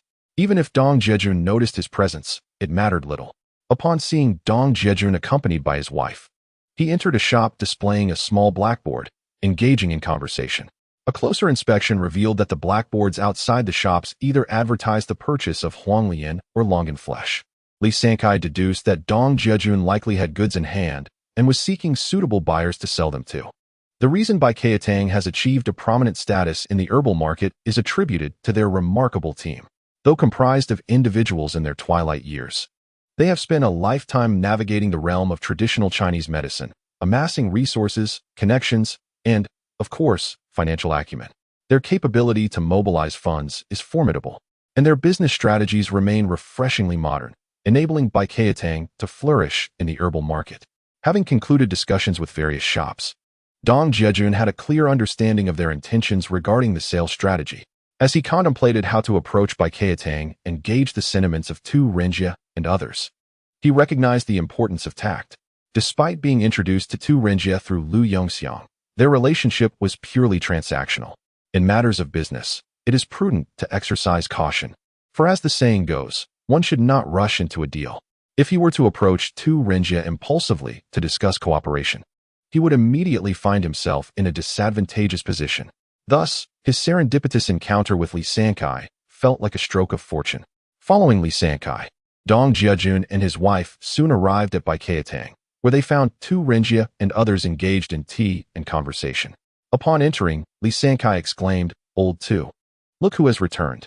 Seeing the joy on Li Sanzai's face, Tu Renjia took Dong Jiajun's hand and rose to greet him, saying, "Young Dong, have you just returned from Rongqing?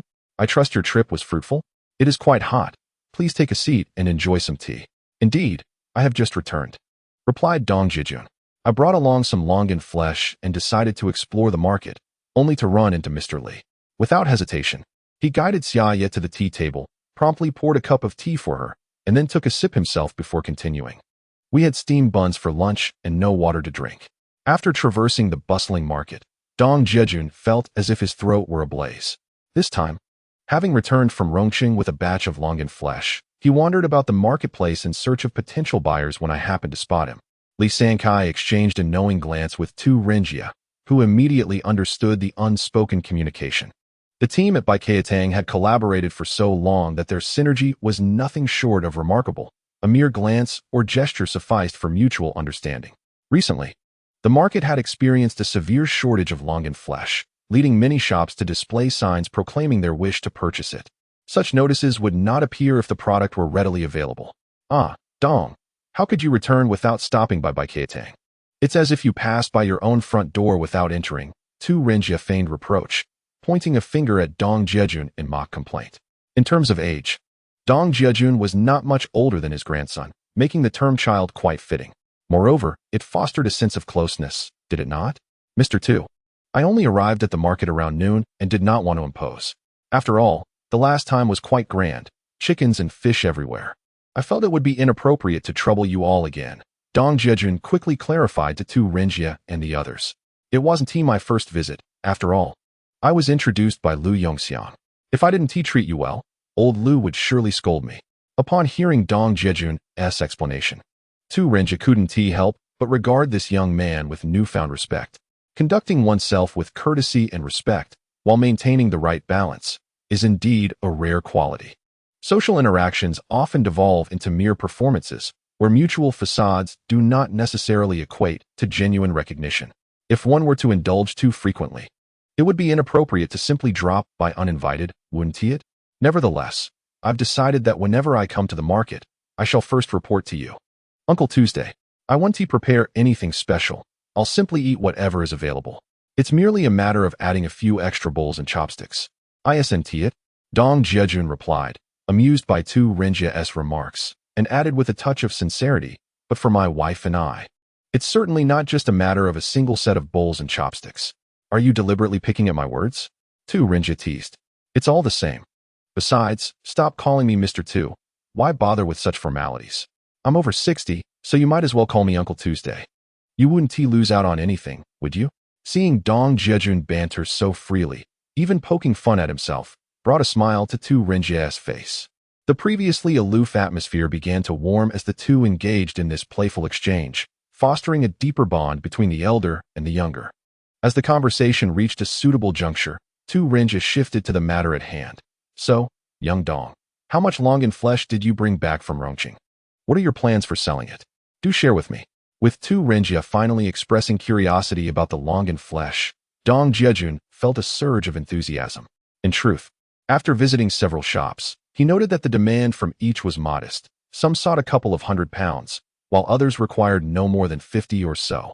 Given this selling strategy, Dong Jiajun feared he might need to rent a stall for a long-term operation.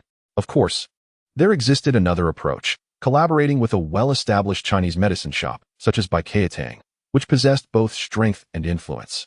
Successfully managing this batch of longan flesh could very well allow him to dominate the market for that product in a short span of time. However, when Dong Jiajun spoke, everyone was left astounded. Chapter 121, Mastering the Initiative, Waiting for the Opportunity. When Dong Jiajun heard Tu Renjia inquire, he feigned nonchalance and replied, Elder Tu, I have sent back 4,000 jin of longan flesh. I just visited the market and strolled through several stores that have demand. A dozen or so should be able to absorb it quite well. He then elaborated on why he dispatched 4,000 jin, explaining that he had conducted a meticulous investigation of the market prior.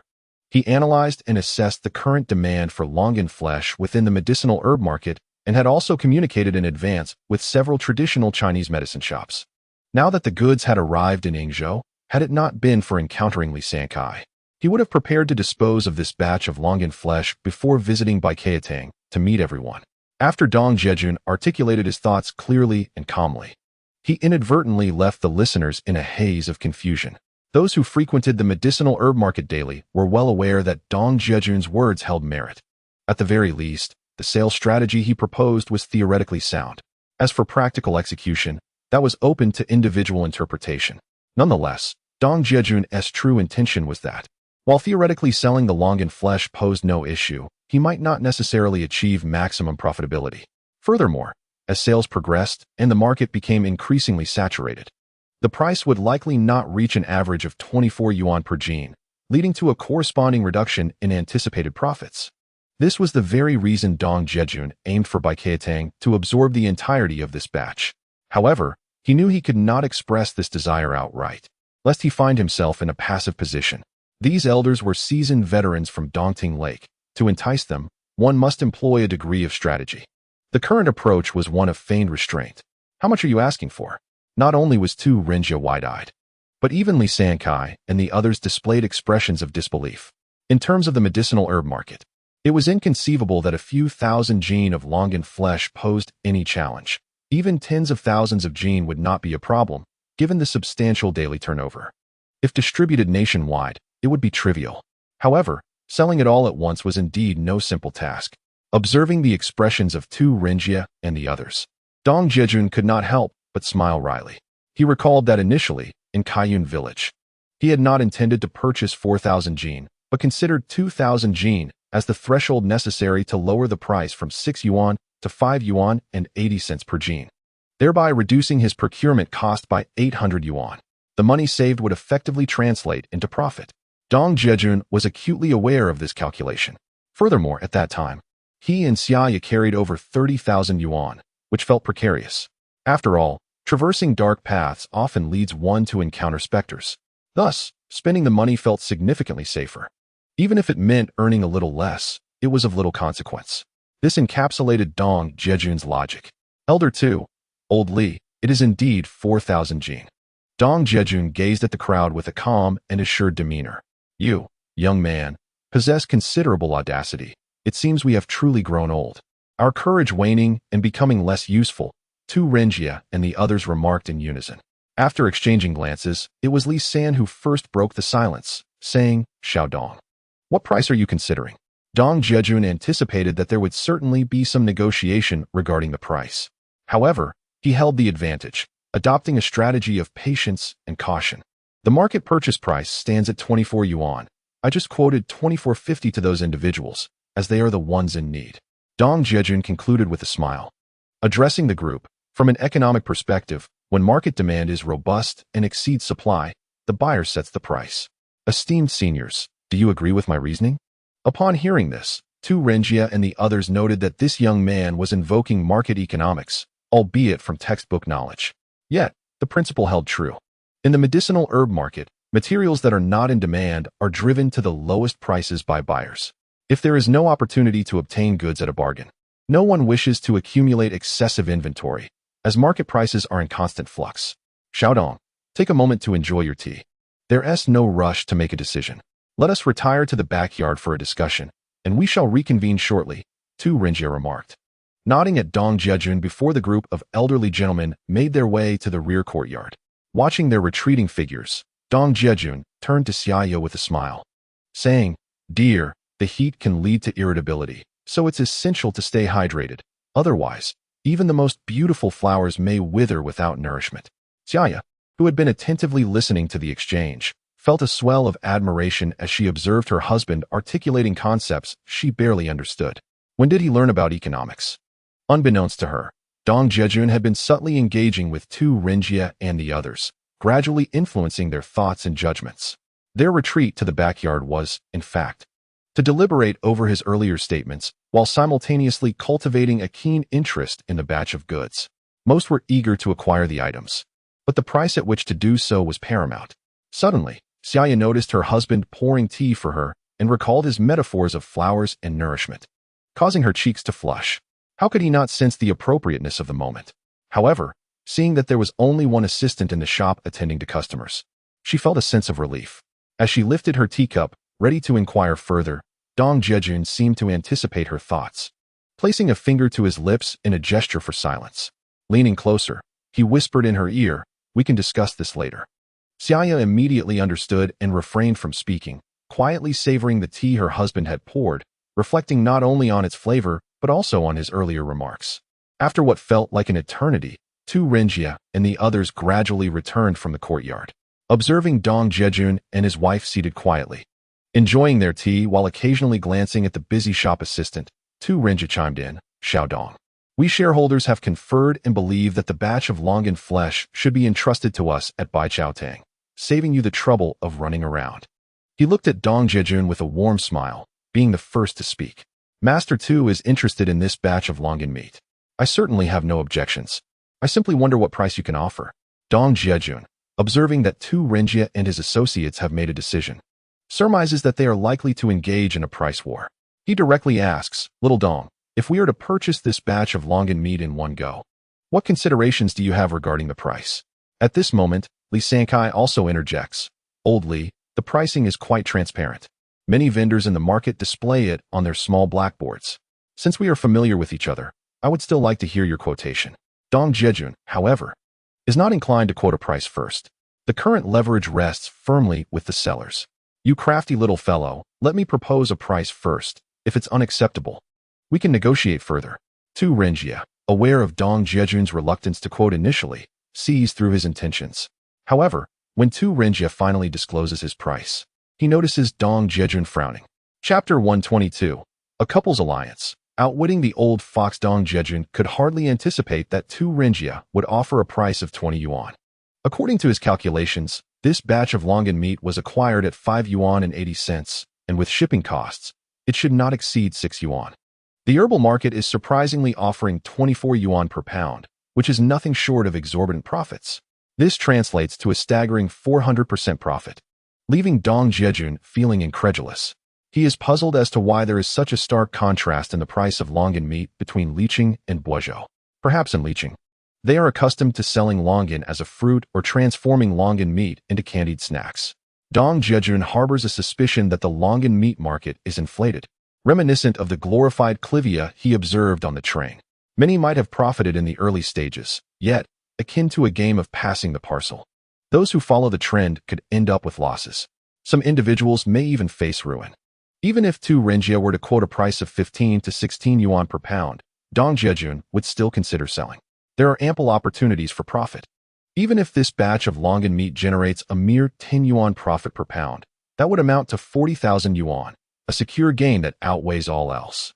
This is precisely why Dong Jiajun refuses to quote a price. However, having lived 2 lives, he possesses a profound understanding of human nature. Despite 2 ringgit offering a price of 20 yuan per pound, Dong Jiajun continues to feign extreme distress, akin to the tearful clearance sales that many engage in later years, claiming to suffer losses while secretly relishing the profits behind the scenes. Little Dong, we find ourselves in a predicament. Logically, since you've transported the goods from afar, I ought not to pressure you on the price. However, this business is a partnership, and this is a consensus we've reached. Observing Dong Jiajun's expression, 2 ringgit realizes he is dissatisfied with the price he proposed. Nevertheless, the external purchase price stands at 24 yuan, and one cannot expect to acquire it at the original cost, even if temporarily dealing in longan meat. Controlling this market could yield significant returns. Should the market become saturated during this period, it could result in unsold stock. Now, I have exclusive control over the supply. Acquiring goods at 20 yuan each, and even selling them for 25 or 26 yuan poses no issue. After all, I am the sole supplier. Even if I sell at 24 yuan, with 4,000 jin, I could earn 16,000, correct? A profit of 10 to 20,000 in just a few days would certainly satisfy these partners. Xia Ya, noticing her husband deep in thought and silent, recalled that the market price was 24 yuan, yet 2 ringgit was offering only 20 yuan for procurement. She felt a pang of urgency. Mr. 2, the market outside is at 24 yuan. Isn't your offer of 20 a bit too low? The disparity is rather significant. Dong Jiajun, who had been performing a role, realized he must not acquiesce too readily. These cunning old foxes were perceptive. If they sensed any weakness, they might back out. Just as he pondered how to continue this charade, he was taken aback when Xia Ya unexpectedly intervened, a scene unpracticed. His wife was remarkably resourceful. However, her words left 2 ringgit and the others feeling somewhat awkward. Were they perhaps being disrespectful, taking advantage of a young outsider? At that moment, Dong Jiajun suddenly raised his head and admonished Xia Ya. Men are conducting business here. What business do you have interfering? How can you speak to Mr. 2 in such a manner? Following this, as if making a momentous decision, he turned to 2 ringgit and the others, stating, "Women are often blinded by money, esteemed elders. Let us not lower ourselves to her level. We shall adhere to Mr. 2's price of 20 yuan per jin, all to buy Kaitang." Dong Jiajun's performance was heartfelt and eloquent, instantly easing the tension among 2 ringgit and the others. They praised Dong Jiajun's generosity and righteousness, acknowledging his capability for great undertakings, and expressed their gratitude. They then proceeded to discuss the specifics of the operation. Meanwhile, Xia Ya, suddenly scolded by her husband, felt deeply wronged, tears welling in her eyes. On the verge of crying, her husband had never before displayed such anger towards her. What was amiss today? Was it directed at her? This also aligned with the shamanistic traditions of Northeast China. When faced with the inexplicable, one believes it to be the influence of some deity. Dong Jiajun, seeing his wife in such distress, felt an immense ache in his heart. He longed to embrace her and express that she had achieved something significant today. Yet, he had to steel himself, otherwise, their plan might unravel. Mr. 2, since this price is set for you, the goods are still at the Yingzhou train station. I want to cover the transport costs for this leg, Dong Jiajun stated, recognizing that the freight from Yingzhou was no small sum and that every bit saved counted. No problem. My son is a manager at the transportation company. It's a simple task for him to arrange a trip, Li San said, before stepping away to call his son. You need not worry about the transport, Xiaodong. Is there anything else? Let us address it all together. Tu Renjie felt a surge of pride today. If he managed this batch of longan meat well, earning 5 yuan per jean should be feasible. 4,000 jean meant a profit of 20,000. As a major shareholder, he could expect to earn at least 10,000. Just the thought thrilled him immensely. Despite the thriving business at Baikeatang, the considerable profit from a single transaction is indeed unprecedented. Esteemed seniors, I currently possess 500 pounds of Huanglian, which should arrive shortly. Would you be interested? As long as the price is reasonable, I am willing to part with it without further hassle. Observing that everything proceeded as he envisioned, Dong Jiajun broached the subject of Huanglian. If the price is fair, he was indifferent to whom it went. Huanglian? From where? Tu Renjie was taken aback.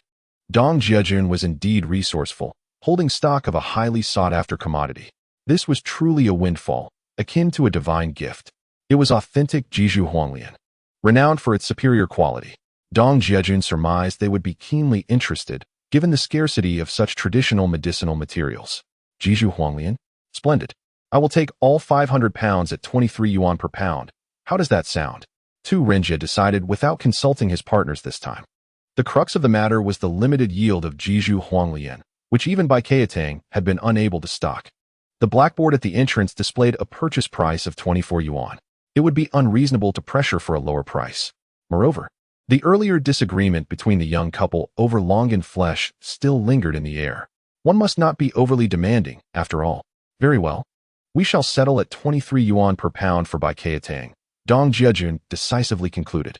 However, he soon revealed another matter that sent Tu Renjie and the others into a frenzy of delight. In chapter 123, the earth and sky are yellow. My home weeps for Yelong. Dong Jiajun witnessed the successful sale of his goods and finalized the pricing with Tu Renjie and his associates. They agreed to self-pickup in Yingzhou, thus saving on shipping costs. With one last significant transaction in mind, he presented Tu Renjie with a list of goods he intended to procure from the herbal market, requesting a quote. If the price was fair, he would source the items from Baikeatang. Upon seeing the list, which included scorpions, centipedes, sea dragons, and seahorses in substantial quantities, Tu Renjie was overjoyed. The elderly gentlemen circulated the purchasing list, unable to conceal their excitement. Xiaodong, is this the stock you intend to take back to Haining? Tu Renjie knew these herbs had been out of stock in Haining for quite some time. He was well aware of the demand for these materials from the Haining Herbal Company. Previously, shipments had originated from his establishment, but due to severe payment delays from the Haining Company, he had been reluctant to engage in credit transactions thereafter. Following a lengthy visit to Haining to collect debts, he had finally managed to recover the owed funds. Since then, Tu Renjie had resolved never to conduct business on credit with the Haining Herbal Company again.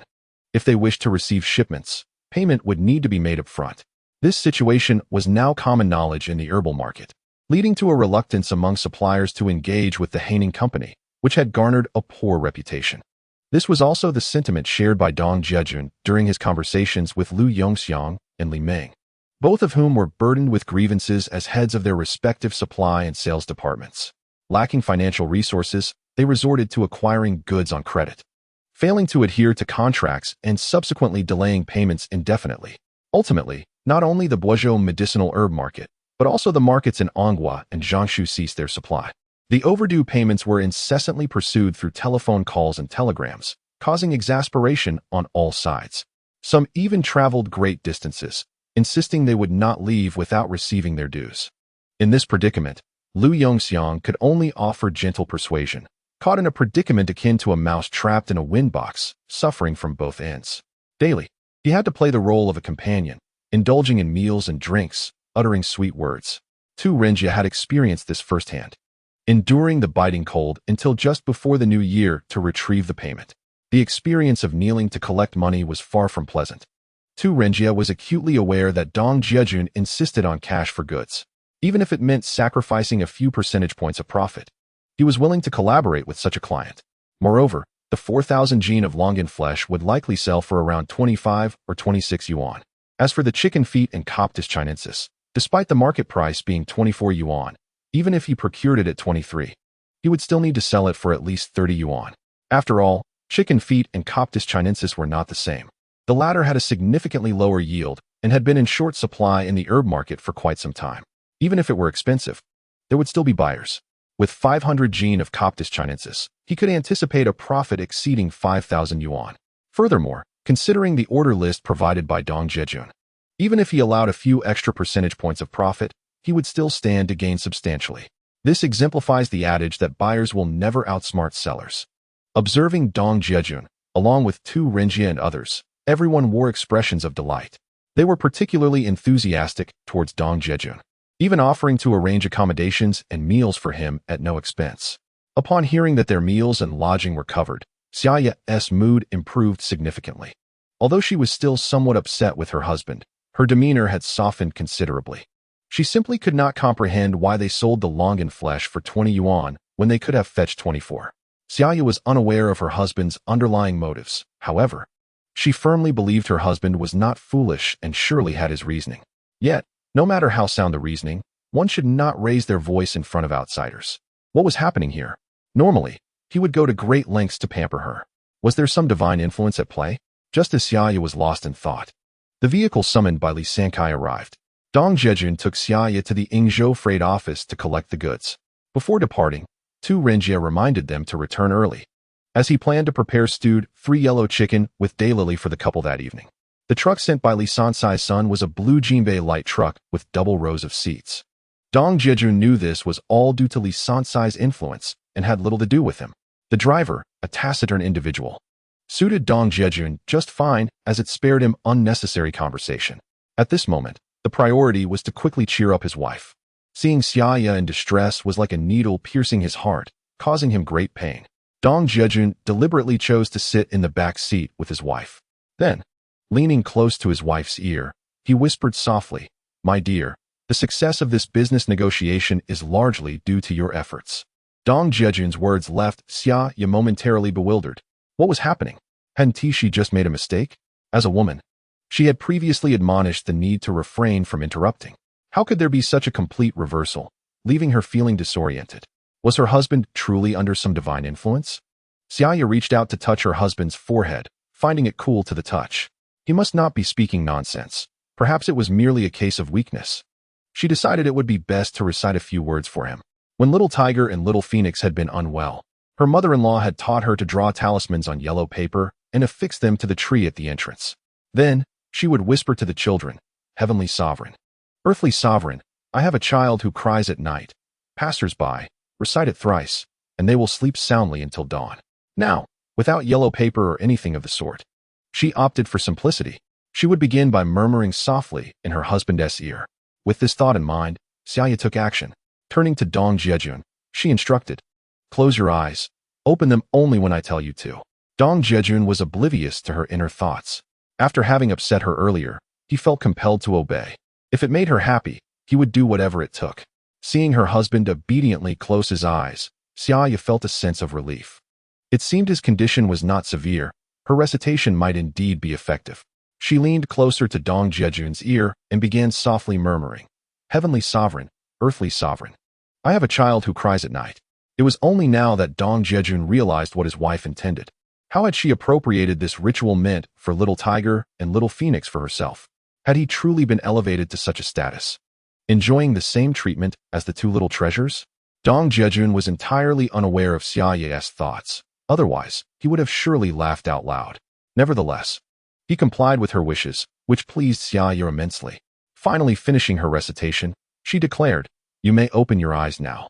Dong Jiajun opened his eyes, and Xia Ya noticed they were now much brighter and clearer than before. It seemed her method had indeed worked. Subsequently, Dong Jiajun leaned in to explain the negotiation objectives of Tu Renjie in detail to Xia Ya. The astute Xia Ya quickly grasped the situation, realizing that, by mere coincidence, she had greatly assisted her husband. Was she truly a significant contributor? It appeared that her role was indeed indispensable. Seeing his wife radiate joy and vitality, Dong Jiajun felt an irresistible urge to kiss her. Just then, the vehicle suddenly jolted violently, startling Dong Jiajun into instinctively shielding his wife. He looked up to discover they had arrived at Yingzhou train station. Moments earlier, a cyclist had recklessly crossed the road, nearly causing a traffic accident. "Are you all right, driver?" Dong Jiajun was finally able to clarify matters with his wife, his mood lifting considerably. He quickly retrieved a cigarette and offered it to the driver, saying, "No harm done. We are almost at the freight station. However, we must hurry, or we will miss their closing time." The driver accepted the cigarette, and Dong Jiajun helped light it for him. Feeling quite satisfied, he kindly reminded her, "All right, you wait for me here. I shall return shortly." As Dong Jiajun leaped from the vehicle, Xia Ya insisted on accompanying him. With no other choice, Dong Jiajun scooped his wife into his arms and hurried towards the freight station, hand in hand. Observing the couple's retreating figures, the middle-aged driver murmured to himself, "What a lovely bond this young couple shares. If only I could marry a wife as beautiful as hers in my next life.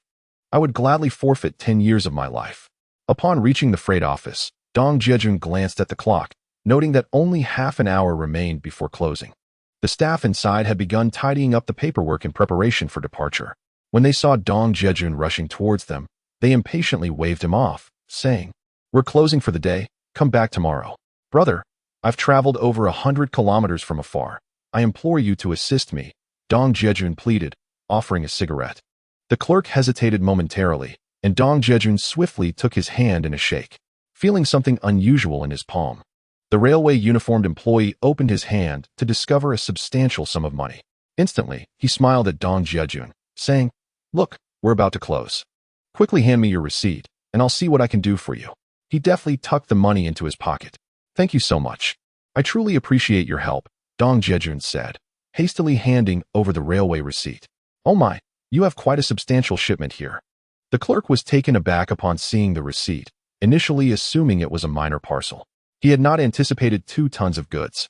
However, considering he had already accepted the money, he felt he could not refuse assistance.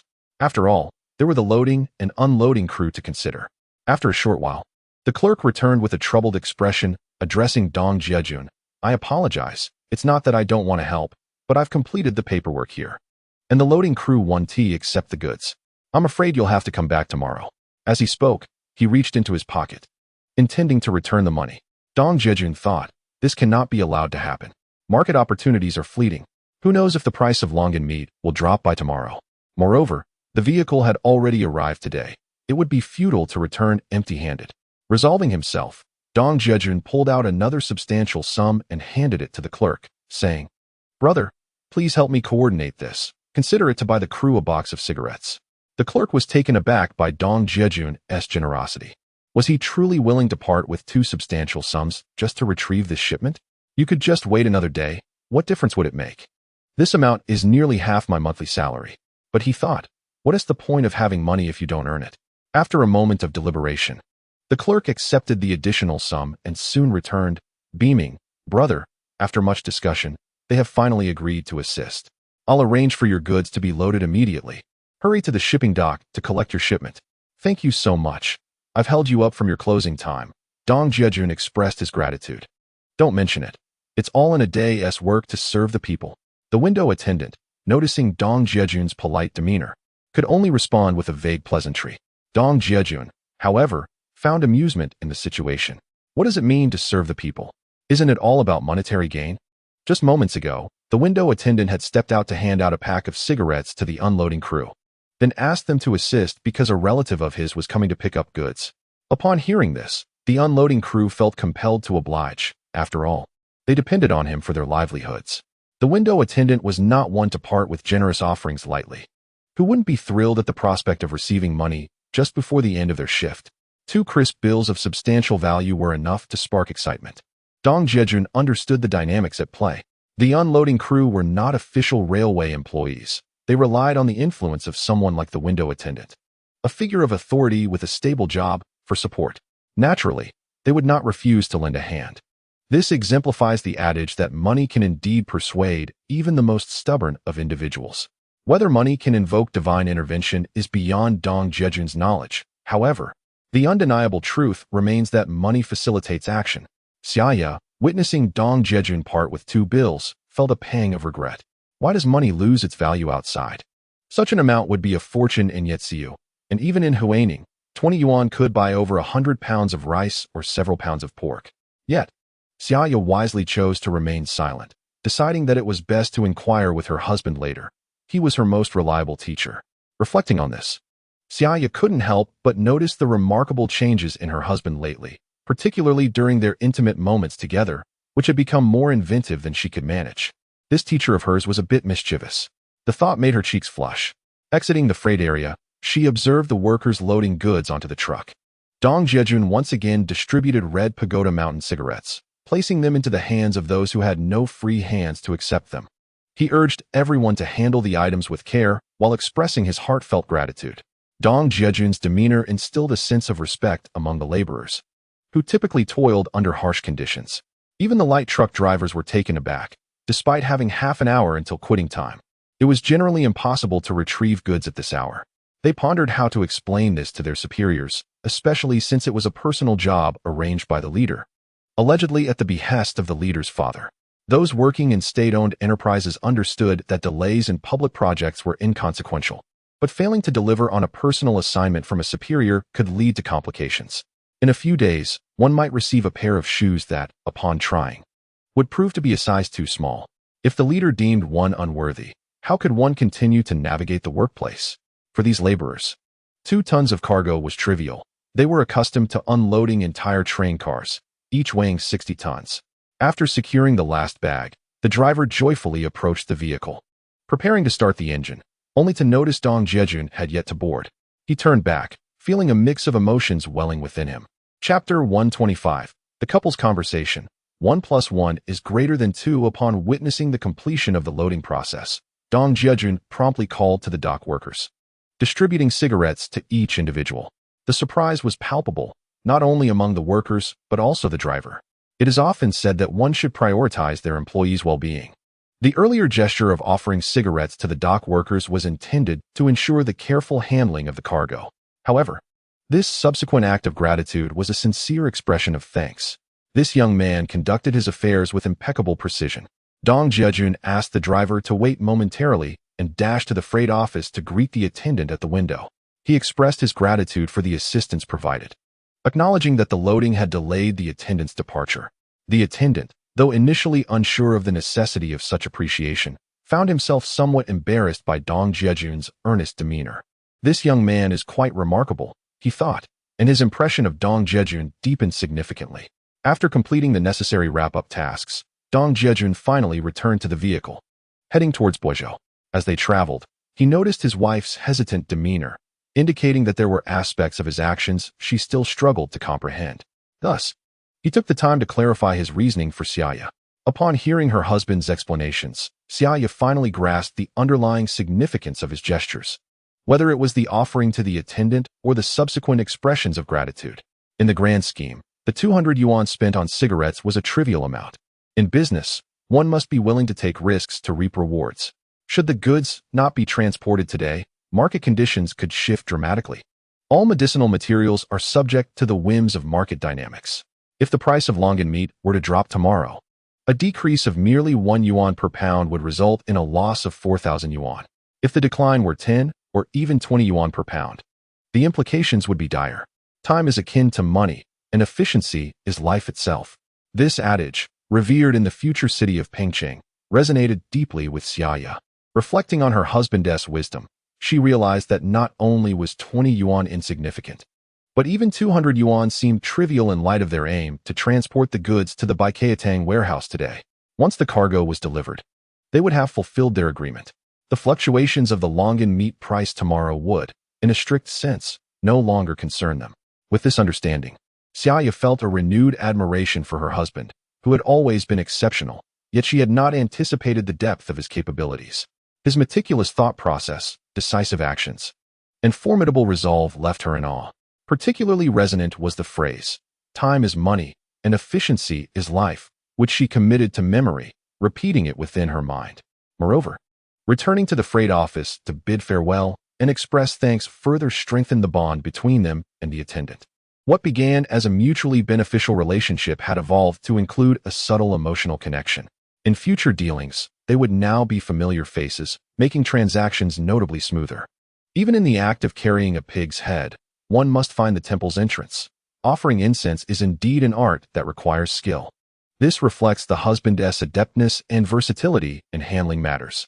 Dong Jiajun remarked that in the future, his interactions with the elder brother at the window would increase, particularly concerning the imminent delivery of the yellow ginseng, as well as the traditional Chinese medicinal herbs ordered from the herbal market, all of which would be transported back to Huaining via railway freight. And what lies ahead? Since he is now committed to this path, it is imperative to streamline the relationships along this line. As the saying goes, familiarity breeds wealth, especially in regard to those engaged in loading and unloading. Xia Ya holds her husband in even greater esteem. Their usual exchanges emphasize that class distinctions should not be drawn so starkly. In every profession, excellence can emerge. Regardless of the work, it is merely a matter of social division of labor. Broadly speaking, it is all in service of the people. On a smaller scale, it is to provide for one's family. The husband's humility in dealing with others reflects not only his character, but also brings blessings to his family. Observing his wife's rapid understanding fills Dong Jiajun with immense satisfaction. There are certain matters he does not clarify with her, and seeing her engage in speculation pains him. After all, his efforts stem from a desire to please Xia Ya and ensure a happy life for their family. Dear wife, there is a matter I wish to discuss with you. Dong Jiajun thought of something that had been troubling him for several days. Realizing he wanted to hear his wife's opinion, the red ginseng they brought out had been acquired on credit from their parents' acquaintances. Not only had they managed to liquidate it, but they had also purchased longan flesh and yellow ginseng, resulting in a substantial profit. Dong Jiajun planned to return before the Dragon Boat Festival, a significant holiday in Huaining, also known as the May Festival, which ranks among the most important celebrations of the year alongside the Mid-Autumn Festival and the Spring Festival. He intended to procure a batch of urgently needed traditional Chinese medicinal herbs for the Huaining market from the Guizhou herbal market. He had already provided the herb list to Tu Rinjia in the afternoon. If Tu Rinjia's pricing proved advantageous compared to other stores in the market, he would procure from him. Otherwise, he would source from the cheapest available option. Nevertheless, Tu Rinjia, being nearby, was afforded the first opportunity. According to Dong Jiajun's plan, he aimed to purchase hundreds of varieties of herbs, but the quantity of each specific variety would be modest due to limited funds. Herein lies a dilemma. Should he allocate all his capital for purchasing herbs in Guizhou, waiting to repay the villagers after selling the products? Or should he reserve the funds owed for the red ginseng to settle those debts first? Based on Dong Jiajun's previous experiences, maximizing the efficacy of limited funds requires judicious allocation. After all, it is a challenge to visit the Guizhou herbal market, and he aspires to acquire all the herbs needed for Huaining in one go, planning to repay the villagers' ginseng funds once he has sold the products. He is not withholding payment. It is merely a matter of a few days' delay. However, considering the circumstances of Yetsiu village, he feels a pang of compassion. This impoverished and underdeveloped mountain village has every household struggling financially. Regarding the funds from the sale of ginseng, there is an eager anticipation akin to waiting for the stars and the moon. They are anxiously hoping for a return on their investment. In this matter, Dong Jiajun finds himself at a crossroads, unable to make an immediate decision. Having been reborn, he aspires not to become a mercenary businessman, nor does he wish for his parents and family to bear any external pressures. His mission is to ensure his parents enjoy health and happiness, while his wife and children live in abundance of joy. There is nothing inherently wrong with a businessman pursuing profit. It is a natural inclination. However, Dong Jiajun resolves to carve out his own path. Xia Ya listens intently, finding much wisdom in her husband's discourse on business. Noticing her prolonged silence, Dong Jiajun gazes at his wife, curious about her insights. Yet, what Xia Ya articulates prompts Dong Jiajun to regard her with newfound respect. Chapter 126. The words of my wife are the highest directive. Xia Ya, deep in thought, reflects on her husband's words. When she feels his gaze upon her, a sense of pride swells within her, realizing that she is not merely his spouse, but has been elevated to the status of a partner in his eyes. With such significant matters at hand, she knows her responses must not disappoint him. Recalling the hardships she endured since marrying into Yetsiu, along with the villagers' unwavering support, Xia Ya finds these memories unforgettable. Her husband is right. In business, one must adhere to commercial principles to maximize benefits. However, it is equally vital to remember one's humanity. With the Dragon Boat Festival approaching, a celebration of great significance in Yetsiu, she contemplates the importance of disbursing the villagers' ginseng payments before the holiday. This would enable them to procure festive supplies. as the current financial strain makes even the purchase of meat a borrowed endeavor, with no one able to lend, given the widespread poverty. With these thoughts, Xia Ya suggests, Jiajun, perhaps we should reserve the villagers' ginseng payments. The festival is imminent, and allowing the villagers to celebrate joyfully is more important. We can afford to earn a little less. She reflects on the support she has received from numerous villagers over the years, which has enabled her to nurture their child's growth. Initially, Xia Ya had no intention of burdening Dong Jiajun with her grievances. Regardless of the challenges faced, she had persevered silently, never voicing complaints to her husband, which has led to his lack of awareness regarding many village matters. Nonetheless, it is an undeniable truth that Xia Ya has fostered harmonious relationships with the villagers. Hearing her recount their stories, Dong Jiajun realizes the depth of kindness he has received from them. Learning to be grateful is also a profound realization Dong Jiajun has gained from his rebirth. He knows he must include his two close friends in his endeavors, as a means to provide them with a safety net in the future. These friendships, along with his devotion to his parents and family, are among the few he holds dear. Now, as he listens to Xia Ya speak of the villagers, he comprehends the extent of the blessings he has received from their generosity. One must learn to express gratitude. It is not only essential to assist the villagers in selling their ginseng, but also imperative to help them transform their current living conditions.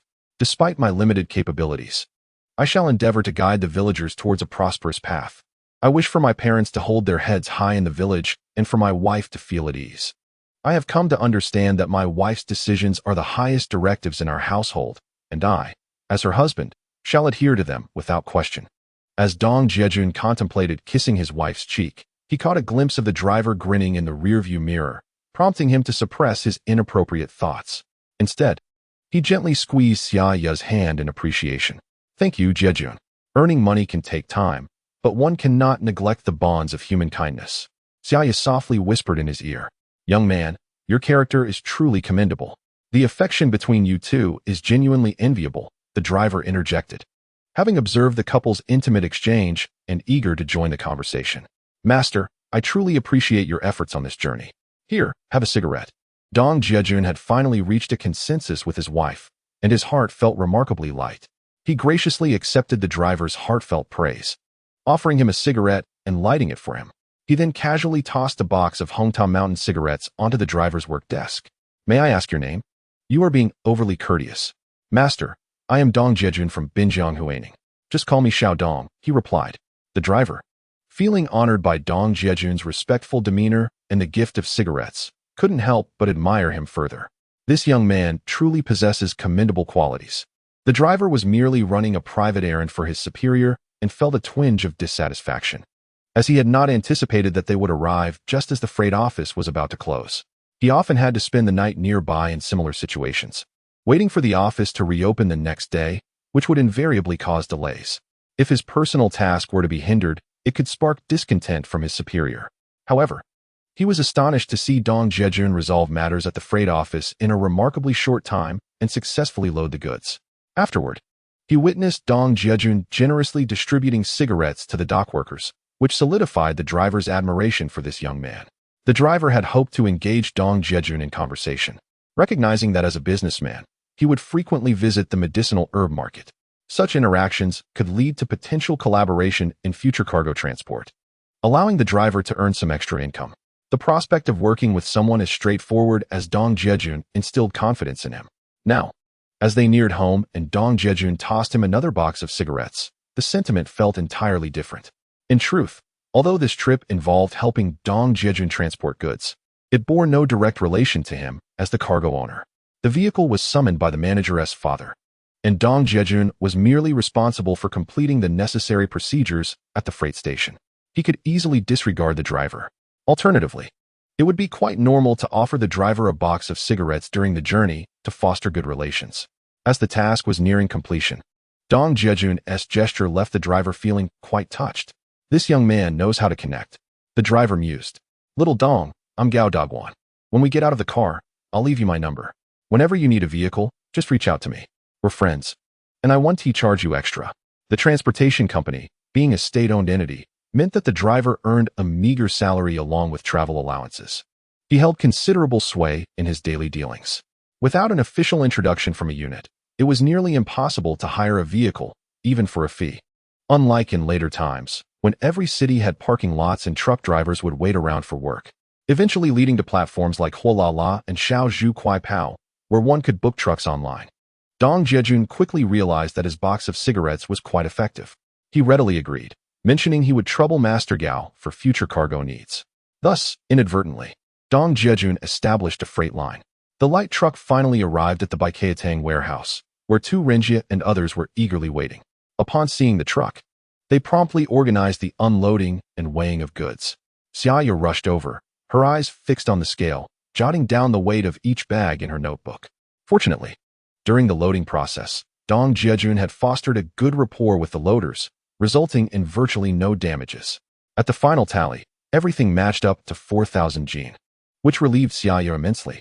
Missing even a jin would mean a loss of 20 yuan, a sum she could not afford to part with. After completing the handover, Dong Jiajun heard someone calling him and quickly turned around. Chapter 127. Receiving a fortune, Xia Ya was overjoyed. Dong Jiajun turned to see Gao Dagwan in the car, waving at him. He hurried over and noticed Gao Dagwan holding out a note with his address and phone number written on it. "Contact me if you need anything," Gao Dagwan said before driving off. Returning to the storefront, Dong Jiajun found that Tu Renjie had already prepared the cash. After washing their hands, he and his wife were greeted by a mountain of money stacked on the table. The 4,000 jin of longan flesh amounted to 80,000 yuan. "Count it up," Tu Renjie urged. The cash-on-hand arrangement was the very agreement Dong Jiajun had made with Tu Renjie initially. Xia Ya had never seen so much money before. Staring at the pile, she remained still, even though her husband hadn't said a word. Dong Jiajun felt a slight tingle of apprehension upon seeing the cash. The couple had come from Huaining with 102 jin of red ginseng, and now it had transformed into 80,000 yuan. Initially, Dong Jiajun had not intended to take this money today, especially since it was getting late. Carrying such a large sum of money made him wary of being targeted. However, what if something unexpected occurred if he didn't take it today? He recalled a past experience when he hesitated to collect payment, thinking it unsafe to carry the money at night. After all, they were old clients. He could simply withdraw the funds the next day, ensuring a safer transaction at the bank. The following day, the company's account was frozen due to a debt dispute instigated by a client. When Dong Jiajun arrived, he was utterly taken aback. The client, too, found himself at a loss, having never anticipated such a predicament. All he could do was hope that the lawsuit would be resolved in due time, as it surely would not impede their affairs. Yet, the resolution dragged on for 6 long months. Fortunately, in the end, the payment was settled with Dong Jiajun. However, this incident left a profound impact on him. It was akin to the anxiety one feels at a freight terminal, fretting over a mere day's delay in cargo pickup, fearing unforeseen complications. It is often said that money is safest when securely nestled in one's own pocket. Seemingly perceiving Dong Jiajun's thoughts, Tu Renjie remarked, "I had initially intended to wait until tomorrow to settle your payment. However, since we've reached an agreement, it's imperative to honor it without delay." Tu Renjie's implication was clear. He was concerned that a postponement in payment might lead Dong Jiajun to overthink, which could jeopardize future collaborations. Those seasoned elders, having weathered the storms of life, are deeply protective of their reputations. They place immense value on their credibility, hence they had prepared the cash in advance. Whether Dong Jiajun accepted it or not was no longer their concern. Tu Da Li Lao. Your dedication to maintaining commercial integrity truly sets a commendable example for the younger generation, yet such a significant amount also poses a security risk. Although Dong Jiajun understood that money is safest in his possession, he also recognized that the lives of him and his spouse held far greater value. The thought of being robbed for this money, only to face dire consequences, was too tragic to contemplate. What would become of their parents and children? If only he could be reborn with a system impervious to harm or endowed with unparalleled martial prowess. That would be extraordinary. In his previous life, Dong Jiajun was an avid reader, well-versed in the tropes of reincarnation and time travel. Alas, his luck had not favored him, and he lacked any extraordinary equipment. How about this? I was initially planning to arrange accommodations for you nearby, as the conditions are more favorable.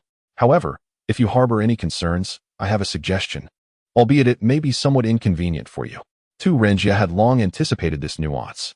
With his discerning eye, he knew that Dong Jiajun, being composed and experienced, would not take unnecessary risks with the cash. Thus, He could offer them a room in the back of the store, where he would have to assign someone to be on duty each night. This arrangement would save him the expense of a hotel. After all, one cannot conduct business without being meticulous in accounting. Of course, if Dong Jiajun were unperturbed by the risks of carrying such money, Tu Rinjia would not object. After all, this significant client was crucial to Bai Keitang. Even if it meant incurring a few days of hotel expenses, it was a cost worth bearing. When he had previously gone to collect debts from the Huaning Medicinal Herb Company, despite their overdue payments, the company had not disclosed this to their clients. They had arranged accommodations where, at mealtimes, someone would escort the clients to dine without them spending a single penny. Such is the warmth and hospitality of the Northerners. He could not possibly allow Dong Jiajun to feel inconvenienced, could he? Tu Rinjia's calculations were astute, regardless of the outcome. Dong Jiajun would find no fault in his reasoning. Upon hearing Tu Rinjia's words, Xia Ya cast a glance at Dong Jiajun, noticing that her husband was also looking at her. Thus, the first to speak was, "How could we possibly impose on Master Tu by staying at an inn? We can simply reside in the backyard, which would also facilitate our discussions. All right, I shall heed my wife's suggestion and we will stay in the backyard, provided that you, Master Tu and Old Li, are not concerned about my wife and I'm making off with the merchandise in the dead of night." Dong Jiajun chuckled, signaling his wife to count the money. "There's no need for concern. I have complete trust in you as a couple." Observing the money, Xia Ya felt a surge of excitement, for counting money brought her immense joy. However, it seemed that the sum was rather substantial. Nevertheless, she commenced the counting, which took over 2 hours. After securing the money, the couple followed Tu Rinjia and Li Sankai to the backyard for a meal. The other elderly gentleman had already returned home. Dong Jiajun, mindful of his limits, refrained from drinking excessively, and the three partook in only a modest amount of liquor. Once the meal concluded, Tu Rinjia and Li Sankai also retired for the evening. Arriving at their sleeping quarters, Dong Jiajun discovered a modest wooden bed, freshly adorned with clean sheets. Despite the simplicity of the room, it was remarkably tidy, indicating prior cleaning efforts. He noticed his wife lost in thought while seated in a chair, and couldn't help but chuckle softly. "Xia Ya, aren't you tired? Hurry and get to bed." "Jiajun, I wonder if it is possible to take a bath? After these past few days of either being in Huangshui or on the train, I feel quite uncomfortable without a wash." Xia Ya, upon seeing the money, seemed to be lost in her own thoughts, suddenly bringing up the idea of bathing. Aware of his wife's penchant for cleanliness, especially in such sweltering weather, Dong Jiajun decided to step outside for a moment. He noticed a large water tank filled to the brim, the water having been warmed by the sun throughout the day. To his delight, he found the water pleasantly warm to the touch. He called for his wife to prepare, while he took a ladle, ready to assist her. "You go ahead. I will wash myself." Xia Ya, reassured by the moonlight, felt the surroundings were relatively safe and attempted to send Dong Jiajun away. The husband, eager to enjoy the sight of his wife bathing, felt a wave of frustration wash over him. "After all these years, what is there to be shy about? If I am not beside you to pour water, how will you wash?" Dong Jiajun, unwilling to give up, sought to negotiate further. The opportunity to admire the beauty of a lady under the moonlight was a rarity indeed. "Then I shan't wash if you do not enter." Xia Ya, retrieving her change of clothes, threatened him upon noticing Dong Jiajun's reluctance to move. "Honestly, he's just my husband. What is there to be embarrassed about?" Dong Jiajun's protests fell on deaf ears, and he reluctantly retreated indoors. "You must promise not to peek." His initial intention to sneak a glance was swiftly dashed by Xia Ya's words. As he paced anxiously within, imagining the scene of his wife bathing, he was suddenly startled by a scream from outside. Alarmed, he rushed out. Chapter 128. Wife in Peril. Bathing interrupted by a snake upon emerging. Dong Jiajun found Xia Ya crouched on the ground, facing off against a snake that was poised before her, flicking its tongue. "Dear wife, stay still. I'm coming." Dong Jiajun exclaimed softly, grabbing a broom from beside the door and hurling it at the snake. He then dashed forward to shield Xia Ya. Simultaneously, he drew a bone knife from his pocket, determined to emulate the heroic scenes from the movies by severing the snake's head should it lunge at him. Despite lacking any real confidence in his ability, at that moment, his only thought was to protect his beloved wife at all costs. "Jiajun, don't worry about me." Xia Ya, who had just been showering, was consumed with anxiety over the possibility of someone watching her. Just as she had finished rinsing off and was about to dress, she glanced up to see a snake not far away, fixating on her, prompting her involuntary scream. Now, Witnessing her husband standing guard, her concern shifted to Dong Jiajun. What if it were a venomous snake?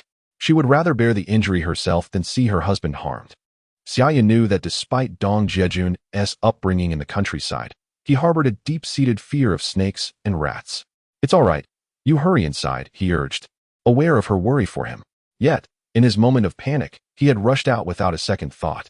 Now, upon looking up, he noticed the snake had vanished, likely frightened away by the broom he had thrown. However, he couldn't shake the fear of it reappearing at any moment, prompting him to insist that Xia Ya retreat indoors. As Xia Ya stood behind her husband, watching him nervously wield the bone knife, a wave of emotion washed over her. She had never doubted her husband's vow to protect her for a lifetime during their tender moments together. He was her steadfast support. Observing his not particularly imposing yet remarkably upright figure, she felt a profound sense of security and instinctively wrapped her arms around him. It was then she felt Dong Jiajun trembling.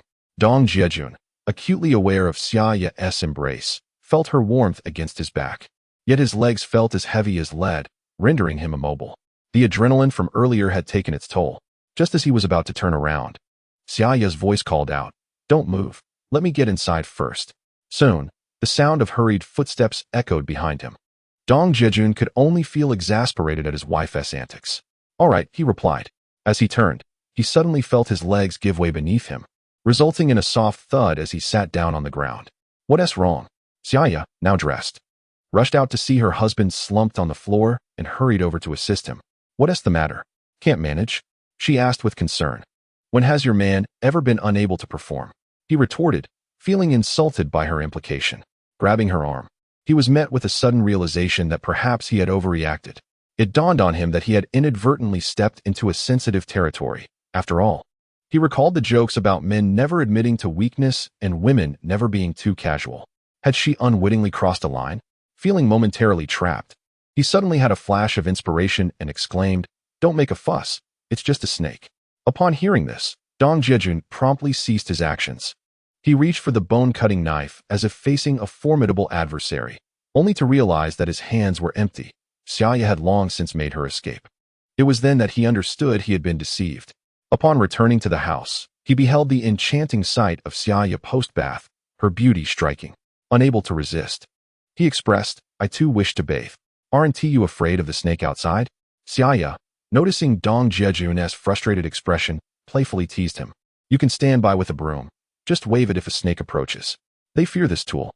Earlier, Dong Jiajun had inadvertently frightened the snake away with the very broom he had tossed aside, believing that such a large object would indeed intimidate the creature.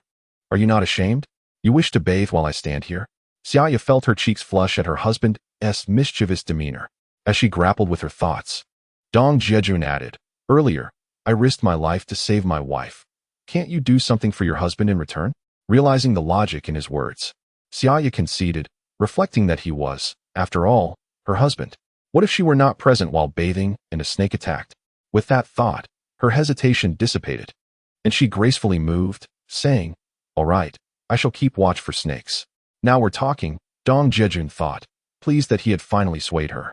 In a matter of moments, he shed his clothing and struck a pose for his wife. Xia Ya, taken aback by his audacity, covered her face and dashed out the door. "Hurry, hurry, I'm off to bathe, and my wife is on guard," Dong Jiajun sang joyfully, reveling in the sight of his lovely wife, broom in hand, anxiously scanning the surroundings. His heart brimmed with delight. Bathing while his wife stood watch was a format he found utterly delightful. Xia Ya observed her husband, swaying and singing, as he poured water over his head with a ladle. A myriad of tender emotions filled her gaze. Her man was nothing more than a big boy at heart. Thoughts of their son, little Tiger, and then her husband, one a small boy, the other a large boy, awakened her nurturing instincts. "My dear wife, did I frighten you today?" "I'm fine. Thankfully it was a mere scare, but it appears I startled you. Knowing your fear of snakes, why did you rush in?" "I didn't think too much about it. When my wife is in trouble, I must act. Perhaps you could ease my fright?" As he spoke, his hands began to wander. "You truly are impossible," she chided him. The next morning, after freshening up, Tu Renjia and others began to arrive for work, bringing a hearty breakfast for Dong Jiajun and his wife: steamed buns, soy milk, fried dough sticks, and mung bean porridge, a feast indeed. Upon hearing that there was a snake in the yard, Tu Renjie quickly inquired whether anything had gone awry. Once assured that all was well, he promptly organized the staff to spread sulfur around the backyard. He explained that the abundance of medicinal herbs in the area likely attracted the snake, particularly the heavy flower, known for its appeal to venomous serpents and its properties as an antidote for snake bites. The interplay of medicinal substances reveals that where venomous snakes lurk, an antidote often accompanies them. Conversely, where an antidote lies, venomous snakes may also be present. It was only then that Dong Jiajun realized that the danger he faced last night was likely from such a serpent, and he felt a silent gratitude for having narrowly escaped death. This morning's breakfast was quite sumptuous. The pork-filled buns he had intended to enjoy had been swapped for steamed buns by Xia Ya at the bus station. Ultimately, he was able to savor them today. It seemed that fortune was favoring him, granting him the whims of his appetite.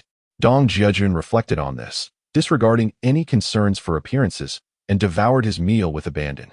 Satisfied and full, after finishing his soybean milk, he let out a contented burp, glancing at the envious gaze of Tu Renjie directed towards him. Suddenly, Dong Jiajun recalled a pressing matter and quickly spoke up. "Old Master Tu, we need to discuss something important." He remembered that the batch of Huanglian had yet to arrive, and he had not finalized the price for the Chinese medicinal herbs meant for Tu Renjie. The 80,000 yuan he possessed felt like a hot potato in his hands. Thus, he inquired about the nearest convenient bank. During his market visits, Dong Jiajun had noticed several banks surrounding the area, including those of the Agricultural Bank, Industrial Bank, and Construction Bank. The local government had high hopes for the Chinese medicinal herb market and had systematically integrated these supportive resources. Dong Jiajun was aware that in the future, withdrawing amounts exceeding 50,000 yuan would require an appointment. While depositing funds would pose no issues at present, the necessity to withdraw them at a moment's notice was paramount. He could not afford to let the bank create excuses to delay him, leaving him in a predicament where his money was trapped in the account. Upon hearing this, Tu Renjie understood Dong Jiajun's concerns and advised him to deposit the money in the construction bank, assuring him that withdrawals would be convenient and timely. Thus, accompanied by Xia Ya, Dong Jiajun proceeded to the construction bank at the market entrance. Each of them deposited 40,000 yuan, establishing two separate passbooks as a precaution against unforeseen circumstances. They meticulously stored their passbooks, knowing that if lost, they could not be reported missing. Whoever found them would claim ownership. After completing their banking, the couple wandered through the market, primarily to gain a deeper understanding of the prices for the goods they intended to procure. They aimed to verify whether Baijiatang truly offered them the lowest prices, as Tu Renjie had claimed. After all, without comparison, the strength of negotiation would be lacking. Armed with their notebooks, they diligently recorded the prices of medicinal herbs and familiarized themselves with the market's purchasing trends.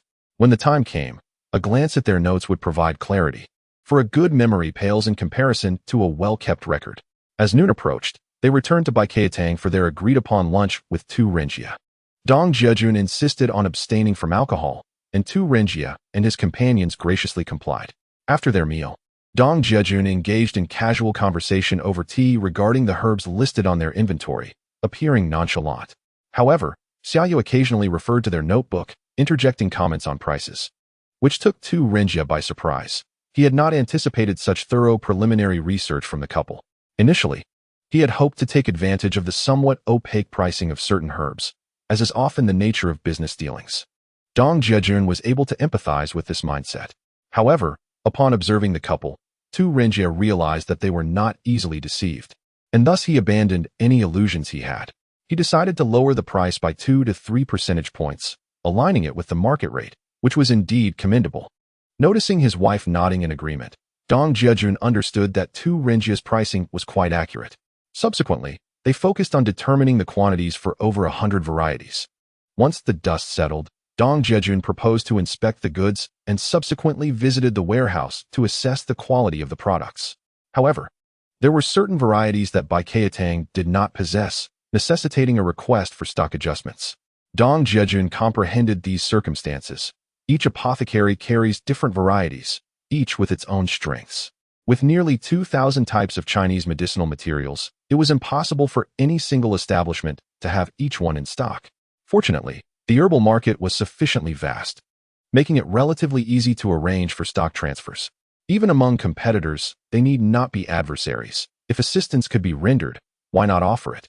However, During the inspection, Dong Jiajun was quite meticulous. He picked up a scorpion, noting its swollen abdomen, and casually tossed it into his mouth.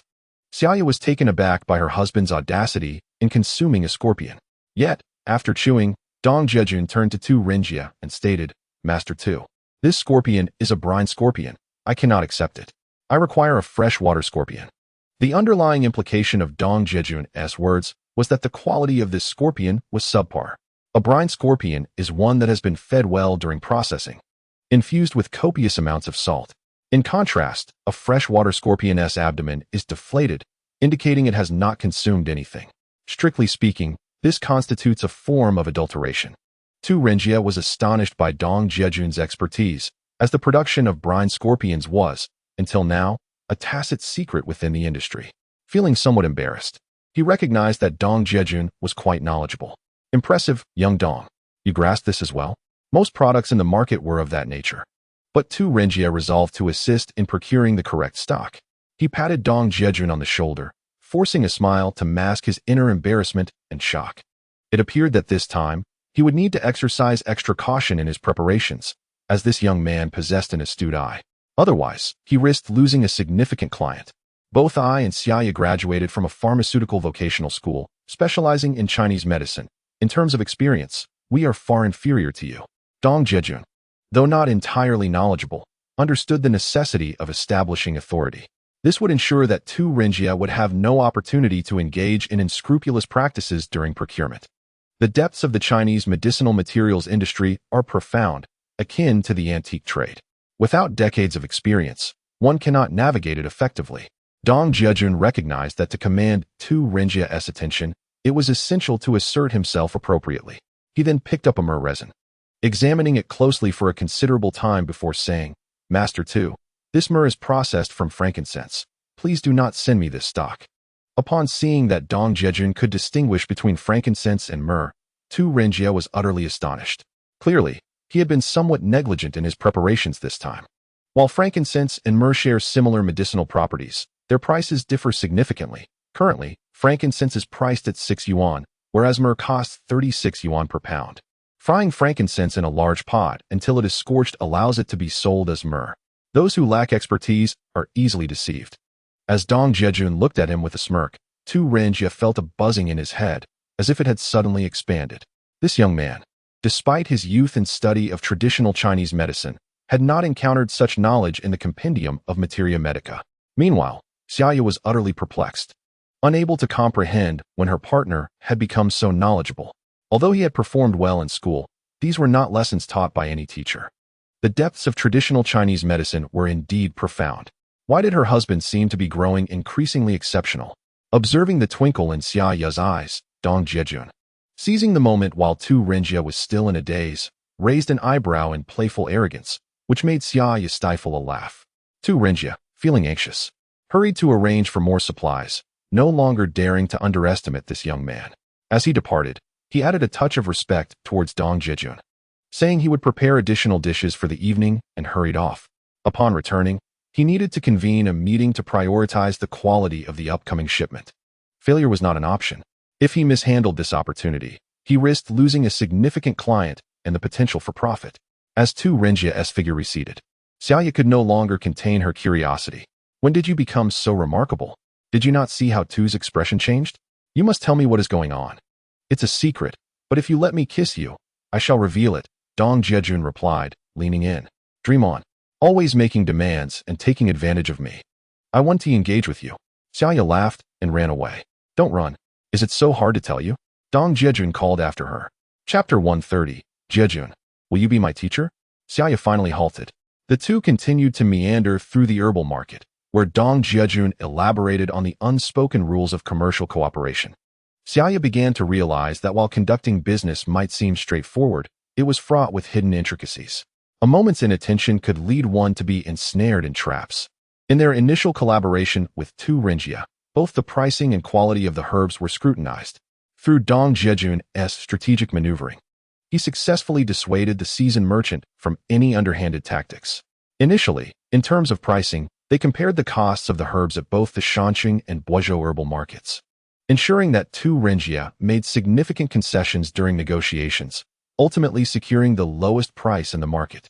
Yet, there is a saying, the buyer is always less astute than the seller. Though Tu Renjie conceded on price, his extensive experience in the business world rendered him a shrewd negotiator. Even if he relented on pricing, he could recoup his losses through quality, leaving no room for retort. A prime example of this was the inspection of goods in the warehouse, where Dong Jiajun raised concerns regarding the full scorpion and frankincense. Despite the minimal difference in medicinal efficacy between brine scorpions and freshwater scorpions, the former boasts a notable advantage in terms of weight. When Tu Renjie reduced the price of scorpions, he resorted to using brine scorpions during stock preparations, thus indirectly inflating the price. Similarly, take myrrh, which costs only a few dollars. After being scorched in a large iron pot, it transforms into a product worth over $30. Should Dong Jiajun be unaware of this, he might easily fall prey to Tu Renjie's deceit, resulting in a shipment sent his way laden with such tricks. Even if Dong Jiajun were to return and enlist the expertise of a specialist to inspect the goods and uncover these discrepancies, what could he do? Returning the shipment would be impractical, given the thousands of kilometers involved. Even if Dong Jiajun were to visit again, Tu Renjie could feign ignorance, conveniently finding a scapegoat to reprimand, followed by a facade of cordiality, with fine food and drink offered as an apology, and a promise to ensure stricter quality control in future orders. The pricing would be meticulously calculated to compensate for the previous losses. As the saying goes, one does not strike a smiling face. Even if Dong Jiajun harbored resentment, what recourse did he have? Switching to another supplier would likely yield similar issues, for the strategies employed in the business realm are often quite homogeneous. Presently, Dong Jiajun possesses the acumen to identify issues on-site and articulate them directly. Although he only pinpointed the issues with the whole scorpions and myrrh, this served to convey a potent message. Tu Renjie could no longer pretend ignorance. This is the wisdom of Dong Jiajun. After fully absorbing Dong Jiajun's insights, Xia Ya felt immensely enriched, realizing her husband was truly exceptional, merely lacking opportunities to showcase his talents. Dong Jiajun then spoke of the identification of traditional Chinese medicine, mentioning his studies of the Compendium of Materia Medica during his journey. Prior to this, he had engaged in extensive discussions with the warehouse manager at the Qianning Medicinal Herb Company. His humble attitude, while learning from Lu Yongxiang and Li Ming during their drinking session, was well received by both. Naturally inclined to teach, they seized the chance to flaunt their expertise upon encountering Dong Jiajun. As an attentive listener, he fostered excellent interaction with them, extracting a wealth of knowledge from their discussions over drinks. "Jiajun, would you be my teacher?" Xia Ya asked, realizing that the business world was an ocean vast and boundless. To truly become a capable ally to her husband in the future, there was an abundance of knowledge to acquire. Otherwise, she might inadvertently hinder his endeavors. Recognizing her husband as the finest teacher, she seized the moment to playfully plead. Observing his wife clinging to his arm with an endearing demeanor stirred Dong Jiajun's heart. With a mischievous grin, he teased, "Is it customary to become a disciple without offering a gift? There must be an exchange, perhaps a ceremony? What kind of gift do you desire?" "And a ceremony?" Xia Ya, noting the expression on Dong Jiajun's face, sensed he was not entirely decided but remained curious. "A gift? You can give it to me now. As for the ceremony, well, we'll see how you perform tonight. As long as I'm satisfied, everything is fine," Dong Jiajun said, gesturing towards his own cheek, implying that Xia Ya should give him a kiss. He then leaned in closer. "You wish. I'm ignoring you," Xia Ya retorted, feigning anger as she released his arm and strode ahead. "Hey, my wife, I was just teasing you. Wait for me." Dong Jiajun realized he had taken the joke too far. His wife, already shy, had now withdrawn. He hurriedly quickened his pace to catch up. Later that evening, in the backyard of Baikatang, a sumptuous banquet was laid out on the 8 Immortals table. Dong Jiajun noticed Tu Renjie, Li Sankai, and several shareholders were present. The table was adorned with a dazzling array of dishes: stinky mandarin fish, tiger skin tofu, a variety of hot pot, fragrant bamboo shoots, aromatic rice straw meat, and rich soup from the famous Fushi Old Hen, a feast that dazzled the eyes. As for the liquor, they were enjoying Gujing tribute wine, a popular choice in the Yingzhou region at that time. Tu Renjie poured drinks for everyone and began his speech. "The young couple, Dong Jiajun and his wife, have traveled from afar, and we have not yet arranged a formal welcome banquet.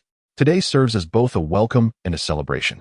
Dong Jiajun anticipated that the batch of Huanglian would arrive in Yingzhou the next day, and after retrieving the goods, they could settle accounts. Xia had also prepared his stock, so they could return in the afternoon. In the morning, Jiajun planned to call the shipping office to inquire about the delivery. Before the meal, Jiajun had discussed these matters with Xia. Xia continued, "This collaboration with Jiajun is a fateful connection across 1,000 miles. Introduced by our old friend Lu Yongxiang. To our surprise, both longan meat and chicken feet Huanglian have been sold to Baiketang, which also ordered a large quantity of traditional Chinese medicinal herbs to take back. The relationship between our clients has become close, and we should visit each other frequently to foster goodwill." Everyone raised their glasses in a toast. Despite the attendees of Baiketang being past their 60th year, their capacity for liquor was impressive. Jiajun remarked, "Guizhou, as the hometown of Cao Cao and Hua Tuo, is indeed a city steeped in history. This visit has been immensely beneficial, thanks to the guidance of all the esteemed predecessors here," and he raised his glass in return. Through their discussions this afternoon, from price negotiations to quality inspections, the young men across the table could no longer be underestimated and raised their glasses in response. Jiajun put down his cup and turned to Xia Ya beside him, but could not help but furrow his brow. Chapter 131. Wife, this chicken soup is very nourishing. Xia Ya felt her husband's gaze upon her and smiled sweetly, saying, "You drink with them, don't worry about me." "How can that be? What if my wife gets too thin from hunger?" Jiajun insisted. "Just relax and don't stand on ceremony here at Uncle Tu's." After toasting the guests, he noticed that Xia Ya hadn't touched her chopsticks. He thought to himself, she should eat well, don't just watch the excitement.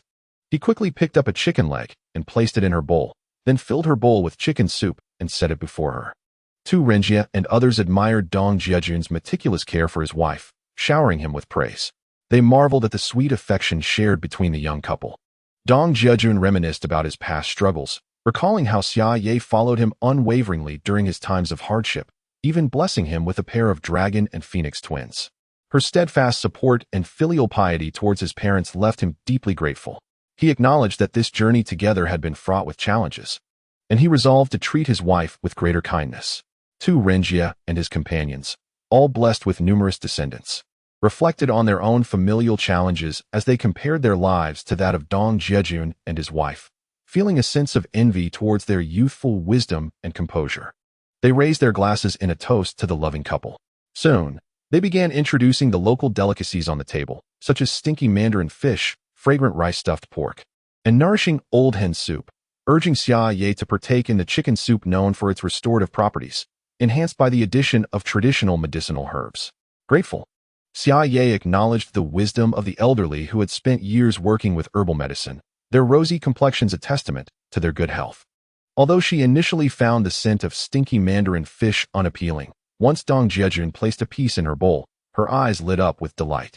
Xia then shared the origin of this dish, explaining that mandarin fish perish quickly once out of water, leading locals to create the renowned stinky mandarin fish, which, much like stinky tofu, is unpleasant in aroma yet delightful in flavor, quickly gaining popularity along the banks of the Huai River. The meal was a resounding success, with everyone enjoying the food and drink, especially Xia Ya, who felt shy about serving herself. However, Jiajun, ever observant, ensured she was well fed, even as he busied himself with his drink. Eventually, when Xia Ya could eat no more, she felt reluctant to waste food and lifted her bowl to show she was full. Satisfied to see her well fed, Jiajun finally ceased his efforts. As the evening wore on, Xia Ya listened quietly to the lively conversation around her, occasionally displaying a contemplative expression. When the festivities concluded, and all were in high spirits, Xia had arranged for sulfur to be scattered around the yard, alleviating any fears of snakes. He ushered Jiajun inside, drawing the curtains, while Xia Ya dashed outside to bathe under the moonlight with a ladle of water. Jiajun, noticing his wife returning dressed, joined her for a refreshing wash. The heat of early June was intense, and returning from outdoors brought a sweat-soaked discomfort. After their baths, they returned to their room, where Xia Ya had prepared Huangshan Maofeng tea.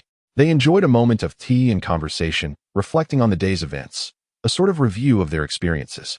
"Time to rest, my dear," Jiajun suggested, noticing the sparkle in Xia Ya's eyes that betrayed her lack of sleep. "You ate quite a lot earlier, and with the way you served me, I felt too shy to refuse." Feeling somewhat overwhelmed, Xia Ya's seemingly mournful tone belied the sweetness that her expression revealed. Then let us engage in some exercise to aid digestion, Dong Jiajun remarked with a teasing smile. Exercise? At this late hour, what kind of exercise? Xia Ya's beautiful almond-shaped eyes blinked in confusion. Her husband's words left her momentarily perplexed, but upon catching the glint in Dong Jiajun's eyes, she swiftly grasped his intent. A dog's mouth cannot spit out ivory, she mused. I have consumed quite a bit of tea, so I find myself unable to sleep. I might as well join you in some exercise. Once she understood his meaning, Dong Jiajun embraced her and kissed her passionately. The next morning, the sun shone brightly, streaming through the curtains. Dong Jiajun awoke leisurely, just about to stretch when he noticed his wife gazing at him intently, her eyes brimming with affection. As he reached for her, she playfully evaded, sensing mischief afoot. Morning exercise is surely more beneficial for our health, isn't it?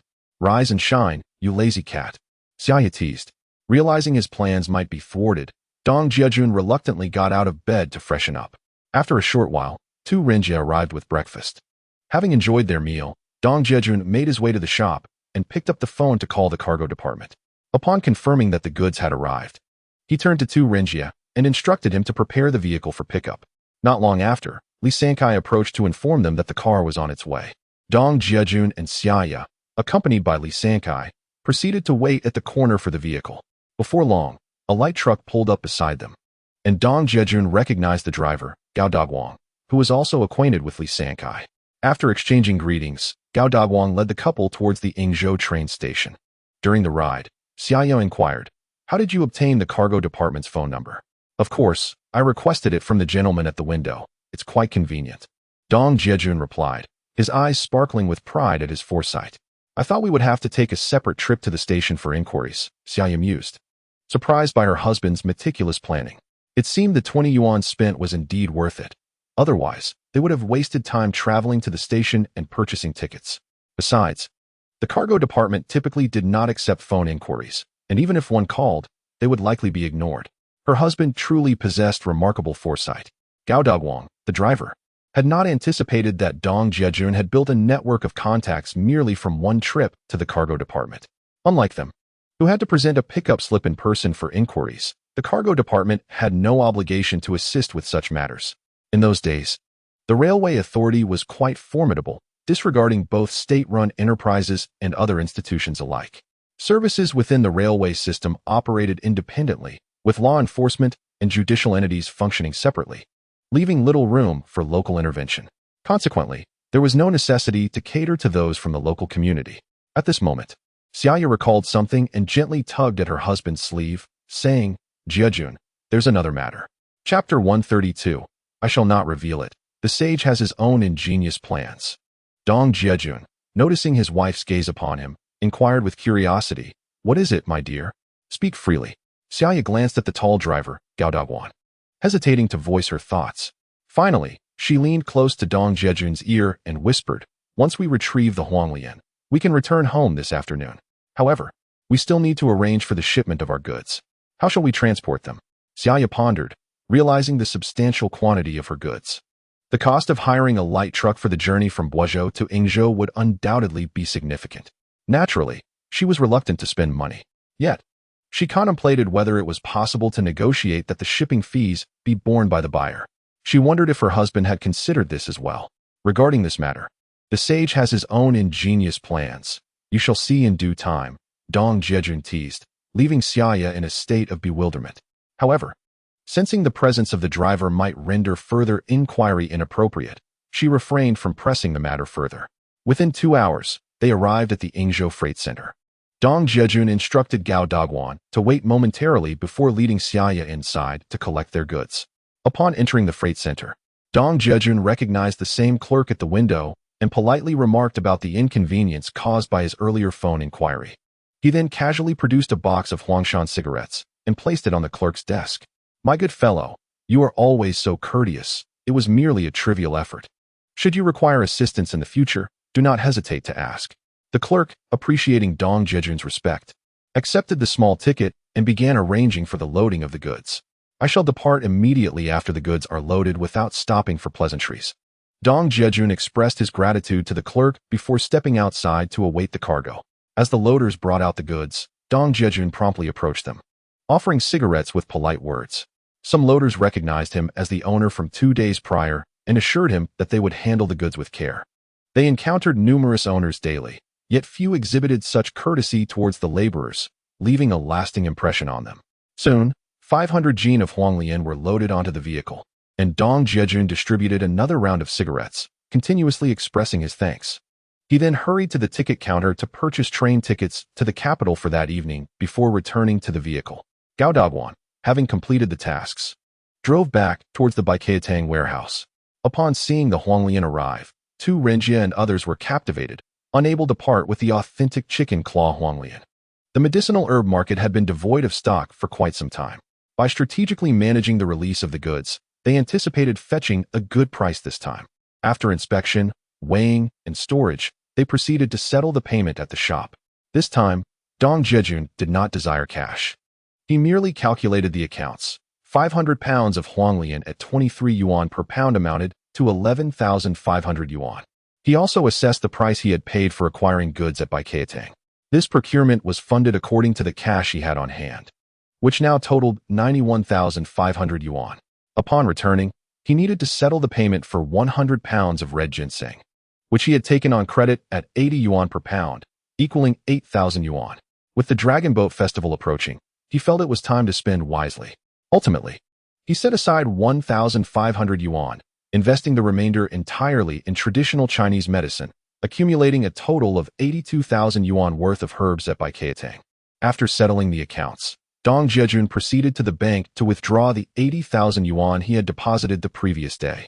Despite the considerable sum, the staff at the bank were accustomed to such transactions, as this branch frequently dealt with numerous deposits and withdrawals from merchants across the country. Dong Jiajun and his wife returned to Baikatang with the money. Upon realizing there would be interest accrued, Xia Ya's eyes brightened. She remarked that it would be wise to keep their funds in the bank and consider fixed deposits for the future, suggesting that the interest alone would suffice for their needs. Dong Jiajun found her perspective amusing.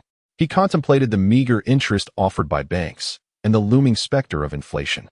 30 years hence, if one wished to purchase a square meter of property in major cities like Beijing, Shanghai, Guangzhou, or Shenzhen, 80,000 yuan would scarcely suffice. What seemed a substantial sum now would dwindle as the cost of rice rose to 3 to 5 yuan per pound, and pork to exorbitant prices. However, addressing immediate matters was paramount. He would allow his wife's thinking to naturally evolve over time. Moreover, he had already accepted her as his teacher during the grand and fervent initiation ceremony held the previous night. When he caught her gaze, smiling in silence, Xia Ya wondered, "What are you looking at?" "Just admiring how beautiful and charming you are," he replied with a grin. "I don't believe you. You must be scheming something," she teased, aware of his penchant for playful traps. Seeing Xia Ya smile coyly, Dong Jiajun recognized her growing cleverness. As they entered Baikatang, he approached Tu Renjia to finalize the settlement. Including the earlier payment of 11,500 yuan for Huanglian, he paid a total of 82,000 yuan. Afterward, he had only 9,500 yuan remaining. Back in the room, he reflected on the expenses incurred during their trip, having spent over 1,000 yuan, leaving them with a few hundred. They divided the remaining amount evenly, storing it in the belt his mother had sewn for him. Following this, he accompanied Tu Renjia to inspect the packaged traditional Chinese medicine.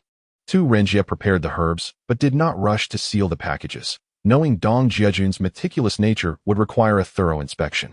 Although Dong Jiajun did not inspect each item individually, he acknowledged that he was not familiar with all the herbs. Without a few years of experience, it is indeed exceedingly challenging for those who are not seasoned veterans of the pharmaceutical industry to accomplish such tasks. Dong Jiajun casually glanced at a few bags of goods before proceeding to weigh each variety meticulously. Whether it was weighing or counting money, these tasks were Summer's forte. She promptly retrieved a small notebook to record the weights of each variety one by one. After a considerable amount of time, she finally completed the weighing process. Dong Jiajun then instructed Tu Renjia to begin arranging for the sealing of the packages. "Old Tu, I have faith in you. If I return and discover any quality issues, I won't come looking for you," Dong Jiajun said, his tone courteous enough to make Tu Renjia feel quite pleased with himself. "Rest assured, my reputation in the herbal market is impeccable," Tu Renjia boasted. "I am counting on you to increase your sales. Perhaps you could even make me the northern distributor in the future. However, The subsequent words from Dong Jiajun nearly caused Tu Renjie to stumble in shock. Chapter 133. Negotiation Expert versus Market Veteran. Seeing Tu Renjie speak so eloquently, Dong Jiajun couldn't help but chuckle inwardly. Experience tempers the cunning, and the market is indeed a battlefield. The herbal medicine industry is fraught with complexities, and he dared not place complete trust in him. Nevertheless, after having established a firm stance during the acceptance of the scorpion and myrrh yesterday, he felt it prudent to stoke the flames of caution further. Turning back, he smiled at Tu Renjie and remarked, "If I discover quality issues upon my return, how could I possibly dare to source goods from Baikatang again? Wouldn't you agree?" Old Tu Renjie suddenly looked up, meeting Dong Jiajun's handsome, smiling face, and felt a wave of realization wash over him. This was no mere youth in his 20s. He resembled a seasoned veteran who had fought in the marketplace for many years. Thankfully, he had personally overseen this shipment, setting aside the usual tactics he employed with ordinary clients. Otherwise, it would have not only been embarrassing, but also a significant loss of a valued client. "Shall we go for a meal? By the time we finish, the truck should have arrived," Li San interjected, having observed the conversation growing somewhat awkward. "Come on. Everyone must be hungry. Let us grab a bite. Today's lunch will be simple, so please don't mind us." Xiao Dong and Xiao Xia. Tu Renjie regained his composure and led the way, guiding Dong Jiajun and his wife. "Old Tu, there's no need for formalities with us younger folks. Since we won't be drinking at lunch, this simple meal is just perfect. I couldn't bear the thought of lavish feasts every day." Dong Jiajun allowed Summer to sit first.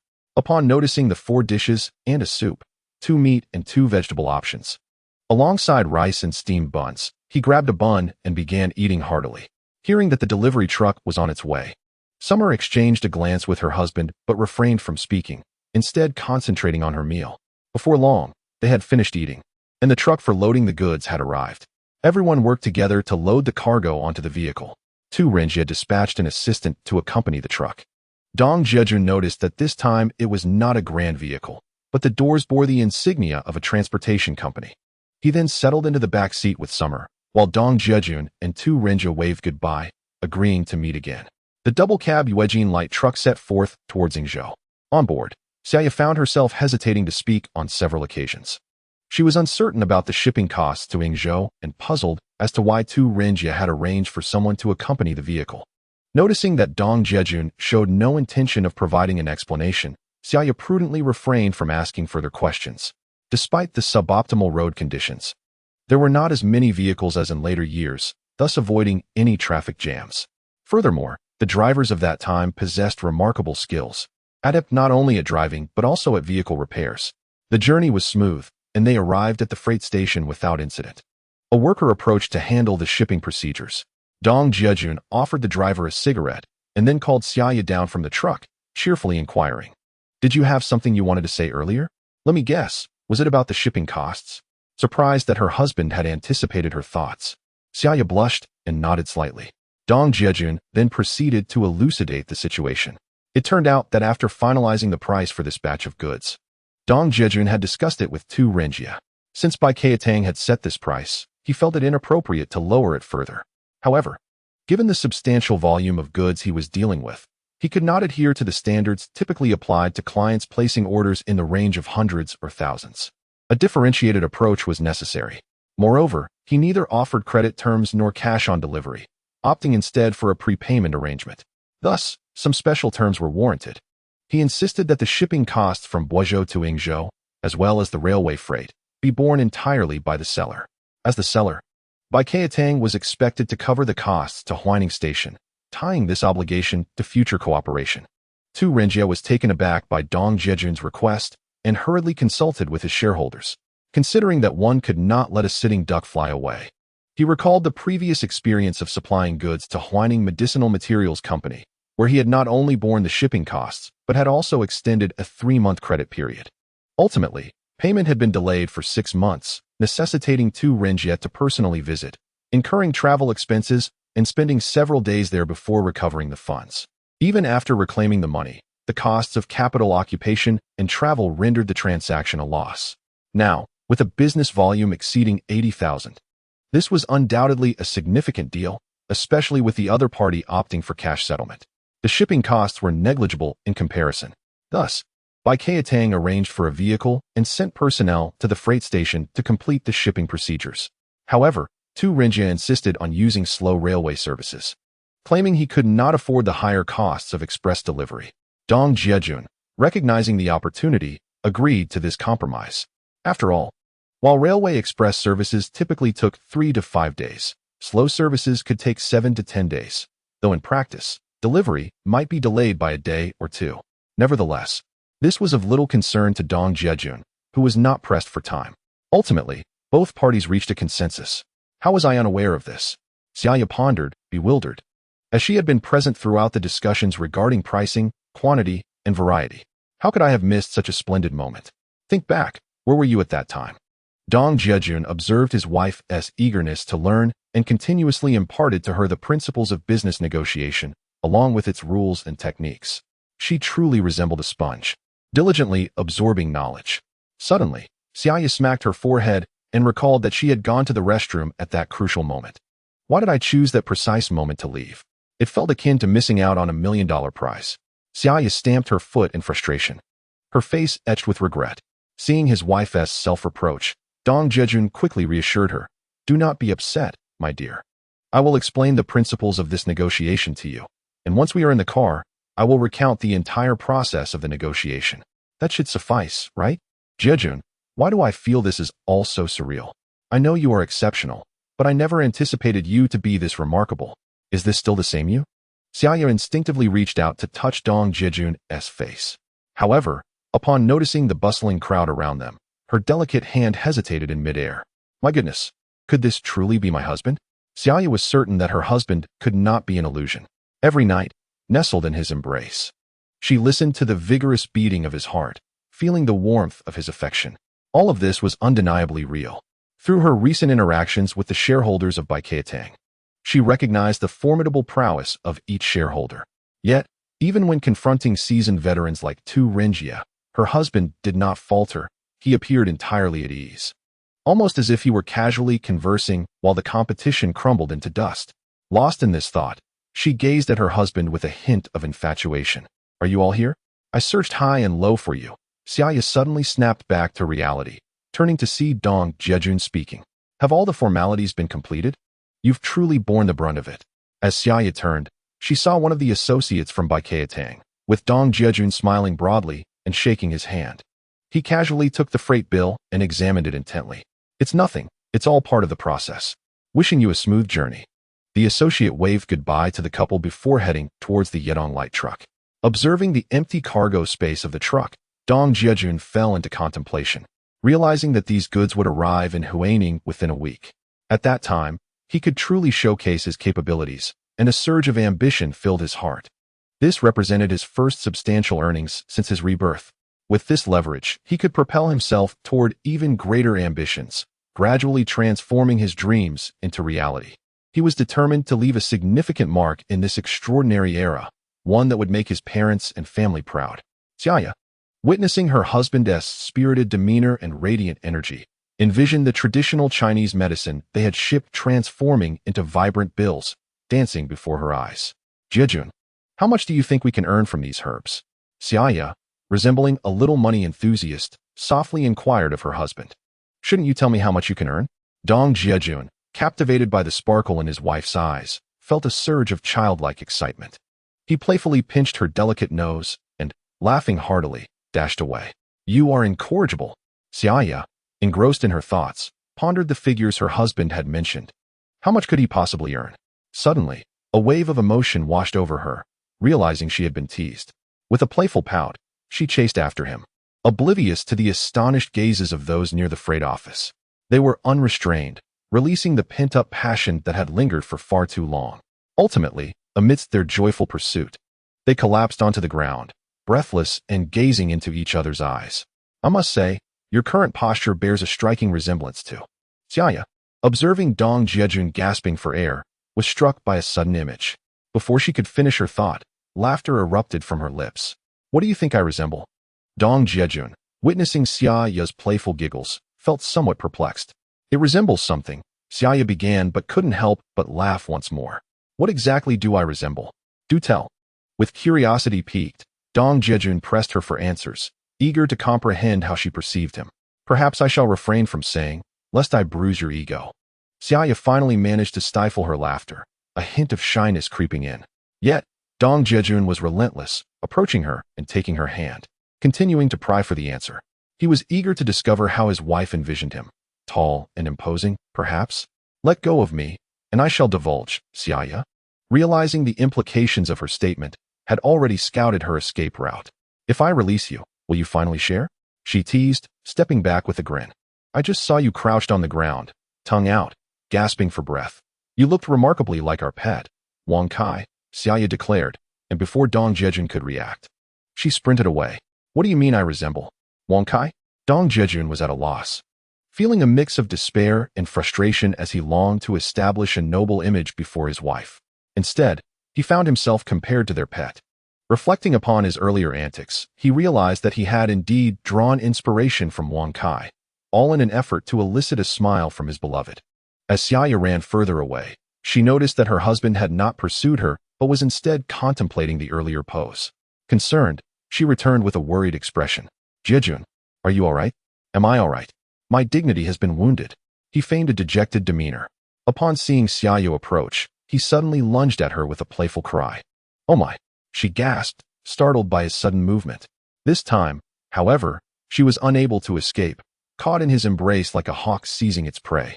Suddenly, an announcement echoed through the square, urging travelers to gather their belongings and prepare to board. Consider yourself lucky.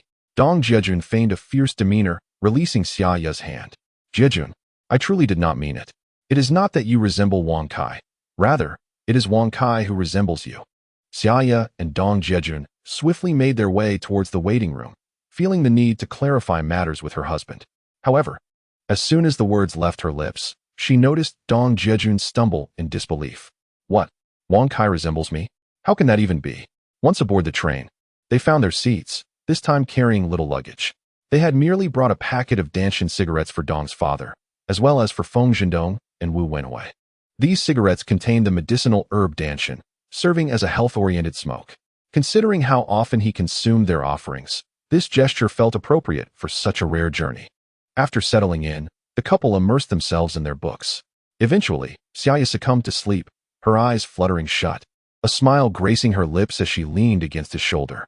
Dong Jiajun felt an overwhelming sense of contentment. Earlier that day, they had frolicked in the square, and the sound of Xia Ya's genuine laughter resonated in his mind.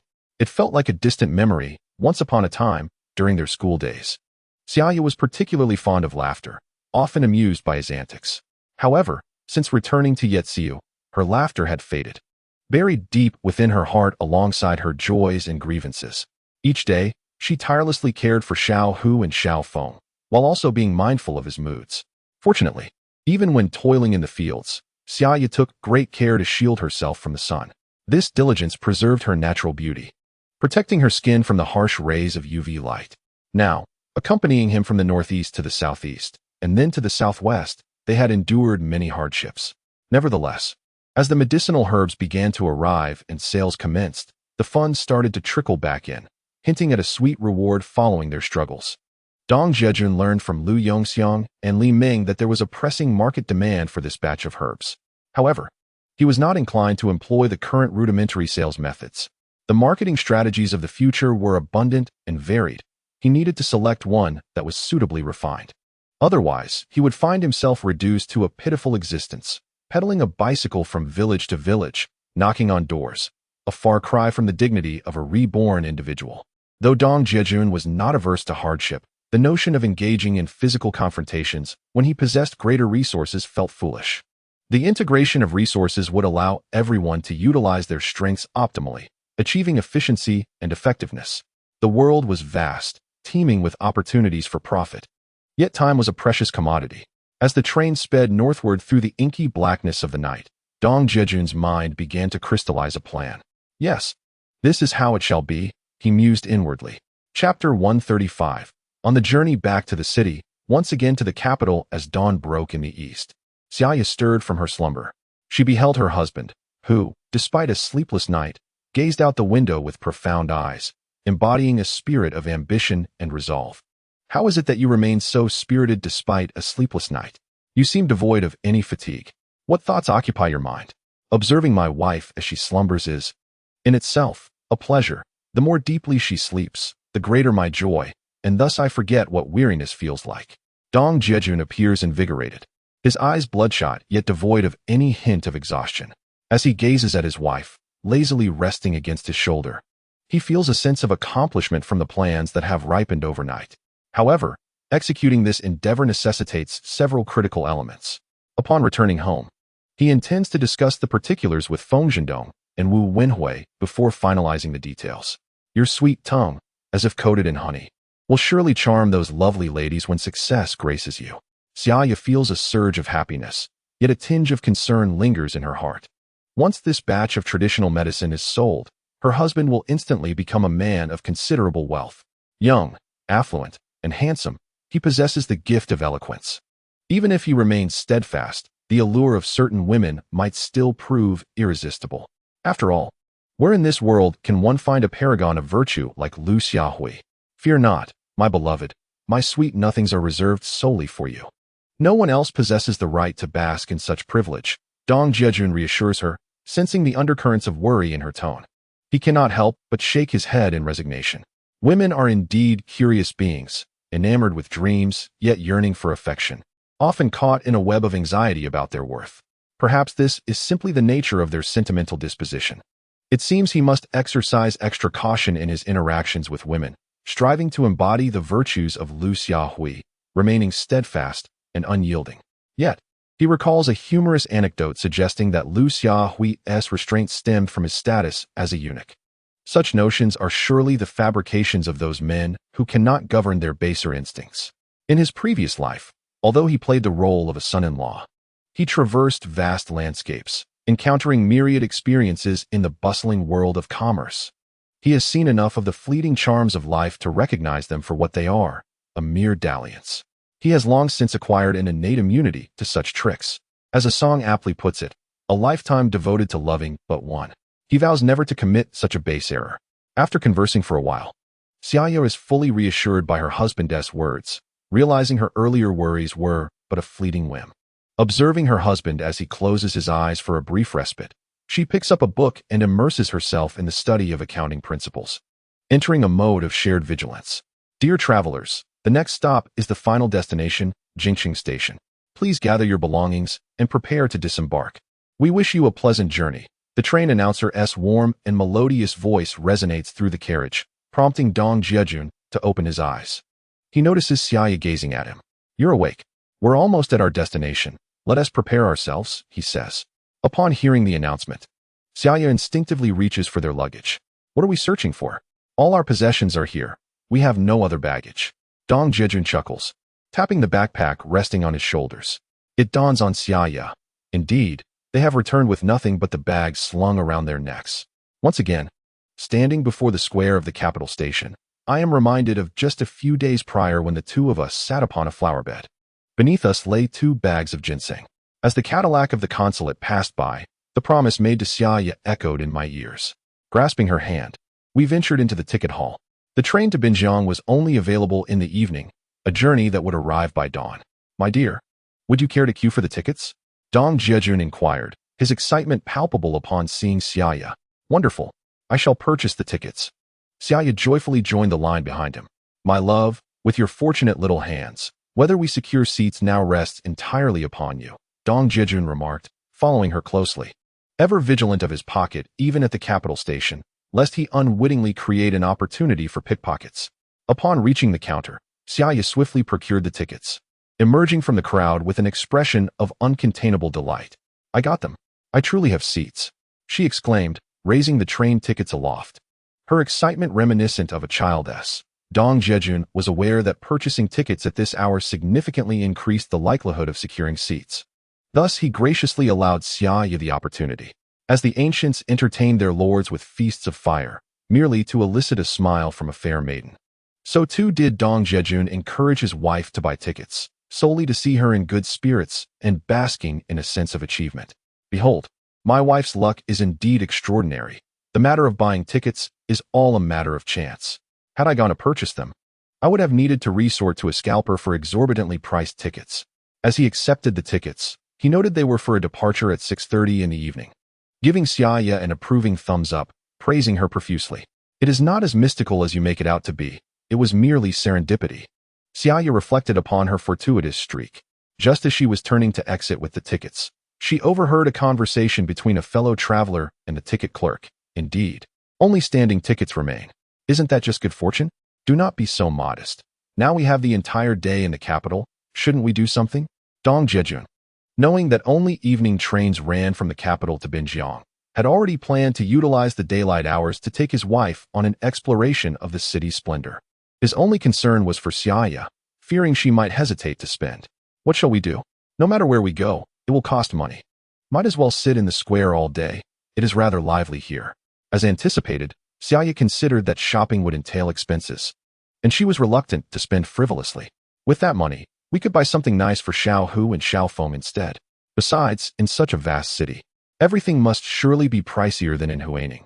Wouldn't that be throwing money away? My dear, such thoughts are misguided.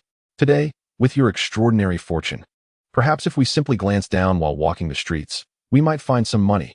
Imagine if we stumbled upon a treasure belonging to a nobleman. We would be prosperous indeed. Dong Jiajun, having frequented the capital in his past life, found no novelty in its attractions, shopping malls, or restaurants. Yet this was Xia Ya's first visit, and with no luggage in tow, it was imperative to broaden her horizons and enrich her experience. I firmly believe in the necessity of earning money through diligent efforts, even if one were to unexpectedly stumble upon a treasure and attain wealth overnight. Such easy gains are often spent just as swiftly, leaving one with an unsettling feeling of insecurity. Observing the bustling square, it seems unwise to meander aimlessly. Indeed, Xia Ya harbors a desire to visit iconic landmarks such as Tiananmen Square, the Great Wall at Badaling, and the Forbidden City, places she has only encountered in textbooks, which linger in her thoughts and often manifest in her dreams. Moreover, without her children by her side, the allure of traveling loses its significance. Dong Jiajun, upon seeing his wife, remained unmoved. Yet, an idea sparked within him. Chapter 136. Hand in hand, together we ascend the hero's slope. He pondered that since she was reluctant to spend money, they ought to seek a destination that requires no expenditure, thereby alleviating her concerns. My dear, look. We have secured tickets for a seat this time. Otherwise, we would have had to resort to scalpers and pay exorbitant prices. By avoiding those fees, we may even avert financial loss, he proposed, activating his persuasion mode once more. As he spoke, he discreetly glanced at Xia Ya's waist, reminding her that she still had money on her. Dong Jiajun proceeded to analyze the situation from the perspective of the I Ching, suggesting that fortune was on their side today, and everything would proceed smoothly. However, he acknowledged that some expenses were unavoidable. Let us consider today as if we purchased a premium ticket, and any money spent is merely a fee to the scalpers. After all, spending can ward off calamities. In truth, he recognized that this rationale was not only feeble, but also rather far-fetched. Invoking the I Ching in such a context felt like an affront to its profundity. Yet, he was determined to make one last effort. If his wife remained steadfast in her refusal, he would not press her further. Are you speaking the truth? She inquired. Of course. Would I deceive you? Noticing the flicker of doubt in Xia Ya's eyes, Dong Jiajun felt a sense of triumph. His persuasive tactics were indeed bearing fruit. Very well, but I shall not accompany you to places that demand excessive spending, she finally conceded. Elated by her agreement, Dong Jiajun seized the moment to inquire. Is there a particular place you have been longing to visit? Time is limited today, we must choose a single route. Dong Jiajun had numerous destinations in mind. For the beauty and culinary delights of the capital are boundless. 1 week may scarcely suffice to explore them all. They could visit one place today, with the promise of returning when fortune allowed. It's not merely about opportunity. It's about having the financial means to visit whenever one desires and to stay as long as one wishes. That is the joy of earning. I wish to see the Great Wall, but I wonder how far it is? Xia Ya mused, ultimately deciding that the Great Wall would be her top choice, as it stands as the only man-made structure visible from the moon and a testament to Chinese history. Not far at all. We shall set off immediately, Dong Jiajun replied, surprised by his wife's attachment to such a landmark. Nevertheless, it was understandable, after all. Who does not know that one is not a true hero until they have reached the Great Wall? He took her hand and led her outside, where numerous minivans awaited, each displaying signs to transport tourists to the Great Wall. Upon spotting a vehicle with 2 vacant seats, Dong Jiajun eagerly pulled his wife aboard. The driver, realizing the car was at full capacity, promptly started the engine and set off towards the majestic Badaling Great Wall. Upon arriving at the foot of the Great Wall, Dong Jiajun leapt from the vehicle, instructing his wife to wait for him. Xia Ya, perplexed, stood there gazing at the imposing structure of the Great Wall, overwhelmed by its grandeur. Before long, Dong Jiajun returned, holding 2 entrance tickets. Do we really need tickets? We could simply admire it from here. Why waste them? Xia Ya was taken aback, realizing her husband had asked her to wait solely for the purpose of purchasing tickets. Had she known, she would have certainly insisted he forgo the purchase. Standing below, one could still appreciate the Great Wall's splendor. Why the necessity to ascend? Of course we need tickets. Since the 1970s, access to the Great Wall has required an entrance fee, which has evolved from a mere 10 cents to 1 yuan. Quite a bargain, Dong Jiajun explained. He reflected on the future, where entrance fees would escalate to 40 yuan at the very least, fluctuating with peak and off-peak seasons. Decades would pass in the blink of an eye. The Great Wall remained unchanged, yet the rise in prices and inflation evoked a sense of nostalgia. However, the wage levels in the future would also increase proportionately, balancing the scales somewhat. What can I say? Xia Ya, not one to linger, followed her husband to the ticket checkpoint upon seeing he had procured the tickets. Come on, my dear, one is not a true hero until they reach the Great Wall. After the tickets were checked, Dong Jiajun urged his wife upward, reciting the famous line. With a journey of 20,000 miles, Xia Ya's spirits soared as she finally set foot on the Great Wall of her dreams, continuing with the next line, on the heights of Lupan. The red flag flutters in the western wind. Today, with a long tether in hand, when will I bind the azure dragon? Their harmonious recitation of the great poet's verses ignited a sense of grandeur within them. Other visitors, struck by the sight of this young couple, Dong Jiajun standing tall like a pine, and Xia Ya graceful as an orchid, could not help but applaud. This infectious energy uplifted the spirits of those around them, causing Xia Ya's cheeks to flush with joy as she, caught up in the moment, joined her husband in a spirited recitation. This was a tacit understanding forged during their school days. Xia Ya, with her literary flair, had captivated Dong Jiajun, who, in his pursuit of her affection, diligently memorized Tang and song poetry on their daily commutes to school. His efforts bore fruit, and the once delicate flower of youth eventually found her place in the heart of this determined young man. Reflecting on those early days, the couple had shared delightful moments beneath the moonlight, composing poetry together with great pleasure. In their youthful vigor, they swiftly outpaced other tourists, reaching the famed Hero's Slope. Leaning over the railing, they gazed into the distance, feeling the mountain breeze upon their faces. Indeed, to ascend such heights brings forth a sense of tranquility, where one can forget both honor and disgrace, raising a toast to the wind, filled with joy. Witnessing the winding expanse of the Great Wall, they were awestruck by the magnificence of this unparalleled engineering marvel. Dong Jiajun let out a triumphant howl towards the valley, the echoes reverberating endlessly. Under the influence of Dong Jiajun, Xia Ya felt an unparalleled sense of joy. Reflecting on her initial choice, she realized how astute it had been. Despite being pursued by numerous suitors, many of whom hailed from illustrious backgrounds, Xia Ya remained steadfast, akin to a pure lotus, wholly devoted to her studies. Her self-appreciation deterred the vast majority of her admirers. However, Dong Jiajun, enamored with Xia Ya from the very beginning, sent her a love letter every single day without fail, regardless of the weather. Initially, due to his shyness, he relied on his close friends Feng Zhendong and Wu Wenhui to act as couriers for his heartfelt messages. Xia Ya, a top student known for her simplicity in attire, held a favorable impression of him. Nevertheless, being well-mannered, she did not wish to engage in a romantic relationship prematurely. Each time she read one of Dong Jiajun's letters, she chose not to respond. Undeterred, Dong Jiajun demonstrated remarkable perseverance, resolutely continuing to write to her. He was acutely aware of the disparity between their families and understood that he needed to become exceptional to win the heart of this school beauty. He envisioned a future where, after graduation, he would secure a stable job and provide Xia Ya with a better life.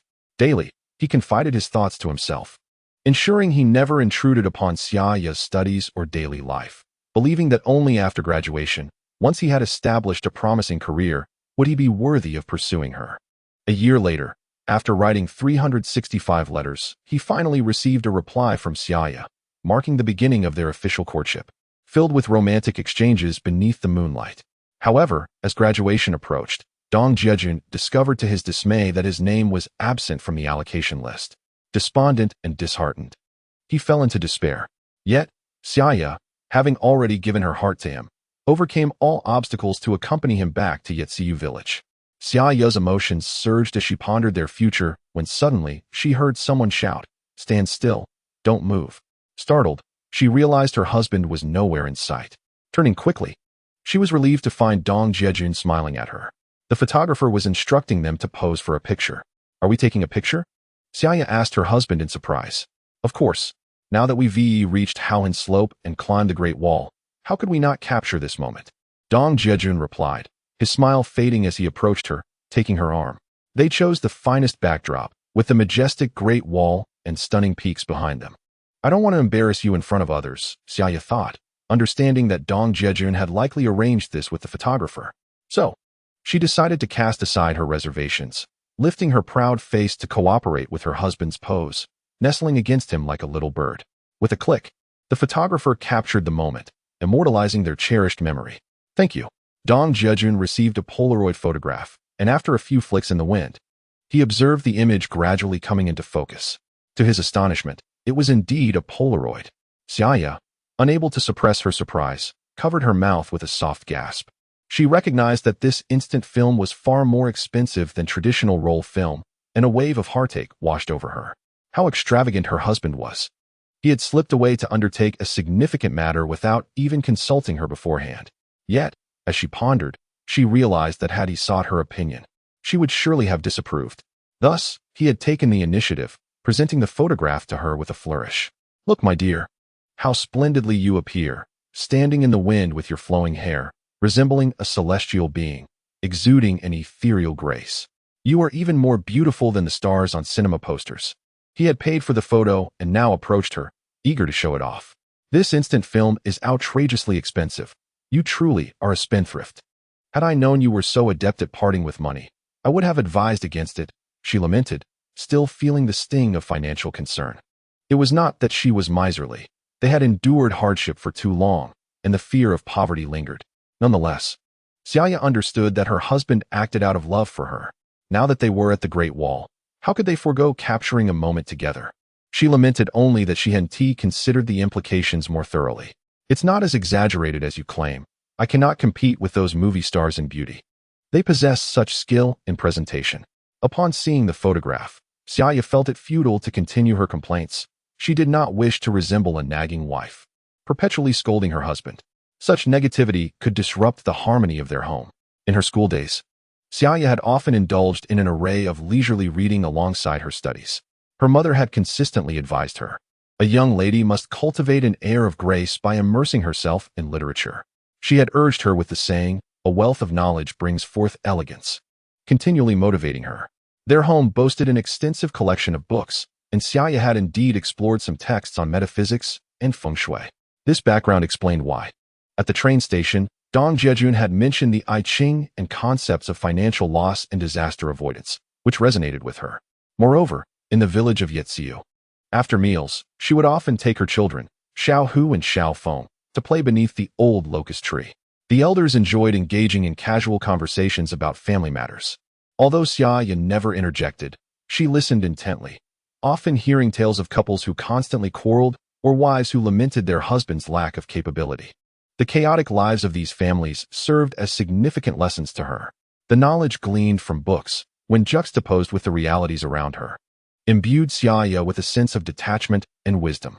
She understood that true discourse could be succinct and never overly verbose. Seeing his wife gazing intently at the photograph, a smile gradually emerged on Dong Jiajun's lips, signaling that her anger had dissipated. "My dear, life is indeed fleeting. A blink of the eye marks a day, and another blink signifies a lifetime.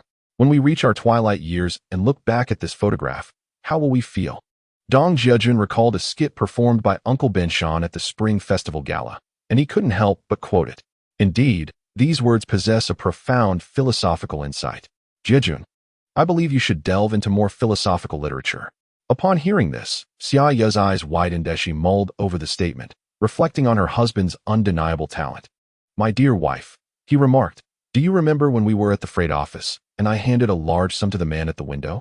You were quite distressed then, weren't you? Yet, some expenses must be incurred, wouldn't you agree?" Dong Jiajun wished for his wife to no longer live in fear of financial inadequacy, subtly influencing her mindset.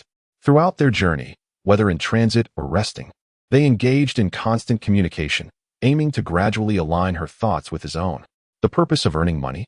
To transform their current living conditions and ensure a prosperous life for their parents and children. As physiological needs are met, one's social standing naturally elevates, garnering respect wherever one goes, allowing their family to bask in glory. Despite returning home with little left after repaying the villagers, the herbal medicine scent would eventually yield returns as the market opened up. However, it was imperative to manage profits and maintain market rhythm. Otherwise, maximizing benefits would remain elusive. I understand your reasoning, but we have yet to achieve financial independence. Thus, we must be frugal for now. Once we have wealth, I shall indulge extravagantly, Xia Ya responded. Having gained much from accompanying her husband, she observed Dong Jiajun's decisiveness and efficiency, reminiscent of when he procured 4,000 pounds of longan meat in Kaiyun village. Even old man Hong Shuizhen was astounded by the figure, concerned that Dong Jiajun might lack sufficient funds. Yet after a brief excursion, he returned and promptly notified the villagers to prepare the longan meat per Dong Jiajun's instructions. Xia Ya was initially perplexed, but Dong Jiajun later clarified that Hong Shuizhen must have contacted Hong Yunlai at the brigade office to verify Dong Jiajun's financial capability. Hong Yunlai, well aware of Dong Jiajun's business in Rongqing, where he earned 30,000, readily vouched for him. Only then did Hong Shuizhen feel secure in urging the villagers to prepare the longan meat. Otherwise, should they be ready and Dong Jiajun be unable to provide the funds, it would lead to an enormous embarrassment. Of course, both parties were tacitly aware of this arrangement. Nonetheless, Xia Ya was curious about the expenses incurred for the photography. Thus she inquired, "Jiajun, how much did the photography cost this time?" Chapter 138, A Mother's Heart and Her Child's. The tears of their children brought Dong Jiajun to an unexpected realization. Xia Ya still remembered these matters? He couldn't help but smile wryly. "My beloved wife, it appears that what I conveyed to you earlier has not quite registered. As for the amount, can you guess?" "No, it is merely curiosity," exclaimed Xia Ya, playfully shaking Dong Jiajun's arm in a charming manner. "Oh dear, quickly put away the photographs. We must hasten to the train station, lest we miss our train. I shall tell you later." Observing the dimming sky, Dong Jiajun urged Xia Ya to descend the mountain swiftly. Xia Ya, sensing her husband's teasing, felt a moment of exasperation. However, considering that the money had already been spent, dwelling on it seemed futile. After all, there is a saying, "Do not cry over spilled milk." Perhaps it is best to press on. Thus, the couple hurried down the mountain. In due time, they reached the waiting area of the train station. Just as the train to Binjiang was about to commence ticket checks, Dong Jiajun had initially intended to prepare a cup of sweetened water for his wife. But upon noticing the urgency of time, he abandoned the idea. "We shall attend to it on the train," he resolved. After passing through ticket inspection and boarding, they found their seats. Dong Jiajun then ventured to the hot water station and brought back a cup of sweetened water for Xia Ya. The couple had spent a delightful day at the Badaling Great Wall, yet Xia Ya, being a girl, naturally had a somewhat weaker constitution. To save money, they had eaten little for lunch, sharing the pancakes from her backpack. Eventually, they stood at the Great Wall, finishing the pancakes they had brought from home, reflecting on it as a delightful episode in their lives. Holding a porcelain cup, Xia Ya sipped eagerly, only to remember halfway through that her husband was watching her, prompting her to offer him a taste. Dong Jiajun took a sip, then retrieved a steamed bun from his backpack, which he had purchased earlier at the station. Initially, he intended to buy dumplings, but Xia Ya had eagerly rushed to the bun shop. Seeing his wife take the initiative left no doubt in his mind. It would indeed be buns. As expected, Xia Ya emerged with a smile, proudly holding the buns. Dong Jiajun said nothing but accepted them and placed them in the backpack. Xia Ya then reassured him, "Once we return home tomorrow, I shall prepare some meat for you and make pork and scallion buns." Observing that Xia Ya had nearly finished her drink, Dong Jiajun presented her with a bun, encouraging her to eat and then rest. After all, the journey had been somewhat tiring. Xia Ya obediently munched on the bun, casting sideways glances at Dong Jiajun, who had just poured himself another cup of water. She giggled beside him, urging him to eat quickly so they could rest afterwards.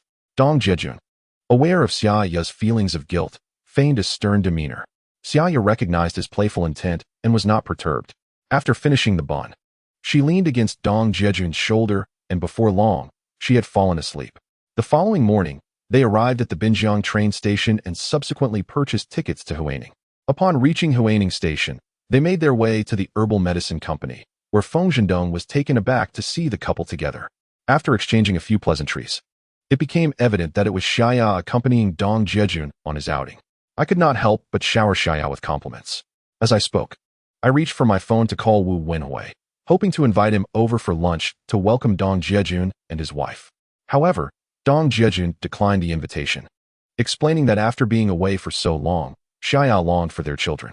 The most pressing matter now was to return home to see Little Tiger and Little Phoenix. Dong Jiajun then took out 2 packs of medicinal cigarettes from his bag, claiming that the Danshan cigarettes contained herbal ingredients that promote blood circulation and are beneficial to health. He offered one to Feng Zhendong and one to Wu Wenhui. However, considering the health risks associated with smoking, one must question the benefits. Observing Dong Jiajun's attempts to persuade Feng Zhendong, Xia Ya urged him to hurry home. Realizing his wife's eagerness to return, Dong Jiajun had no choice but to comply. Feng Zhendong also ceased to insist, escorting the couple to the parking shed of the herbal medicine company, where bicycles were parked in abundance. After locating Dong Jiajun's bicycle, he waved goodbye to Feng Zhendong, and together with his wife, they sped off. Shall we stop by the supply and marketing cooperative to buy something for the children? They must have been eagerly waiting for us, suggested Dong Jiajun. While in the capital, he had intended to purchase some candied fruits or local specialties. But upon seeing the exorbitant prices, Xia Ya proposed they buy them upon their return. Ultimately, upon reaching Binjiang, they casually wandered around and discovered numerous items available in Huaining as well. Thus, they decided it would be more prudent to return to Huaining for their shopping. Consequently, the pair first visited a grocery store to procure some eggs and peanuts. Following that, they made their way to the supply and marketing cooperative to buy candies and snacks, as well as canned apples and hawthorn. During this season, Huaining had a scarcity of vegetables and fruits, as it was a transitional period. Some households had planted leeks and celery in plastic greenhouses during spring, but they could only use them for dumplings or steamed buns. Next, they arrived at the meat processing factory, where the butcher had not seen Dong Jiajun for over 10 days. The butcher had begun to worry, thinking that perhaps something had happened to him. Upon seeing Dong Jiajun, he greeted him with particular warmth. After purchasing 2 pounds of meat and engaging in a brief chat, Dong Jiajun rode off towards Yizhu Valley. As they approached home, Xia Ya grew increasingly silent. No matter how Dong Jiajun tried to lighten the mood, he found Xia Ya to be melancholy. He understood her feelings. As a mother, leaving the children at home for over 10 days, regardless of the reasons, must weigh heavily on her conscience. When they had departed, the 2 little treasures were still asleep. He wondered if they would wake up crying for their mother. Finally, they arrived at his parents' home, and even before reaching the door, Dong Jiajun spotted Wang Kai bursting forth, barking excitedly and circling around, tail wagging in pure joy. Then he saw Little Tiger and Little Phoenix playing with a toy train in the yard. "Mommy, Mommy, you're back," called Little Tiger and Little Phoenix, eagerly rushing towards Xia Ya as she leapt from the front of the vehicle, arms outstretched, embracing them tightly. Xia Ya tightly embraced the children, unable to hold back her tears. Little Tiger and Little Phoenix eagerly awaited their parents' return each day, incessantly pestering their grandparents with inquiries about when Mom and Dad would come home. The earnest gaze of her grandchildren weighed heavily on Wang Shufang's heart. They were the children of her son, yet in her heart, no matter how old he became, he would always be her child. Now, he was thousands of miles away, with no knowledge of when he might return. Was it for work or for money? She could only hope that no misfortune would befall him. Dong Jiajun had just parked the car and was about to enter the house to check on his parents when a thunderous shout rang out from behind him. Chapter 139, A Gift for You, Mom and Dad. Dong Jiajun trembled in fright. That voice sounded so familiar. "You little rascal, you actually know how to come back?" As he turned around sharply, he saw his father wielding a hoe, presumably just returning from the field. The sight of his father in that very posture stirred up memories of a haunting past. In a previous life, Dong Jiajun had faced the same situation. His father, brandishing a hoe, had pointed a finger at him, unleashing a torrent of furious words. Then, brandishing the hoe, he had seemed ready to mete out justice. It was only his mother who had intervened, urging him to run, while his father chased after him, hoe in hand, likely intending to deliver a fatal blow. Dad, what is wrong now? Although Dong Jiajun appeared sharp and articulate in public, he found himself at a loss for words upon seeing his father. How dare you ask what's wrong? You've traveled thousands of kilometers, and didn't he even send a telegram to reassure us? Since you left, your mother hasn't he had a moment of peace? Dong Taizhan glared at his son, though his eyes were visibly red-rimmed. A mother worries for her child, no matter the distance. Look at you, shouting and causing a scene. The neighbors might think something terrible has happened. If you miss your wife, just say so. Don't place the blame on me. Wang Shufang, hearing the commotion outside, raised her head to see Xia Ya sobbing while holding the two children. Her husband, with a hoe in hand, was vocally reprimanding their son. She hurried outside to mediate. Dad, we visited several places. How could I send a telegram? Besides, those telegrams are quite expensive. The money saved would be better spent on bringing you some wine. Dong Jiajun understood that his father was only concerned for him, and seeing the tears in his father's fierce eyes warmed his heart. He felt gratitude as he noticed his mother coming to his defense. However, once he spoke, he realized that his wife had ceased her crying and was now wiping her tears, looking at him with a peculiar expression. It dawned on Dong Jiajun that he, too, had been influenced by his wife. His thoughts had become preoccupied with saving money. It was amusing to consider that while he had impacted her, Xia Ya's mindset was subtly changing him as well. He reflected on this with a sense of intrigue, wondering if it was akin to the folk song that sang, "You pinch one, I pinch one, a sister and a brother. You shattered both yourself and me. Add some water to blend the clay, and mold another figure of you and another of me. The brother embodies the sister, and the sister embodies the brother." Jiajun, what are you pondering over there? Did you not bring a gift back for Dad? Quickly, present it to him.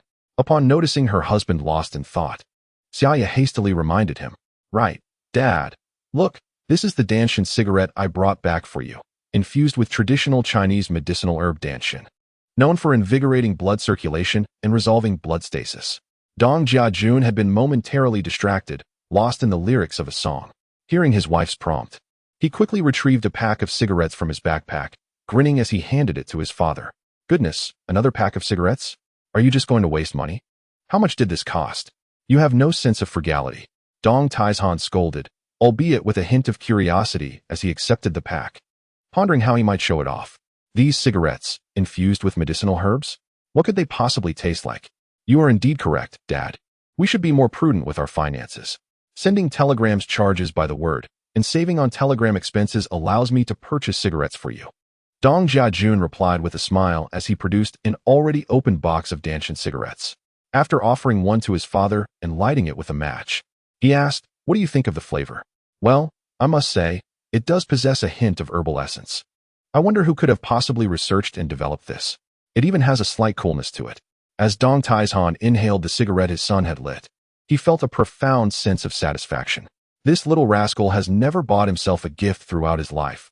What has prompted this change?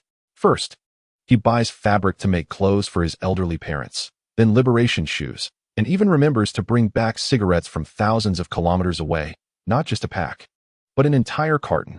Now, each day, they feast on rice and flour, and who in the village wouldn't he envy having a son who can earn money?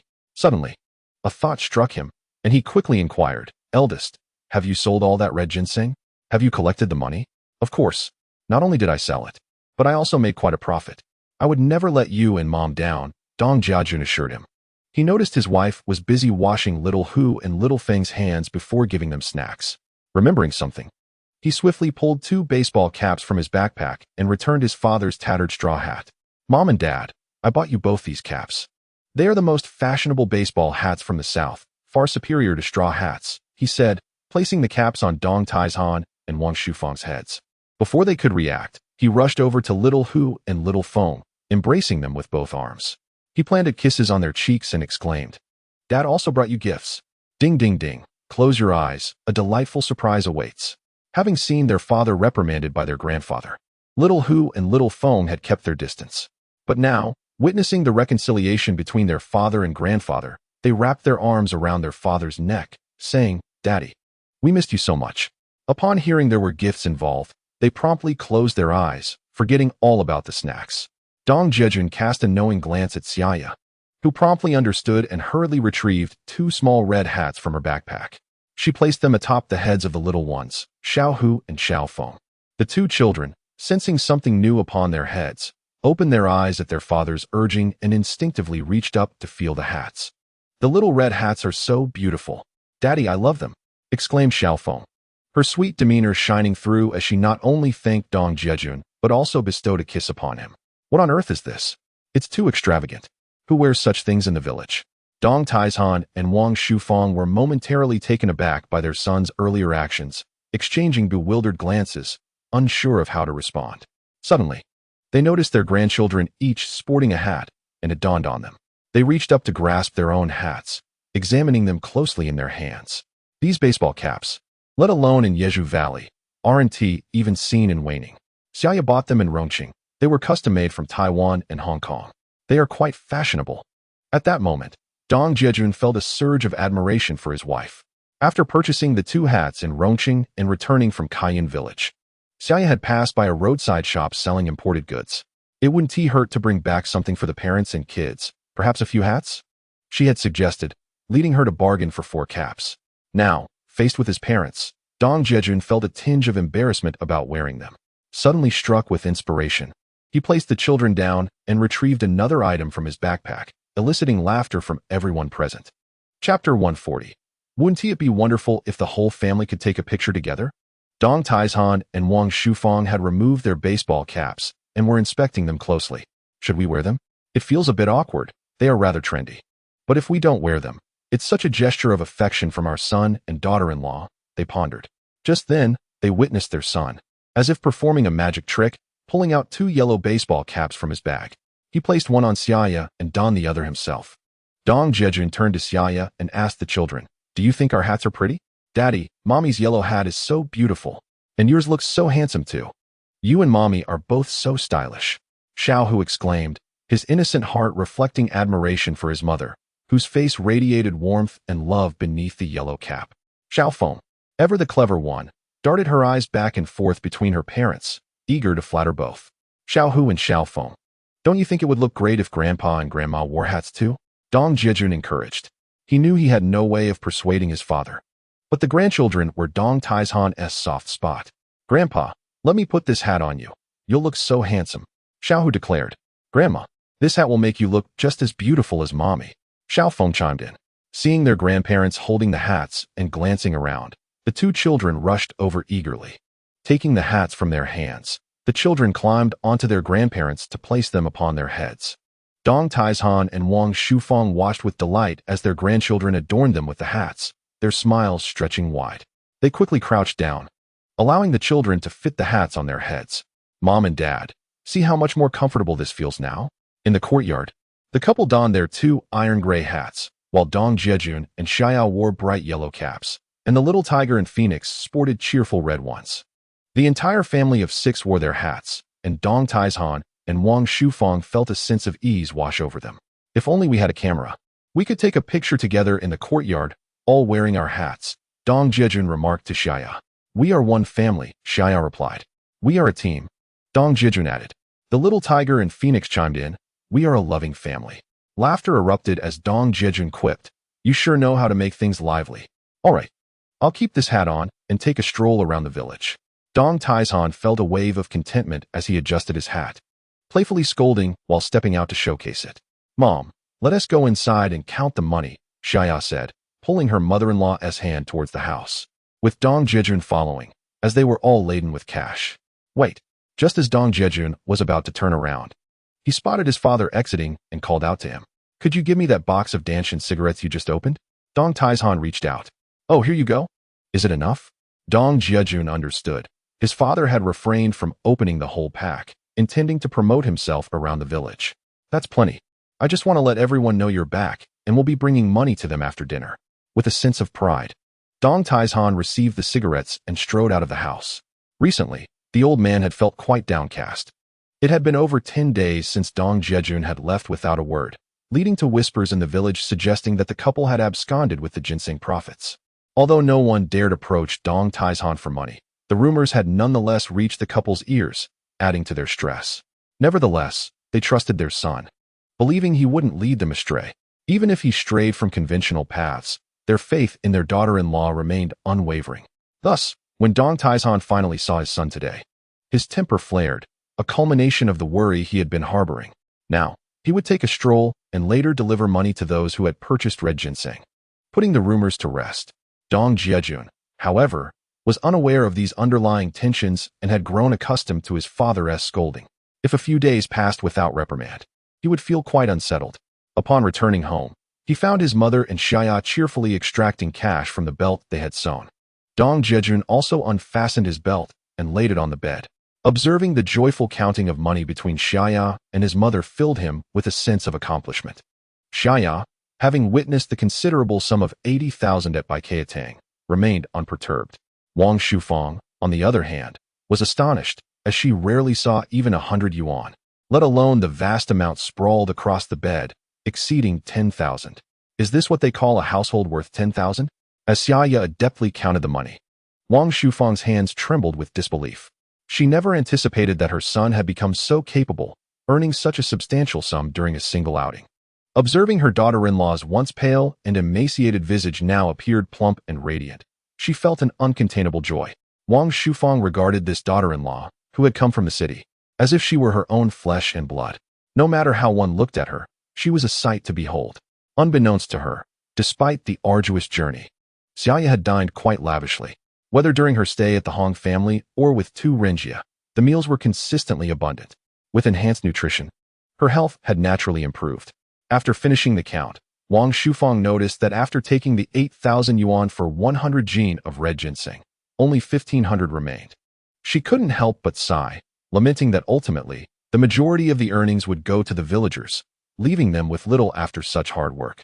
Dong Jiajun, unaware of the villagers' murmurs regarding his and his wife's prolonged absence, was oblivious to the immense pressure his parents had endured during this time. Upon seeing his mother in contemplation, he quickly sought to reassure her, saying, "Mom, we did earn a considerable amount this time, more than what's here on the bed. However, I have invested heavily in traditional Chinese medicine at the market, and our current cash is tied up in inventory. Indeed, we owe a great deal to you and Dad for helping us procure so much red ginseng. Now that we have capital, once Jiajun sells those herbs, we will no longer have to worry about finances," Xia Ya added. Observing her mother-in-law, she felt a twinge of imbalance, with so much money needing to be paid out. Including the debt for the red ginseng, they were left with a paltry sum, nearly equivalent to their initial capital. Her mother-in-law seemed unable to grasp this nuance, and Xia Ya chastised herself for not clarifying these matters earlier. "Are you saying that you both made money this time? Why didn't you explain this to Mom earlier? Tell me, how much profit can we expect once those goods are sold?" Wang Shufang, taken aback by the explanations from her son and daughter-in-law, struggled to process the information. However, she was certain that the earnings were far more substantial than what appeared. "Mom, selling the herbs will require some time, but if everything goes well, we could make tens of thousands," Xia Ya patiently elaborated, noting her mother-in-law's concern. "Wife, you underestimate me. It could be a tremendous surprise. Tens of thousands is just the beginning," Dong Jiajun interjected, feeling that his wife's outlook was overly cautious. "What did you say?" A commanding voice suddenly boomed from outside the door.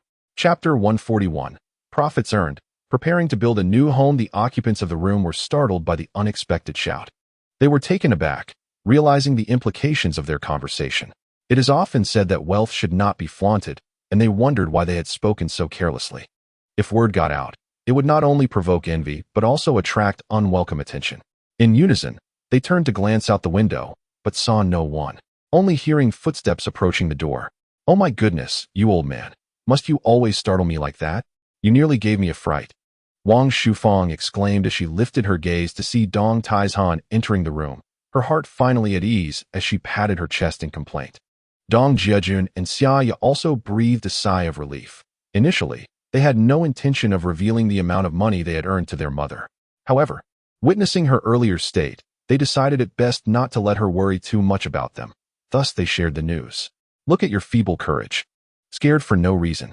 We have done nothing shameful. We earned our money through hard work, so what is there to fear?" Dong Taizhan remarked, casting a disdainful glance at his wife upon noticing her fright. Earlier, he had not caught the details at the door, but he seemed to have heard something about tens of thousands, which piqued his interest. Earlier, while wandering around the village, he had handed out cigarettes, claiming that this Danshan tobacco was a rare commodity, a remedy derived from traditional Chinese medicine.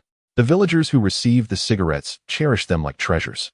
And Dong Taizhan relished this feeling immensely. As the crowd noticed his baseball cap, he proudly stated, "This was brought back by my daughter-in-law. It's all the rage in Hong Kong and Taiwan, and you can't find it domestically."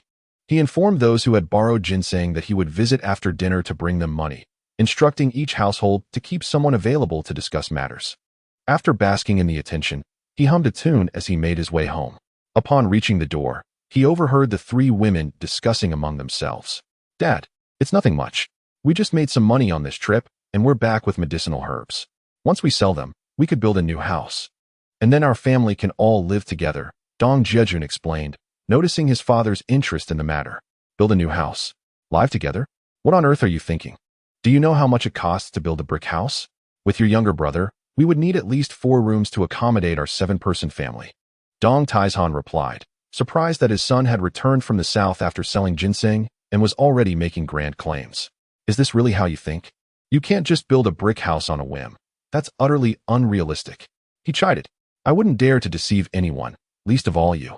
If you don't believe me, just ask Xia Ya. Am I exaggerating? Just tell me how much it would cost to build 4 brick houses."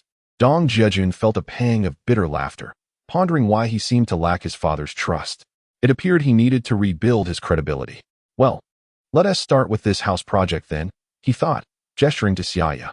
"Wife, since Dad doesn't believe me, why don't you share your thoughts?" "You know, I do believe what Xia Ya says," Dong Taizhan affirmed. "Xia, tell Dad, is what this boy just said true? He wouldn't be trying to deceive me, would he?" He held a certain level of trust in his daughter-in-law's words, and hearing his son's certainty sparked a flicker of anticipation within him. "Father, how could Jiajun dare to deceive you?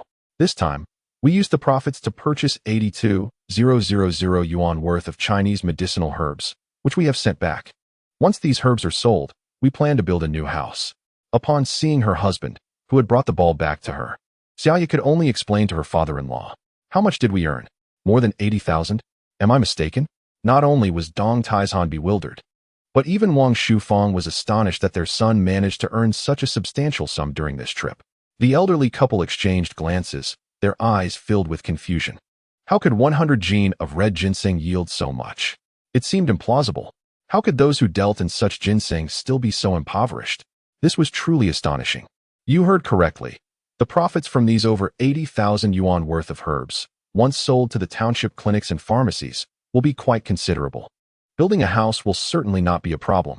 Although Xia Ya was unaware of the costs involved in constructing a new home, she understood that the realization of the medicinal herbs into cash would undoubtedly amount to a fortune beyond her wildest dreams, far surpassing the mere 500 yuan for household expenses she once held. Subsequently, Dong Jiajun utilized the funds acquired from selling red ginseng in Rongqing as capital to begin trading longan meat.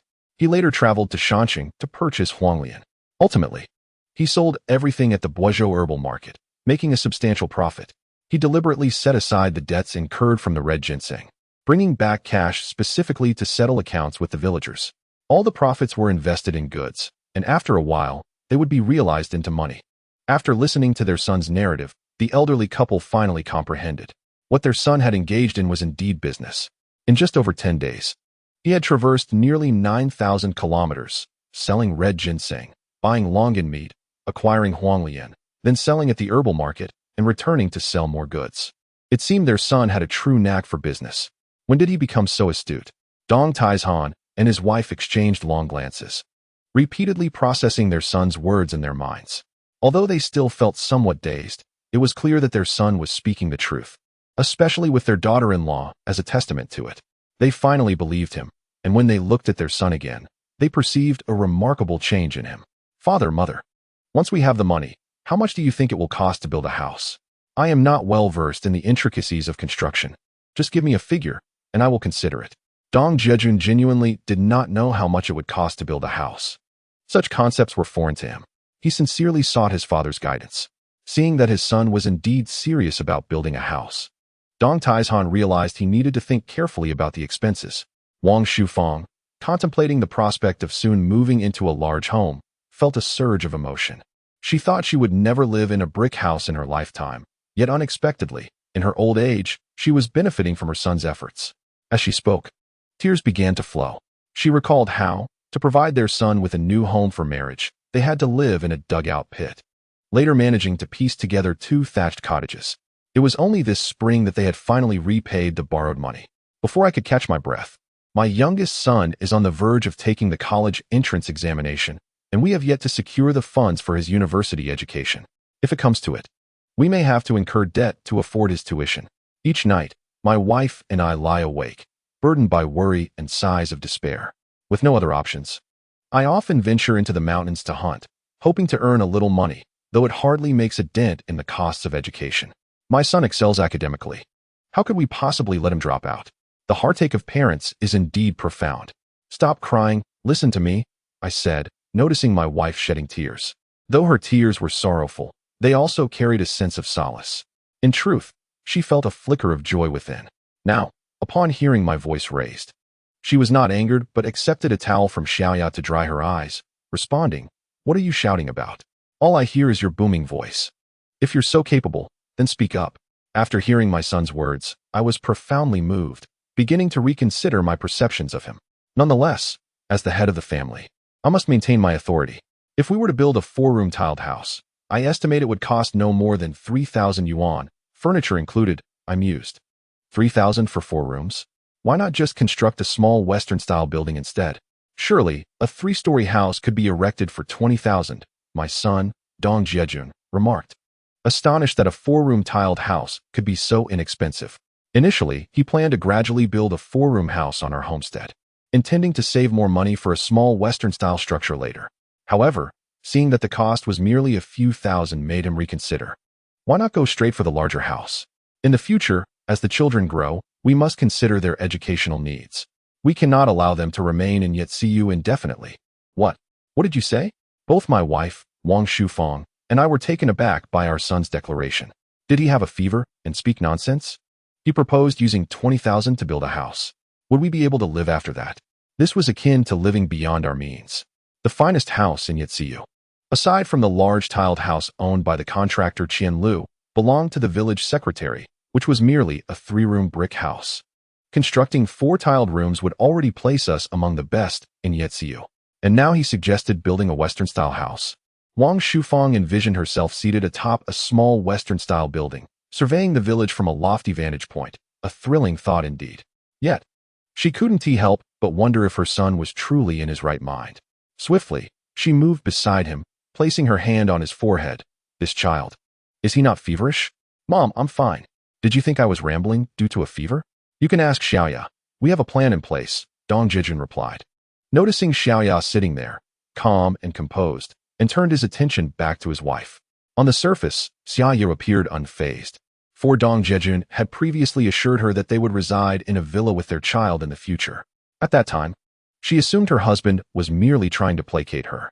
However, after witnessing Dong Jiajun's business acumen and his keen insight into the market during their recent outing, coupled with the tangible experience of handling a substantial sum of 80,000 yuan, Xia Ya realized that her husband was not merely spinning tales. Their household undeniably possessed the capability to realize such aspirations. Yet, she couldn't shake the feeling that it was all happening rather swiftly, leaving her in a haze of disbelief. When Dong Jiajun inquired, she could only affirm his statements to her parents, saying, "Mom and Dad, what Jiajun said is true. We have indeed discussed building a small villa. However, I never anticipated it would materialize so rapidly. Mom and Dad, did you hear that? The villa is also a promise from me, Xia Ya. I remember riding my bicycle to coax Xia Ya back, and even now, my parents have yet to forgive her." At this point, Dong Jiajun reflected on Xia Ya's sacrifices, noting that she had not visited her family to see her parents since their marriage. He empathized deeply with her pain, despite his efforts to treat her well. He sensed the lingering sadness within her, a torment of being so close to her family, yet feeling worlds apart. Who could understand her better than he? If they were to build a villa, he envisioned the day they could proudly visit her in-laws to offer an apology, inviting them to witness their daughter's new life filled with abundance and happiness, complete with a pair of twins, 1 boy and 1 girl. He believed that all barriers would dissolve. After all, it is only natural for parents to worry about their children's hardships. Dong Jiajun's intentions were not merely out of magnanimity. It was simply a matter of love and care. Moreover, Xia Ya's parents had been vehemently opposed to their union, primarily due to their financial struggles. Now that prosperity had graced their lives, Dong Jiajun felt a profound duty to bring joy to his loved ones. He pondered how his in-laws must have endured their own hardships over the years. Life is but a fleeting span of decades, for the sake of those he loves. He mused that achieving success a little later was inconsequential. He desired to ensure that his family was well settled, leaving no room for regrets in Xia Ya's heart. Witnessing her genuine joy each day would serve as his motivation to forge ahead with vigor and determination. As Xia Ya confirmed the reality of their plans to build a villa, Dong Taizhan and Wang Shufang finally breathed a sigh of relief. However, they queried, "Are you really prepared with an additional 20,000 yuan? Do you comprehend how substantial that amount is?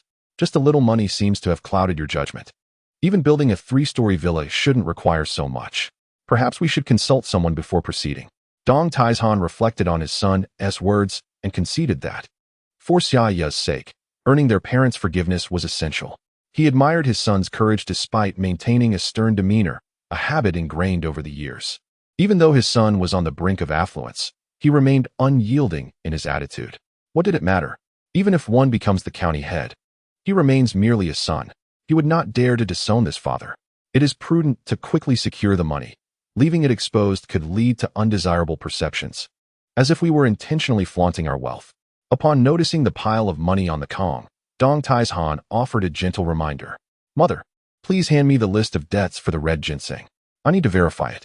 Xia Ya, during her free moments, had diligently studied the book Principles and Practices of Accounting, purchased by Dong Jiajun for her, and had indeed learned a great deal. As she received the list from her mother-in-law, she meticulously checked each entry. From her backpack, she produced a stack of manila envelopes. To the astonishment of those present, Xia Ya counted the amounts owed by each household and placed the sums into the corresponding envelopes. She then retrieved a pencil and inscribed the name of each family on the respective envelopes. Ultimately, all the money was neatly contained within these envelopes. This meticulous operation left Dong Jiajun in awe, and even Dong Taizhan and his wife silently admired their daughter-in-law's careful organization.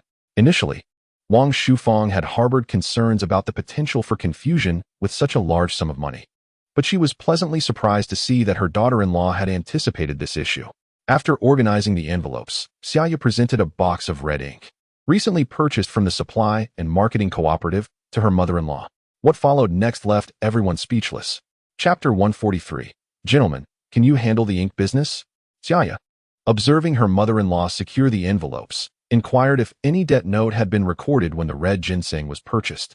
Wang Shufang replied that no formal note had been made, as they all trusted one another in the community.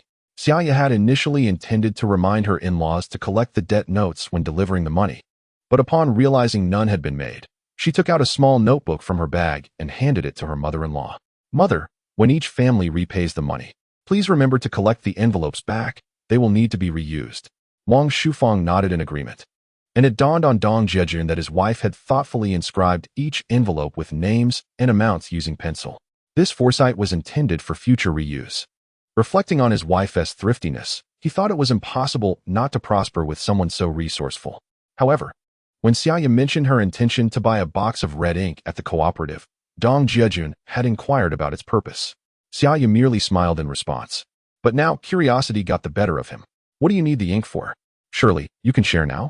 Seeing Dong Jiajun's eager expression, Xia Ya chuckled softly and explained to her mother-in-law that each family, upon receiving the payment for the red ginseng, would need to write a receipt in the notebook. She then opened the notebook to reveal a pre-written template for a receipt, instructing that they simply follow that format, sign their names, and affix their fingerprints. Upon hearing this, Dong Jiajun quickly grasped the concept. He had overlooked these commonly practiced payment procedures from his previous life. "It appears that my wife has indeed delved deeply into the principles and applications of accounting." In Dong Jiajun's mind, he naively assumes that the transactions among the villagers of Yeziu do not necessitate such written documentation. "It seems I have underestimated the seriousness with which my wife approaches this matter." However, when Xia Ya expressed these thoughts, she noticed Dong Tieshan's furrowed brow, as he hesitated to voice his concerns multiple times. Finally, he could not hold back and spoke. "We are all fellow villagers. Must we formalize everything? When your mother and I went to collect the ginseng, they didn't even ask us for an IOU. Isn't that rather ungracious?" Xia Ya had anticipated that her in-laws would oppose her approach, so she confidently explained, "Dad, from now on, all of Jiajun's business transactions must be recorded. Moreover, there are 2 classmates as shareholders. We must maintain financial transparency. Every aspect of our dealings, including costs, profits, and travel expenses, must be meticulously documented." At this point, Xia Ya earnestly advised her in-laws about the importance of issuing receipts when repaying others. Without a third party present, disputes could easily arise later. After all, one can never truly know another's heart. If a debt is repaid, yet the other party insists otherwise, how could one convincingly argue their case? Once the family begins to prosper, envy and jealousy will inevitably emerge. At that time, one might find accusations of unpaid debts surfacing. If such a situation were to arise, not only would it be humiliating for oneself, but it could also lead to unwarranted gossip among those misinformed in Yeziu. Upon hearing Xia Ya's reasoning, Dong Tieshan's furrowed brow finally relaxed, though he remained internally conflicted. Initially, he had envisioned a grand gesture of returning the money to the neighbors.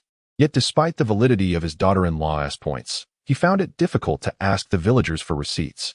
How could he bring himself to request such a thing? Seeing the discomfort on his face, Wang Shufang recognized that her husband was reluctant to take the lead. However, she believed her daughter-in-law's assertions held merit. One must not harbor ill intentions, yet caution is essential.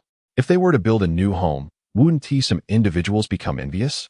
If complications arose, where would they find the dignity to face others? "Dad, after dinner, let Jiajun stay home with you to drink, while I accompany Mom to repay the debts. I will handle the conversation," Xia Ya proposed. Noticing her father-in-law as evident unease, she reflected that although her ideas were sound, they might be too avant-garde for Yeziu, a village with a history spanning centuries, likely lacking such precedents. Even if her mother-in-law verbally supported her when the moment arrived, she might find it difficult to maintain her composure.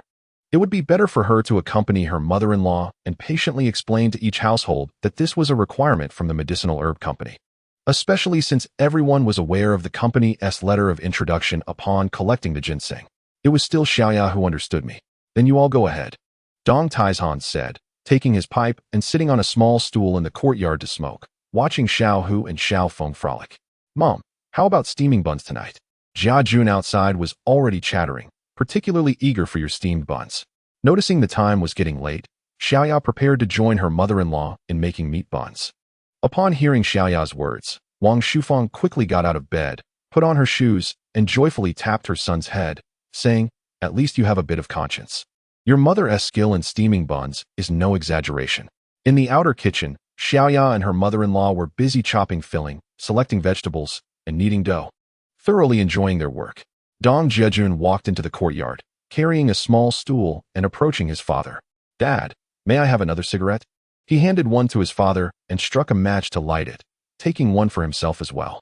"You smoke without addiction. There's nothing beneficial about it. If you can avoid it, do so," Dong Taizhan remarked, relishing his son's attitude towards him as he accepted the cigarette and allowed his son to light it. Noticing Dong Jiajun also smoking, he reminded him, "I understand, Dad. I only indulge occasionally. I have neither a craving for cigarettes nor alcohol. However, in business, one must entertain sometimes." Realizing he had already lit it, Dong Jiajun decided not to extinguish it. Typically, he never smoked alone. "Not that I truly desire to," he thought. He envisioned a future where, once his wealth reached a certain level, he would no longer need to bow and scrape, depending on others' moods. Enjoying a drink with good friends would be acceptable, but smoking was out of the question. The father and son sat quietly in the courtyard, occasionally interrupted by Xiao Hu and Xiao Feng, who would run to their grandfather and father, seeking affection before darting off to play again. Dong Taizhan pondered deeply, unable to fathom how his son had returned from his outing with such a significant fortune. When had he become so capable? If he had always possessed such ability, what had he been doing these past few years? He had been all talk and no action, leaving all the chores for Xia Ya, who was utterly exhausted. Noticing his father lost in thought, Dong Jiajun felt a twinge of discomfort and considered shifting his stool to create some distance, just in case he needed to escape. However, he hesitated. At that moment, Dong Taizhan finally spoke. Chapter 144, Heart to Heart with Dad, Discussing the Future. Fourth update. Dong Taizhan felt it was time for a serious conversation with his son. He inquired in detail about the specifics of his recent journey. Seeing his father's interest, Dong Jiajun recounted his travels from Huaining to the transfer point at Binjiang, then to the capital, and finally to Yingzhou. He shared his experiences at the herbal medicine company in Rongqing, where he met Hong Yunlai, sold the red ginseng, and stayed a few days in Kaiyun village. After collecting longan flesh there, he traveled to Shanxing to buy huanglian. He vividly described the breathtaking landscapes of the motherland and the unique customs of various regions. Reflecting on the transformations in people's lives during the era of reform and opening up, from the northeast to the capital, from the southeast to the southwest, and to central Anhui, sharing these experiences with his father in an engaging narrative. Dong Taizhan listened intently, occasionally interjecting with a comment or two. Dong Jiajun would patiently explain things to his father, prompting frequent nods of agreement from Dong Taizhan, who expressed admiration for the country's reform and opening up policies. He noted that many regions in the south had long since liberated their thoughts and made significant strides in reform. He lamented, however, that places like Huaining County remained stagnant, a sigh of regret escaping him. Time for dinner. With Wang Shufang's call, Xiao Hu and Xiao Feng rushed into the room like a gust of wind. They sat properly at the dining table on the heated Kong, awaiting the adults to join them. Dong Jiajun observed the steaming pork and scallion dumplings on the table, as well as the chive and egg dumplings, golden millet porridge, scrambled eggs with scallions, and fried peanuts. Summer Ya had just gone out to buy a bottle of Huaining Daku for her father-in-law. Dong Jiajun poured some for his father before serving himself. Returning to the discussion they had yet to finish. Meanwhile, Summer Ya and her mother-in-law ate swiftly. After finishing, they exchanged knowing smiles as they watched the two men joyously exchanging toasts. Quietly, they took Xiao Hu and Xiao Feng to repay a debt. Dong Taizhan, now aware of the profitability of traditional Chinese medicine, spoke of the many medicinal herbs he encountered while hunting in the mountains, such as Schisandra, astragalus, Siberian ginseng, as well as ginseng, deer antler, reishi mushrooms, and birch fungus. He also mentioned the wild vegetables found in the mountains, which were equally valuable. If they could be sent south, they would be a source of income. Dong Jiajun had considered this too, yet he recognized that he currently lacked the necessary resources. It required not only significant financial backing, but also extensive interpersonal connections and a dedicated team. Most importantly, support from the county government was crucial, as they were still navigating uncharted waters. A single tree does not make a forest. One could not achieve success alone. However, Dong Jiajun remembered that in his previous life, many traditional herbs and wild vegetables were exported to Europe, America, and Japan. Not only did the local Chinese community appreciate them, but even the locals were gradually beginning to accept these products. Items like ginseng, deer antler, and wild vegetables such as bracken and balloon flower were in high demand overseas. Jeju Valley, located in the Changbai mountain range, boasted a climate and soil conducive to wild medicinal herbs and vegetables, making even cultivated varieties quite popular. Dong Taizhan noted with satisfaction that his son was attentively considering his many suggestions and engaging in meaningful dialogue, which filled him with a sense of accomplishment. It indicated that his perspectives were evolving in tandem with the times. Dong Jiajun understood that in this era of limited information, even owning a radio had become a luxury. It was indeed rare for his father, living deep in the mountains, to possess such progressive thoughts. He poured more drinks, holding his father in even greater esteem. In his heart, he resolved to procure a radio and television set as soon as possible, not only for himself, but also to allow his family to enjoy entertainment and gain access to more information. As the two men savored their drinks, once the last sip was finished, Dong Jiajun retrieved the tea leaves gifted by Hong Shuizhen, intending to impress his father with a brewing of Kung Fu tea. Upon encountering a plethora of Kung Fu tea sets, Dong Taizhan hastily gestured with his hand, indicating his disinterest. He picked up a large teapot and instructed Dong Jiajun to add some Tiguanyin tea. After brewing a substantial cup with the kettle, he took a few sips, repeatedly expressing his inability to acclimate to it, lamenting that nothing could compare to the delightful taste of Monkey King jasmine tea. He commanded his son to take away the tea sets and leaves. Observing his father rejecting his filial piety, Dong Jiajun could only offer a wry smile and comply. Eventually, Wang Shufang and her daughter-in-law returned. Noticing his mother's beaming face and proud demeanor, Dong Jiajun surmised that she had certainly relished the spotlight. As soon as she settled onto the Kong, she began to praise her daughter-in-law, observing how she expressed gratitude to everyone while also mentioning the necessity of issuing receipts, a requirement from the herbal medicine company. As a public entity, they had to maintain records for every transaction made. These receipts would later serve as proof of payment, subject to audit by higher authorities. The villagers, bewildered by Xia Ya's financial terminology, felt indifferent about writing receipts and complied without hesitation. They continuously extolled Wang Shufang, remarking on the merits of having an educated daughter-in-law, whose eloquence impressed them immensely. They further praised her son's abilities, noting that he had successfully sold all the red ginseng stock. They mentioned that with money in hand, they would return soon to express their gratitude and inquired about the next opportunity to collect red ginseng, as some villagers still had stock at home. Upon hearing that Dong Jiajun had sold out, many rushed over to inquire further. Dong Taizhan felt a twinge of regret, pondering how splendid it would have been had he accompanied them earlier. However, recalling the enjoyable drink shared with his son, he felt content. It was a rare chance for heart-to-heart conversation. As his daughter-in-law finished tidying up and entered, Xia Ya began discussing preparations for the upcoming Dragon Boat Festival with her mother-in-law. She assured her that there was no need for any preparations. For tomorrow, Jiajun would venture into the city to procure ingredients, including glutinous rice, red dates, and bamboo leaves for zongzi. Little Tiger and Little Phoenix clung to their father, lethargically bidding farewell to their grandparents. In the dim light, Dong Jiajun chose not to ride his bike. Instead, with Little Phoenix nestled in his arms and Little Tiger on his back, he carried his two sleepy treasures homeward. Wang Kai trotted ahead, occasionally glancing back, wagging his tail as he circled around the family, exuding an air of joy. Dong Jiajun understood that Wang Kai, having been apart from him and Xia Ya for so long, was exuberantly celebrating their return. Upon arriving home, Xia Ya stepped inside to find her mother-in-law had tidied everything to perfection. A golden nest or a silver nest is not as comforting as one's own doghouse, she mused, feeling a deep sense of familiarity with their thatched cottage. Dong Jiajun shared her sentiment. Just as he was about to place the two little ones onto the Kong, the pair of feigning sleepers stirred, clambering up and tugging at Dong Jiajun's arm, pleading for a story. Since you're awake, let us swiftly wash our hands and faces, Xia Ya said, leading the children to freshen up. Daddy, please tell me a story afterward, Little Tiger chimed in. Father, your stories are truly delightful. Xiaofeng wishes to hear them. As he watched Xia Ya lead the children away, Dong Jiajun found himself deep in thought. What should he tell them? He suddenly had an idea, striking his forehead in realization. Chapter 145, Partnering with the Herbal Medicine Company. How bold. On the road to the county town, the sun shone brightly. Dong Jiajun rode his bicycle, reminiscing about the stories he had shared with Xiao Hu and Xiaofeng the previous night, a smile inevitably gracing his lips. Initially, he had felt quite burdened when the two little treasures insisted on hearing stories, as his own reservoir of fairy tales was woefully scant. Recently, he had felt completely devoid of inspiration.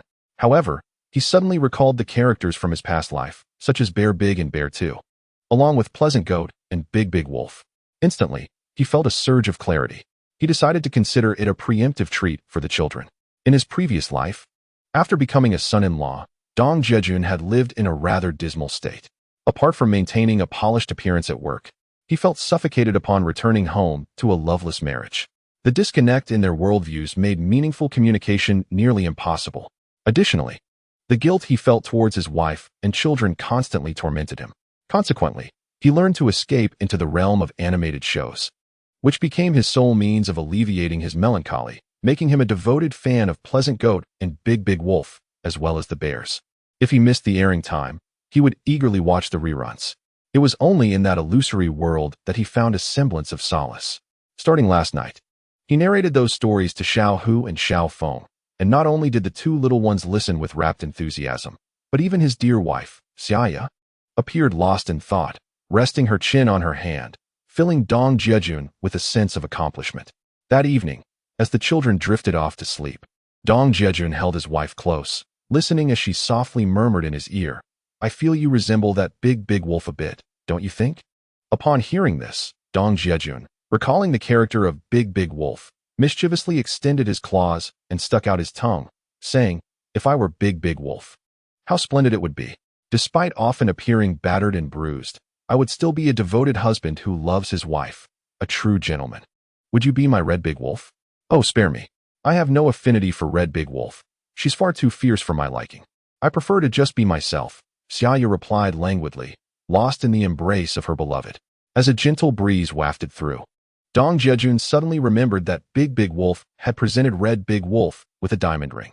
He realized that he had yet to gift Xia Ya even a simple ring, not even a makeshift one fashioned from a pull tab. He had completely skipped over that customary gesture. It seemed he was indeed falling short compared to Big Wolf. Time to step up, brother. Run, Big Wolf.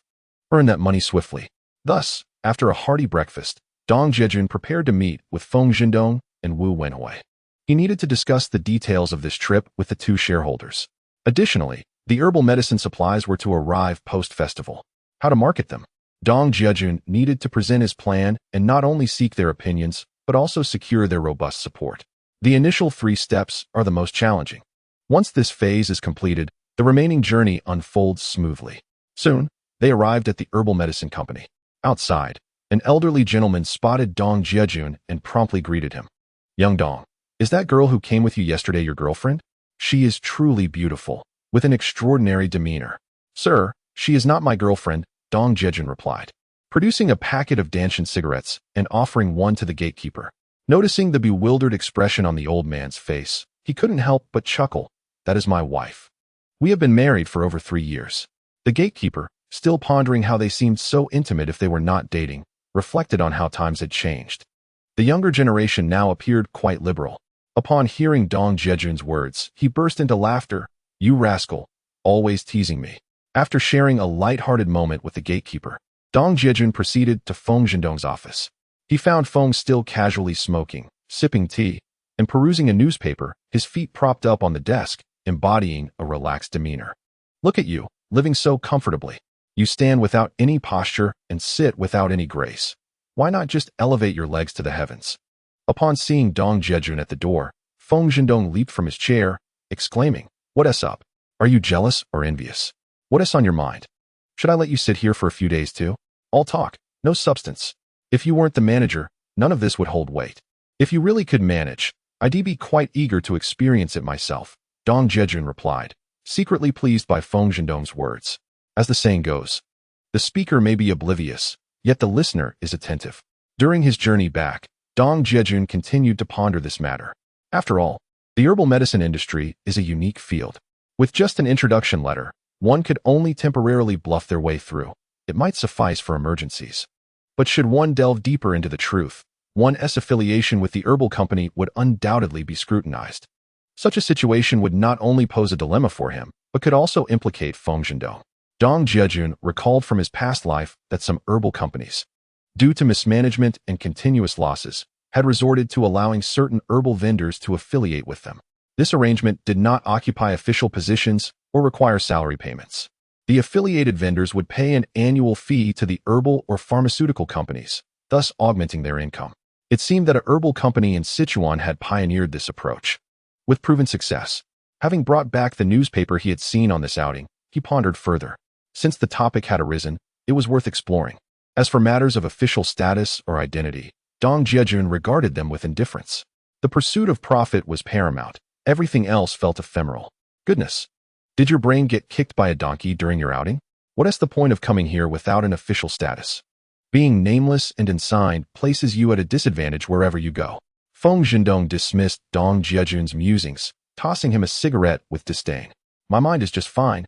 However, this outing has certainly broadened my horizons. What I say is the truth. Do you think there's any possibility? Dong Jiajun took the cigarette, lit it, and with utmost seriousness continued, I can forego the official position and the salary.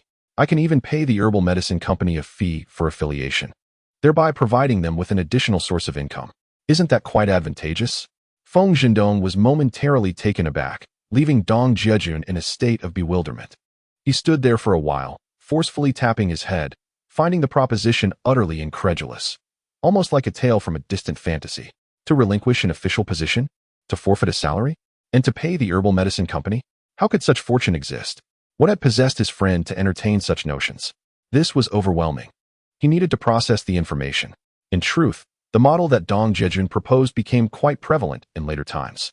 Numerous pharmaceutical companies, despite their poor management, began to allow a multitude of drug dealers to affiliate with them due to their operational qualifications. These dealers, later referred to as medical representatives, were provided with facilities, including storage, offices, and value-added tax invoices.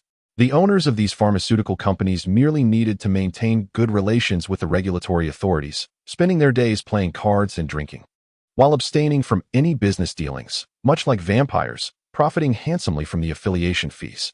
You two are quite audacious. Come with us for a moment. Suddenly, the door was pushed open,